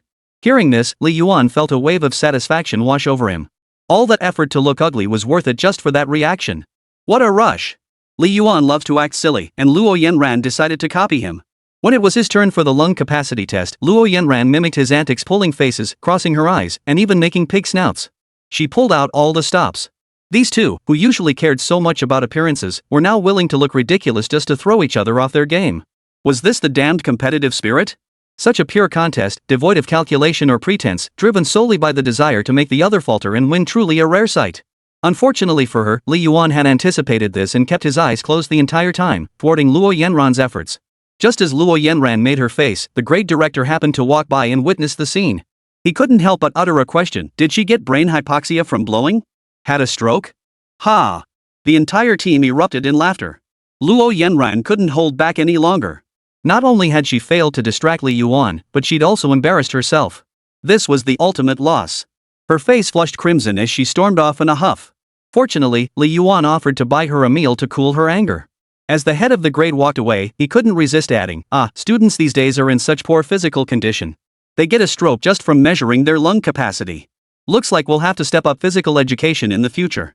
141 The lilies of my hometown have bloomed. After being put in her place, Luo Yanran stormed off with Song Tianyun to test other items. Li Yuan knew better than to provoke her now and didn't follow. Only when he snapped back to reality did Li Yuan realize that Wēn Zhiyi, who had been queuing behind him moments ago, had vanished without a trace. Could it be that she sensed danger upon seeing Luo Yanran and chose to withdraw? They say girls' intuition is remarkably accurate. Could this be a case of it kicking in? But Wēn Zhiyi couldn't have gone far. With several classes queuing for testing here, she couldn't have vanished into thin air. A quick glance was all it took to lock onto her striking features and graceful demeanor. Li Yuan stared at her for a moment, only to hastily avert his gaze when he sensed Wēn Zhiyi's eyes were about to meet his. It left him momentarily speechless. Seriously, why am I avoiding her? What am I so guilty about? He was anxious when he couldn't find her, yet hesitant to look when he did. Masaka, this is... No, Li Yuan couldn't shake the feeling he lacked something a high school boy should have, perhaps that inherent youthful energy, that mix of awkwardness and restraint, avoidance and acceptance. Of course, this was merely his own perception. The traits of youth were not lacking in him at all. Even with his unique experiences, which made him far more mature than his peers, even seeing the importance of money, the practicality of living for survival, and other qualities typically associated with adulthood. The clash of adolescent sensibilities with adult qualities made him contradictory and complex. Just as he adjusted his mindset and turned back toward Wēn Zhiyi, his expression darkened. A short-haired girl was groping Wēn Zhiyi's small hand with a lecherous expression. Her disgusting, drool-inducing, love-struck grin made one inexplicably want to punch her twice. Wēn Zhiyi looked slightly uncomfortable, trying to pull her right hand away. But the other girl paid no heed to her expression, clutching her delicate hand tightly as if holding some rare treasure, reluctant to let go. A closer look revealed it was Zhang Siki, the very girl who hadn't appeared in dozens of chapters. That damn lesbian had taken advantage of the situation. This sent a chill down Li Yuan's spine.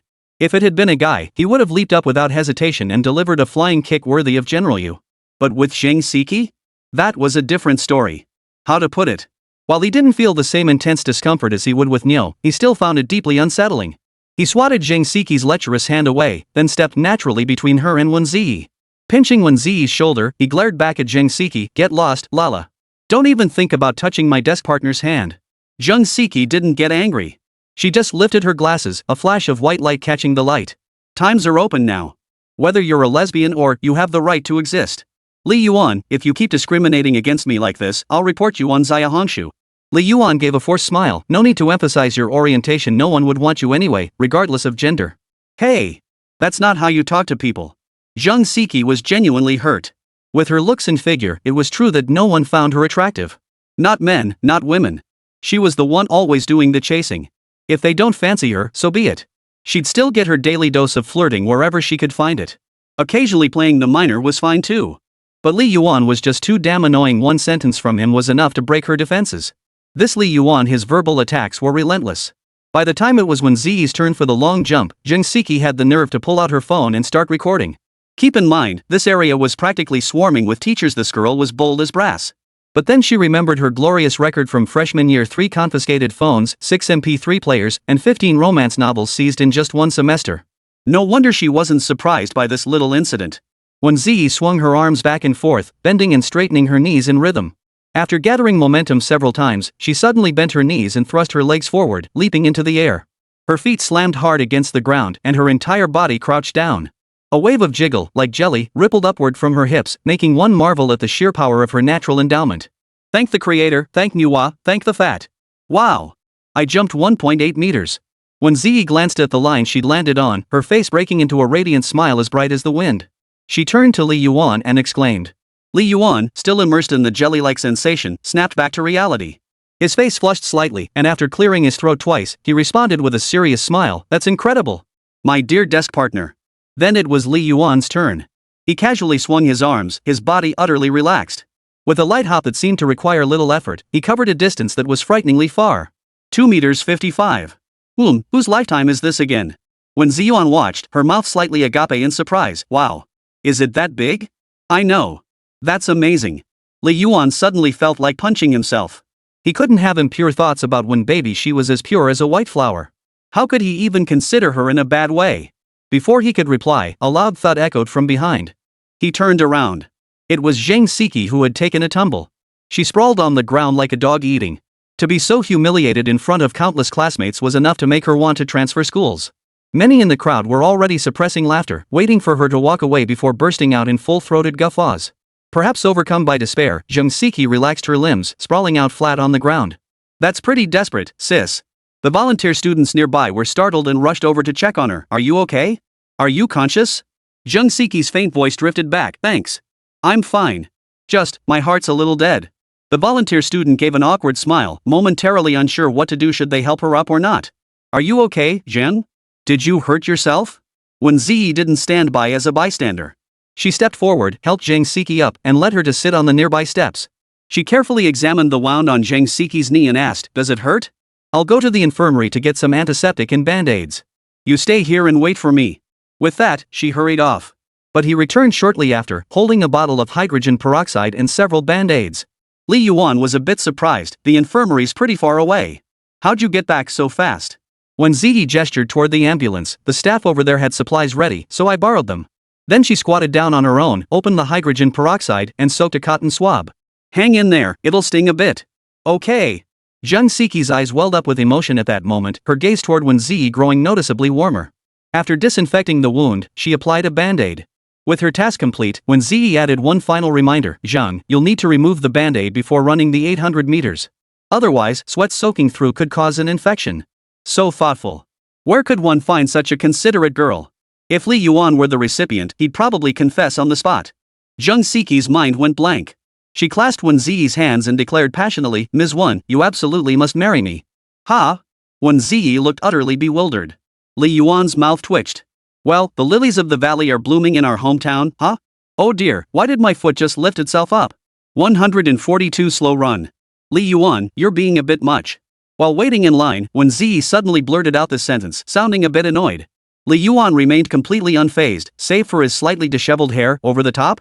Not at all. This is just me asserting my ownership over my desk partner. Look, Zheng Siki just retaliated, but both her flying kicks missed, and she ended up eating dirt again. That elementary schooler's antics were genuinely hilarious. Li Yuan's flying kick had Zheng Siki reeling. After all, daring to compete with him for when baby was pretty ungrateful. But in the end, Li Yuan's Leo flying kick won the showdown. One kick sent Zheng Siki flying into the greenery, where she nearly got stuck. Honestly, with such a standout performance, why didn't the system give him a mission to kick his love rival? His completion rate was practically perfect. Shouldn't that have unlocked a skill reward? After finishing the scattered events, the class was called over by the homeroom teacher and lined up beside the track. Seeing several other classes already queued ahead, the Rocket Class 1 students felt uneasy. Teacher, are we starting the race now? Weren't we supposed to wait until the science classes finished? Why so soon? For some reason, standing on the track made me feel like I needed to take a dump. Class advisor Lu Rui ran a hand through his hair and smiled. Running doesn't require lining up. First come, first tested. Since we're testing anyway, finish quickly and rest. You have no morning classes, so you can go play ball, head back to the dorms, or just sleep. Hearing this, the class quieted down a bit. It was just past 9. Judging by the line ahead, queuing would only take 10 minutes or so. Add the running time, and they'd be done by 9:30 at the latest. That meant at least 3 hours of free time before lunch break. Awesome. Absolutely awesome. Physical fitness tests give me free rein to roam second high school. Ma Hongjun, who had been acting all high and mighty moments ago, now had no complaints whatsoever. Instead, he whispered to Hosu and the others, let's hit the dorms and grind later. 3 hours? That's plenty for me to climb the Ma Chao leaderboards. Just to clarify, all us Ma Chao players have Ma Hongjun's physique. Hosu nodded, no problem. My Monkey King is already itching to play. But I won't play too long. If I do, I won't be able to sleep at noon. Dong Zirwei, the airplane sleep method. Whoa, even the sleep god can't sleep sometimes. Dong Zirwei nodded, yep. Hosu's eyes gleamed with sincerity, I'm quitting. Ma Hongjun didn't press the issue, waving his hand, alright then. I'll be grinding quests in Genshin Impact later. Playing Honor of Kings alone is no fun. Li Yuan was sweetly flirting with Wēn Zhiyi when Lin Xing silently appeared beside him, tugging at his sleeve. Let's go play ball after we finish. No problem. A kilometer wasn't much of a challenge for Li Yuan. He exercised regularly and felt confident. But Lin Xing looked so skinny with those thin arms and legs. Would she even last? If she couldn't, he'd just snatch the racket and play with Luo Yanan instead. Ha! Su Fang bounded over to the group, patting her chest. I've already secured the court. 4 rackets and a bucket of balls all set up over there. I even got a classmate to watch it. Totally foolproof. Li Yuan said, good. Wēn Zhiyi clenched her fist, giving herself a cute little pep talk, after running the 800m, I should be able to play too. I can do this. Li Yuan gave her a thumbs up, good. Su Fang glanced at Li Yuan, hesitated, then asked, Li Yuan, are you any good at badminton? Li Yuan had long legs and muscular arms, looking quite powerful. What if he was really good? Then she'd be completely outmatched. That would be no fun. Back in middle school, Su Fang had signed up for a month-long badminton training course. That single month of systematic training had given her such an edge that she completely dominated her classmates in every match afterward, leaving her with a strange sense of superiority. That feeling of superiority was kind of satisfying. She couldn't let anyone else taste it.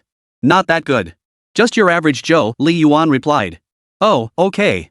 No big deal, we're just playing doubles for fun anyway. Su Fang said.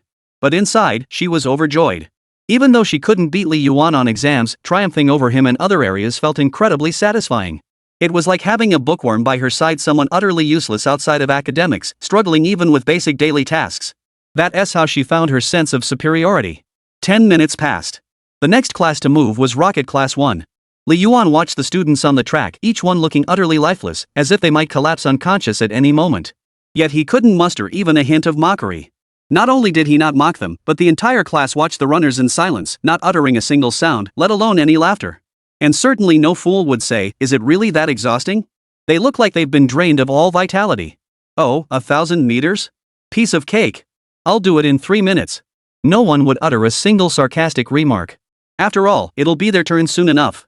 Now this is what you call empathy. Ma Hongjun swallowed hard, feeling a bit flustered. After all, his build meant he wasn't built for speed. Glancing at the guys beside him, he grinned and said, guys, could you slow down a bit? Wait for me. Running alone at the back feels kinda awkward. His buddies exchanged glances and nodded. Hosu, the guy from Biao, patted Ma Hongjun on the shoulder, don't worry, buddy. I'll run with you. Finishing first in this 1,000-meter race doesn't even come with prize money. Yeah, old Ma, I'll run with you too. I twisted my ankle and can't run fast. Let's just walk 2 laps. This is too exhausting. Ma Hongjun's eyes welled up with tears of gratitude. Guys, you're the best. But Song Tianlei, stretching nearby, shot him a dismissive glance. He stamped his newly laced spikes, eyes brimming with self-satisfaction. I'm not waiting for you. You'll just be drafting my slipstream. Ma Hongjun snorted, smug as hell. Who needs you to wait? I've got my own homies, right? I'll beat the crap out of you guys.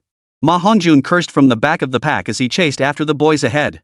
The moment they started running, those few boys sped up, each trying to outpace the other, terrified of being the one left behind and making a fool of themselves. Before the race, they all said they'd take it slow. But once the starting gun went off, each one sprinted faster than the last. What a bunch of backstabbing scoundrels. The wound of betrayal will never heal. Ma Hongjun cursed them mercilessly in his mind, vowing never to smile at them again for the rest of his life. But the thought of having to play Honor of Kings together afterward made him postpone his vow to withhold smiles. He'd wait until after the game before never smiling at them again. Leading the pack were Li Yuan and Hosu. Those two had long legs and tall frames, covering twice the distance with each stride, naturally making them the fastest. Hosu glanced at Li Yuan running alongside him, surprised. I thought you skipped every morning run. How'd you keep up with my 3-minute pace? Pretty impressive.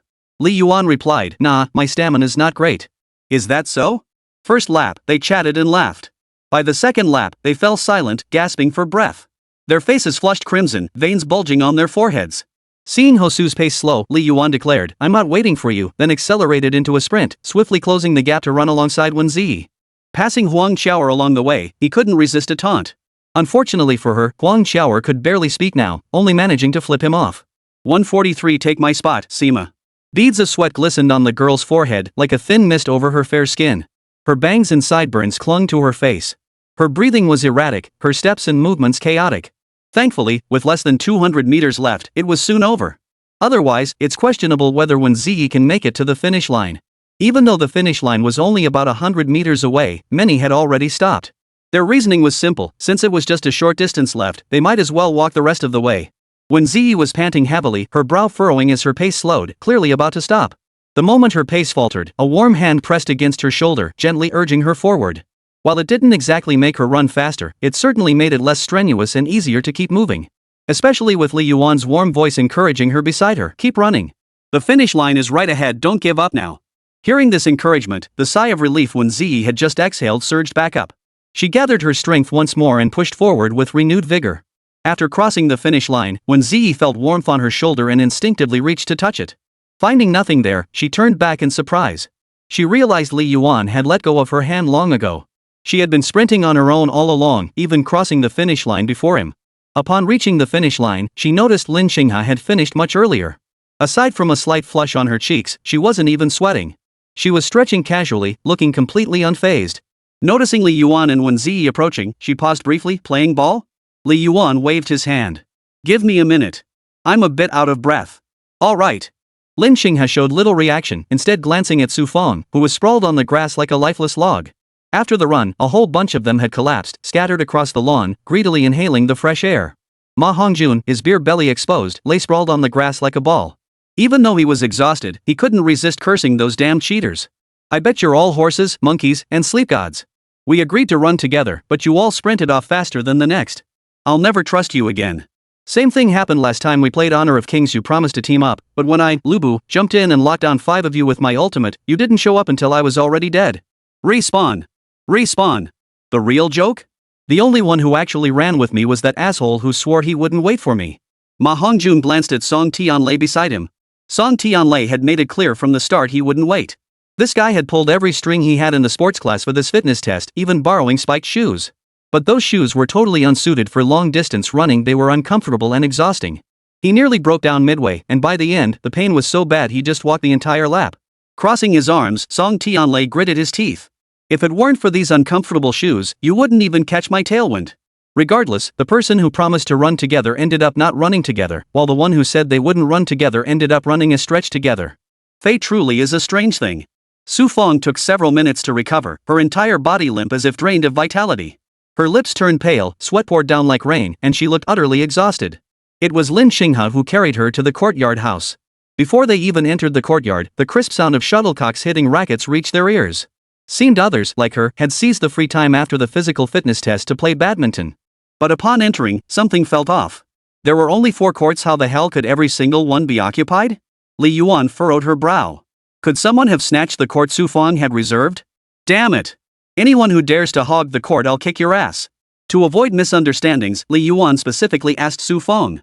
She pointed to the second court and said that was the one she'd reserved. When Su Feng approached, 2 girls from one of the courts hurried over. The girl with big eyes looked a bit flustered as she said, Sorry, Feng Feng.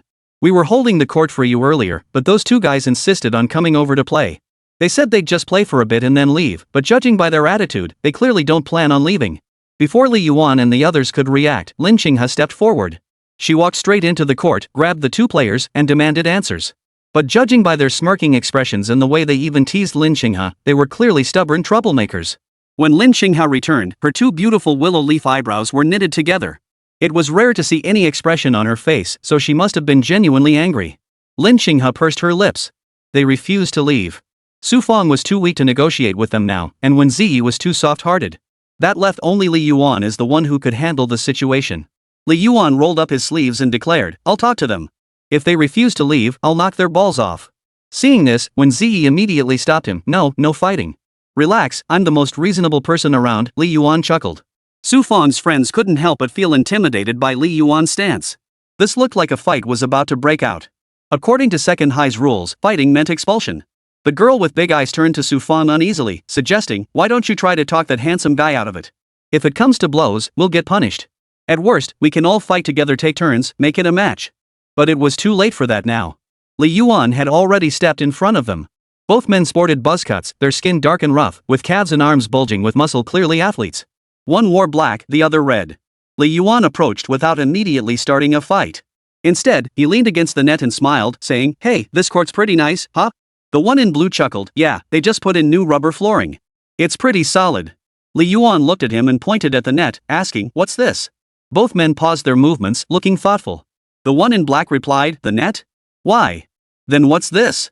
Li Yuan pointed at the ground. The guy in red replied, didn't I just say? It's the new rubber flooring. What do you need it for?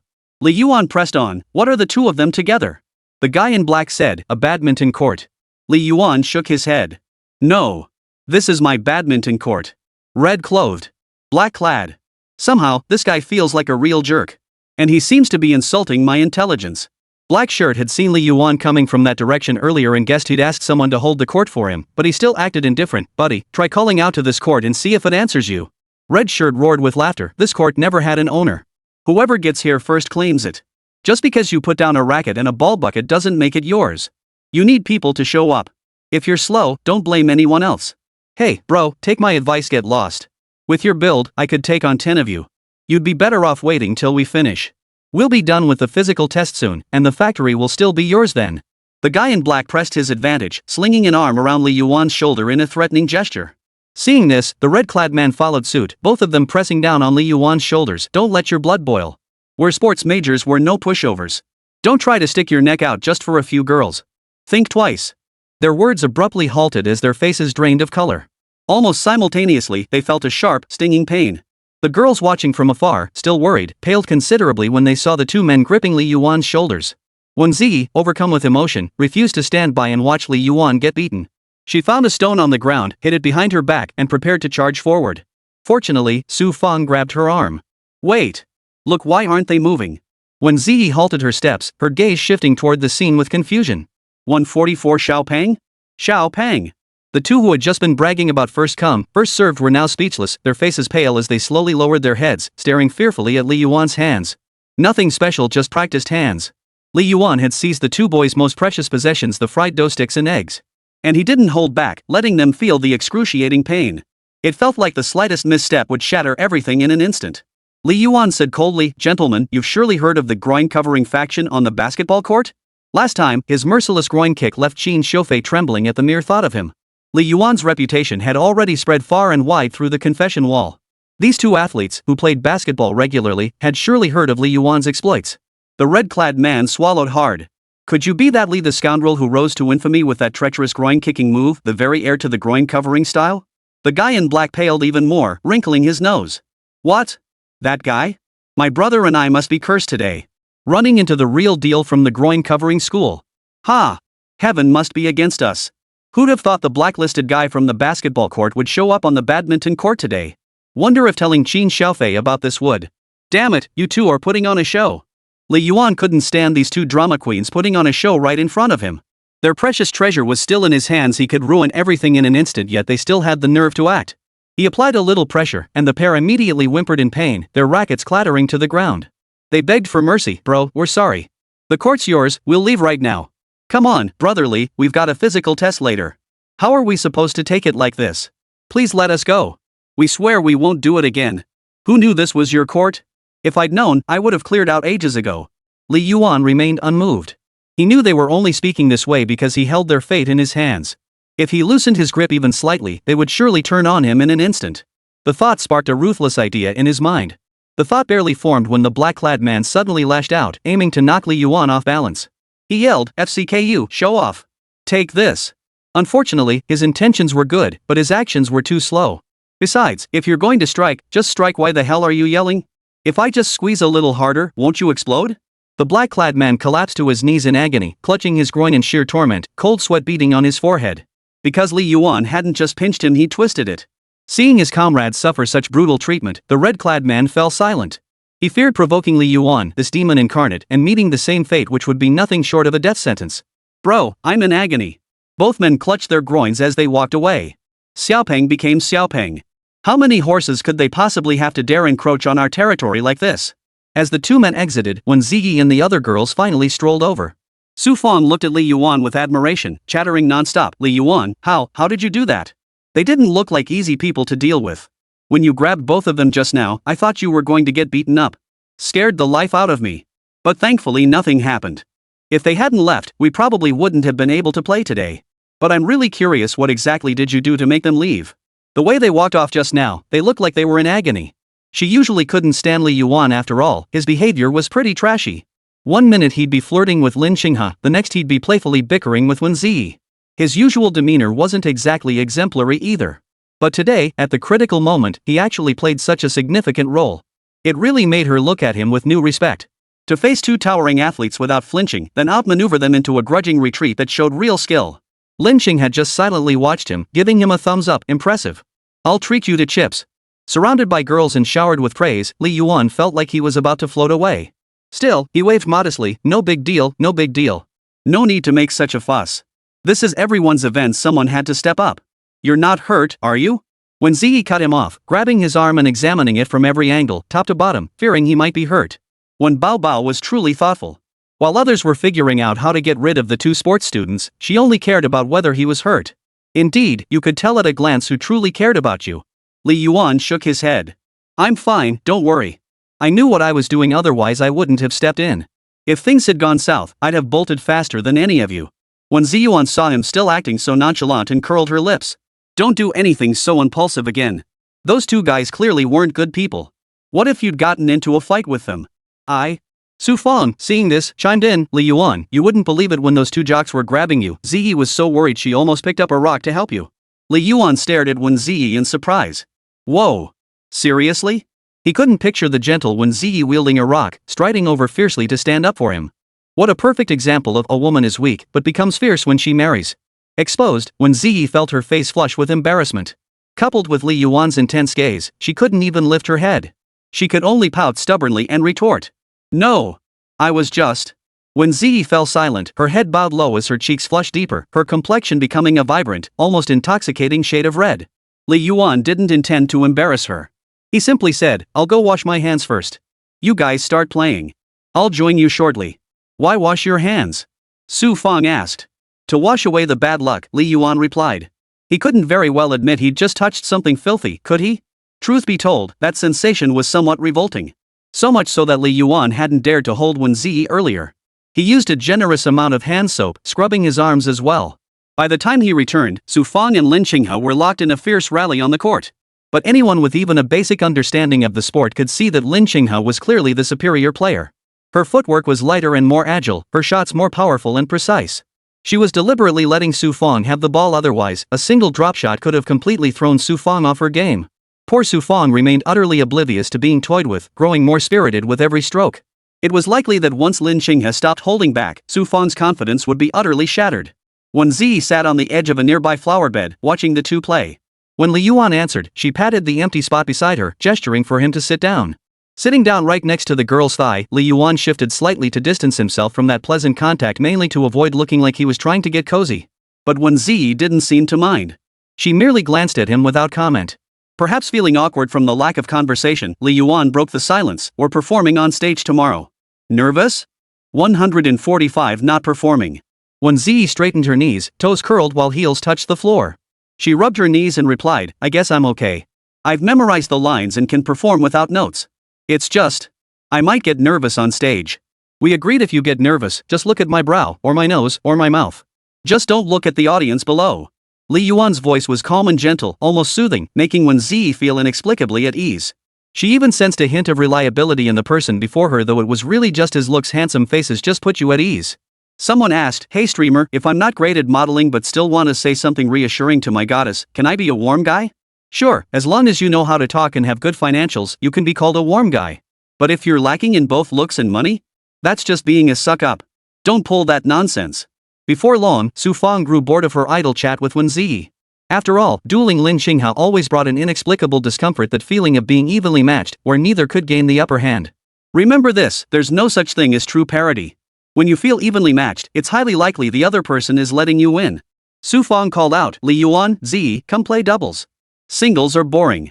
You're all here, might as well get involved. Lin Xinghe. Li Yuan finally stretched his arms and reached out to pull Wēn Zhiyi up. How about it? Can you still play? Legs not sore after that 800-meter run? Chest not aching? Not too bad. Wēn Zhiyi walked over to grab a racket, signaling she was good to go. Su Fang pursed her lips, pointing at the two of them. You two team up. I'll team up with Xinghe. And so the 2-on-2 match began. Li Yuan served first, opening with a backcourt sneak. Su Fang was positioned too far forward and reacted half a beat too slow, watching helplessly as the shuttlecock landed. Su Fang shot Li Yuan a displeased look. Just like his playing style, so sneaky. Blah blah blah, what's she babbling about? The ball's coming back, it's still my serve. Another rally ensued, this time with Lin Xinghe at the receiving end. Lin Xinghe held her racket, knees slightly bent, her expression calm as she fixed her gaze on the shuttlecock in Li Yuan's hand. Li Yuan's expression flickered. With a slight release of her grip, she swung her racket another sneak attack to the backcourt. Su Fang watched the ball's trajectory and couldn't help but curse, bitch.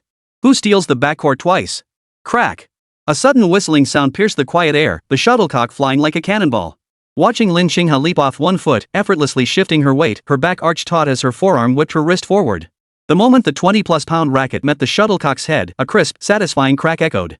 Then the white shuttlecock shot straight toward Li Yuan's face. He was stunned. 666? No act at all? A smash right from the start? Su Fang hadn't smashed once during their entire match earlier, yet now she showed no mercy against him? Did she have a grudge against him?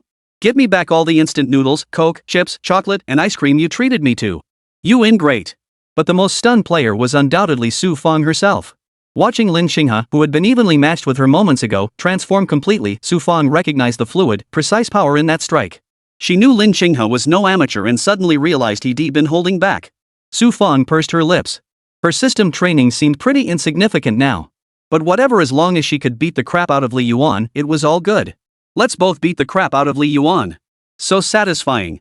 Wēn Zhiyi wasn't exactly getting in the way, but she wasn't contributing much either. She kept feeding Su Fang and Lin Xinghe easy opportunities, and predictably, the pair pounced on those chances to drive the ball toward Li Yuan's side. Li Yuan was at a loss for words. Why couldn't he get a single moment to show off like a bro? Could someone please kick these two overachievers off the court? Another smashing kill. Li Yuan dove headfirst to save the ball but couldn't reach it, collapsing onto the court in utter exhaustion. He looked utterly defeated. Su Fang, however, was thrilled and high-fived Lin Xinghe. Yes. Lin Xinghe, oh. Wēn Zhiyi walked over to check on Li Yuan, patting his head reassuringly. It's okay. You did great. I'm the one who held us back. Feeling Wēn Zhiyi's soft, warm hand stroking his hair, Li Yuan felt like a dejected, drowned rat. He finally stood up, trying to avoid looking too pathetic. No big deal. Watch me win the second game. You didn't hold me back, those two just happened to be really strong. Wēn Zhiyi thought for a moment before saying, I know Fang, she's amazing at badminton. As for Xinghe, I didn't know she was so good too. Wow, that's impressive. What about me? What about me? Li Yuan pointed at himself. Wēn Zhiyi smiled sweetly, radiating warmth like a spring breeze. You're great too. Now I feel like I lost the match but won life. He didn't really care about winning or losing, it wasn't that important anyway. As long as Wēn Zhiyi felt positively toward him because of this match, that was success. You two over there, even if you beat me, you still won't be as successful as I am. What a masterclass in mental victory. Another half hour of intense battle, yet the match remained one-sided. Smashes always came flying toward Li Yuan, while Wēn Zhiyi received nothing but routine lobs. The preferential treatment was obvious to anyone watching. Well, the world where only Li Yuan got injured had been achieved. Su Fang and Wēn Zhiyi were already sweating a bit. They said they'd go buy water and stepped off the court. Now it was just Li Yuan and Lin Xinghe one-on-one. Li Yuan was about to find an excuse to rest, but Lin Xinghe, riding high on momentum, raised her racket with a slight smirk. Keep playing. One-on-one. Fine. Since you're usually such a stone-faced iceberg, I'll make an exception now that you're finally showing some emotion. Only when faced with things that don't interest you do you feel nothing. If you're interested, there's bound to be some change. Lin Xinghe might be that kind of person, her emotions rarely show on her face, always appearing cold and distant. Only occasionally, when something captures her interest, can you catch a fleeting micro-expression. When it was Lin Xinghe's turn to serve, her small hand trembled slightly, sending a tricky little ball. Li Yuan, with his delicate touch, flicked a drop shot that bounced off the net. But Lin Qinghe pushed it back with a deep backcourt shot, forcing Li Yuan to scramble backward at lightning speed. He nearly split his legs trying to return it. The result? He was repeatedly forced back to the baseline, running around like a dog chasing a ball. Damn it! Even though I never had formal training, I played badminton regularly back in middle school. I should at least be able to show something. If you're not going to play nice, neither am I. With that thought, Li Yuan found unexpected strength. Seizing the moment when Lin Qinghe pushed another backcourt shot, he leaped upward, his back arched like a fully drawn bow. His entire body leaned backward so dramatically that anyone watching couldn't help but remark, that kid's got some serious back strength. He then unleashed a violent smash, demonstrating its power. Lin Qinghe, caught off guard by Li Yuan's sudden burst of power, scrambled to lower her center of gravity but couldn't react in time. The shuttlecock slammed heavily into her chest. 146. What a business shot. Seeing the shuttlecock strike Lin Qinghe, Li Yuan immediately raised his hands in apology. Sorry, I hit you with that smash. While it was just a game, hitting someone was still a bit much. Though Li Yuan's smash wasn't exceptionally fast, it still hurt upon impact. Especially when it landed squarely on her chest. The moment the ball struck Lin Qinghe's chest was almost visible to the naked eye. The ball's head pressed into the rounded part, creating a slight indentation before being gently deflected away. Seems Lin Qinghe was quite well endowed, unlike that Huang Qiaora flat-chested girl despite her ample hips. But now wasn't the time to dwell on that. What mattered most was how the person was doing. Approaching her, he noticed Lin Qinghe's brows were slightly furrowed. Her eyes, with their distinctive three-white part pattern, were narrowed as she stared intently at the shuttlecock at her feet, lost in thought. Li Yuan scratched his head, momentarily at a loss for words. He couldn't exactly offer to massage it for her himself, could he? Does it hurt? Lin Qinghe finally responded, it doesn't hurt. Keep going. On the surface, nothing seemed different, but why did it feel like there was a hint of resentment in her voice when she said that? Resentment it was. No big deal, he'd just serve her a few high balls later, letting her smash them to her heart's content as a form of consolation. The thought was good, but Li Yuan seemed to have underestimated Lin Qinghe's vindictiveness. Almost every shot came flying straight at his face, the tension thick in the air. Even with Li Yuan's lightning reflexes, he barely dodged several shots, but his head still took a few hits. Rubbing his head, he felt a dull ache. Would he end up with a huge bump later? But judging by Lin Qinghe's expression, she clearly wasn't satisfied yet and was riding high on the thrill. Alright. Brother Yuan Shin would indulge her. Let her have her fun. He'd just have to dodge faster. Before long, Su Feng and Wēn Zhiyi returned with drinks. They sat on the sidelines sipping Pocari Sweat, watching the action unfold. Time and again, Li Yuan would serve up easy points, only to be crushed like a dog and sent fleeing in disarray. Even when the smash landed on him, he just grinned without a word. Su Feng was utterly baffled. What kind of game was Li Yuan playing? Business tennis? Haley, you can't seem to return it no matter which way you adjust. How about I try putting it up for you? And smiling after getting smashed by a kill? Could he be some kind of ace player? Wēn Zhiyi couldn't help but worry about Li Yuan. He hadn't gotten hurt when those two sports students hogged the court earlier, but if he got injured playing with his own teammates now, it would be a bit hard to explain. This made her feel a little annoyed with Lin Qinghe. Couldn't he just let Li Yuan play? Another high lob near the net. Lin Qinghe showed no mercy, drawing her racket back fully. As her weight shifted, the piercing whistle of a smash cut through the air. The white shuttlecock traced a straight white line through the air, slamming viciously toward Li Yuan's face. He staggered in pain, clutching his face as he took a long moment to recover. Wēn Zhiyi shot to her feet and practically ran over to check on Li Yuan. What happened? Did it hit your eye? Li Yuan couldn't recover for a while, waving his hand dismissively. It's fine. Just give me a moment. Seeing this, Wēn Zhiyi's temper flared. She glared at Lin Qinghe and snapped, Class monitor, I don't know what Li Yuan did to you, but treating him like this is unacceptable. During doubles earlier, you kept smashing the shuttlecock at him. Since we're classmates, I didn't say anything. But now you're aiming for his face? Don't you think that's going too far? Wēn Zhiyi had never been this furious before. While she and Lin Qinghe weren't particularly close, they weren't outright hostile either, just an ordinary, superficial acquaintance. She'd never pick a fight with another girl in class, but now, because of Li Yuan, she couldn't control her impulsive outburst. Seeing Li Yuan like this, Su Feng couldn't bring herself to blame Lin Qinghe. All three were her friends, criticizing any one of them felt wrong. Badminton has no eyes, she said. Sometimes I can't control the shot either. It might just hit someone. But hey, you two, stop arguing. Su Feng was truly tongue-tied, genuinely unsure how to handle the situation. Lin Qinghe had walked to the net unnoticed, one hand resting on the net, a look of bewilderment on her face. Watching Li Yuan's hand pressed against his eye, a steady trickle of blood flowing from the wound, he still waved it off nonchalantly. It's fine. No need to worry. We're just playing for fun. Who would deliberately aim a smash at someone? But clearly, cold sweat was pouring down his face, and he was turning pale. Seeing this, Lin Qinghe felt even more guilty. His grip on the racket tightened unconsciously, trembling slightly as he hesitated to speak. But Wēn Zhiyi's voice was cold as ice. I watched you two play earlier. She clearly aimed the ball at you. Li Yuan explained, she was just feeding me the ball. He certainly didn't want Wēn Zhiyi to argue with Lin Qinghe over him. They were both his good girls, after all. Seeing Li Yuan still defending Lin Qinghe only infuriated Wēn Zhiyi further. She grabbed his arm and dragged him toward the infirmary. Forget all that for now. Let's get this treated at the infirmary first. All right. Watching their receding figures, Lin Qinghe felt utterly dejected. Her earlier outburst had indeed been excessive. Though Li Yuan's cocky playing style had mentally pressured her, he hadn't physically harmed her at all. Her reaction had been excessive. Yet seeing Li Yuan's expression just now, her lips trembled and she couldn't even manage an apology. Su Feng patted Lin Qinghe's shoulder, offering comfort. It's okay. Li Yuan won't be mad at you, but you should apologize properly later. He's actually been really nice to you, always treating you to food and giving you snacks. We're all friends here. If you understand, he was just too impulsive today. Don't take it to heart. Lin Qinghe hung her head like a child who'd done something wrong. She'd come here to relax and play ball, yet now she was reduced to this state. She couldn't help but feel like she was truly a jinx. Only after hurting Li Yuan did she recall all the kindness he'd shown her. Every time they met at the convenience store, he'd generously treat her to snacks. When she mentioned craving McDonald's for breakfast, he'd bring it to her the very next day, never once considering how early he'd have to wake up to get it. It seemed he indulged her in everything. Yet she had never indulged Li Yuan in return. She had taken everything for granted. How utterly foolish. Inside the infirmary, the school nurse pressed Li Yuan's shoulder firmly as she applied medicated solution to the area around his eyebrow. Lucky it only grazed the brow bone near your eye, she said. If it had hit the eyeball, there could have been serious trouble. Be more careful playing ball, no rough tackles. You're all preparing for the college entrance exams. If you damage your eyes now, you'll regret it later.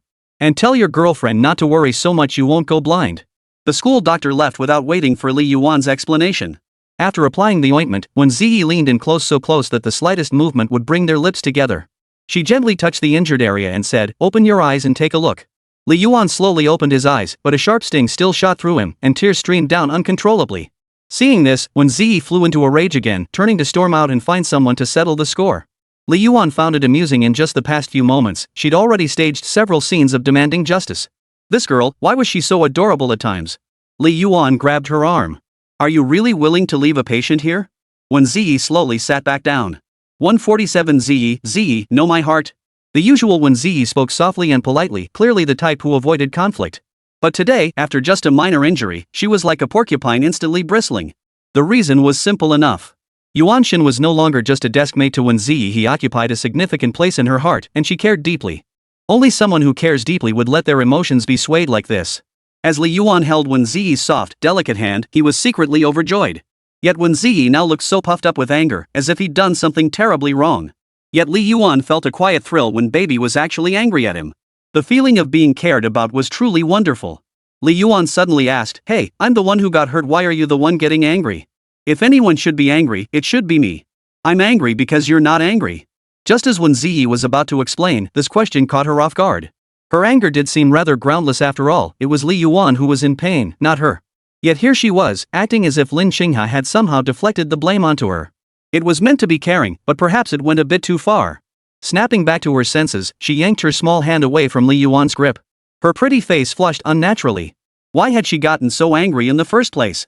Was it because she felt guilty seeing Li Yuan, who was usually so kind to her, being bullied? That reason clearly didn't hold water. Or was it that she disliked Lin Qinghe? Impossible. Her relationship with Lin Qinghe wasn't strained at all, quite the opposite, actually. They often exchanged notes and even had meals together. Then why on earth was she like this? This is so complicated. Unable to unravel such a tangled web of reasons, Wēn Zhiyi simply gave up, shifting her gaze elsewhere, anywhere but at Li Yuan. I'm just angry. Li Yuan grinned, leaning his head forward to meet her gaze. His smirk was sly and triumphant. Wēn Zhiyi immediately turned her back to him, refusing to meet his gaze. Li Yuan leaned in again, studying her puffed-up cheeks. This infuriated Wēn Zhiyi so much she punched him right in the face, not too hard, not too soft, just enough to feel a slight sting. Then she turned her back on him again. It felt just like having a silent fight with a girlfriend. No matter how close he got, Wēn Zhiyi kept her back to him. Li Yuan decided to cast a spell from behind. Zhiyi, know my heart's desire, work your magic. Turn around and smile at me. What the heck? Wēn Zhiyi couldn't help but chuckle, turning to look at Li Yuan. The flush on her cheeks hadn't faded, making her appear as if she were slightly tipsy. Her youthful beauty was undeniable, yet her gaze now felt like a soft, furry paw tickling his heart.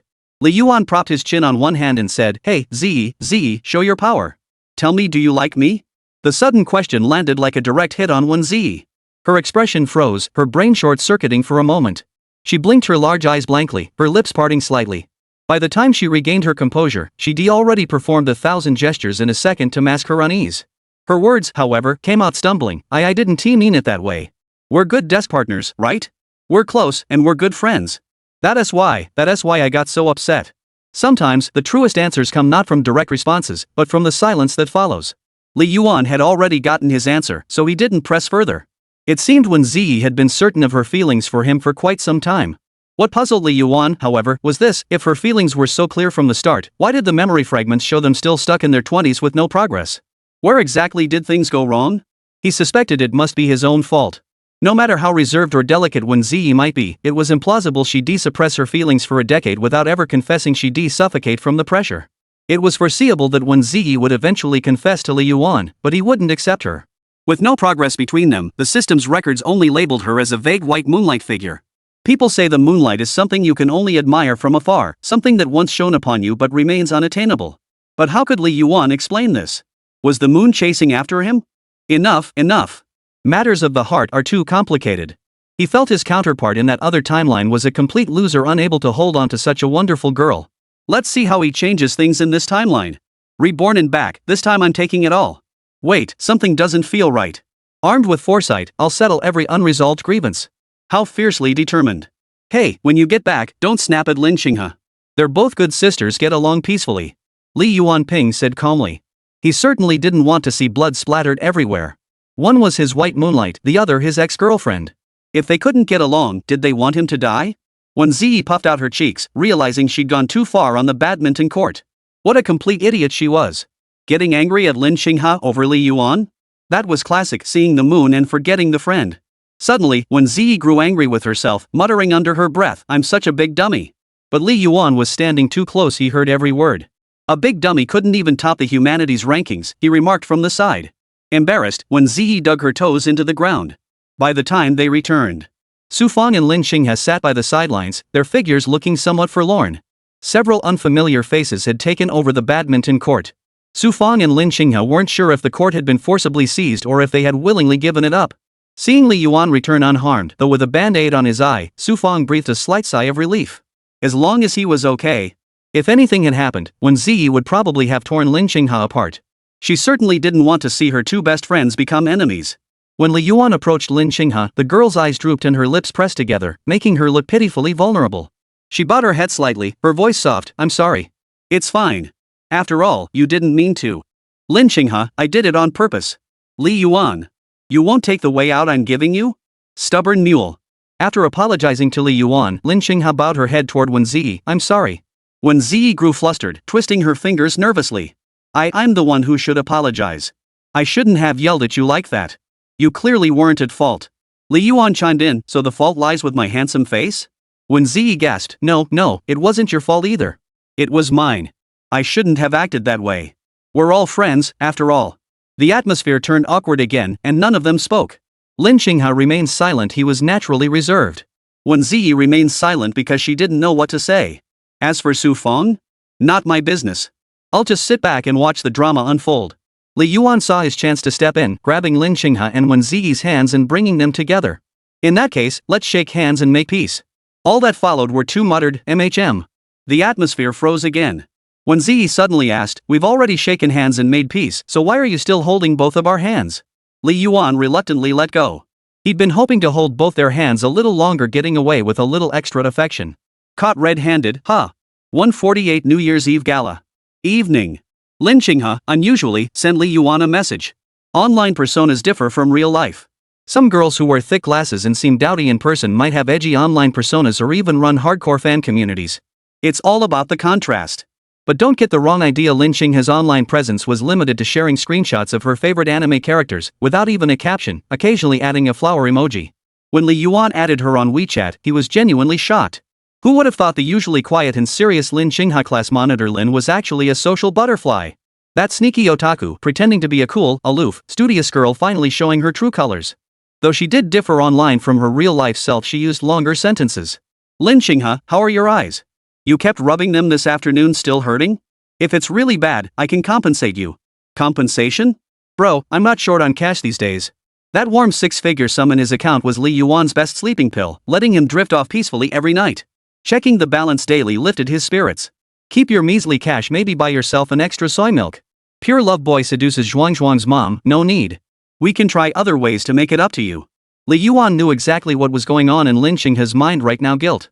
To ease that guilt, he just needed to make her feel like she'd compensated him properly. Li Yuan understood these little tricks all too well. Lin Qinghe, image JPG. Lin Qinghe, image JPG. Lin Qinghe, image JPG. Lin Qinghe, image JPG. Opening the chat window, Li Yuan paused for a moment. He carefully examined the dozen or so photos Lin Qinghe had sent, then silently saved them.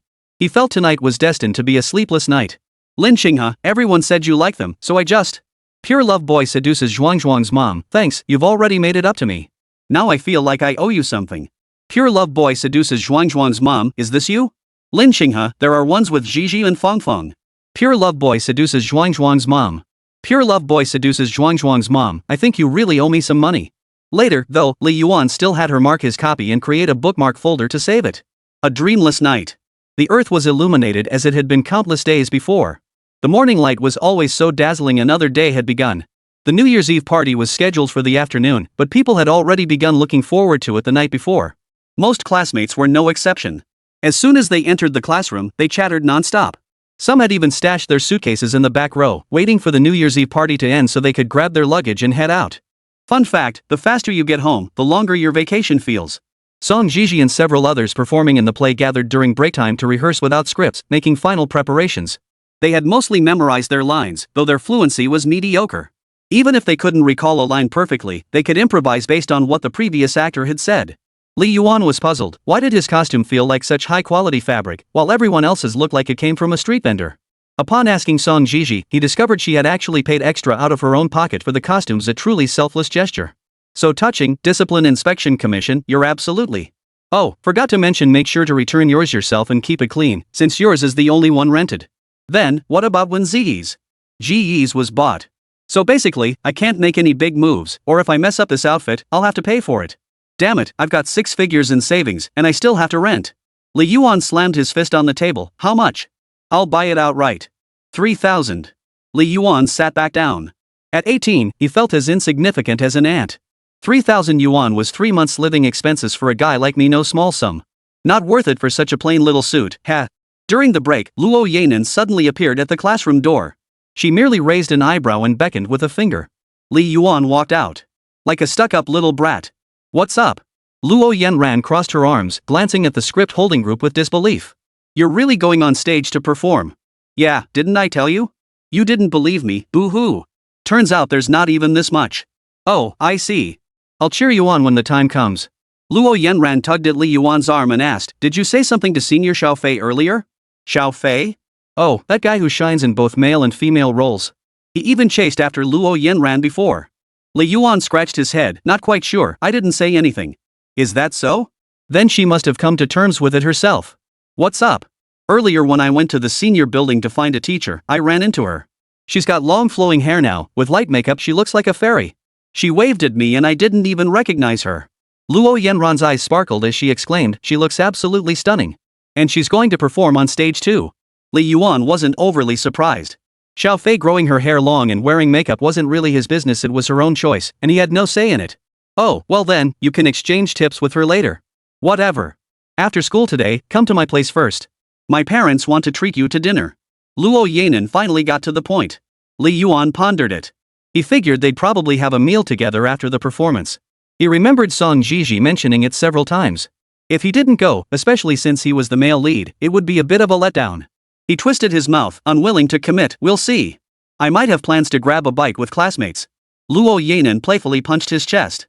Hey, my parents specifically asked to have dinner with you. Which one do you think matters more? What a tough choice. Without hesitation, Li Yuan replied, if you and my mom fell into the water, I'd save you first. Luo Yanran scoffed, that's obvious. I'm better to you than your mom. Fine, I won't force you. You can come over after the gathering. Just don't eat too much, my mom's cooking a ton of good stuff. With that, Luo Yanan skipped back to her classroom. Every year, there were always a few holidays when they'd go to Luo Yanran's house for a meal. New Year's Day was certainly one of the important ones. That evening, the whole family would gather for dinner, watching the New Year's Eve gala together as they rang in the new year. Even though it was the Gregorian New Year, the festive atmosphere couldn't be missed. In the past, Li Yuan would have agreed without hesitation. But now, he felt an inexplicable distance. Ever since meeting Fang Xin last time, he had a nagging feeling that Luo Hanhai was hiding something from him. He couldn't pinpoint what it was. Had Luo Hanhai snatched his father's promotion opportunity? Or had he truly done something to betray his father, which was why he'd treated him like his own son afterward? Either way, some things needed to be clarified. Otherwise, Li Yuan would always feel like he was living in the dark. He might as well seize this chance to get to the bottom of it. 149. This plot twist is brilliant. Noon. In the sky, white clouds drifted aimlessly across the azure backdrop, sometimes billowing like slow waves, other times charging forward like warriors in a torrent, each moment unique. Likewise, the sunlight below flickered between bright and dim. The shadow of a camphor tree stretched across the concrete path, slowly elongating, shifting, and rotating like a clock's hour hand. Inside the classroom, several people were doing their final rehearsal while applying makeup. Skipping their afternoon nap didn't matter. The New Year's holiday was just around the corner, and with no classes scheduled for the afternoon, their nerves were buzzing with excitement. This rehearsal had the highest attendance yet. Usually, everyone had all sorts of excuses to skip practice, but at this final moment, anyone who tried to bail would better protect their parents at home. If they were caught, they wouldn't be getting out alive. Even Song Tianlei was dutifully memorizing his lines, leaving the others with nothing to complain about. Even after repeating the lines countless times, the tension still clung to her, making her hands tremble slightly. Wēn Zhiyi pressed her lips together, constantly rubbing her fingers. Though her lines betrayed no visible nervousness, her subtle movements revealed the immense psychological pressure she was under. It wasn't just Wēn Zhiyi, everyone was nervous. Li Yuan had messed up his lines several times during rehearsal. As 2:30 approached, Song Zhiyi clapped her hands to halt the rehearsal. Everyone, time's almost up. Head to the restroom to change into your costumes first, then come back for makeup. Whatever happened during rehearsal, whatever frustrations arose, none of it truly matters. It's because everyone took this seriously that we have today's performance. For that, I'm truly grateful for your support. Without you all, I, Song Zhiyi, might never have had the chance to organize this play. Many say high school activities like this are meaningless, a waste of study time. But I disagree. I've always believed that in the dull grind of high school life, having something fun, something worth dedicating our energy to, exhausting ourselves for yet still finding joy in, is meaningful. I believe that after performing this play, you'll all feel an indescribable sense of accomplishment. You've challenged yourselves, tried something entirely new, and this experience will become an indelible, beautiful memory of your high school years. No wonder Song Zhiyi is the student council vice president. Her speech flowed seamlessly, brimming with emotion and truly inspiring. But Li Yuan felt nothing. After all, it was just empty rhetoric.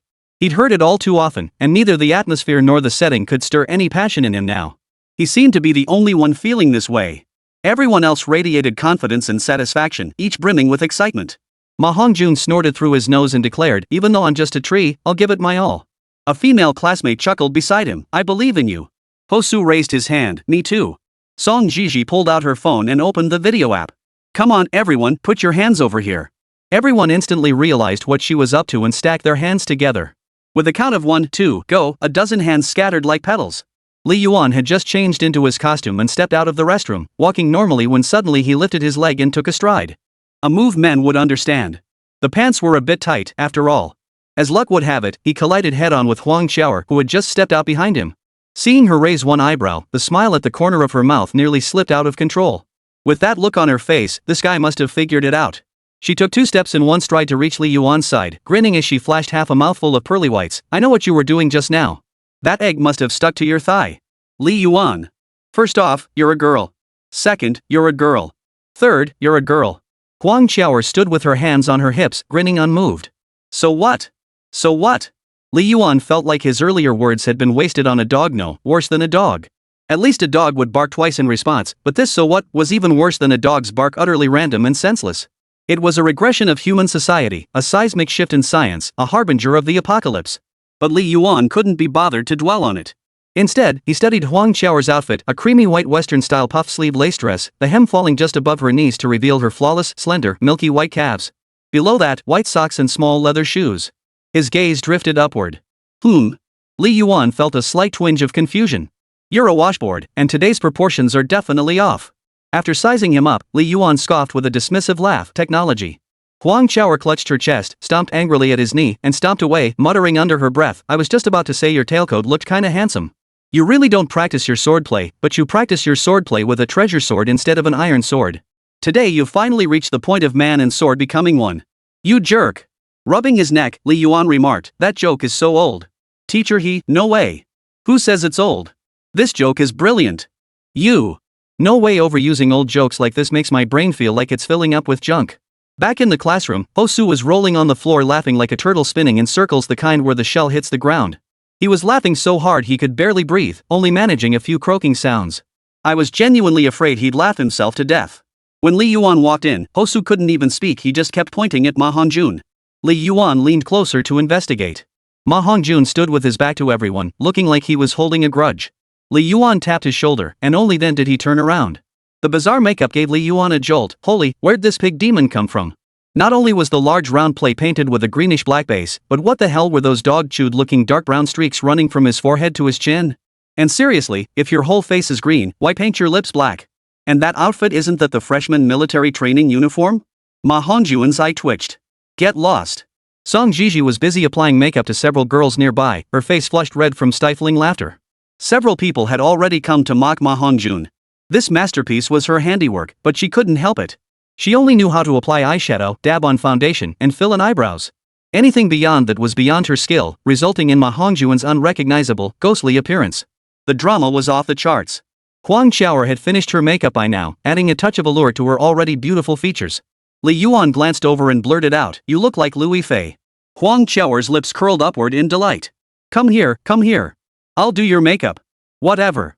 I just need light makeup or none at all. Li Yuan sat down as he spoke. Song Jiji merely glanced at Li Yuan's back and teased, Li Yuan, you really look like a human in this outfit. You've got a bit of that young Leonardo DiCaprio charm, don't you? Li Yuan, now at her mercy, closed his eyes and shot back, is that how you use the phrase like a human being? 150, don't be nervous. Huang Chaoer bustled about for ages, only managing to trim Li Yuan's eyebrows and apply foundation. She was about to put on lipstick, but Li Yuan refused, saying, so many people have used this stuff. If I use it too, wouldn't that be like indirectly stealing my first kiss? Huang Chaoer was speechless for a moment, but she still wanted to continue. Just as Li Yuan stuck out his tongue and almost licked her hand, she finally gave up. Before standing up, she shot Li Yuan a look like he was mentally unstable. The rocket class has produced a real freak. When Li Yuan looked in the mirror, his eyes with their prominent white sclera just didn't look lively. They always seemed to carry a hint of melancholy. Yet his melancholy carried a hint of cunning, unlike Lin Xinghe's. Lin Xinghe's clear-eyed stupidity held a dull blankness, while Li Yuan's sorrow hinted at slyness. It was hard to pinpoint exactly why aura was one of those things that defied clear explanation. He dabbed some hair gel on his hair and flicked it up casually, creating a messy yet inexplicably dashing look. Everyone was busy with preparations, yet Wēn Zhiyi was nowhere to be seen. Several people were asked, but none knew her whereabouts. With no other choice, Li Yuan dialed her number. Little did he know, on the other end, Wēn Zhiyi, stripped down to her underwear, was holding clothes up to the mirror when the phone rang. She nearly fainted from the shock. Fortunately, she remembered it was a voice call and answered it. But gazing at her own fair, smooth skin reflected in the mirror, Wēn Zhiyi flushed, feeling strangely aroused. She slapped herself in panic. Wēn Zhiyi, what are you thinking? That's practically exhibitionism. Even if it's just over the phone, you have to get dressed. Don't get excited. She nearly awakened some strange kinks. Li Yuan asked, what are you doing? Wēn Zhiyi replied nervously, I'm trying on clothes. Taking this long? Did something happen? Does it not fit or something? No, I just took a shower.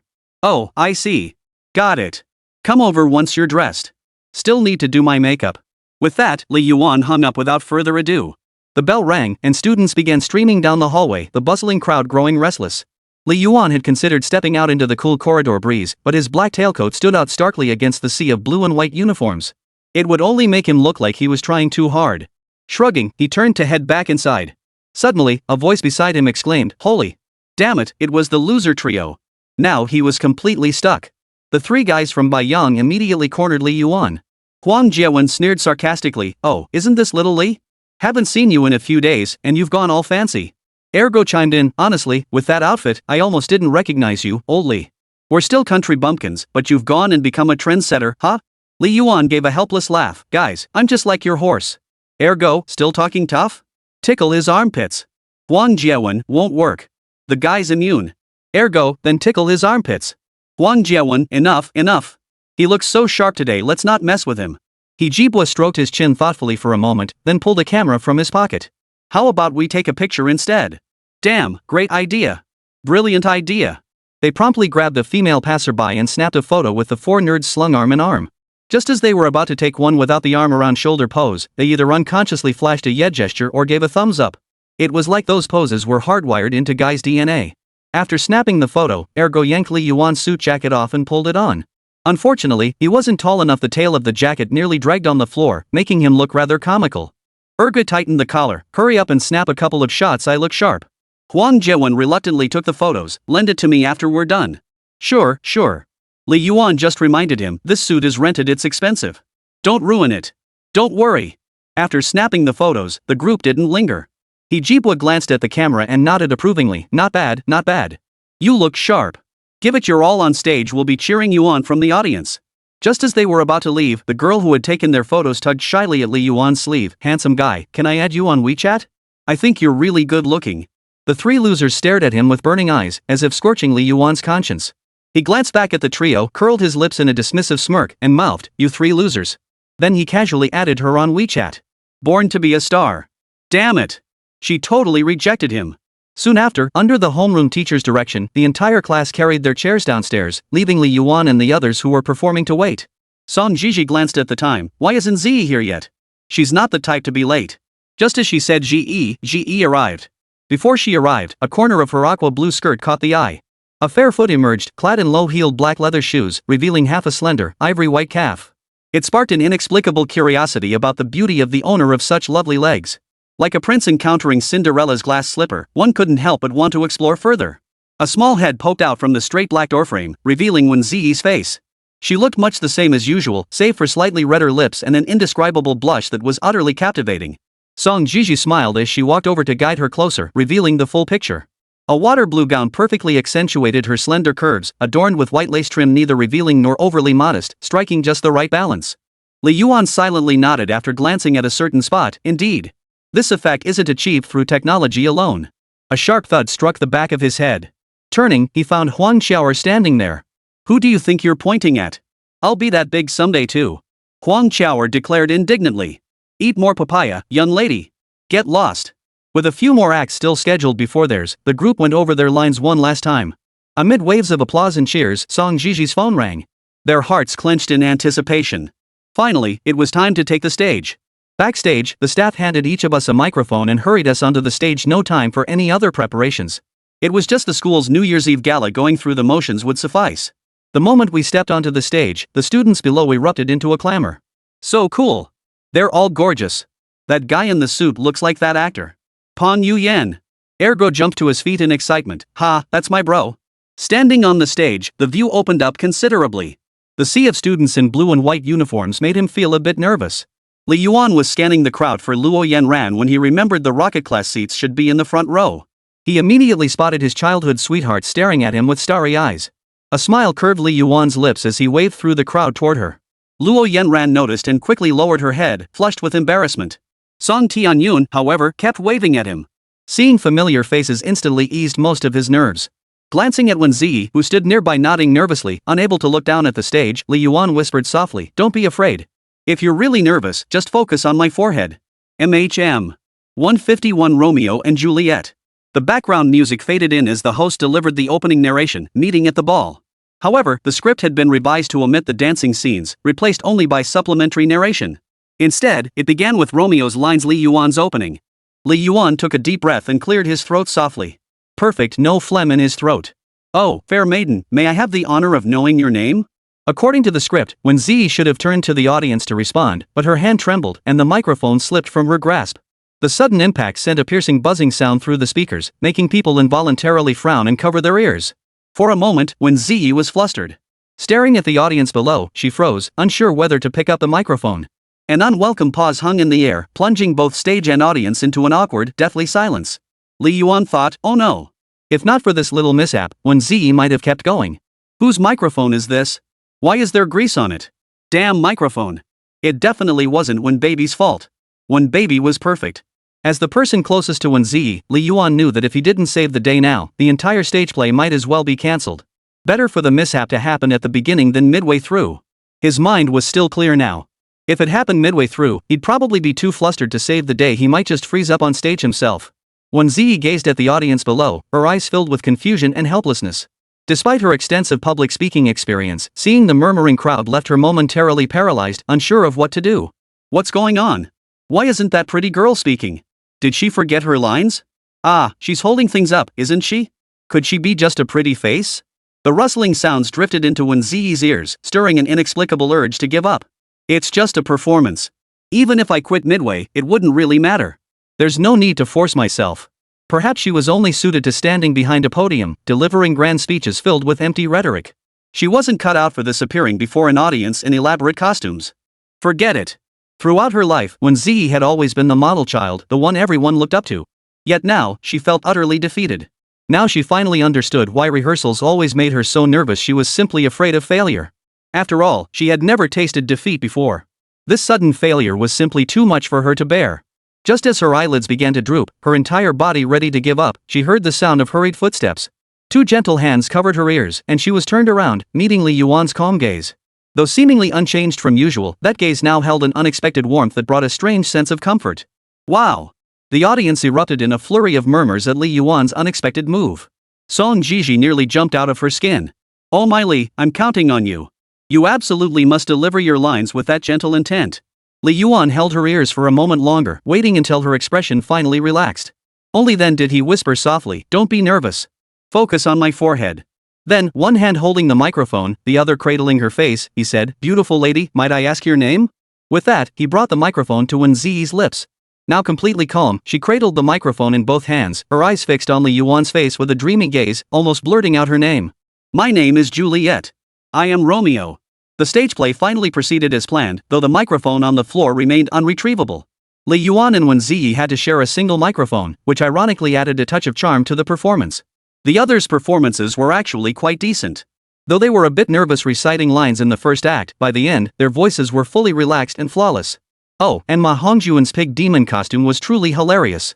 He kept his back to the audience the whole time he was on stage. When he finally turned around to mimic the rustling of leaves, the whole theater erupted in laughter. But then came the heart-wrenching scene, Juliet drinking the potion to feign death, and Romeo, overcome with grief, drinking poison to truly die for her. Li Yuan cradled Wēn Zhiyi's neck as he crouched, his expression filled with profound sorrow. "Juliet, without you, none of this matters." Then he raised the bottle of water and drank it in one gulp before collapsing. It was Juliet's turn again. Wēn Zhiyi slowly opened her eyes, her expression shifting from joy to grief upon discovering Romeo's death, before she too drank the potion and they died together. The two lay side by side as the background music swelled, the sorrowful tone reaching its peak.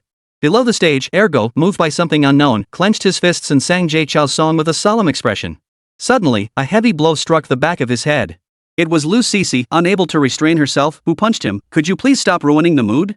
I was watching so intently, and you ruined it for me." Ergo looked utterly helpless. "I was just moved by the moment. Why are you being so mean to me?" "I'm only mean to you." Lu Cece put on an unreasonable act, yet she moved her chair closer to Erdo and asked a tricky question. "Erdo, if I were Juliet, would you boldly pursue me like Romeo?" Ergo, utterly lacking in romantic sensibilities, shook his head in terror. "I don't want to die." Lu Cece. Lu Cece gave a bitter smile, her expression noticeably dimming. Ergo was a bit surprised. Why wasn't she hitting him anymore? Not hitting him was better. That's what he thought. On stage, Wēn Zhiyi curled her legs slightly, practically lying in Li Yuan's embrace. The scent of shampoo kept tickling his nose, making him want to sneeze. He half opened his eyes to find Wēn Zhiyi mere inches away, her nose twitching nervously. It made him want to tease her for no apparent reason. Li Yuan extended a finger, gently hooking Wēn Zhiyi's chin. Still acting? This teasing was unbearable. It nearly roused Wēn Zhiyi enough to punch him, but at this moment, she could only manage to lift her eyelids slightly, half opening them to glance at Li Yuan. She noticed the faint smile playing at the corners of Li Yuan's mouth, leaving her utterly speechless. The curtain fell. The actors bowed hand in hand toward the stage in gratitude. "Old Li, your last-minute save was seriously impressive. I almost thought we were screwed. We're throwing you a celebratory banquet tonight. Damn it, why is someone on the confession wall trying to hook up with Ma Hongjun? And it's a girl. I'm this handsome, can't they see? Bunch of blind people. Oh yeah, Old Li got the most mentions. He almost got exposed backstage earlier, good thing I stopped it. Everyone. Wēn Zhiyi appeared in the classroom wearing casual clothes, her face flushed with embarrassment. She bowed to the others. My performance on stage today wasn't great. I'm sorry.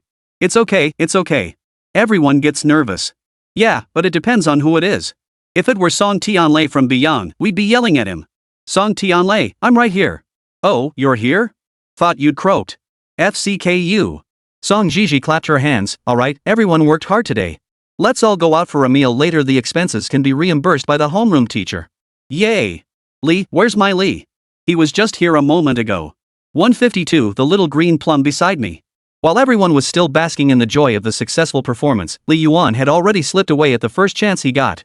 He made his way to the school gate to meet up with Luo Yanran, who had been waiting there for him. It wasn't that he left without a word. He'd already sent Song Zhiyi a message right at the start of the performance, explaining the situation in advance to handle any questions later. Truthfully, when confronted, all he needed to say was, I had an urgent matter to attend to, and everything would be fine. As for what that urgent matter actually was, most people wouldn't press for details. Even if they did, a few vague excuses would suffice. This incident unfolded at the south gate of the school. Luo Yanran stood with her arms crossed, her face brimming with impatience.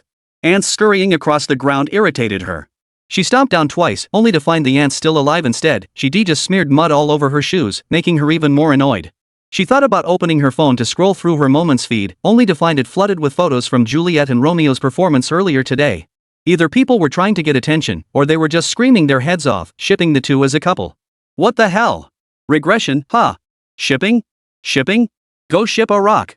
Luo Yanran raised her phone as if to threaten it, then silently put it away. She was just so annoyed. Why was she annoyed? She couldn't quite put her finger on it. Maybe it was just too hot today? Truthfully, it all stemmed from watching Li Yuan's performance earlier. His intimate gestures with Wēn Zhiyi had stirred a deep pang of jealousy within Luo Yanran. Damn Li Yuan. He actually went on stage to perform, dressed so damn handsome, and interacted so intimately with another girl. They were practically about to kiss just now. Damn Juliet. The way she gazed at Li Yuan was practically dripping with desire. This is a performance, not a romance. Why take it so seriously? For the first time, Luo Yanran felt someone could threaten her position. Last time at the Fu Li gathering, Huang Qiaoer had interacted with Li Yuan quite a bit, but judging by Li Yuan's reactions, he didn't really feel much for her. But today, this oval-faced girl gave her an overwhelming sense of threat. From Li Yuan's timely rescue to the way he looked at her and their little interactions afterward, it was clear this oval-faced girl held a special place in Li Yuan's heart. Damn philanderer. Go to hell. When Li Yuan hurried over and opened his mouth to speak, Luo Yanran cut him off with a sharp, "You cheating cat. Die." His knees promptly met several kicks from Luo Yanran. After that, he could only drag his luggage along behind her, looking utterly miserable. As for why Luo Yanran was angry, he didn't really want to probe. After all, his childhood sweetheart's temper was notoriously unpredictable. What else could he do? Just indulge her. Dinner can't be ready that soon, right? Why don't we go browse the mall for a bit? Li Yuan suddenly suggested while waiting for the bus. Luo Yanran stood with her arms crossed, her face flushed with anger. What's so great about that crappy mall? It should just shut down already. Fine then, the mall got blamed for no reason. How about catching a movie? Manhwa's been pretty popular lately. Tangerine animation? No way. Li Yuan suddenly exclaimed dramatically, we have to go. My cousin's classmate's uncle got executed for not boosting Manhwa's box office. Luo Yanran couldn't care less about lame jokes. Oh, that's none of my business. Regardless of whether she wanted to or not, he bought the tickets first, then dragged her alone. Watch it or not, she had to watch it. After buying the tickets, he grabbed the popcorn combo too. Li Yuan braced himself for a bitter tug of war. But to his surprise, Luo Yanran, who'd been adamantly refusing moments ago, tilted her head, twisted her body, and started walking toward the cinema the instant Li Yuan placed the order. Her sudden compliance left him dumbfounded. Didn't you say you weren't going? Well, you already bought the tickets, so I guess I have to go. You can get a refund. Get lost. Don't try to fool me. You just want to watch a movie with me? That's such a low-level tactic. Even the most prestigious high schools have students dating.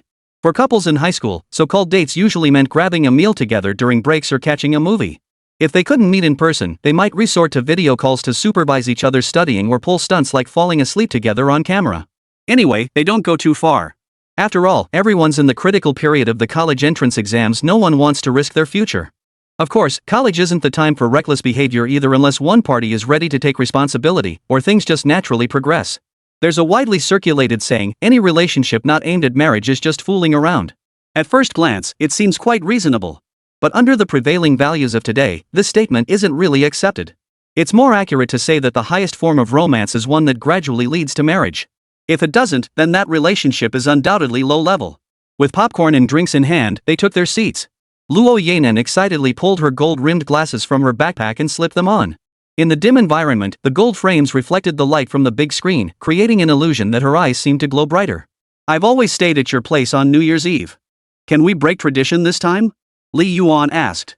He still wanted to go back and stream late into the night to make some money. Ordering takeout felt like a luxury, though it was a bit lonely. At least it was comfortable. It wasn't that dining at Luo Yanran's home felt uncomfortable. It was just that after meeting Fong Xian and learning certain things, Li Yuan realized Luo Hanhai's kindness toward him stemmed from guilt toward his own father.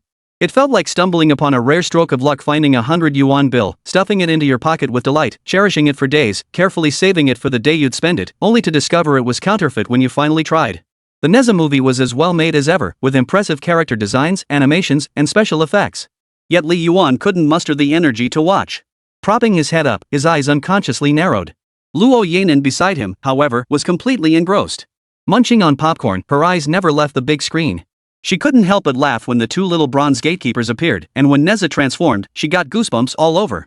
But when she tried to share her excitement with Li Yuan, she discovered he had fallen fast asleep. Luo Yanran snorted, pinched his cheek, and whispered, "Stupid Li Yuan, dumb Li Yuan is a big dummy. Li Yuan won't get seasoning packets with his instant noodles anymore. Li Yuan will never catch the last bus. He'll lose every game." After muttering to herself for a while, Luo Yanran suddenly felt a pang of guilt. Poor Li Yuan, his dad was gone, his mom didn't love him, and she was dying too. He was stubborn and refused help, living alone in a rented room, streaming every day like a clown just to make a living. She pursed her lips, sighed in relief, and muttered with her lower lip pouted, "Fine. May Li Yuan live 100 years and be happy every day. The little green plum beside me." 153, A Teenage Girl's Secret. After watching the movie, the two didn't linger long. They sat in a bubble tea shop for a while, each ordering a drink before returning to their phones. Occasionally they exchanged a few words, but when nothing came to mind, they simply fell silent. The atmosphere wasn't awkward.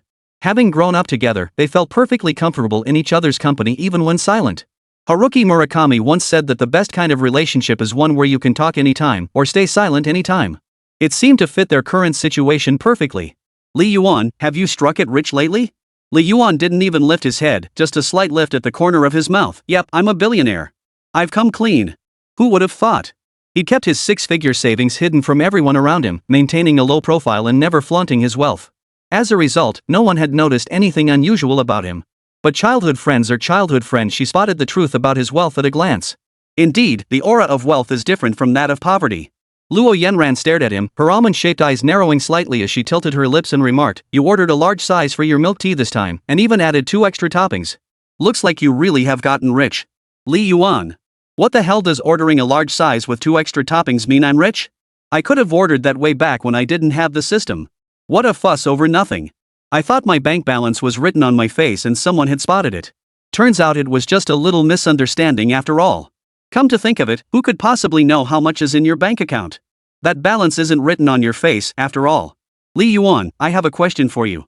Luo Yanen didn't dwell too long on Li Yuan's newfound wealth, quickly shifting to a new topic.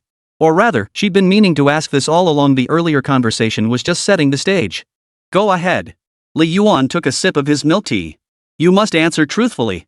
Alright, I'll answer truthfully. Liars' asses don't have buttholes. Then I'll have kids with you. I'll give birth to your old mother. Luo Yanran was instantly enraged. How dare this little Li Yuan utter such infuriating words, cursing her own child to be born without an anus. But, it seems like I cursed first, huh? Never mind. Let's get down to business. Do you have someone you like? At school?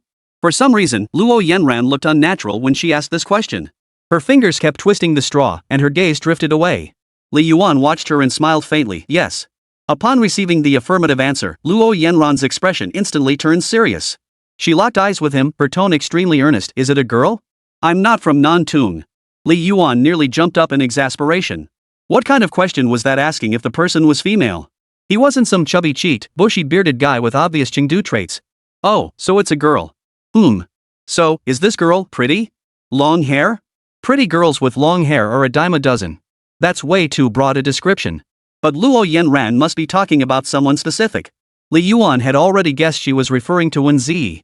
After all, the interaction with Wēn Zhiyi on stage was completely transparent. The entire school saw it.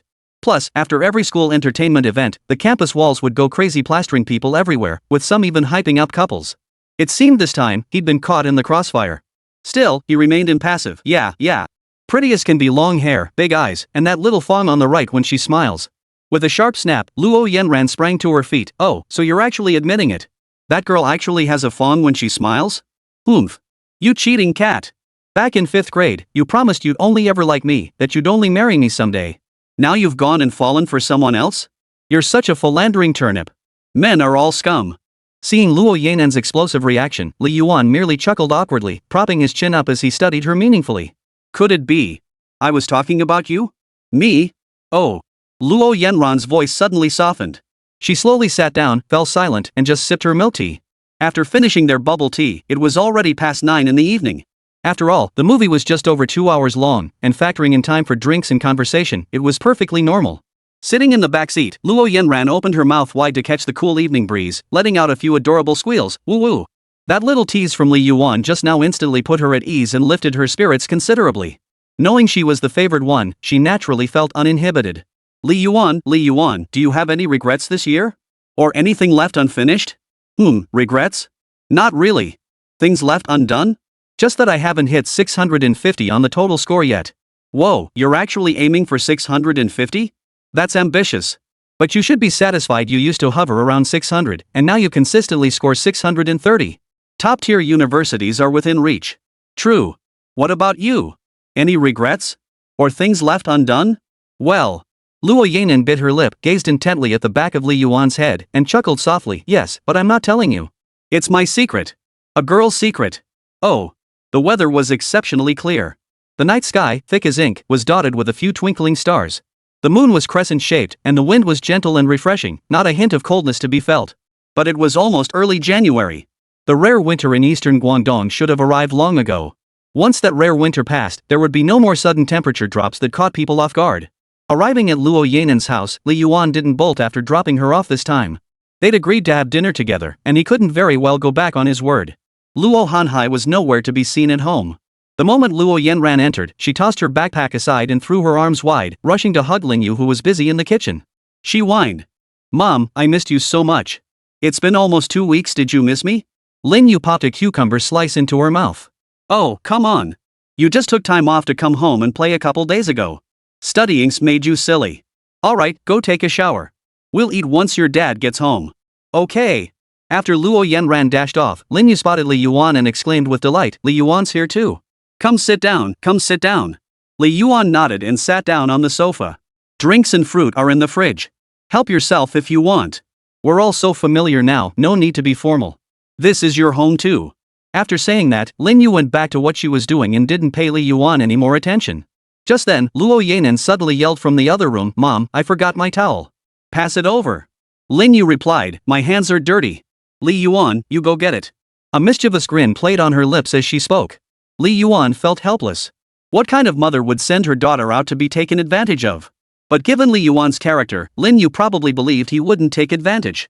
154 New Year.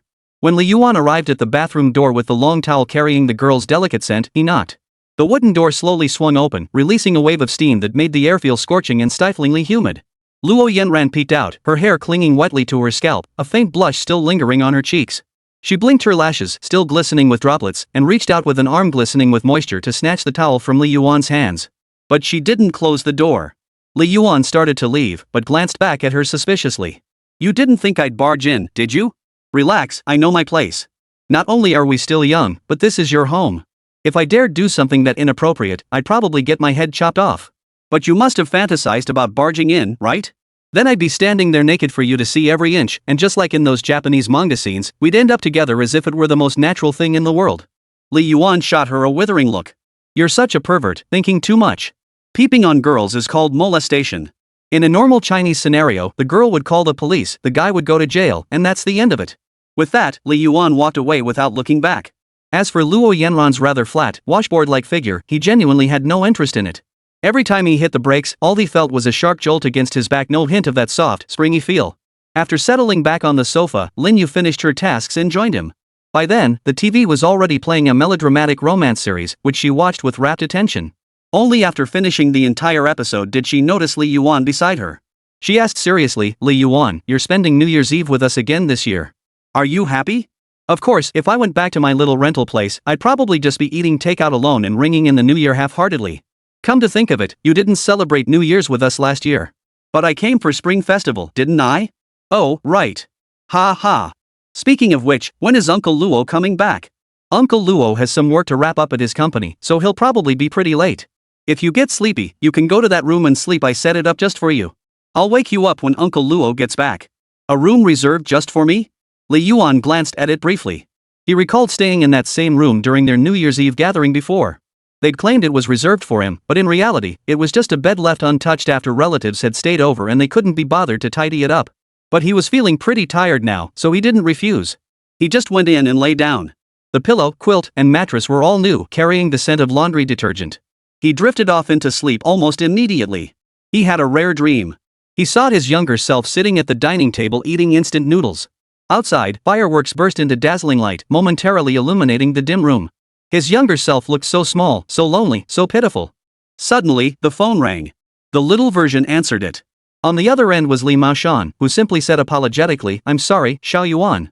Dad won't be able to make it back today. There's money in the drawer. Go buy yourself some tasty treats and fun things. Little corner Li Yuan, okay." The call ended. In the end, the little boy never asked Li Maoshan to stay with him. He understood his father worked hard and was always busy. It had become the norm for him to have no time to spend with his son. It had always been this way, and it remained so. Living alone seemed to have seeped into Li Yuan's very blood. Even though Luo Hanhai always tried to drag him into the fun, attempting to create a shred of warmth, he didn't realize that compared to that warmth that didn't truly belong to him, it was far more satisfying to just get by on his own. By the time Luo Hanhai returned, it was already 11:30. Li Yuan was roused by two heavy punches from Luo Yanan. Drenched in cold sweat, Li Yuan nearly thought Sister Yu from the northeast had sat him to death. "Hurry up and get up to eat. We're waiting just for you." After rousing him, Luo Yanran flipped the light switch only to discover there wasn't even a bulb. She had no choice but to pull out her phone and shine the flashlight directly into Li Yuan's face. The glare made Li Yuan squint shut his eyes. When he emerged, Luo Hanhai was already seated at the dining table.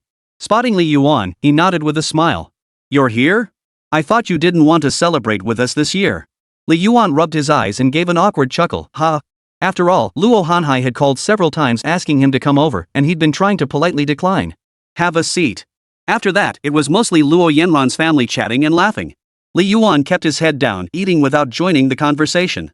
Occasionally, he'd mutter a few complaints about the TV program, predicting that this year's Spring Festival Gala would probably be even more boring and awkward than the dumpling-making segment.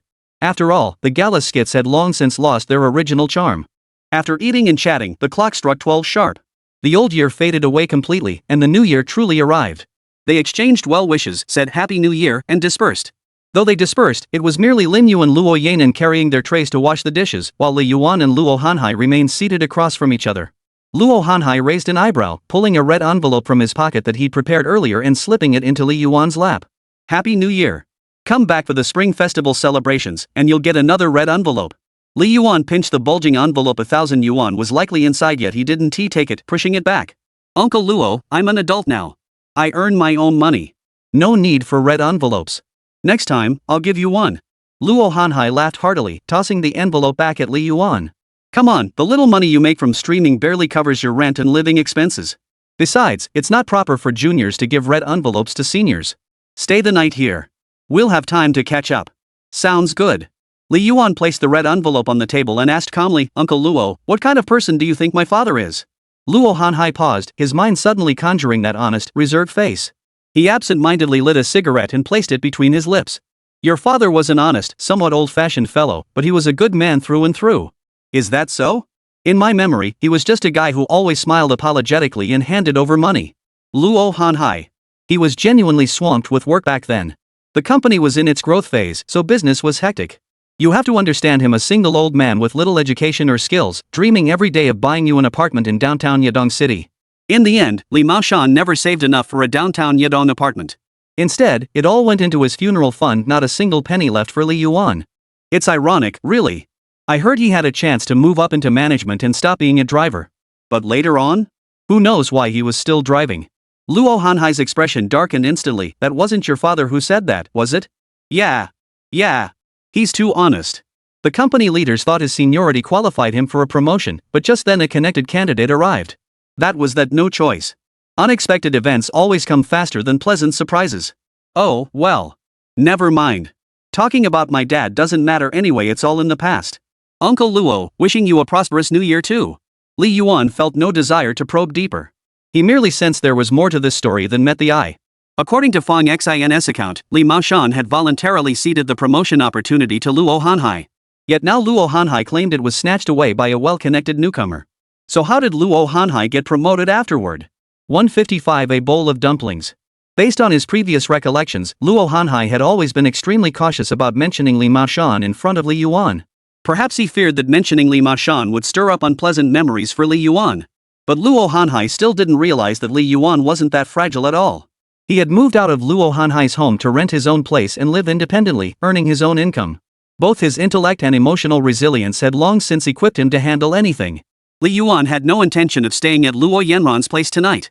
Even though he and Luo Yanran had grown up together, and even though Luo Hanhai and Lin Yu knew him intimately and had watched him grow up, this place still didn't feel like home to him. His own rented apartment offered far more comfort. But leaving in front of them felt awkward. He could wait until they were all asleep before heading out. As he scrolled through his phone, several messages arrived in quick succession. Opening them, he saw that at exactly midnight, Wēn Zhiyi had sent him, "Happy New Year. Looking forward to your continued support." Followed by, "I was hoping to grab dinner with you to ring in the new year, but your room light was off. Maybe next time? Good night, I'm off to sleep." Li Yuan smiled to himself, thinking he could visit Wēn Zhiyi's place for New Year's next time. The rest were messages from his godchildren. Ergo, foster dads, Happy New Year. Any red envelopes? Huang Jiawen, Happy New Year red envelope. Ergo, damn it, not even a penny, and he Jibwa snatched it. He Jibwa, he. Pure love boy seducing Zhuang's mom, Happy New Year red envelope. Ergo, godfather. Huang Jiawen, godfather. He Jibwa, damn it. Why did I only snag $3 while you guys got 70 or 80? He skimmed through the messages, including well wishes from Huang Qiao and Lin Qinghe, replying to each one. Scrolling through his Moments feed, he saw nothing but New Year's captions and photos. What? Hoping to be braver in the new year. New year, hoping my grades skyrocket. Happy New Year with him heart emoji. Wait, why is this from a guy? Deleted. Around 2 o'clock, when the sounds outside finally fell completely silent, Li Yuan got up and opened the door. The living room was dark, shrouded in gloom. But a faint white glow emanated from the corner. Looking closer, he saw the refrigerator door open, a figure hunched inside, furtively rummaging through something. Approaching, he recognized Luo Yanan. Startled by the footsteps, she turned around with a pineapple bun still in her mouth, a rather amusing sight. "Why are you still up so late?" Li Yuan asked. Luo Yanan took a bite of her pineapple bun and offered one to Li Yuan. "I got hungry and got up to grab something. Speaking of which, why are you still up? Insomnia?" Actually, he usually slept at this hour. Li Yuan nodded. "I'm a restless sleeper. I figured I'd head back." "Oh, well then. Go back. I'll let my parents know. MHM. Oh, Li Yuan, did my dad give you a big red envelope? You didn't take it? I can earn my own money now. No need to take it." Luo Yanan stood up, hands on her hips. "Hey, that's so unfriendly of you. What do you mean you don't need it because you earn your own money? My dad was really upset just now because you refused his money. We grew up together since childhood. You grew up under my parents' watchful eyes, just like their own son. Why be so formal? It's not that I'm being ungrateful, but I just feel uneasy taking the money. There's no such thing as feeling uneasy or not. Just take it. Since you won't accept what my dad gave you, you have to take what I'm offering." Saying this, Luo Yiran pulled a small red envelope from her pocket, ready to hand it to Li Yuan. But midway, she hesitated, her heart twinging, and pulled it back. She opened it, took out 200 yuan bills, and tucked them back in. After a moment's hesitation, she slipped them back into the envelope. "Li Yuan. If it hurts that much, don't force yourself. You were talking a big game earlier." In the end, though, Luo Yanan gathered her resolve, shoved the red envelope into Li Yuan's hand, and pretended to be generous. "Buy yourself some nice treats. Don't shortchange yourself.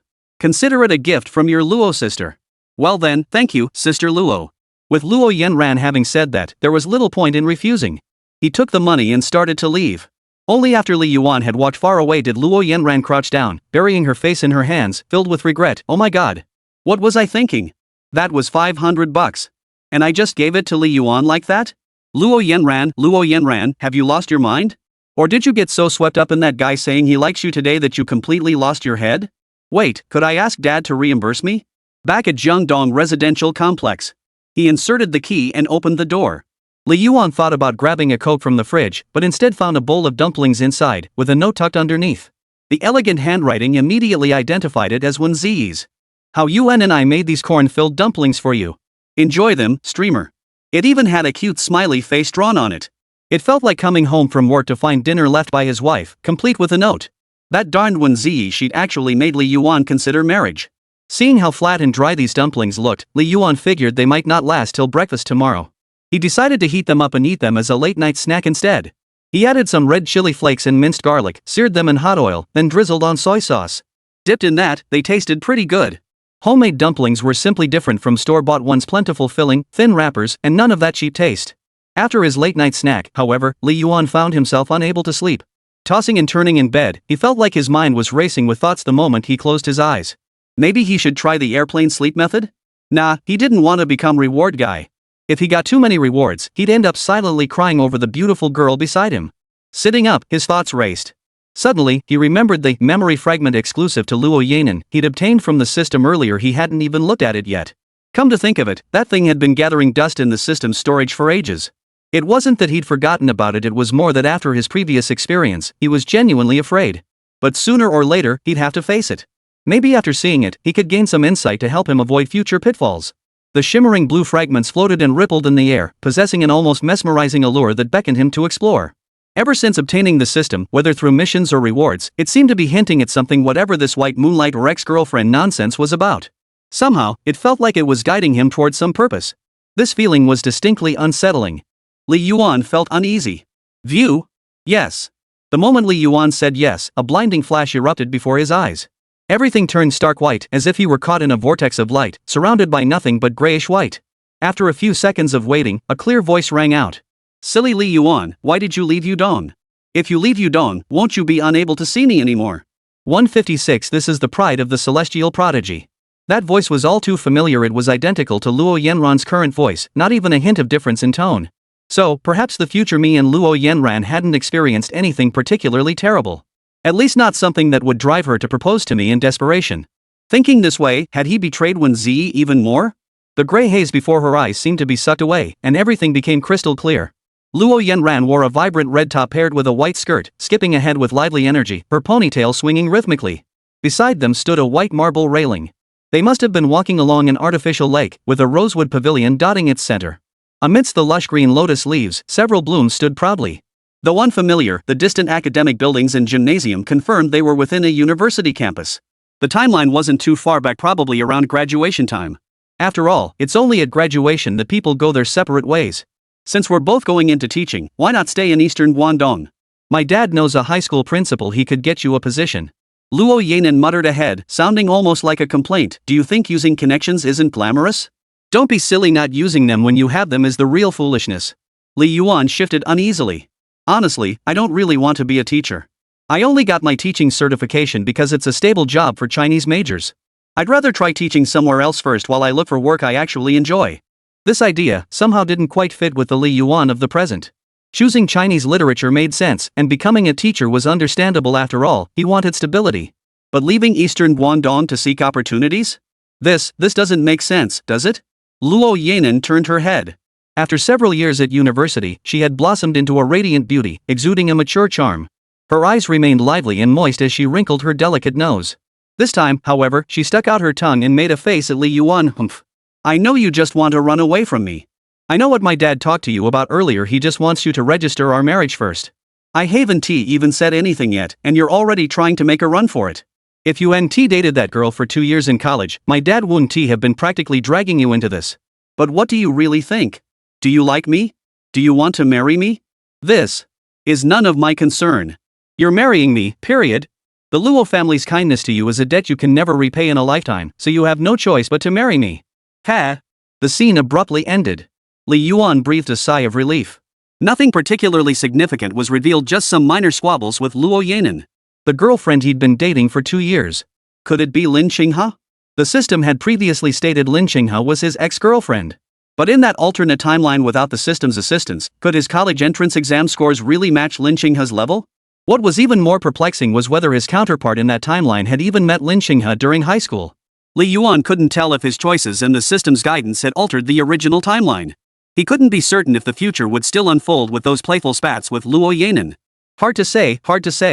Even with all the hints and clues the system had provided, the future remained hazy and unclear. If only he were a reincarnated soul, perhaps everything would become crystal clear. The New Year's holiday slipped by in the blink of an eye. It left an inexplicable feeling as if time crawled like a snail during classes, yet the moment holidays arrived, it seemed someone had pressed a multi-speed acceleration button, and whoosh, it was gone. Of the 3 New Year's days off, only the first allowed for any leisure. The remaining 2 were spent almost entirely writing exam papers. Even Li Yuan, who firmly believed homework should only be done at school, had to put pen to paper a telling sign. School teachers really treat students like they're running a Japanese factory. Each one claims they're assigning just a little, maybe 2 worksheets, but they never consider that when you stack up 6 subjects worth of papers, it creates terrifying pressure. The power of homework is truly terrifying. But thankfully, we live in an age of advanced AI. Just snap a photo of the entire test paper and feed it to the AI, it instantly spits out a solution complete with step-by-step explanations. Unlike years ago when even homework apps required real name verification. Even slightly ambiguous questions couldn't be searched, and some problems hadn't been uploaded to the database yet, leaving no answers available. Especially with the school's private printer, it'd spit out a smudged blob of ink for a historical figure's portrait and ask you what that person did. Regular homework was manageable, but using these test papers during monthly exams? That was pure despair. Li Yuan worked on his homework while editing videos on his computer, inserting an ad in between. At this point in the video, you're probably all thinking about finding a girlfriend too. The host recommends Qianshou. It's got gorgeous girls with sweet voices, from cute lolas to cool, sophisticated women. Don't miss out, click the link below to download. He usually hated these ads popping up while scrolling through videos, swiping past them in frustration. He even wondered if these advertisers were a bit off their rocker. If everyone disliked these ads and skipped them, wasn't their investment just money down the drain? But that's not how it works. Advertising is about spreading the word. You might not remember one ad, but after seeing 10, you'll probably memorize their tagline, and that's how brand awareness builds. It's like when someone asks, "Hey, why'd you get a new phone?" You can even recite the rest of the line clearly. The alarm clock rang, signaling to Li Yuan that it was time. He had woken up half an hour early today to work on his exam papers, yet he still had 2 sheets left unfinished. No choice, he'd have to finish them at school. He'd been working like crazy these past 2 days, yet still hadn't finished. He slung his backpack over his shoulder and headed to the breakfast shop to stock up on supplies for the day, like completing a daily task. Arriving at the classroom, few were sleeping with their heads down on their desks, most were chatting. Perhaps everyone was still buzzing with excitement after the holiday break.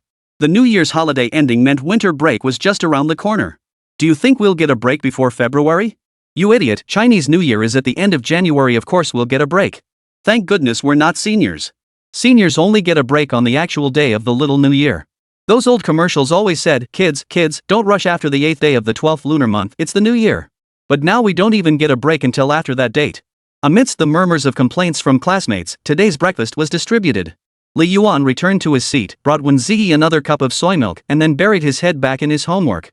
Wēn Zhiyi sipped her soy milk and ate the still steaming xiaolongbao, taking 3 bites per bun. After finishing one, she'd wipe her mouth, eating at a leisurely pace, not like a high schooler at all. Look at Ma Hongjun next to her, practically eating like the Hulk. Hurry up and eat. If you don't, it'll be cold by the time morning reading ends.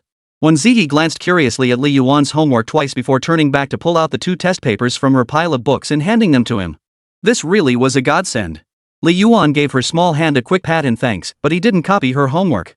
No reason he could finish these 2 politics papers during morning reading alone. A top student who could score 630 wouldn't allow himself to copy homework. Damn it! That was the pride of a top student. If he truly couldn't catch up, that would be another matter entirely.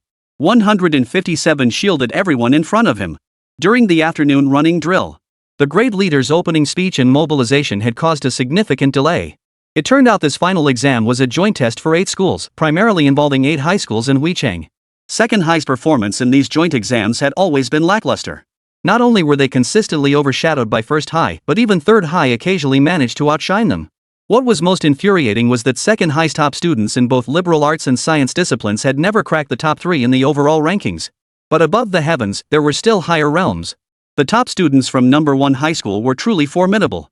But these were concerns for the school administration. Students only cared about finishing the exams and getting the break. During the morning run, Hosu surprisingly didn't join the tying shoelaces brigade this time. He was actually running diligently. Li Yuan teased, "What changed your nature?" Hosu flinched. "I'm not effeminate." "You idiot. Why are you suddenly running today? Realized you're out of shape?" "Not really. Mainly because a certain relationship is about to break through the clouds and see the moon." As Hosu said this, his chin lifted involuntarily, a look of satisfaction spreading across his face. So you're finally meeting up in person, huh? Ha, not exactly. She just told me which class she's in.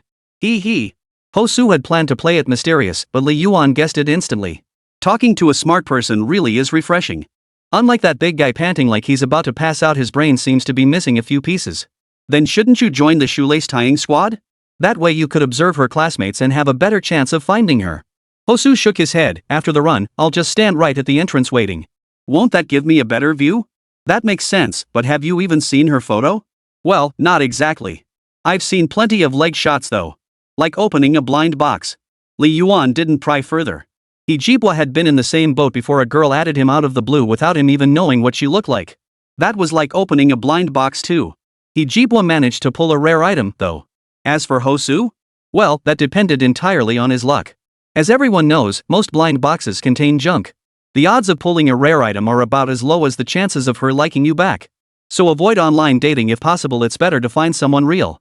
It's like buying a phone. No matter how good it looks online or how great the deal seems, it's still not as reliable as going to a physical store, even if you might get ripped off. While waiting in line, Ma Hongjun, who'd been gasping for air moments ago, suddenly perked up. He joined Hosu near the entrance to wait for other classes to assemble. It wasn't just Ma Hongjun. Li Yuan wasn't about to miss this chance to gawk either. Even Dong Zhiyi, who could fall asleep leaning on someone's shoulder, was there. And of course, Song Tianlei, the boss, couldn't be left out. Hosu remained silent, instead feeling a sense of solemnity. Embarking on his own beautiful romance under the witness of his best buddies was, after all, a joyous occasion. Ma Hongjun nudged Hosu twice with his elbow. Monkey, I heard the dowry in Huicheng is crazy expensive. Better start saving up early. Who knows, might even have to pay for the mother-in-law's name-changing fee, the getting off the car fee, the 5 medals, blah blah blah. They could totally clean you out. Hosu didn't react much, just saying, I haven't even met her yet. Talking about this is way too early. Li Yuan's face darkened. In another timeline, the 30-year-old Li Yuan had been bled dry. Name-changing fees, child support, transportation fees, name-changing fees, not a single one spared. Damn it! You high schoolers without a system, how could you possibly understand the agony of getting bled dry? Dong Zhiyi yawned, leaning against Ma Hongjun's shoulder and closing his eyes. Old Ma, he murmured, you stink. Ma Hongjun shot him a withering look. Then don't lean on me. Go lean on the Discipline Inspection Commission, they smell nice. Dong Zhiyi shook his head. I have a girlfriend. The other 3? The 3 of them were unusually in sync, their gazes fixed on Dong Zhiyi with a strange intensity. Song Tianlei, you someone who sleeps 18 hours out of 24, the kind of guy who'd sleep even if he wet his pants, actually has a girlfriend. Dude, did you knock Wēn Zhiyi unconscious last night or something? Ma Hongjun shrugged him off, giving him the cold shoulder. My shoulder's not for traitors. Hosu, however, crossed his arms, burst into laughter, and slapped Dong Zhiyi's face with a slightly creepy grin. If you have a girlfriend, get the hell out of here. What the hell are you doing here, just watching the show? Dong Zhiyi scratched his head, his expression blank. I never said I came to watch the show. I'm here waiting for my girlfriend. As they spoke, the Rocket Class 3 squad had already approached the 4 of them. Song Tianlei shot a sly glance around before smirking. I remember 3rd squad had a few lookers, but the real stunner was Luo Yanran. Saw her mugshot on the honor board last time, absolutely stunning. Even more gorgeous in person. Ma Hongjun scanned the area. Really? Where is she? Hosu, however, tilted his head back with a carefree expression, thinking to himself, could anyone be prettier than my Koen? Truth be told, he was intensely curious, constantly glancing at Class 3's group out of the corner of his eye. Song Tianlei, being the show-off he was, saw everyone's interest and naturally had to put on a show. His eyes immediately spotted a particularly striking girl at the back of the line. He waved and called out, Luo Yanran. Hey! Man, this guy from Beyond. Luo Yanran doesn't even know him, and he's waving at her? Isn't he just asking to get insulted? Li Yuan shook his head. He figured his childhood sweetheart had a fiery temper anyway. If she'd been in that situation, she'd probably flip Song Tianlei the bird and threaten, call me again and I'll give you a Maserati. No need for him to worry at all. But when he looked over, his pupils suddenly contracted. Holy! That girl with the black-rimmed glasses and Dora-style haircut, all serious and bookish, young enough, sure. But dude, did you notice she wasn't wearing a school uniform? And hadn't he noticed how everyone in Class 3 seemed to fear this girl? The reason was simple. Song Tianlei, this guy from Baiyang, wasn't greeting Luo Yanran at all. He was actually greeting the homeroom teacher of Class 3. This guy from Baiyang just randomly picked someone pretty to talk to. A cold gleam flashed behind the Class 3 homeroom teacher's glasses, her gaze sharpening instantly. She stepped out of the line and strode straight toward Song Tianlei. Song Tianlei, still acting like a fool, chuckled to Ma Hongjun and the others. Hey, look! Just calling her name got her over here. Seems like my connections really do run deep throughout the whole school. Ma Hongjun clapped in admiration. Damn, brother Song, you finally got some clout. Seeing this, Li Yuan slowly retreated behind the group, shielding them with his body. Hosu and Dong Zirwei weren't fools. Seeing Li Yuan move so swiftly, they followed suit despite their confusion. Meanwhile, Song Tianlei and Ma Hongjun remained completely oblivious to the looming danger. When the homeroom teacher of class 3 approached them with a smile, she asked, "Students, which class are you two from? Tell me your names, and I'll give you extra credit." 158 Hosu's Journey to Reality. 3 minutes later. You, Song Tianlei. You didn't tell me that was Luo Yenran? Yenran, you bastard. She's the homeroom teacher for class 3 and the director of student affairs. Ma Hongjun nearly jumped out of his skin. I almost blurted out my real name. Thank God my muscle memory kicked in and I said Hosu instead. On the other end, Hosu. Talk about a bolt from the blue. Usually calling each other brothers, but when trouble hits, they treat their brother's name like a comma. Song Tianlei broke out in a cold sweat. I've only seen her mugshot in the school bulletin. I caught a quick glimpse during morning exercises. Never imagined her homeroom teacher would be so young and gorgeous. As a sister class to the Rocket Class 3 should have known the homeroom teachers of the other Rocket classes. But most Rocket Class students were bookworms who rarely socialized, their social networks terrifyingly small. So they only had a vague impression of the other homeroom teachers. Coincidentally, Class 3's homeroom teacher had become pregnant last semester and went on maternity leave midway through this term. Consequently, Class 3 was temporarily supervised by a young director from the Student Affairs Office. Luo Yenran had complained about this to Li Yuan several times. Plus, Li Yuan frequently popped into Class 3, having seen all the girls in the class, few of whom were particularly attractive. The sudden appearance of someone like her was genuinely suspicious. Whoever she was, she gave him a bad feeling. Best to get out of there fast. He could imagine Song Tianlei trying to show off, but he never expected the guy to be this outrageous, actually greeting the homeroom teacher. After witnessing Song Tianlei and Ma Hongjun's fate, Hosu felt his decision to follow Li Yuan was absolutely spot on.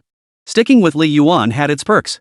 Hosu wrapped his arm around Li Yuan's neck and asked with a grin, "How do you even know the homeroom teacher of Class 3?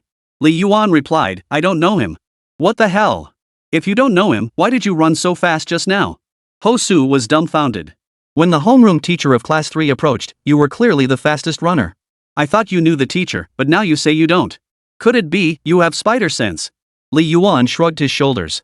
I may not know the homeroom teacher of Class 3, but I know what Luo Yenran looks like. Hosu hummed in understanding. That's called elimination by comparison. Ha, I used that trick on math problems I couldn't solve, pick out the right answers and discard the wrong ones. Same principle. That's such a Dios principle. Listen to what you just said, does it even make sense? When Class 19 didn't show up at the assembly, Hosu had no choice but to shift his focus to the intersection after the dismissal. Though it was an assembly, they still had to leave in class order, with Class 0 and the art class alternating as the lead groups. For the middle classes, it was the best of times, it was the worst of times, but either way, it was an era that had nothing to do with us. Only after Class 1 had mostly departed did Hosu return to the intersection to observe quietly. Before reaching the intersection, the class formations were neat and orderly, a sight pleasing to the eye. Once they reached the intersection, however, they transformed into a chaotic horde of zombies, rushing headlong toward the cafeteria and dormitories. After all, time was limited, you had to choose between eating and showering. Truth be told, squeezing in some phone time was the real priority. After waiting quite a while, it was finally Class 19's turn. Class 19 was a liberal arts class, with more girls than boys, though the boys weren't few either. Hosu first surveyed the girls in line: short, plump, tall, skinny, all shapes and sizes. Honestly, not many were attractive, but there were a few who were passable. It's fine. Kumpkin had mentioned before that she wasn't exactly a looker. Besides, what he liked was her personality, not her beauty or figure. Even if she wasn't conventionally attractive, she had such a kind and thoughtful heart. Even if she looked like Fu Shouer with the physique of a tiger tank, he wouldn't mind. Geek show, damn it. I'm a pure love warrior. Though I, Hosu, boast daily about being hotter than Peng Yuyan or Daniel Wu, I know exactly what I look like when I catch my reflection. I'm just an ordinary high schooler in Class 1, Grade 2 at Rocket High, the school's flagship class, who consistently aces math with perfect scores and maintains a steady GPA around 610. Fortunately, Class 19 had no tiger tanks. Even the heavier students weren't excessively so. Anyway, nothing was truly unacceptable to Hosu, who wasn't picky. Here, Hosu secretly envied Li Yuan. Damn it, if only he had Li Yuan's looks, he'd be hanging out with the pretty girls in class every day. But alas, God had blessed him with talent but denied him good looks. What a pity. Truly, no one is perfect. Hosu flicked his non-existent fringe and checked his reflection in the stainless steel pillar beside the bulletin board. Then, in the corner, he pulled out his phone and sent a message to Kun. Hosu, babe, I'm right by the bulletin board. Are you coming over? No cilantro, always sleepy Diet Gaokao edition. I'm walking over with my friend. Hosu, no rush, baby. Don't run too fast and fall. I'd feel heartbroken if you did. Hosu couldn't help but flash an anti-smile, but suddenly a thought struck him. Wait, something wasn't right. She was walking over? Didn't class 19 just finish their line-up? Could it be she went to the bathroom and got delayed? Oh, that must be it. No. She must have lied to me. She said she was in class 19, so why is she now in a class further back? Those must be the sports and arts classes. Oh, she must have found out I'm a top student in rocket class 1. Feeling inferior because her grades aren't as good. What a sensitive and thoughtful little girl. Hosu made up his mind, if he really ended up with her, he'd cherish her, help her overcome her insecurities, and grow together with her, both stepping through the gates of a top university. A pure love warrior never backs down. As the art class passed by Hosu, not a single girl stepped forward to acknowledge him. His heart suddenly skipped a beat. The sports class had only 3 girls, 2 were like tiger tanks, and 1 was ugly as sin. Hosu still deluded himself. I don't believe it. I don't believe it. She definitely isn't in the sports class. She must have been in one of the other classes just now. I clearly felt her gaze. She must be too afraid to acknowledge me. His phone suddenly vibrated twice. A call was coming in. Koen had never called him before, only sent voice messages at most. Today, finally meeting in person, she was calling. His fingers trembled as he hit answer, his voice quivering, whether from excitement or fear, he couldn't tell. Hello? Are you there? Oomph. A voice like a rugged northern man came through the phone.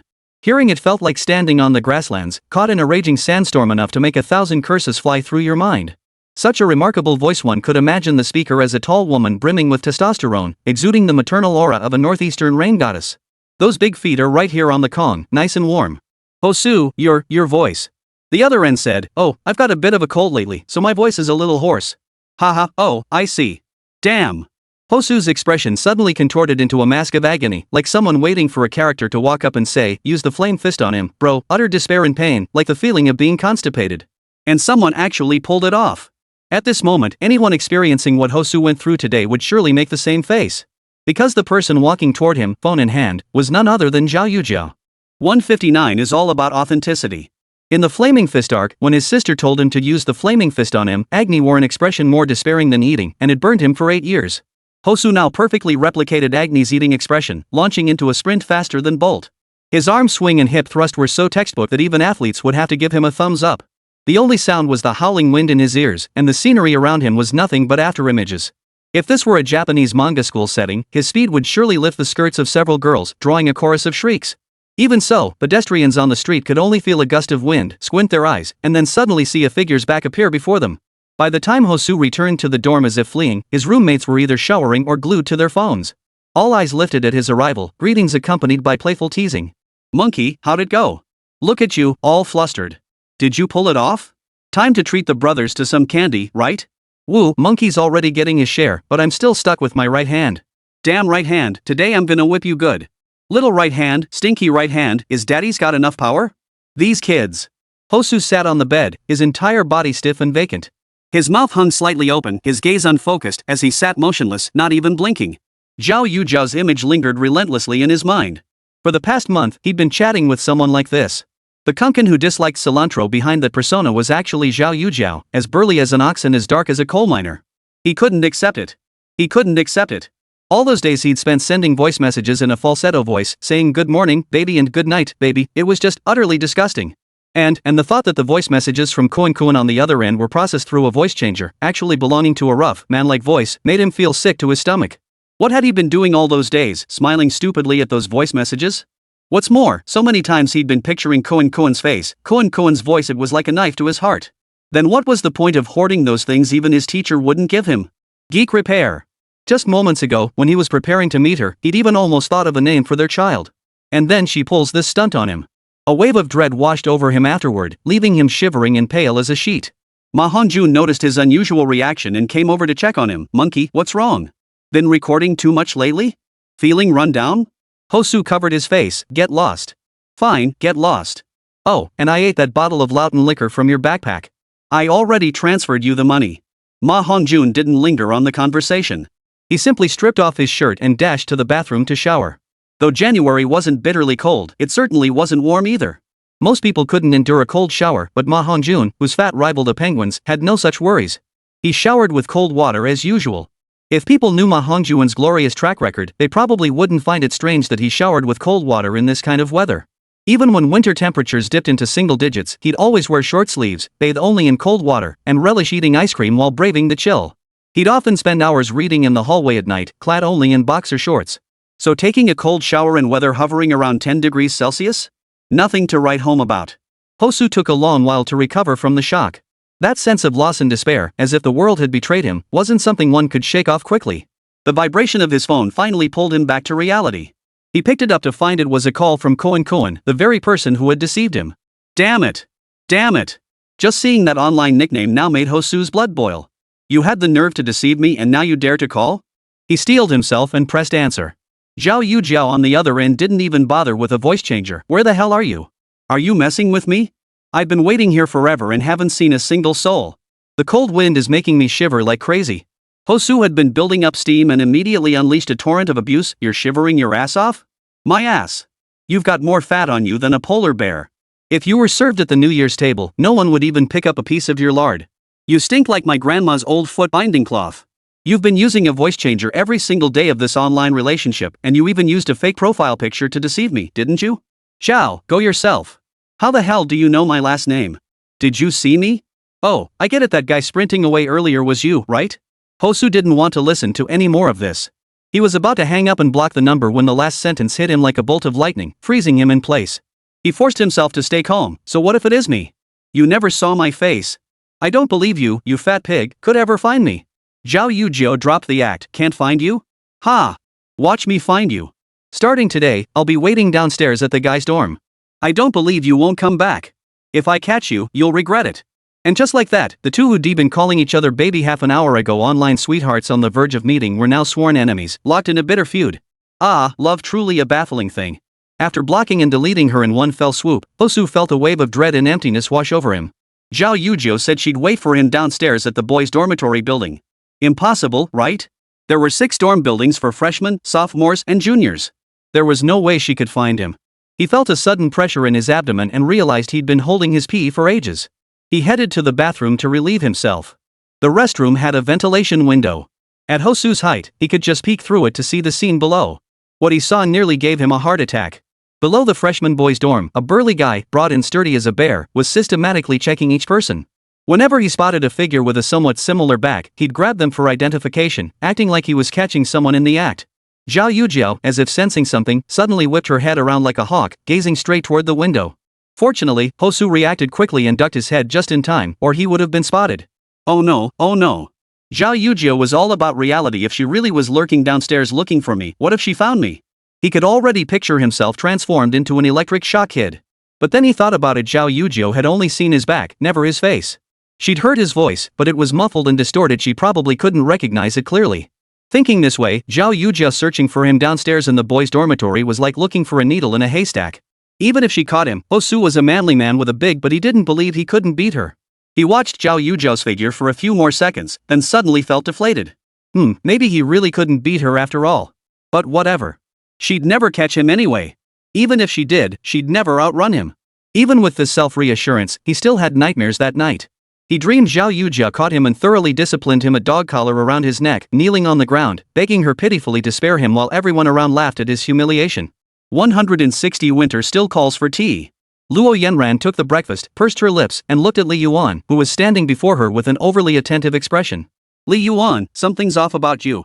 Counting today, Li Yuan had delivered breakfast to her both the day before yesterday and yesterday free of charge.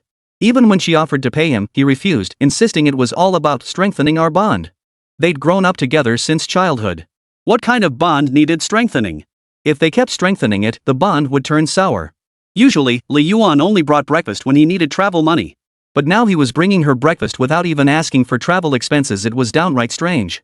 As the saying goes, unprovoked kindness is either treachery or theft. So the conclusion was clear. Li Yuan was definitely trying to pursue her, and he was putting his plan into action. Li Yuan, however, looked utterly wronged. What's wrong with me? Haven't I always been good to you? Now I just want to be even better. After all, someone even gave me a big red envelope. Bringing breakfast is nothing, it's no big deal. To be honest, after seeing the memory fragments exclusively belonging to Luo Yanan, he felt somewhat uneasy. Even though there were no scenes of him letting Luo Yanan down in those fragments, their conversations made it clear he would eventually leave Guangdong and grow increasingly distant from her. Otherwise, the system wouldn't have given Luo Yanran the childhood friend prefix alone. As for the girlfriend he dated in college, he couldn't be certain yet whether it was Lin Qinghe or someone else. But all this was mere conjecture for now. He'd have to wait and see if future mission rewards offered any clues. For this, Li Yuan couldn't help but curse his counterpart from the other timeline. What a ing jerk, you bastard from Baiyang. You weave through a sea of flowers without a single petal clinging to you. With so many wonderful girls to choose from, you ended up with a gold-guzzling monster who scattered coins everywhere. You really defied the heavens. Li Yuan tried to brush her off with a few words and make his exit, but Luo Yanran grabbed his arm. He grew impatient. Hey, what kind of scene is this? If the class monitor sees us. Before he could finish, 2 coughs echoed from behind them. The homeroom teacher drifted past, not even glancing at them. Hey, Li Yuan, let's get this straight. I really don't want to date in high school. But if you pursue me, it's not impossible as long as it doesn't affect our grades. And if we do end up together, you have to go to the same university as me. Our grades are pretty similar now, so attending the same school is totally doable. As she spoke, Luo Yanran's voice trailed off behind them, her confidence fading. Partly it was shyness, but mostly it felt like she was handing over her entire future with this conversation. Li Yuan was taken aback. He'd only delivered breakfast for a few days. How did that turn into him pursuing her? This girl was way too easy to please. Though it was bound to happen sooner or later. But definitely not now. Right now, I just need to focus on my studies. Don't mess with my focus. Li Yuan said earnestly. Yanran, I never imagined I held such an image in your mind. But I'm telling you this seriously. Luo Yanran's eyes widened in surprise. Is this a confession? Here? In the hallway? This is too intense. You really are a bit self-absorbed. Luo Yanan. She was speechless for a moment, but the next second, a flying kick landed squarely on Li Yuan's backside. Get lost, loser. You'll regret this. If you don't chase me now, once I'm in college and someone else comes after me, it'll be too late to change your mind. Little did she know, Li Yuan merely smiled faintly. Do you really think I'd let anyone else have a chance to pursue you before you even get to college? With that, he took off like a shot. The whole point was to tease and then run. Still reeling, Luo Yanran mumbled to herself, savoring Li Yuan's words, not letting anyone else have a chance to pursue me before college. He meant to pursue her before college? Ha! Luo Yanran couldn't help but giggle foolishly.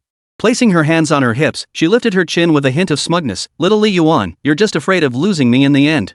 Since you've said it, I'll reluctantly let you pursue me. He. Her steps felt lighter as she walked back to class. So much so that Song Tianyun couldn't help but sniff twice, murmuring to herself, oh my, how come it's not even spring yet, but my Yanan already has that lovey-dovey scent about her. Yun. Luo Yanran snapped, setting down her breakfast to pinch Song Tianyun's cheek. Amidst the playful scuffle, morning reading began. Lately, Wēn Zhiyi always carried a thermos cup, filled with either chrysanthemum tea, black tea, or cooling herbal tea, all designed to reduce internal heat. In ancient times, many high-ranking officials in eastern Guangdong were exiled here for their misdeeds. The reason was simple, the place was notoriously irritating. The weather fluctuated wildly between hot and cold, with rain arriving in an instant. One moment it was bright sunshine, the next a violent storm as unpredictable as a mother-in-law's temper. In short, the unpredictable weather and temperatures breed irritability. And when people get irritable, they need to cool down and clear heat. Otherwise, why do people in eastern Guangdong love drinking herbal teas? No wonder Wēn Zhiyi has such a good temper. It's all thanks to drinking tea every day. Li Yuan glanced at the thermos in Wēn Zhiyi's hand and asked, what kind of tea is it today? Jasmine tea. As Wēn Zhiyi unscrewed the lid, the refreshing tea aroma filled the air, instantly dispelling any lingering gloom. Li Yuan nodded. Nice. The aroma is wonderful, it really lifts your spirits. Wēn Zhiyi hummed in acknowledgement before asking, if you're in such a good mood, then why did you touch my hand? Li Yuan reluctantly withdrew his hand, looking as though he hadn't had his fill. Because touching your hand makes me feel even better. Wēn Zhiyi didn't dwell on it. She simply pulled a small coffee-colored cup with a bear print from the drawer, poured a cup of tea, and handed it to Li Yuan. Li Yuan, still clutching his disposable cup like a beggar, was caught off guard by this unexpected gesture and felt a bit awkward. He finally tucked the disposable cup away. Scratching his neck, he chuckled, did you buy this for me? Wēn Zhiyi flashed a warm smile, her almond-shaped eyes brimming with gentle light, her lips slightly pursed. Yes. That smile was enough to make anyone's heart flutter. Li Yuan accepted the steaming jasmine tea, blew on it lightly, and took a sip under Wēn Zhiyi's watchful gaze. A warm current rolled over his tongue, down his throat and into his esophagus. First, a wave of comforting warmth filled his chest, followed by an inexplicable sense of refreshing clarity spreading throughout his entire body. Winter truly calls for tea. Seeing Li Yuan's satisfied smile, Wēn Zhiyi finally averted her gaze, a small flicker of happiness dancing in her heart. She then took out her own pale pink kitten-shaped teacup, poured herself a cup, and sipped it slowly, mouthful by mouthful. Su Feng, sitting ahead, caught the tea's aroma and glanced back. Seeing the two drinking tea, she happily retrieved her own thermos. Under their watchful eyes, she poured herself a cup of goji berry and brown sugar tea. Li Yuan's mouth twitched.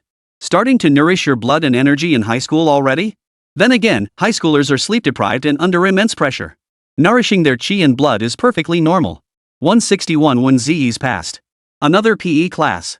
Those who've experienced physical fitness tests followed by end-of-term PE classes know the drill. Either the period gets hijacked by other subject teachers, or the entire class turns into free time. After years of advocacy from frail, frequently ill PE teachers, the Education Bureau introduced policies emphasizing the importance of PE classes and prohibiting their cancellation. Blah blah blah about holistic development of moral, intellectual, physical, aesthetic, and labor education. Fortunately, second high school still managed to hold PE classes during the final exams period.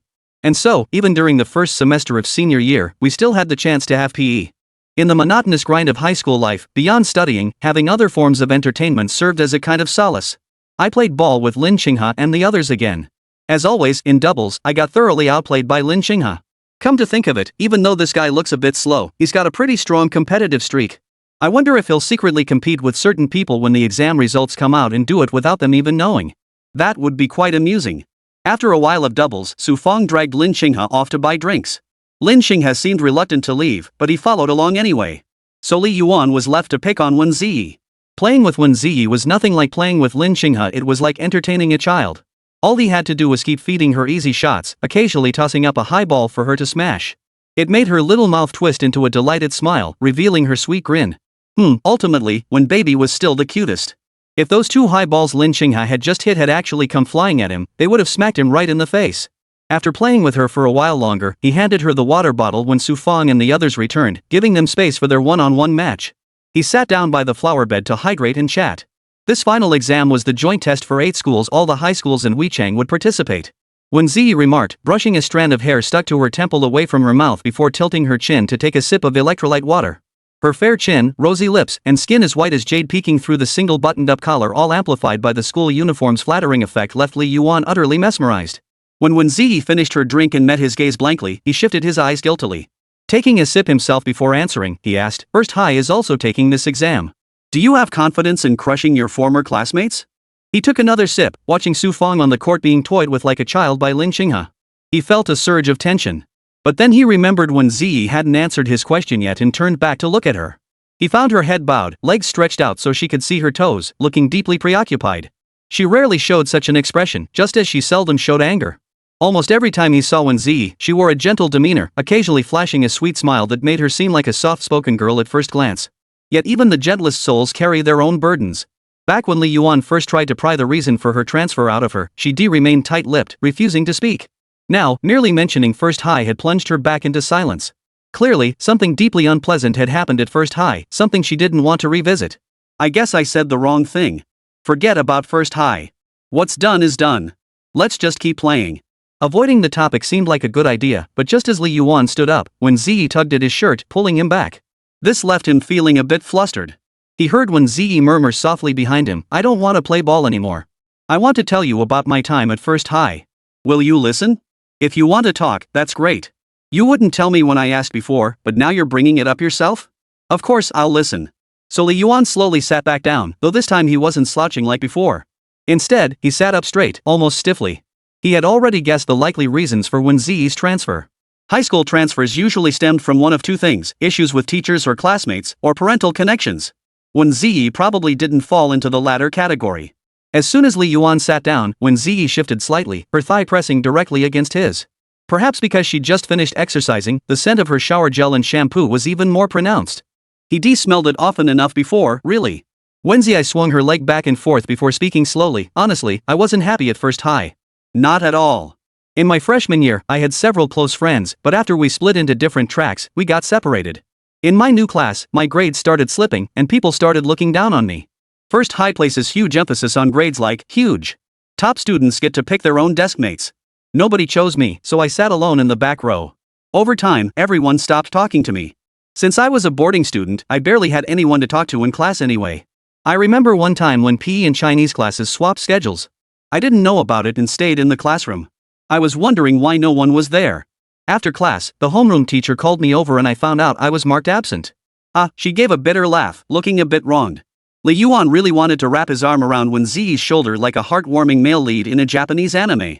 But he felt it would be too much to cross the line as just a friend. Even if there had been some playful flirting before, this kind of advantage-taking gesture just didn't feel right now. He thought for a moment and said, "It's fine. You're here with us, aren't you? And even if we weren't here, I'd still be here. As long as I'm around, you'll never be left without someone to talk to." "Thanks, Li Yuan." Wēn Zhiyi smiled wryly, sighed, and tilted her head to gaze at the sky. "Actually, there are many reasons for transferring schools. Back then, I ran into some classmates I'd been close with during my first semester of freshman year. When I greeted them, they ignored me completely. That's when I remembered that line from Lu Sun's hometown. She paused, then lowered her voice playfully. "An invisible barrier has already formed between us." With that, Wēn Zhiyi smiled again, signaling her acceptance and indifference. Only she knew how much sorrow and gloom lay beneath that smile. After speaking, Wēn Zhiyi softened her smile and suddenly looked at Li Yuan. "I used to dread transferring schools," she said. "I was afraid I'd still be alone, still unable to make friends. That kind of high school life seemed truly dreadful. But thank goodness I met you." Her almond-shaped eyes brimmed with tenderness, glistening with moisture that made Li Yuan almost unable to meet her gaze. Flustered by her words, he scratched his neck. "I didn't really do anything special. I just enjoyed talking to you because you're so nice. Besides, you were the one who chose me as your desk partner back then. Hee, enough chatting, streamer. Let's go play ball." Wēn Zhiyi stood up, turned around, and extended a hand toward Li Yuan, her smile as warm as spring breeze. Li Yuan didn't hesitate, taking her hand. Soft and warm. But this was the first time Wēn Zhiyi had ever reached out to him. Could it be that, in this moment, Wēn Zhiyi had finally accepted him completely? Class 162 had gained another heartbroken soul. Wēn Zhiyi never explicitly described the injustices she had endured.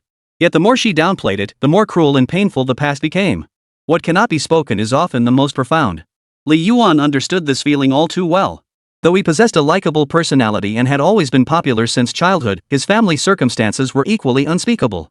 Countless past sorrows shared one defining trait: they sat like fishbones lodged in the throat, neither swallowed nor expelled. Wēn Zhiyi didn't spell it out, but her ordeal at first high was undeniably bullying. Even if it was silent, cold violence, it was still bullying.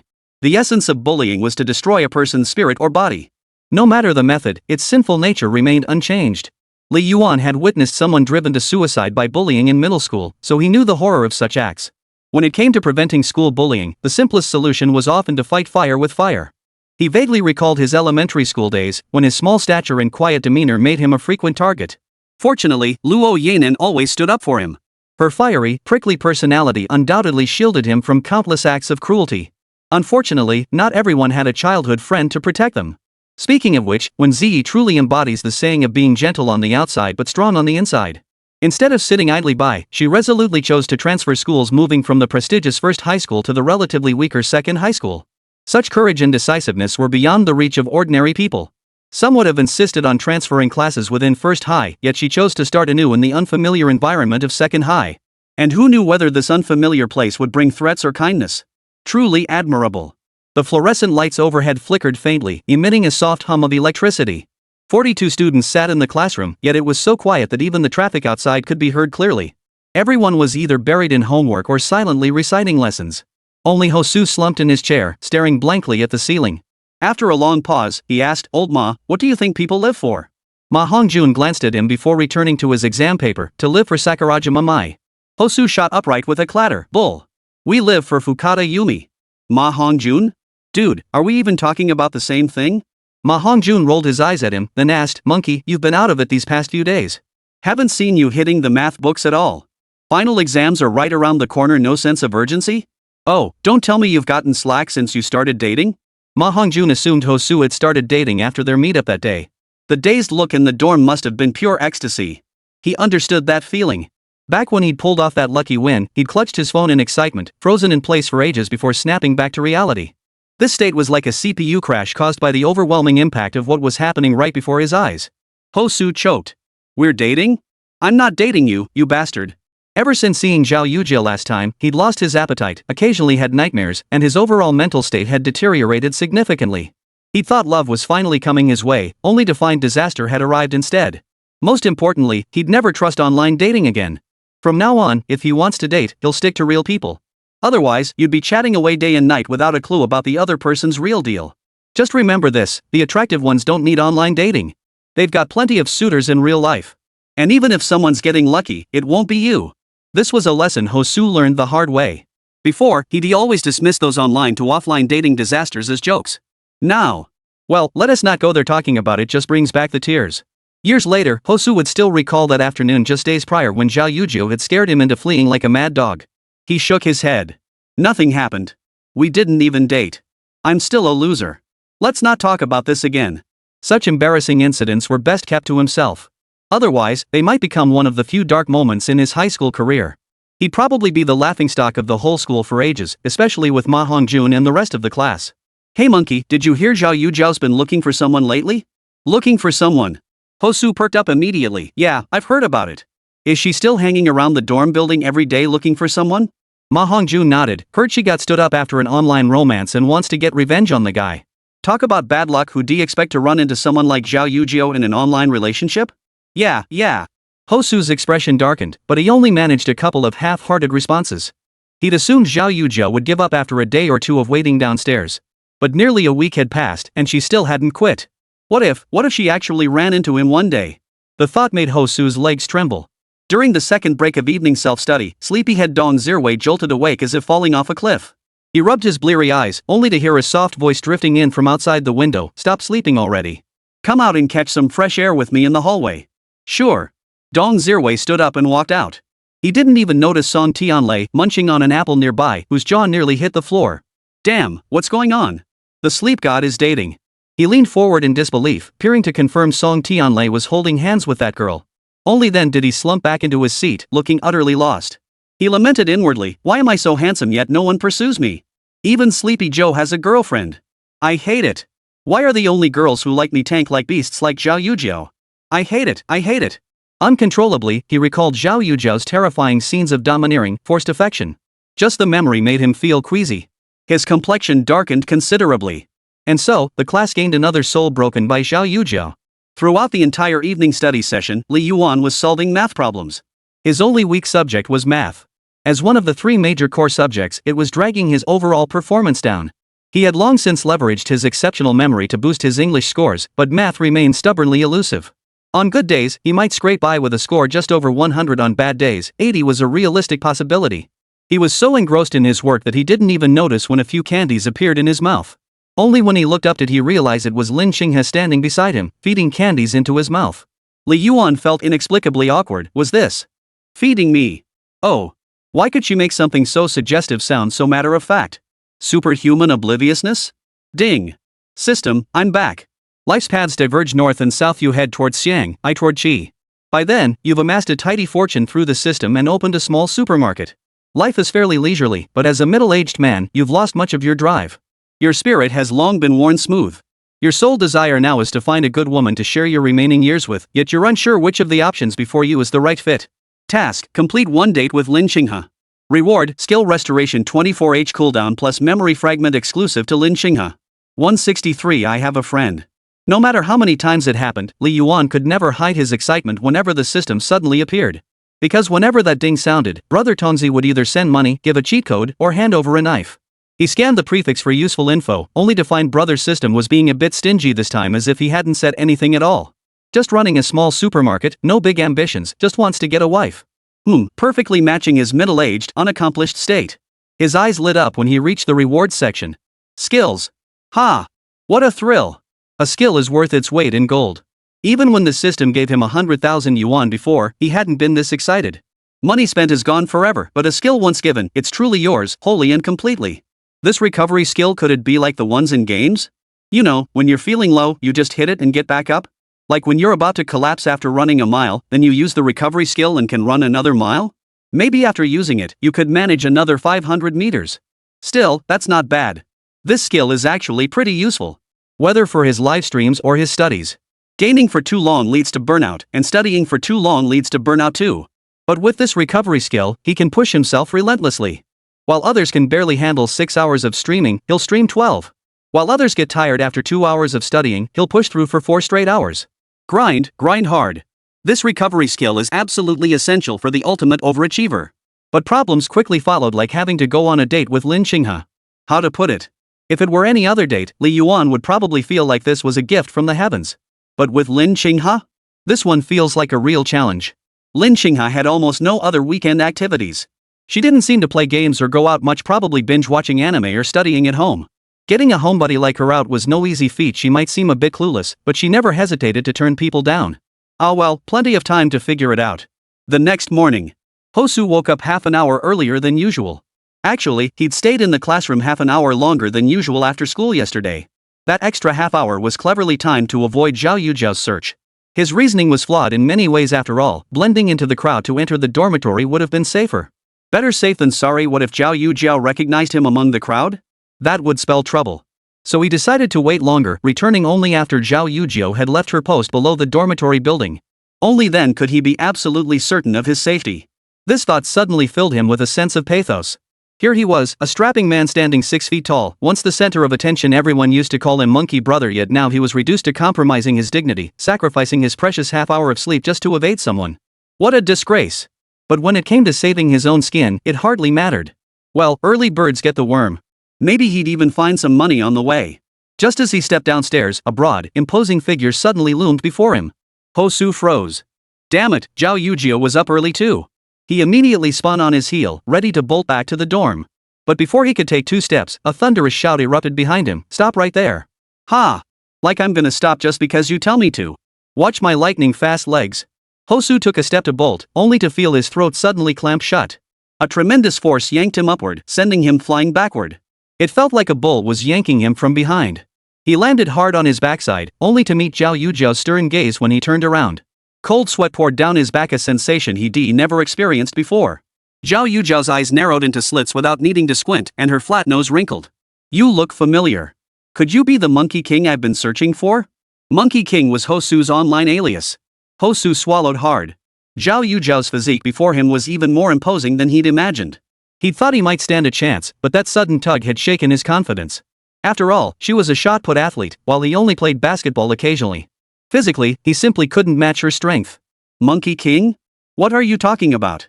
I don't know anything about that. Hosu said.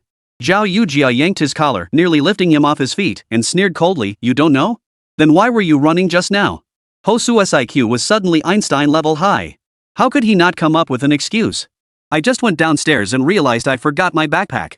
I was rushing back to class to finish my homework, so I was running frantically. As for this Monkey King you mentioned, I have no idea. Go ask someone else. Is that so? Zhao Yujiao narrowed her eyes and leaned in closer, so close Hosu could see the blackheads on her nose and the greasy sheen. After staring for a moment and seeing no reaction from Hosu, Zhao Yujiao couldn't keep him under her control forever. She simply let go. Keep an eye out for anyone with the screen name Monkey King. If you find them, tell me immediately. There's a big reward. Wow, she's issuing a bounty right here. Back in the classroom, Hosu was completely distracted. Pen in hand, he stared at his favorite math test paper, unable to bring himself to write a single word. His luck had been so terrible this time Zhao Yujiao had caught him red-handed. If not for his quick thinking, he wouldn't have escaped unscathed. But could he really keep dodging her forever? What if Zhao Yujiao recognized him next time? He'd be finished. What to do? What to do? Just as his anxiety peaked, a box of rice noodle rolls landed before him. Li Yuan's slightly tired yet distinctly youthful face appeared before him. He raised an eyebrow. You're here pretty early today. $5 for the egg rolls, plus $6 for the fare. Send me the money via WeChat. After speaking, Li Yuan continued distributing breakfast. He'd woken up before his alarm today and couldn't fall back asleep, so he'd just come in early. Sleeping in the classroom felt safer than nodding off at home. Hosu looked at Li Yuan and suddenly felt the urge to ask for help. Right. Li Yuan must have a solution.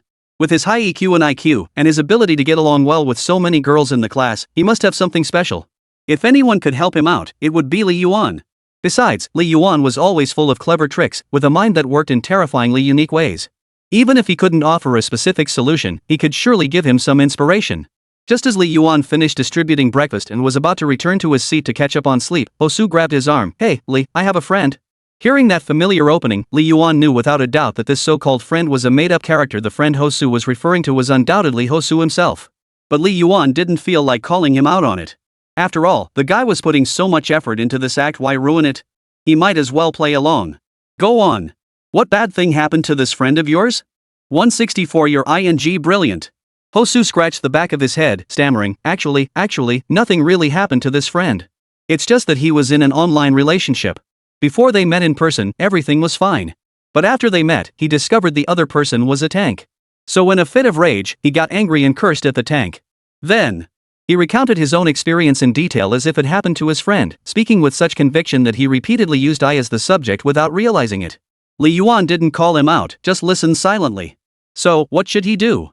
Li Yuan, so you're currently being hunted by Tiger Tank, but all they've seen is your back and know your online name, nothing else, right? Hosu, my friend. Oh, your friend.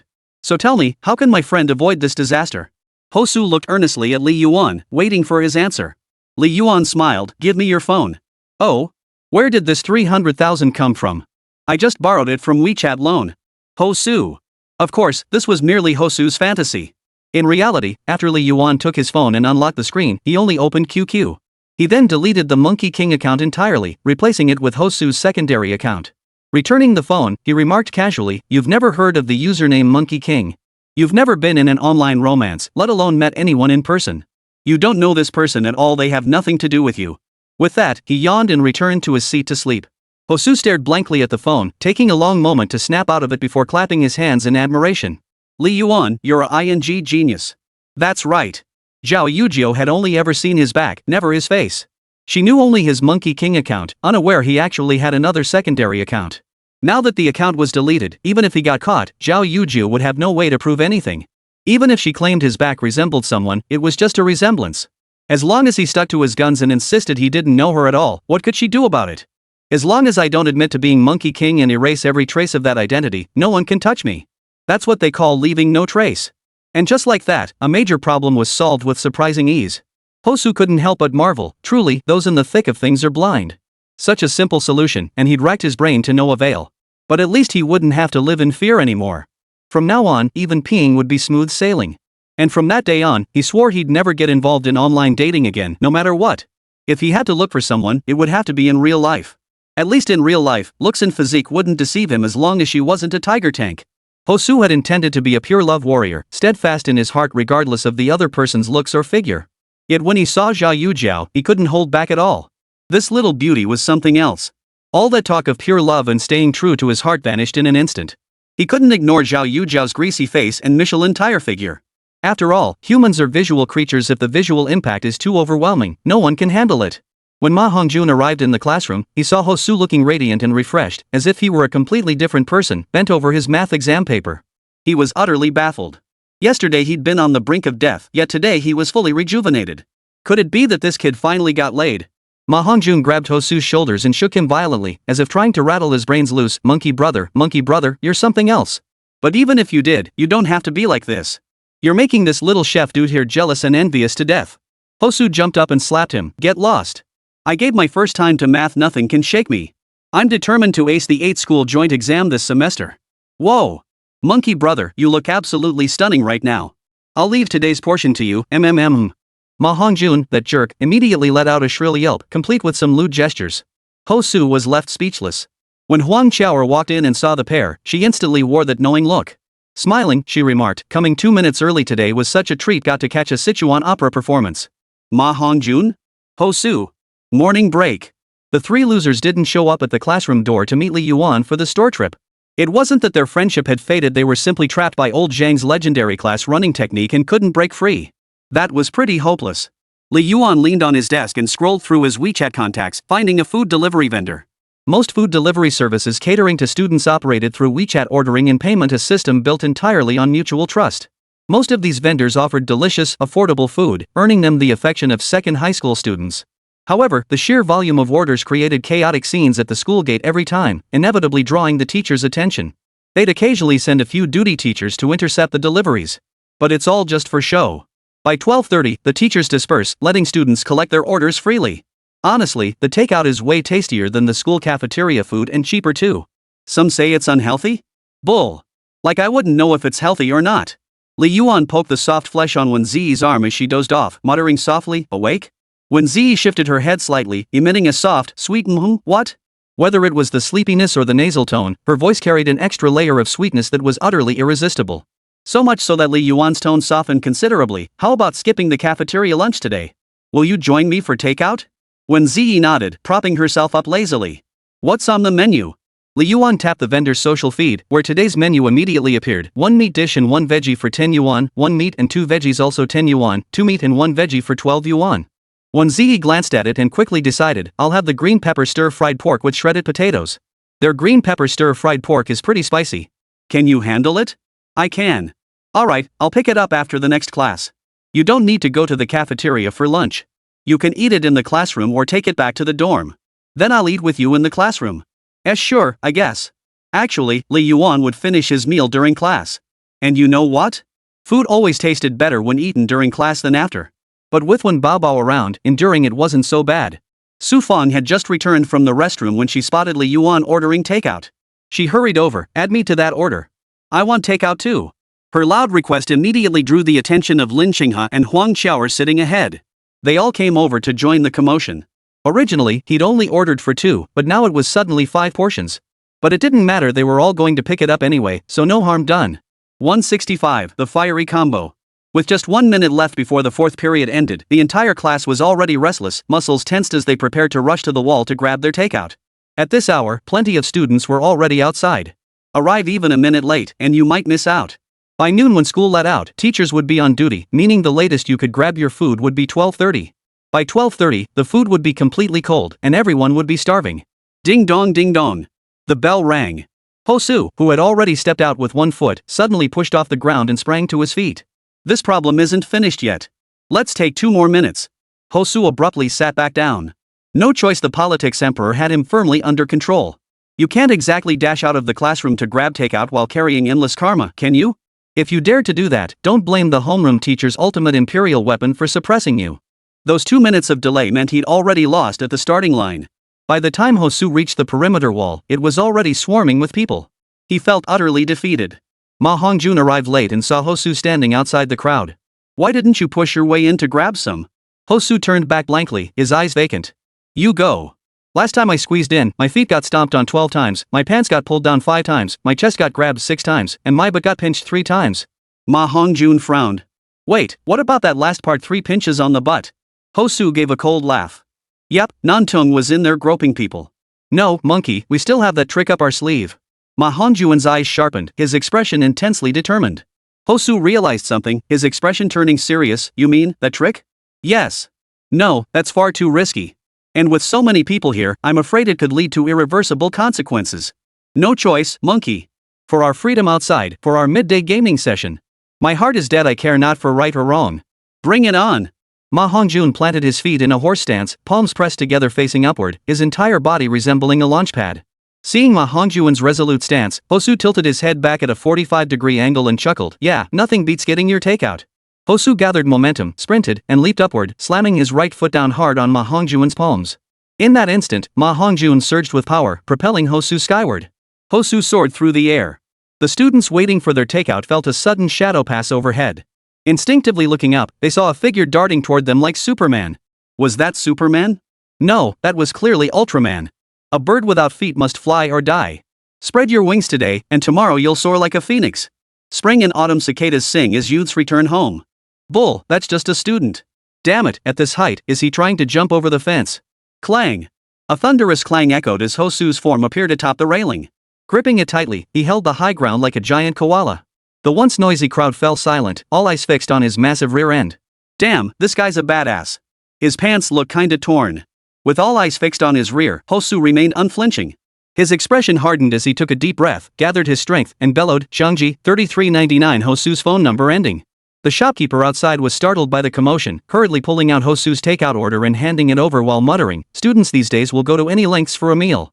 Hosu, now holding his food, emerged from the crowd like a victor, meeting Ma Hongjun's admiring gaze. He let the corners of his mouth curl up. This is our fiery combo move. Yeah. By the time Hosu and the others got their food, Li Yuan and Wēn Zhiyi finally arrived, chatting and laughing all the way, completely unfazed. At the wall, a massive crowd of students pressed together, frantically shouting the last digits of their phone numbers like hungry chicks begging for food. Wēn Zhiyi, seeing this scene for the first time, couldn't help but be a little surprised. Li Yuan, however, was unfazed, just a typical second-high thing. No need to panic.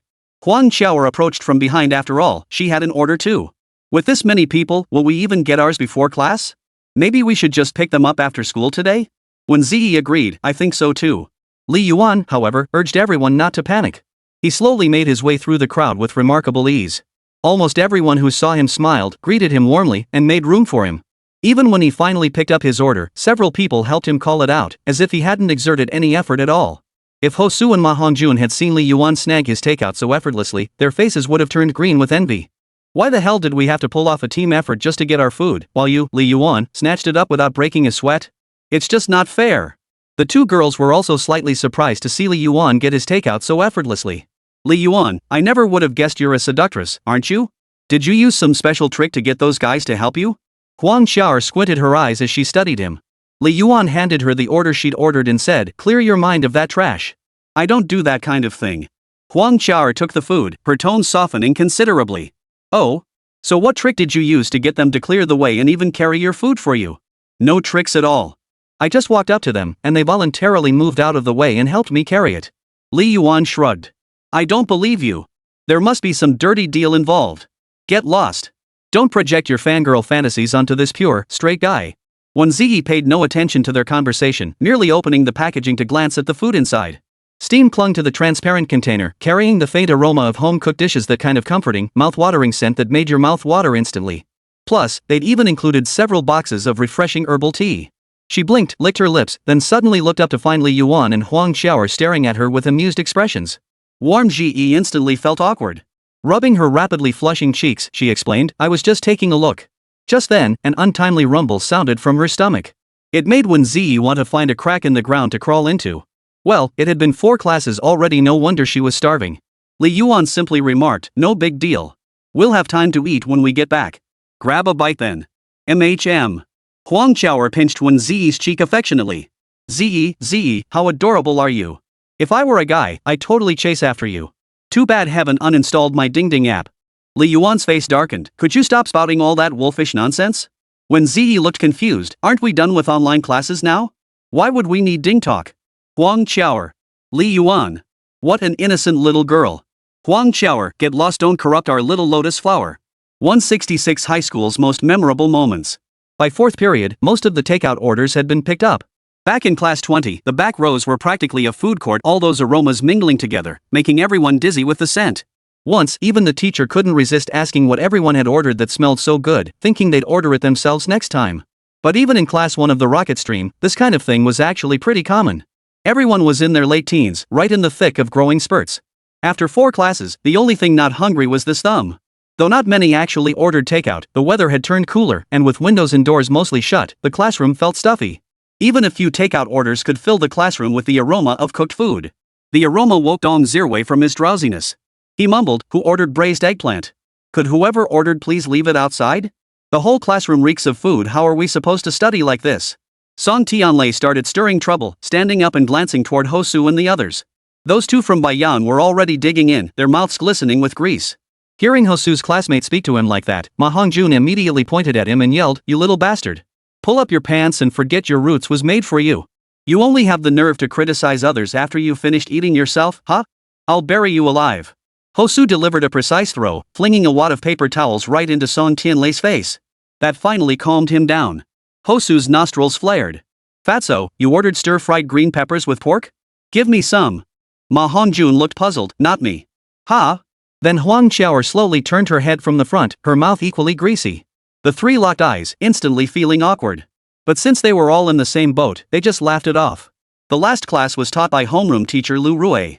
As soon as he entered the classroom, he took a deep breath and sighed, "Wow, your takeout really smells delicious. It's making me hungry. But eating during class isn't allowed. Put it away. Take out yesterday's unfinished worksheet."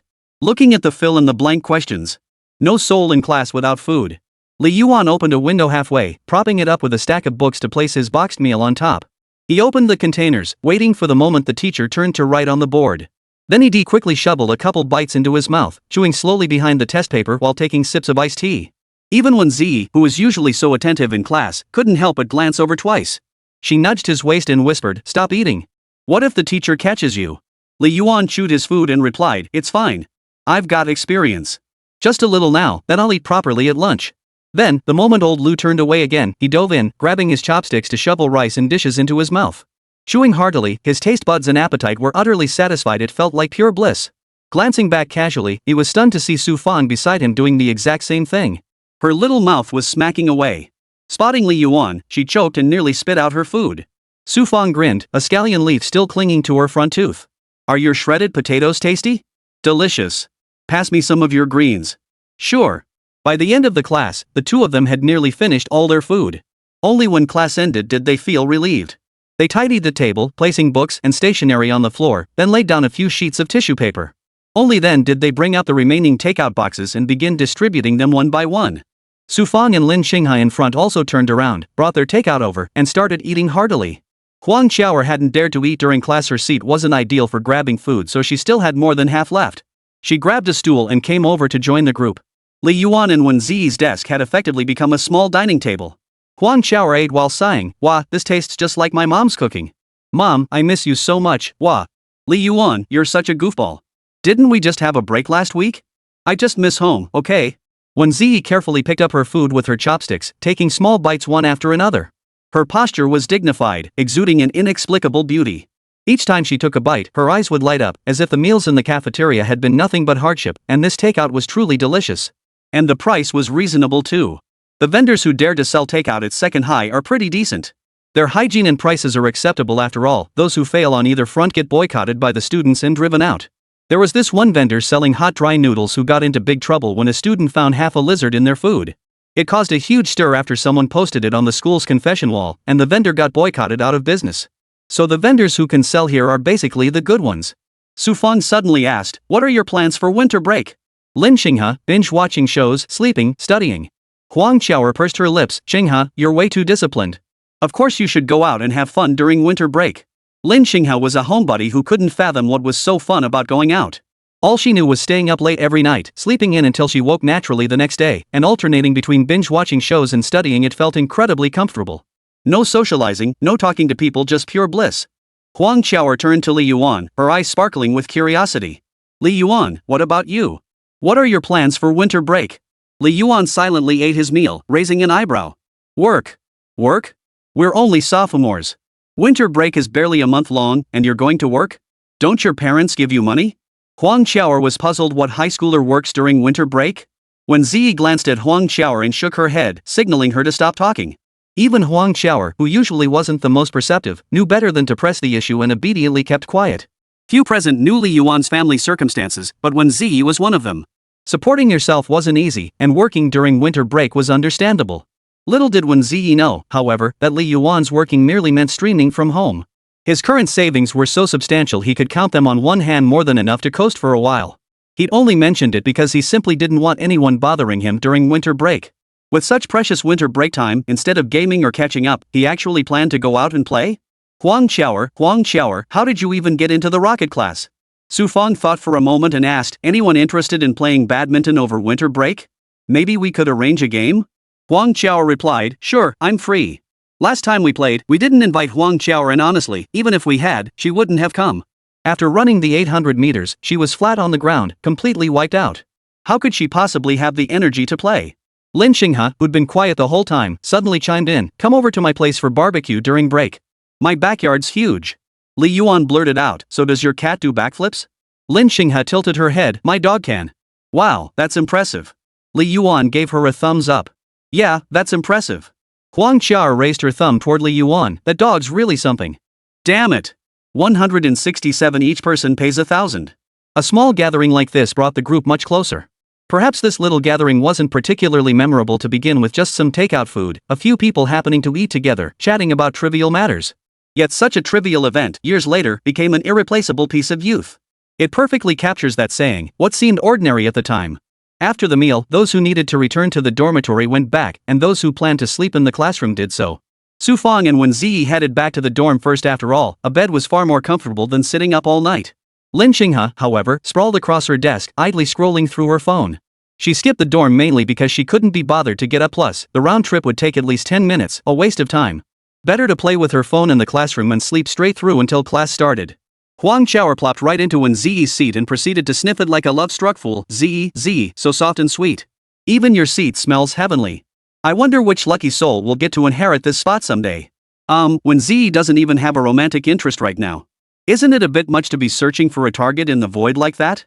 Li Yuan muttered a quiet complaint from the side. Huang Qiaoer snorted, stuffing a few raisins into her mouth. I'll scout the enemy in the void. Hey, Li Yuan, I always feel like Zhiyi treats you differently than she does other guys. Because she's not close with other guys. They're all pretty much the same. No. Huang Qiaoer narrowed her eyes, it really is different. She acts cold and wise around other guys, but with you, it's like she's been forcibly dumbed down all dazed and silly, way cuter.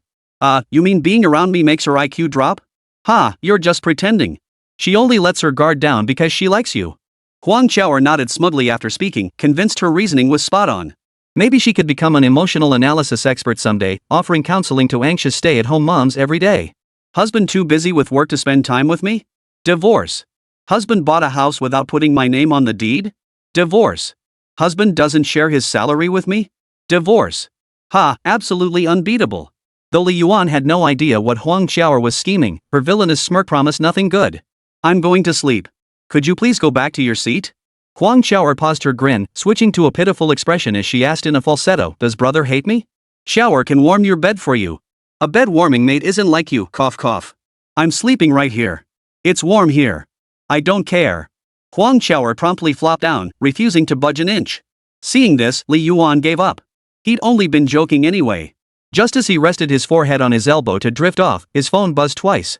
Opening it, he saw a message from Lin Xinghe. Lin Xinghe, lend me your power bank. Lin Xinghe, thanks. Pure love boy seduces Zhuang's mom, you're thanking me too soon. Lin Xinghe? Pure love boy seducing Zhuang's mom, I didn't bring my power bank. Lin Xinghe. She's sitting right in front of me, she could call me over in the blink of an eye. Why bother texting? She's not speech impaired or anything. Probably just didn't feel like talking. After sending the message, Lin Xinghe in front stirred, put down her phone, and obediently lay down to sleep. Time flows like an unceasing stream, ever rushing. Golden sunlight sliced through the gap between the two curtains like a blade, ultimately reflecting off Lin Xinghe's jet black hair with a warm, golden glow. Some of it also fell upon her exam papers and textbooks. Mid-January, the cicada's cries had long been left behind in last summer. Most trees in eastern Guangdong were evergreens. Even when the season for shedding leaves arrived, they stubbornly refused to drop a single one. The wind lashed against the leaves, causing the branches to sway and rustle incessantly. When the class bell echoed a sound etched deep into memory, even Li Yuan, sunk in deep slumber, jolted awake. Slowly lifting his head, he found a large patch of red rash on his arm. His legs and arms had gone numb, all signs telling him he'd slept for quite a while. His vision seemed veiled by frosted glass, gradually clearing only after he wiped his eyes. Huang Qiaoer had woken up at some point and returned to her seat to sleep. When Zhiyi's lips twitched slightly, likely chewing on something. Seeing Li Yuan awake, her eyes sparkled with a smile as she held a cool, icy object to his lips and softly urged, open wide. The sweet, cool, and refreshing soft texture blossomed on his tongue, instantly reviving Li Yuan. He pulled out his history book and flipped to the corresponding page. The history teacher at the front of the classroom seemed to possess boundless energy, delivering the lecture with unwavering enthusiasm. Turning to page 132, he continued where they'd left off yesterday. High school life seemed to be just like this. Dull classes and regimented schedules made every day feel like a repetition of the same routine. Yet undeniably, within this monotonous existence lay moments of enduring beauty. Friday arrived as scheduled. With finals approaching, sophomores and juniors had just endured 2 consecutive weeks of classes, making this hard-earned break an extraordinary surprise. To the seniors who only get 2 days off every 2 months. Those in grades 10 and 11 who once mocked the seniors would later realize how precious weekends truly are. By the time they reached their final year, their awareness of weekends had diminished to the point where they blurted out, oh, wait, it's the weekend? No wonder only 4 food stalls are open. From the distant senior high building came the sound of orderly commotion. Senior 5, we, senior 6, formally challenge you. In the final exams, we'll crush your average score. Dare you accept? Ma Hongjun leapt up and pressed his face against the window. Does our school even have a Yakuza club? What the hell was that abstract nonsense? That whole speech just now was like something straight out of Tang Dynasty. It was impossible to reconcile the fiery rhetoric with the bone-dry absurdities seeping through his brain. Declaration of war? Do they even have that in peacetime nowadays? Before long, the windowsill was swarming with students eager for a spectacle, all gazing toward the senior high building. There stood an entire class, uniformly holding sheets of paper at their classroom door, chanting, Senior 3, Class 5. Senior 3, Class 5. Dare you accept the challenge? Awkwardness beyond measure. Li Yuan muttered, the principal and homeroom teacher who came up with this must have hired some high-level advisors. Hosu muttered, did we really survive the pandemic? Why are there so many ghostly things now? Seeing Wēn Zhiyi staring curiously toward the senior building, it was clear that first high school didn't have this kind of thing. Hey, I heard if your class beats the rival class in the exam, everyone gets a case of Ili pure milk. Su Feng suddenly chimed in. A box of milk? Not worth the social embarrassment. A case of milk?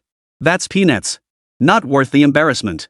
Li Yuan glanced at Wēn Zhiyi and asked, I heard from a friend that First High has this kind of academic competition too, but without that ridiculous declaration of war nonsense. Winners get cash prizes, right? Wēn Zhiyi nodded. Yeah, 1,000 yuan. 1,000 yuan per class? That's pretty stingy. 1,000 per person. 168 sunset glow and photography. Li Yuan, why didn't you accept my group invite? By Friday, Su Feng, who never dared bring her phone to class, had grown bolder, even glancing at her phone twice.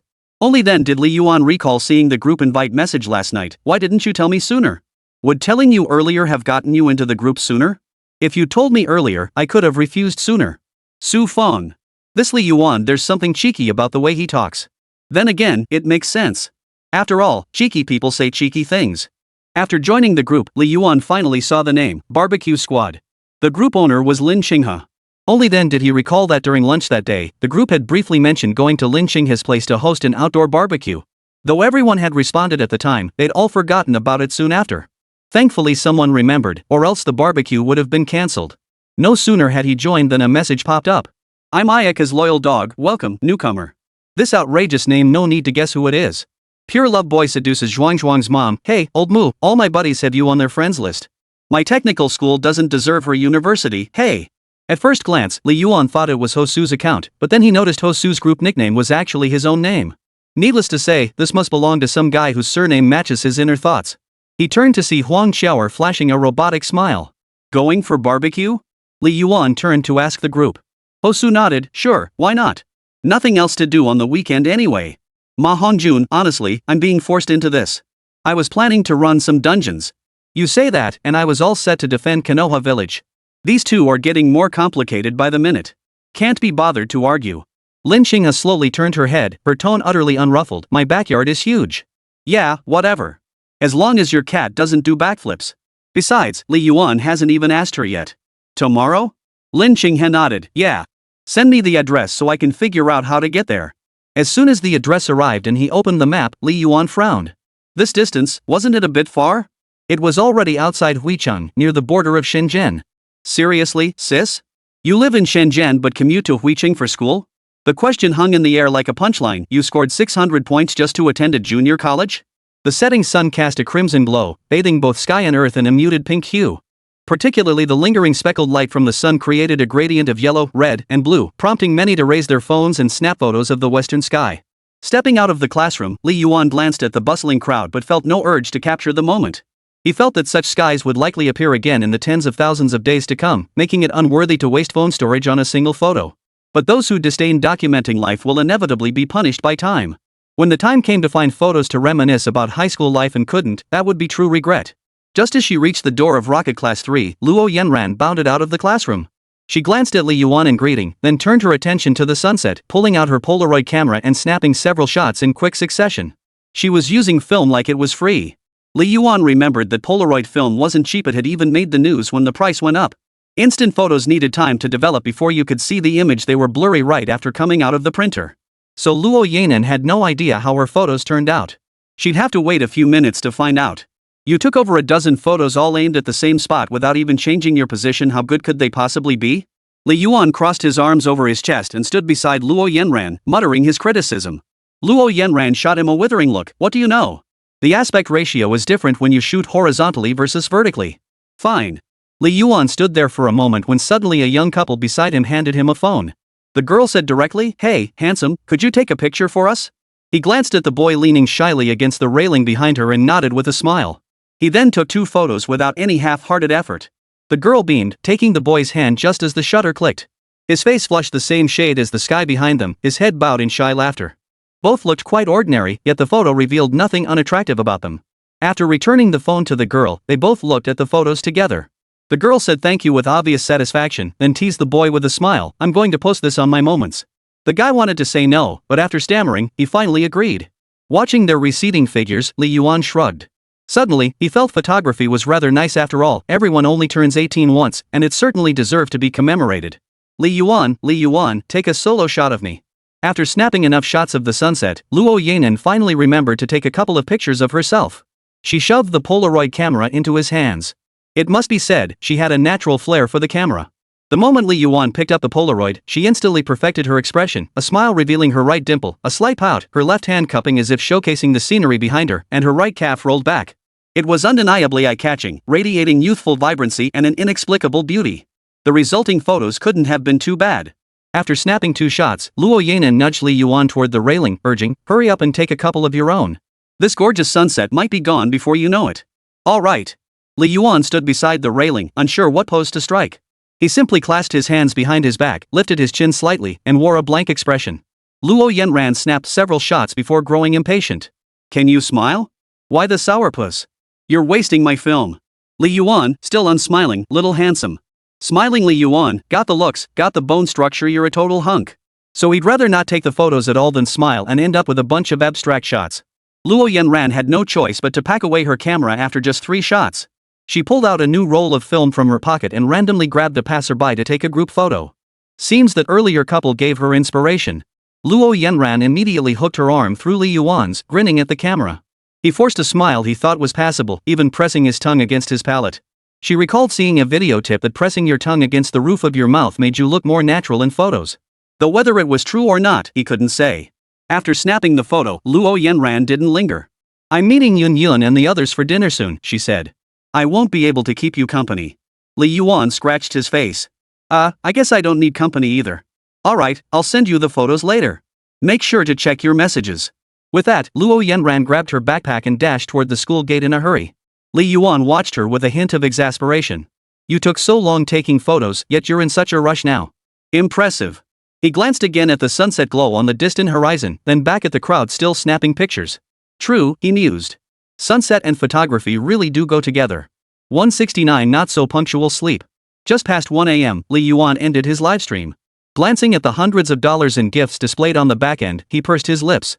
Popularity really was a fleeting thing. During the self-verification controversy, he'd received tens of thousands in tips daily for several consecutive days. Now it had stabilized at a few hundred, fluctuating occasionally when a big spender chipped in 1,000 or so. But his real income wasn't from gifts, it came from the platform's streaming contract, which paid based on monthly hours streamed, plus advertising deals from sponsors. Last month his follower count broke 700,000, but this month it dropped back down to just over 600,000. This is normal, considering that during regular streams, Li Yuan never gets outplayed. He fires and kills instantly, sniping headshots with precision. His talent for accuracy is simply outstanding. When he tries to be abstract, it just doesn't have much entertainment value. Plus, he can't sustain that entertainment value. Sometimes he just plays games for an entire stream without saying a word. But whatever. If he wants to coast, let him coast. The cold hard cash in his bank account isn't going anywhere. Lying on the couch, Li Yuan propped his head on his arm and stared at the ceiling. Suddenly, he muttered, "Maybe I should just buy a house. Renting forever isn't the answer. I need a place of my own." Hui Cheng's housing prices range from 7,000 to 5,000 yuan per square meter. If you go a bit further into the countryside, it should be even cheaper. You could probably get a self-built rural house for 100,000 yuan. But considering college and other future plans, this idea would have to be put on hold for a while. He'd figure it out after the college entrance exams. When the time comes, I should consult Uncle Luo. Without a reference point, I might get ripped off. After thinking about the house, he turned his thoughts to a car. But he didn't have a driver's license yet. With no breaks during high school, the 20-odd days of winter vacation wouldn't be enough to get it done. And by senior year, he'd barely have time for a single month off. He concluded that both matters would have to wait until after the college entrance exams. Just as he was drifting off, a knock sounded at the door. It was Wēn Zhiyi. She always showed up right after his live streams ended, bringing him snacks that doubled as late-night meals. She was dressed in pajamas, her hair slightly disheveled, eyes red and puffy, looking as if she'd just woken up. Could it be she'd fallen asleep earlier, only to wake up again after his live stream ended to bring him something? That couldn't be right. How could she be that precise? Wēn Zhiyi rubbed her eyes, flashing a faint smile when she saw Li Yuan. She adjusted the large bowl in her hands. "Hungry? Fried rice. Want some?" "Yes." With it delivered right to her doorstep, how could she refuse?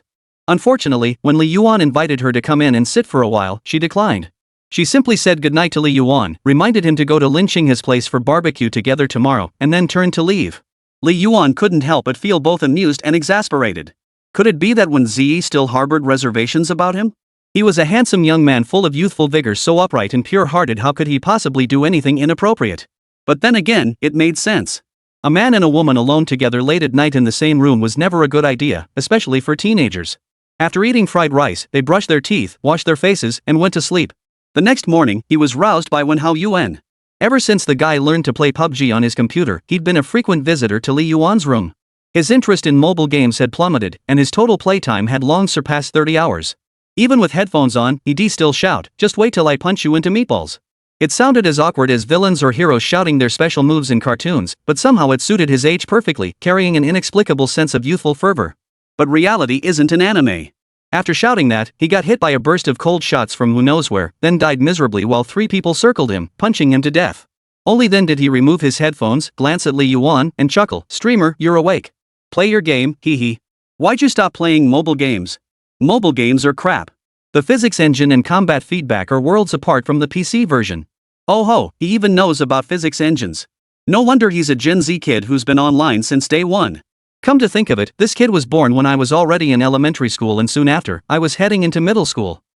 Somehow this Gen Z kid makes me feel old. And now the Gen Zers are already walking and talking. "Where's your sister?" "Out for a run." "Oh wow, that's disciplined." Li Yuan changed into fresh clothes and asked again, "What time does your sister usually go to bed at night?" "She used to be in bed by 11 sharp, but lately she's been a bit irregular." Wēn Yuan opened Douyin to scroll through videos while talking, then dashed off to send a message to his private account, probably planning to screenshot it later and brag to his classmates. Like, "That big streamer with 700k followers is replying to me. He's gonna send me a truckload of stuff." He'd loved showing off like this since elementary school. Back in elementary school, Li Yuan was still obsessed with figuring out high-score combos in Daily Rush. But after middle school, he barely played it anymore. The game probably isn't that popular anymore anyway. "What do you mean by not very punctual?" Li Yuan suddenly felt an urge to dig deeper and get to the bottom of it. Wēn Yuan thought for a moment and said, "My sister only gets a little sleep after midnight these days. She asked me to make sure I wake her up after your live stream ends." "Wait until my stream ends to wake her up? Is it to bring me a midnight snack?" Li Yuan was genuinely surprised. Wēn Zhiyi was so thoughtful, going to such lengths just for his midnight snack. He felt a bit touched. The depth of his current emotion mirrored the intensity of his hatred for the version of himself in another timeline who had let Wēn Zhiyi down. What a wonderful girl she was, only to end up as some vague, unattainable ideal later on. What a jerk. But armed with the experience gained from that alternate timeline, he wouldn't make the same mistake this time.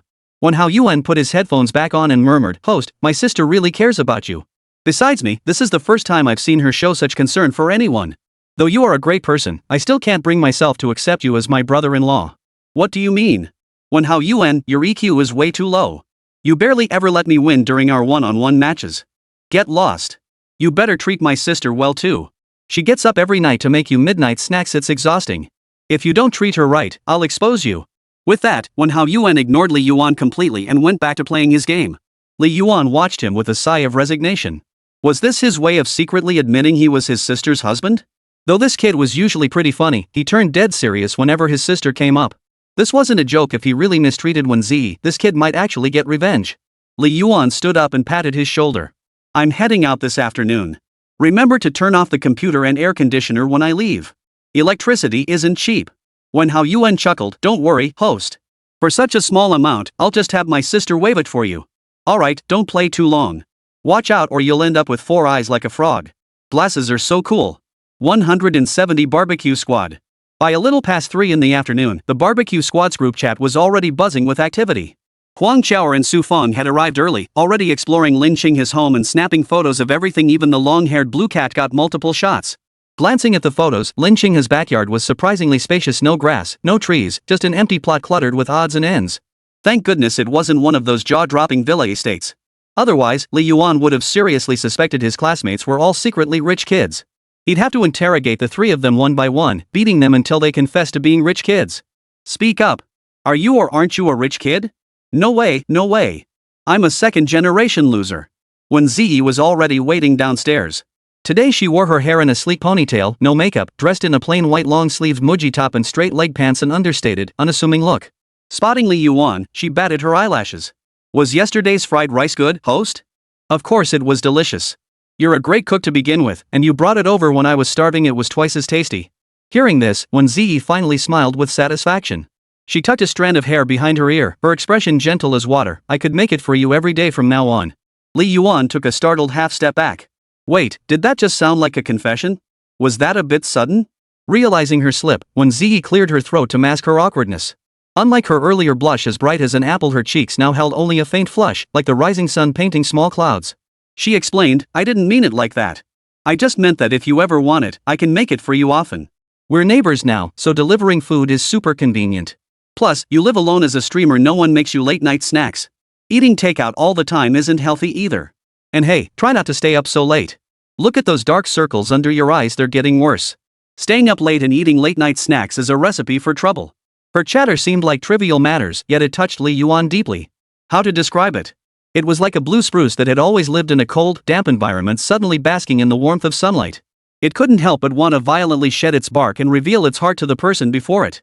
Surprisingly, they didn't take a taxi but opted for the bus and subway instead. Li Yuan had initially suggested hailing a cab for the direct trip, but when he saw the fare would be over 100 yuan, Wēn Zhiyi objected. She tugged at him, insisting they take the bus and subway to save money. It felt like they were already living together. Wēn Zhiyi sat by the window, with Li Yuan beside her. They didn't talk much during the journey, but they had things to discuss. Fang told me they'd already bought ingredients, but since they didn't know what we'd want to eat, they just bought everything they could find. Right. Ma Hongjun probably hasn't arrived yet. His place isn't that far from there, is it? I'll ask him why he's taking so long. Saying this, Li Yuan opened Ma Hongjun's chat window and sent 2 messages. Ma Hongjun replied pretty quickly, which meant he wasn't asleep. I'm Ayaka Kamashiro's dog, grinding quests, be right there. Li Yuan. Gazing up at the Welcome to Guanqing overpass sign, the cement road transitioned into asphalt as the bus reached its terminal. Li Yuan asked, we're in Guanqing now, right? Wēn Zhiyi nodded, yep. We'll just transfer to the subway and be there in no time. Before she could finish, Li Yuan had already hailed a ride-hailing car. He proudly showed Wēn Zhiyi the app, saying, discount coupon, might as well use it. Wēn Zhiyi pouted, we split the fare. No need. You can just take a taxi back. Fine. Wēn Zhiyi always insisted on splitting things like this, though honestly, it was just her way of not wanting to take advantage of Li Yuan, a small gesture of consideration. But Li Yuan didn't really need that kind of consideration. Even without that chilling 6-figure bank balance, taking a taxi wasn't going to bankrupt him. Once they got in the car, another message popped up in the group chat. Huang Qiaoer had sent a photo. Opening it, they saw the barbecue grill already set up. Hosu was painstakingly breaking apart charcoal briquettes, his face turning slightly dark from the effort. In the background, Lin Xinghe and Su Feng could be seen teasing the cat with cattail grass. Woke up to find hubby rock hard, turns out he was dead. Huang Qiaoer, Romeo and Juliet, please hurry over. We've prepped delicious ingredients for you, enough calories to fuel your entire day, with surplus energy to be stored as your fat. Pure love boy seduces Zhuang's mom. Oh, Miss Huang, your English translation is so terrible even street dogs would shake their heads at it. If you keep using this nonsensical way of speaking, I swear I'll kick your butt with my leather shoes. Huang Qiaoer, really? Thanks a lot. Pure love boy flirting with Zhuang's mom? Lin Xinghe, Huang Qiaoer scored 140 on her last English test. Pure love boy flirting with Zhuang's mom, mind your own business. It's all so abstract now, I almost forgot these kids are in the rocket class. The rocket class has no shortage of top students, even Huang Qiaoer excels in certain subjects. But the higher the academic level, the fewer the fun-loving types, huh? Streamer, which university are you planning to apply to?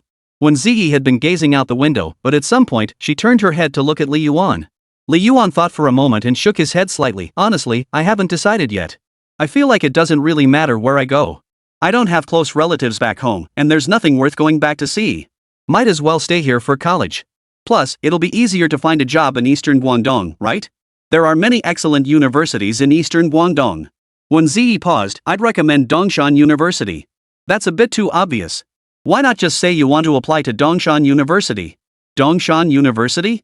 It's considered the top institution in eastern Guangdong, the Tsinghua University of the region. But with Li Yuan's current scores, getting in might be a stretch. He'd need another 30 points to be safe. As for Wēn Zhiyi, she should be fine. She scored 670 even without weighted grading. With it, she'd absolutely dominate. Don't you just apply to Dongshan University casually? Earlier, Luo Yanan seemed to have discussed university choices with me too. I recall she mentioned Dongzhou University. Dongzhou University is a notch below Dongshan, but not by much. Looks like Luo Yanan wants to play it safe too. Yeah, I'll think about it. Barring any surprises, I'll probably stay in East Guangdong.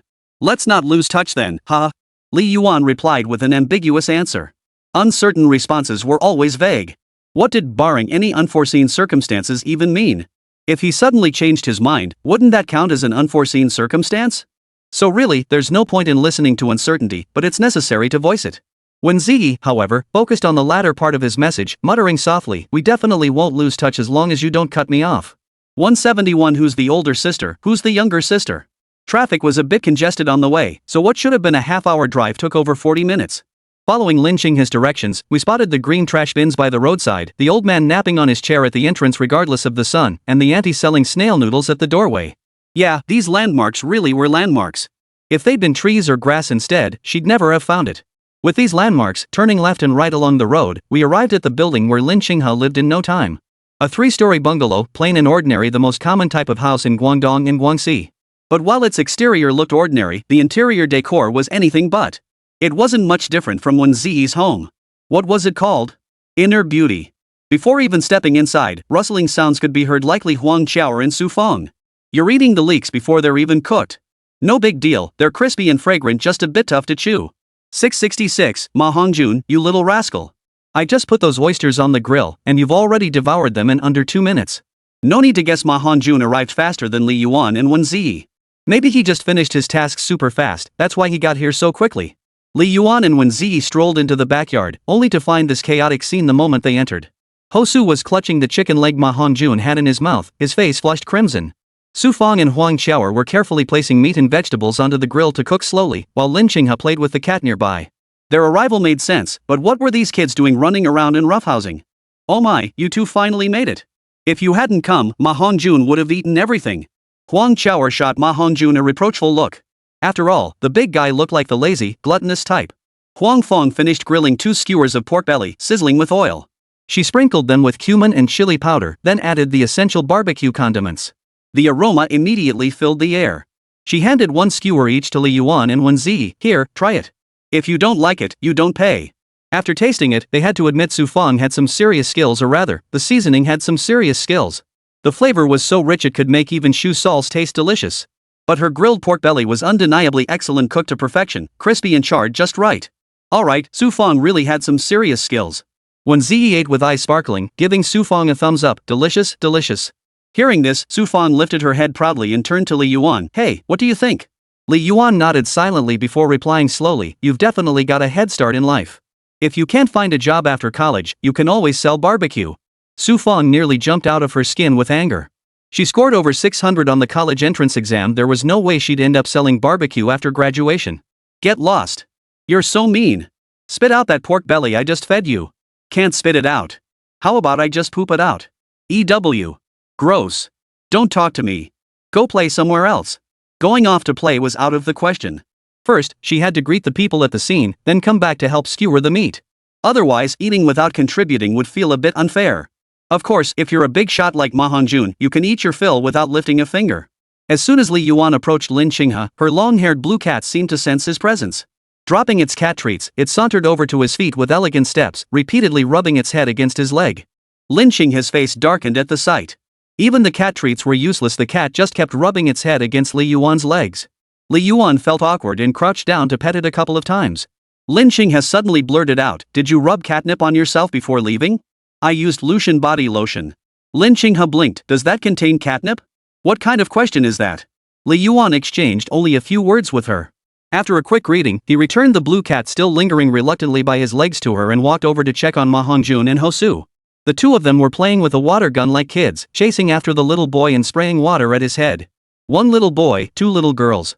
He tried to discern any resemblance to someone in the children's faces, but found it impossible, none of them resembled anyone. Only when Hosu finally stopped running, exhausted, did Li Yuan speak up, who are these 3 kids? Hosu wiped his sweat and said, they're relatives of Lin Xinghe's. Pretty fun kids. Here, take the water gun and go play with them. Li Yuan waved him off. I'll pass. I'm afraid I'd run right past them after 2 steps. With nothing else to do, he helped set up tables and chairs. Strangely, not a single adult was present in Lin Xinghe's home. Could it be that their parents were also businesspeople, prioritizing profit over family ties? After some questioning, Lin Xinghe finally explained, it's a family gathering. Oh, I see.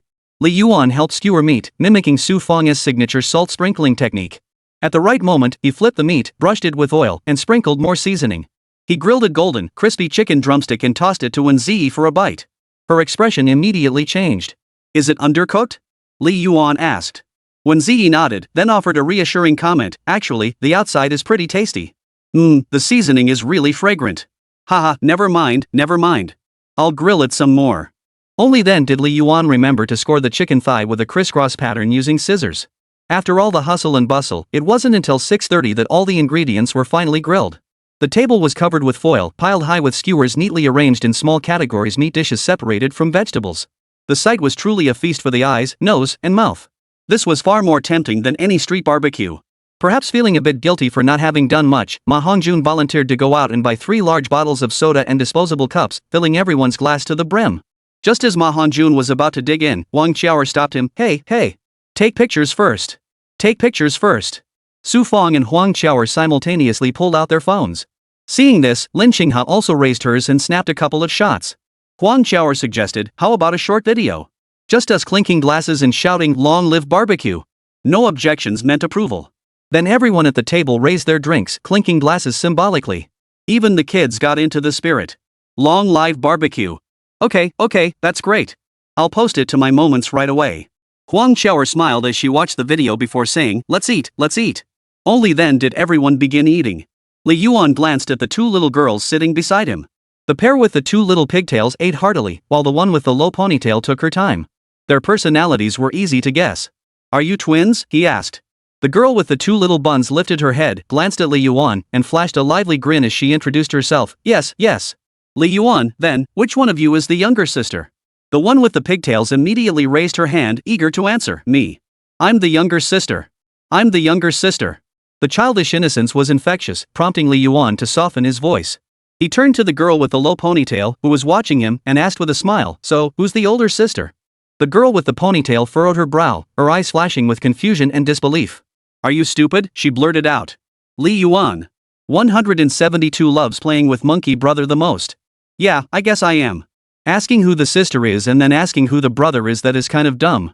For the first time, Li Yuan felt his intelligence had been crushed by a child. The little sister is lively and cheerful, while the big sister is clever. Phew, I'm never teasing kids again. Embarrassed beyond belief, he was relieved that everyone was focused on eating barbecue and chatting, seemingly oblivious to the awkward moment that had just passed. Li Yuan looked like a rookie soldier after getting chewed out, hunched over his skewers with his head down. His other hand held his phone, tapping away at the calculator. Though he clearly opened the calculator app and was randomly entering numbers, it looked exactly like he was texting someone. People always pretend to be busy when they're embarrassed. Lin Xinghe glanced at Li Yuan's phone and asked without hesitation, why are you playing with your computer? Li Yuan. Silently tucking his phone away, he was momentarily at a loss for words, offering only a sheepish chuckle, just checking my savings balance. Lin Xinghe glanced at the 3-digit number on the calculator and nodded. That's a lot. You sure know how to crack a cold joke. Lin Xinghe's expression rarely changed, always calm and detached. Each time, she would look at the other person with her slightly melancholic eyes, clear yet tinged with a touch of foolishness. She wouldn't blink or speak first, as if waiting for the other to initiate the conversation. She gave off the vibe of a cute, dazed little bird. Li Yuan also had 3 wide eyes, but he was always winking and squinting, his facial expressions changing 300 times a second, giving him a sly and sinister air. It couldn't be helped, it was just their nature. Even the same face could do different things, let alone the same pair of eyes. Sometimes Li Yuan genuinely wondered what he'd ever seen in Lin Xinghe. Was it her looks? Or that adorably clueless personality? In any case, the current Lin Xinghe hadn't sparked any particular interest in him, not nearly as strongly as Wēn Zhiyi had. But then again, who could resist her soft, supple charm? It was impossible not to be drawn in. In contrast, Lin Xinghe maintained a completely disinterested attitude toward everyone, which was genuinely frustrating. As for the system's tasks, Li Yuan wasn't in a rush to tackle them this time. The difficulty level wasn't particularly high, just the usual people and events. In the early days, Li Yuan was dirt poor, so broke that even street dogs wouldn't give him a second glance. That's why he'd been so eager to complete tasks for the money. Now that he had money and his character level had risen, he felt less urgency about the incoming tasks. He could complete them later when he had the time and opportunity. What did those twins call you? Li Yuan inquired about the lively younger sister and the clever older sister, the twin pair he'd just met. He wasn't trying to dig into their background, he was just asking casually. He wanted to see which of them had inherited the superior genes. Cousin. Oh, your aunt's daughter. Li Yuan studied the twins closely. They shared an 80% resemblance in appearance but had completely different personalities. The younger sister was lively and energetic, never sitting still at the table. One moment she'd run off to play with Ho Su and Ma Hongjun, the next she'd be chasing the cat. The older sister, however, ate her skewers cautiously. Once full, she sat nearby glued to her phone, not particularly talkative. By the way, didn't you invite Song Zhiyi? Li Yuan suddenly remembered that Song Zhiyi was the closest friend to Lin Xinghe. The first time he met her, the two had appeared together. In class, one was the class monitor and the other the discipline committee member in the student union, one was the president and the other the vice president. Needless to say, their relationship was undoubtedly quite close. Lin Qinghai explained, Gigi's really busy. True enough, Song Gigi always gave off an aura of constant busyness. Her life revolved around studying or rushing to the student union. She handled every task with meticulous care, and the success of the stage play owed its greatest credit to her. Someone like Song Gigi relentlessly filled her time with what she deemed meaningful, leaving no room for rest. It was almost terrifying. If anyone in Rocket Class 1 could be held up as the epitome of an academic star, Song Gigi would undoubtedly be the first name mentioned. On weekends, she's likely buried in studies, unwilling to spare time for a simple meal with classmates. After finishing their meal, Ma Hongjun pulled out a deck of cards and invited everyone over to play. What games do you all play? 3-card poker? Bull? Catfishing? Ma Hongjun shuffled the deck with effortless flair, dozens of cards cascading and overlapping in his hands like a magic trick. Clearly, he'd practiced shuffling extensively. The smirk he couldn't suppress revealed just how cocky he felt right now. Huang Qiaoer, I only know how to play landlords. Ma Hongjun, then you can leave. Pfft, like I care. Huang Qiaoer clicked her tongue, then tugged at Huang Qinghe's arm. Come on, Qinghe. I'll take you to get your nails done. Lin Qinghe was still picking at a skewer, her mouth full of cumin powder, but she still got up and followed Huang Qiaoer. Oh, okay. Monkey brother. Play eagle catches chickens with us, we have no one to play with. The little boy who'd just been sprayed by Hosu's water gun actually dared to ask him to play. Seems he hadn't been tormented enough. But the twin sisters were right behind him, tugging at him to join their game. Surrounded by 3 kids, their voices ringing in his ears, Hosu felt a bit giddy. Though he wasn't popular with girls, at least he was popular with kids. Who knew he had this hidden talent? Hosu had already agreed in his heart, but he still put on a look of reluctance. Oh, there are so many grown-ups here, he said. Why do you have to pick on me? Look at that chubby brother over there, and that handsome brother, and that pretty sister, any of them would be fine. The little boy sat on the ground, wailing and fussing. No. Monkey brother, I want to play with you. The younger twin sister nodded in agreement. Yeah, monkey brother. You're the coolest. You're the most generous, and we love playing with you the most. Hosu clutched his neck, laughing so hard his face contorted. Well, since you insist, I suppose I can't refuse. Brother Hosu, you're actually the funniest. The older twin suddenly chimed in. The others are also stiff and not funny at all, especially that goofy one. She pointed at Li Yuan. Li Yuan? Guys, I could hear you calling me cricket from this far away. Wait, I haven't even dared to play with you guys, and you're already dissing me. Watch out, or I might lose my temper and make you regret it. Hearing this, Hosu ruffled her hair, feeling a surge of accomplishment and superiority. Truth be told, aside from math where he could outdo Li Yuan, he fell short in every other aspect. Now that he was being played up like this, of course he'd get a big head. Even if it was flattery meant to kill. Even though your monkey brother is 18, he's still a kid at heart. Come on, I'll be the eagle, you guys be the chickens. On the other side, only Li Yuan and Wēn Zhiyi remained. Ma Hongjun could only team up with them to play landlords. 17 cards? You think you can take me down in seconds? Ma Hongjun flicked his hand dramatically, running his fingers through his slicked back hair like Chow Yun Fat, perhaps imagining himself as the gambling king. As he dealt the cards, he remarked, Landlords is the simplest and most popular poker game. Even a border collie could learn it in no time, it's just basic high-low, right? That was undeniable. He'd seen videos of border collies learning to play cards before. But Li Yuan was genuinely stunned. But the world is vast and full of wonders, even encountering a ghost wouldn't faze him anymore. As soon as the cards were dealt, Li Yuan started laughing the moment he picked them up. His highest card was a jack, followed by a string of low numbers. What a hand! When Ma Hongjun received his cards, an uncontrollable flash of delight suddenly appeared on his face, but he quickly regained his composure. Tilting his head back, he asked, Anyone want to be the landlord? Li Yuan? Wēn Zhiyi?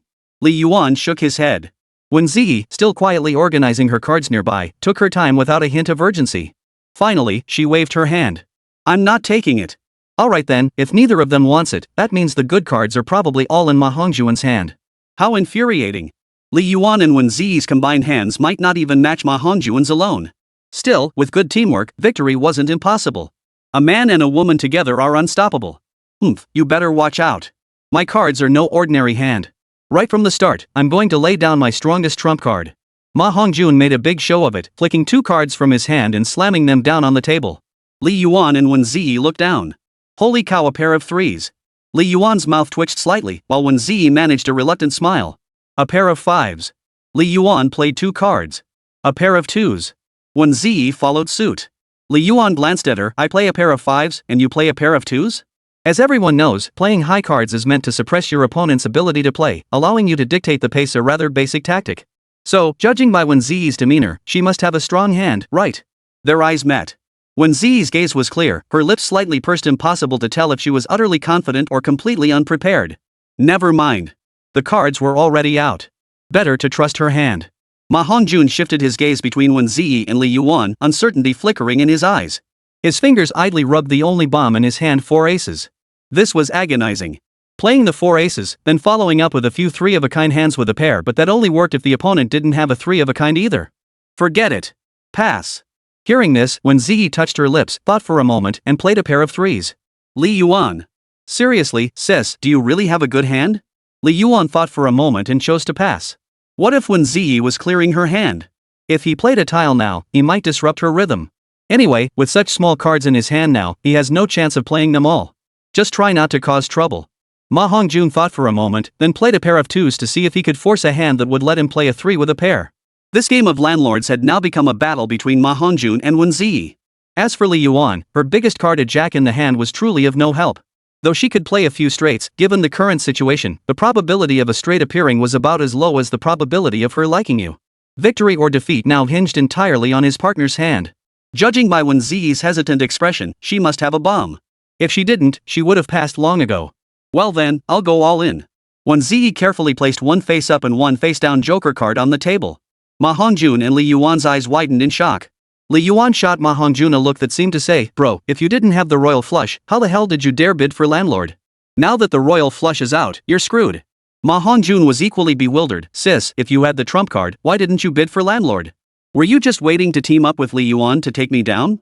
Sure, he was a bit chubby, but he wasn't some remnant of the landlord class. There were no landlords in New China. But then Ma Hongjun relaxed. Luring out Wēn Zhiyi's bombs would make things much easier later. The strongest bomb now was definitely the 4 aces in his hand. He had a solid 70 or 80% chance of winning. Seeing Wēn Zhiyi still holding so many cards, he knew his chance would come later. Biding his time and striking later, that was the true charm of card games. Ma Hongjun flashed a devilish grin, suddenly recalling old Master Lu's words, 17 cards, and you think you can take me down instantly? I'll just go all out with a tomato combo. Wēn Zhiyi blinked, pursed her rosy lips, and placed her entire stack of cards on the table. She spread her palms open and looked at Li Yuan. "We won. What the hell? We won?" Ma Hongjun spread his cards, nothing special. But wait, there's a plane on the table? A pair of aces with 2 pairs. He'd just pulled off a full set. The peasants had turned the tables on the landlord. Ma Hongjun's face twisted into pure agony. How had he just recreated Master Lu's legendary moment? Damn it! Li Yuan finally snapped out of it, tossing his pile of junk cards into the pile. He asked curiously, "You had such good cards, why didn't you bid for landlord earlier?" Wēn Zhiyi just smiled sweetly, her voice dripping with sugar, "Because I wanted to win with you." It felt like a tiny wooden mallet had gently tapped his heart. Li Yuan felt a tingling sensation spread through his body. Who would have thought? Who would have thought Wēn Zhiyi could be so clever sometimes? What guy could resist that? If Li Yuan hadn't been so strong-willed, anyone else would have been down on one knee proposing to Wēn Zhiyi by now. But Li Yuan suddenly felt a wave of reassurance wash over him. Being the center of someone's affection always felt so comforting. "Yeah, you two are cozy." But Ma Hongjun beside them looked utterly miserable. "Great, so you're treating your buddy like a Japanese guy to mess with, huh? Then let me ask you.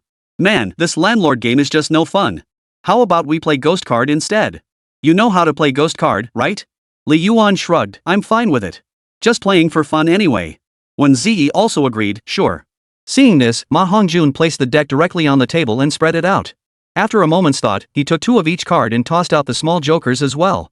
He then dealt the cards evenly among the 3 players in order.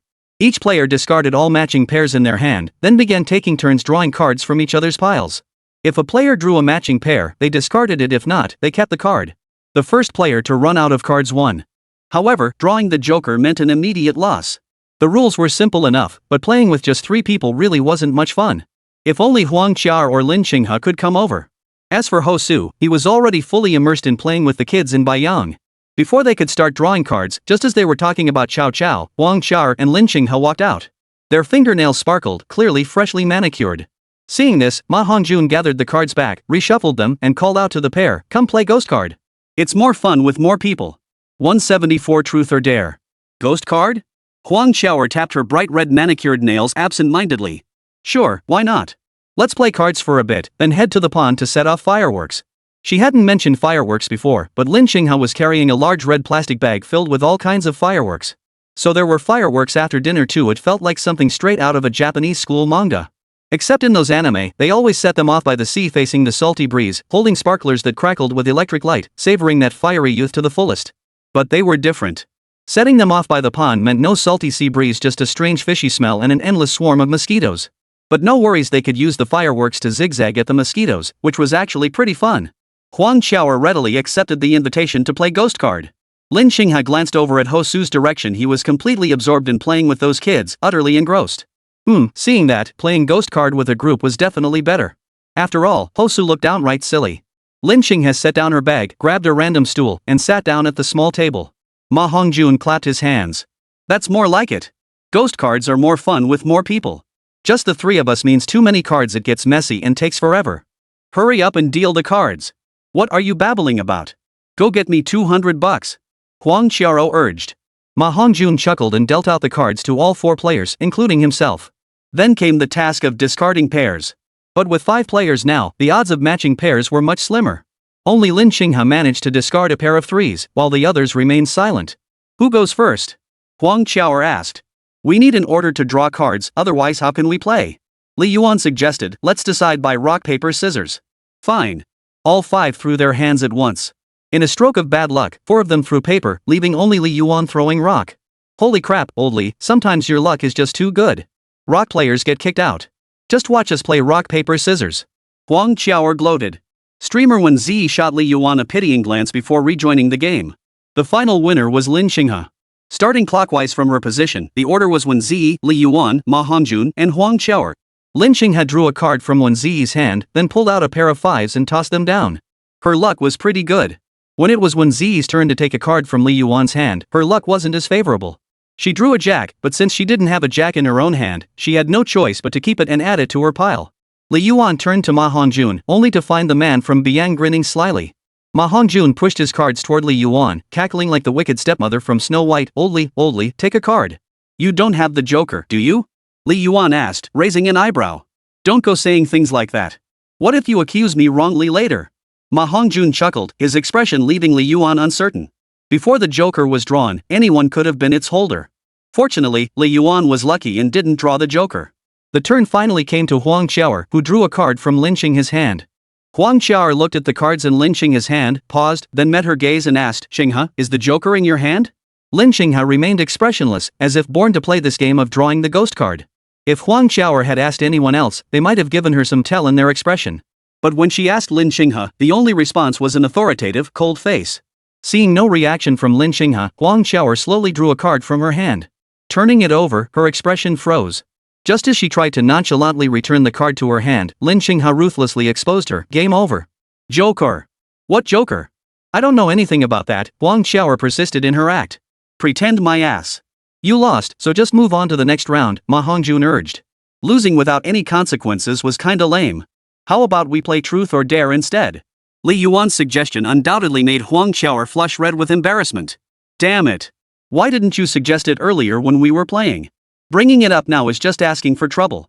I think that's a great idea. Agreed. Seeing everyone else agree, Huang Qiao couldn't really object. She understood the principle of minority obeying the majority. Besides, if they lose later, they'll have to play truth or dare too. It's actually pretty fair. Alright, Huang Qiao, how do you want to die? Wait, I mean truth or dare? Huang Qiao thought it over. If she chose truth, those 2 little jerks, Li Yuan and Ma Hongjun, would probably throw some crazy questions at her. They could probably get any color out of her. Thinking it through, dare seemed the safer bet. Truth or dare it is. Li Yuan, grab your own foot, lick the sole, then hand it to me to smell. The other 4? No sooner had Li Yuan finished speaking than the other 4 stared at him with disbelief, as if looking at some kind of pervert. You sicko, you really are a pervert. So you've been lusting after my feet all along. Huang Qiao's mouth twitched violently. She jumped up, ready to kick Li Yuan twice, but quickly calmed down. What if kicking this guy actually felt good? Ma Hongjun silently gave him a thumbs up. You can string words together like that without a second thought? No wonder you scored 140 on Chinese. You're a freak of nature. But I have to admit, your idea just now was incredibly down to earth. I'm with you. No sooner had he finished speaking than Ma Hongjun got kicked. Wēn Zhiyi silently glanced at her white sneakers, thinking to herself, Li Yuan really is a foot fetishist. Not only does he covet my feet, but he covets others' feet too. No wonder he kept staring at my feet when I wore flip-flops before. But hey, guys having little quirks is pretty normal, right? Wēn Zhiyi silently accepted Li Yuan's little quirk in her heart and planned to reward him for it later. Little did Li Yuan know that good fortune was about to come his way. Everyone else thought it was perverted, so such a dare naturally couldn't be approved. After much discussion, they settled on just making Huang Qiao do 10 frog jumps. It was utterly unentertaining. The second round went much faster than the first. Ma Hongjun drew the Joker card with precision, as if he'd been given a head start. Huang Qiaorui laughed so hard she fell backward. Go on, Fatso Ma, how do you want to die? Ma Hongjun, I choose truth. Huang Qiaor, how tall are you? The few who had been quietly waiting for the show suddenly grew excited. Li Yuan, hey, stop it, stop it. We'll get our voice chat shut down. Lin Qinghe, cover her mouth fast. Li Yuan's truth, 175 centimeters. In the end, Ma Hongjun had to confess to stealing snacks from his desk partner and falsely accusing the student behind him. His desk partner got so upset they cried, and it ended with them having to transfer schools. Looking up at the sky with a look of shame, Ma Hongjun said, honestly, sometimes I feel really guilty about it. If I had explained things clearly back then, maybe none of that would have happened. Li Yuan patted his shoulder and said, honestly, you don't need to feel bad. After all, you're 10,000 times better off now than you were back then. Ma Hongjun. FCK, you call that comfort? Alright. Let's move on to the next round. Yeah. This time, starting counterclockwise from Li Yuan. Okay. Looking at Ma Hongjun's expression, he must have told the truth. But no one cared. The game continued as usual while he alone was lost in memories of what happened that day. Perhaps the victims of that incident had long since forgotten it. Perhaps all the witnesses who saw it unfold had also faded the memory. In others' recollections, it was as if the event had never happened. But Ma Hongjun remembers. The real perpetrator remembers. Sometimes people's joys and sorrows truly don't intersect. Even what you consider profoundly sad might sound like trivial nonsense to others. He could only sit in the corner, grieving in solitude, even though there was no one left worth mourning for. Li Yuan turned to look at Wēn Zhiyi, studying the cards in her hand. As his fingers brushed past one of them, a faint, almost imperceptible smile flickered across Wēn Zhiyi's lips.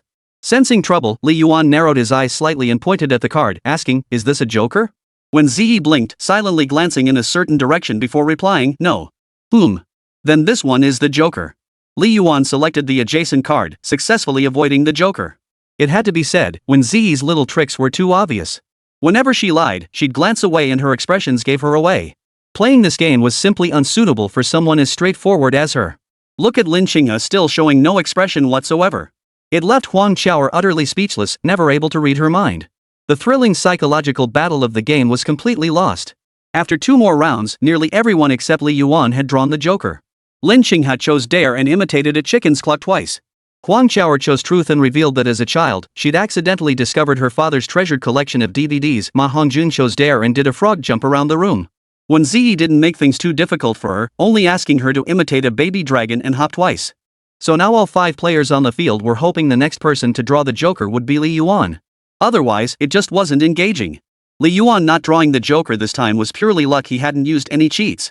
Neither verification nor precision would have helped here.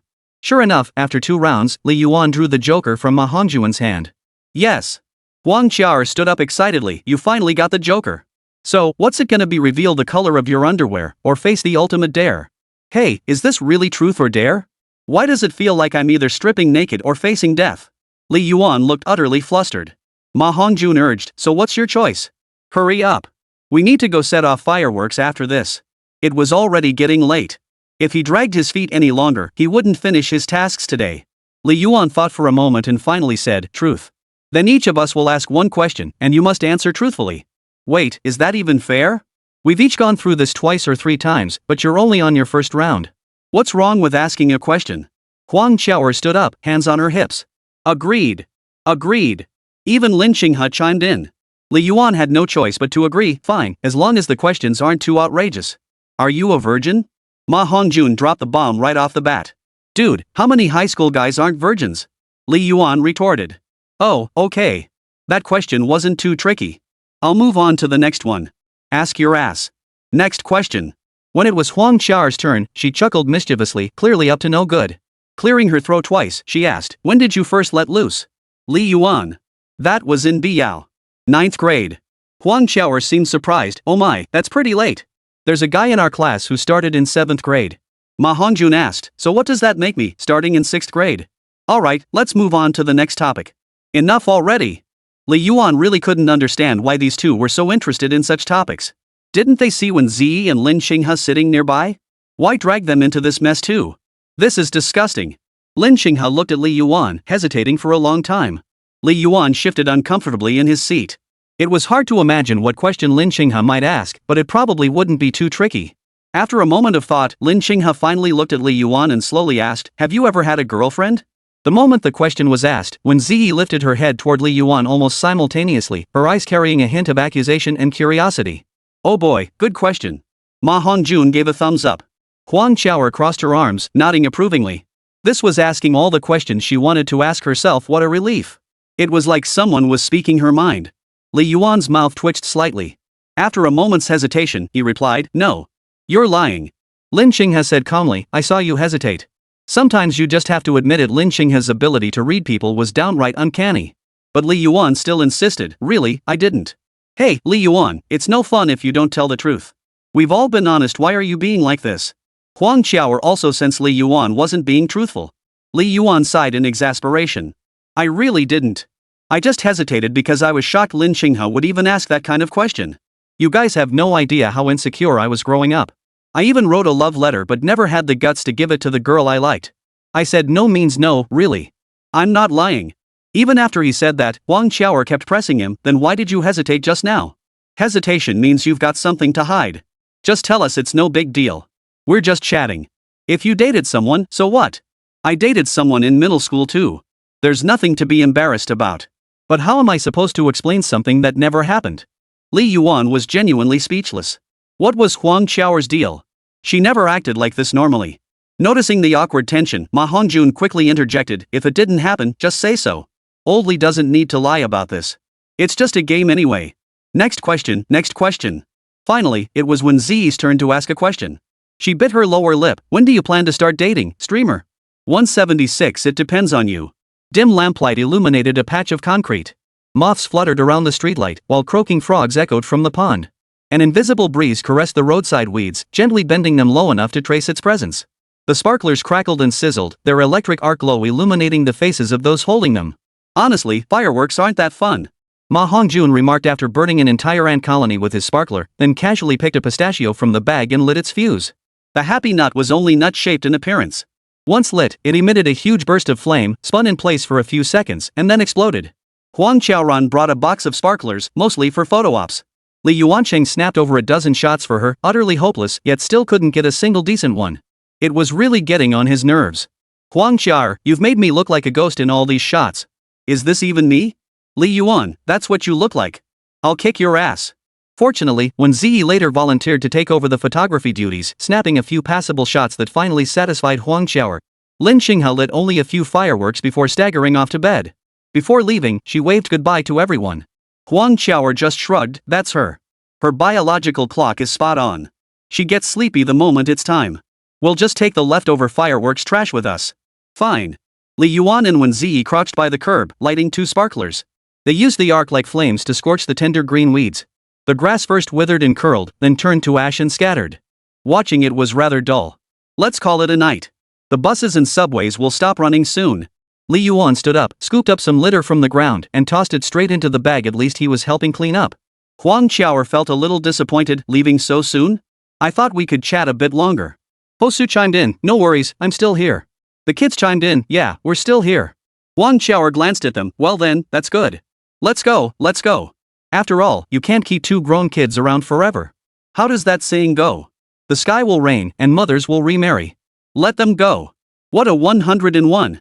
Li Yuan didn't beat around the bush, the barbecue was delicious today. It was definitely worth coming. Just send the group chat the cost for ingredients and such. Can't exactly eat for free, right? Huang Qiaoer waved it off, it's not much. Consider it my treat. Next time, you can return the favor. Wēn Zhiyi chimed in, then next time, I'll treat you all. Afterward, Li Yuan simply took a ride-hailing service back. The price wasn't too steep, and it was mainly for convenience. Getting a taxi near Shenzhen was still easy, given the heavy traffic flow. What surprised Li Yuan, though, was discovering small villages and ponds still existed in Shenzhen. In his mind, Shenzhen was a highly urbanized city. How could such a large rural area still be there? But whatever. With so many urban villages nowadays, what's a little countryside on the outskirts of a big city? The driver who picked them up was a chatty local who kept talking about the cities in eastern Guangdong. He mentioned how Weicheng was just a backwater with nothing much to do, and how in the past, there were more foot massage parlors than internet cafes in Guangcheng, and so on. But Li Yuan was genuinely exhausted. After exchanging just a few words, he felt his eyes growing heavy and wanted nothing more than to close them and sleep. Fortunately, Wēn Zhiyi seemed wide awake and could wake him up when they arrived. Just as Li Yuan's head was about to rest against the cool car window, Wēn Zhiyi gently interrupted him. She twirled her fingers, her voice tinged with shyness. "You can lean your head on my shoulder, streamer. After all, you've lent me yours before." That made sense. He couldn't very well refuse. Truth be told, leaning against the window was actually more comfortable for sleeping. But he couldn't resist the inexplicable charm of a young girl's fragrant shoulder. Li Yuan didn't refuse, he simply accepted. He leaned against Wēn Zhiyi's shoulder, clearly sensing her tension rise. Her body stiffened noticeably, and her posture straightened. The issue was clear, Li Yuan was a posture straightener. Her shoulders were rather bony, resting his cheek against them felt slightly sharp, lacking softness. Her hair carried a faint scent of shampoo, a comforting fragrance. Beyond the shampoo's fragrance, there was a milky scent, probably Wēn Zhiyi's unique body odor. "Wēn Zhiyi, oh Wēn Zhiyi, you're such a sweet, soft little thing." The car fell silent. Perhaps finding the quiet tedious, the driver turned on the car stereo, playing Close to You, a song from Love Apartment. Luo Jinuan's vocals carried a soothing, healing quality. Paired with the light melody, it stirred a sense of nostalgia for the past. Summer days when the sea breeze blew. You always seemed within my sight. Longing before good night. Closing my eyes. Meeting in dreams. Seeing your childlike smile. Drawing closer still. Happiness spreads endlessly. My heart begins to quietly transform. Do you notice with your heart? I bet you want to get closer too. Li Yuan watched Love Apartment. I don't know how to put it back then, time seemed to drag on, and I was still so young. But in the blink of an eye, Love Apartment came to an end. Though the final season wasn't as strong as the earlier ones, Zhang Xiaoxian only made a brief cameo, Guan Gu didn't even show his face, and Tang Yuyu's actress desperately wanted to shed that role afterward. It feels like so much has changed. Ah, never mind. These things aren't worth dwelling on. The more you think about them, the more inexplicably sad you feel. It's better to live a little more obliviously. Arriving at the complex, Wēn Zhiyi gently nudged Li Yuan, her voice soft and soothing like she was comforting a baby. "Host, we're here. Let's go back to sleep." "All right." Li Yuan stopped pretending to sleep and quickly got up. After getting out of the car, he even helped Wēn Zhiyi massage her numb shoulders, silently grateful she'd let him lean on such a fragrant shoulder. Could she let him sleep on her legs next time? Damn it, getting a shoulder and already thinking about pushing further, what a jerk. First a shoulder pillow, then a leg pillow, and after that, maybe a chest pillow to sleep on. "Host, do you hope to fall in love in college?" Wēn Zhiyi suddenly asked. During the Truth or Dare game, Li Yuan had said he wanted to date someone after high school graduation. Truthfully, he wasn't entirely sure. Deep down, he figured he'd wait until he had a car and a place of his own before considering romance. But could he really have a relationship? He had a few decent prospects, but what truly mattered was whether it could lead to marriage. Otherwise, what was the point of dating? "You want to date in college?" Li Yuan countered. Judging by Wēn Zhiyi's tone, it seemed she only planned to consider dating once she got to college. "I'm fine with either way. It's up to you." "What the hell? Up to me? Wait for me to confess to you?" Li Yuan cleared his throat twice. Seeing Wēn Zhiyi showed no reaction, just waiting for his answer. He couldn't bring himself to use the lame excuse of not hearing clearly again. He simply said, "Pretty soon, don't worry." 177 When family math notes. Teasing and flirting around normally wasn't a problem, but when it came to serious matters, things always lost their charm. Most teenage boys were creatures driven by impulse and hormones. When they interacted with a girl and found her likable, they develop inexplicable feelings, mistake them for affection, and declare their love without hesitation. Only to discover the girl felt nothing of the sort, leaving the situation unresolved. They couldn't even remain friends. Li Yuan's nature never allowed him to act impulsively. He always thought before acting, weighing the consequences before losing his temper, and carefully considering the pros and cons before taking any action. Constantly calculating, constantly anticipating the good and bad outcomes of things, he gradually developed an indecisive personality. Even when Wēn Zhiyi hinted at the slightest interest, he could only respond with vague words. The next day, Li Yuan continued his delivery job, carrying a large batch of breakfast to school to feed half the classroom. It felt like feeding a brood of chicks, strangely fulfilling. As usual, he handed Wēn Zhiyi a cup of soy milk. She always thanked him with a small snack or drink, but this time she just smiled and said, "I'll give you something after class." Okay. He was curious what Wēn Zhiyi would give him. Since she specifically mentioned it was something special, it definitely wasn't the usual snacks or homework. Could it be a love letter? Li Yuan walked into Rocket Class 3 carrying a bag of McDonald's. Spotting Luo Yan ran at her seat, he walked straight over and placed the breakfast in front of her. You dare eat McDonald's for breakfast? If you eat McDonald's this time, next time you'll want KFC, right? Maybe you'll even ask me to bring you barbecue for breakfast? It wasn't that Li Yuan was easily angered, it was simply that this kid's demands were outrageous. The street where he bought breakfast every day was far from McDonald's. After buying breakfast for the whole class, he had to ride his electric scooter all the way to the other end to get his own. It wasn't just inconvenient, it was a huge time drain. Luo Yanin snorted, took the breakfast, and said, I know you're working hard. Didn't I just get you an extra burger? Here, eat this. He handed him one of the burgers, smaller than a fist. Li Yuan accepted it politely, though he felt it was only fair after all, he'd gone out of his way to buy breakfast. What's wrong with getting a little extra? Still, I feel a bit shortchanged.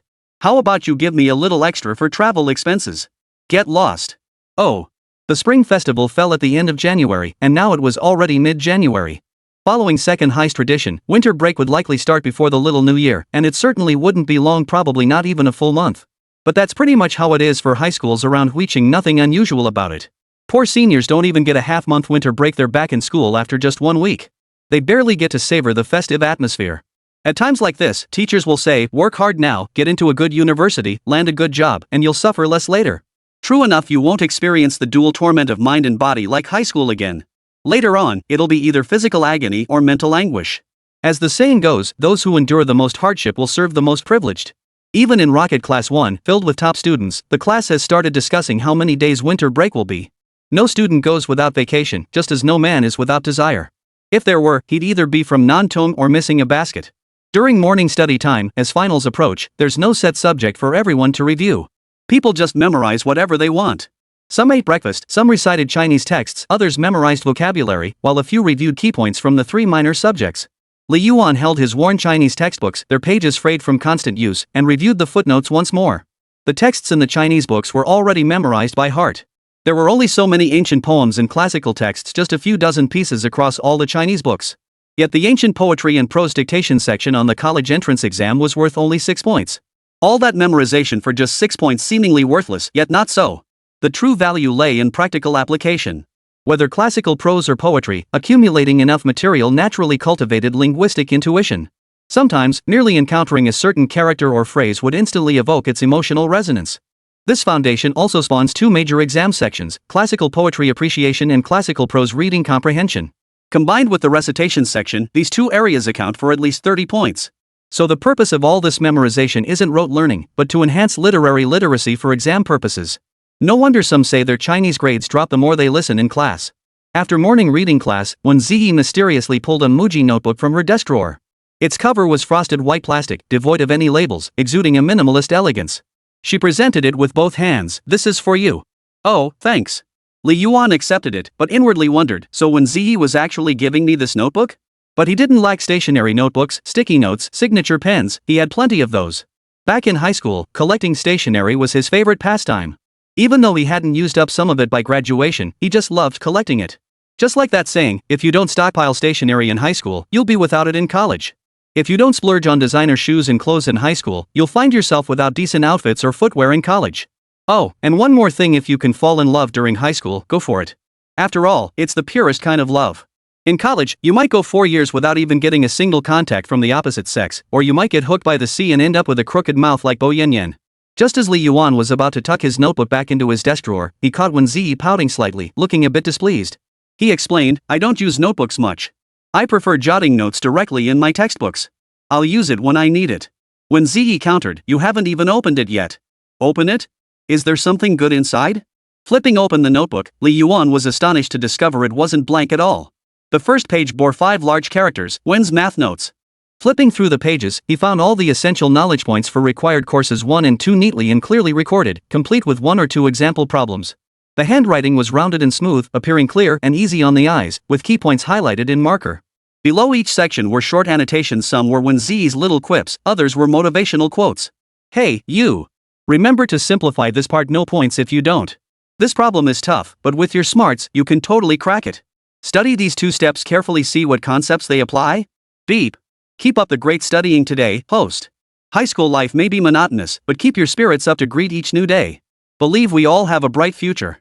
Above is the blackboard, outside the window is the scenery, but the pen in your hand holds your future. Hee hee, Wēn's notes you'll only know how good they are once you try them. 178 better late than never. The more Li Yuan flipped through the pages, the deeper his appreciation grew. Whether it was the extraction of key knowledge points or the selection of example problems, everything was meticulously crafted. Plus, the highlighted key points in Wēn Zhiyi's handwritten notes made him feel like a dark little sewer rat that had crawled through filth and darkness for years. Today, he was suddenly bathed in bright, warm sunlight. Surprise and delight lingered in his heart, as if this warmth would carry him toward a brighter future.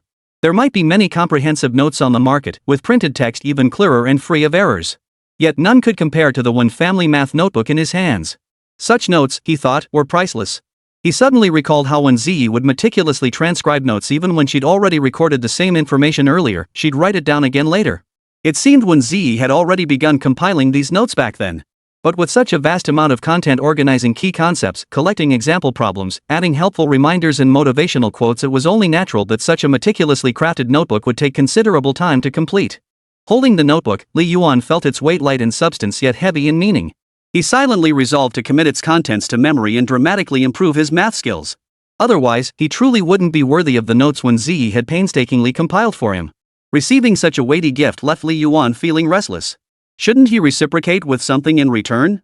But offering his improved math exam scores as a gift felt hollow and grandiose. Couldn't he be more tangible? Ah well, he didn't have anything worthwhile to offer. So, he'd just have to give a verbal thank you in return? Li Yuan? Seeing Li Yuan hadn't responded for a while, Wēn Zhiyi leaned in slightly. Li Yuan glanced up at her, scratched his nose, and said, "Thanks. I'll take these Wēn family math notes. Next time, I'll give you a copy of Li family essay techniques." Ha ha. Wēn Zhiyi chuckled at his words, replying gently, "Sounds good. That way, we'll each have the only copy of these notes in the world. MHM. Each possessing a notebook written by the other, how precious that would be, no matter how you looked at it." Barring any surprises, Li Yuan would likely treasure this notebook after the college entrance exams. He certainly wouldn't let it get lost due to his own carelessness. Its significance was simply too profound. It was time for the big break again. The four slackers regrouped and headed to the store for snacks. Wēn Zhiyi was unusually generous today, generous to himself. He ordered a deluxe instant noodle combo and even bought a bag of fish snacks as an appetizer. Turns out he'd won $100 on a scratch-off lottery ticket over the weekend. No wonder he'd been grinning from ear to ear since earlier. Jibwa couldn't help but tease him, "Hey, didn't you win the lottery? Shouldn't you treat your buddies to something?" Wēn Zhiyi was so engrossed in eating he hadn't noticed a thing. Hearing this, he puffed up like a weasel. "What the hell? Just because I have money, I have to treat you guys? Should I hand over the WeChat of some hot chick I got too? Besides, I summoned this scratch card with my own life force. I deserve to enjoy this $100. What kind of logic is that? Heh, I'll show you the logic of my fists." Jibwa and Wēn Zhiyi were locked in a fierce brawl. Yes, Wēn Zhiyi was beaten to a pulp by Jibwa. Ergo didn't seem to be in a good mood. He remained silent, saying little, just slurping his instant noodles with his head down. Li Yuan noticed and slapped his shoulder. "What's up? Did the exploding barrel on the Weirdo channel blow your mind?" Ergo's half-face twitched. His expression seemed to ask, "Is that how you talk to people?" He paused before saying, "My midterm scores weren't great. We're about to start our second semester of sophomore year, and before long, we'll be juniors. I'm thinking about pursuing media studies in my senior year. Media studies is basically the arts track, but it's different from the arts entrance exams. It covers things like acting, directing, and stuff like that. It makes it easier to get into arts programs during the college entrance exams. But it comes with hefty tuition fees, roughly 20,000 to 30,000 yuan. Most of senior year is spent at off-campus training camps. Only about a month before the college entrance exams do we start intensive review at school. If you work hard, getting into a good university shouldn't be a problem, but choosing a top-tier major is practically impossible. The tuition over several years of college is astronomically expensive, potentially exceeding 100,000 yuan. With an academic score of around 400 points, Ergo would likely only get into a private second-tier university through the general track. If he goes the media route and scores higher in specialized subjects, getting into a first-tier university shouldn't be too much of a problem. Whether media studies is the right path really depends on personal choice. It's not entirely useless. Anyway, students like Li Yuan in the 600-point range shouldn't even consider it. They should just stick with the academic track. So Ergo's choice is still worth considering. Have you thought it through? Talked it over with your family? Li Yuan asked. After all, he was still a high school student who had to ask his parents for living expenses, let alone make a major decision like pursuing media studies. I plan to bring it up with them during winter break. Ergo sighed, but if I study media, I'll have to transfer to the media track. That means I won't get to see Lu Cici's best friend as often. Hearing this, Li Yuan nearly kicked the kid from beyond to death. Alright, you damn kid. We're already at chapter 170 here. Lu Cece is practically about to confess to you, and you're still pining after her best friend? What the hell is wrong with you? Ergo really was thick-headed. It was obvious Lu Cece was more interested in him, yet he kept his eyes fixed on her best friend. There was truly nothing to be done about it. But it's his own business. Li Yuan had warned him before, yet he never grasped the gravity of the situation. Oh well, let the fool be a fool. Just as they were enjoying their meal, the shop's regular NPC, Lin Xinghe, appeared at the perfect moment. The difference this time was that she'd bought her own instant noodles and added a few small sausages.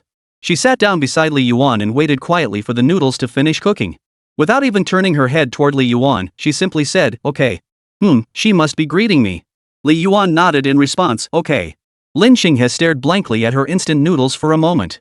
As if suddenly remembering something, she jumped up from her seat and hurried to the refrigerator, selecting a bottle of cola. Returning, she handed it directly to Li Yuan. This is on me. Oh, okay. Li Yuan was a bit surprised. He treated her many times before, but this was the first time she'd ever bought him a drink. It was quite unexpected. The bell rang. The three losers downed their drinks in 2 gulps, immediately getting up and running toward the playground, not forgetting to tell Li Yuan it was PE class. Watching their receding figures, Li Yuan shook his head. They'd been in class together just moments ago, yet now their paths diverged. But life was just a cycle of parting ways with like-minded people, only to meet new ones again and again. Thinking about it that way, there was nothing to feel down about. Alright, back to class. Li Yuan stood up. Lin Xinghe looked at the freshly prepared instant noodles and lifted her head. Wait for me to finish eating. But then we'll be late. Then let's be late. Li Yuan. But I don't want to be late. 179 Don't make me beg you on my knees. Li Yuan knew he wasn't exactly a saint. Being late was no big deal, it was just politics class anyway. The teacher was young and easygoing. Most importantly, he was the top student in politics in the entire school. The teacher couldn't very well single him out for scolding, could he? Teachers always favor high-achieving students. For someone like him, who excelled exceptionally well, that favoritism was off the charts. But there were exceptions. Either the teacher was kind to all students regardless of grades, or they were harsh to everyone regardless of grades. The former is understandable, the latter is pure nonsense. The 3-minute golden window passed. Lin Xinghe unwrapped the package, releasing the pungent aroma of aged pickled mustard greens, a tangy, spicy scent that, if not sniffed carefully, could mistakenly evoke an inexplicable whiff of sweaty feet. You know what? They really did expose it during the March 15th anti-counterfeiting day that pickled cabbage was actually made by old men stomping on it with their feet. Why do people still buy it even after learning the pickles are made with feet? Damn it, we've been eating this since childhood, the flavor is truly addictive. Besides, as long as they're willing to fix it, right? Honestly, whether they change it or not, it still tastes like sweaty feet. Watching Lin Xinghe slurp noodles in small bites, the girl turned to him, thinking he wanted some too. She generously pushed her instant noodles his way. Here, have some. No thanks. Li Yuan waved his hand. I already ate earlier. He'd just polished off a whole cup noodle, 2 marinated eggs, and a can of Jianlibo, utter bliss. They say high school is the peak of intelligence, while college is the peak of appetite. He wondered if his current appetite could reach new heights once he got to college. The thought of bringing phones to class, using computers and phones in the dorm, and joining all sorts of clubs made him feel a surge of anticipation. True enough, the best universities exist in the high school student's imagination. Which universities are you aiming for? Within Guangdong or outside? Li Yuan asked. Lin Xinghe chewed slowly, looked at him thoughtfully, and said, I'm from Eastern Guangdong. That feels like a non-answer. Li Yuan was a bit confused. Oh, so you mean you'll apply to universities within Eastern Guangdong, right? According to the timeline hints from the system, Lin Xinghe would likely apply to a university within Eastern Guangdong. Otherwise, how would she later become connected to him and even his ex-girlfriend? What had always puzzled Li Yuan, though, was which timeline's version of himself had dated her during college or after graduation. If it was after graduation, then who was the person mentioned in Luo Yanen's memory fragments as having dated her during university? It was truly impossible to fathom. Who could possibly foresee the future with absolute precision? Sometimes he really wished the system would just spill everything it knew, so he could figure out what to do and what to avoid. Stay in Yedong. I don't like being too far from home. Lin Xinghe paused her movements as she spoke, her tone steady yet tinged with a faint emotion. But while I can stay in Eastern Guangdong, my friend can't stay by my side. Li Yuan hadn't explicitly told her whether he planned to stay in Eastern Guangdong after college, so this friend probably wasn't referring to him. That 80% chance was most likely Song Zhiyi. Song Zhiyi was indeed a determined individual, her sights firmly set on universities in the capital. Her departure from Eastern Guangdong was undoubtedly a foregone conclusion. They say friendships with high school friends fade after college, and that's certainly true. People scatter to the four corners of the earth, and when they meet again, who knows how much time has passed? The friendship and shared experiences of the past are often buried deep in the flow of time. That's just how it is. Life is a series of turning points. Some people leave, others stay. So, will you be leaving? I don't know. Even if I knew, I couldn't tell you. Once the mission's done, maybe I can find some trace in the fragments of your memory. After finishing their instant noodles, Lin Qinghe and the other person strolled back to the classroom as if taking a leisurely walk. When you realize you're only a minute late, you'll be frantic. But when you're already 10 minutes late, you just feel utterly hopeless. Any plans for winter break? Watching anime, studying. What if I asked you out for a walk? No thanks. Li Yuan. Can you not be so decisive, sis? My skill cooldown is still on, and besides, there's still your memory fragment to deal with. Don't you want to know what happened between us that brought us together? Don't you want to know what happened later that drove us apart? Fine, you didn't even know about this, so I'm the only one holding on to hope. So how can I get you to come out? Buy you a meal? Sure. Alright then. So it turns out getting you out doesn't require just hanging out. Anything involving food will do. I thought the difficulty of this mission would come from Lin Qinghe, but turns out it wasn't that hard at all. Yeah, if it were too hard, this system would be a pain in the ass. Who'd still call it system, bro? When they returned to class, neither faced punishment. In fact, they even had a legitimate excuse to collect materials. As for where that excuse came from, they ran into their homeroom teacher midway, and the teacher kindly offered them a way out. You have to admit, when it came to treating students, old Lu was pretty conscientious. Evening study session. Li Yuan, why don't you come with me to the political enrichment class today? It's so boring without anyone to talk to. Huang Qiaoer waved a stack of test papers in front of Li Yuan for ages, even trying to bribe him with 2 buns. Hardly anyone from Rocket Class 1 joined the politics enrichment class. After all, students in that class couldn't be too weak in humanities subjects. But Huang Qiaoer? Last time she only scored 70 raw points in politics, dead last in the entire class. Yet the homeroom teacher insisted on enrolling her in the enrichment class and demanded the instructor keep a special eye on her. If she ever skipped class, the teacher was to report it immediately. It really felt like they were trying to break her spirit. Truthfully, her last politics exam had only been marred by forgetting to answer 2 minor questions. It really wasn't a matter of ability. But no matter how she explained it, old Lu still enrolled her in the enrichment class. Furious, Huang Qiaoer started calling old Lu Old 6 instead. Li Yuan shook his head. No way. I need to do practice problems during evening study. What if the enrichment class doesn't let me do them? Huang Qiaoer slumped her shoulders and wailed, looking utterly dejected. I've been there once. The teachers aren't strict. They don't care if you listen or not. You can still do practice problems there. I don't believe you. Don't push me. Huang Qiaoer jumped up in frustration and punched him, as if she really had some trick up her sleeve. So what? I'm forcing you. What trick are you going to pull? Li Yuan was genuinely curious what tactic this girl might use to coerce his agreement. Huang Qiaoer suddenly turned serious, let out a ha-ha, and sprinted toward Li Yuan. She slid to her knees before him, her expression earnest. Don't make me beg you on my knees. Li Yuan. This silly kid. Well, what can you do? She's already on her knees. Refusing now would be pointless. 180, an average student craving attention. With Huang Qiaoer already on her knees, Li Yuan couldn't very well stand her up. So he tagged along to the political enrichment class. Honestly, it felt a bit off for someone like him, someone who could score over 90 on a political science test, to be stuck in an enrichment class. It felt like a cultivator at the nascent soul stage pretending to be a chi cultivation disciple in an immortal cultivation novel, a bit out of place. Coincidentally, the political science teacher assigned for tonight's session was Zhuang Chunlan, the same instructor who taught Li Yuan back in class 20. The moment she entered, she spotted Li Yuan sitting in the back row, staring blankly into space. She instinctively double-checked whether she'd entered the wrong classroom, as if silently questioning Li Yuan. What on earth is the top student in politics doing in an enrichment class? Was there something fishy going on? But considering he was her former student, the one whose photo graced the honor roll, she couldn't bring herself to scold him. She even felt a pang of sadness when she heard Li Yuan was moving out to the next class. Such a promising student leaving so suddenly. But then again, people naturally seek higher ground, and she had to let him go. Off you go, off you go. Head to a higher platform, face tougher competition. That's how a student grows stronger. With this thought, the former teacher lifted her head with a touch of pride, her lectures growing ever more passionate and energetic.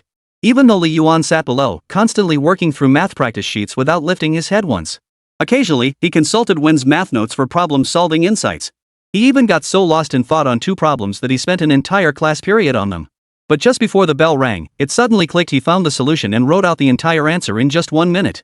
That exhilarating sense of mental and physical relief swept away his earlier frustration, as if decades of constipation had finally been relieved by a smooth bowel movement. Utterly joyful. To borrow Huang Jiawen's words when Han Xian swept away 3 opponents with a single strike, it felt better than cutting through butter. Wēn Zhiyi, I think it's not as satisfying as cutting through Wēn Zhiyi. At the end of class, Zhuang Chunlan, parched from lecturing all period, took a sip of honeysuckle syrup before stepping down to chat with her former star pupil hoping to catch up on his life. But Li Yuan happened to be getting up to use the restroom, not even glancing back. This left Zhuang Chunlan awkwardly frozen for a moment. She silently retreated, walked back to the podium, and sat down to play with her phone. But as she played with her phone, her fingers tapped the screen with a bit too much force, silently seething inside. That damn kid Li Yuan. After all the care I showed you, now you won't even acknowledge me? How dare you? How dare you? How dare you? I even gave you snacks when you moved up a grade. I even said hello to you Zhou before. I even gave you so many extra lessons. Even after Li Yuan moved up, his legend lingered in the 5th floor office how he shot straight from the regular humanities class into the elite rocket class, stunning the entire grade. After that, Yu Zhou was frequently praised by the Chinese department head for nurturing a literary prodigy. Her essays consistently served as model answers for the entire grade during monthly exams. The department head even sought out her teaching methods and invited Yu Zhou to join the exam question drafting committee. Clearly, she benefited greatly from Li Yuan's success. But why did Yu Zhou reap all these benefits when everyone taught Li Yuan? As his politics teacher, I'd given him plenty of extra help too, pushing his grades even higher. True, he had been the top student in politics across the entire school when he first joined class 20. Zhuang Chunlan still felt a bit resentful. Whether it was old Zhang in the office, Yu Zhou, or even the history teacher who taught Li Yuan, almost everyone had benefited from Li Yuan in some way, either receiving praise or being given important responsibilities. Only she remained unchanged. Even when she mentioned to others that she had taught Li Yuan politics, they simply didn't believe her. It was truly unsettling. By the second class period, her gaze kept drifting toward Li Yuan, hoping her mild eyes would catch his attention and prompt him to greet her first. She even fantasized about becoming Yu Zhou and being promoted. Huang Qiaoer nudged Li Yuan with her elbow. Having just organized his thoughts, Li Yuan was instantly irritated by Huang Qiaoer's interruption. If you hadn't interrupted me by touching my leg or sending those black and white stocking photos, I'd have given you a good scolding. I've got a question, why do you never bring up Tishong? Why are you only fixated on my legs? Li Yuan swept his expressionless gaze over Huang Qiaoer's chest flat as a washboard and closed his eyes. It seemed like he hadn't said anything, yet he had said everything. Only things of no value go unnoticed, let alone discussed. Damn it, try that again and I'll make you fly. Huang Qiaoer channeled her inner black hand eagle, ready to send someone flying at the drop of a hat. Li Yuan, old folks and kids go first. You're nuts. Huang Qiaoer was furious, but she hadn't forgotten what she was about to say. I keep feeling like that politics teacher has been staring at me today. Last time she gave us multiple choice questions, I got full marks. Do you think she's noticed me as a good student? He. She felt a little smug. Who wouldn't want a teacher to notice them for good grades?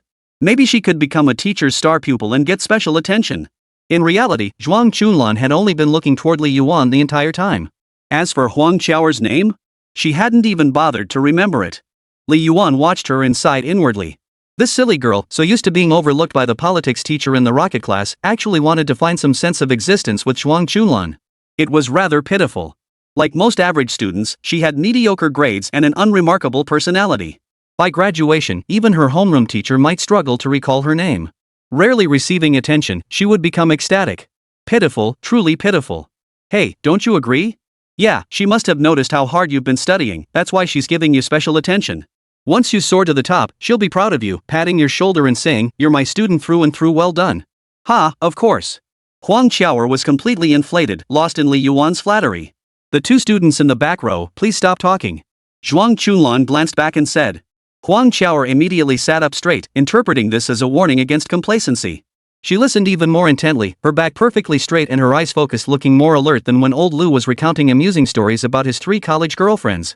Unlike those fake learners with their 3-minute enthusiasm, she genuinely had some skills, otherwise, she wouldn't have made it into Rocket Class 1. From then on, no matter what question Zhuang Chunlan posed, Huang Qiaoer would participate, drawing more than a few curious glances from Zhuang herself. 181 Garlic bird. Of course, it was only a glance. For students like this who eagerly answered questions and actively participated, Zhuang Chunlan simply assumed they were passionate about the subject of politics. Asking for their names or anything else seemed entirely unnecessary. After all, they weren't students from her own class. Typically, Zhuang Chunlan would enthusiastically assist students from other classes who asked questions. However, such warmth was rare among teachers. Many would simply ignore or even coldly dismiss non-class students, a common attitude among subject teachers in the rocket class. The rocket class teachers' qualifications were beyond reproach. Their private tutoring rates started at several hundred yuan per hour. Helping their own students boosted their performance metrics, while assisting others offered them no benefit whatsoever. Back in our student days, we had no real recourse against such unethical teachers. All we could do was remember their names and silently curse them for years afterward.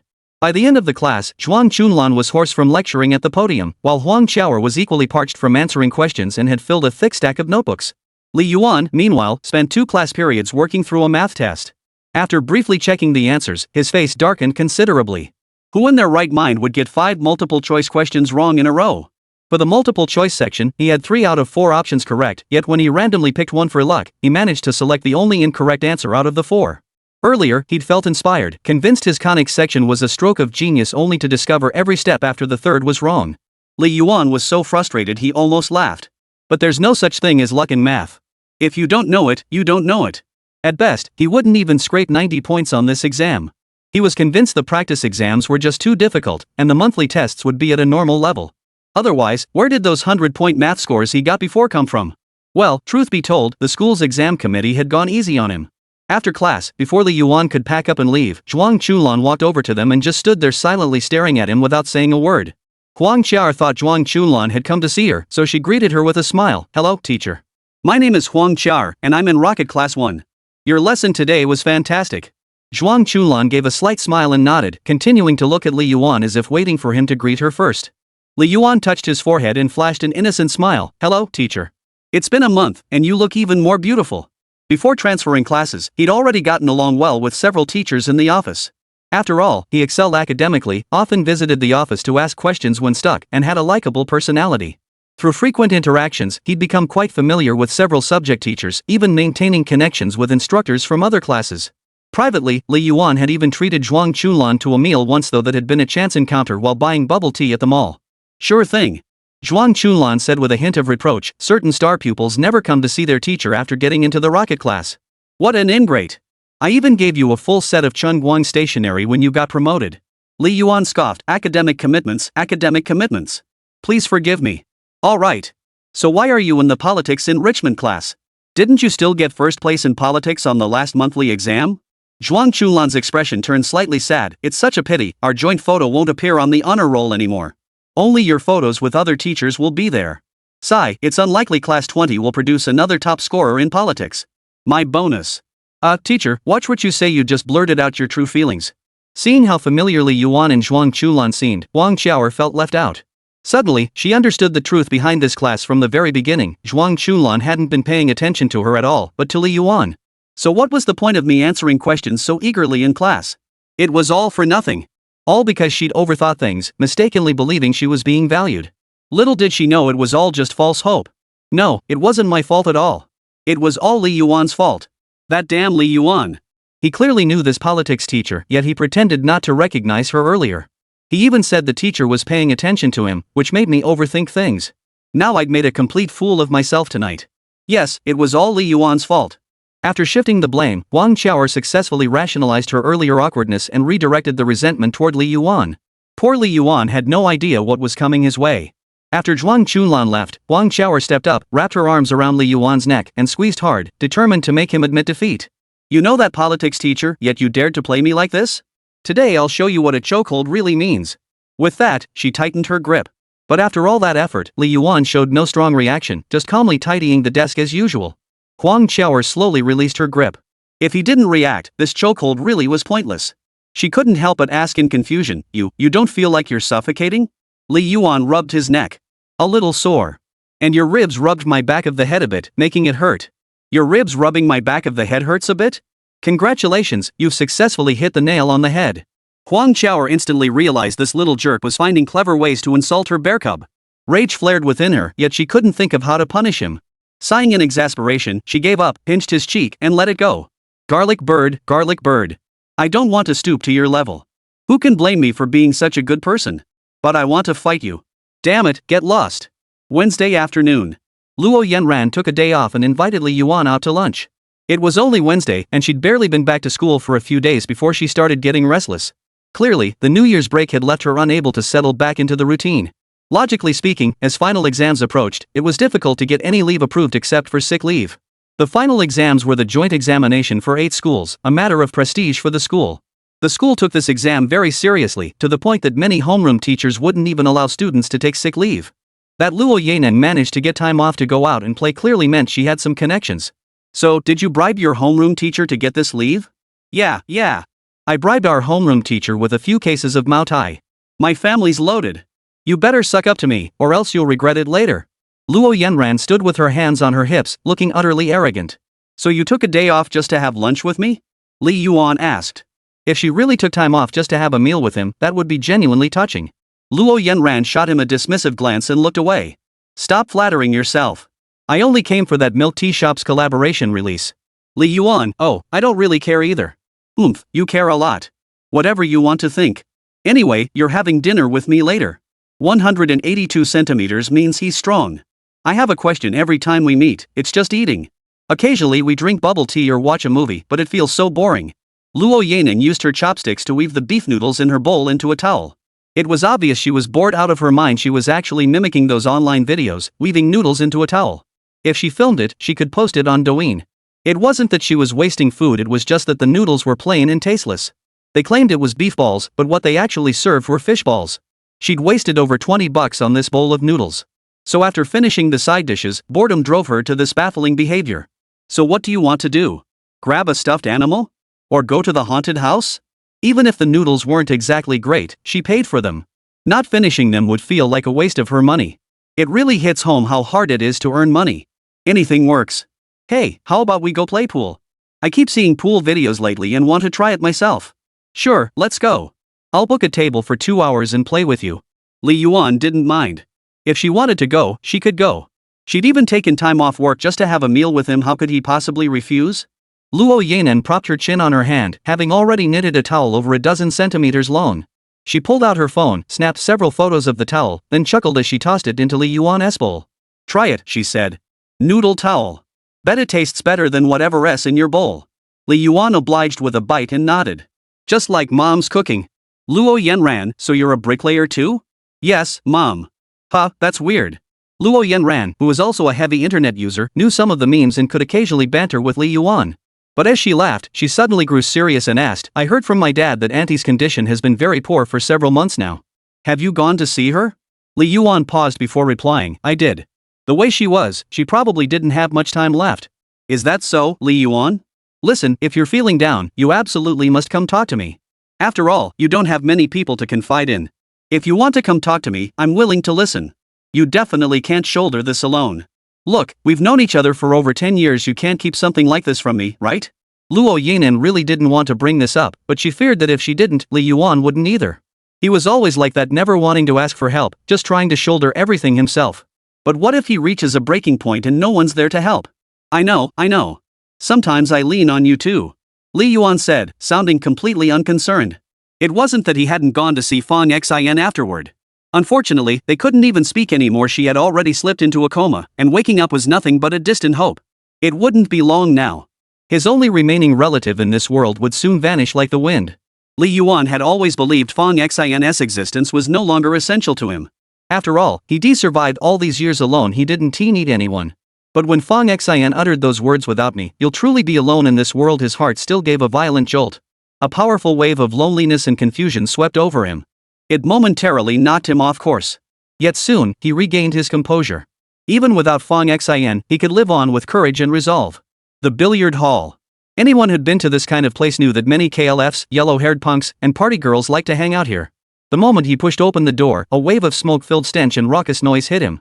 Glancing around, he saw nothing but a bunch of guys who didn't look like they were up to any good. It wasn't just a stereotype, these guys genuinely didn't look like upstanding citizens.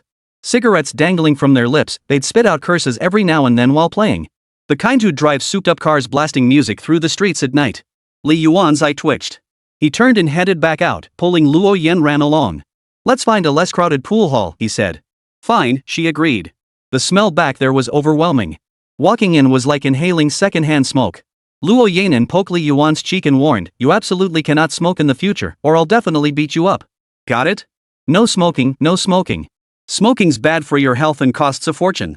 I'm broke and scared of dying, why would I ever smoke? You know I wouldn't. Li Yuan grinned as he replied, but his phone was already searching for the nearest pool hall. He promptly led Luo Yanran into an alley, weaving through twists and turns to find that self-service pool hall. He figured a self-service place would probably be less crowded. Behind him, Luo Yanran kept chattering on and on, like a nesting doll. Li Yuan responded with half-hearted agreement, answering each of her points one by one. No more drinking from now on. Okay, no more drinking. I can't take the college entrance exam outside Eastern Guangdong, nor can I go too far away. Fine, stay in Eastern Guangdong. Stay in Eastern Guangdong. You're not allowed to like any girl besides me, and you absolutely can't date anyone else. When Li Yuan didn't respond, Luo Yanran's temper flared. She leapt up and delivered a flying kick worthy of General Yu. Fortunately, Li Yuan had eyes in his backside and sensed her intent, dodging just in time to avoid becoming a folded screen. But Luo Yanran wasn't done yet. She landed 2 punches. How dare you, Li Yuan? You answered all my questions earlier, but you won't answer this one? Tell me, are you hiding something? Oh my goodness, we're here. This self-service billiards hall is only $5 an hour, honest to heaven. I feel like we could sleep here tonight. Don't try to change the subject. Come on, hurry up and get a table. You're something else. Seeing Li Yuan's unwillingness to answer, Luo Yanran sighed helplessly. Then she thought, oh well, he's still here with me now, and he did show signs of wanting to pursue me before. I'll let him off the hook for now. She wasn't really in the mood to talk about it now anyway. This sort of thing could wait. If it's happiness, it can wait. That's what Luo Yanran thought. The table was set, the balls arranged. Luo Yanran held a battered cue, grinning from ear to ear. Seeing Li Yuan position the balls, she shoved him aside. Move. Let me break. I'm the female version of the rocket. Oh, you know about the rocket? Li Yuan was a bit surprised. Saw it on TikTok. Li Yuan had seen it too. They'd most likely seen the same video, which was undoubtedly recommended to both of them after one of their mutual friends had liked it. That's how big data works these days. Watching Luo Yanran's awkward and clumsy stance at the cue was genuinely amusing. Li Yuan considered helping her adjust, but she took the shot without hesitation. A crisp clang echoed as the cue ball exploded the cluster of balls. Holy crap! Li Yuan was stunned. Her stance was all wrong, yet she hit it with such force? Damn, she's got some serious power. 183 must have been set up by the capitalists. The billiard balls scattered wildly across the table from that thunderous shot. 2 multicolored balls rolled into the top pocket, making Luo Yanran's chin nearly touch the sky with pride. Li Yuan could only stand by awkwardly smiling, though he didn't forget to clap enthusiastically. Awesome. Oomph. Luo Yanran wiped the worn tip of her beat-up cue with a piece of chalk. Cues in these self-service pool halls were always like this, old and worn out, even the chalk was nearly worn through. But at $5 an hour, what more could you ask for? Today wasn't a weekend, after all, so the self-service hall was nearly empty. Earlier, a young couple had played in the corner, but after just 2 shots, they sat down and started making all sorts of noises, whatever they were doing. Now they were gone. The only others left were 2 middle-aged guys playing fiercely, occasionally making a huge racket. Thankfully, none of those dyed blonde, cigarette-smoking, aggressive young guys with less than $20 in their pockets were here. Otherwise, Li Yuan wouldn't have dared bring Luo Yanran here. Those guys loved picking fights. Spotting a pretty girl meant demanding her WeChat, then suddenly turning into tough guys at the slightest provocation. After getting arrested, they'd rattle off their buddies' names like commas. The stereotypes surrounding these types were no less entrenched than those about jocks. Snapping back to reality, Luo Yanran had somehow scored 2 goals already. Now she stood smugly before Li Yuan, declaring, if I beat you, you have to buy me bubble tea later. What if you lose? Then I lose, that's all. Li Yuan hugged his cue. Ha, looks like you've been poisoned by free meals, trying to get free bubble tea. So what? Luo Yanran held her cue in one hand and placed the other on her hip. Listen, there aren't many girls like me in this world. At a time when it's so hard to get time off for finals, I took time off to have lunch with you and even came here to play pool with you. If it weren't for me, you'd probably be at home pitifully eating takeout right now, with no one to even talk to. This girl's a bit full of herself. Honestly, I could get way better takeout back home. Plus, streaming is talking too. I've got thousands of loyal viewers in my livestream. Like I'd have no one to chat with? And most importantly, I paid for the snacks earlier. But I'll just keep these thoughts to myself. Better not say anything, or Li Yuan will only be greeted by her General Yu flying kick. I really need to share fewer weird videos with Luo Yanran. Who knows when she learned that flying kick? Woo, so touched I could pee myself. Ugh, gross. Shut up and just watch me play. The girl wore her hair in a neat ponytail, 2 strands hanging over the table like catfish whiskers. Leaning forward with her waist arched, her slender figure was accentuated, her waist curved like 2 inward-facing parentheses, lines flowing smoothly. Unfortunately, her chest wasn't exactly ample, but her hip curves were still quite nice. She bit her right lower lip, one eye half closed, her slender fingers poised to place the cue ball. Her intense focus was strangely captivating to Li Yuan. Paired with the youthful vibe of her blue and white school uniform, the scene carried a powerful impact. It was undeniable girls really did grow up fast. Just a few years ago, she was the little girl missing a tooth who dragged Li Yuan around catching grasshoppers and stealing watermelons. Now, in the blink of an eye, she had blossomed into a graceful young woman. It felt like watching his own daughter grow up. Clang! Luo Yanran lifted her chin toward him. Your turn. Since I missed that shot, consider it a gift to you. MHM. Li Yuan stood up, glancing briefly at the table. His chances were slim, only one ball hugging the rail could be sunk into the center pocket, but the shot demanded precise control. He wasn't entirely new to pool. During breaks, he played with that little brat Wēn Zhiyi, but every time, Wēn Zhiyi had beaten him like a dog. What could you expect? The kid had been playing pool since he was 2. Before, he might have feared misjudging the force and missing the shot. But now he possessed the precision talent. He'd been hitting every target perfectly in ring toss games, so a tiny billiard ball was no challenge at all. Luo Yanran bought 2 bottles of mineral water nearby, opened one, and started drinking it herself while quietly watching Li Yuan set up his cue. You know what? He actually looked pretty professional. His focused expression even carried a certain inexplicable charm. Had his shoulders broadened significantly? His skin had also lightened considerably, though those dark circles seemed permanently lodged beneath his eyes, refusing to fade. But with such chiseled features, even dark circles couldn't detract much. I just sank 5 balls, don't tell me you can't sink one, she teased from the sidelines. Don't cry when I clear the table, Li Yuan retorted while setting up his cue. He then gave a light push. The ball near the cushion was grazed by the cue ball, rolling slowly forward before dropping into the middle pocket. Luck, Luo Yanran remarked. Well, my luck seems to be running high. Li Yuan's lips curled up. His subsequent shots were executed with barely any proper cue setup, yet each was struck with tremendous force. It looked like he was demonstrating that brute force makes miracles, but every shot sent the ball precisely into the pocket. It was hard not to suspect he was cheating. Watching Li Yuan's clear table with only his own ball and the black 8 remaining, Luo Yanran crossed her arms, her cheeks puffed out in indignation. Capital must be setting me up. Capital, Luo Yanran wants to play pool today. Let's set her up. I thought Li Yuan would make a mistake next, since the angle between the last ball and the black 8 was incredibly tricky, and the cue ball was in a bad position. The transition looked impossible. Instead, he effortlessly pocketed that ball along with the black 8, clearing the table in under 3 minutes. The precision skill wasn't messing around. It might not be useful most of the time, but when it mattered, it delivered without fail. After clearing the table, Luo Yanran jumped up and tossed her cue back. This is no fun. I don't want to play anymore. You didn't give me a single chance.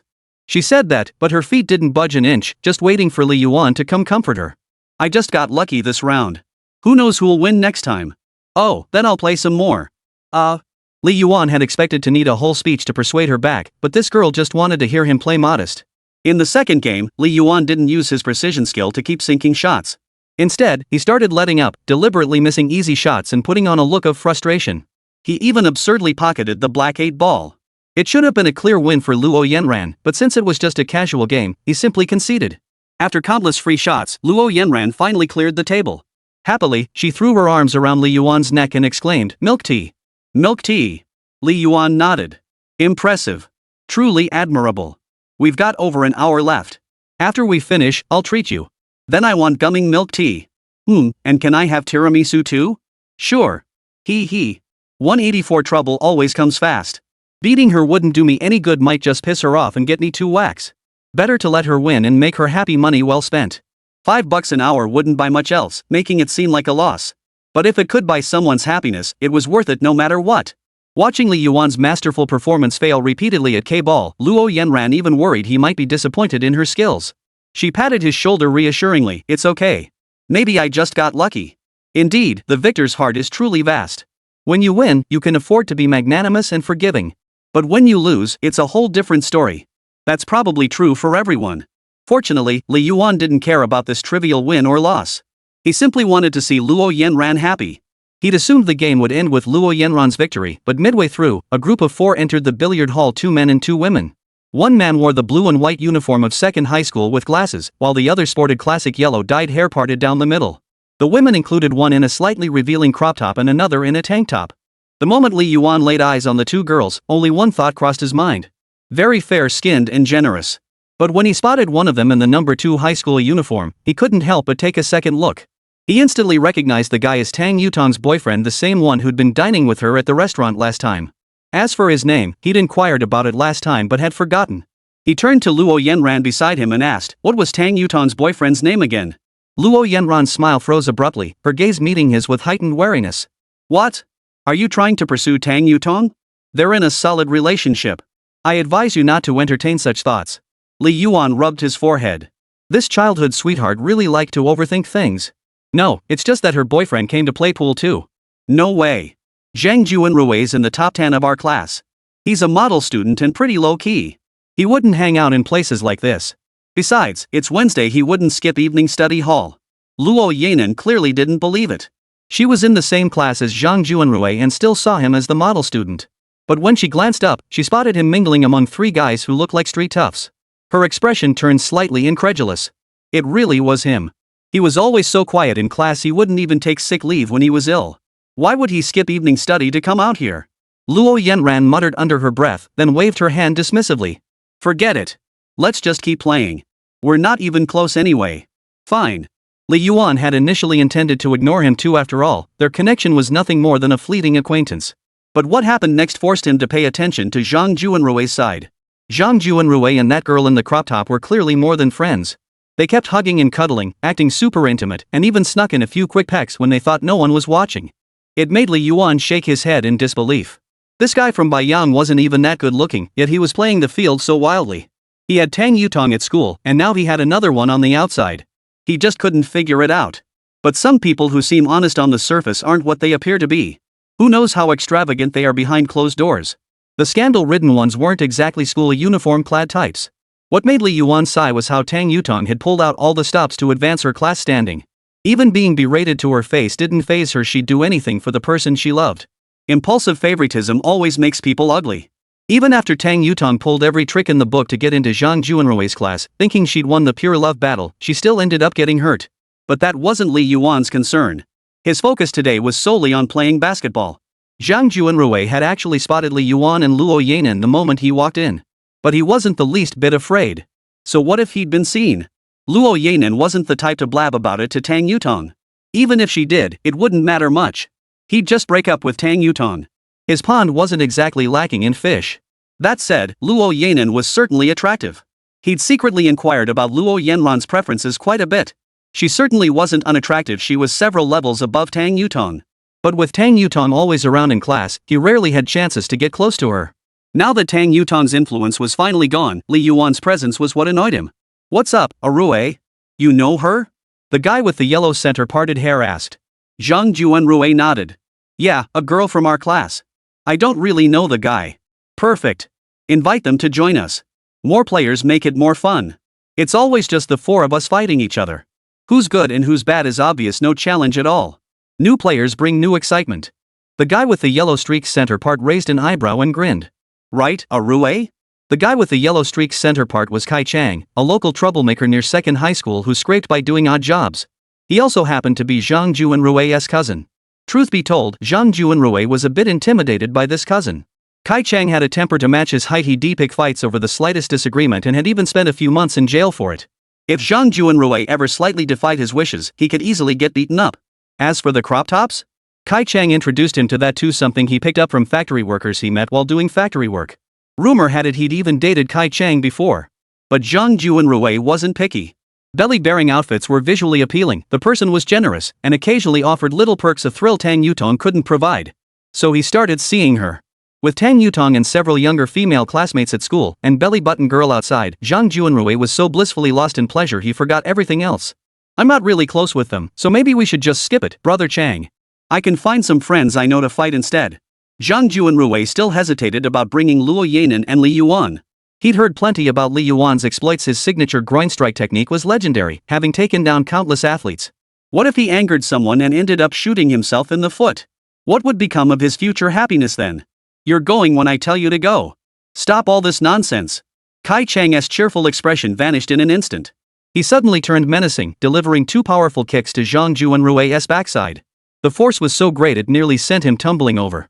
Rubbing his stinging buttocks, Zhang Juanrui dared not defy Kai Chang's wishes.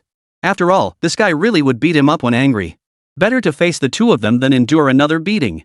If they agreed, he might even avoid the scolding. So he steeled himself and walked toward the pair. Little did he know that Li Yuan had already noticed their earlier commotion. He promptly grabbed Luo Yanran's hand and started to walk away. Luo Yanran was confused. Why? We still have over an hour left. Trouble was knocking at their door. Li Yuan frowned. As always, trouble arrived faster than he could outrun it. 185 I can't lose. By then, Zhang Juanrui had walked up to them, smiling as he addressed them. What a coincidence, Yanran. Never thought I'd run into you here. Only 2 of us from our class took the day off, and here we are bumping into each other at the pool hall. Luo Yanran sensed something was off. She pursed her lips. Oh. Then the conversation stalled. Both of them just stared at him in silence. Zhang Juanrui felt awkward. He cleared his throat, about to speak again, when Li Yuan interrupted at just the right moment. We're pretty much done playing. We'll head out first. You two enjoy yourselves. He immediately started pulling Luo Yanran away. If he'd been alone, it wouldn't have been a problem. Though the sneak attack with the dragon claw hand was underhanded, at least he could guarantee his own safe escape. But with Luo Yanran in tow, his concerns multiplied. What if he managed to escape, but she couldn't? Zhang Juanrui stepped forward to block them, his expression pleading for help. Wait, you've been playing this long already? What's a few more minutes? My cousin wants to play a game with you guys. It'll only take 10 minutes. Please, do me a favor. Luo Yanran felt a twinge of irritation. They'd barely exchanged words in class, yet now he wanted to play pool together? The suggestion felt downright uncomfortable. But considering they were classmates, she didn't immediately refuse. Do you really think you have any standing to ask? Well, that was practically the same as refusing. Still, in Luo Yanran's view, she was already being quite accommodating. Normally, she'd have just lashed out without a second thought. Seeing Zhang Juanrui still lingering, Li Yuan spoke up. Zhang Juanrui, right? We've met before. I wonder if Tang Yutong knows you're playing pool here today. You see, sometimes when I can't stand someone, I tend to speak up. You know how it is, right? Zhang Juanrui was suddenly at a loss. While he didn't have any particularly deep feelings for Tang Yutong, even if their relationship ended, it would have been one of them who initiated it. If someone like Li Yuan got involved and told Tang Yutong about him playing pool with Kai Chang and the others today, that would be a whole different matter. Knowing Tang Yutong's temperament, she'd likely make a huge fuss about it, maybe even ruin his fishing pond. He made up an excuse. We're just friends. Oh, friends can hug and cuddle too, huh? Li Yuan narrowed his eyes to slits. Zhang Juanrui's face darkened, but he forced himself to keep his temper in check. Bro, I'm telling you, play a game of pool with my cousin. It won't cost you an arm and a leg. If you don't want to give me face, that's fine. But if you don't give my cousin face, he'll get really pissed. Li Yuan knew the mentality of those pretentious types. They valued face more than their own lives. After a moment's thought, he conceded, I'll play with you, but Yanran can't stay. Seeing Li Yuan agree to stay, Zhang Juanrui's expression softened slightly. Alright, I'll talk to him. But as soon as Zhang Juanrui returned to tell Kai Chang, he got slapped across the face. What's the point of getting some guy to play with us? We need girls to play with. You're useless. Besides reading books and chasing girls, what good are you? No money, no friends, now you can't even get a classmate to play ball? Get lost. I'll go myself. Kai Chang shoved him aside. The half of Zhang Juanrui's face that had taken the slap visibly swelled up in seconds, looking so pitiful even the girls in crop tops felt sorry for him and rushed over to comfort him. Kai Chang didn't live up to his name. He looked anything but strong. Barely 5'7", skinny as a bamboo pole, he had to crane his neck to look up at Li Yuan. Li Yuan suddenly felt he could take on 10 of this type easily, but what he feared was the other guy fighting for his life. Kai Chang was slight in build but carried himself with confidence. Seeing Li Yuan's imposing stature didn't faze him in the slightest. His tone was just a bit more measured than when he'd spoken to Zhang Juanrui. Hey buddy, do us a favor. Just play a couple of games with us.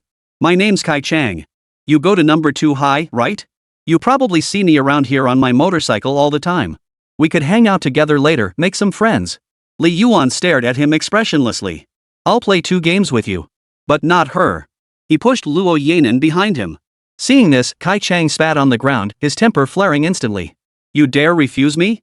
Do you know I've got connections at number 2 high? Killing you would be a piece of cake. This is a society governed by law. You actually want to kill someone? Li Yuan looked at the guy with utter contempt, even pity. Did he really think this was Hong Kong in the 90s? Big brother, little brother, settling disagreements with knives? Silly kid.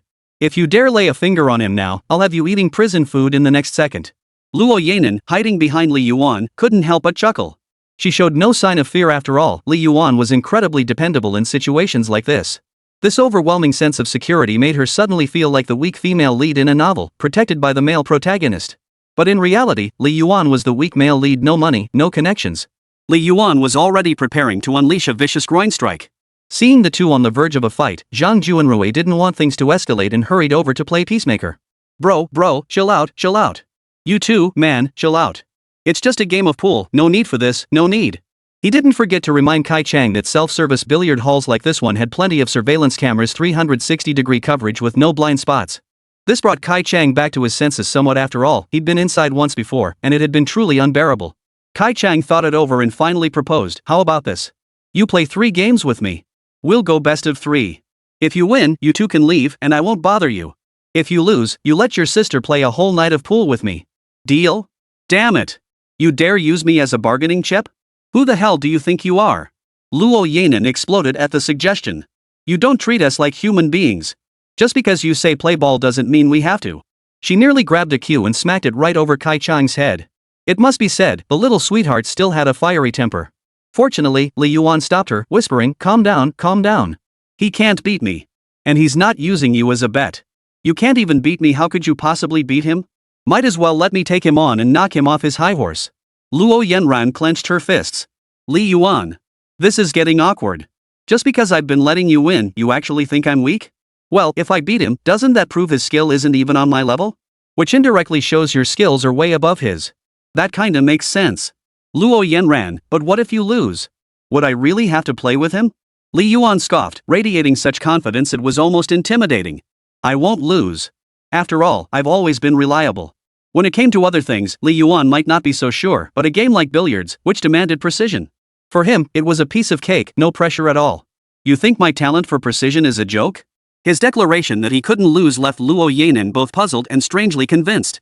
Just moments ago, Li Yuan had been consistently losing to her. How could he suddenly be so confident now? Could it be he'd been holding back all along, deliberately letting her win? Of course, Luo Yanran didn't buy that theory. Earlier, aside from winning the first game against her, Li Yuan had lost every single one afterward. And that look of frustration didn't seem fake. So why was he stepping up now? Oh, she understood. Of course, it was to protect himself. Faced with this situation, Li Yuan, being a guy, naturally had to step up. He wanted to establish a reliable, manly image in front of her, making it easier to pursue her later. As these thoughts crossed Luo Yanran's mind, a bittersweet tingle fluttered in her heart. Not bad at all. After all these years of nurturing this abstract childhood friend, he's finally come to his senses. Not only does he take the initiative to show affection, but he's also learned to play the hero and rescue the damsel in distress in situations like this. But Li Yuan had no idea about Luo Yanran's self-reflection. He wasn't thinking that deeply. He just figured that if he didn't play a game of basketball with the little yellow-haired kid in front of him, today wouldn't end well. Back in the era when ghost step dancing was still popular, when Jiahao's black masks were still plastered on the faces of certain pretentious middle schoolers, when mushroom haircuts, bean-shaped shoes, and skinny jeans were still considered trendy, Li Yuan had already found these things utterly hideous, physically repulsive. They say trends are cyclical, but no one warned this cycle would spin so fast. Nowadays, people actually still worship the spiritual young man 3-piece set? It's truly mind-boggling. Don't these folks ever refresh their Kuaishou feeds? Hopefully when Wu Mofan gets out, he doesn't realize short videos haven't changed a bit since he went in. Kai Chang picked out a not-too-bad cue from a pile of junk beside him. At his price point, bringing his own cue was out of the question. He pretended to be an expert, wiping the cue tip with chalk and spitting twice into his palm for good measure before tilting his chin. "So, who breaks you or me?" Li Yuan crossed his arms, his expression cool. "You tee off. After all, your odds of winning are pretty slim." Hearing this, Kai Chang burst out laughing as if he'd heard the world's biggest joke. Without a second thought, he delivered a hard slap to Zhang Juanrui's back. Judging by Zhang Juanrui's flushed face, the blow had been quite forceful, but he dared not complain, merely grinning. "Brother Juanrui, your classmate sure talks big. He reminds me of the types I used to pick fights with back in technical school." Kai Chang continued, "I, Kai Chang, don't claim to have any great talents. Fixing cars is one skill, riding motorcycles is another, and then there's pool. I started playing pool in kindergarten. By elementary school, I could beat even adults, let alone my rowdy friends. Anyway, anyone who played pool with me lost more often than they won. Decades of practice like that, it's not something a school kid like you can match. But I couldn't care less about your tough talk now. If I win in the end, that pretty girl will have to play pool with me all night." He pointed at Luo Yanran. Luo Yanran curled her lip and rolled her eyes. Though Kai Chang's moods were notoriously volatile, he spoke with absolute confidence just now, his expression dead serious. When he leaned over the cue, his face was expressionless, utterly focused. Outwardly calm, inwardly he was already certain of victory. Earlier, he'd secretly observed Li Yuan's stance, obviously a novice. With such poor form, how could his power delivery be correct? Let alone achieving higher-level accuracy. So Kai Chang felt this match was practically a sure thing. Moreover, Luo Yanran was the most beautiful girl he'd ever seen. She possessed that unique, lively aura typical of campus girls. She was clearly the sweet type. Compared to his current girlfriend, who was nothing but a boring plaything big enough in all the right places, but otherwise into smoking, drinking, and tattoos, Luo Yanran was a whole different league. Once he defeated this student, he'd have the girl accompany him for a night of basketball, though it wouldn't be just basketball. After a few drinks, what couldn't he do? The thought alone sent a warm tingle through Kai Chang's lower abdomen. One explosive shot sent all 4 balls crashing into the pockets. Kai Chang's smug, lecherous grin couldn't be concealed any longer, his gaze now blatantly lingering on Luo Yanran's figure. Licking his lips, he chuckled. Kid, watch closely. This shot's gonna be pretty damn cool. Li Yuan. That remark nearly gave Li Yuan goosebumps. How could Kai Chang utter such an awkward line while everyone was still watching him play? Had he been reading too many Red Tomato novels? What kind of moron was this? He was utterly speechless, feeling like playing pool with this guy was beneath him. With that mix of adolescent pretentiousness and obnoxiousness, might as well just call him a jerk. It wasn't just Li Yuan who felt awkward. Luo Yanran couldn't help but giggle, tugging at Li Yuan's sleeve and whispering, "That guy just said something so stupid, I almost burst out laughing. If they come after me later, you have to stop them, ha!" Li Yuan smacked her head. "You still have the nerve to laugh? If this idiot beats me, you might end up playing pool with him all night." Luo Yanran crossed her arms defiantly. "Ha! Nice try.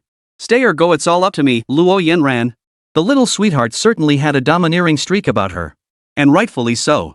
Back when Li Yuan was still in elementary school searching for photos of female heroes losing their clothes in honor of kings, Luo Yanran had already beaten up every boy in her class she didn't like. She was a true female demon. Even now, her brash and fiery nature hadn't changed much. To outsiders, she might seem brash and fierce, but to Li Yuan, she was lively and spirited. He hoped she'd stay that way forever. He didn't want to see the Luo Yanran in his memory fragments undergo a drastic personality change and lose that rare quality. "What if you can't escape alone?" Li Yuan asked. "If I can't escape, I'll still have you," Luo Yanran replied without a hint of fear. "Me? You have that much faith in me?" "Of course. What if I can't?" "You can. As long as I say I want to leave, you'll take me away." Luo Yanran stared intently at Li Yuan, as if she were certain that even if she made an absurd request like plucking stars from the sky he'd agree without hesitation. Li Yuan gazed deeply at Luo Yanran, about to crack a cheeky joke, but her earnest little expression silenced him. Meanwhile, Kai Chang was just 2 balls and the black 8 away from winning. But that last shot had no good angle, and though he missed, it was finally Li Yuan's turn. Of course, he was always reliable. With that, Li Yuan took his cue and stepped up to the table. 187, get ready to pay up. If he lost, would he really have to keep that girl around to play pool all night? Big brother Chang? Zhang Juanrui cautiously asked. He actually had quite a soft spot for Luo Yanran. He hadn't even had a chance to get closer to her yet, but now Kai Chang, that guy from beyond, was beating him to it. No matter how you looked at it, it felt a bit unsettling. So he felt compelled to try and talk some sense into him. No sooner had he finished speaking than Kai Chang's hand came down hard on the back of Zhang Juanrui's head. "Zhang Juanrui, you little bastard, are you deliberately going against me today? When have my words ever been meaningless? Do I need you to ask?" Despite the blow, Zhang Juanrui didn't back down. Where he found the courage was unclear. Perhaps Luo Yanran's presence had stirred a stubborn urge to put on airs. "So if you lose, you'll still let them go, right? You little bastard, I'll." Kai Chang, seeing Zhang Juanrui, who usually just took beatings silently, suddenly show such guts and dare to challenge his authority, grabbed his pool cue, ready to strike. The girl in the crop top who'd been playing dead earlier immediately stepped in front of Zhang Juanrui, wrapping her arms around him. She glared fiercely at Kai Chang and snapped, "What the hell is this? We're just talking normally, why the sudden violence, Kai Chang? You're always throwing punches over nothing, but now you're hitting people for talking back? You're out of your mind. Get lost. I didn't even bother to call you out back then." Kai Chang's whole thing was gender equality, and he meant it literally. What Kai Chang didn't notice was that after he finished speaking, a sudden flash of fierce determination flickered in Zhang Juanrui's eyes. Hitting him was one thing, but calling the crop top girl a? That was unbearable. Sure, the crop top girl was just one of his fish, but publicly, they were boyfriend and girlfriend. Insulting his girlfriend was way more infuriating than insulting him. Seeing this, the guy in the tank top behind Kai Chang tried to calm him down. Come on. We're all friends here. Let's just watch that guy play." Hearing this, Kai Chang finally sat down, lit a cigarette, and dismissed the matter with a shrug. "What's so great about his skills? His stance isn't even proper. If he beats me, I'll call him dad." These words naturally reached Li Yuan's ears. His form might seem unorthodox to Kai Chang, but it wasn't actually that far off. What was terrifying was his accuracy. He could sink balls from the most awkward angles, sometimes without even preparing, just going straight for a push shot that would drop cleanly into the pocket. Seeing Kai Chang show off so blatantly, Li Yuan decided to drop the act. His precision skill activated fully, his shots hit exactly where aimed. Whether high or low, bank shots or follow-ups, nothing was a challenge against his absolute accuracy. Li Yuan's balls on the table dwindled rapidly. The angles he missed were absurd beyond absurd, downright ridiculous. One ball, in particular, was clearly blocked by the black 8 and pressed against the rail. There was no way the cue ball could reach it. Yet Li Yuan executed a seemingly effortless shot. The cue ball, as if guided by GPS, executed a massive jump over the black 8, directly knocking the ball behind it into the pocket. Then, spinning backward, it knocked the black 8 out of the way. Even Kai Chang, who'd been watching with a relaxed expression, suddenly grew serious. 1,000 curses raced through his mind. Is this all just luck? How did that ball even go in? Damn, after playing for over a decade, this was the first time he'd seen such an outrageous shot. Even Ding Junhui would be wide-eyed at this. It wasn't just Kai Chang who was stunned by Li Yuan's shot. Even Luo Yanan, who had played so many games against him, found it unbelievable. He'd been so clumsy against her that he couldn't even make easy shots, yet now he was sinking these incredibly difficult shots with a flick of the cue, not even looking up. She'd assumed Li Yuan wasn't letting her win, but now she realized this guy was definitely giving her the game. Damn Li Yuan, he'd flattered her so much she'd lost her bearings, forgetting everything around her. Now he was flaunting his skills right in front of her, which felt like a slap in the face. But then Luo Yanran thought about it. If Li Yuan had learned to let her win, it must mean he had feelings for her.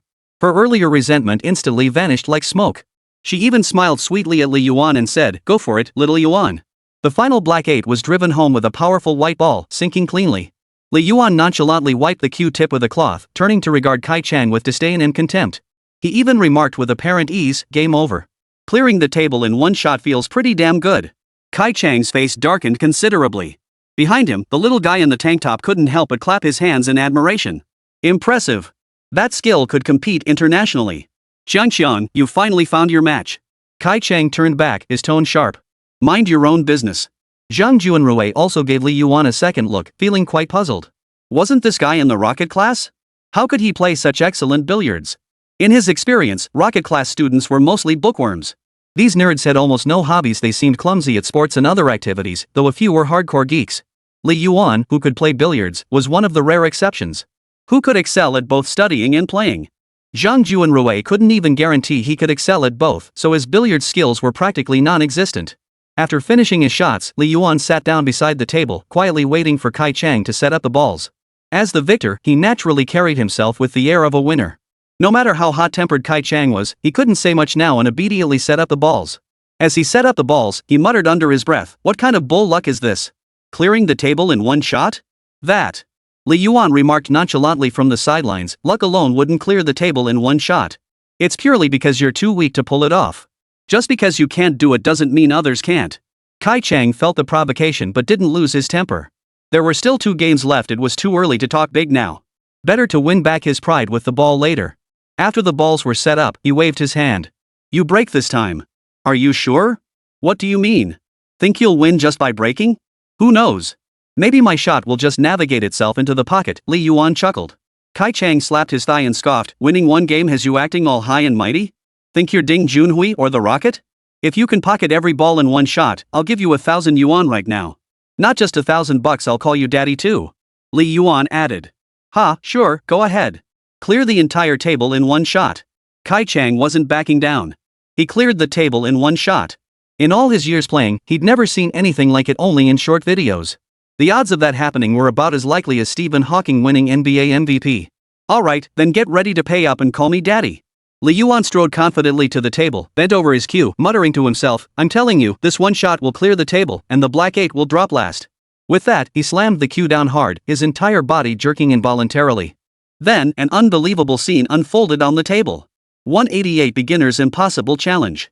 The cue ball hurtled like a cannonball straight into the cluster of balls, scattering them like a fireball dropped among chickens. Some flew up, others darted away. A dozen or so balls, seemingly flying chaotically across the table, each found its own pocket, tumbling into the pockets. And the black 8 ball? It obediently waited for the others to pocket before slowly following suit. Silence. Dead silence. He didn't even notice the ash falling onto his hand. Above him, the fluorescent tube flickered twice, emitting a crackling sound. Only then did Kai Chang abruptly stand up, walk to the table, rub his eyes, and after confirming what he saw, blurted out, "Holy." But Brother Chang wasn't one for fancy words. A simple holy sufficed. A clean break. What the hell kind of goddamn luck was this? He'd only ever seen it in short videos before. Seeing a one-shot clear online was surprising enough, but now it was happening right before his eyes? It was so mind-blowing it nearly popped his eyeballs out. How could this be possible? If it had been an accidental shot, you could chalk it up to luck. But Li Yuan had declared from the start that he would clear the table in one shot. He'd clearly planned it all along. How could anyone actually clear the table in one shot? Unbelievable, absolutely unbelievable.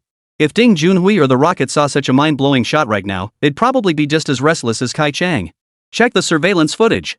We absolutely must check the footage. Even if it costs an extra 1,000 yuan, we have to check. It wasn't just Kai Chang, even Zhang Juanrui's jaw dropped so far it nearly hit the floor. What he just witnessed completely shattered his understanding. How could someone make their words come true?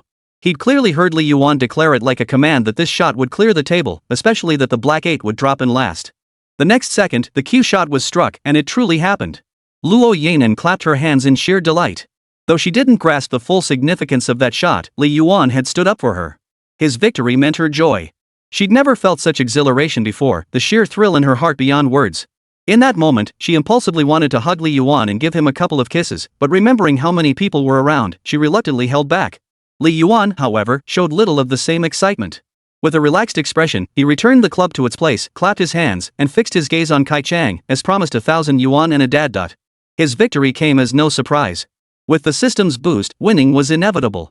The precision talent had ensured he could clear the table in one shot. As for the black 8 sinking last? That was pure luck. The precision talent wasn't some godlike ability that made words into law, it was simply about being precise. He mentally instructed the shot to pocket every ball, and that was the result. Unfortunately, his other talent, verification, proved useless in this situation. If only verification didn't have that cooldown period, its effectiveness wouldn't be much less than precision's. If it didn't have a cooldown, he'd probably have already gone to scratch lottery tickets and struck it rich. Of course, the precision talent couldn't be applied to abstract goals either. You couldn't exactly mentally convince yourself that a lottery ticket was guaranteed to win, could you? Li Yuan had tried it before, utterly useless. It didn't even work on multiple choice questions during exams. Guess that's one of the system's limitations. Come on, Li Yuan, my cousin was just joking. Don't take it seriously. Let's go. Zhang Juanrui saw Kai Chang's face had turned ashen gray. He knew Kai Chang's pride had been utterly trampled this time, and he was likely on the verge of losing control. That's why he spoke up, offering them a way out. But Li Yuan wasn't about to take the bait. He replied coolly, I say, let's just call him Kai Chang, he's so incompetent it's a real pain. The moment those words left his lips, Zhang Juanrui knew he was done for. Kai Chang took 3 steps in 2 strides, advancing to Li Yuan's face. He raised his head to stare at him, eyes bulging with fury. Li Yuan's gaze remained impassive, showing no fear. He had already prepared for Kai Chang's possible change of heart. If the other backed out, he wasn't afraid. If it came down to a fight, he could ensure his own safety and take Luo Yanran with him. It was strange. At first, he genuinely feared this punk Kai Chang might do something reckless, yet now he felt not the slightest bit afraid. Li Yuan suddenly felt a rush of adrenaline. Perhaps the victory had come too easily, making him a bit overconfident. Kai Chang stared intently at Li Yuan for several seconds. Seeing no trace of fear on his face, he exhaled in relief. Waving his hand dismissively, he said, forget it. Give me your payment code. I'll transfer you 1,000. I've been in this line of work for years. If I break my word, I'll just be a laughingstock. When the 1,000 yuan hit his account, Li Yuan glanced at Kai Chang in surprise. He'd been prepared for a showdown, yet here was the man actually honoring his word. Could it be time to rethink his preconceptions about this punk? Probably not. Maybe he just didn't want to lose face in front of all these witnesses. Alright. This time, I'll admit I lost. Kai Chang handed over the money, waved them off, and urged them to leave quickly. The pride he'd always carried on the billiard table, that unique swagger, had been shattered by a mere student. Over a decade of billiards experience and countless dominant victories had cultivated an unmatched arrogance within him. But once shattered, that pride proved difficult to reassemble.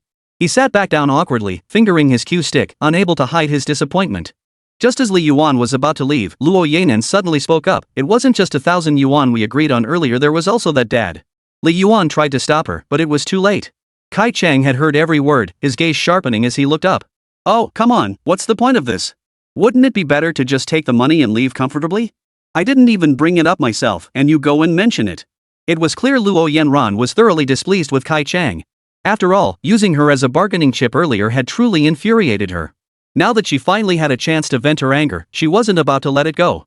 Even though he'd already handed over 1,000 yuan, she wouldn't feel completely satisfied until she heard him call her dad. Li Yuan shot her a look signaling her to stop, but Luo Yanran didn't care. She figured the worst that could happen was a fight with him later.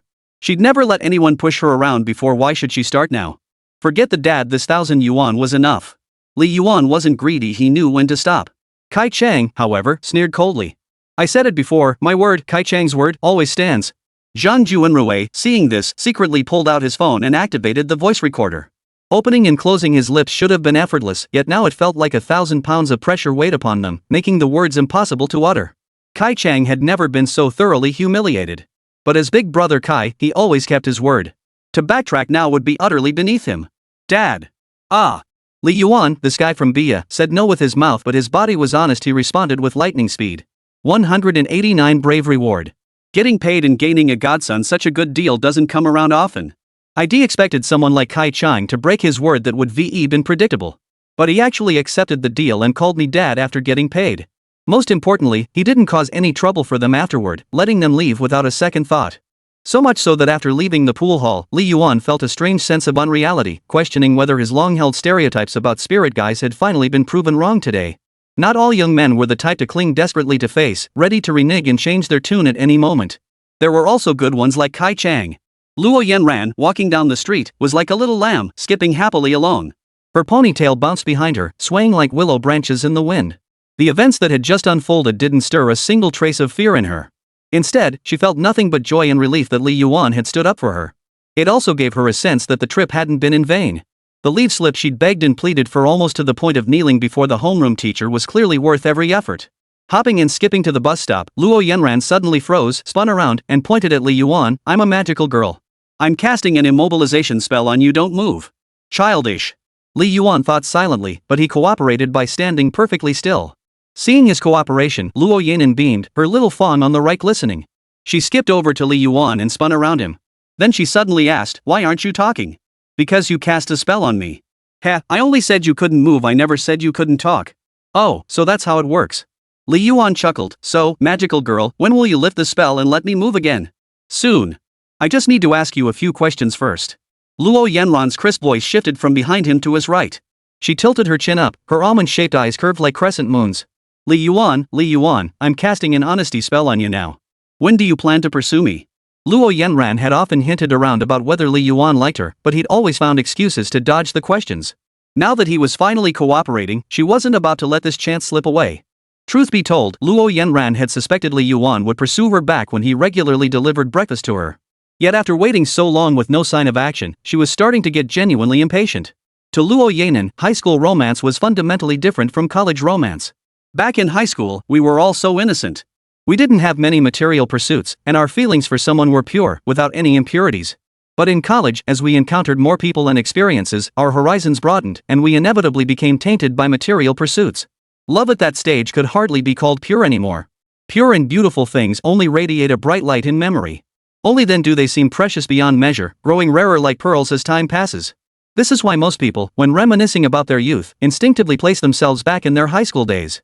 Luo Yanran initially planned to avoid romance in high school, but she quickly changed her mind.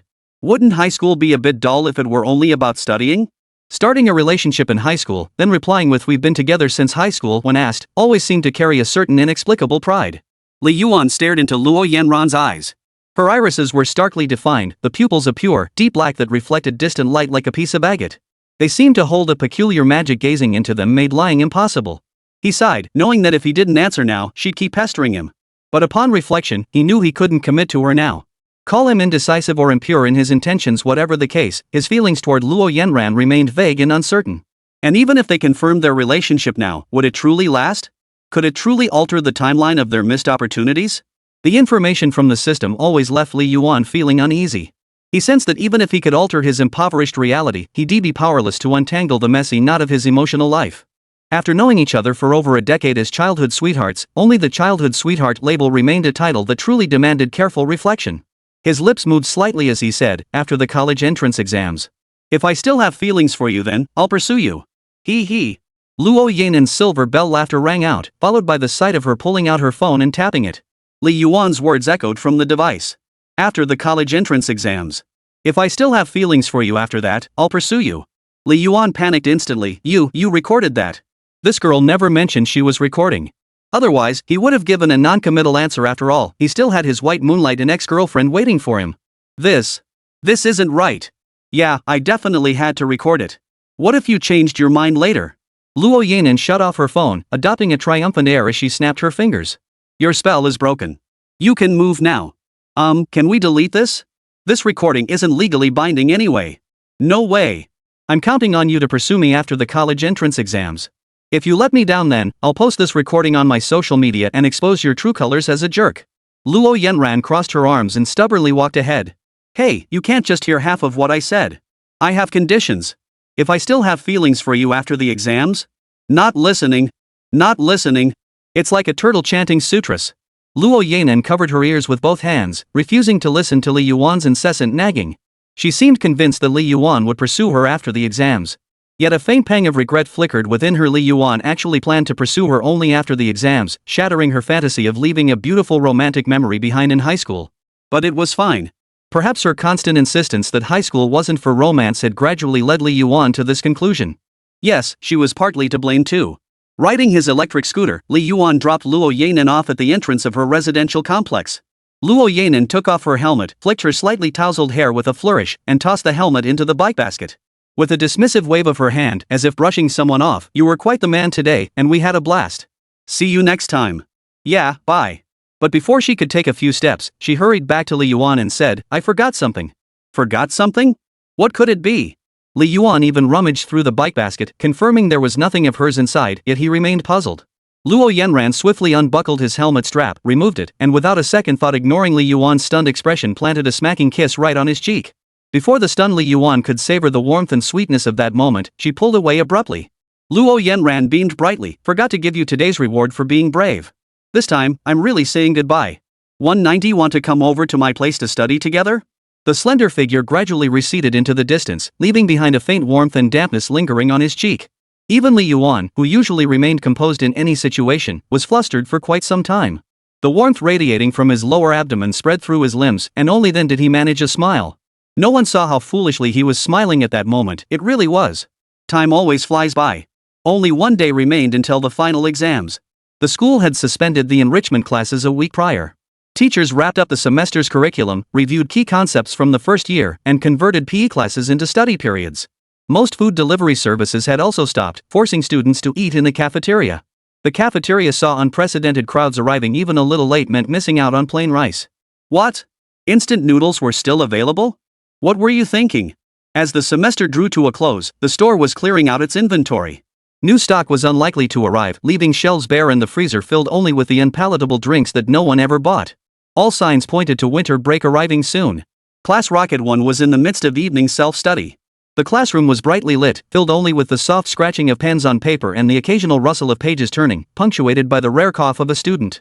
Windows and doors were tightly shut. The weather these past few days hadn't been great, hovering around freezing, but tomorrow it was set to soar back into the 20s. It really was a case of wearing a padded coat today and turning on the air conditioner tomorrow. There was no helping it. The weather in eastern Guangdong was as unpredictable as a mother-in-law's mood. After finishing the first part of the penultimate derivative problem, Li Yuan glanced at the final question. Finding it incomprehensible at first glance, he pulled out the answer key and began checking his work. The math teacher always said that sometimes the last two problems on the exam weren't meant for ordinary students like them, but for those aiming for Tsinghua or Peking University. But they were in the honors class, so they absolutely had to solve the second to last problem. After checking the answers, Li Yuan wrote down his score, 112. Compared to the last monthly exam, it wasn't a huge improvement, but at least his scores had stabilized. Regardless of the difficulty, he could consistently score around 100 points.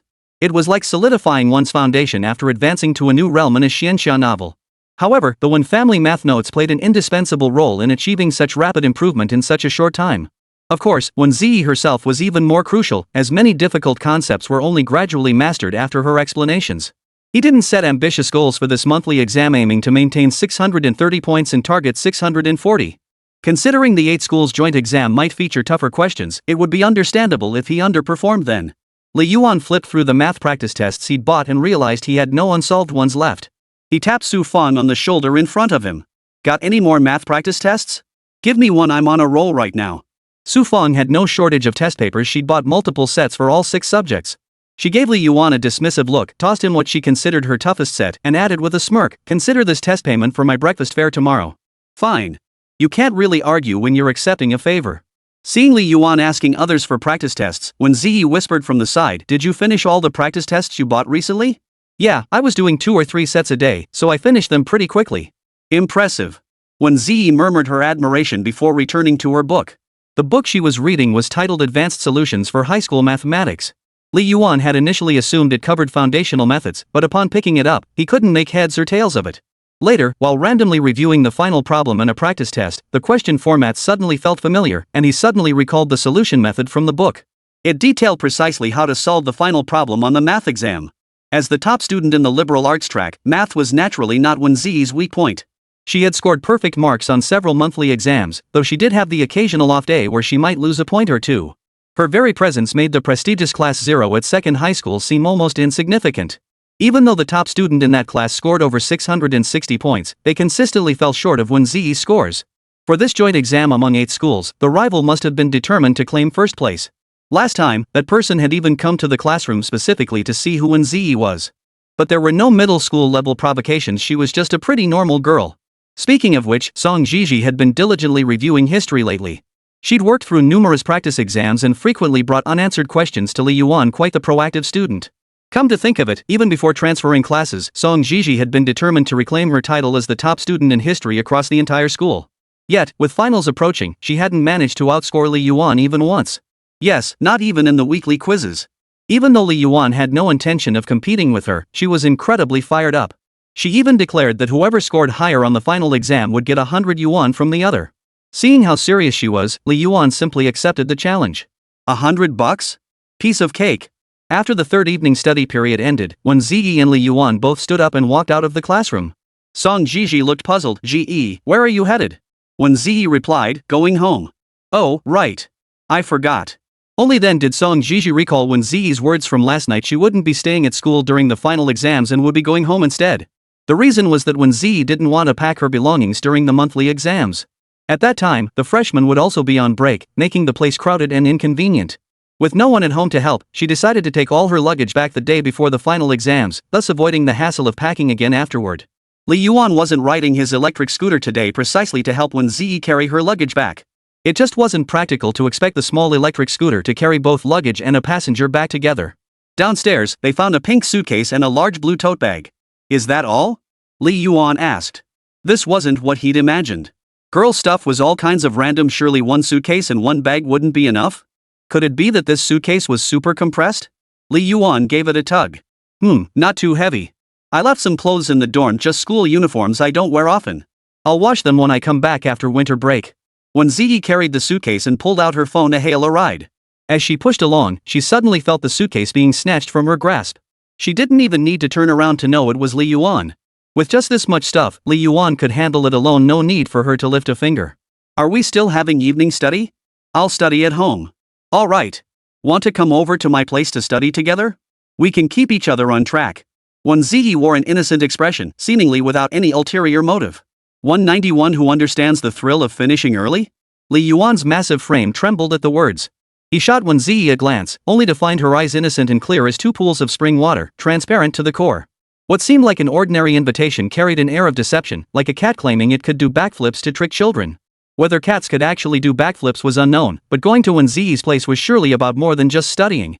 What puzzled him wasn't that Wēn Zhiyi could make such an invitation without blushing, but how someone as naturally pure as her could even conceive of it in the first place. He had to trace the source.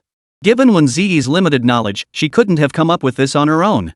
There must be someone behind the scenes pulling the strings. At that thought, Huang Qiaoer's sly, mischievous face somehow popped into his mind. And indeed, it was true. During a late-night chat in the dorm a couple days ago, Wēn Zhiyi had casually mentioned that she and Li Yuan lived very close to each other, prompting a few teasing remarks from Huang Qiaoer. The so-called "come study at my place" was really just a variation of "my cat can do backflips." Wēn Zhiyi had at least exercised some restraint, avoiding outright statements that revealed her intentions so transparently. She'd opted for a more subtle approach. But the underlying purpose was essentially the same. Li Yuan understood her meaning instantly. It was anything but subtle. Seeing Li Yuan hesitate to respond, Wēn Zhiyi grew uncertain. She fidgeted awkwardly, rubbing her fingers as she stammered, I was just mentioning it. Actually, studying alone is more effective. You can focus better. Oh, I didn't mean it that way. Studying together isn't a bad idea. If I run into something I don't understand, I can ask you, and vice versa, though you never seem to have any problems. Plus, it helps keep us both on track. You've got a point there. Li Yuan wouldn't pass up this chance to get closer to Wēn Zhiyi. He'd just been pondering her motives earlier. Considering they were both high school students, calling it studying meant it would definitely be studying. They couldn't exactly do other things. Besides, Li Yuan would be around in the evenings anyway. Even if he wanted to make a move, he wouldn't get the chance. Seeing Li Yuan about to agree, Wēn Zhiyi tilted her head and fluttered her big, bright, almond-shaped eyes that could charm a dog. Do you want to go? Host? Who would refuse the chance to study with a beautiful top student? Then just come to my place tomorrow night. For some reason, Wēn Zhiyi found it hard to say those words. It felt like there was some hidden meaning behind them, making her feel a bit uneasy. But it was just a perfectly ordinary sentence, nothing to overanalyze. So why did it feel so awkward to say? She suspected it was from hearing Huang Qiao's dirty jokes too often, making her mind wander uncontrollably. Speaking of which, who was Fei Fei? The next morning, the Chinese exam began. The joint test paper from the 8 schools had been hyped up as incredibly difficult beforehand, but in reality, it was only moderately challenging. Aside from 2 oddball questions worth 10 points that were rather tricky, everything else was business as usual. For someone with a solid foundation like Li Yuan, it was a piece of cake. He finished the entire exam in just 1 hour, then handed it in early under the stunned gazes of the entire classroom. He relished the feeling of finishing early, especially in his strongest subject. That's when you'd catch the faint murmurs of discussion behind you. Hey, he finished the Chinese exam early? Bull, I was sitting right next to him. I saw him finish everything. An hour? Did he even write properly? Probably just wanted to get out early to rest. You know what? He actually did finish it properly. The guy who just left is the top scorer in Chinese for the entire school. And he's done even crazier things before, like finishing and leaving in under 50 minutes. Never mind what I said. No whispering. Anyone caught cheating will receive a 0. After leaving the exam, Li Yuan didn't really have anywhere to go. He could either wander around campus or head to the library study room with his backpack to review math for a while. Anyway, the school gates wouldn't be open at this hour. Forget about leaving before the official dismissal time at 12 sharp. There used to be a doggy door in the school wall that seniors could crawl through, perfect for grabbing takeout. But someone must have spilled the beans, because the school noticed and bricked it up. Otherwise, Li Yuan would have definitely snuck out through there. The school library wasn't particularly large, nor did it hold many books. Most were outdated classics like Romance of the Three Kingdoms, Water Margin, Journey to the West, serious literature like that. As for online literature? Forget about it. They don't carry that stuff here. The study room was nothing fancy, just a long table partitioned into seats with cardboard dividers. It was pretty basic, and usually, no students came here to study. But now, with finals approaching, things were different. As the final exams approach, besides the cafeteria seeing its peak traffic, the library also experiences a small surge. Many students, wanting to study more effectively, apply to their homeroom teachers for permission to attend evening study sessions in the library. Only after receiving approval can they come here for evening study. But it was morning, still exam time, and aside from Li Yuan, there was no one else to be seen. He found a spot near the air conditioner, propped his backpack under his head as a pillow, set an alarm, and promptly fell into a deep sleep. Reviewing math? That could wait until after lunch. He'd just finished 1 exam, and his brain cells were practically fried. How could he possibly have the mental energy left to tackle the even more brain-draining subject of math? But it wasn't the alarm that woke him, it was the urge to pee. After using the restroom, he returned humming a tune, hands swinging lightly, only to bump into Sunmmary and Li Yuan as they entered the library. The two were carrying stacks of books, deep in conversation about something. Sunmmary looked quite surprised to see Li Yuan. In her mind, Li Yuan only ever showed up in the store or in class. He was nowhere to be found anywhere else. He usually acted so carefree and irresponsible, clearly not cut out for studying. He spent little time on his schoolwork and most of his time flirting with his desk partner. Yet, despite this, his test scores were always frighteningly high. How infuriating was that? Seeing him here in the library was somewhat unexpected. But soon, Sunmmary noticed something unusual. She smiled and asked, "Did you just wake up?" Before Li Yuan could greet her, his words caught in his throat. He awkwardly scratched his face, likely because sleeping too long had left red marks on his cheeks. He nodded. "You noticed that too. But you guys must have finished the exam early too, right? Skipping lunch to avoid the cafeteria rush and coming here to study instead? Thought I'd grab a seat first, then grab lunch later." "All right." Li Yuan glanced at Li Yuan, who was still half asleep beside Sunmmary. This guy must have fallen asleep after finishing his exam, only to wake up halfway through and submit early. Li Yuan lifted her lazy eyes to glance at Li Yuan and blurted out, "Hi." Li Yuan. As if we're complete strangers. 192 first achievement. As everyone knows, math exams only last 2 hours. Therefore, the start time was moved from 2:30 p.m. to 3 p.m., meaning we could sleep an extra half hour. Truly welcome news. But for students who take this exam particularly seriously, sacrificing that seemingly insignificant half hour of sleep to review math is well worth it. Frankly speaking, if you haven't studied diligently throughout the term, what's the point of cramming right before the exam? Cramming is fundamentally ineffective. It's unrealistic to expect to master all the concepts missed over countless lessons in just 1 hour. Yet decades of education have ingrained the rigid notion that cramming before exams guarantees better performance. This is why, after reviewing, students often feel a sense of confidence. They enter the exam room less nervous, their mindset calmer, allowing them to perform more normally. Thinking about it this way, reviewing does have some value. Li Yuan wasn't the type to cram at the last minute. He preferred studying diligently throughout the term and just glancing over the less familiar material during exams. Hardly any real review needed, something he could finish in 10 minutes flat. But for those still poring over their books 2 minutes before the exam starts, well, that's a bit hard to judge. If you're reviewing political science or history subjects with clear knowledge points, that's one thing. But if you're studying math? Well, I can only say that person's math skills probably aren't that great. Back home, Li Yuan had no appetite. The fried rice noodles from breakfast still hadn't digested, but skipping a meal meant he'd be hungry after sleeping. He decided to just have instant noodles. Li Yuan habitually fried 2 eggs first, then boiled water to prepare the noodles. When the noodles were nearly done, he added the fried eggs, letting them soak up the broth for extra flavor. Who cares about health? When you're eating instant noodles, health is the last thing on your mind. After finishing the instant noodles, Li Yuan prepared to sleep. January temperatures weren't too high. While mornings and evenings were a bit chilly, afternoons reached over 20 degrees Celsius. He needed to turn on the air conditioner to sleep comfortably. He hadn't been lying down long when a knock sounded at the door. Having lived here for so long, only 4 people ever knocked: Wēn Zhiyi, Xiaoxieji, Luo Yanan, and delivery drivers. He hadn't ordered anything, so it had to be one of the other 3. Opening the door, he found Wēn Zhiyi standing there, clutching a workbook, her cheeks flushed with a faint blush. A fine layer of sweat glistened on her forehead, and her eyes were slightly unfocused. She fidgeted with her fingers, as if struggling to voice something too difficult to say. "What's up?" Li Yuan asked first. "My air conditioner broke and it's getting hot. So, could I study at your place this afternoon?" She hesitated. "Sorry to bother you." Anyway, Li Yuan was going to nap in the afternoon, so letting Wēn Zhiyi use the living room wasn't a problem. What surprised Li Yuan, though, was that Wēn Zhiyi also needed to review math.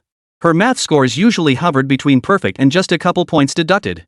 Logically, such an academic star should have a thorough grasp of the concepts. Math should be a piece of cake for her, requiring no review at all.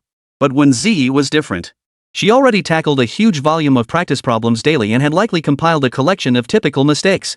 Reviewing these near exam time still proved effective. Suddenly I felt a bit hypocritical. When others crammed before exams, it was seen as last-minute scrambling, but when Wēn Zhiyi did it, it was considered effective. Well, that's not entirely wrong. After all, Wēn Zhiyi scores perfect marks in math, while those last-minute crammers can't even score as high as their own body temperature. Still studying? Do you even have time to nap at noon? Li Yuan said as he grabbed a drink from the fridge and washed some fruit to place on the table. Wēn Zhiyi replied, "No nap at noon. I'll study more whenever I can during exam days." "Alright, then you should get to bed early tonight." Last night Li Yuan had agreed to go to her place to study together. But now the air conditioner was broken. Could it be Wēn Zhiyi was coming over to study alone tonight? He slapped his face. It wouldn't be as hot tonight as it was now. He was definitely going to Wēn Zhiyi's place. "Oh right, streamer, have you seen the Wēn family math notes?" Li Yuan thought about it. He had spent the entire evening studying the Wēn family math notes during last night's self-study session, but after finishing, he had simply returned them to the pile of books. He definitely couldn't read them now. "I have. Everything you wrote is super useful. I'm definitely scoring over 120 on the math exam this time." Seeing Li Yuan so confident, she smiled and nodded, "Good luck. Still, I'd recommend taking a nap at noon. With this heat, skipping your afternoon rest will leave you groggy when you get there, making it easy to underperform." Then I'll just nap for 10 minutes with my head on the desk. "Why not just sleep in my bed? I can nap on the couch." "That's not really appropriate." "What's wrong with that? My bed's perfectly clean. I just washed it a couple days ago. It's not dirty or anything." Unable to refuse such warmth, Wēn Zhiyi nodded in agreement. She suddenly realized that so many firsts had been shared with Li Yuan, like going out with a guy for the first time, entering a guy's room for the first time, bringing a guy a late-night snack for the first time. And now she was about to unlock the achievement of sleeping in a guy's bed for the first time. While she was lost in these thoughts, Li Yuan had already grabbed a blanket, stretched out on the sofa, and closed his eyes to sleep. His faint snoring mingled with the air conditioner's hum. Wēn Zhiyi feared the sound of her turning pages might wake him, so she moved with extra care. She'd intended to use the midday break to review her past mistakes, but now that Li Yuan was sleeping beside her, her attention kept drifting toward him, compelling her to study his features. Even though she had seen this face countless times before. Long lashes, a high, straight nose bridge, thin yet well-defined lips, and dark brown hair with a slight natural wave. Everything was so familiar, yet she never grew tired of looking at him. Her gaze, which had been fixed on her error notebook moments ago, now lingered on Li Yuan's face without her realizing when it had shifted. As she stared, Wēn Zhiyi felt her face grow warm. She'd never felt this way looking at other boys before, yet now it felt so different. Even a fool could tell she'd developed a different kind of feeling for Li Yuan. She pursed her lips and murmured softly, "Am I falling for the streamer?" She shook her head, reminding herself that revision was the priority now, not these distracting thoughts, especially with an exam looming that afternoon. It was only thanks to her strong self-discipline that she resisted the urge to look at Li Yuan's face again. She immersed herself completely in her studies, continuing until past 2 o'clock when her eyes finally felt dry. Only then did she put away her textbooks. She slowly made her way to Li Yuan's room. How many mas could the 193 exam committee possibly have? "Excuse me." As she entered the room, Wēn Zhiyi politely said the greeting, though she didn't know who she was addressing. The room was empty, so it was probably just for her own sake. This wasn't her first time entering Li Yuan's bedroom. The last time she'd been here, she'd nearly done something inappropriate, leaving her embarrassed and angry for quite some time afterward.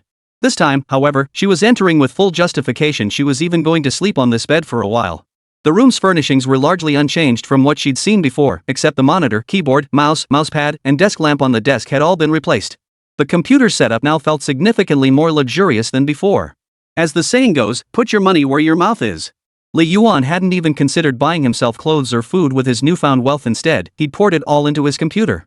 This left Wēn Zhiyi somewhat baffled, unaware that for some guys, certain things mattered more than food, drink, or clothes. Wēn Zhiyi didn't touch anything in the room. Instead, she obediently lay down on the bed, pulled the quilt over herself, and prepared to take a nap. The mattress was a bit firm, the padding rather thin. The quilt carried a faint scent of laundry detergent mixed with that pleasant, sun-dried aroma. That pleasant sun-dried scent, they say, is the smell of dead dust mites. But that was just hearsay, with no evidence to back it up. Beyond these expected scents, there lingered another faint aroma. This scent belonged neither to detergent nor to any other object. It originated from Li Yuan's own unique body odor. Of course, it wasn't sweat, just the natural body odor everyone possesses. Normally, Wēn Zhiyi could detect Li Yuan's body scent like a faint lavender fragrance that lingered persistently at her nostrils, quite pleasant.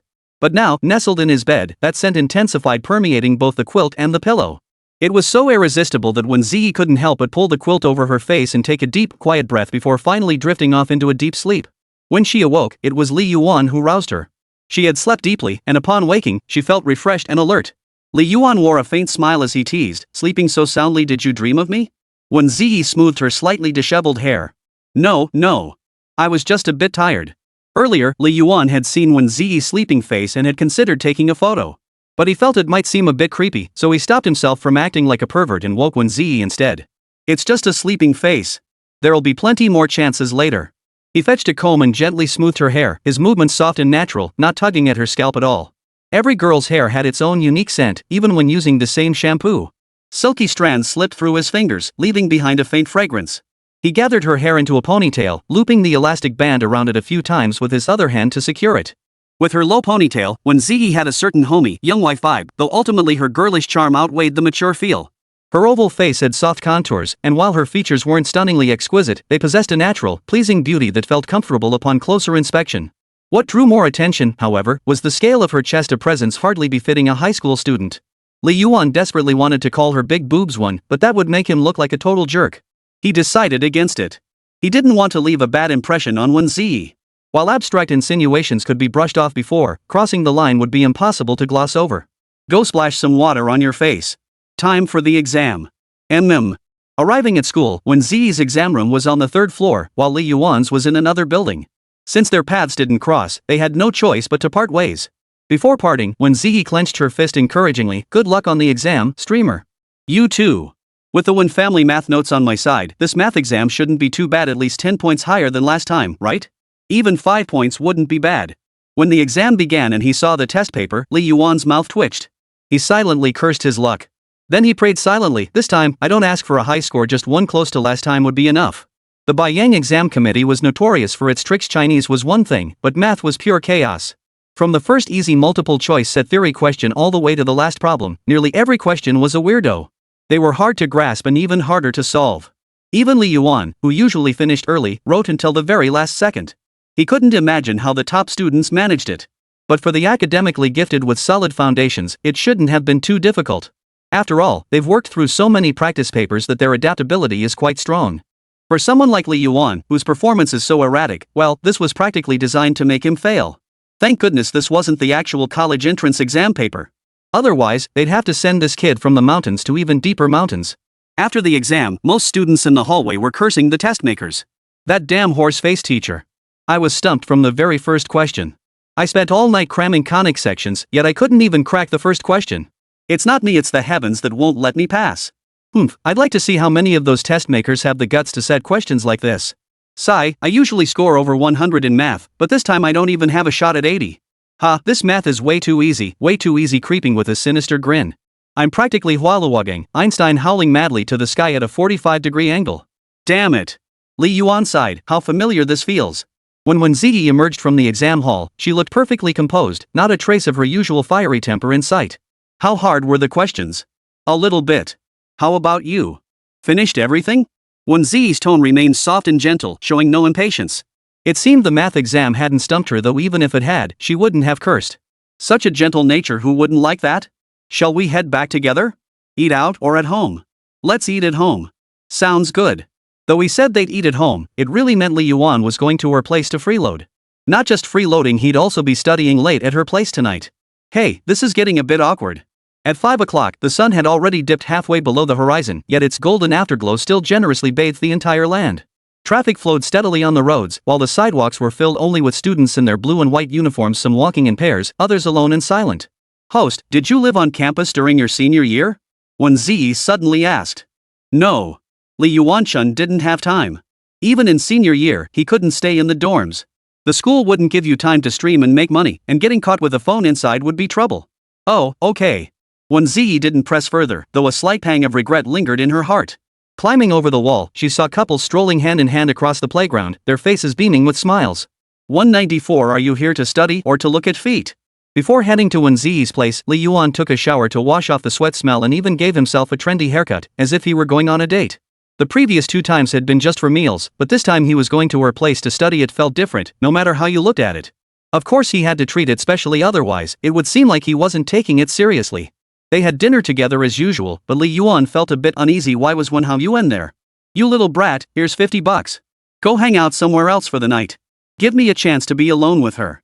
Li Yuan desperately wanted to say it, but it was so late. Sending this little brat out wasn't safe. Even if he agreed, his sister would never let him. After much deliberation, he decided against it. Even without the little brat around, he and Wēn Zhiyi wouldn't be able to do anything too out of line anyway. A little brat is a little brat. The kid had been on break for over a week already, with school not starting again until March. A winter break lasting over a month was downright shocking. If high schoolers got a month-long winter break, they'd be jumping for joy and forgiving the school for every stupid thing it ever did. But forget it, even sophomores never get more than a month off for winter break, and summer break tops out at a month. When people look back on high school, one thing they'll definitely remember is how short the breaks were. Streamer. Want to play some PUBG with me after dinner? I've been practicing 5-finger controls lately. I'm super strong now. Wēn Zhiyi raised an eyebrow and picked up his tablet. Before Li Yuan could speak, he saw Wēn Zhiyi across from him go pale. He knew he didn't need to say a word, he'd just wait quietly for Wēn Zhiyi to speak for him. Zhiyi, hand over your phone and tablet after this. Go do your winter break homework. We'll study until late, and you'll study until late too. Wēn Zhiyi's voice remained steady, yet a chill could be heard in its tone. Hearing this, Wēn Zhiyi shuddered, his hair standing on end. He tried to protest, but the piercing glare from his sister silenced him instantly. He obediently handed over his tablet and phone, then walked into his room, turned on the desk lamp, and began his homework. His practiced efficiency was almost heartbreaking. The door must stay open, Wēn Zhiyi stated. So the door remained wide open as he sat at his desk doing his homework. It must be said that bloodline suppression was an unpredictable force, vividly demonstrated in Wēn Zhiyi and Wēn Zhiyi. Tomorrow's exams, history in the morning, English in the afternoon. The day after tomorrow, geography and politics back-to-back in the morning. The history exam began at 9 in the morning and ended around 10. On regular exam days, after finishing around 10:30, the entire class would return to their homeroom to review until noon before dismissal. However, final exams were slightly more relaxed, allowing free time. Students could either stay in class to study or head back to the dorm to rest. But every time, Li Yuan would head off to play ball with the 3 losers at this exact moment, and this time was no exception. After all, English was a subject that really didn't require much review. Li Yuan always went into it unprepared. In that sense, math and English were the subjects that truly tested one's foundation. As for Chinese, it was all about luck. As for geography and politics, He just shrugged it off, ready to wing it. That's how confident he was. Though she called it reviewing, Wēn Zhiyi only grabbed a few sheets of A4 paper and started sketching a timeline with her pen, an incredibly long one stretching from the Eastern and Western Zhou dynasties all the way to modern times. Just writing down the dates and major events of each period took half an hour. Then, she began recalling knowledge points from the very beginning, writing down all the key points from the textbook as if dictating them. Li Yuan watched her in stunned silence. He didn't really need to look at the history textbook. After gaining superhuman memory from the system, he'd memorized every point in the textbook. He'd come here tonight just to see Wēn Zhiyi. Admittedly, that sounded a bit shallow, but that was his true nature. There was no need to put on airs of superiority that would only make him seem petty. He idly scanned the textbook's content, fragments of knowledge already ingrained in his mind flowing through his thoughts as if permanently etched into his cerebral cortex.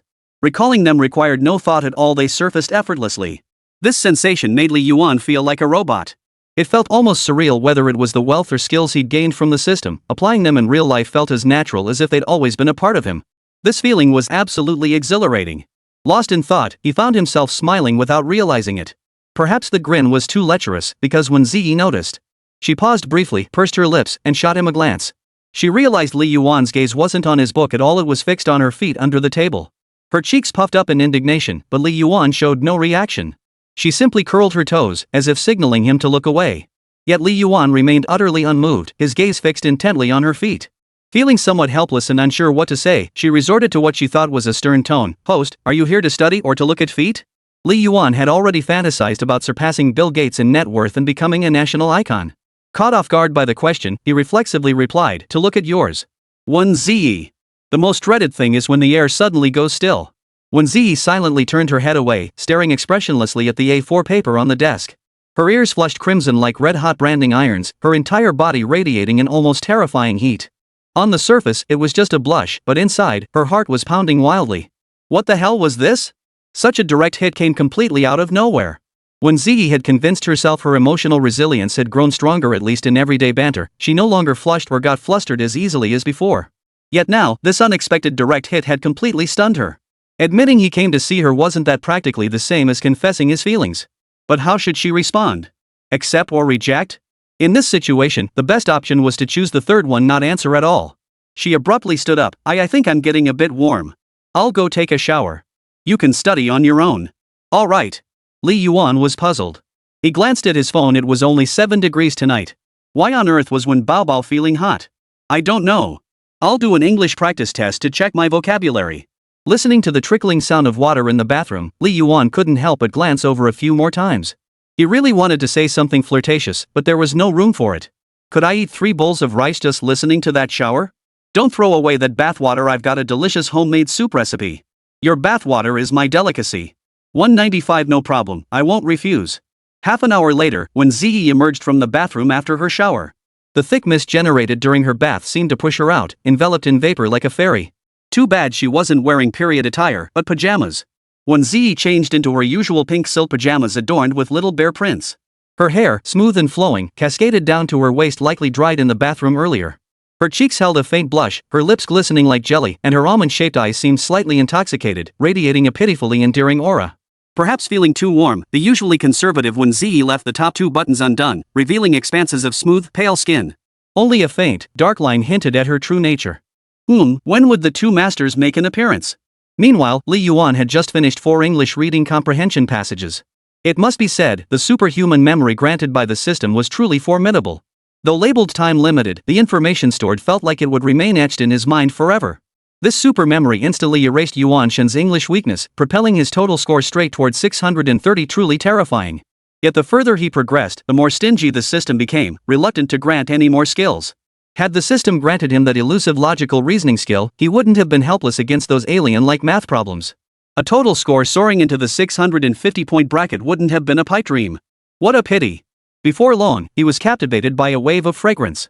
Unlike the mouth-watering scent of food that stirs hunger, this aroma swept through his mind like a smooth current, clearing away the fog and instantly sharpening his senses. What followed was an unprecedented feeling of freshness. Was this what people online called a physical attraction? Of course not. It was simply the intoxicating blend of shower gel, shampoo, and Wēn Zhiyi's natural scent that was utterly captivating. Wēn Zhiyi slowly sat down beside Li Yuan, looking soft and fragrant, like a little cake. When Li Yuan suddenly looked up at her, she tilted her head. What's up? Having trouble? Not really. It's just that you look even more beautiful after your shower. Fortunately, Wēn Zhiyi's face still bore the lingering flush from her bath, so her current blush was completely undetectable. She wasn't the type to ask, "Am I not pretty?" normally. When complimented instead, she'd just blush and nod shyly in response. So cute. If you told Li Yuan this, she'd probably grab your collar and demand, "You're just being passive-aggressive, aren't you?" If you told Lin Xinghe, that girl would probably just respond with a flat, "Oh," without a flicker of emotion. Each had their own unique charm. What puzzled Li Yuan, though, was how his other self in that alternate timeline had managed to resist falling for Wēn Zhiyi, resist confessing his feelings, and let such a wonderful girl slip away right before his eyes. But upon reflection, there's really nothing to criticize. Looking at the timeline listed in the system, no one could remain as courageous as they were at the beginning, pursuing the person they love, after enduring so many setbacks. Human spirit is fragile once it fades, aging follows swiftly. After that, both fell into a silent understanding, studying together from past 8 until past 10. Wēn Zhiyi had written over a dozen pages of historical events, meticulously noting their significance and impact as if she'd transcribed the entire history textbook. After completing 2 sets of English practice tests, she sliced some fruit and placed it on the table. Seeing Li Yuan still buried in his problems, she didn't disturb him. Instead, she silently skewered a piece of apple and held it to his lips. Li Yuan remained outwardly composed, but inside he was secretly thrilled. If he had a mask to wear, his smile would have stretched as wide as Belial's. No wonder when baby feeds him apples they're just so sweet. Coming to Wēn Zhiyi's place to study was definitely the right choice. If he'd been cramming alone at home, he'd have been stuck with instant noodles when hungry and spent the night running to the bathroom. But now? Not only did someone cook for him, but a pretty classmate was even feeding him apples. Life couldn't get any better than this. By 10 o'clock, Li Yuan had finished the entire set of practice papers, including the essay and continuation writing sections, before finally checking his answers. A full page of red checkmarks made him feel like he hadn't made a single mistake. When he got to the closed test, he started missing answers in a row starting from the third one. No need to mention that. He switched to a black pen. He showed his essay to Wēn Zhiyi, who gave him a firm 8 points. The continuation piece earned 15 points. Note, the final 2 major sections of the new college entrance exam English paper, one is an English application essay worth 15 points, and the other is a continuation exercise worth 25 points. All told, I definitely scored over 120. It was about par for his usual level, but this exam was rated 5 stars in difficulty, far tougher than the typical monthly tests. Under normal conditions, he could have scored even higher. Your English has improved remarkably fast. I remember when you first transferred to number 2 high school, your scores hovered around 80-90. Now, just a few months later, you've already surpassed 120. Wēn Zhiyi paused before adding, that kind of progress would be terrifying even at first high. English relies heavily on foundational skills. I've never seen anyone boost their score by over 30 points in just a few months. He finished with an encouraging pat on the back and added, that's amazing. Li Yuan scratched his head and laughed, it's nothing special, really. It wasn't his skill, it was clearly the cheat code Tonzi gave him. Speaking of which, have you finished reviewing your history material? Li Yuan glanced at her timeline spanning over a dozen pages. As the top student in history, he memorized this stuff too, but his approach was different. He used a location-based memory technique. Whenever he saw a date or event, he automatically pinpointed to a specific time period before considering the options. For essay questions, he'd list the major events within that time frame, along with their impact and significance. The answers were usually spot on.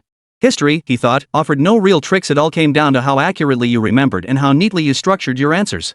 Li Yuan admitted he had little to teach Wēn Zhiyi in this regard. After a cursory glance, he was genuinely impressed. So many pages, so clearly written. He couldn't help but admit, without any pretense, damn, that's impressive.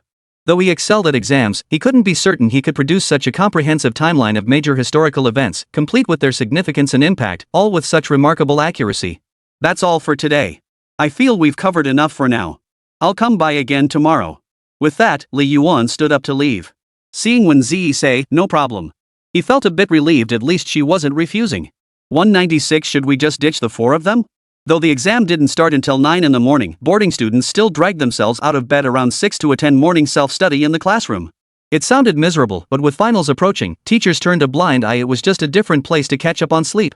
Of course, there were also those genius brothers and sisters who could study all morning without getting sleepy, and the usual chatterboxes who never ran out of things to say. If He Jibo were around, he'd probably jump up and yell, can you guys find somewhere else to chat? Can't you see everyone in class is sleeping? I'm sick of you lot. Sadly, after transferring to the rocket class, it became rare to witness chicken neck's righteous justice.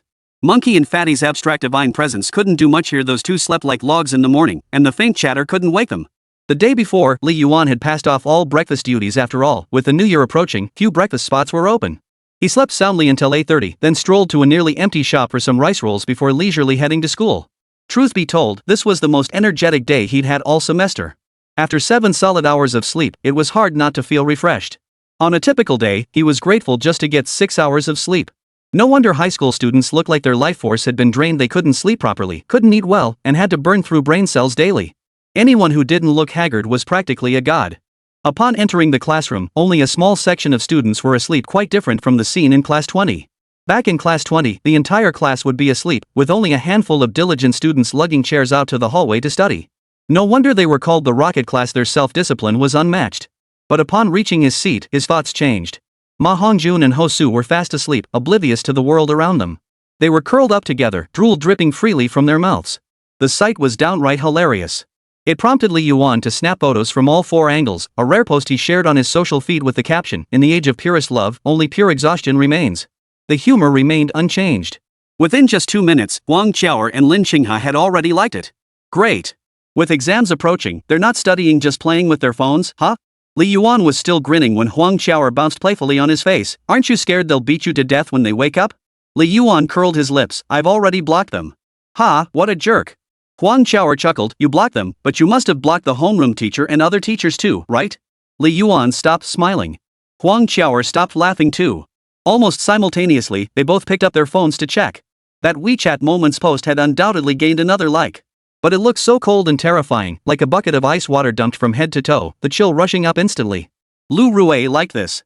Even Lin Xinghe, who usually remained unresponsive, reacted. She turned her head, her expression blank, and glanced at Li Yuan, then at Huang Qiaoer. Oh no. Li Yuan. Huang Qiaoer. As expected, Lu Rui arrived at the scene 3 minutes later, strolling casually as he first roused Ma Hongjun and Hosu from their stupor. He then nonchalantly confiscated all 3 of their phones, his movements smooth and confident, his control absolute. Emperor Lu Rui was truly terrifying. He rendered the 3 young prodigies of the rocket class utterly powerless to resist, leaving them no choice but to surrender their precious phones. Fortunately, Emperor Lu Rui was magnanimous. He didn't punish the prodigies harshly, merely instructing them to retrieve their phones from his office at noon. No written apology required. Under normal circumstances, Emperor Lu Rui would have certainly berated the trio harshly and thrown them into the detention room. But with finals approaching and their grades holding up well in class, he didn't want to make a fuss. He simply turned a blind eye. It must be said, a slacker homeroom teacher like Lu Rui was hard not to like. High school students dread nothing more than encountering a strict homeroom teacher. Landing one who coasted along and kept a light touch was nothing short of a blessing. Otherwise, high school life, already oppressive enough, would have been unbearably dreary. Right after the history exam ended, Li Yuan snuck into the bathroom with a pack of tissues, squatting on the toilet while scrolling through Douyin. Everyone had this inexplicable feeling that taking a dump in the school building's restroom was surprisingly smooth, especially when you had your phone with you. Li Yuan finished his history exam in just half an hour. After a quick, casual review that showed no major issues, he decided to hand in his paper early. Sure enough, triggering that NPC dialogue about showing off in public again. Isn't that the top scorer in history? Finished in half an hour? Damn, I've only just started the first big question. Wha, he's fast and accurate. How am I supposed to live with that? Hurry up and get out of here. After the history exam, the afternoon English test wasn't too tough. No need to review at lunch, just hit the sack. Sleep well, and you won't need to nap during the exam. The English exam? Just go through the motions for an hour, then you can leave the exam hall and wander around. Ergu, play ball? He jibwa, no way. Did you leave out the okay? But the meaning stays the same. That's my bro jibwa for you. Huang Jiawen, no problem. With all that time, it'd be a waste not to play ball. I'm fast, I'll go grab the court first. Huang Jiawen, oh, and is old Li coming? Pure love boy seducing Zhuangzhuan's mom, he's coming. His elbow shots have been getting stronger lately. Ergo, Mamba, out. Ijibwa, what can I say? Huang Jiawen, ha! Let me show you the speed of the yellow flash. The heavy responsibility of protecting Konoha rests on my shoulders. Gotta admit, the loser trio sure knows how to deliver the jokes. Back in the day, the jokes were so thick I felt like I was gonna puke, but now they're a rare sight. After wrapping things up, Li Yuan was just about to head to the court when he saw a message from Luo Yanan. He knew Luo Yanran's temperament. Once exams rolled around, she'd ditch all electronics to immerse herself in studying. Because phones are genuinely addictive. Once you start playing, you just can't stop. So during exam periods, he automatically assumed she'd be unreachable. Her message now felt unusual. Luo Yanran, come hang out at the sports field sometime. Pure love boy seduces Zhuangzhuang's mom. What if I've already left campus by now? Luo Yanan, already? I don't buy it. Pure love teen seduces Zhuang's mom. Actually, I'm already home. Luo Yanan, 666. That are you is actually Gue. Luo Yanran, fine then. I'll walk the playground alone. A beautiful girl wandering the field with a gloomy expression who wouldn't feel sorry for her? Maybe some handsome guy will come chat me up. Pure love boy seduces Zhuang's mom. No idea if handsome guys will come, but Men Chan definitely will. Luo Yanran, get lost. Li Yuan was now in a bit of a bind. On one side were the loser trio, on the other his childhood sweetheart. It was simply a choice between standing up 3 people or standing up 1. Or maybe stand up all 4? 197 Betrayal. Pure love boy seducing Zhuang's mom. Ergo, if Lu Cici's best friend asked you to go for a walk right now, would you go with her or come play ball with us? Ergo, Lu Cici's best friend invited me? Where? I'm coming. Pure love boy flirting with Zhuang's mom. Pure love boy flirting with Zhuang's mom. I mean, hypothetically. Ergo, oh, so it's just hypothetical? Either way, I'd go for a walk with Lu Cici's bestie. Hanging out with you losers every day is rubbing off on me. Once I get that loser vibe, finding a girlfriend gets tough. Pure love boy flirting with Zhuang's mom. Honestly, even if you weren't hanging out with us losers, you still wouldn't find one. Ergo, blocked. Li Yuan thought it over carefully. Ergo's point wasn't without merit. Playing ball with these 3 losers would give him plenty of time. It wasn't like missing this one chance meant he'd never get another. But then again, he could also find plenty of chances to walk with Luo Yanran. If he really wanted to, he could probably ask her out for a stroll. Either way, rejecting either side wouldn't leave much regret, and they seemed equally important. The ideal solution, of course, would be to agree to both. But standing up for people? That was something Li Yuan simply couldn't bring himself to do. On one side were his good buddies, on the other, his childhood sweetheart. If he had to choose between basketball and a walk, the game would definitely take more time. Better to walk with Luo Yanran first, consider it a warm-up, then join the 3 losers for basketball later. So he replied to Luo Yanran that he'd be there in 2 minutes. In the group chat with his loser buddies, he typed, got a bit of constipation. You guys start without me. I'll be there later. He Jibwa, you're a total flake, Sima. 666. That's my brother Jibwa for you, always starting with a 0 frame opening. But honestly, I can't even imagine what he Jibwa will feel when Fong Xin, who's already beyond saving, actually leaves. He might be so consumed by guilt he'd want to die. When Li Yuan arrived at the track, he found it surprisingly crowded and lively. People were either strolling in groups or jogging on the inner lanes. Some girls held hands, forming a solid wall of friendship. A few guys spread out, cracking jokes and bursting into laughter. Of course, there were always the lone wolf students who seemed isolated, perhaps because they struggled with relationships or had just bombed their history exam. They walked with heads hung low, a look of utter resignation on their faces, hands stuffed in their pockets. Walking alone on the track with hands in pockets and a melancholy look when feeling down, kind of like Sasuke, huh? A challenge to stifle laughter? With so much free time after the history exam, many couldn't resist stepping outside for some fresh air. During the usual 10-minute breaks, they'd catch up on sleep, hit the bathroom, grab a drink or snack. At lunchtime or after school, they'd either rush to grab food or head straight home to sleep. No one loitered on the field. After evening study sessions, everyone rushes back to fight for shower spots. Only those few couples from Baiyang would stroll around the playground. As Li Yuan approached the playground entrance, he spotted Luo Yanran standing there, arms crossed, looking rather perky. Her complexion looked rather poor, her lips pressed tightly together, one corner of her mouth turned up almost to her chin. Wait, who had upset her now? Li Yuan knew approaching her now would likely earn him a scolding, but not approaching her would earn him an even worse one. The moment they met, Li Yuan spoke first, looking so glum. Did you bomb your history exam? Her expression darkened further at his words. You're 4 minutes late. And no, I didn't bomb my history exam. My bad mood is purely because I'm ugly. Oh, I see. Right. Luo Yanran's emotions were always written all over her face, no guessing needed. Her little face was stretched tight like someone owed her money and hadn't paid it back. Calling it just a sour face? Nope, something was definitely up. At least she knew who to take it out on and who to spare. She hadn't mistakenly lashed out at Li Yuan, which was commendable. The two walked side by side on the rubber track, though not quite shoulder to shoulder. Luo Yanran was a full head shorter than Li Yuan, her head level with his shoulder.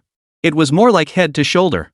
This height difference gave them a rather endearing look, especially with Luo Yanran's sullen little face and Li Yuan's somewhat helpless and obsequious attitude.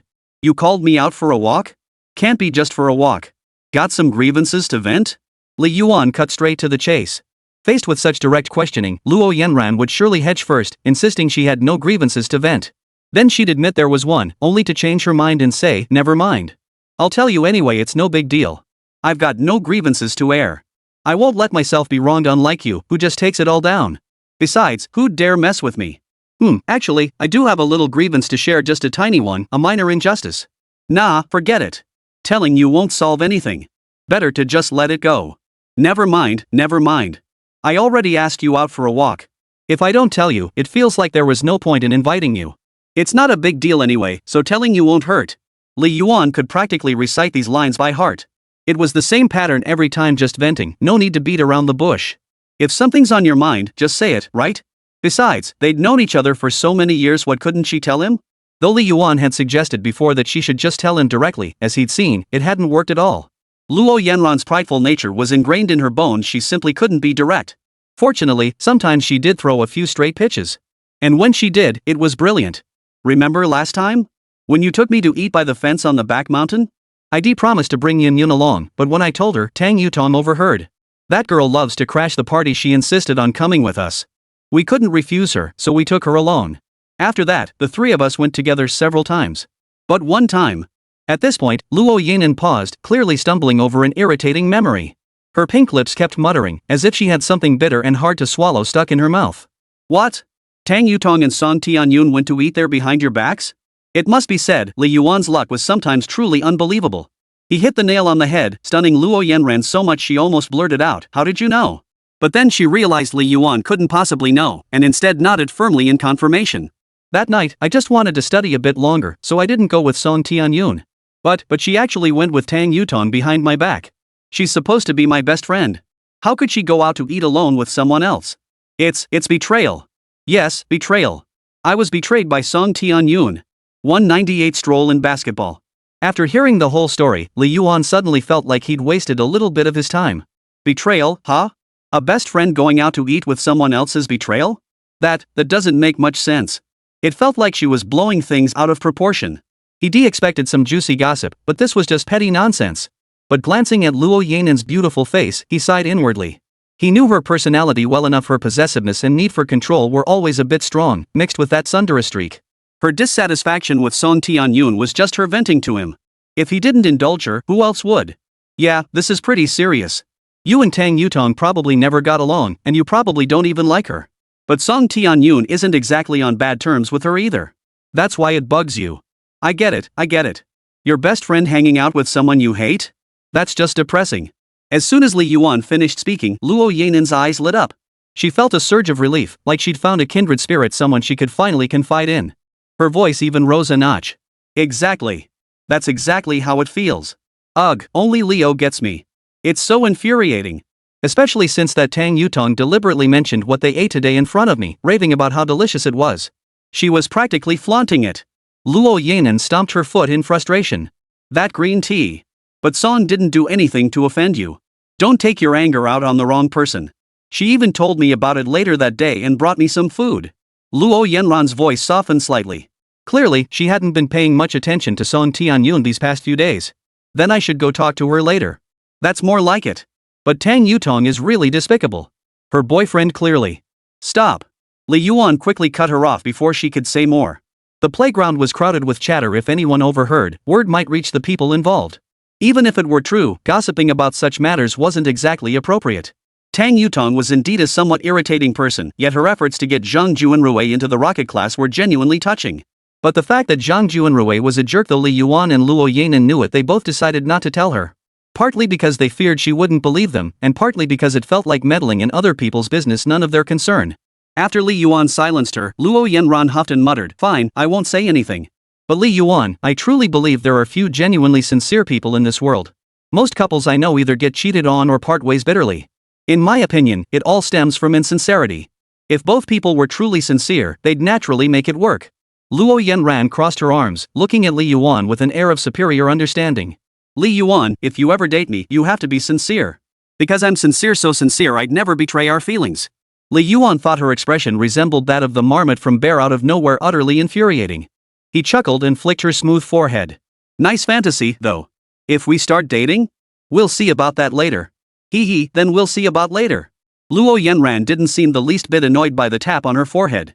Instead, she latched onto the word later, meaning there was a possibility for them in the future. The possibility was certainly exciting. Who wouldn't look forward to something that might happen?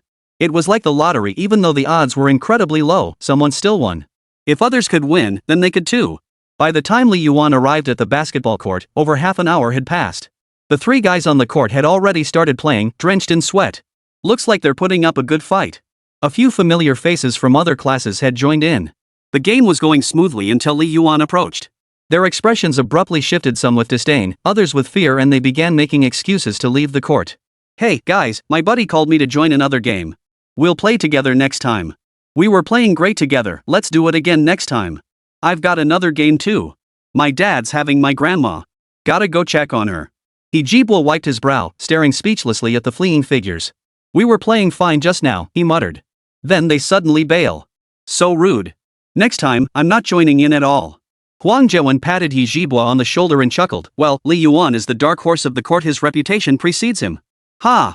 Ergo didn't rest either, standing up immediately. You've got some nerve talking about old Li, aren't you a dirty player too? Those guys just now didn't dare play with you. You two, the dirty hands and dirty feet, are famous on Urjon's courts. I bet even the juniors will be singing your praises. Li Yuan was speechless. Last time, he'd only playfully teased Qin Shoufei a bit, only to end up plastered on the confession wall. He'd assumed the incident would blow over soon and be forgotten, but it seemed its impact lingered far longer than he'd imagined. Then again, how many people actually play on the court? Those who know about it are mostly the ones playing. Haven't had a one-on-one with old Li in ages. Fancy a game? Jibwa tossed the ball to Li Yuan. Li Yuan caught it with one hand and nodded. Sure. Let's see if you've been drained since getting a girlfriend. 10 minutes later, Jibwa was the first to throw in the towel.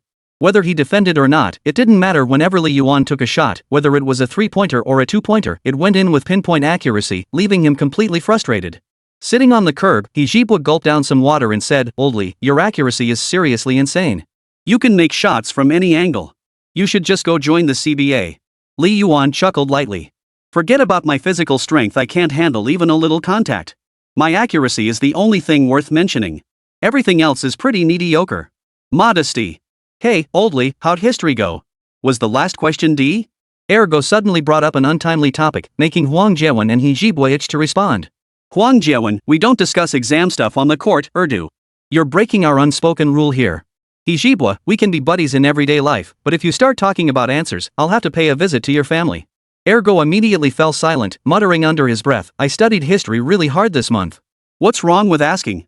I need to know my final grades to decide if I'll pursue media studies in senior year. Media studies? Huang Jiawen paused briefly before saying, media studies isn't bad. If my scores aren't high enough for a public university, I might try media studies too. Hearing both his best buddies plan to switch to media studies, Jibwa instantly lost his cool. He jumped up, pointing at them angrily. What the hell are you two thinking? Switching to media means transferring classes. You want to leave your buddy alone in class 20? Oldly leaving is one thing, people do it to chase better grades. But you two? That. 199, you wanna be the dark rat? If Ergo and Huang Jiawen both transferred to media studies, Jibwa would be the only one left in class 20. He'd always been foul-tempered and foul-mouthed. Originally, only Li Yuan and two others were close friends in the class. Now that Li Yuan was gone, only Ergo and Huang Jiawen remained. If these two left too, Jibwa would be completely alone. That's the last thing he wants, but he doesn't want to pursue media either. It's way too expensive, and his family isn't well off. He's stuck with academics no matter what. Calm down, chicken neck. They're just talking about it. It's only the first semester of sophomore year. Even if they do pursue media studies, they won't start making plans until midway through next semester. It's still way too early, Li Yuan reassured him. Hearing this, Jibwa finally calmed down a bit and sat back down. A rare silence fell over the four of them. They all sat silently by the flower bed, watching the people on the court playing basketball. Even Erdog, who usually loved critiquing others' shooting form, remained quiet. I'm gonna score 100 on the English test this afternoon, Huang Jiawen suddenly announced. If you get 100, I'll eat, Erdog retorted. I'm starving. Let's go eat. Jibwa stood up. Old Li, wanna come? Let's grab a bite at the cafeteria. Sure. Li Yuan didn't refuse. He got up, brushed the dust off his butt, and followed the others toward the cafeteria. Speaking of which, those days of a bunch of losers scrambling for lunch together were long gone. Huang Jiawen remained the yellow lightning, always charging to the front. His speed still made countless sports students consider switching to academic tracks. Ergo was always dragged to meals by Lu Sisi. Whenever the topic came up, he'd claim Lu Sisi's best friend would join them, saying watching her eat made his own appetite soar. Jibwa also had to accompany his girlfriend at lunch. Though he'd been like this for a long time, it had become even more pronounced. Before, he'd occasionally join the others for a meal, but now he basically only ate with his girlfriend. Li Yuan rarely ate in the cafeteria either. He either ordered takeout or cooked at home, visiting the cafeteria less often than he visited the bathroom. This left Wēn Zhiyi looking a bit pitiful. But the guy was incredibly oblivious, only focused on finishing his meal quickly to get back and play a few rounds of Honor of Kings. He spent all day bragging about his 10,000 win Han Xan, unaware that everyone else had already surpassed him by a huge margin. The four losers gathering in the cafeteria somehow evoked a feeling as if it were yesterday. After high school graduation, they'd probably still relish reminiscing about their days scrambling for meals together. By a little past 11, most students had arrived at the cafeteria, and the line had long stretched into a serpentine queue. Where there are crowds, there are always those who cut in line. That's when the cafeteria's enforcer, Li Yuan, had to step in. With Li Yuan present, queue jumping simply didn't happen. After all, anyone daring to cut in line right in front of him would have to start worrying about their family's well-being. What impressed Li Yuan was that even after falling in love, Li Yuan's righteous judge persona remained unchanged. They say romance softens people's hearts, but thankfully Chicken Neck Guy only softened towards his girlfriend. To everyone else, he still maintained his impeccably disciplined demeanor. With no line cutters, the meal distribution moved much faster. The cafeteria food still looked unappetizing. The fatty bits in the stir-fried green peppers and pork were oddly shaped, some even dotted with small particles that resembled lymph nodes. Wēn Zhiyi scanned the dishes everyone had taken, his gaze finally settling on Ergo's large braised chicken drumstick.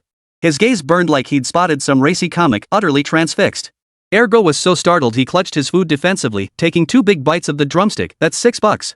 Want some? Buy your own. Wēn Zhiyi merely curled his lips into a smile at the scene. Ergo's chicken leg really is something special. It even has a label, clearly a top-notch piece of chicken. Hearing this, Ergo glanced at his own large marinated chicken leg and sure enough, discovered a mysterious string of black coat on the skin, XX frozen. Wēn Zhiyi's face darkened instantly. He silently peeled off the outer layer of skin and chuckled, a little dirt never hurt anyone.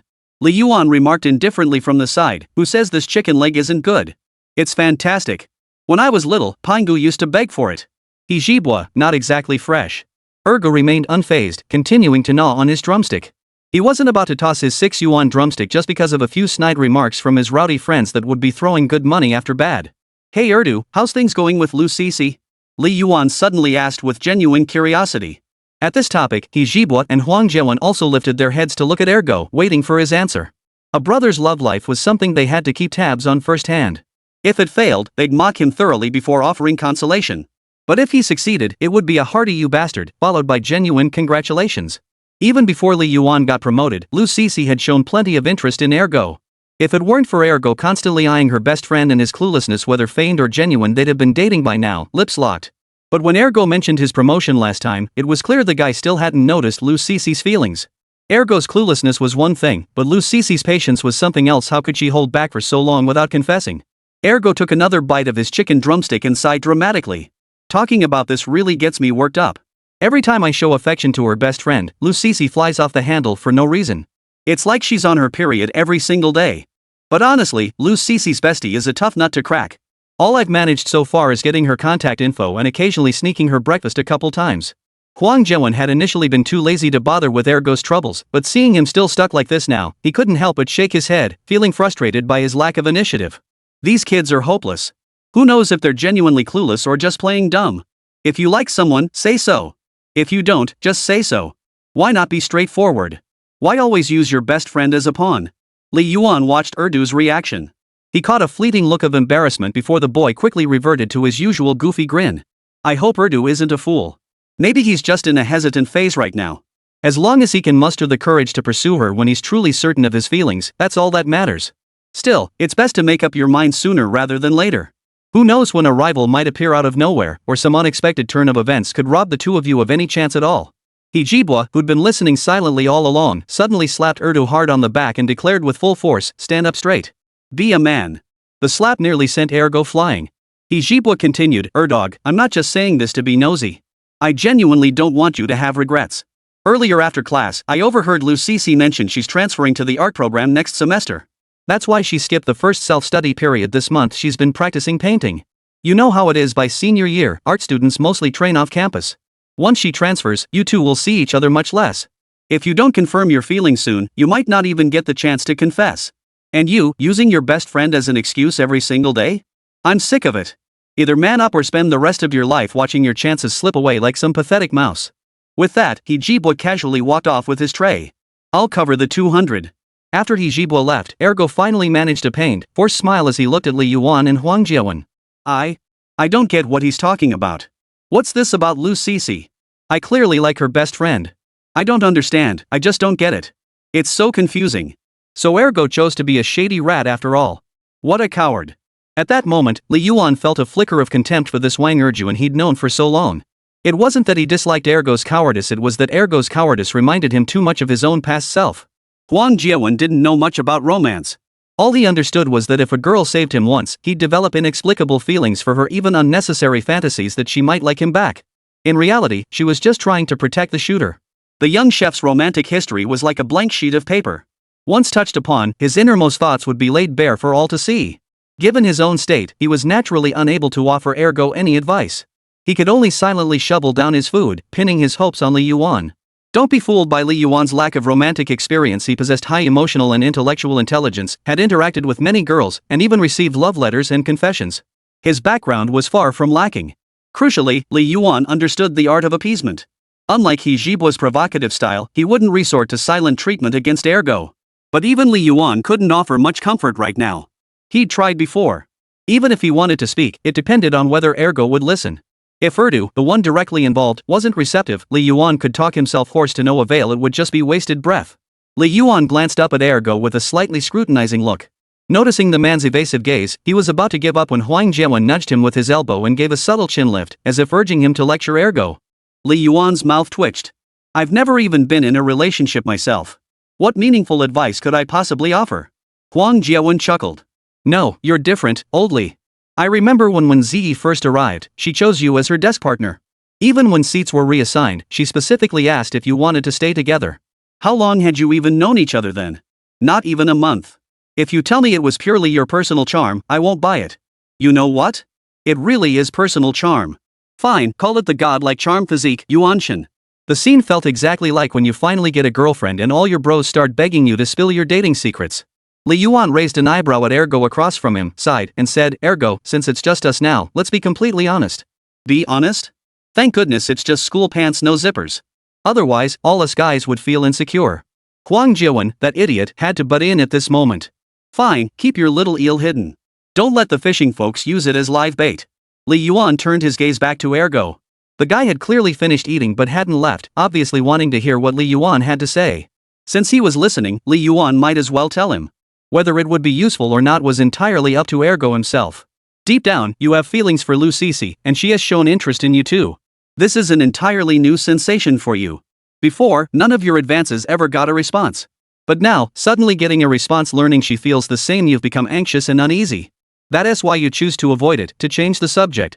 You know you can't just play the fool and brush it off like before to hide your emptiness. This time it's real. The romance you've always hoped for is finally here, yet you're scrambling like you've been scalded by its heat. You're afraid to accept it, feeling weighed down, or maybe you just feel inferior, like you're not good enough for her. Ergo, if you keep using Lu Sisi's best friend as your excuse, it's really not funny. After all, you don't even know the person's name. After speaking, Li Yuan exhaled a long breath. He then noticed Wēn Zhiyi slightly distancing himself, as if observing a freak, and remarked, Old Li, I always thought you were pretty thick-skinned too. Who knew you'd be the most perceptive among the four of us? That speech of yours just now made me feel like you saw right through my underwear. Li Yuan was speechless. How could he not know what was going on in the little chef's mind? Because he was one too. If Wēn Zhiyi felt exposed, Ergo across from him was rendered speechless by those words. His acting, which he believed rivaled an Oscar-winning performance, appeared utterly amateurish to Li Yuan. If Li Yuan could see through it, how could Lu Sisi not? Combined with Lu Sisi's increasingly distant attitude toward him lately, Ergo began to doubt himself. Was he truly afraid of facing real love? Was it really his inferiority complex playing tricks on him? He knew that if he didn't act quickly, once Lu Sisi truly pursued the arts next semester, their chances would become even slimmer, almost impossible. His declaration of pursuing media studies was partly a ploy to prompt Lu Sisi to plead with him to stay. If she took the initiative, just perhaps he might agree in a moment of impulsiveness? Both were waiting for the other to make the first move. But waiting and waiting, they risked waiting themselves out. Ergo stabbed at his plate with his chopsticks, not daring to lift his head, afraid that meeting Li Yuan's gaze would give him away. Old Li, I don't quite understand what you're saying. If you don't get it, you don't get it. Li Yuan picked up his tray and stood up. As he passed by, he patted Ergo on the shoulder. Don't blame Chicken Neck for getting worked up. That's just his personality. He's worried you'll end up with regrets. What we're saying is just empty talk anyway. In the end, it all comes down to you. If you want to be the one left with regrets when your college roommates reminisce about their high school crushes, then go ahead and do nothing. Just stand by and watch the person you care about slip away. But I think Chicken Neck's advice isn't wrong. If you don't have the courage, you'll have regrets. Seize the chance to be brave while you're young. Most high school regrets stem from cowardice and lack of courage, though sometimes they arise from insurmountable obstacles after you've dared to act. At least if you've been brave, you won't regret it. Back then, bravery might have seemed childish, something you'd cringe over later. But as time passes, your mind matures, memories fade, and your spirit smooths out. Only then do you realize how precious that courage once was. Wēn Zhiyi didn't know what to say, so he gave Ergo a hard slap on the shoulder. Ergo, man, don't lose yourself over some fantasy like Kailuwali. The real Lu Sisi is the one who's truly precious. If you can win her over, I'll cover your breakfasts for the whole semester. No, I'll cover both of your breakfasts. After Wēn Zhiyi and Li Yuan left, Erdo sat alone in the cafeteria, his silhouette looking somewhat lonely. He sighed deeply, his face suddenly looking inexplicably haggard. What started as 4 losers coming to eat had somehow turned into a solo pep rally for him. He carefully replayed their earlier words in his mind, and they weren't without merit. But bravery? Easier said than done. 201 Ergo's decision. Summer thoughts amidst cicada chants. The art knife glided across the sketch paper with a soft scratching sound. Lu Sisi tucked a stray strand of hair behind her ear. The studio's pungent smell of turpentine blended with the cicadas' chorus outside, thickening the summer air. Biting the cap of her watercolor brush, she glanced out the window just as Wēn Zhiyi scuttled across the playground like a crab. His pants were stained with soup from the cafeteria steps, and he clutched something bulging in his arms, waddling like a clumsy penguin. Spying on your little knight again, her best friend Lin Xiaotang suddenly leaned in, her charcoal-dusted finger dotting a small black spot on the sketchbook. She deliberately rubbed Lu Sisi's shoulder with her paint-splattered apron. Remember those cookies he brought last time? You hid them in your locker for 3 days, too stingy to eat them, right? They ended up growing moldy. Lu Sisi hastily closed her sketchbook, her flushed ears hidden beneath her bangs. That's not it. I was studying the light and shadow. Before she could finish, the studio door swung open. Wēn Zhiyi poked his head in, his hair blown wild by the fan. His gaze darted away from Lu Sisi like a startled rabbit, but came to an abrupt halt at Lin Xiaotang's easel. Hey, Lin! He shuffled over to the easel, balancing a bottle of iced milk tea. Grass clippings from morning PE still clung to his uniform collar. Heard you guys are rushing to finish still life assignments. The studio fell into an eerie silence. A dozen art students turned their heads in unison. Someone whistled in mock encouragement. Lu Sisi's fingertips turned white as she gripped her charcoal pencil. Watching Wēn Zhiyi's eyes light up as Lin Xiaotang accepted the milk tea, she recalled bumping into him last week in the library as he slipped a love letter into Lin Xiaotang's locker. The cicadas outside suddenly screeched piercingly. She sprang up, knocking over her palette. Cobalt blue paint splashed onto her snow-white skirt like a wilted blue rose. Sisi. Lin Xiaotang hurriedly reached out to steady her, but Lu Sisi flung her hand away. The girl stumbled out of the art studio, the sound of her canvas shoes on the corridor startling sparrows from the windowsill. She hid in the girls' restroom, staring at her own red-rimmed eyes in the mirror. Suddenly, she remembered Wēn Zhiyi's first time bringing her milk tea, how nervous he'd been, spilling half the cup. Back then, she'd thought the starlight in his eyes belonged only to her. Jibwa kicked open the rooftop gate just as Li Yuan leaned against the rust-stained railing, puffing away. Unopened English exam papers rustled in the wind, while the distant whistle of the school basketball team's practice echoed. 3 sparrows hopped on the waterlogged fire escape, pecking at colorful sequins scattered from yesterday's cultural performance. Old Li, have you lost your mind? Jibwa snatched the cigarette butt and crushed it into the concrete. Sparks hissed mournfully in the puddle. If Director Dao catches you, your mom will be at the school again. Sometimes you just need a rebellious moment. Li Yuan smiled, pulling out a mint. The wrapper refracted rainbow halos in the sunlight. Like how you clearly wanted to help Ergo, but insisted on acting tough and yelling him into tears. He suddenly pointed downstairs. Look, your little sunshine is about to crash. Following Li Yuan's gesture, Jibwa saw Wēn Zhiyi sprinting along the playground edge, physics workbook clutched tightly.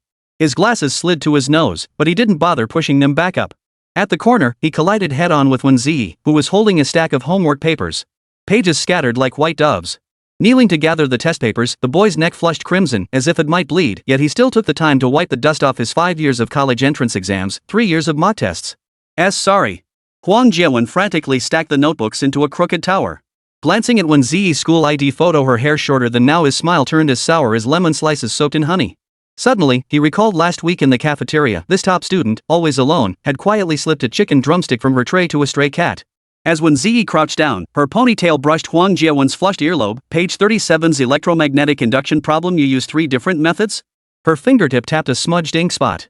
Actually, Maxwell's equations make it simpler. A torrential downpour erupted half an hour before dismissal. Wēn Zhiyi huddled in the storage room atop the art building, damp air carrying the scent of oil paint seeping into his nostrils. He stared at the candid photo on his phone Lu Cc's profile as she cheered for the high jumpers during the sports meet. In the corner of the picture, half a mineral water bottle painted with hearts peeked out, now rattling silently inside his backpack. The iron door suddenly slammed open as three drenched boys stumbled inside. Jibwa shook water droplets from his hair, Wang Jiawen clutched fried chicken wrapped in his school uniform, while Li Yuan leisurely jiggled 4 beer cans, their lids still frosted with condensation from the convenience store cooler. "The coward sure got out of there fast," Jibwa said, pressing a cold can against his cheek. The metal surface instantly fogged up. Lu Cici fainted in the art studio this afternoon, and someone ran faster than the track team. Wang Zhiyi sprang up, his head thumping against the rusty storage rack. What happened to her? Low blood sugar. She's in the school clinic now. Li Yuan pulled the tab on a beer can. The hiss of escaping carbonation sounded like a sigh.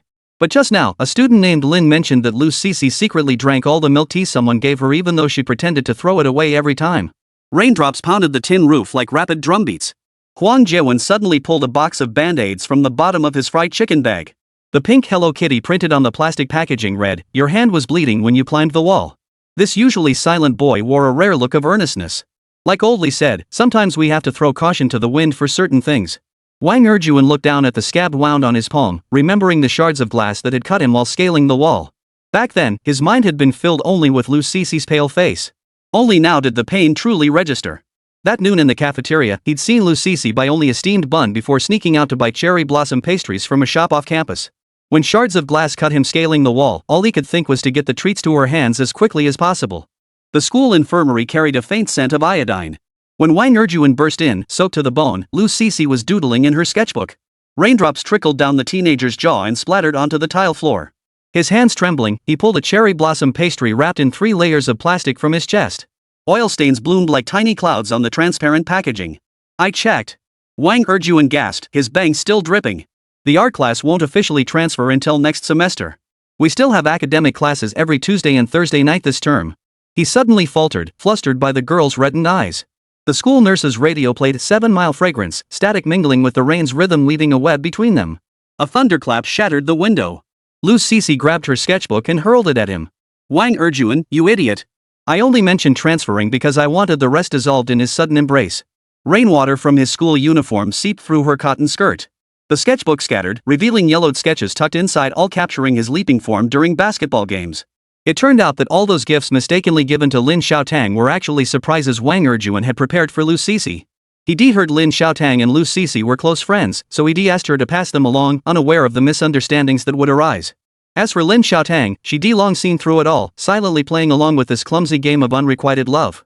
At the corridor's bend, 3 peeping toms stifled giggles, hands pressed over their mouths. Jibwa suddenly turned and strode into the rain, puddles splashing over his worn-out sneakers. "Let's go. Time to submit the class transfer application at the Academic Affairs office." "But you said media studies costs money," Wang Jiawen muttered, stuffing chicken scraps into the trash can, his fingertips still sticky with salt and pepper. "There's always a way." Jibwa pulled out a crumpled part-time job flyer, its edges stained with chili oil from the cafeteria. "Weekends at the amusement park as a mascot handing out flyers. $30 an hour." He recalled his father's coughing over the phone yesterday, sounding like an old bellows straining. To pursue his media dreams, he resolved to stop relying on his family and forge his own future with his own hands. The teenagers running through the downpour blurred into shadowy figures. Li Yuan trailed behind, glancing back to see the warm yellow glow of the school clinic's lights piercing through the curtain of rain. Wēn Zhiyi hurried past the office building clutching her lesson plan, her mint green umbrella resembling a moving mushroom. Suddenly, he remembered the medicine box that always appeared during morning reading, white pills engraved with indistinct English. It turned out that even seemingly perfect top students harbored unseen fragility. The art studio was deserted. Cobalt blue paint left by Lu Cici dried slowly on the paper, 2 bottles of milk tea lined the windowsill. Lin Xiaotang's sticky note fluttered to the floor, bearing a drawing of a tearful cartoon puppy beside the words, "You idiot, I'm allergic to milk tea." Deep within a storage locker on the top floor of the art building, Wang Zhiyi's love letter lay quietly tucked between the pages of a math workbook. The paper was crumpled into a crooked frog shape, and the third line, heavily crossed out, still revealed faint words, "Actually, every time I brought you milk tea, I hoped it would be." The rain-shrouded campus was brewing some secret growth. A stray cat in the cafeteria alley licked the lingering aroma of chicken drumstick from its paw, while an unsent wrist guard hid in a gym locker. On Class 3, Grade 11 schedule, the dates for art class, highlighted in fluorescent pen, glowed softly. Stories of youth, like this midsummer rain, arrive unexpectedly yet brim with surprises and emotion. Every teenager searches for their own answers in this downpour, writing their unique chapter of adolescence. Whispered secrets of youth blooming in the rainy season. The rain had eased unnoticed, fine droplets cascading down the school building's drainpipes, splashing into sparkling pools on the ground. Lin Xiaotang stood at the art studio door, gazing at the warm glow emanating from the school clinic at the end of the corridor. A gentle smile curved her lips. She turned back into the studio, picked up her brush, and lightly sketched on the paper soaked in cobalt blue pigment. Under her strokes, the once faded blue rose gradually blossomed with new vitality. The puddles on the playground reflected the faint glow of the sky as Wēn Zhiyi and Wēn Zhiyi walked side by side back to their classroom. The boy clutched his exercise book tightly to his chest, afraid the lingering raindrops might dampen it. Actually, your approach to solving problems is quite unique, Wēn Zhiyi suddenly spoke, breaking the subtle silence between them. While Maxwell's equations offer a more concise solution, your method showed me a different perspective. Wēn Zhiyi's ears instantly flushed crimson. He lowered his head and stammered, I just like trying different solutions. Me too. Wēn Zhiyi paused, lifting her gaze to the faint rainbow arching across the sky. Like life itself, she thought, there shouldn't be just one solution. She pulled a neatly bound notebook from her backpack and handed it to Wēn Zhiyi. These are my physics extension notes.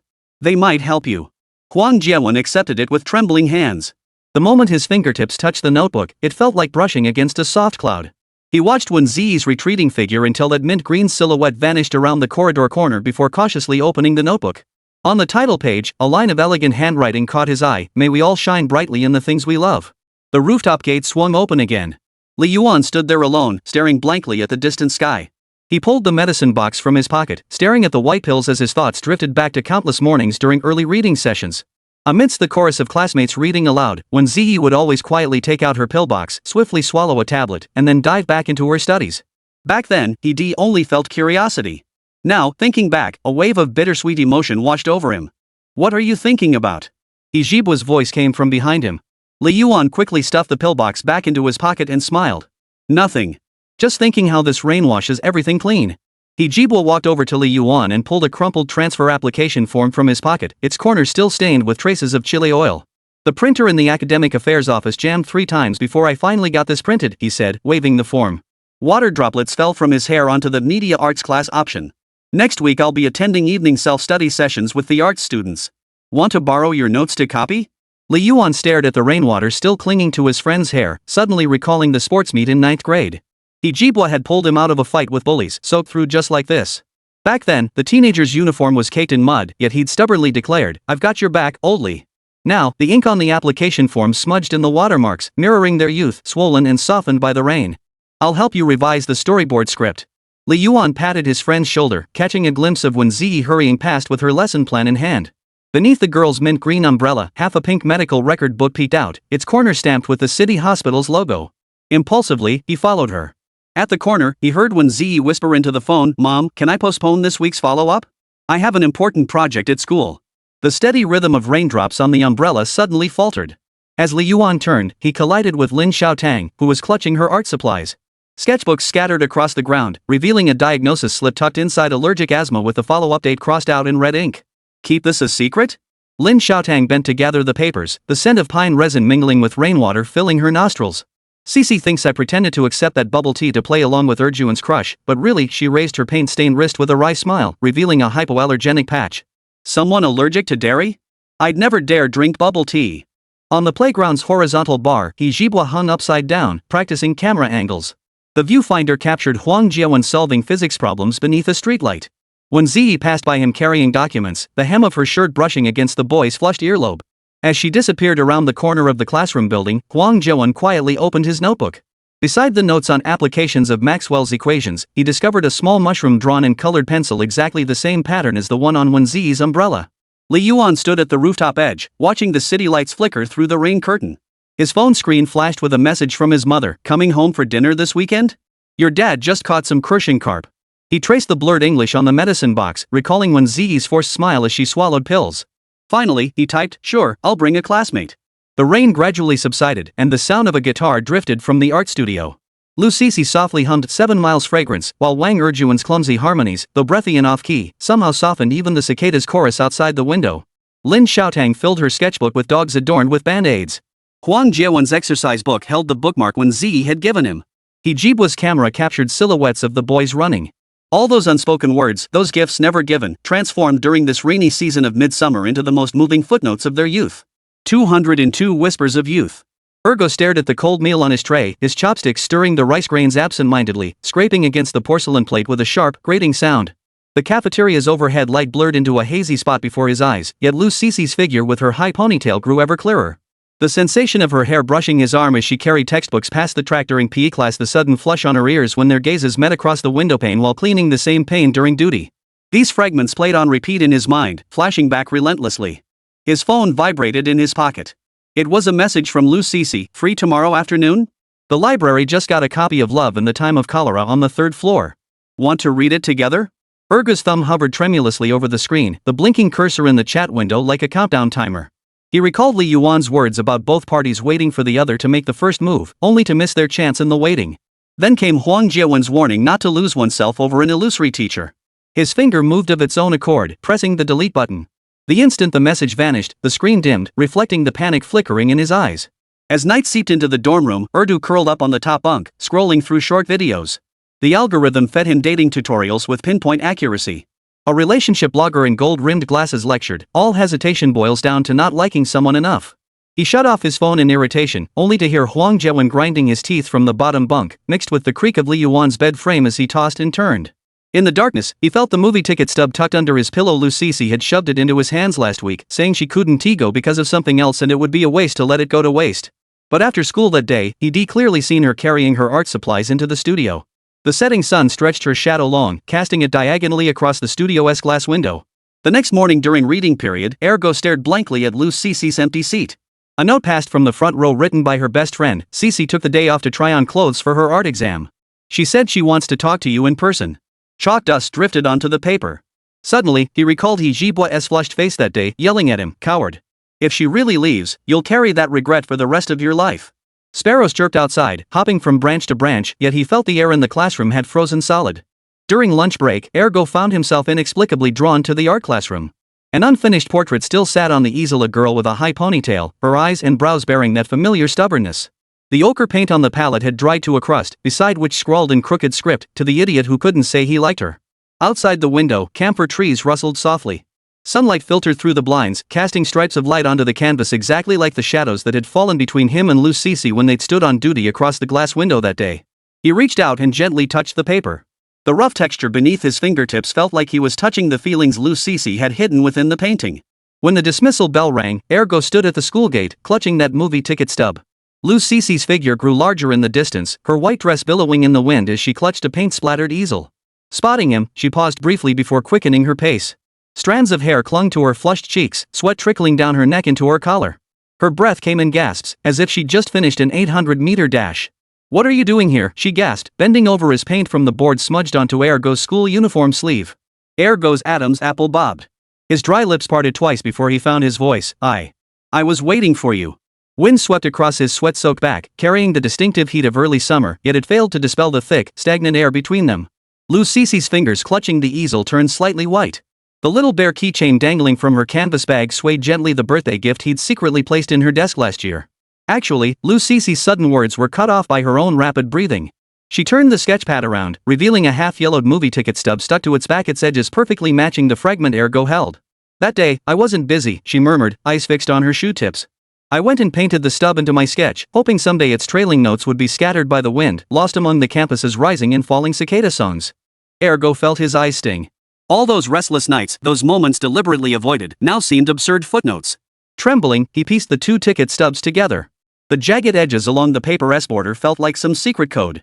"I like you," he said, his voice trembling yet firm. "Ever since you taught me how to draw the blackboard newspaper in smudged paint on my school uniform."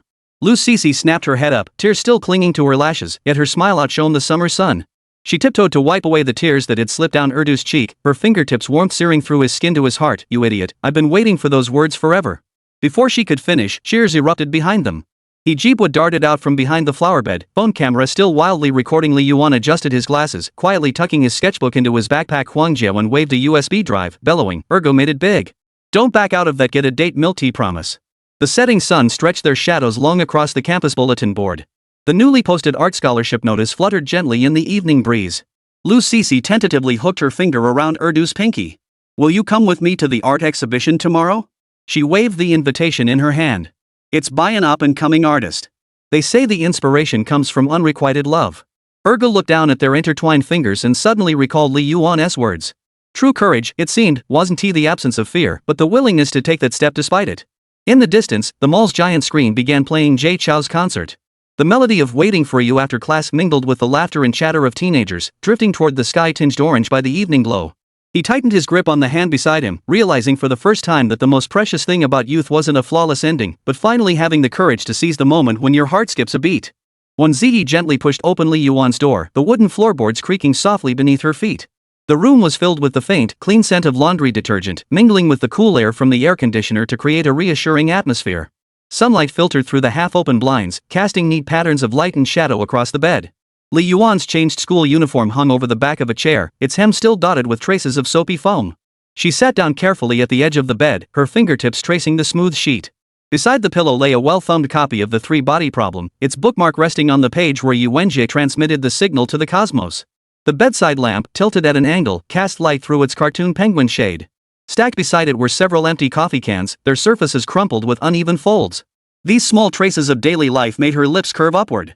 So even Li Yuan, always composed and unruffled, had this carefree side. The air conditioner's outdoor unit suddenly roared to life, startling her into snapping her head up. Li Yuan rolled over on the sofa, his arm falling limply to reveal a red string bracelet around his wrist. Wēn Zhiyi remembered it from last month's temple fair. He'd insisted on dragging her there to get this sure pass charm for exams. She'd laughed at his superstition then, but now that vivid red seemed to mirror the youthful spirit hidden beneath his rational exterior. Sleepiness washed over her. She yawned and, as if guided by some unseen force, lay down. The pillow still held Li Yuan's warmth, a faint scent of cedar mingled with the scent of sunshine wafting toward her. Staring blankly at the ceiling, she recalled last week's evening study session when the power went out. Li Yuan had held his phone's flashlight to explain a problem, his profile bathed in warm yellow light. She remembered rainy days when he'd tilt the umbrella entirely toward her, leaving his own shoulder half soaked. She remembered the flushed ears and forced composure when he received her late-night snack delivery. She was hopeless. Covering her burning cheeks with the back of her hand, she silently berated herself. She'd promised to focus on studying, yet her mind was filled with exam-irrelevant thoughts.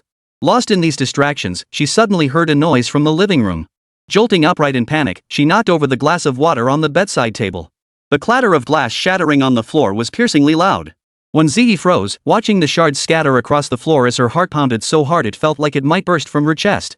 Footsteps approached from afar, the door creaked open, and Li Yuan appeared in the doorway, rubbing his eyes. His bangs stood up in a few tufts of bedhead, and he was still wrapped in a crumpled blanket. What happened?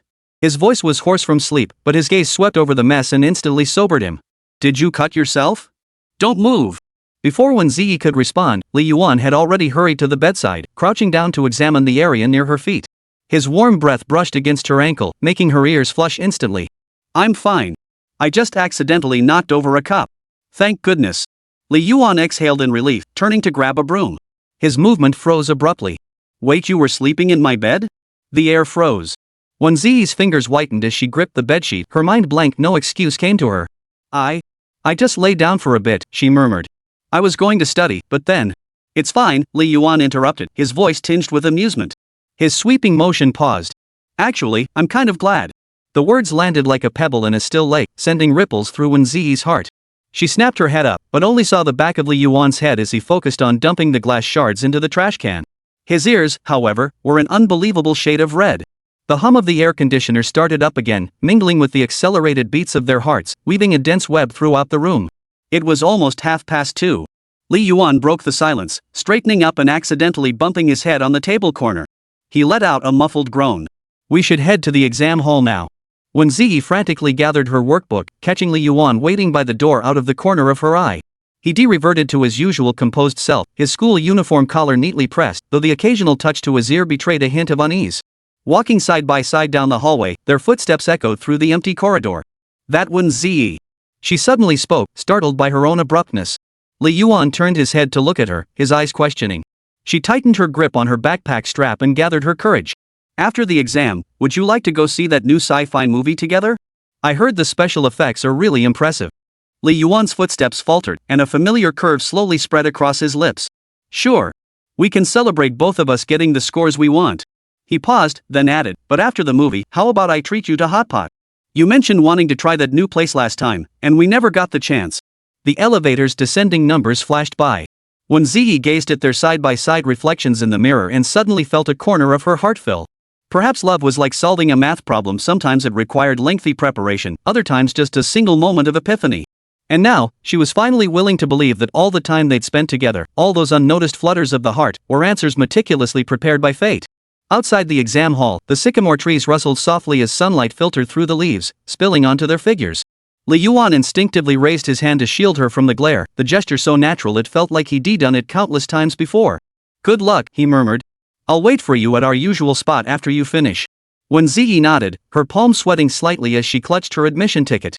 Before stepping into the exam room, she glanced back. Li Yuan stood beneath the shade, waving at her. His white shirt billowed in the breeze like a feathery cloud. In that instant, she found herself yearning for the exam to end, yearning for that promise of movies, hot pot, and countless other possibilities yet to unfold. The bell rang abruptly. Wēn Zhiyi took a deep breath and turned to enter the classroom. The moment the exam papers were distributed, all the formulas and practice problems she'd reviewed surfaced clearly in her mind. As her pen scratched across the paper, she could almost feel the warmth Li Yuan had left lingering in the air. When she finished the last major question, she glanced out the window. The evening glow was painting the sky a soft pinkish purple. Stepping out of the exam hall, Li Yuan was indeed leaning against the ginkgo tree at their usual spot. He held 2 cups of milk tea, droplets glistening on the glass in the sunset. "How'd it go?" he asked, handing her a cup, his eyes betraying a hint of unseen tension. Wēn Zhiyi sipped the sweet pearl milk tea, smiling as she waved her exam admission ticket. "That last sequence problem? The solution approach was exactly the same as the example you explained last time." Walking side by side toward the subway station, the evening breeze ruffled Wēn Zhiyi's hair. Passing a stationery shop, she paused to gaze at the new starry sky stickers displayed in the window. Li Yuan silently entered the store, bought them, and slipped them into her hand. "A reward for you." The stars on the sticker packaging glowed faintly in the twilight, mirroring the fluttering excitement rising within her heart. Steam from the hot pot restaurant fogged up her glasses. Li Yuan expertly mixed her dipping sauce and scooped cooked shrimp paste into her bowl. "Actually, this afternoon," he began, only to be cut off by the choking heat of the spice. Coughing, his face flushed crimson. Wēn Zhiyi handed him plum juice. Their fingertips brushed as she did so, and both looked away simultaneously. As night deepened, the streetlights by the subway exit stretched their shadows long. Before parting, Li Yuan pulled a small box from his backpack. Inside lay a silver bookmark engraved with the crooked characters "For Go For It." "Made in arts class," he murmured, his ears flushing crimson. Next time I want to study with you again." Wēn Zhiyi clasped the bookmark, feeling the warmth of its metal edge. Suddenly, she realized some answers didn't need to be rushed. Like waiting for a flower to bloom, taking it slow was perfectly fine. 203 Grand Finale. With the system's assistance, Li Yuan overcame every obstacle, successfully completing one seemingly impossible task after another. Leveraging the funds and skills rewarded by the system, he made his mark in the investment arena. The market trend insights revealed in advance by the system served as precise navigation, enabling him to pinpoint promising startups with unerring accuracy. He invested his capital without hesitation, sowing seeds of hope one by one. Upon returning to their hometown, Li Yuan and Wēn Zhiyi dedicated themselves wholeheartedly to its development. They first conducted an in-depth survey of the local education system, discovering outdated teaching facilities, a shortage of qualified teachers, and a high turnover of talented educators due to inadequate compensation and limited career growth. Li Yuan decided to fund a comprehensive renovation of the schools. He not only introduced advanced teaching equipment but also established a generous teacher incentive fund to attract top talent to the hometown's education sector. To elevate the quality of education, Li Yuan and Wēn Zhiyi frequently visited schools to engage with teachers and students. Li Yuan shared his personal growth journey, encouraging students that hard work could transform their futures. Wēn Zhiyi leveraged her artistic talents to organize diverse cultural activities, enriching students' extracurricular lives. Through their efforts, the local education system gradually improved. Children's enthusiasm for learning soared, and the school's graduation rates rose year after year. In healthcare, Li Yuan and Wēn Zhiyi observed that their hometown's hospitals lacked modern equipment, leaving many common illnesses untreated. They donated advanced medical devices and invited specialists from major hospitals to provide regular consultations. Additionally, they established a medical assistance fund to support families impoverished by illness. An elderly man who had despaired of receiving treatment for his heart condition due to lack of funds successfully underwent surgery after receiving aid from the Medical Assistance Fund, gaining a new lease on life. Clutching Li Yuan and Wēn Zhiyi's hands, he tearfully exclaimed, "You are our lifesavers." Beyond education and healthcare, Li Yuan leveraged his business connections to strategize for his hometown's economic development. He recognized that his hometown possessed abundant natural resources and traditional handicrafts, yet these had never been effectively developed or promoted. Consequently, he invested in establishing processing plants to transform local agricultural products into value-added goods, creating distinctive regional brands sold nationwide through e-commerce platforms. Simultaneously, he invited professional designers to innovate traditional handicrafts, making them more appealing to modern tastes and enabling these crafts to reach global markets beyond their hometown. Throughout this journey, Li Yuan and Wēn Zhiyi encountered challenges and resistance. Some questioned their approach, dismissing it as mere showmanship, while others worried that hometown development would harm the pristine natural environment. Facing these doubts and concerns, Li Yuan and Wēn Zhiyi refused to back down. They organized multiple village meetings, patiently explaining their vision and plans to demonstrate the benefits of progress. Simultaneously, they implemented strict environmental protection measures to ensure economic growth preserved their hometown's lush landscapes and clear waters. Over time, the village underwent a remarkable transformation. The once dilapidated village transformed into a modern township, featuring wide, smooth roads and neatly arranged, aesthetically pleasing buildings. Factories hummed with machinery, production lines bustling with activity, schools echoed with the sound of students studying, their faces radiant with happiness.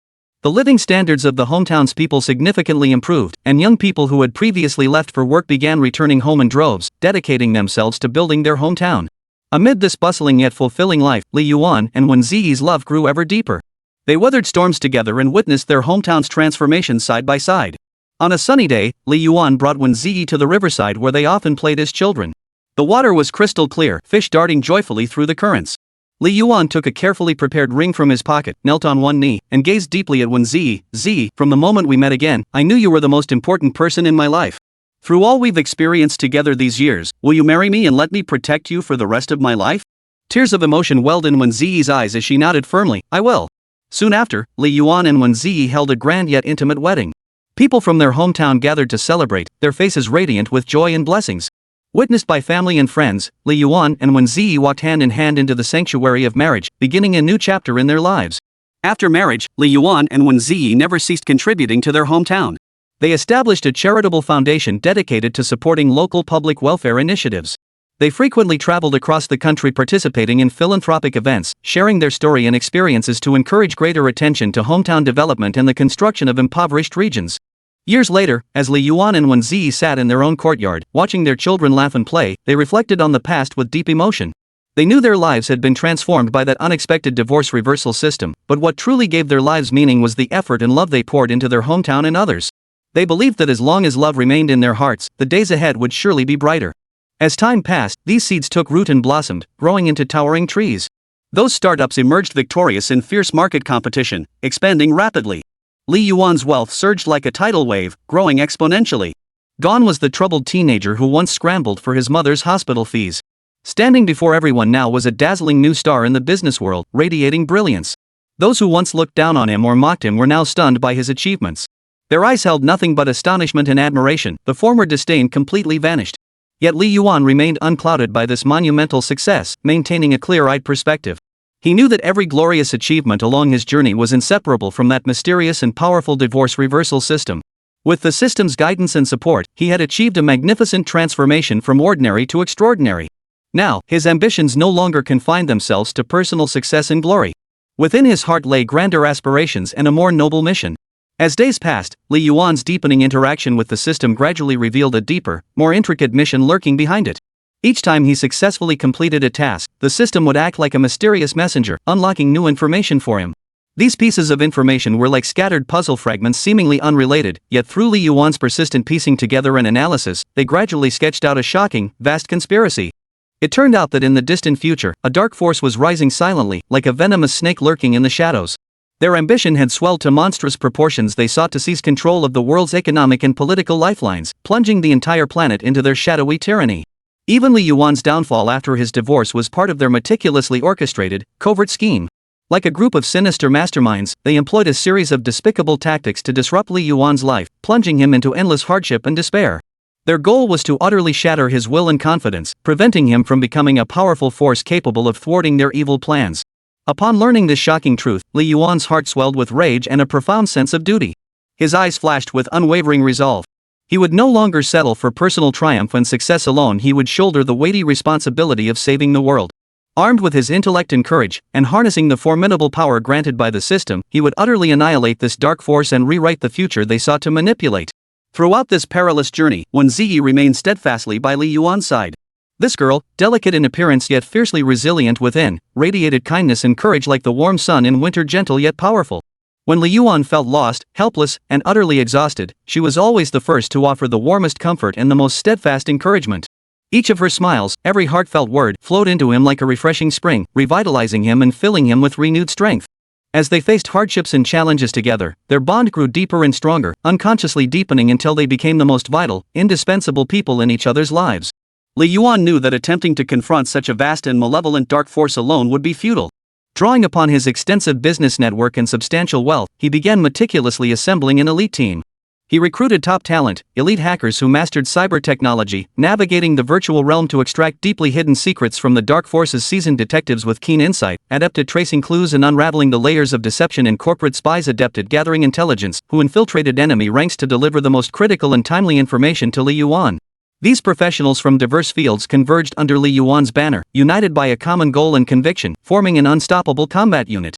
They embarked on a long and arduous investigation.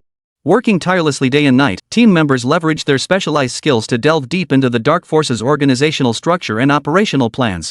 They groped their way forward in the darkness, leaving no minute clue unexamined. After countless days and nights of effort, they finally gathered substantial, irrefutable evidence and gained deep insight into the dark force's vulnerabilities. With a thorough understanding of their adversary, Li Yuan and his team began formulating a detailed, meticulously planned counterattack. Every detail was repeatedly scrutinized and validated, every step was considered with utmost precision. They were determined to ensure this battle would be flawless, utterly annihilating the dark forces. Finally, after prolonged, meticulous preparation, Li Yuan located Chen Tianba, the core figure of the dark forces. Chen Tianba, who outwardly appeared as a successful entrepreneur, was in reality a demon lurking in the shadows. His hands were stained with crime as he orchestrated various illegal activities from behind the scenes. To fulfill his ambitions, he resorted to any means necessary, sacrificing the interests and happiness of countless people without hesitation. Li Yuan knew his confrontation with Chen Tianba would be a breathtaking, life-or-death struggle. Yet he remained undaunted, resolutely choosing to strike first and engage this evil enemy head-on. Amidst the tense, charged atmosphere of a business negotiation, Li Yuan stood before the table, his posture rigid and his gaze unwavering. He met Chen Tianba's eyes without flinching, then spoke slowly, his voice clear and forceful as he laid bare Chen Tianba's numerous crimes. His words pierced like sharp daggers, striking at Chen Tianba's vulnerabilities. Each accusation was backed by irrefutable evidence, leaving Chen Tianba no room to deny. His face darkened as anger and fear flickered in his eyes. He never imagined Li Yuan could gather so much damning proof against him. Driven to fury by humiliation, Chen Tianba could no longer maintain his facade of composure. Like a rabid beast, he erupted in a violent rage, attempting to resolve the situation through force. At his command, hidden henchmen surged forth, weapons drawn, advancing menacingly toward Li Yuan and his companions. However, Li Yuan had anticipated this, and his team was no pushover. At his command, they sprang into action, engaging Chen Tianba's men in a fierce battle. With exceptional skill and seamless coordination, they gradually gained the upper hand, successfully turning the tide. Ultimately, Chen Tianba and his entire crew were apprehended. This clash between justice and evil concluded with the triumph of righteousness. With the dark forces vanquished, the looming crisis of the future world was averted. Li Yuan, once an ordinary youth, had accomplished an almost impossible feat through his wisdom, courage, and unwavering conviction, all aided by the system. He not only transformed his own destiny, rising from a down-and-out youth to a world-saving hero, but also liberated the entire world, freeing countless people from the oppression and enslavement of the dark forces. At this point, he was barely in his early 20s, young and full of vitality, with boundless possibilities and bright prospects awaiting him in the future. After enduring these breathtaking adventures, Li Yuan decided to set aside his busy business affairs and truly savor life. Hand in hand with Wēn Zhiyi, they embarked on a journey around the world. They traversed country after country, immersing themselves in the rich and diverse cultures and customs of each place. In ancient European towns, they strolled along cobblestone streets, soaking in the weight of history and the tranquility of time. On the mysterious African continent, they witnessed wildlife roaming freely, marveling at nature's wonder and grandeur. In passionate South America, they immersed themselves in the region's joyful music and dance, letting their inner happiness flow freely. Along the way, they encountered diverse people and heard countless fascinating stories, each experience becoming a precious treasure in their lives. Years later, Li Yuan and Wēn Zhiyi returned to their long-missed hometown, carrying a wealth of memories and deep longing for home. Leveraging their immense business fortune and global influence, they made an indelible contribution to their hometown's development. They generously funded the construction of modern schools, enabling children to learn in spacious, well-lit classrooms and pursue their dreams. They funded the construction of advanced hospitals, providing high-quality medical services to safeguard the health of their hometowns' people. They also created cozy libraries, offering a tranquil space for learning and reading to those who cherished knowledge. Their benevolent deeds helped countless individuals, transforming their hometown beyond recognition. The people of their hometown were filled with gratitude and respect for them. Their love story, too, has become a legend passed down through generations in their hometown as time flows by. People delight in recounting how they met, grew to know and love each other, faced hardships and challenges together, and ultimately achieved happiness and success. Their love, like a beautiful musical composition, inspires everyone to courageously pursue their own happiness and dreams. As for the divorce reversal system that had accompanied Li Yuan through his difficult years, helping him achieve his comeback and save the world, after fulfilling its ultimate mission, it gradually faded from Li Yuan's life like a hero retiring after accomplishing its goal. Though the system was gone, Li Yuan knew it had given him more than just wealth and ability. It had bestowed an invaluable courage and conviction. This courage and conviction had become deeply ingrained in his soul, an integral part of his being. No matter what hardships or challenges the future held, he would forever maintain unwavering confidence, charging forward without retreat. On a sunny, breezy day, Li Yuan and Wēn Zhiyi strolled hand in hand through the campus that had once felt so familiar. Sunlight filtered through the leaves, casting dappled patterns of light and shadow, as if draping them in a golden veil. On the playground, students laughed and played, their faces radiating youthful vitality and innocent smiles. Watching this scene, Li Yuan and Wēn Zhiyi felt as if they had traveled through time, seeing their former selves. Back then, they too had been so young, brimming with dreams and hopes for the future. In that moment, Li Yuan's heart swelled with emotion. He recalled the unexpected divorce reversal system that appeared when he was 18, like a pebble tossed into a tranquil lake, shattering his ordinary life and sending ripples across his existence. From that point onward, his life underwent earth-shattering changes. He faced countless hardships and challenges, yet also gained growth, success, and love. He knew deep down that the brilliance of his life was owed entirely to that miraculous system and to Wēn Zhiyi, who had always stood by his side. Li Yuan turned his head, gazing at Wēn Zhiyi beside him, his eyes brimming with tenderness and affection. He gently clasped her hand, as if conveying his deepest gratitude and love through that simple touch. Wēn Zhiyi felt his deep affection, responding with a smile that lit her eyes with happiness. They walked on in silence, savoring this beautiful moment, their hearts brimming with anticipation and dreams for the future. For they knew that no matter how long or winding the road ahead might be, they would walk it hand in hand, creating their own beautiful future together.